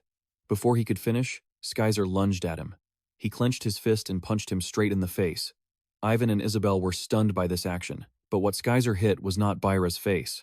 Skyzer was surprised when it turned out to be a piece of wood. Byra's voice echoed, "You have a sharp eye, too." He used magic from another direction, blocking the illusion that prevented others from feeling the passage of time. "How did you realize it?" Skyzer replied without hesitation. "Your illusion is just a trick to me. My body is connected to a very precise clock." Byra snorted and tossed a talisman. He moved with great speed, surrounding everyone. "I may not be able to pull you all deep into the forest, but it doesn't matter." He spoke loudly in a threatening tone. "You won't see anything at all, and you will meet your end here." Peon was quite bewildered. Is this his illusion? Because I can't feel the flow of time, so he couldn't see his body. Diro used his technique to order him to stop, and Byra froze midair instantly. He struggled, but couldn't move. "Is my body not listening to me?" Ivan smirked. "Good, long and gone." With that, he punched Byra hard in the stomach, leaving him unable to utter a sound. "Don't worry, I won't kill you," Skier whispered in his ear. "I still have plenty of questions for you." Suddenly, something zoomed toward him, knocking Skier away, but he landed safely. Ivan and Isabel were disappointed, because that projectile was a poison needle that had struck Byra in the neck. He died instantly while in his demon state. Ivan carefully pulled the needle from his neck, and a bit of black blood oozed from the wound. When he realized it was a lethal poison that could even affect divine power, he figured it must be Anta's poison. He felt annoyed, suspecting that Genta character was behind it. He dared to do that to my subordinate. What a cold-blooded bastard. Ivan scanned the surroundings. The barrier-like energy spread across the forest was a spell. It was a very strange technique, difficult to break, regardless of one's origin. He turned to Diro. "Can't your dragon tongue break it?" Diro replied. "This spell is tied to the forest. Forcing it open could destroy the whole place." Ivan countered. "What did the forest ever do to deserve that?" The four of them stopped suddenly, having noticed something. Skier signaled for everyone to be quiet because there were people nearby. Ivan lowered his voice. "Good. This time we must capture them alive. Looks like a group of wounded people looking for a place to hide." Skier asked Ivan, "Are they people you know?" He explained. "I recognize the guy on the right. He's Sally from the Lewis Sun Guild, and the other one is H. Lumai, I think." Skier thought to himself, "They must be members of the guild that arrived in Hitum Ika before us." The group had spotted them too. Their leader wheezed, asking tiredly, "Who are you?" Ivan and the others stepped forward to help them up, and he reassured them, "Don't worry, we're Lucas Traumann's allies." The leader asked, "Lucas Traumann's allies? Why are you here?" As he helped him, he asked, "You're the guild master of Lewis Sun, aren't you?" He nodded, sighing that being hunted in this place was truly pathetic. Ivan watched quietly as he helped Jackie Diosi to safety. Elsewhere, Lucas was scouting the situation inside a massive cave. Even as he ventured deeper, he remained astonished. He never imagined such a place existed beneath the island. At the end of the vast cavern stood a small house, surely the sanctuary the High Priestess had mentioned. She had cautioned, "This is a holy site. You must have the High Priestess's permission to enter or leave." He wondered, how could she allow an outsider into such a secret place? She pondered silently for a moment before speaking softly, "Go in. If you are truly worthy, Lord D will reveal himself." Lucas gently pushed the door open and stepped inside. The interior was simply furnished, with candles already lit. He looked up in surprise at a massive bronze statue standing before him. Strangely, the statue's face had no features at all. Lucas was stunned. "Is this Lord D?" he muttered to himself. "This is insane, he looks just like God." Instantly, an intense beam of light erupted from it. It transported him into an imaginative world, still in his own form. He stood, bewildered, in the middle of a void. The voice spoke slowly. "Welcome, Lucas." He suddenly saw the true form of Daos. He introduced himself. "I am Daos, the creator of this realm." Lucas frowned slightly. "He just looks like God. He isn't actually God." The two faced each other in the void. Lucas was incredulous, unable to find the words. Daos said calmly, "It seems you do not believe me." Lucas replied, "I am an atheist." Daos glided past him, remarking that a god would not interfere with the world he had created, he would only sustain it. Daos narrowed his eyes as he looked over. Lucas questioned him, "Even if the world perishes?" Daos corrected him, "The world wouldn't perish. Only mortals would." Daos continued slowly, "You all are like my own creators. Demigods are my creators as well." Hearing this, Lucas looked annoyed. "If that's the case, then just stay indifferent. Why call me here?" His reply startled him. "Because you are very skilled in human affairs." Daos explained, "I had intended to observe how those mortals would fight back." He asked, "Don't you want to know?" Lucas didn't answer, but thought to himself, "I want to crush them." Daos continued, "The identity of the god of demigods." Hearing that, his attention was truly piqued. Daos began to recount, "I have created 3 worlds in total. Your mortal realm, the demon realm, the domain of demons, and the heaven realm, the domain of angels." Lucas asked curiously, "Is that where souls go?" Daos explained, "Heaven is just hope, embroidered by mortal beings." He had just discovered something. If things were maintained according to plan, it could very well become a place like heaven. Daos kept rambling on. Even in the heaven realm, there were 6 monarchs, just like in the demon realm. Or rather, that was the plan. Lucas was astonished. Was he hearing the truth about the world from its very creator? Daos believed the heaven realm had already perished, and its souls had been sucked dry by the vortex of consciousness. Over time, any heaven souls falling out of the vortex could not return. They would lose all their memories and fall into the mortal realm. Lucas suddenly understood. Daos continued, "That's exactly what a demigod is. God was the head of the heaven realm. Daos cherished him more than anyone and gave him a very special name. He was the one most like a god. The Archangel Michael, that is God. Over a decade ago, God began to form an ego and started confronting the coordinator of the mortal realm. And the coordinator of the mortal realm is the dragon god. Lucas went from one surprise to the next. He forced a smile. That's too much information for me to take in at once.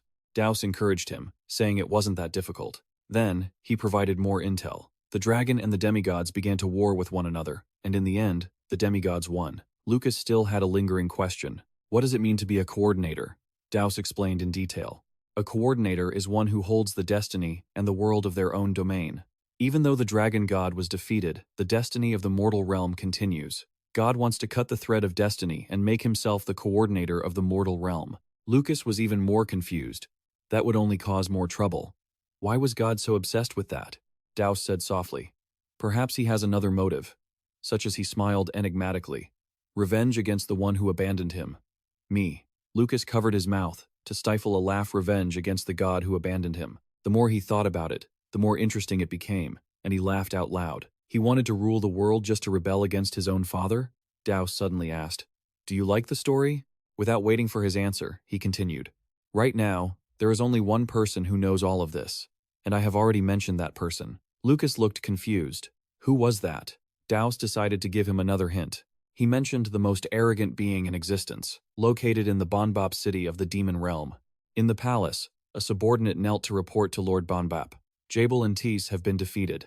The leader, in the form of an insect-like monster, sat majestically on the throne. It began to question them. This was a battle in the demon realm, yet 2 high-level demons died, while the opponent suffered no losses. Bonbop suspected something was fishy. Halifer looked up at it, puzzled. They bypassed the killing hell that Asura governs, and attacked the nightmare hell that Kade governs to conquer it. If one didn't know the layout of the demon realm, they couldn't have executed this attack. Bonbop asked further, still no news on God's whereabouts? The response was negative. It sat slumped on its throne, deep in thought. Bonbop believed the traitor must be one of the high-level demons. Then, it ordered Halifer to find out if any demons had been hiding lately. Suddenly, a voice cut in from outside. No need to do that. It turned out to be Lucifer, who was slowly walking in. I've already figured out who it is. Halifer looked surprised to see him. Bonbop was also caught off guard. You've already figured out who it is? Lucifer frowned and said, one of my subordinates has been in hiding for quite some time. The person he wanted to mention was Cantus. Bonbop finally understood. That red demon, huh? Lucifer walked slowly toward the throne. He disappeared a few decades ago. Given the timeline, it fits perfectly. I suspect he fled to the human realm. It's highly likely he's working as a pawn for the demigods. Lucifer thought to himself, with such a firm tone. It was clearly more than just a guess. Lucifer sat down next to Bonbop quite naturally and asked, do you know anything about Satan? Bonbop was annoyed by his boundary-crossing behavior. Bonbop didn't care about Satan anymore. Lucifer smiled sinisterly. Is that so? Then you don't know his fate either. Hearing that, Bonbop was surprised and confused, but Lucifer didn't say anything more. He turned around to go find Kant, leaving Bonbop full of unanswered questions. Lucifer's footsteps suddenly stopped. He turned his head and called out to Bonbop with a cryptic expression. He remained vague, saying what had to happen would happen. Then he vanished, leaving him even more frustrated. Bonbop said nothing, lost in deep thought. Back in reality, Lucas seemed surprised by what had just happened. Lucas wondered, did Lucifer consume the demon realm's regulator? So, is Lucifer the one you were talking about? The entity replied, I told you, this is a puzzle. Then he snapped his fingers, and a blinding light made it impossible for Lucas to see what was ahead. He could only hear his voice. I've given you all the pieces. The entity then faded into a speck of light and disappeared. His voice still echoed in the space. Your mission is to solve the puzzle, L. Lucas called out, wait, you're not done talking yet. The light vanished, and the surroundings returned to the room as it was when Lucas first entered. He complained about him leaving right after saying his piece. Outside the room, the High Priestess was still standing there, waiting silently. Her expression softened slightly when she saw him walk out. The High Priestess asked hurriedly, what happened? Lucas, still confused, asked back. She said, I was just about to go in when I saw you come out. Lucas seemed to realize then, it was like the illusion world. Perhaps the flow of time there was different from here. The High Priestess looked a bit disappointed, as if Lord D hadn't reacted at all. She apologized. And here I thought if it were you, you might have been able to. I misunderstood. Lucas smiled to comfort her. Don't be so disappointed. He turned around and asked quickly, Now, can you take me to Hitum Ika? The high priestess asked why he wanted to go there, and she was surprised when Lucas suggested an apostle was there. He explained slowly. His name is Genta, a man known as the Sound King. Do you know him? The high priestess said briefly. He is an exiled royal. She knew quite a bit about him. He was ambitious and would stop at nothing to achieve his goals. He grew up without fearing blood on his hands. Hearing that, Lucas became even more interested. He's royalty? Then I'll have to meet this royal fellow first. The high priestess refused. If it involves Genta, I cannot help you. I will personally take you to the city. She paused to prepare. The talisman in her hand began to glow. The high priestess cast a spell and touched it lightly. A portal opened before them. Lucas chuckled. This spell is quite interesting. What's it called? Steps of the Gods, she replied. Before entering, the high priestess warned him carefully. The current ruler, Monkey, is a very strict man. She emphasized, if you treat him as rudely as you treat me, you'll lose your head on the spot. He replied, if he's polite, then of course I'll be polite back. The high priestess turned back, eyeing him suspiciously. She looked annoyed. Right. No matter how talented you are, you'll still have to act properly before the king. After that, she turned and headed toward the portal, leading him to the city. As they stepped through the portal she created, he felt it was completely different from bending time. Nor was it like teleportation. It felt more like moving at incredible speed. Very quickly, the castle appeared in front of them. Lucas thought to himself that Eastern techniques were more profound than he had expected. She stepped out of the portal and announced that they had arrived. It was still dark outside, and the vast Hitum Ika castle was still lit up. The high priestess instructed, wait here a moment. I'll go ask the king for permission. Saying that, she slowly headed into the castle. While Lucas looked up at the towering structure, his mind filled with calculations. Lucas used invisibility magic to sneak in after her. Inside the king's room, guards were already lined up, 2 rows deep, for protection. In the blink of an eye, Lucas teleported inside. The people around were shocked. Who are you? How did you just appear here? They swarmed him. You disrespectful fool. What place do you think this is to walk in so freely? The surrounding space suddenly turned pitch black, with only Lucas's power glowing. He raised his hand gently, and they all collapsed. The guards struggled weakly. Your Majesty, hurry, you must leave here. The king was trembling, unable to stand, and stammered, Are you a demigod?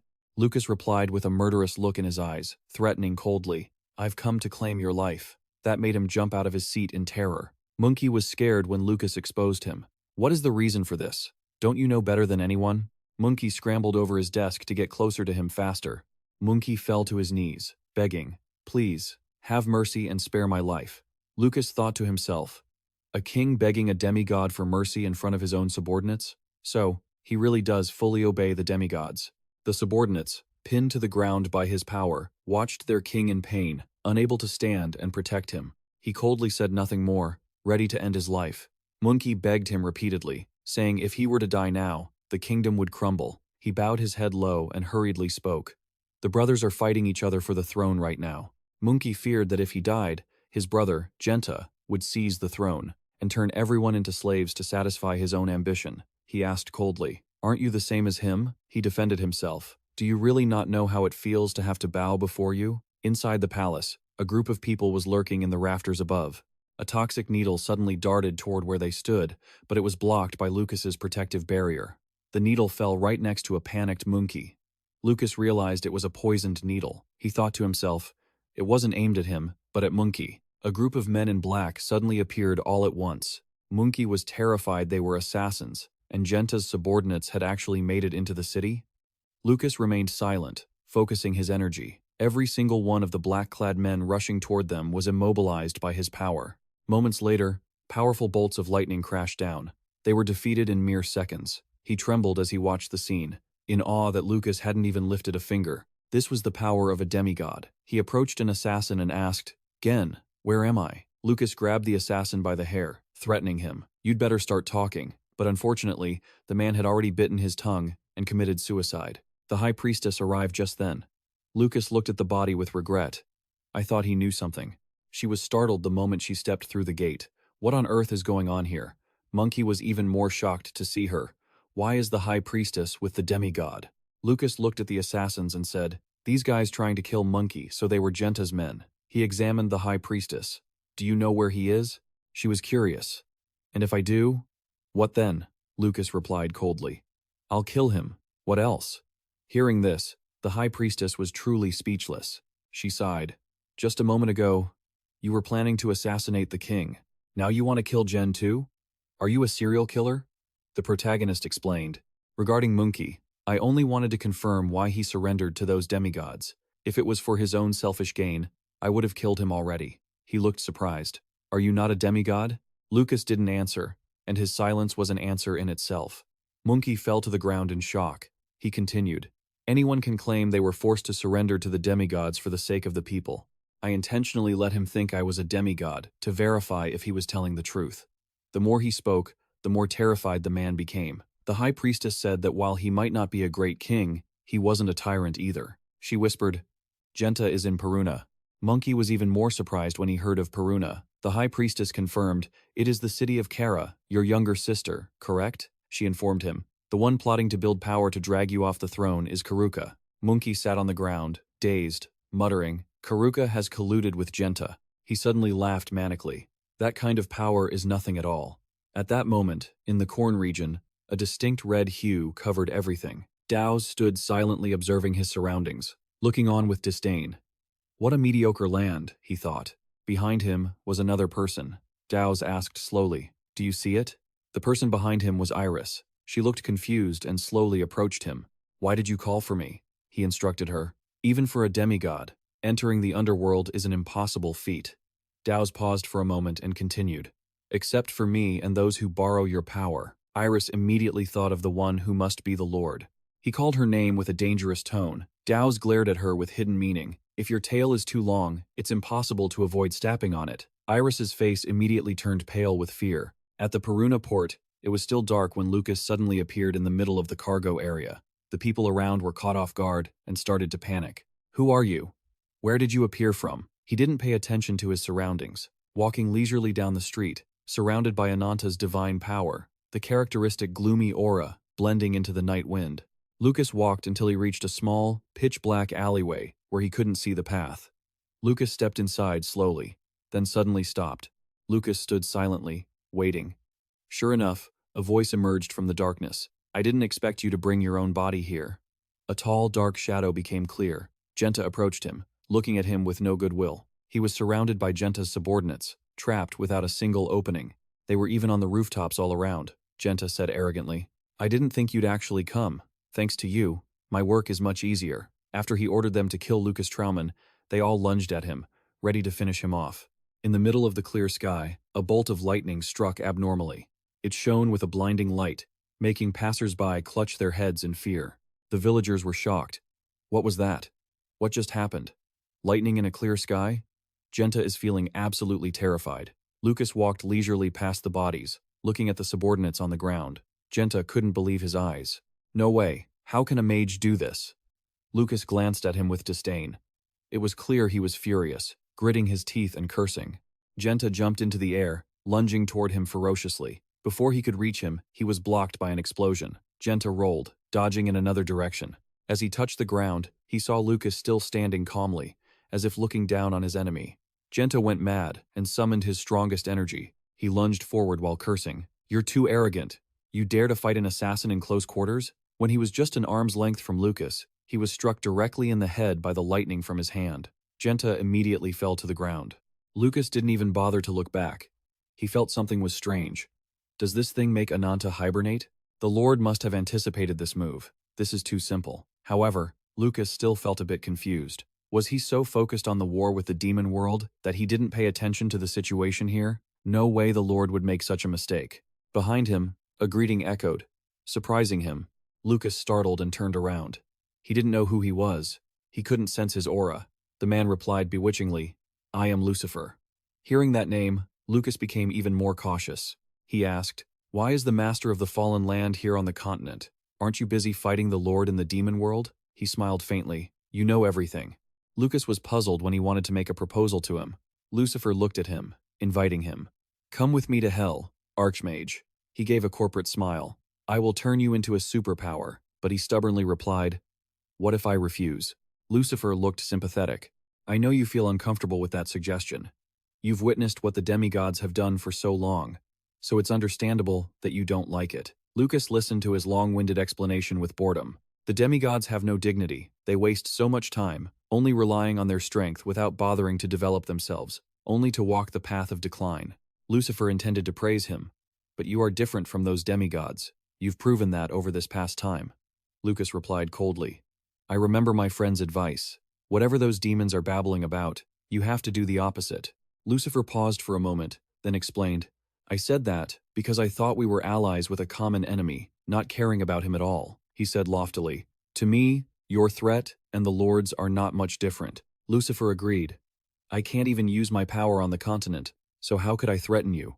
Lucas was very defensive. Demigods also use Elam to bend the gods' laws. Who knows if you have any tricks up your sleeve? He seemed quite frustrated. Our conversation has reached a dead end. Lucifer had to play his final card to reveal a little information.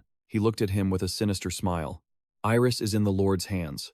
Lucifer slowly revealed some secrets to him. There is no way to contact her now. He smiled sinisterly. The Lord doesn't need to keep her alive anymore. Then he paused for a moment before continuing. Perhaps you need time to think. I will say goodbye for today.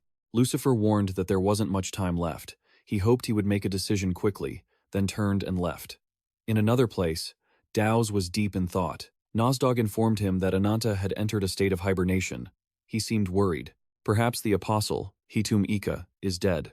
The thing we feared happened sooner than we expected.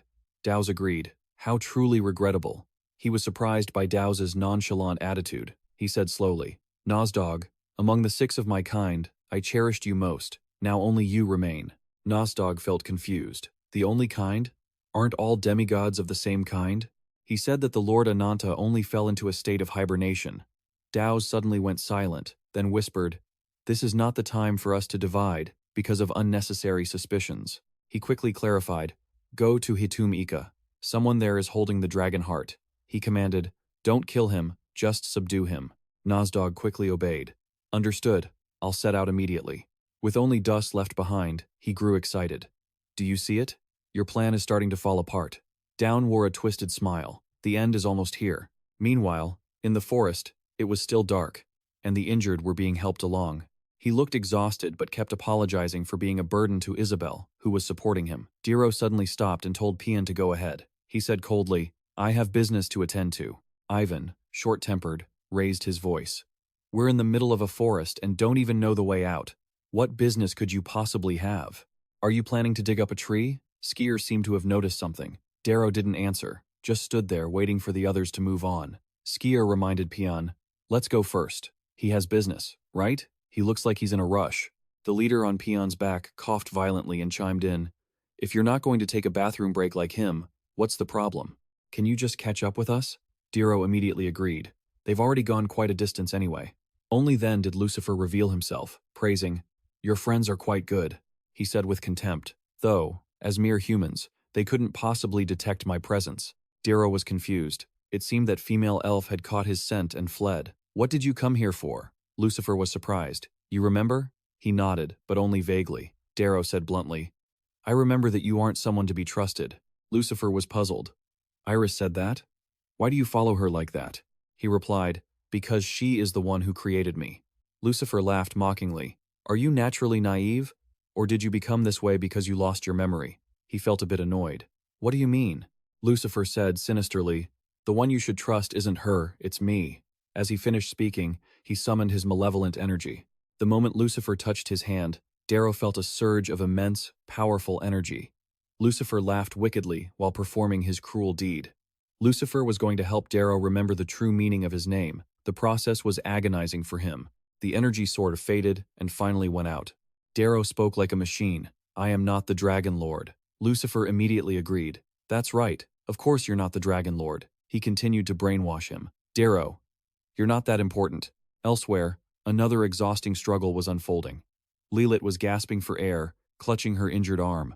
She scolded angrily. You bastards, how dare you break into someone's home and cause trouble? The group of demigods mocked her. What kind of monarch is this pathetic? The Nightmare Queen wasn't meant for brawling. They sneered. Let's end this here. The queen of the nightmare hell, Lilith. She was irritated by her fresh wounds and struggling to fight them off. Lilith had no regrets about this life, but she never expected that demigods would be the ones to end it. Suddenly, a large ring of light appeared in the sky. They were surprised to see the sky open up so unexpectedly. A shadowy figure appeared. They were in an uproar. Is that her backup? Did the Lord mention anything about this? Lilith was frustrated. What now? Another uninvited guest? The figure landed on the ground and stepped forward slowly. It was Lucas. He stood quietly in front of her. The surrounding air made Lucas cover his nose in disgust. This rotting hell is already being shaken. He pointed directly at them, speaking sharply. 1, 2, 3, 4. Oh wow, why are there so many demigods here? This is the first time I've seen so many in one place. It was expected, after all. This was a battlefield. The demigods were curious about his identity. Who are you? I can sense your divine power. Are you one of our kind? Lucas didn't deny it. Rethinking his approach, he began to summon terrifying power. If I wipe everyone here out, things will be much easier later. Seeing Lucas start to act, they all panicked. He's not one of us. That bastard, he wants to fight us. Suddenly, Hind yelled, Stop, Lucas Trauman. They were all taken aback. Hind seemed to be the leader of the demigods. He said slowly, We don't intend to fight you. I am Hind. The Lord asked me to tell you something if you showed up. Lucas was somewhat surprised by what he said. Hind delivered the Lord's message, to treat him with the respect due to one of their own. As soon as he heard it, he laughed with contempt. What crazy things is he talking about now? Colas flared up. You call this crazy, Hind? He continued to curse. Do you have any idea how many of our kind that bastard has slaughtered? Killing him 100,000 times wouldn't be enough to soothe my rage. Lucas didn't back down, cutting him off. I can only die once. Hind, calm down. Colas, we can't defeat him. He turned toward Lucas. But you need a reason for me to listen. Iris is coming here, and it's irritating. These disgusting bastards. Meanwhile, Lilith was injured. Lucas suggested, You guys go ahead and leave Lilith alone. Colas looked at him with hatred. Who do you think you are to order us around? But Hind quickly interrupted and ordered everyone to comply. To the surprise of his comrades, he motioned for Lucas to follow him. Lilith was still confused by his actions. Hey, what are you doing? He looked at her and explained, It's nothing. You're Sackley's friend. After all, Lilith was surprised by Lucas's casual attitude. I couldn't just let a friend of mine stay in danger. He intended to ask her for a favor. Lucas looked at her and whispered, If you see Asura, tell him not to trust Lucifer. Then he turned away, and Lilith angrily scolded him. That arrogant bastard walked away the moment he got what he wanted. She couldn't understand why this human kid seemed so cool. At this moment, Lucas met the person he needed to see the one who had called him to the demon realm. He spoke first. I've been waiting for you. Lucas Trauman. Dus acted boastful. The underworld is always so desolate. It's too dusty, and I just can't stand it. So, I tried turning a corner of the continent into the underworld, you know? As he spoke, he snapped his fingers. Instantly, a luxurious chair appeared in midair. Dus sat down and gestured, You should sit too. Lucas sensed he was just showing off his power to control space. He only cared about where Iris was. Dus remained calm. Don't be in such a rush, my friend. Dus got straight to the point. Why don't you join us? The demigods standing nearby were shocked by the Lord's offer. After all, you hold the primordial power. You can't keep living as a human anymore. He continued to persuade him. Don't you feel it deep down? Don't you feel that loneliness? As if you're the only one left in this vast universe? Dus smiled sinisterly. I will help you fill that void. Lucas gave a cold laugh. Honestly, that's the most ridiculous question I've ever heard. Whether I want to become a demon? I didn't expect to hear something even more absurd on the same day. Dus sighed. You really are a lot like Ricky. I'm sure you've already met Lucifer. Lucas found it laughable that he was being warned about Lucifer. Dus emphasized, He's far more dangerous than I am. Lucifer plans to leave this place and rule a new world. Lucas was a bit confused about this new world. Dus explained that Lucifer wanted to turn the continent into the underworld. Upon hearing this, he burst out laughing. Lucas contemptuously exposed him. You're just afraid that someone will steal what belongs to you, aren't you? He said with disgust that both he and Lucifer were just as pathetic. Dus scoffed. Hearing that, Lucas felt irritated. From the very beginning, you were the one who defeated the dragon god, the owner of the continent, and usurped the power to regulate it 5,000 years ago, right? But according to him, he hadn't fully succeeded, and the dragon god was still maintaining the continent. He suddenly laughed. Wouldn't it be better if the dragon hadn't lost? He stuck to his original opinion. That's why I said your perspective is so limited. Dus continued. Long before the dragon god was the owner of the continent 5,000 years ago, do you know how humans lived? Lucas snapped. Are you trying to teach me history? Even a child knows that humans didn't exist before that. He immediately denied it. It just wasn't recorded. Because the history of slaves is never written down. Hearing this, he was completely shocked. Dus emphasized that humans were once slaves to the dragons. Lucas was furious at his nonsense. He told himself that if he fought the demigod, he wouldn't be able to solve his own questions. Regardless, it was very possible that dragons weren't the friendly species he thought they were. The more he thought, the more worried Lucas became. Dus continued to praise himself. The one who freed humans from slavery and gave you the concept of freedom was none other than us, the demigods. Looking at him with a sharp gaze, he said, "Are you pointing your sword at the savior of your own kind now?" Hearing this, Lucas was stunned, his eyes wide, but he didn't reply. Then he just smirked. "If you want to keep spouting nonsense, then stop talking. I've already met the creator." Hearing that, Dus was also very surprised. Lucas continued, "He told me about the three worlds. We are in the mortal realm, also known as the continent. This is the demon realm, and there is the celestial realm, where you were born. This current battle is a meaningless conflict over who gets to be the regulator of the mortal realm." As he said this, Lucas's gaze darkened, and he said seriously, "So, if you want to lie, you'd better think twice." Dus laughed and stood up, meeting the creator. "Huh? You never cease to amaze me. Those years in the underworld clearly weren't wasted." Hearing him say that, Lucas was startled. He asked, "What?" But Dus just said nonchalantly, "It's time for you to drop this disguise. It reeks of illusion magic." He reached behind him to expose him. "A human body cannot enter the demon realm. You must have separated your soul to get in here." Then, with a smug look, he said, "Your nervous system is holding your physical soul, so you used illusion magic there too, right? You really are quite a handful." His mockery only made him angrier. Right after, to the astonishment of those behind him, a light enveloped Lucas. Looking at his true form, Dus mocked, "Long time no see, the human who has lived for 4,000 years. Archmage Lucas." Lucas replied, "As expected, you already knew." Dus smirked and said, "You are a special one. People like you are rare." He continued, "Besides, Iris already knows all your plans." Lucas replied indifferently, "So, you only returned because of Iris." Dus turned away and informed him, "She is currently in the underworld. She and Lucifer have a close relationship, but she's hiding too much." Dus turned and walked away. Upon hearing this information, Lucas immediately asked, "Is that why she's locked up? Are you planning to use Iris as your final card against Lucifer?" Dus remained silent when he heard that. He stood still for a moment, while Lucas gritted his teeth in anger. The demon realm scenery remained gloomy, except for the tree where they were standing, which was bathed in a golden light. Lucas said, "I have to go in there. Take me to the underworld." After hearing his reply, Dus smiled smugly as if he had a wicked plan for it. Somewhere else, a baby was happily lying in a crib, surrounded by shadows. A chilling voice whispered, "Iris, my lovely Iris." But the child played happily with those shadows. "From the moment I was born, they had always been around me." That voice spoke again. "Why are you so adorable? Sweet Iris, I considered those whom others couldn't see as my friends." The little girl sat reading a book, while the voices in the darkness continued to echo around her. "Iris, come with us. It'll be fun." As I grew older, I could feel their presence more clearly. She held her stuffed rabbit, surrounded by those same voices. "Iris," the black shadows kept talking. The friends always by my side whispered, "Call our names. Call us. Iris." It wasn't until I was 9 that I realized they were demons. And then, the forms of those dark voices manifested before her. They never stopped tempting Iris, urging her to call their names so she would become theirs. At another time, an angry voice screamed, "Kill the witch! There's an orange flame burning there."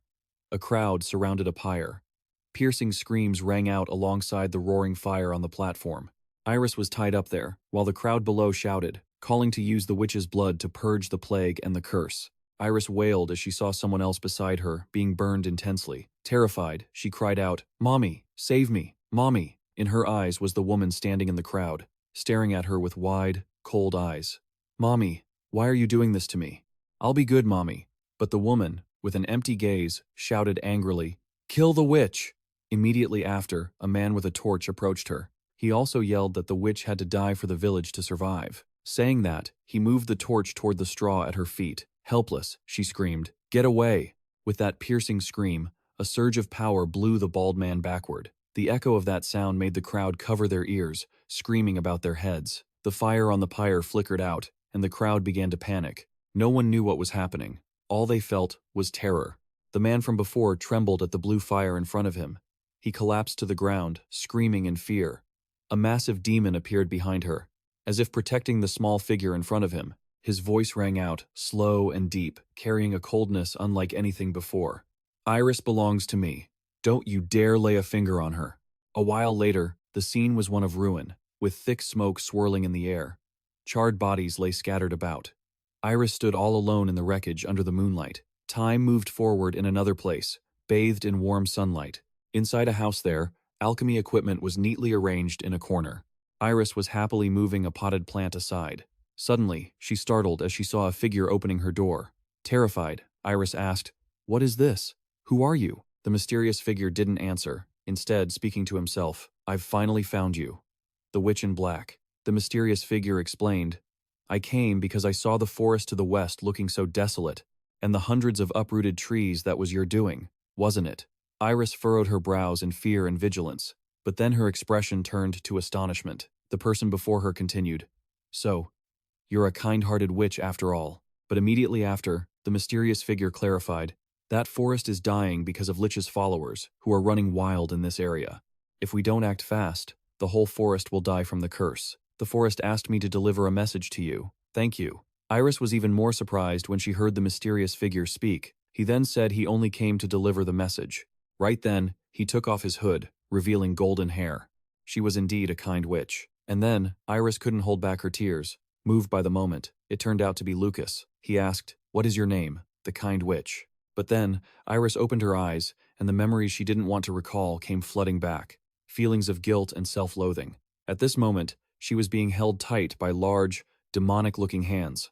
"Is this my punishment?" Before Iris's stunned eyes, Lucas's form appeared, but Iris spoke coldly. "It's true that I only see things I don't want to see." Lucas stood before Iris, who was bound tightly.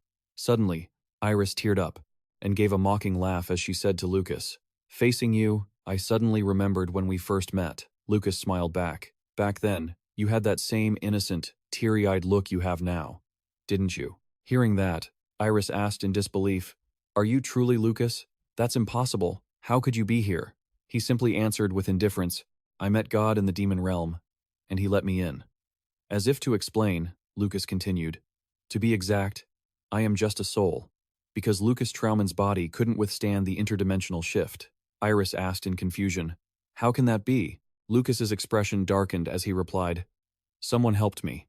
Iris hesitated, asking, "Helped you?" In a certain forest, a group of people were supporting each other as they walked through the rustling of the trees.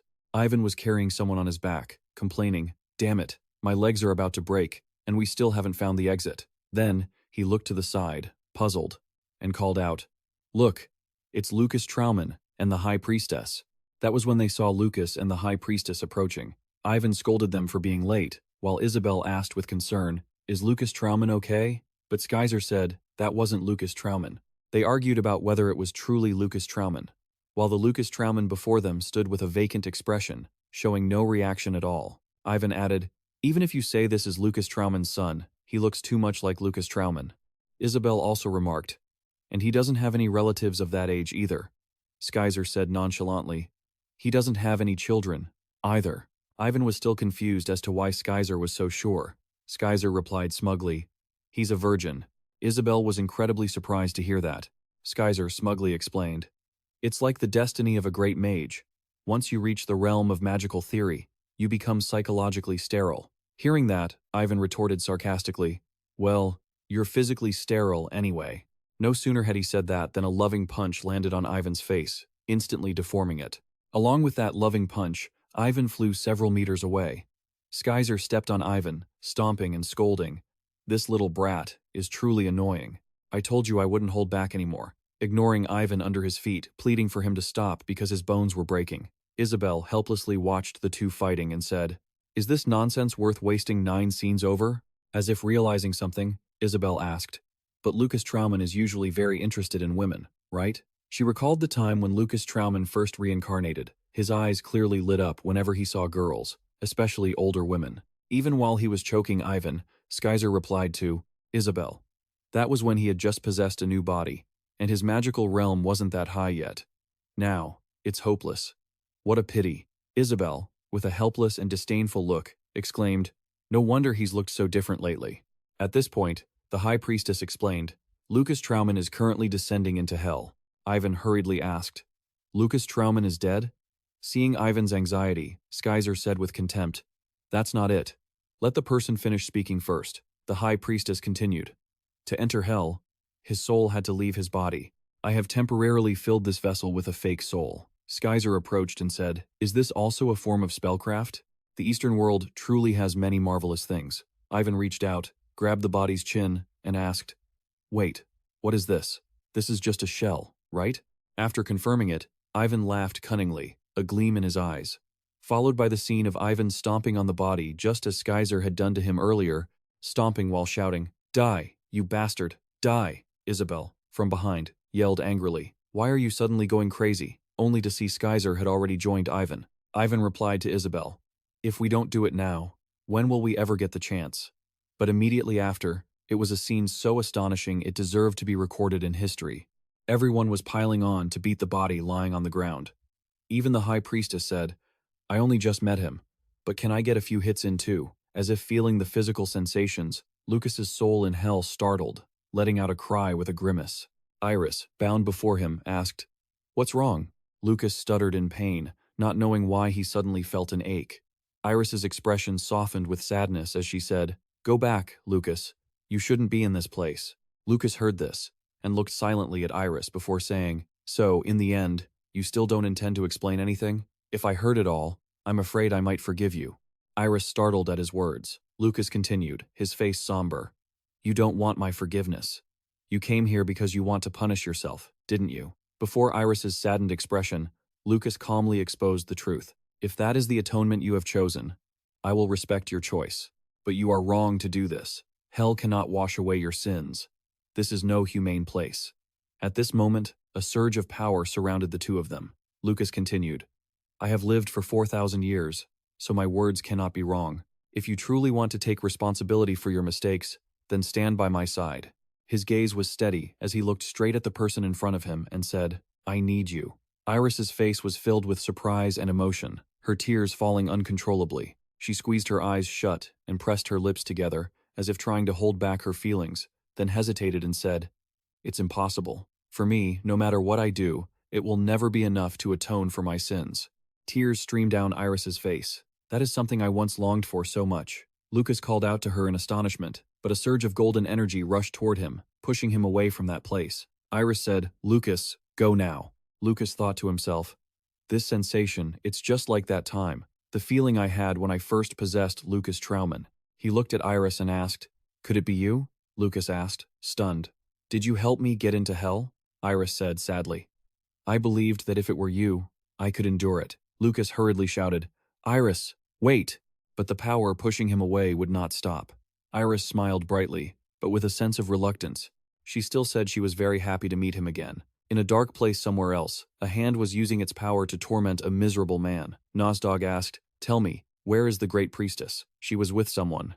"If you don't talk, I will kill you." He was surrounded by green energy, and the ground was littered with bodies he had tormented. The man being forced to kneel used his final moments to scream, "Just kill me." His voice trembled as he spoke to the demonic face torturing him. "I am the king of this country.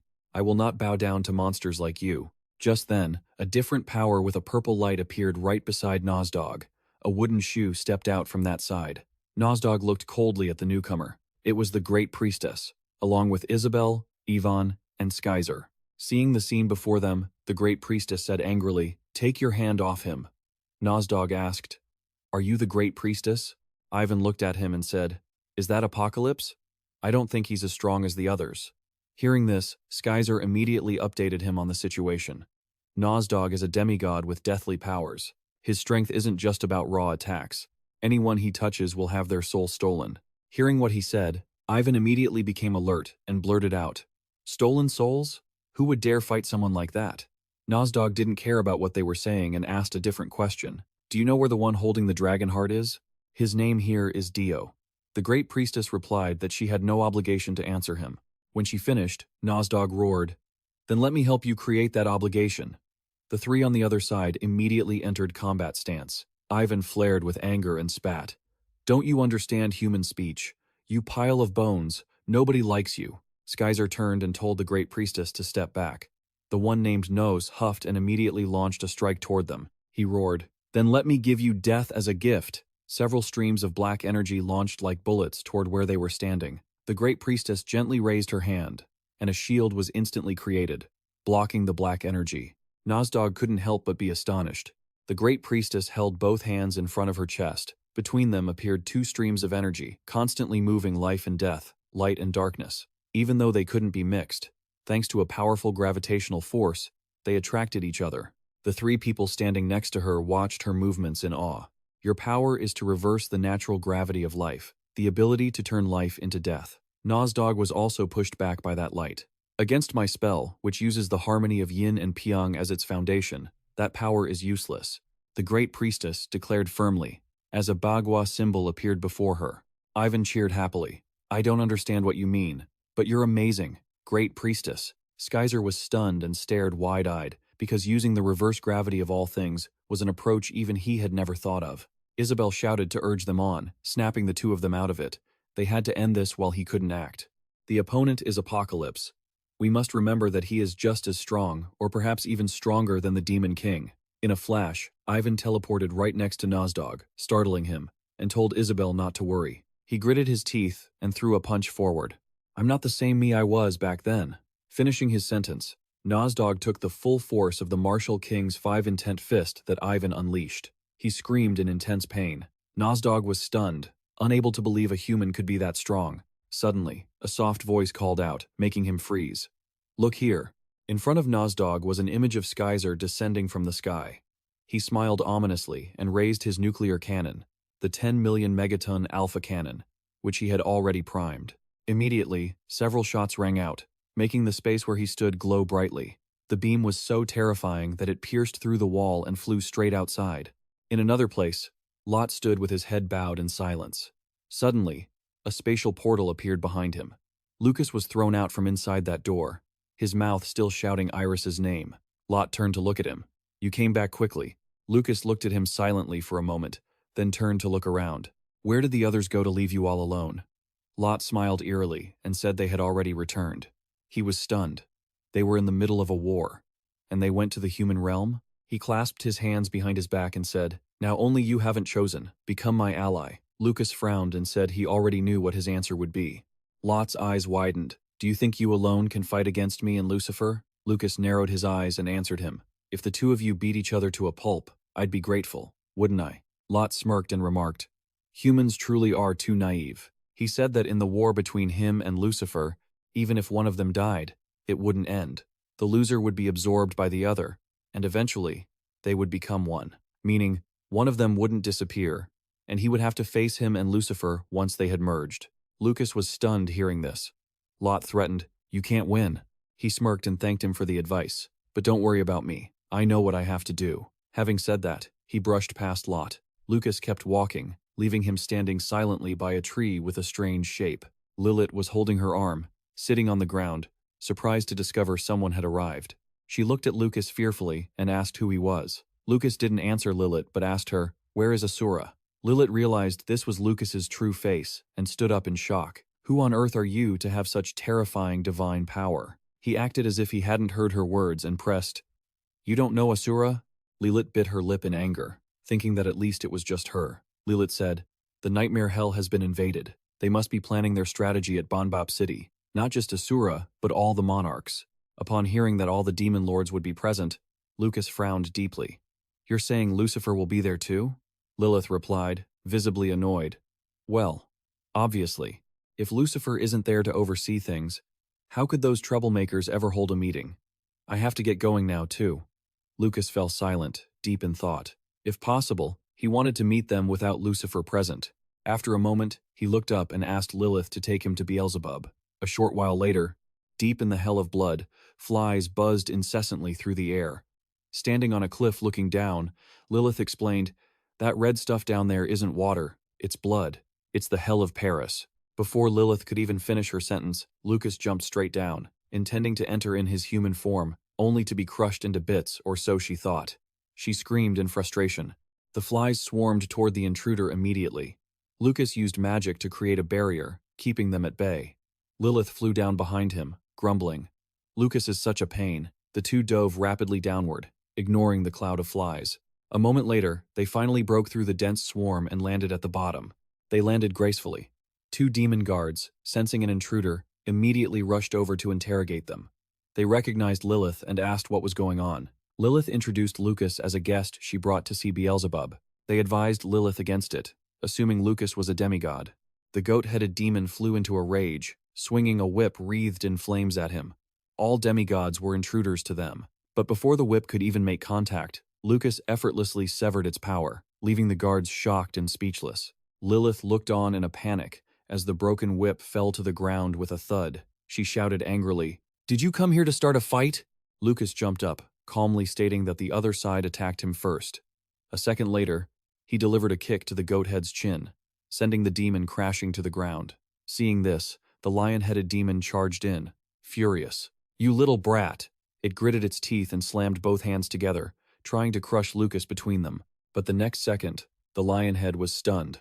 Lucas was blocking its hands with his own feet. No matter how much force the lion head exerted, even to the point of shaking, it couldn't close its grip. With another kick to the lion head's chin, Lucas retracted his legs and hovered in the air, watching it collapse beside the goat head. Lilith, seeing him handle two high-ranking monsters in the blink of an eye, muttered in horror, "Who on earth is he?" Suddenly, Beelzebub appeared behind her, making her jump and scream. "The guest you brought is quite the handful," he said, observing Lucas intently. He noticed Lucas had intentionally knocked the monsters out, rather than killing them. It looked like divine power, but there was something strange about it. He paused, pondering. Suddenly, Lucas walked over and mocked him. "It's a good thing your eyes aren't just for show." He asked if he was Beelzebub. Beelzebub asked what Lucas wanted. Lucas asked if it was true that all the demon lords had gathered for a high-level summit. "Is Lucifer there too?" Hearing this, Beelzebub looked at Lucas in silence. Lucas stared right back. A moment later, Lucas spoke again. "You really don't get along with that Lucifer, do you? The Lord of the Flies. The most sensible one in hell. I wasn't wrong to trust your reputation." Beelzebub started to ask what on earth he was talking about, but he was interrupted by Lucas. "Take me to that meeting. I need to know a lot about the war happening now, and the truth about Lucifer." He said this with a cold, piercing glance. Beelzebub turned back to Lilith, remarking that she had truly brought a troublesome guest. "A human who can just walk freely into hell? Right now, you're the one whose background is most unclear, not God or Lucifer." Hearing this, Lucas remained completely calm as he looked at him. But in this situation, someone with an unclear background is actually more persuasive. With that, he told him to follow. A moment later, Asura stood there, stunned into silence. Seeing this, Jaffa and Barbado looked in that direction as well. Perplexed, they asked who had arrived. Beelzebub flew overhead, leading the two walking below. "Distinguished guests, say hello." Barbado asked coldly if he was on the side of the demigods. Beelzebub replied calmly, "He's not a demigod. He's a human. The Archmage, Lucas Trauman." Meanwhile, Asura crossed his arms, glancing darkly at the person approaching. Looking at the man before him, Barbado was surprised to learn he was a human possessing such terrifying divine power. Suddenly, it occurred to him, how could a human have entered this place? Lilith spoke up, assuring them that Lucas was indeed a human. Jeffa didn't care about that. They turned and asked Beelzebub why Lucifer hadn't arrived yet. He replied that he wouldn't be coming. Barbado and Asura looked over in shock. Suddenly, Asura glanced off to the side. Over there, Lucas was walking leisurely toward them. "I will tell you Lucifer's plan. Whether you want to believe it or not is up to you to decide." He stood before the three giants and spoke calmly. Lucas and Beelzebub began to explain their analysis. A moment later, Jeffa stared at them, mouth agape. Barbado repeated what he had just heard, his voice trembling. "Hell is going to perish?" Asura gritted his teeth, saying nothing. Lucas said this was a predictable outcome. Lucifer is abandoning a dying hell and planning to rule as the regulator of the mortal realm. Beelzebub also confirmed the truth, that Lucifer had absorbed Satan's stone to become the regulator of hell. But in the end, Lucifer could not become the true regulator. Hell was currently only maintaining its appearance, while Lucifer digested Satan's stone. Lucas immediately followed up, saying there was only one way to save hell from destruction: kill Lucifer and remove Satan's stone from his body. Upon hearing this, Barbado burst into laughter, calling Beelzebub insane. "You were tricked by that human. You planned an assassination for a time when Lucifer wasn't around and called us here? He acted as if he had seen through everything. In the end, you're the one who wants Satan's stone, aren't you? Beelzebub immediately retorted that he didn't participate in gambles with such low odds. Even Lucifer can't fully contain that stone's power. Neither I nor anyone here could withstand it. Barbado roared. Why should I believe that? Asura narrowed his eyes, looking at Lucas, who stood below. Lucas met his gaze. Lucas's voice rang out clearly. Beelzebub wants to place the stone of Satan into the body of a regulator, like a dragon god, to contain its power, then bury that body deep in hell where no one knows, as a totem to keep hell alive. Barbado stomped his foot, furiously ordering him to shut up. This isn't a matter for you to interfere in. You want to lose your life here, don't you? He stepped toward Lucas as he spoke. Lucas frowned, glancing coldly at Barbado. Suddenly, Asura stepped forward to block him, causing Barbado to think Asura was also siding with the other party. He muttered darkly, truly, hell has no dignity left at all. With that, Asura immediately released his power. Dark, ominous smoke billowed incessantly from his body. Asura gritted his teeth. You're crossing the line, Lucas. Lucas calmly called his name. Asura snarled through clenched teeth. For old time's sake, I'll help you die without pain. Lucas called Asura's name. He cast a spell and said in a low, somber tone, You can't beat me. Lucas smirked at him, radiating confidence. Jaffa was startled by the scene unfolding before her. Bados couldn't help but exclaim, Is that bastard really not a demigod? Asura slammed his hand down angrily onto the ground where Lucas was standing, shattering the earth and stone. The arrogant bastard's strike was so powerful it tore a massive trench into the ground behind him, sending debris flying everywhere. Seeing this, Beelzebub frowned and growled. You dare destroy someone else's fortress? Lilith stood with her hands on her hips, shouting, What the hell are you two doing? Meanwhile, Asura continued to slam his hands into the ground, sending rocks flying in every direction. Suddenly, he sensed something and froze. Lucas, who had been under Asura's palm, forcefully pried his fingers apart. He gripped the finger tight and applied pressure. A second later, Asura was thrown aside by Lucas. A streak of light shot past, piercing the trees ahead. Suddenly, the beam changed direction and soared into the sky. Lucas floated in the air, enveloped in blue light. Babatos and Jeffa were stunned to see him completely unharmed by Asura's previous attack. Asura groaned in pain and clutched his finger. He couldn't believe that with just one grip, Lucas had managed to break his finger. Asura immediately unleashed his combat weapons. He laughed loudly. Not bad, I'll give you that. Lucas Trauman. As the battle raged on, no one noticed two figures watching from a high, shadowed corner. Lucifer looked down calmly. Asura was going to lose. Duro asked from beside him why he wasn't joining in. To keep the monarchs from being convinced, shouldn't he step in to mediate? Below, the two continued their fierce fight. Lucifer smirked. This was fun. Duro watched him for a moment and concluded that this man was truly unpredictable. Down there, Lucas flipped and parried one of Asura's slashes. Jeffa couldn't believe a human could stand on equal footing with an Asura in the underworld. Babatos even suggested that Asura was holding back. Beelzebub flew over and asked Babatos, Is he just playing with that guy?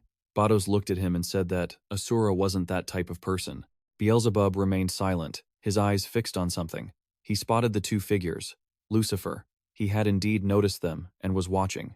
He wondered who the person beside Lucifer was. He observed that, like Lucifer, he possessed 3 pairs of wings. Beelzebub seemed to realize something, and suddenly, he darted away, making Lilith scream in surprise. She blushed and shouted, You should have warned me before flying off. You damn fly. Up there, Lucifer suddenly told Duro to head back to the human world. A fly is heading this way, he said, watching Beelzebub speed toward them. Duro vanished into thin air. Meanwhile, in the human world, things were in ruins. Ivan and Skier looked down. Ivan suddenly turned to look at him, fuming. She looks so beautiful, yet why is she more aggressive than me? Skier wondered. The High Priestess said that Nozdog's aura had vanished. Hearing this, Isabel was stunned and asked, Was he defeated? Skier looked up at the sky and replied, No. Right above their heads, a dark vortex appeared. Nozdog emerged in a strange new form, growling and calling them wretched insects. Skier knew Nozdog wasn't that weak. Ivan turned cold and said, He's already been beaten up by them. Isabel created a blue light and shouted, Keep pushing forward with that same momentum. The blue light instantly enveloped Ivan and Skier, leaving them stunned. Ivan felt his body become lighter than before and happily thanked Isabel. Isabel knew she could only enchant and heal. Only Ivan and Skier could be the ones to attack. She thought with regret how great it would be if Duro were here. Duro, meanwhile, stood above, watching all their actions. He muttered coldly, "You all endure better than I thought." But Nozdog was the embodiment of death, and that death would soon become their fate. As Duro spoke, Nozdog suddenly turned massive, causing Ivan to exclaim in terror, "Why is he swelling up like that?" Humans could not defy destiny. Just as Duro finished speaking, the vortex above them grew even more powerful. The High Priestess immediately moved her hands to cast magic. They were all instantly encased in a protective, sphere-like barrier, while Nozdog's vortex completely swallowed them. The High Priestess warned them, "The aura of death is everywhere. No one must step outside this barrier. Just one step out, and you will meet death immediately," she said with a stern expression. Ivan grew impatient. If they couldn't leave the barrier, how could they fight him? Skier's voice rang out. Life and death, their energies are opposing each other and constantly clashing. If another opposing force breaks the barrier, perhaps we need to simultaneously use two opposing types of magic, like earth and wind, or ice and fire. As he finished, he turned to tell Isabel that he couldn't use mana, and asked her to do it, which shocked Isabel. She immediately channeled both fire and ice magic in her hands. When Skier saw that Isabel could simultaneously use magic at this level with such ease, he understood why Lucas wanted to bring her along. He watched Isabel fuse the two powers together and marveled. To reach the 7th rank at such a young age, because she was always by Lucas's side, she didn't realize her own power. But Isabel was a true genius. Isabel swung her hands, enveloped in fire and ice. Two streams of magic were released at once. They collided, creating a massive explosion.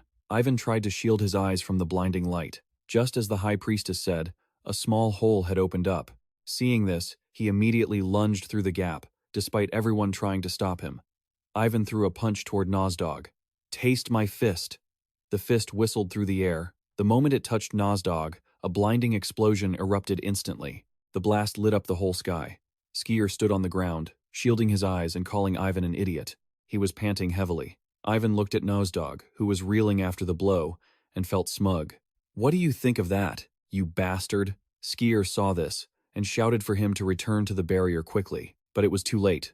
Ivan was already surrounded by Nozdog's black aura.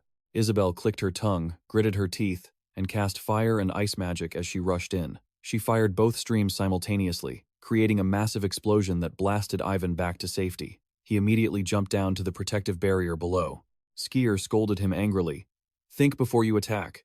Hearing that, Ivan just laughed sheepishly and said, "My bad." Nozdog growled and cursed, and everything returned to the way it was before. Isabel said her magic could only hold for a little while longer. She was confused about what they should do next. Nozdog frantically launched a new attack. The black smoke seemed about to pierce the protective barrier, terrifying them. The High Priestess continued to cast her magic. This is a psychological attack. Everyone must keep their resolve steady. The barrier can only block so much. His power is to break the victim's will to live. He uses negative feelings like regret and self-loathing to make our souls collapse. The stronger one's ego and faith, the easier it is to be subdued. Hearing this, Pion immediately startled and asked back. Then both he and Skier said in unison, "Are you talking about us?" Finishing, the two looked at each other with miserable expressions.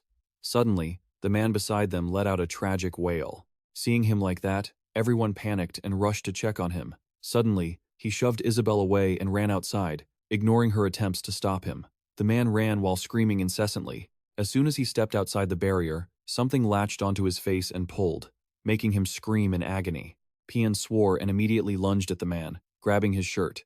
A second later, Ivan threw him back inside the barrier.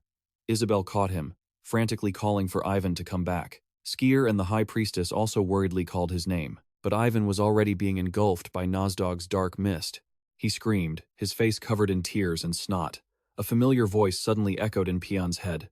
"You ruined everything." He suddenly remembered the image of his master standing with his back to him, and the moment Nova's arm was severed. She clutched her arm, screaming in pain. Suddenly, the image of his master with an angry face appeared. "You're weak. That's why this happened." In the hallucination, Ivan sobbed in agony, unable to speak. Suddenly, images of Skier and Isabel appeared, despising and mocking him for being useless. Ivan wanted to say it wasn't true, but he couldn't get the words out. Then came the image of Benyon, with blood streaming from her eyes, nose, and mouth, blaming him for telling her to use the dragon tongue. Ivan screamed in terror and tried to run away. He struggled, tears streaming down his face. Suddenly, even collapsed when he saw a faint shadow in front of him. That person said, "How unfortunate, peon." Suddenly, 2 bursts of ice and fire magic were fired again, creating a massive explosion. The blinding light made Skier and Isabel raise their hands to shield their faces, not understanding what just happened. Nozdog was bewildered, realizing this power was divine. 2 streams of ice and fire magic continuously surged, striking him. Yvonne looked up, surprised, his face covered in tears and snot. He asked blankly if Snow, who was standing before him, was an angel. Snow scoffed coldly. "It hasn't even been a few days, and your lying skills have improved quite a bit." Isabel and Skier were both incredibly shocked to see her appear there. Snow turned and smiled. "Benyon has woken up." Only then did Ivan realize she was real. Snow said Benyon used the Dragon Gate to send her there. "The dragon heart has fluctuated. The Diro fellow accompanying you has finally changed." Someone asked where Diro was, and Snow said she had resonated with his heart and saw that he was with them. Diro stood hidden above, watching them discuss him. He fell silent for a moment. Hearing this, Ivan turned his head to look around. Diro said he had something to do, so he went somewhere. "Is he nearby?" Suddenly, Nozdog's dark smoke surrounded him again. Ivan swore, "The miasma is getting stronger again." Isabel urgently urged them to hurry inside the barrier. Nozdog unleashed a strike, and Snow immediately drew her sword. She swung, and both fire and ice elements shot forward. By the time Snow sheathed her sword, the air was thick with the smoke of the explosion. As the smoke cleared, everyone saw the darkness had completely vanished and cheered in admiration. Nozdog spoke slowly. "So, this truly is the divine power of the evil saint." Finishing, he suddenly roared in anger. "You arrogant brat, how dare you use the saint's gem?" Snow frowned in annoyance. "To make it mine, I had to endure pain like having my bones scraped clean." Suddenly, magical charms flew toward him, catching him off guard before he could defend himself. The High Priestess raised her hand. "The light of life has made your heart beat again and restored the vitality in your eyes." The charms immediately stuck all over Nozdog's body, making him scream in agony. The High Priestess continued casting her magic. She widened her eyes and emphasized every word. "Since you yourself have grasped death, life is the very thing that contradicts your existence. Farewell then, you dog." Asura put all his might into his attack, but he dodged it. Asura quickly gripped his staff with both hands and struck straight at Lucas. He channeled his strength into his legs and delivered a direct kick to Asura's stomach, sending him flying until he crashed into the tower opposite, punching a massive hole through the wall. He was buried under the rubble, but started to get up. Asura's 6 arms were already holding weapons. "Lucas, you're not bad," Lucas taunted. "Huh? Why are you shrinking? You have to be big for a good fight," Babatos remarked. "I wanted to reduce my weak points. Only my body has changed. I'm still as strong as before." Asura drew his bow and released an arrow that shot toward Lucas. The arrow was right in front of Lucas, but he quickly dodged it. Asura grabbed another arrow and lunged at Lucas, stabbing down decisively. The area where he attacked cracked completely, but there was no one there. Lucas stood to the side, completely unscathed. Lucas smirked. "Using 6 weapons to completely block my path? Are you really the greatest warhorse of hell, Asura?" Asura trembled with rage and attacked non-stop, but Lucas dodged everything. Asura was confused. How can my attacks have no effect on you?" Lilith stood outside observing. "In a one-on-one fight, he is overwhelming you." She added, "This isn't a fair fight. Asura is being spun around like a top." Asura gritted his teeth, now clearly exhausted. Suddenly, he dropped his weapons, and his remaining arms dropped theirs as well. Lucas was surprised. "Just how heavy are the weapons you're planning to fight with?" Asura didn't say a word and lunged at Lucas, punching him hard in the gut with one hand. Lucas gritted his teeth and endured it. Asura grabbed Lucas's leg, spun him around in the air several times, and slammed him straight into the ground. This time, Lucas couldn't escape. Jeffa rejoiced. "I've got the victory," Babatos chimed in.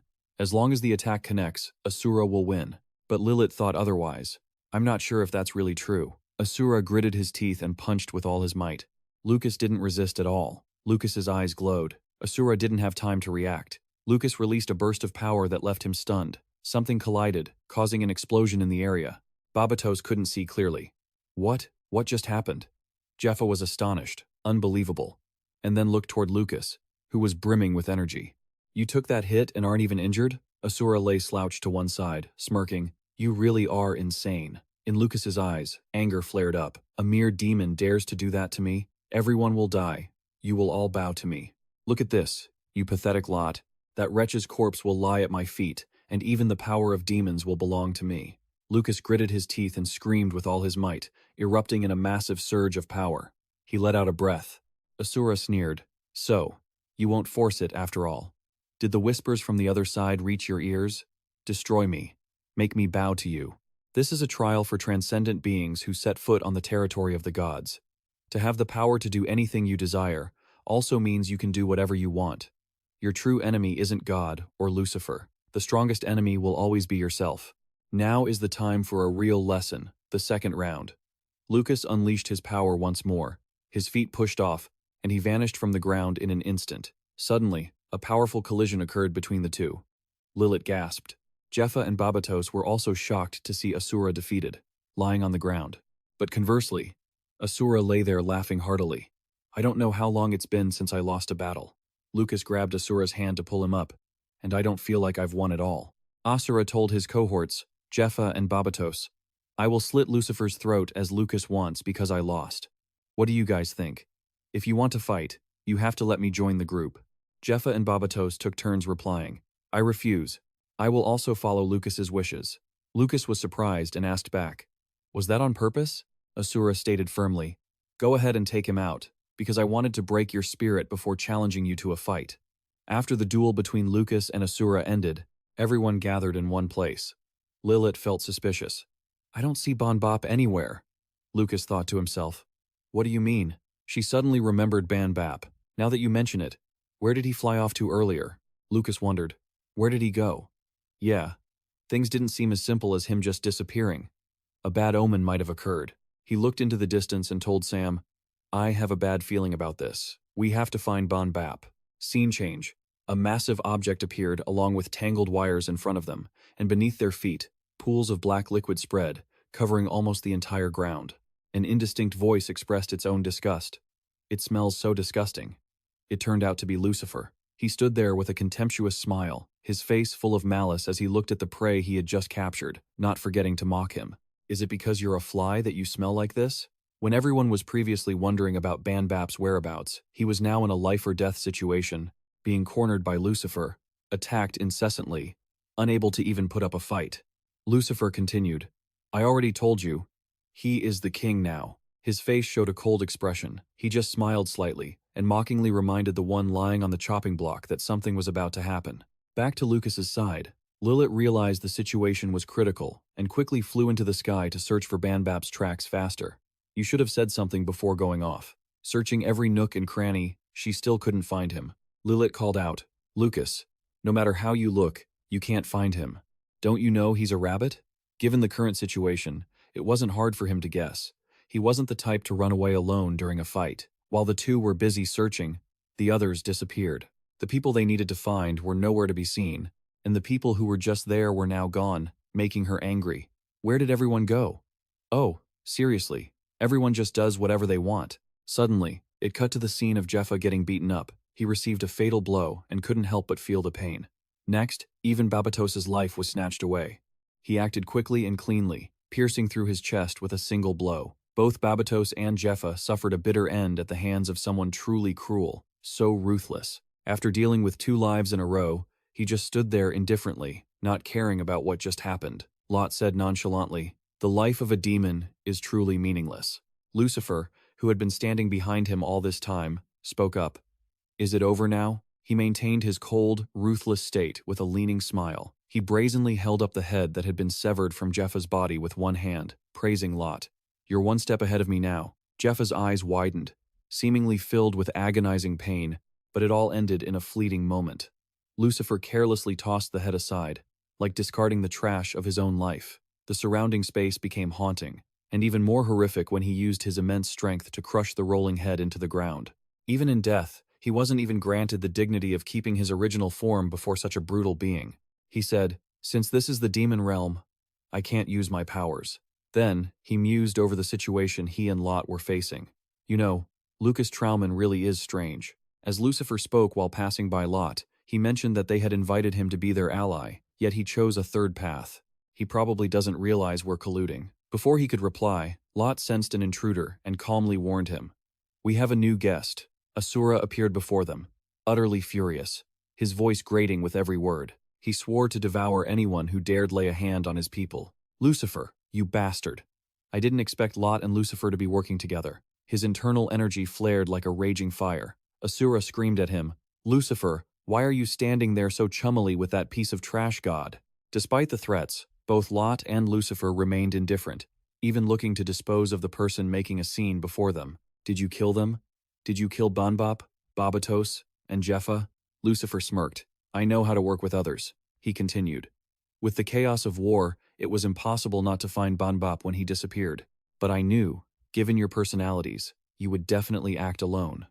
As expected, you started to scatter, and the god and I took you out one by one. If your monarchs keep attacking one after another, there's no guarantee I'll win." Asura gritted his teeth in rage. "You bastard!" Lucifer didn't care, bluntly criticizing the opposition's actions.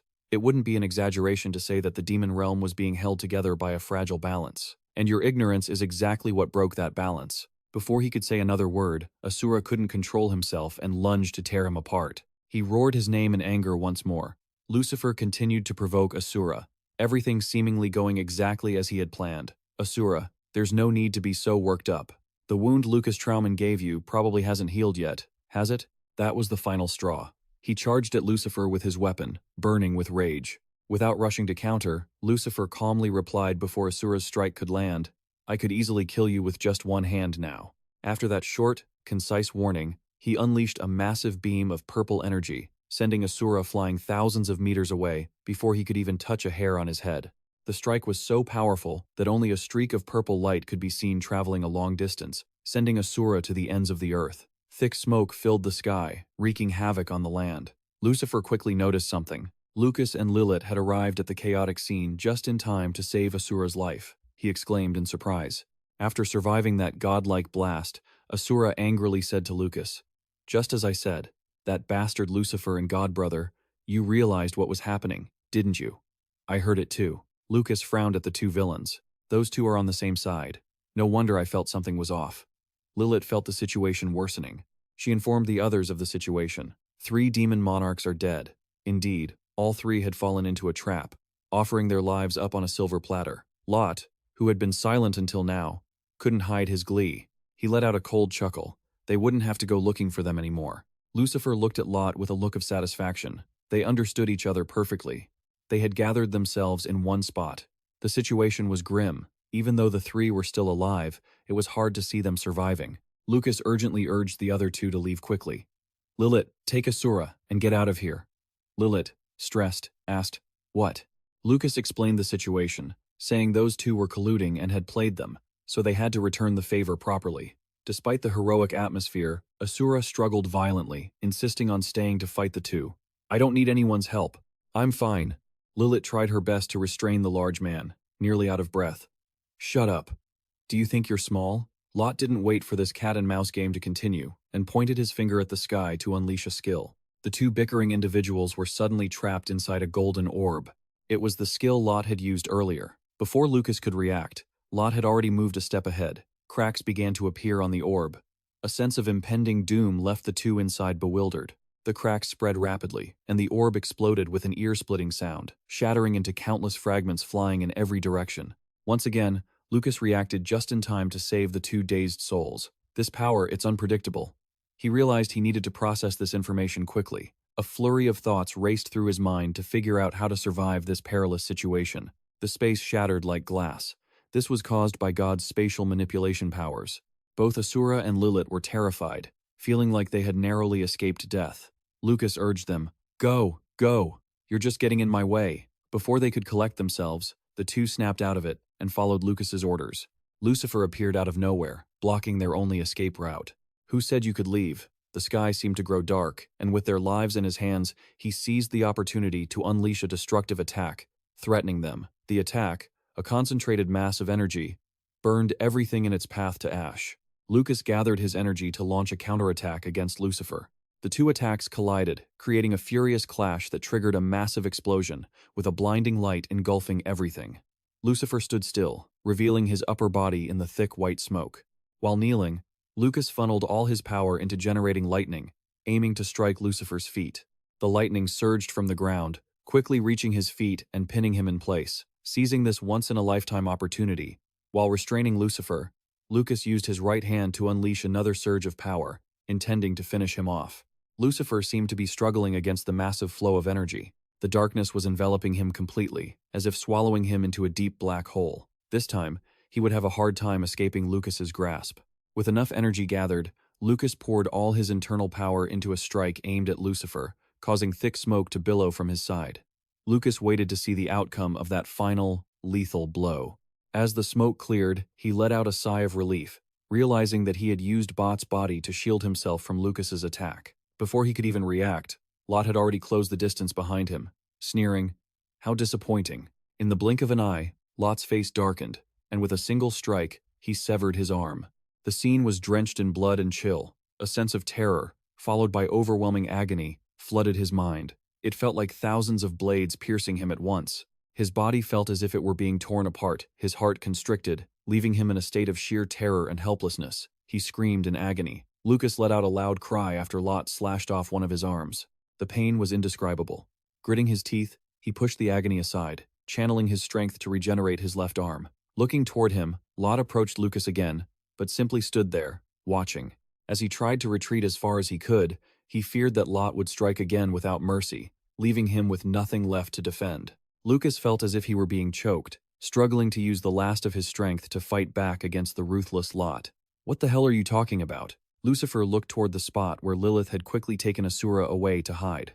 If she hadn't, neither of them would have survived, let alone helped Lucas escape. Lucifer was somewhat annoyed and regretful to let his prey slip away right before his eyes. Lilith running away was indeed the smart choice. Lot approached Lucifer again, his voice full of hidden meaning. "You missed your chance."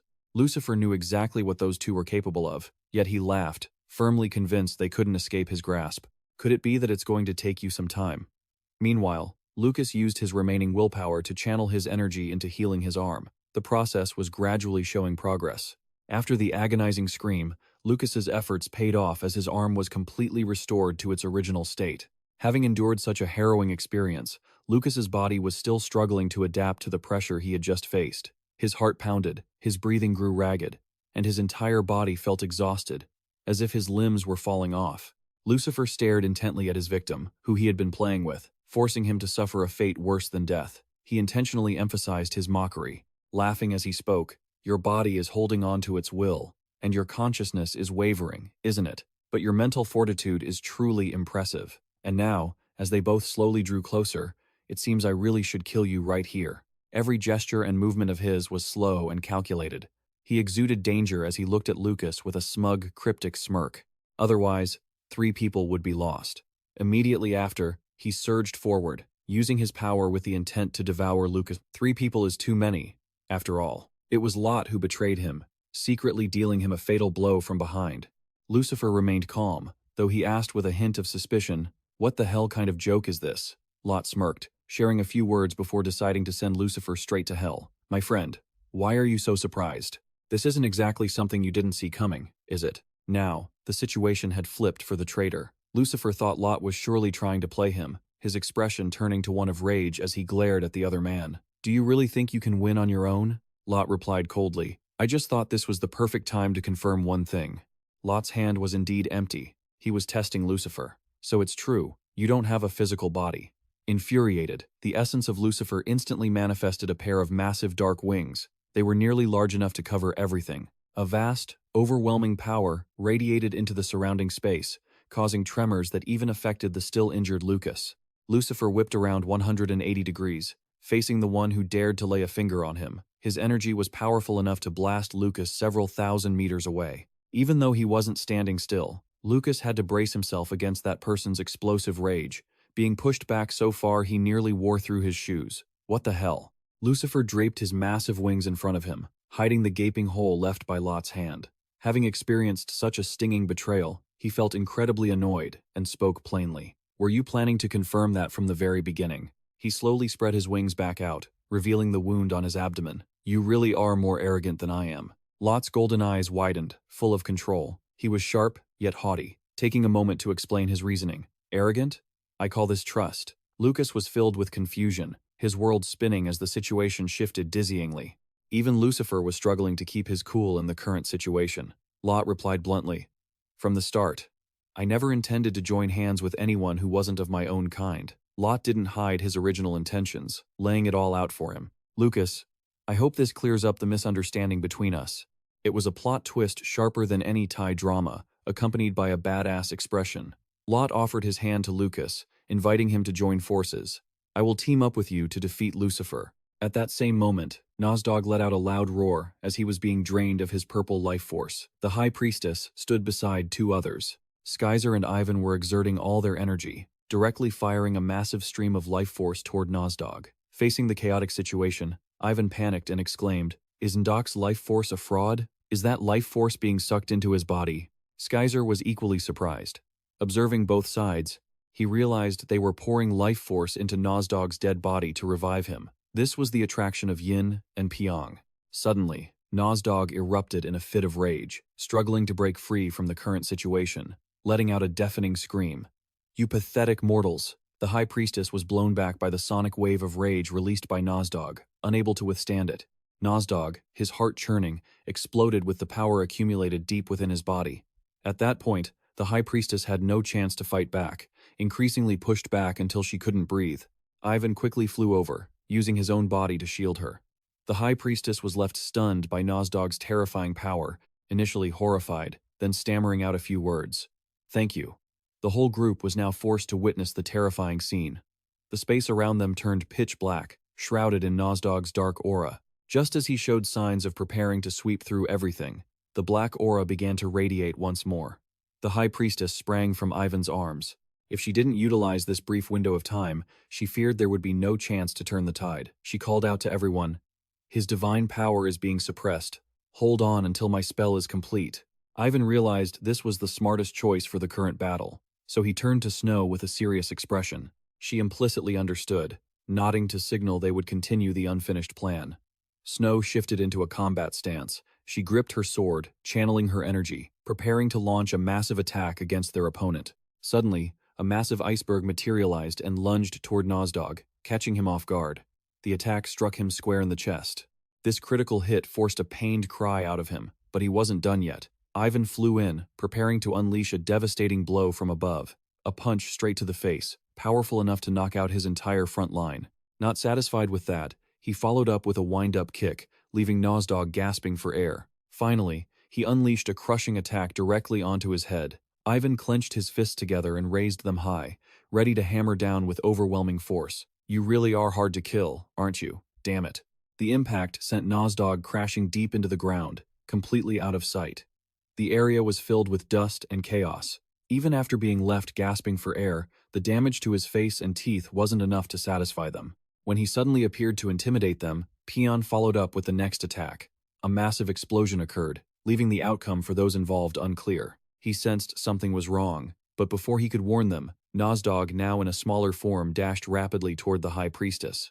Ivan lunged forward, locking hands with him to counter and stall for time. They were evenly matched, neither willing to back down. Ivan exerted all his strength, gritting his teeth as he cursed his opponent. "You miserable bag of bones." Nozdog pushed back with all his might, forcing Ivan off balance while tightening his grip, causing Ivan to groan in pain as he mocked the human race. "Do you think a human like you can use brute strength to push me back? You should know your own limits." Isabel appeared to assist Ivan, channeling a massive surge of energy toward him. Right person, right time. Receiving her energy was like turning him into a different person. His vitality recovered and even multiplied. Ivan regained the upper hand, gripping Nozdog's arm tighter, but didn't forget to thank his companion. Just then, Isabel helped him pin the guy down, causing him to lose his footing and hit the ground. Ivan pinned him down and grabbed his throat, whispering a reminder to Nozdog, "I have reliable allies backing me up."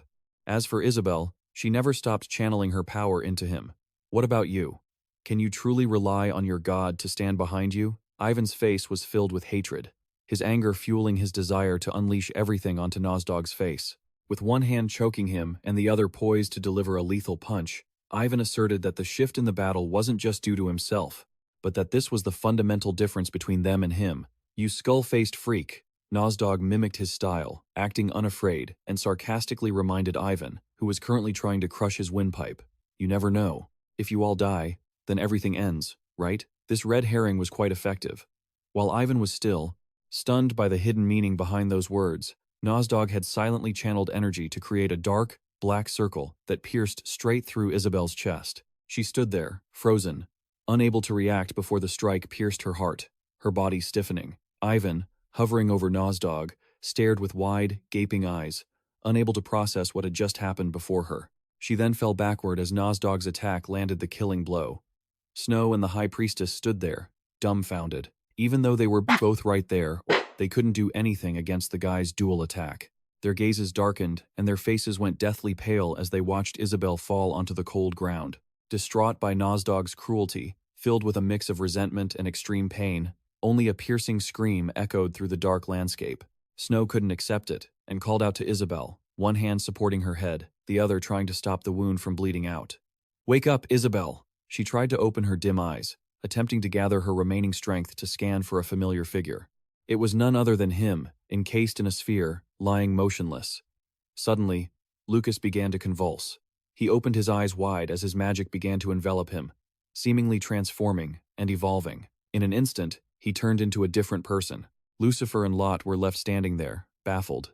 Lucifer witnessed that terrifying power and stood there, stunned, questioning, "What is happening?" Lucas, seemingly losing control, muttered, "Kill them, destroy them, make them submit." Lucifer sensed something ominous, but Lot seemed to enjoy the spectacle, exclaiming, "Finally, he has stepped into the world of the superbody." He suddenly smirked, as if plotting something. Lucifer used his magic, looking at Lucas with a hint of regret, clicking his tongue. "Tisk, I should have killed you sooner." He quickly began to cast his move, a magic orb appearing behind him, aimed straight at him. A blue aura emerged, accompanied by mysterious purple magic eyes glowing on his body. But it didn't last long. Instead of Lucas being injured by his magic, the opposite happened.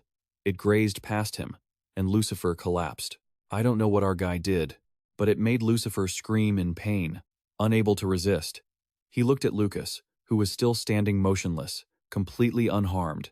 Impossible. That lowly human, he is just a fragment of a soul. Why is he able to touch my wings? Lot stood far away, enjoying the battle, and cheerfully welcomed Lucas. "Welcome to becoming my kind." Lucas said nothing. As if having lost control, he angrily gathered all his magic and lunged straight at the enemy. He ran like a madman aimed at Lot, but halfway there, something was thrown at his face, causing him to stumble. Fortunately, the magic surrounding him blocked the strange object. A sphere from outer space trapped him, leaving him bewildered and unable to move forward. Just like a starving beast, and beasts must be caged.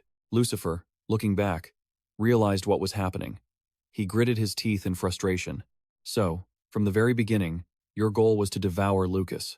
Lucifer couldn't believe it, voicing the suspicions he had the moment he stepped in here.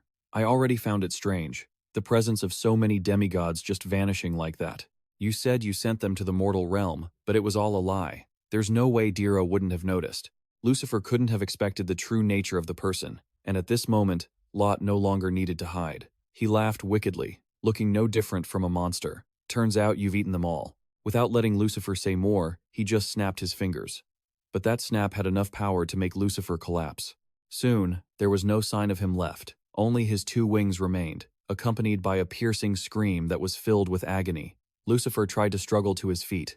My wings are all." Meanwhile, Lot walked over slowly, speaking as he moved. "When I ate them, a memory entered my body." Enraged, Lucas threw punches in every direction, but it didn't change the worsening situation, with only the sound of Lucas's words echoing back. "At first, I thought those were Jen's memories, but it turned out I was wrong." Darrow stepped forward and confirmed one thing. "They are actually my memories. She was just a piece of the puzzle that makes me who I am." Lot looked down at his hands and gave a sinister smile that would send shivers down anyone's spine. "It was then that I realized all the demigods originated from a single body. Now everything is clear." Lucifer gritted his teeth and growled. "So that's why you let a mere obstacle like Lucas Trauman survive." Looking back at the temporary winner, who no longer had the strength to fight, "Because my greatest piece is inside him." Everything went exactly as planned, but assimilating with a pathetic human like him is extremely annoying. So I need to help him reach the realm of a superbody. Although Lucifer was still heavily wounded from the battle, he tried to listen and endure the malicious words from Lot. "I thought you would become just a scapegoat for me." After saying that, Lucifer approached Lucas to admire the masterpiece he had created, ignoring the fact that he was being watched by a furious Lucas. He looked terrifyingly calm, But that scapegoat turned out to be a pathetic little human girl from the mortal realm. His eyes glowed with a strange light, yet he couldn't stop smiling at the glory of victory before him. Because Lot knew no one was strong enough to stand in his way, he leisurely enjoyed the moment of victory while looking at Lucas. No matter what, I just can't stand humans. Moving to a different scene, not far away, Snow was trying to wake Isabel, who had taken heavy damage in the recent battle. Wake up, where did Isabel suddenly come from? The High Priestess arrived just in time to say a few words before casting a healing spell. Let me handle this. A mysterious, magical purple light appeared like a yin-yang symbol. It continued to expand until it was large enough to surround the sitting High Priestess, and it seemed to be working. Seeing that the situation might improve, Snow was overjoyed, as if she had found gold. That's right. Just like destroying ND, if we take death away from her. But the joy didn't last long before the High Priestess slapped her with the harsh reality, blowing away all her optimism. I cannot reverse human destiny with a spell. This is only a temporary measure. As for Ivan, he was holding on and pinning down Nozdog. Damn it, then I have to finish this guy off quickly. Suddenly, a hand appeared from behind and grabbed Ivan by the neck. In a moment of carelessness, Ivan was quickly seized by the throat, making it impossible for him to breathe. Nozdog began to turn the tide, his body still maintaining his winning position as he squeezed tightly. Who is finishing whom? Standing on the edge of death, Ivan still had the strength to silently curse. Damn it, if the seal is broken, I won't be able to fight him with brute force. Suddenly, Nozdog radiated a green energy, signaling something ominous. He boasted boldly, declaring he would deliver one final blow to Ivan, who was about to suffer the attack. Die, you wretched human. Meanwhile, things weren't looking too good on the other side either. The outcome was clear for the loser. Lot was still attached to his product. Then go back to the mortal realm. Lucas Lucifer stood there, gritting his teeth, seemingly refusing to surrender. As he continued, Lucas's current body holds the dragon god's crystal. If I can get my hands on both of those, my plan will be complete. Lot, the victor, decided to look at him with a gaze of pity. Although that won't happen, this match will end with victory belonging to me. As if hitting the mark, all the effort he had poured in turned out to be part of Lot's plan. He felt like nothing more than a puppet manipulated by Lot's own hands, shouting a name as if for help. Dero, return to the demon realm immediately. But his reply was an unexpected refusal from his subordinate. Dero, I refuse. Dero, like a total jerk, casually brushed him off with an insincere apology. With no intention of continuing, he said, I have to apologize to you. Then, while Lucifer held Barbados, who was motionless, Dero still flashed a grin and struck a pose before sending him to heaven. He announced that Iris's plan ended there. Along with that came an explanation, and the real reason why he joined the battle in the first place. She told me that the Lord would definitely approach me. Shifting to a scene far away, Skyzer and Ivan continued talking. While the situation was critical, I said I would treat it as an opportunity and definitely destroy his largest piece, Nozdog. On the other side, they were trying to heal Isabel. Nozdog would move to replace the Lord, who was still in the demon realm, returning to Dero, who was clutching the beast Barbatos. So she told me to go find Cantus, Nozdog's apostle. I know that the one who made Cantus an apostle of Nozdog was you, Lucifer, so I acted a little to find his location. Unexpectedly, there was a traitor right there who did everything for him, but now had flipped sides so fast that Lucifer could only curse, unable to do anything. Dero, you bastard. At the mention of that name, Lucifer couldn't help but grit his teeth and curse Iris. Iris, did you join hands with that little girl Iris and betray me? But Dero had already stayed one step ahead. Speaking of betrayal, I remember that's your specialty, isn't it, Lucifer? He even knew Lucifer's weakness, but you're nowhere near catching up to Iris. Having said that, he waved his hand and killed Barbatos, turning him into a pile of sand. Suddenly, an inexplicable pain struck, like a connection where if one person hurts, the other feels it too. Jeffa seemed to be affected by some force, causing him to speak out instinctively. Suddenly, the black smoke dissipated, revealing a blue, star-filled sky. Skyzer now had a bad feeling, looking up, wondering what was happening. What is this? I was trapped in black smoke. Below, Jeffa and Ivan fell to the ground. Ivan coughed a few times, greedily inhaling the fresh air. He was also surprised by this unexpected turn of events. Rubbing his neck, he stammered in shock. What happened? At this moment, everyone could hardly believe their eyes, because the enemy who was just here a moment ago had vanished without a trace. Nozdog was no longer moving.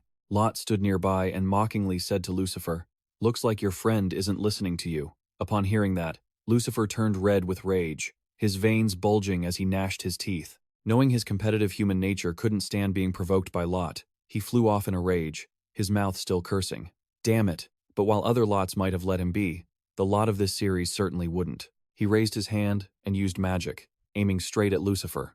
A sphere of magical energy surrounded him and immediately tightened its grip. As for Lucifer, he screamed in rage, fangs growing out as he called out the name of a familiar character. Iris. That arrogant little girl. Suddenly, there was a boom, and a red light burst from the sphere. Skyzer and Ivan approached to see what was going on. What on earth just happened? Jeffa was lying motionless like a corpse, for he had been sent to heaven long ago. Did this bastard fall asleep? Suddenly, footsteps approached, and everyone wondered who that shadow belonged to, a shadow that caught the attention of Skyzer and Ivan. Nozdog's apostle is dead. Where did Darrow come from? Don't wait for eternity. He's holding the head of one of the 3 demon lords, while the other has sunk into a 1,000-year slumber. Skier ran over and asked Darrow, "Did you kill the apostle? Where on earth have you been?" He didn't say a word. He just silently reached out his hand, moving forward before kneeling down. Isabel stated bluntly, "I will heal her." After she said that, a wave of silence fell over them. He placed his hand over Isabel's chest to heal her. A moment later, the wounds rapidly closed, knitting together as if they had never been torn apart. "I have restored the time that her body possessed. She will wake up soon." The High Priestess gaped, completely shocked, only able to utter one word. "Huh?" The High Priestess couldn't believe what was happening and tried to ask, "Reverse time? How could you possibly do something like that?" Before he could even finish, Skier spoke up from behind, as if answering for him. "I know who you are." Diro turned around and replied nonchalantly, "I have the Dragon Lord's crystal inside me." He recalled the image of Lucifer. Lucifer had consumed Satan's crystal to become the ruler of the demon realm. In the end, he couldn't turn that crystal into his own, because the Dragon Lord's crystal inside his body prevented it. Returning to reality, he added, "So, he split it in half and transferred the other half of the Dragon Lord's crystal to me." After listening, they didn't speak for a moment before calmly asking, "Half?" Darrow confirmed that he is the other half of Lucifer. Upon hearing this, Ivan lunged forward, shouting noisily, as if afraid of being left out of the spotlight. "What? You're on the same side as Lucifer?" Skier chimed in. "Darrow, if you knew that, why are you still staying with us?" A mysterious voice echoed. "Iris told me everything that happened since the ancient times. When I fell to the continent with no memories, that was a crucial part of her long-term plan." Skier felt like he'd been struck by lightning, his face darkening with rage. Iris's plan? Snow heard this and turned back, though she didn't forget to look after Isabel. "My personality, once pure as a blank sheet of paper, met Iris, Lucas Trauman, Isabel, and all of you. And you all shaped my character in a direction completely different from Lucifer's intentions." Diro also stated clearly which side he was on. "I concluded that standing with the mortals was the right thing to do." Skier asked him for his reasons, but Diro only replied with 3 words. Simple. "Lucifer forced his desires upon me. Iris let me decide for myself." Recalling the image of Iris, she told me that true life means being able to choose one's own path. That statement was far more persuasive. Back in reality, Skier sighed and scratched his head in frustration. "Seriously, whether it was back then or now, I've never liked her." No sooner had he finished speaking than Lucas, who had woken up at some point, sat there, sighing loudly enough to grab everyone's attention. Hearing his voice, everyone turned to call out to him. "Lucas Trauman, what's going on? Is he awake?" Ivan asked, his face filled with genuine, exasperated concern. Skier said nothing, just quietly watching him. "Sleeps when needed, wakes up when the work is done. It's like this guy is possessed by ghosts and demons," Lucas muttered to himself, sounding like a loner. Something was happening to Lucas Trauman. His expression darkened again. He was acting strange. Lucas's face grew fierce as he began to radiate magical power. Soon, he was like a wild beast let loose, roaring fiercely, quickly locking onto a target. The first person to get hit was none other than Skier. Ivan stood there, shocked, calling out, "Skier." Then, he decided to retaliate for Skier's earlier blow. "Lucas Trauman, what are you doing, you jerk?" Lucas didn't say a word, his voice low and raspy, his hair whipping in the magical wind. He went back to his loop, muttering like a beast as he stared straight at Ivan. "I will kill you. I will destroy you." With that, he opened his mouth as if to bite, just like a wild animal. Luckily, Ivan reacted in time. He covered his handsome face with one hand and shoved Lucas away with the other. "Are you rabid? What's wrong with you?" Diro, standing nearby, explained the truth to Ivan. "He has entered the god's domain. He's lost his composure and is just acting on instinct. But Ivan, despite his good looks, clearly didn't understand a thing. What the hell is going on? No time for talk. It was time for action. The whole human group rushed in to try to calm Lucas down, to restrain him. Everyone, charge! Suddenly, Lucas lunged, aiming straight for the High Priestess. She didn't have time to react, and he instantly sent her flying. After dealing with another one, Lucas continued to charge toward his next target.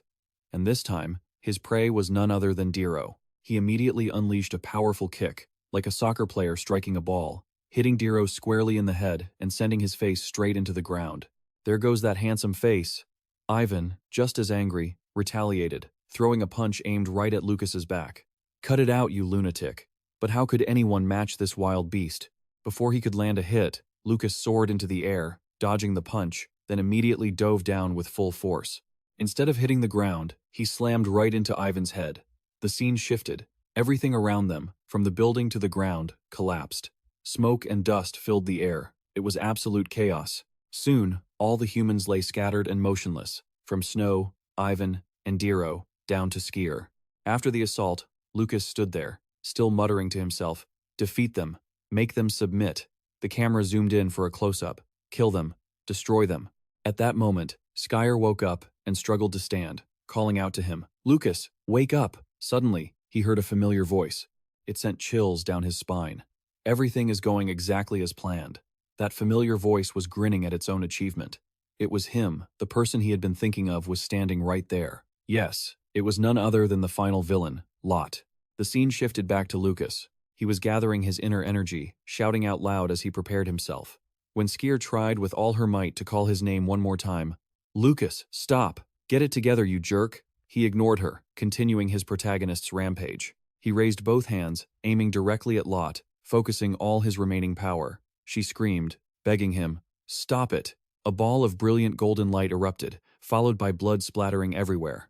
Now, I will take back what belongs to me. Skier watched, bitter and shocked, standing frozen.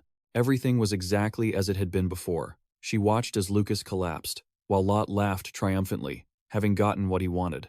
No matter how much effort, talent, or enlightenment one had, it meant nothing in the face of an absolute existence like him. Seeing the ruin he had caused, he laughed loudly. The nightmare of that day, 4,000 years ago, was repeating itself. Lucas stood alone, watching the sunset. Enchanted by the beauty of nature, he offered praise. What a beautiful view. If heaven exists, would it look like this? Iris and Lucas Trauman suddenly interrupted, asking, Heaven? They teased him with a smile. A few seconds later, others arrived. What are you two doing? Leaving the investigation to us so you can go on a date? The newcomers were Skier, Winman, and their two friends. Lucas was happy to see them. Skier, are you finished? Winman admitted something to Lucas. Indeed, this area is filled with ancient ruins untouched by time. Where should we go next? Kasajin immediately chimed in. How about the East? Eastern martial arts are truly inspiring.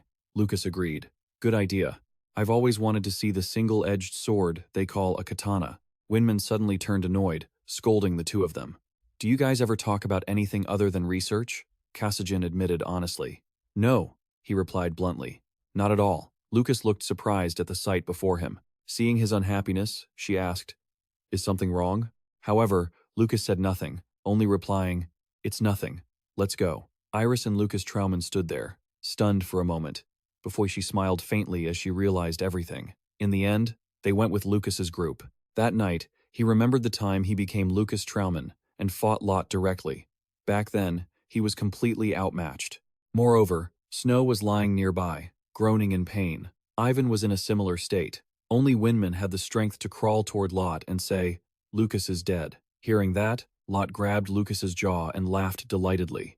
Do you understand now? You can never change history. He glared at him, seething with silent anger. Lucas is dead? That's a lie, right? Desperate to put an end to it, he quickly wove a spell. Then I shall reclaim it. The final piece needed to complete myself. He was draining every ounce of Lucas's inner power. Once he finished, he ruthlessly tossed him to the ground, leaving him roaring in fury. Damn it! Snow cried out in anguish. Is this how it all ends? It feels so meaningless. The High Priestess, helpless and grief-stricken, wept to herself. Is this really your plan, Lord? Are we truly destined for annihilation? Under the full moon, the night sky was brightly illuminated. Meanwhile, Lucas sat by the shore, lost in the past. Iris Fistfeeder approached him. "Can't sleep?" he asked, turning to look at her. "You neither?" Iris Fistfeeder smiled warmly. "Mm-hmm. You've been lost in thought for a while now. Is something weighing on your mind?" Lucas laughed and confessed to her. "You really are perceptive." He suddenly grew quiet. After a long moment, Lucas looked at the bright moon and whispered, "It feels like I've left something behind. Something I must never forget. Something truly important, perhaps some task I was supposed to fulfill.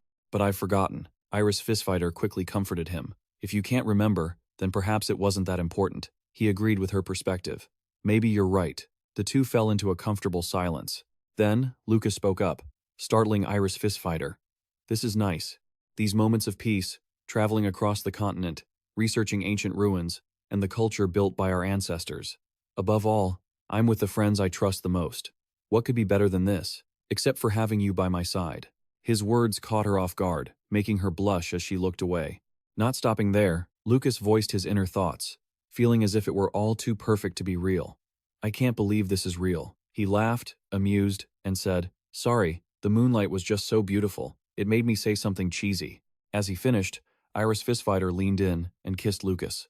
Ah, she kissed him while crying, and he stood there, dazed and unresisting, as the bright moon bore witness to their love. After the kiss, Iris Fistfeeder embraced Lucas tightly. A second later, she confessed her feelings. "I love you, Lucas, more than anything in this world. I truly love you." When she pulled away, Lucas was utterly confused. "Iris." But Iris Fistfeeder replied sincerely, "That's why I'm jealous. But as I thought, it's no use. No matter what happens, your true nature never changes. Yet, ironically, that is exactly why I, Iris, love you, Lucas." Still unable to believe his ears, he hesitantly asked, "What are you saying?" Meanwhile, in another world, Rose was gradually losing her way. He began to contemplate. A moment later, Lord grumbled, "I've entered Lucas's inner world, but I don't see him. What is going on?" Very soon, his followers arrived. Seeing them, Lord said cheerfully, "Milen, Indra, it's been a while." They replied, overjoyed to see their god, and he exclaimed, "Did you come to resurrect us, my lord?" Before he could finish, both were punished by Lord, leaving them moaning in agony. As they lay on the ground, Indra cried out, "My lord, what do you mean by this?" Lord replied, "As if I had any reason to save the likes of you. You were absorbed by a lowly human. I only came here to reclaim my fragments." While they remained stunned and confused, Lord opened his massive maw. In an instant, they became his meal. While Lord was still excitedly enjoying his meal, Ricky arrived. He didn't speak immediately, observing him from behind. Lord was still focused on his feast. A few seconds later, he wiped his mouth and muttered, "Only one remains." Then, Lord turned around and saw Ricky standing there. A delicious piece of bait had come to him, so his eyes lit up as he said, "Ricky, my great fragment." Ricky looked straight at Lord and said, "You have changed, or should I say you have returned to your original state, God? All the reverence I once held for you has vanished." He replied without hesitation, "If you return to my side, you will understand everything." Ricky remained resolute. "You should already know my answer, Lord." Nevertheless, Lord remained quite confident. "What a pity, but you have no other choice, Ricky." Immediately, he drew his sword and declared, "I will fight with everything I have." At this, Lord clenched his fists in anger, hesitating. "You in the end, you still." Then, Lord erupted with rage and shouted, "Ricky!" Both he and Ricky were past the point of no return. Ricky took his battle stance, simultaneously thinking to himself, "Lucas, this is your world. Remember your true self." This scene was the ending Iris had rewritten. In a daze, Lucas suddenly awoke and thought to himself, "This is right. I failed against God and died. So, is this what it feels like to die and return to dust? I don't know why, but this sensation feels so familiar, just like when I was in the abyss." A second later, Lucas heard her voice, 3,917 years, 11 months, and 7 days. Still failing to recognize it, he shouted, "Who are you?" Finally, in his desperation, Lucas fell, but he kept crying out in a panic, "Who are you? Is anyone there?" Iris's voice echoed again, 3,111 years, 9 months, and 4 days. Lucas began to move toward the source of the sound. He saw a patch of light. Lucas widened his eyes to see what lay beyond it. A second later, he saw a girl sitting and writing, at a desk lit by 2 candles. Looking closer, Lucas recognized the familiar figure, but his heart still wavered at the sound of her voice. Then, her voice rang out again. I, Iris, will record the events that occurred after Lucas left. Immediately after, he arrived at a mountain range. A moment later, he saw Iris with Lord. Lucas thought to himself, "This is very quickly," she spoke. "Where is Lucas?" He only replied, "He is suffering his punishment."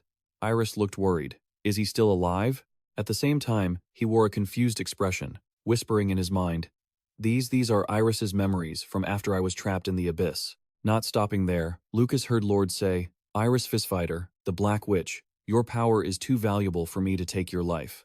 Upon hearing this, she looked annoyed. On the other hand, he offered, "Submit to me and swear your loyalty." That night, Lucas went outside to watch the moon. His mood wasn't very good. After only a moment of peace, Iris came to find him. As soon as he turned back, Lucas was extremely surprised to see her. And then, Lucet greeted Iris Peacefinner. She put on a cheerful facade and told him, "I've come to destroy the relationship between you and Kasajin." Upon hearing that, Lucet looked surprised. My God, that's such a strange thing to do. Just like that, Iris Fighter took the initiative to ask him, "You've heard the rumors, haven't you? I've betrayed everyone. I've sided with the Lord." Lucet wasn't worried at all, and laughed loudly.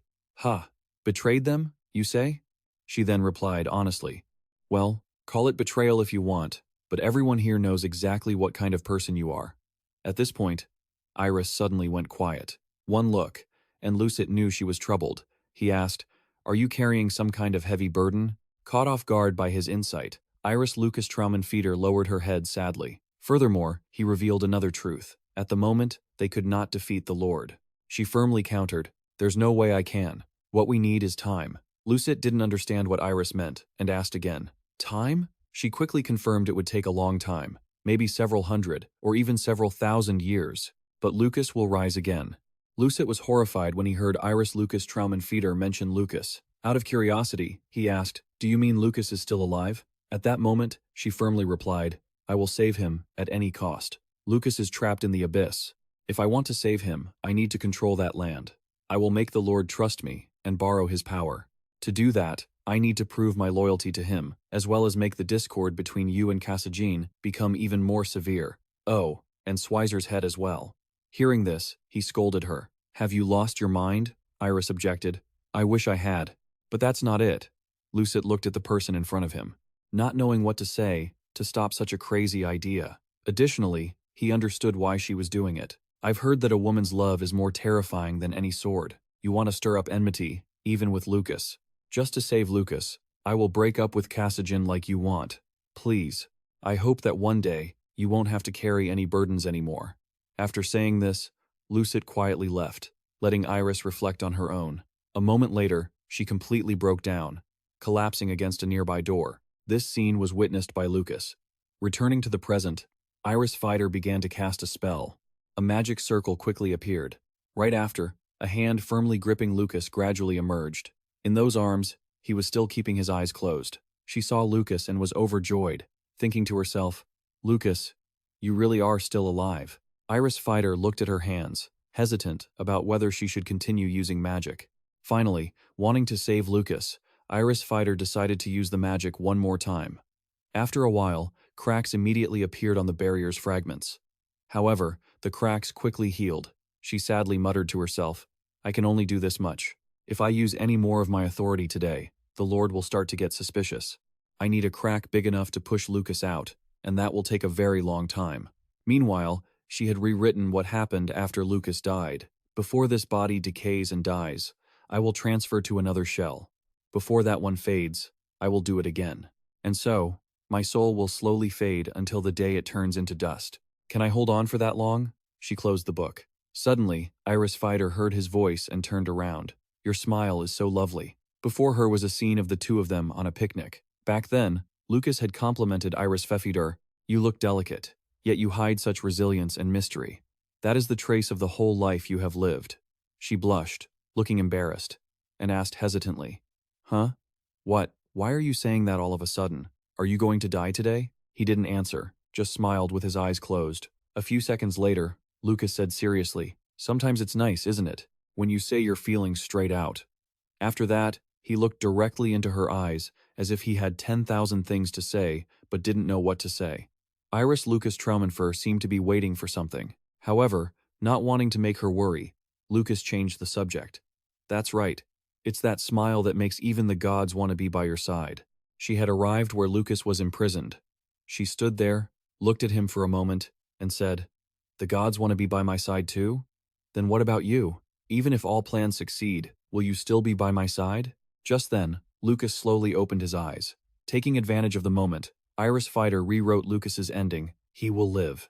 Because he is Lucas. Even if the whole world turns its back, I know you won't do that to me. Lucas, please, never forgive me. That is the only way to atone for those comrades who once trusted me. The great mage returned after 4,000 years. Suddenly, she heard a strange noise. It was the sound of a medicine bottle falling, spilling the pills inside. Beside her was Lucas, who had returned to being Lucas Trauman.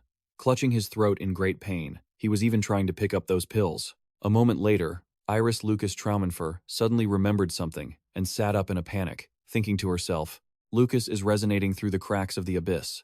Lucas Trauman. Break. It doesn't matter who it is. I can't let this opportunity slip away. She immediately cast a spell. Fortunately, the crack gradually opened a bit more. Furthermore, it continued to expand even further. Meanwhile, in the abyss, Lucas Trauman was kneeling in front of Lucas. Lucas Trauman was crying and said in a panic, "You are Lucas." Though a bit surprised, understood everything, and thought to himself, everything is thanks to Iris. For over 4,000 years, she has been wearing down the abyss without the Lord discovering it. Lucas was moved by what Iris Lucas Trauman Feeder had done for him. So Lucas blamed himself and said, crying, I am so foolish. I actually thought I could escape on my own. She also walked over to Lucas, saying honestly, I hoped you wouldn't know, because if you saw my memories, you would surely forgive me. And then, I would truly become a traitor to everyone. Guilty tears began to roll down Iris Lucas Trauman Feeder's cheeks. Seeing her cry, Lucas loudly countered, That's not true, Iris. The resurrected White told him, Believe in her. This had completely surprised Iris Lucas Trauman Feeder. Lucas recounted what Swise, having become Anastasia, had told him. She knew, Iris knew that if you were resurrected, I would be too. Lucas curiously asked her, How did she know? How? Swise teasingly replied, I don't know. It was just a feeling. Aren't there obvious things hidden behind it? Something I know. I really can't stand her. Carrying it all by yourself like that, it's like you have far too many burdens already. Returning to the present, Lucas sincerely said, From the very beginning, everyone knew you weren't a traitor. They just wanted to respect your determination. That's why everyone didn't know and just followed your plan. Iris Peacefinder cried loudly and fell to her knees. So, Lucas knelt down to comfort her, and he even pulled her into a warm embrace. You've been shouldering everything by yourself for 4,000 years. Hearing this, Iris Befinder hesitated and replied, Iris, wait. I haven't finished before. Lucas cut her off. That's not just stubbornness anymore, it's a sickness. But then, just a moment later, Iris Peacefinder's body suddenly began to dissolve, leaving him completely stunned. On the other hand, she suddenly turned to Lucas and whispered, Thank you. He responded in a panic, Iris. She didn't give him a chance to finish, cutting him off. Thank you for letting me go in your arms. Lucas realized that Iris Peacefinder was in danger, and he began to spiral. Iris, what's happening? She replied with a confused smile. It seems my time has come. Lucas panicked even more. What time? What are you talking about? Iris Peacefinder explained calmly. The moment my soul finally wore thin after hundreds of reincarnations, it's finally turning to dust. He looked bewildered. Why? A second later, Iris Peacefinder pushed Lucas away. This action only made him more anxious. Before leaving, she smiled through her tears and said, I love you. Lucas was utterly devastated as he watched his lover fade away right before his eyes. Iris, Lucas screamed. All of Iris Befinder's power merged into his own body. He couldn't believe the strength he was feeling. This can't be. Lucas's eyes remained wide open, staring at everything unfolding before him, and as that power completely took over his body, Lucas let out a cry of agony. Isabel couldn't believe he was dead, so she started searching for him. Lucas Trauman? Are you dead? You're lying. Lucas Trauman, that's a lie, isn't it? When she finally found him, she kept calling out, Wake up, Lucas Trauman. It can't end like this. Did you fight for over 4,000 years just for this? Swizer Winman looked at her in surprise and called out to Isabel. Meanwhile, Isabel held Lucas, saying, While you didn't know what I went through 4,000 years ago, I witnessed the countless possibilities you created. Even with such a fragile body, you never gave up once. What's more, you pushed yourself to the limit as if you enjoyed it. constantly honing your skills. Sometimes you were impulsive, sometimes playful, sometimes incredibly kind, and at other times, reckless.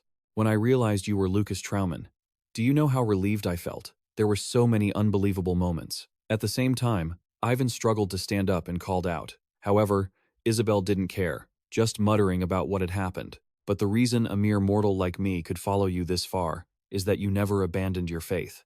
Because your unwavering conviction was enough to defeat a demigod. Whatever the method, the cost, or the odds, that is the man I admire, Lucas Trauman. She was sobbing while holding him tightly. Back in reality, Lucas was beginning to harmonize with the power of Iris Fighter, and its force spread all the way to Ricky and Deuce.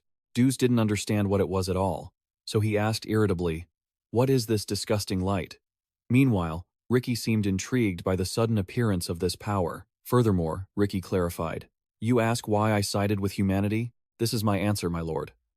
Yes, humans are ridiculously weak creatures. As you say, they are sometimes even lower than insects, but they carry within them the potential to cherish others more than themselves. When that feeling reaches someone else, they can exceed even our wildest imagination. Humans have a name for this concept. Love. That's what they call it. You will never be able to defeat Lucas." And as Lucas hovered in the air, Isabel called out, "Lucas Trauman." A moment later, someone suddenly emerged from Lucas's body. After a separation process, a new figure appeared. Upon seeing Lot, everyone gasped in panic. God? Has God escaped? Lot cursed at them angrily. Filthy insects. At the same time, Lucas returned to his true form. Seeing this, Isabel was so happy she burst into tears. And Ivan laughed, saying, "I knew it. He's still alive. That kid that's not Lucas Trauman? What's going on?" "No." Schweizer Winman stood stunned, saying, "That is his true form. That is Lucas Trauman." He was standing right in front of Isabel. At that moment, Lot decided to end everything and attacked him. "How boring. Let's finish this, Lucas." Isabel was terrified when she saw Lot move like that. Realizing they were in danger, Schweizer warned loudly, "That's a spatial domain. It's dangerous. Get out of the way, Lucas Trauman." Lucas wasn't afraid. He simply raised his hand and cast a spell with a light flick of his wrist. With just one wave, Lucas successfully shattered the spatial domain. Lot glared at him and thought, "What?" On the other hand, he asked Lucas, "How did you? That's the Dragon King's core. Why? Why do you have that?" Lucas looked Lot straight in the eye and shouted back, "Iris gave it to me." Lot was so angry he gritted his teeth and cursed her. "Iris, I see. So it was that bitch. She stole the Dragon King's core." Then, screaming, Lot lunged at Lucas. "Give it back. That is not something a worm like you can possess." Lucas quickly chanted, "Spear of light that pierces my enemies. Magic missile." Lot was startled when he saw a sharp beam of light heading toward him. However, Lot was quick enough to dodge to the side. He stared at his opponent, stunned, for a moment before asking, What are you doing?" Lucas replied honestly, "Iris isn't dead. I am going to revive her." Lot looked at him, disbelief etched on his face. A mortal defying the cycle of death? "Now that you have the Dragon King's core and have balanced the mortal realm, do you think you're a god?" "Yes, a god," Lucas replied seriously. "A god can restore the fragments of Iris's soul." Hearing this, Schweizer Winman warned him loudly, "A god? You don't know anything about gods." Lucas. Even Lot brought up a very practical issue for Lucas to understand. Gods never do anything for free. What are you going to trade with? All of humanity? This entire world? He didn't need to hide it from him. "Actually, I have the perfect offering right here." Lucas pointed at Lot, and his following words made him tremble in terror. "Your head, demigod." Saying so, Lucas cast another spell and chanted. A fireball soared into the sky. Fireball. Even so, Lot managed to dispel it. Isabel couldn't believe her eyes, and said to Schweizer, "That's strange." And he agreed. "You're right. What is he thinking? A first-tier spell, magic missile? A second-tier spell, fireball? Is he using such weak spells to fight God?" Ivan voiced his concern. "I don't feel any holy power at all." "Has Lucas Trauman become weaker?" Schweizer Winman quickly retorted, "No, that's impossible. Even a low-tier spell can't hide a mage's level. Every one of Lucas's spells contains unimaginable precision and density. He hasn't become weaker. In fact, he has surpassed his own level from 4,000 years ago." He looked at her with a confused expression. Then, why? At the same time, Lucas switched to using their collective sound. Lucas ordered the earth to swallow up the earthquake. The ground began to tremble and cracked open. Meanwhile, Lord calmly asked him, "What are you doing, Lucas?" Do you really think you can defeat me with such mediocre magic? Feeling looked down upon, he shouted provocatively. Use your divine power, Lucas. That useless magic of yours can't even touch me. Concerned that Lucas might be in danger because of his demigod powers and the skills he derived from his divine power, Schweizer hurriedly called out to him. Lucas Trauman, don't tell me. Before he could finish, Lucas interrupted. Elves draw power from the essence of nature. Dragons use air, and we humans use mana. I am a mage, a Grand Mage. Remember that well, Lord. The one who will defeat you today is a mere human. Lucas switched to fire magic, unleashing eternal dancing flames upon the fiery land. Unfortunately, it had absolutely no effect on Lord. Pion, feeling confused, asked the High Priestess, "What is he doing?" Human magic cannot reach a god. Lord's spatial domain is like a black hole that sucks every attack straight into the void of space. He needs divine power to pierce through Lord's absolute barrier. Lucas Trauman must have known that too. Then why? Next, Lord jeered at him. It seems you want to defeat me as a human. After all, Lucas, you fool, haven't you realized yet that your stupidity is what will kill you all? Ignoring Lord's words, Lucas switched to ice magic. The roar of ice pierced the earth. Ice shards and frost quickly surrounded him. While Lord created a protective orb around himself, Lucas shifted from ice back to fire, and the roar of compressed lava erupted violently. From deep within the ground, a massive stream of molten lava surged upward. Even Isabel was completely stunned by his ability. While Ivan and Anastasia looked on in confusion, she murmured, "His level keeps rising, from 1-star to 7-star spells. He's not just using magic continuously, he's aiming for something." Lucas Trauman Schweizer Winman paused for a few seconds to guess his intent, then spoke hesitantly. "Lucas, don't tell me, is that the frozen breath from the Ice Age?" Lord quickly flew into the air to avoid the attack. Even though he escaped, he remained perplexed. Schweizer Winman was completely satisfied with Lucas's attack. "Seriously, is that actually possible?" Isabel turned to ask Schweizer Winman, "What do you mean?" He looked at her and asked, "You know that 9-star magic doesn't exist, right?" She replied awkwardly, "Yes. The level of magic is determined by the complexity of its formula. All magic is classified up to 8 stars. 9-star magic has always been considered a legend." Hearing this, Ivan looked surprised, deep in thought. Schweizer Winman agreed with her. "That's right, Isabel. You're correct. But from now on, that classification will change." Isabel gave him a probing look. "What do you mean?" He suddenly fell into deep thought for a moment without answering her. At that moment, Lord approached Lucas and asked, "What have you done?" Lucas didn't answer his question. Instead, he created a magic circle beneath him as he explained to her. Lucas has created that kind of magic, the kind that can rule over everything in the world of mages. 9-star magic? Even though he knew he was in danger, Lord still stubbornly insisted, "I'm wondering what you're planning. You've just gained control of this space, but it seems you've forgotten one thing. My domain dominates this space." Lucas then softly uttered a single word, "Disperse." In an instant, Lord's domain shattered into pieces. To his utter shock, Lord couldn't believe it, shouting internally, "My spatial control has been broken?" It didn't stop there. A slap landed squarely on his face. Caught off guard, Lord was repeatedly attacked from all sides. Beyond enduring the pain and screaming, Lord had no way to retaliate.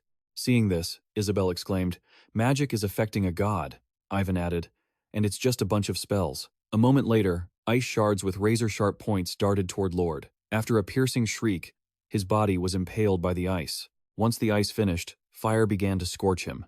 Schweizer Winman gasped in horror. The spells aren't disappearing. It's almost as if they're alive. Lord's body was being consumed by fire. Lucas merely said indifferently, "My rules are the foundation of this mage's world. No domain is permitted here unless I allow it." The fire burned even brighter. After a while, Lord was covered in wounds. A second later, he fell freely through the air, finally hitting the ground with a loud thud. Lucas quickly walked over to him. He carefully observed Lord for a moment, while not forgetting to mock him. "That means you're inferior to me now." Humiliated like that, Lord's eyes widened with resentment. He used his last bit of strength to spring up and confront Lucas. Fuming with rage, Lord shouted and attacked him. "You filthy, worm-like human, don't look down on me." Lucas didn't show an ounce of fear, just saying a single word. Instantly, Lord was forced to his knees. Trembling with fury, Lord was then punished by Lucas's command. "Twist!" At his command, Lord's body contorted, causing him to moan in agony. At this same moment, Diro remarked to Isabel, "It's almost like dragon tongue, but the authority is even greater, to the point where a god cannot resist it." Schweizer Winman added, "Is this the scale of 9-star magic?" Every spell was performed perfectly, with full incantations. Meanwhile, Lucas ordered him to twist and suffer. He continued to analyze it for Diro, coordinating to build a space where only the flow of mana is permitted. All levels of magic merge together. Mana moves, as if it has a mind of its own. It truly is a world of magic. Right now, Lucas is no different from a supreme entity. After enduring the punishment for a while, Lord's body was completely deformed. Yet, Lord let out a sarcastic laugh. Now I understand. You didn't refuse to use divine power. This remark left Lucas looking confused.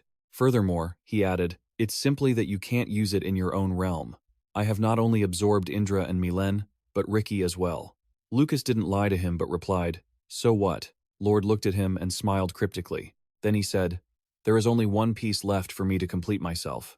A moment later, Eric came to pay respects to Lord. Seeing him, Lord quickly flew toward him. As before, Lord intended to eat Eric, opening his massive mouth wide. Lord was moving in to devour Eric. Lucas didn't stop him. On the contrary, he said indifferently, rest in peace.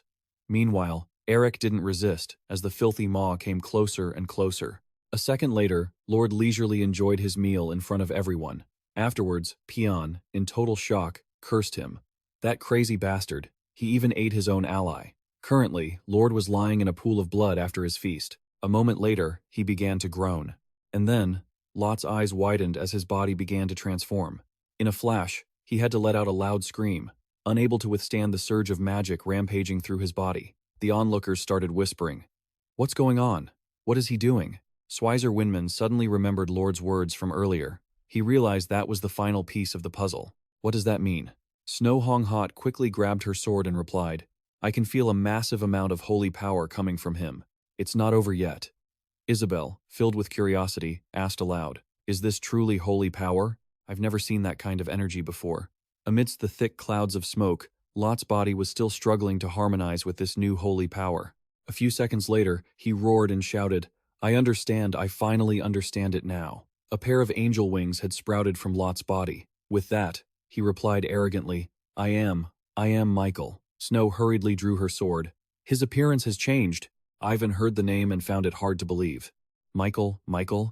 The High Priestess was also trembling with fear. Michael?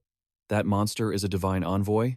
Diro glared at Lot in disbelief. Ivan knew he was aware of something, so he asked, a divine envoy? What are you talking about? Duro hesitated and began to explain something from a long, long time ago. This world consists of this place, the surface, the demon realm, and heaven.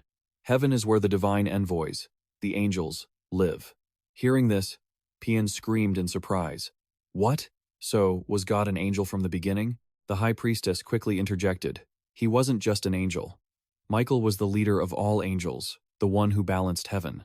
He also said that a long time ago, Michael rebelled against God, and as a consequence, God grew enraged, wiped out heaven, and destroyed all the angels. Michael was the only one who survived, Diro said. Before he could finish his sentence, Michael destroyed him. Seeing Diro collapse like that, everyone panicked and called out his name. With Duro's heart in his hand, he replied nonchalantly, I knew this wasn't a dragon's heart. How dare that bitch Iris try to deceive me? You shouldn't talk about others' pasts like that. At this moment, everyone was still mourning him, calling his name in sorrow. Duro Michael just crushed his heart like that and mocked him. It was heartbreaking, especially because everything you said was true. The High Priestess carefully checked Duro's body for a moment before concluding, he's dead. At this point, Ivan cursed. Damn it! Lucas felt confused and thought to himself, how is he able to use his power? My permission didn't work, even in this world. He wanted to deal with him, so he said, fine. My goal is to take revenge on God. Having said that, Michael spread his arms wide. And then, a holy power with destructive force blew everything away in its path. Seeing this, he arrogantly declared that he would erase everything God had created. Because they weren't strong enough to resist, everyone struggled against the sandstorm and cried out in discomfort. Even so, Lucas still tried to reassure them. Calm down. Michael snapped and shouted, it's useless. This was followed by a second attack. Every rock in the area was flying toward them. However, snow created a barrier to protect everyone. Ivan asked in surprise, what was that? While he noticed a crack in the barrier and thought to himself, the barrier is broken, Michael hurriedly moved toward them and said, you are the balancer of the surface, while I am the balancer of heaven. Do you believe you can maintain absolute domain against another balancer? A second later, he reached out his hand, intending to use divine power to capture Snow. She was a little worried but replied calmly, "Just like you. The one who just played the victim, even though he couldn't use his power." This remark infuriated Michael, so he punished Snow by making her float in midair. Seeing this, everyone called out her name in worry. "Snow," Michael even threatened. "I will crush you." Her body was in severe pain, so Snow couldn't stop screaming. Seeing this, Isabel grew even more tense. Snow, however, the cruel Michael made her explode in the sky, horrifying Snow's teammates. He sternly shouted in mockery, "Resistance is futile. You are nothing but insects in my eyes." Just when everyone thought Snow was dead, it was a miracle that Ivan had saved her. As they lay on the ground, Snow nervously opened one eye to see what had happened. She then screamed in a panic when she saw Ivan lying on top of her. Ivan quickly stopped her. "Don't scream. My head feels like it's about to split in two." Snow helped Ivan up and asked with concern, "Your arm? Your arm?" He was stunned by this sudden question and stammered, unable to speak. It took a few seconds for Ivan to smile and say, "I guess the disciples really are just like their master. Now I only have one arm, just like my master." Even so, she still cried her eyes out, apologizing. "I'm sorry, it's all because of me." Ivan blushed deeply and comforted her. "Don't apologize. I'm just paying back my debt." Besides, deep down, he was admiring her beauty. Why does she still look beautiful, even when she's crying? Michael, frustrated by his own failure, shifted his attention to an unhappy target. "Let's see. Right, next is you." He pointed at Isabel, making her feel both confused and worried. Michael then said calmly, "You seem close to Lucas Chom. I don't know what a lowly human like you would mean to him." But as soon as he finished speaking, he began to torture Isabel. Her body twisted uncontrollably in pain. Isabel herself had to moan as the pain surged through her. The more she moaned, the more he enjoyed it. "How should I kill you so that you feel as much pain as possible?" A few seconds later, she had to scream through her tears, unable to bear the pain any longer. Right at that moment, Lucas punched him in the face. The punch was strong enough to send Michael flying far away. Furthermore, blood was dripping from the corner of his mouth. Immediately, Michael punched Lucas in the stomach, and he cried out in pain. After that, both of them lunged at each other, fighting hand to hand. Michael was pushed back a few steps by his attack. "Next," he arrogantly said. "Resorting to close combat because your magic isn't working, and you still consider yourself an Archmage?" Lucas confidently replied, "Even an Archmage wants to fight with his own hands sometimes. Get ready, you bastard." Hearing this, Michael laughed and provoked him. Not bad. At this point, Swizer Winman looked completely incredulous as he saw Lucas attacking Michael. Meanwhile, Isabel was worried about him and called out to Lucas Trauman. The High Priestess did her best to heal Ivan, while he scolded Lucas. "That jerk, I can't believe he's using the Martial King's authority so freely." Lucas and Michael were still brawling. After a while, he grabbed Michael's leg. He threw Michael away, causing him to crash to the ground and cry out in pain. Seeing Michael at a disadvantage, he took the opportunity to kick him once more. Unfortunately, Michael was quick to escape, retreating a long distance away. Even so, Lucas still tried to move quickly, giving him a knee strike right to the face. The power of this blow made Michael cough up blood. Furthermore, as his opponent fell backward, he followed up with a punch. Lucas slammed him into the ground, creating a shockwave that caused the earth to crack. Right now, his hand was still pressed against his opponent's face, while Michael shouted angrily, "You vanish!" Saying that, he pushed Lucas away, but he still managed to land one more punch on Michael's face. A second later, he was sent flying away amidst a cloud of dust. It took a moment for Michael to dazedly sit up and ask why. Immediately after, he frantically used his holy power, chanting, "Vanish, vanish, vanish." However, it had completely lost its effectiveness. Seeing that, Lucas kicked him. Michael screamed in pain, lying on the ground, his body trembling. He demanded furiously, "Why? Why can't my authority touch you?" Lucas gently asked Michael. "You still don't understand, do you? God is here." Michael suddenly abandoned his own name. Don't call me by that name." Just as he finished speaking, he suddenly shot up into the air. Next, Michael's angel wings spread wide. At that moment, he said seriously, "I am no longer a demigod. I am the balancer of heaven." Michael stared at Lucas, who showed no fear, only an annoyed look. A few seconds later, Lucas pointed out his flawed thinking. "The memories you restored by collecting the fragments, the realization that you were once the balancer of heaven, they must have made you feel ecstatic." God, how foolish. Michael felt confused and turned to ask, What was that? Lucas continued his analysis. Your excitement made you miss a very simple truth. As long as you have those wings, you can never defeat me. Hearing this, he replied indignantly. What are you talking about? Lucas shouted at him. You said it yourself, you're no longer a demigod. So why did you absorb them all?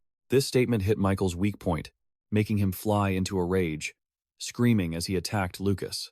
Lucas remained fearless, provoking his opponent. Aren't they your own kin? Was that just a lie? A few seconds later, Michael revealed his frustration, pouring out his heart. Do you know how I feel when I absorb and recover a lost fragment of memory? I feel a chill down my spine because I realized I wasn't bearing the burden of a demigod alone. They are all idiots, they're arrogant trash lost in their own power. Acting like they're gods when they only hold half an identity, they're no different from my trivial subordinates. Lucas kept blaming him. As their leader, you shouldn't say things like that. Seeing that the other side didn't understand his feelings, Michael snapped, attacking and screaming. Shut your mouth! But because of the barrier, Lucas wasn't hurt. Seeing Michael so angry, Lucas felt satisfied. Well, I guess someone of your caliber would usually choose the path of self-destruction. Michael, not understanding what he meant, replied, Self-destruction? Lucas honestly explained, reversing gravity. Michael understood the problem, so he gritted his teeth in frustration. Suddenly, Michael fell to the ground, screaming in panic. And then, because of Michael, the ground formed a crater. He looked absolutely pathetic now, and even Michael realized this, screaming out of shame. Lucas, showing no mercy, continued to rub salt in the wound. Think about the demons. Why do you think they tricked you into the demon realm? Because they knew they couldn't win in a place where they couldn't use their full power. Heaven, hell, and the middle realm all have their own entities, and those entities cannot exert their full power outside their own worlds. It's not just for show. It's meant to prevent reckless interference between realms. That is the law of the world. Then, Isabel was surprised when Skier spoke up. So that's how it is. The current god is Michael, the balancer of heaven. He became a heavenly entity, and that's why he couldn't use his full power in this world. Michael still wouldn't give in, countering, Nonsense. I've been using my full power this whole time. He hadn't even finished speaking when Lucas cut him off. That's exactly why you're an idiot. Taking advantage of Michael's mental instability, he used a lightning strike. So, he had to cry out in pain. When the lightning strike ended, Lucas moved toward Michael while saying, God once said that demigod levels are fragments separated from the world's original will. Therefore, the laws of the world consider them entities of the middle realm. Since you absorbed them, even you have now been recognized as a middle realm entity. No matter how arrogant you are, you understand it by now, don't you? That the very thing sustaining your power is the existence of your demigod friends. The ones you considered trash, you killed them with your own hands. When people value others more than themselves, when those hearts truly reach out to each other, humanity has the potential to exceed our highest expectations. Humanity calls that power love. Hearing these words, Michael felt the pressure and screamed in panic. And then, Lucas decided to end it all. He quickly used magic and declared, It's over, God. The magic was slowly torturing Michael, making his body ache and groan. But Michael still stubbornly replied, Not yet. Lucas ignored him. He turned a deaf ear to those words, while Michael continued to scream. Lucas was slowly tormenting Michael, making his screams echo endlessly. In the end, a roar filled with demonic power was completely spewed out by Michael. What was spewed out was a black liquid, and this liquid carried a certain lethality, so everyone had to create a magic barrier to protect themselves. The black liquid was pouring down to the ground like a heavy rain. At the same time, the High Priestess felt the evil power and said in a panic, I can feel a very strong resentment. As she said this, the black liquid let out a mournful sound, making Schweizer Windman scream in terror. What? All the demigods? Hearing this, he seemed to understand what that liquid was. Immediately, the High Priestess concluded, God has vomited out all the demigods he swallowed. After spitting everything out, Michael fell into deep thought. Lucas suddenly said, You've spewed out all your karma, but what will that change? The next second, his body changed, accompanied by the words, You said that the holy power suddenly took effect. Angelic wings appeared, but after a moment, they quickly vanished. And then Michael confidently declared, As long as I have my wings, you cannot defeat me. My body is empty now. I am nothingness, except for my own power. It seems the laws of this world no longer consider me the master of heaven. Lucas ignored him. All of this was just to take him down. Hearing that, Schweizer Windman realized the danger and explained it to everyone. It wasn't just a demigod. A god was present there too. Ivan looked surprised and replied, "He even spat out his own essence? What the hell is going on?" Lucas turned to him and asked, "Do you have any idea what you just did?" Michael calmly replied, "Of course. Thanks to that, I feel refreshed." After saying that, he launched a sudden attack, sending him flying. Lucas felt confused, thinking to himself that he didn't even see the strike coming. Right now, he was trying to cast magic. Within 2 seconds, Lucas was slowly creating ice. In the blink of an eye, he conjured an ice wall to stop Michael from charging at him. It didn't take long for him to shatter the ice wall. Seizing the opportunity, he grabbed Lucas by the face. He slammed him hard against the ground, creating a loud thud. Next, Michael choked him. Lucas felt baffled and muttered, "How is he so strong?" Michael then spoke with amusement. "Now it's a fair fight, right?" However, Lucas punched him in the face as well. Both of them simultaneously released an absolute domain. After the domains shattered, they were both injured. Lucas groaned while Michael shouted, "You fool! You're channeling spells onto yourself. That hurts." Furious, he kicked him away. Lucas was like a balloon floating in midair. Fortunately, he landed safely right after. Not wasting a moment, Lucas cast magic again. This spell shone like the sun, so it was called Einazun. Thanks to it, the faces in the black liquid gradually appeared, accompanied by whispers of God. God. Seeing that, Michael quickly stomped on it and kicked Lucas. This action surprised him. Michael saw that Lucas had dodged in time, taking the chance to grab his leg. Lucas tried to hold Michael's leg tightly, and in a flash, he threw him down to the ground with great force. Meanwhile, everyone was worried about him. Lucas was putting all his strength into taking Michael down. He was also resisting with all his might. The two kept exchanging blows and counters. At the same time, the faces in the black liquid cried out again, "God! God!" Soon, the black liquid began to shift, automatically combining to form a circle surrounding the two. At this point, driven by curiosity, Lucas asked, "You've cleared out the area, but don't you care about the people who used to be your friends?" Michael let out a sigh, thought for a moment, and replied, "I cast them aside myself. I can't undo it now." While he was distracted, Michael kicked Lucas. He crumbled to the ground, coughing incessantly. Michael continued, "There's only one step left, just one step until I can turn this world into nothingness and get my revenge. Do you know how much I sacrificed to get here?" Lucas, between coughs, tried to shout back, "Demigods are the ones who sacrifice themselves, and you just spat them out." Michael hurriedly retorted, "They are just a part of me, nothing more." Saying this, he angrily stomped hard on him. The ground was accidentally subjected to a fracture. Lucas remained motionless under Michael's foot, and it took a few seconds before he let out a mocking laugh. Furthermore, Lucas mocked his opponent. "That's why I hate you, especially when you talk about family or anything like that. You don't care what family or friends are." At this moment, he was standing up, and Michael, startled and flustered, said, "You bastard!" Before he could finish his sentence, he was interrupted. "It's disgusting to watch bastards like you pretend that we are drowning in our own arrogance." Finally, Lucas stood up completely, and he said in a threatening tone, "You." Michael responded, trembling and confused, "No, you." Lucas didn't give him a chance. "You really are a twisted bastard." Lucas poured all his anger into shouting at Michael, "You know, you really are twisted. I feel sad for those who were deceived by your sweet words, that they were all equals. Just a part of you? Then what are you? You discarded pieces of yourself. Are you just an empty shell of yourself?" These words hit home. So, Michael punched him and shouted at him to shut his mouth. While Lucas cried out in pain, he arrogantly claimed, "They couldn't compare to me anyway. Even if they all combined to fight me, they wouldn't be half as strong as I am. You should know that, right?" Lucas Trauman looked at those humans, standing still. They bet their lives and destiny on you. All they could do was sit there and watch. What value does that hold? The moment he finished, he kicked Lucas again. Isabel, standing outside, called his name in a panic. Lucas Trauman. Not stopping there, Michael mocked. "Since you are completely alone in this life, what's wrong with throwing away the bastards who are no longer useful?" He laughed loudly and replied, "You really don't know anything." Stunned, he asked, "What?" Lucas wiped the blood from the corner of his mouth and calmly replied, "The point isn't whether they are stronger than me or whether they are useful. It's just that they walk with me, allowing me to believe in myself." Hearing that, Michael questioned him while preparing to punch him. "So what good does that do?" Lucas calmly said, "That is," as he quickly caught his hand. At the same time, he punched his opponent to his surprise, and as Michael went flying, Lucas firmly declared, "Friendship." He was punched so hard that he coughed up blood, falling directly into the pool of black liquid. Michael hit the ground with a loud thud, lying in the black liquid without struggling. Then, Michael slowly opened his eyes to face the black liquid. The faces in the black liquid called out to him, "God, God, why?" When Michael looked closely, he realized it was Laren, and she said in anguish, "Are you happy being all alone, my lord?"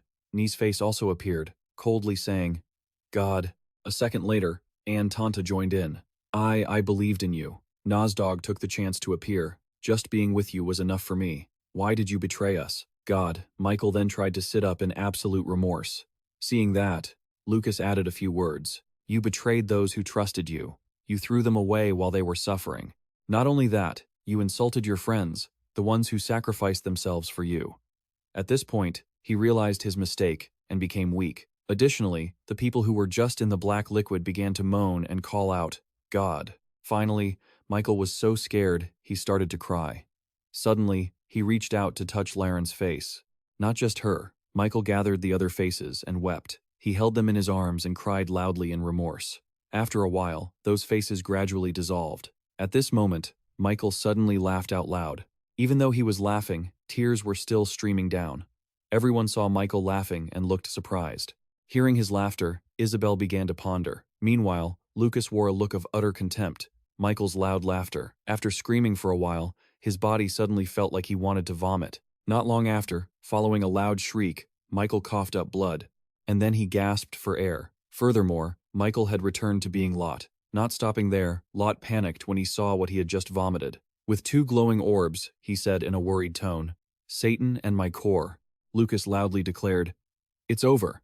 God. Lot laughed and replied hesitantly, "You said before that, you treated humanity like bugs when talking about friends and family, because we were envious of you humans. Maybe you were right. We were born unable to trust each other. If we were more like you, my ending wouldn't be this miserable." Lucas disagreed with him.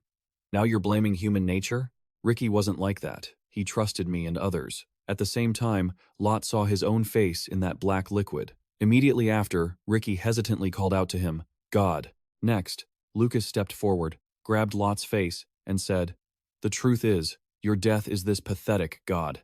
It's because you're a fool." He was so stunned he didn't know what to say. But then Lot broke into a bitter smile. On the other hand, he even cursed himself. As soon as he finished speaking, Lot's body turned to dust. Even so, he still wore a satisfied smile. Lucas just looked at Lot with a blank expression, and just like that, he vanished before everyone's eyes. Everything happened so fast that Ivan couldn't react and said, "God." Snow continued, turned to dust. Even Isabel asked in disbelief, "Really?" Lucas just gently replied, "It's over." At this point, she was so happy, she started to cry. Seeing that, he smiled faintly. A second later, Isabel hugged Lucas tightly. She squeezed him so hard he had to shout, "Wait, it hurts. What are you doing?" Everyone quickly rushed toward them with smiles on their faces. Even as Lucas yelled, "Damn it, it hurts," they still rushed to hug him. When he couldn't take it anymore, Lucas pleaded, "Come on, everyone here is hurt. Come here, you damn kid. You actually defeated God." The high priestess saw that Snow wasn't participating and asked with a laugh, "You're not joining?" She just replied, "Forget it." Ivan's voice suddenly rang out, "Stand still. It's hard to hug with one arm." We screamed in joy, as if the whole world could hear us, as if we were announcing to everyone that God was dead. Perhaps the reason we screamed so loudly was because we wanted to avoid looking at the emptiness we felt after this long battle. However, the unavoidable truth is that now, the final trumpet is sounding, declaring a new world of peace after 4,000 years. Lucas was surprised by the scene unfolding before his eyes. Seeing everyone happy but motionless, he muttered to himself, "What is this? Time stopped?" Just then, Dus suddenly appeared. "How do you feel about becoming the balancer of the world?" Lucas looked at him with curiosity. "You came in person? That's kind of you. I also have something to tell you." Deuce calmly replied, "I know. You want to revive Iris, right? Get straight to the point." Lucas said bluntly, "I like that. Is it possible?" He looked unhappy and rebuked him. "You ask if it's possible? Who do you think I am? However, there is one condition." Saying this, Dus began to manipulate the two orbs, making them fly in front of him, and ordered, "Swallow both cores." Lucas felt confused by this action of his, so he asked why. Dus replied decisively, "To meet the criteria." Lucas asked, "For what?" He said sternly, "The right to travel the universe." Lucas Trauman, the strongest human in history. I will appoint you as the supreme being. He still didn't understand the other's intentions, so he was stunned and asked, "What?" Dus openly walked over to everyone and said, "You humans complain a lot, don't you? What is God doing? Why not watch over the world he created? The reason is simple. I am extremely busy." Lucas was unhappy hearing this reason. That is probably the most pathetic excuse I have ever heard from a creator. Dus, without a hint of anger, just calmly replied, "Try to imagine the biggest number you can think of. Now, imagine a vast universe that includes your world, and then imagine countless other universes. There are so many that even the number you imagine cannot even begin to count them." At this point, Lucas gradually showed hesitation. Seeing that, Dus asked loudly, still not swallowing, "Right?" So, he took him to another world, making Lucas extremely astonished. Seeing the bustling streets with people passing by, he was confused. It took a moment for Lucas to speak. "Where is this?" Dus said honestly, "This is another world where you do not exist. And just like that, there are countless parallel worlds that you are not aware of." He even took Lucas into the heart of a cosmic war, then made him stand there, stunned, and mutter to himself, "This place is currently in a cosmic war." Seconds later, Dus said confidently, "And I oversee it all." With a snap of his fingers, he sent him right back to where he started. Lucas felt overwhelmed and shouted, his head feeling like it was about to explode from the sheer volume of information. Then, he asked, "Do you understand now? A supreme being is a demigod of a god, in other words, my subordinate. They travel across countless dimensions, repairing imbalances. In short, I'm extremely busy, so come help me out." Lucas understood what Dus meant, but he needed confirmation. Was this the condition to resurrect Iris? Dus replied gently, "Well, in a way, yes. Either way, you can't refuse." Lucas looked anxious, clearly unsettled by how well Dus understood him. To persuade him, Dus flattered him. "Leaving you in the middle realm isn't just about lightening my workload. You are already too transcendent to remain in the middle realm. You've realized it by now, haven't you?" Dus held up 2 fingers, preparing to cast magic. This gesture made him incredibly tense. "You've started hearing it, right? The unbearable urge to destroy. The desire to wipe out everything in front of you." Lucas remembered Asura's words, "I will cut down everything. Follow me." Moments later, Dus told Lucas that this was only the beginning. If you stay in the middle realm, you will surely become the second god. He hesitated, casting his gaze toward his comrades. Lucas knew his decision would affect them all. His eyes swept over each of them, first Ivan and Swizer Winman, then Snow and the High Priestess, and finally, Isabel. Everything weighed heavily on Lucas. He closed his eyes to focus his thoughts. After coming to a realization, he opened his eyes and looked into the distance. "Next," he said, "I have one condition." Dus agreed and told him to speak. Lucas quickly replied, "Just one day. Give me one day to say my goodbyes." Dus accepted and brought him to another world, where snow was falling amidst a fierce wind. Elia was standing on a high mountain, looking out. She was clearly not in a good mood. Shivering, Lucas approached her. "Aren't you cold?" Upon seeing him, she asked in surprise, "Lucas Trauman, is this your true form?" Lucas didn't answer her question, and she didn't press him. "I see. In the end, you've become a demigod. Are you here to kill me?" Lucas replied softly, "If that is what you wish." The two stood there, watching the snow fall with an unspeakable sadness. Then, Elia admitted, "At first, I wanted to live here with Ricky. I tried to persuade him, but you know how stubborn he is. Why am I the only one who survived?" Lucas, trembling with a runny nose, replied, "He probably refused because he couldn't stand the cold." Seeing his sorry state, Elia brought him closer to the fireplace. Leaning against the table, she said sincerely, "Even after becoming a transcendent being, you haven't changed at all." Lucas felt confused by her words and mumbled uncertainly. However, he replied cheerfully, "The god said I've abandoned my human nature." Hearing that, Elia suddenly mocked him. He must be blind then. Lucas then brought out a jar. Seeing it, she asked in surprise, "What's that?" He simply replied, "Your old relative, Elia. You can do whatever you want with it, bury it, or use it as fertilizer. I don't care. I've said what I needed to say, so I'm leaving now. You've helped me more than I could ever repay." Hearing this, she replied, "You're talking as if you never intend to return." At this point, Lucas didn't hide his intentions anymore. "You asked why you were the only one who survived, right? Perhaps it's because you still have a reason to live." Elia was stunned by his words and asked in confusion, "A reason to live? What could that possibly be?" He suddenly fell silent, a gesture that made her even more anxious. A moment later, Lucas turned back and said, "Start looking for it." No sooner had he finished speaking than he walked away, leaving Elia in surprise. She could only sigh, unable to comprehend his words. Elia watched Lucas's retreating figure in the snow and muttered, "Honestly, you're still the same, until the very end." Phoenix and Benhento looked surprised to see Lucas, while he just casually said, "It looks like you're both doing well." Overjoyed, she leaped to hug him.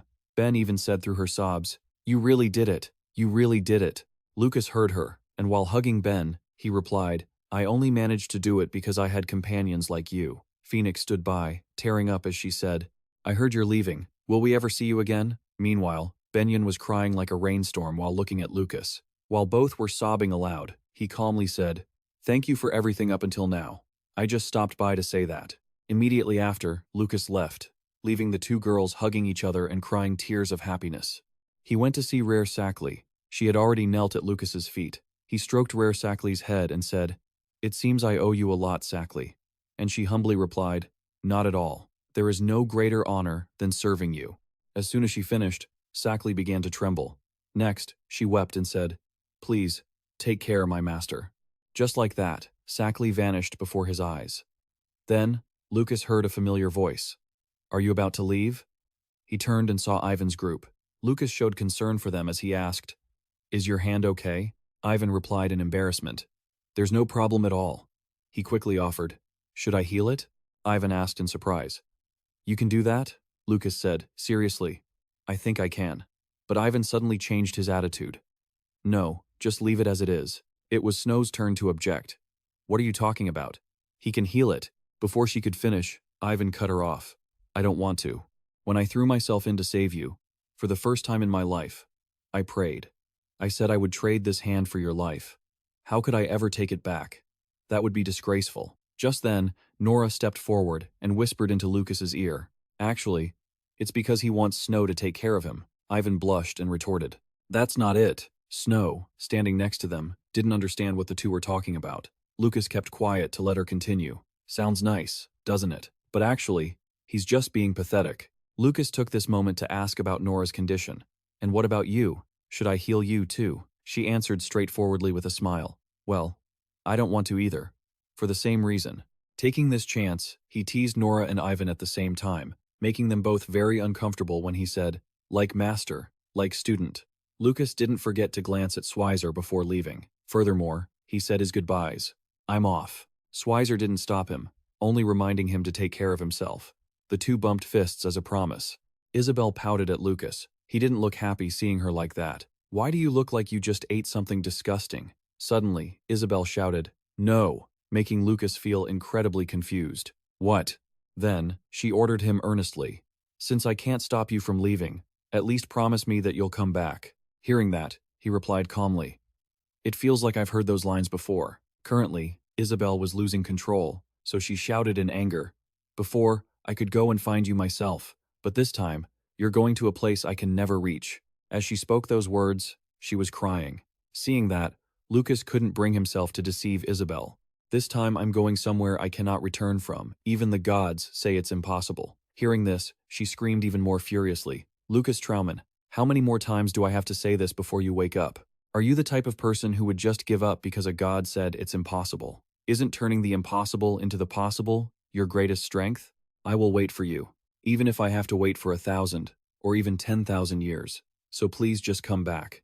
Snow, Ivan, and Nora could only smile as they watched her. Only Schweizer wore an amused expression. Once she finished speaking, Isabel waited for a promise from Lucas through her tears. In the end, he could only smile and reply, "All right, I understand. Take care. See you again." With that, Lucas walked away calmly.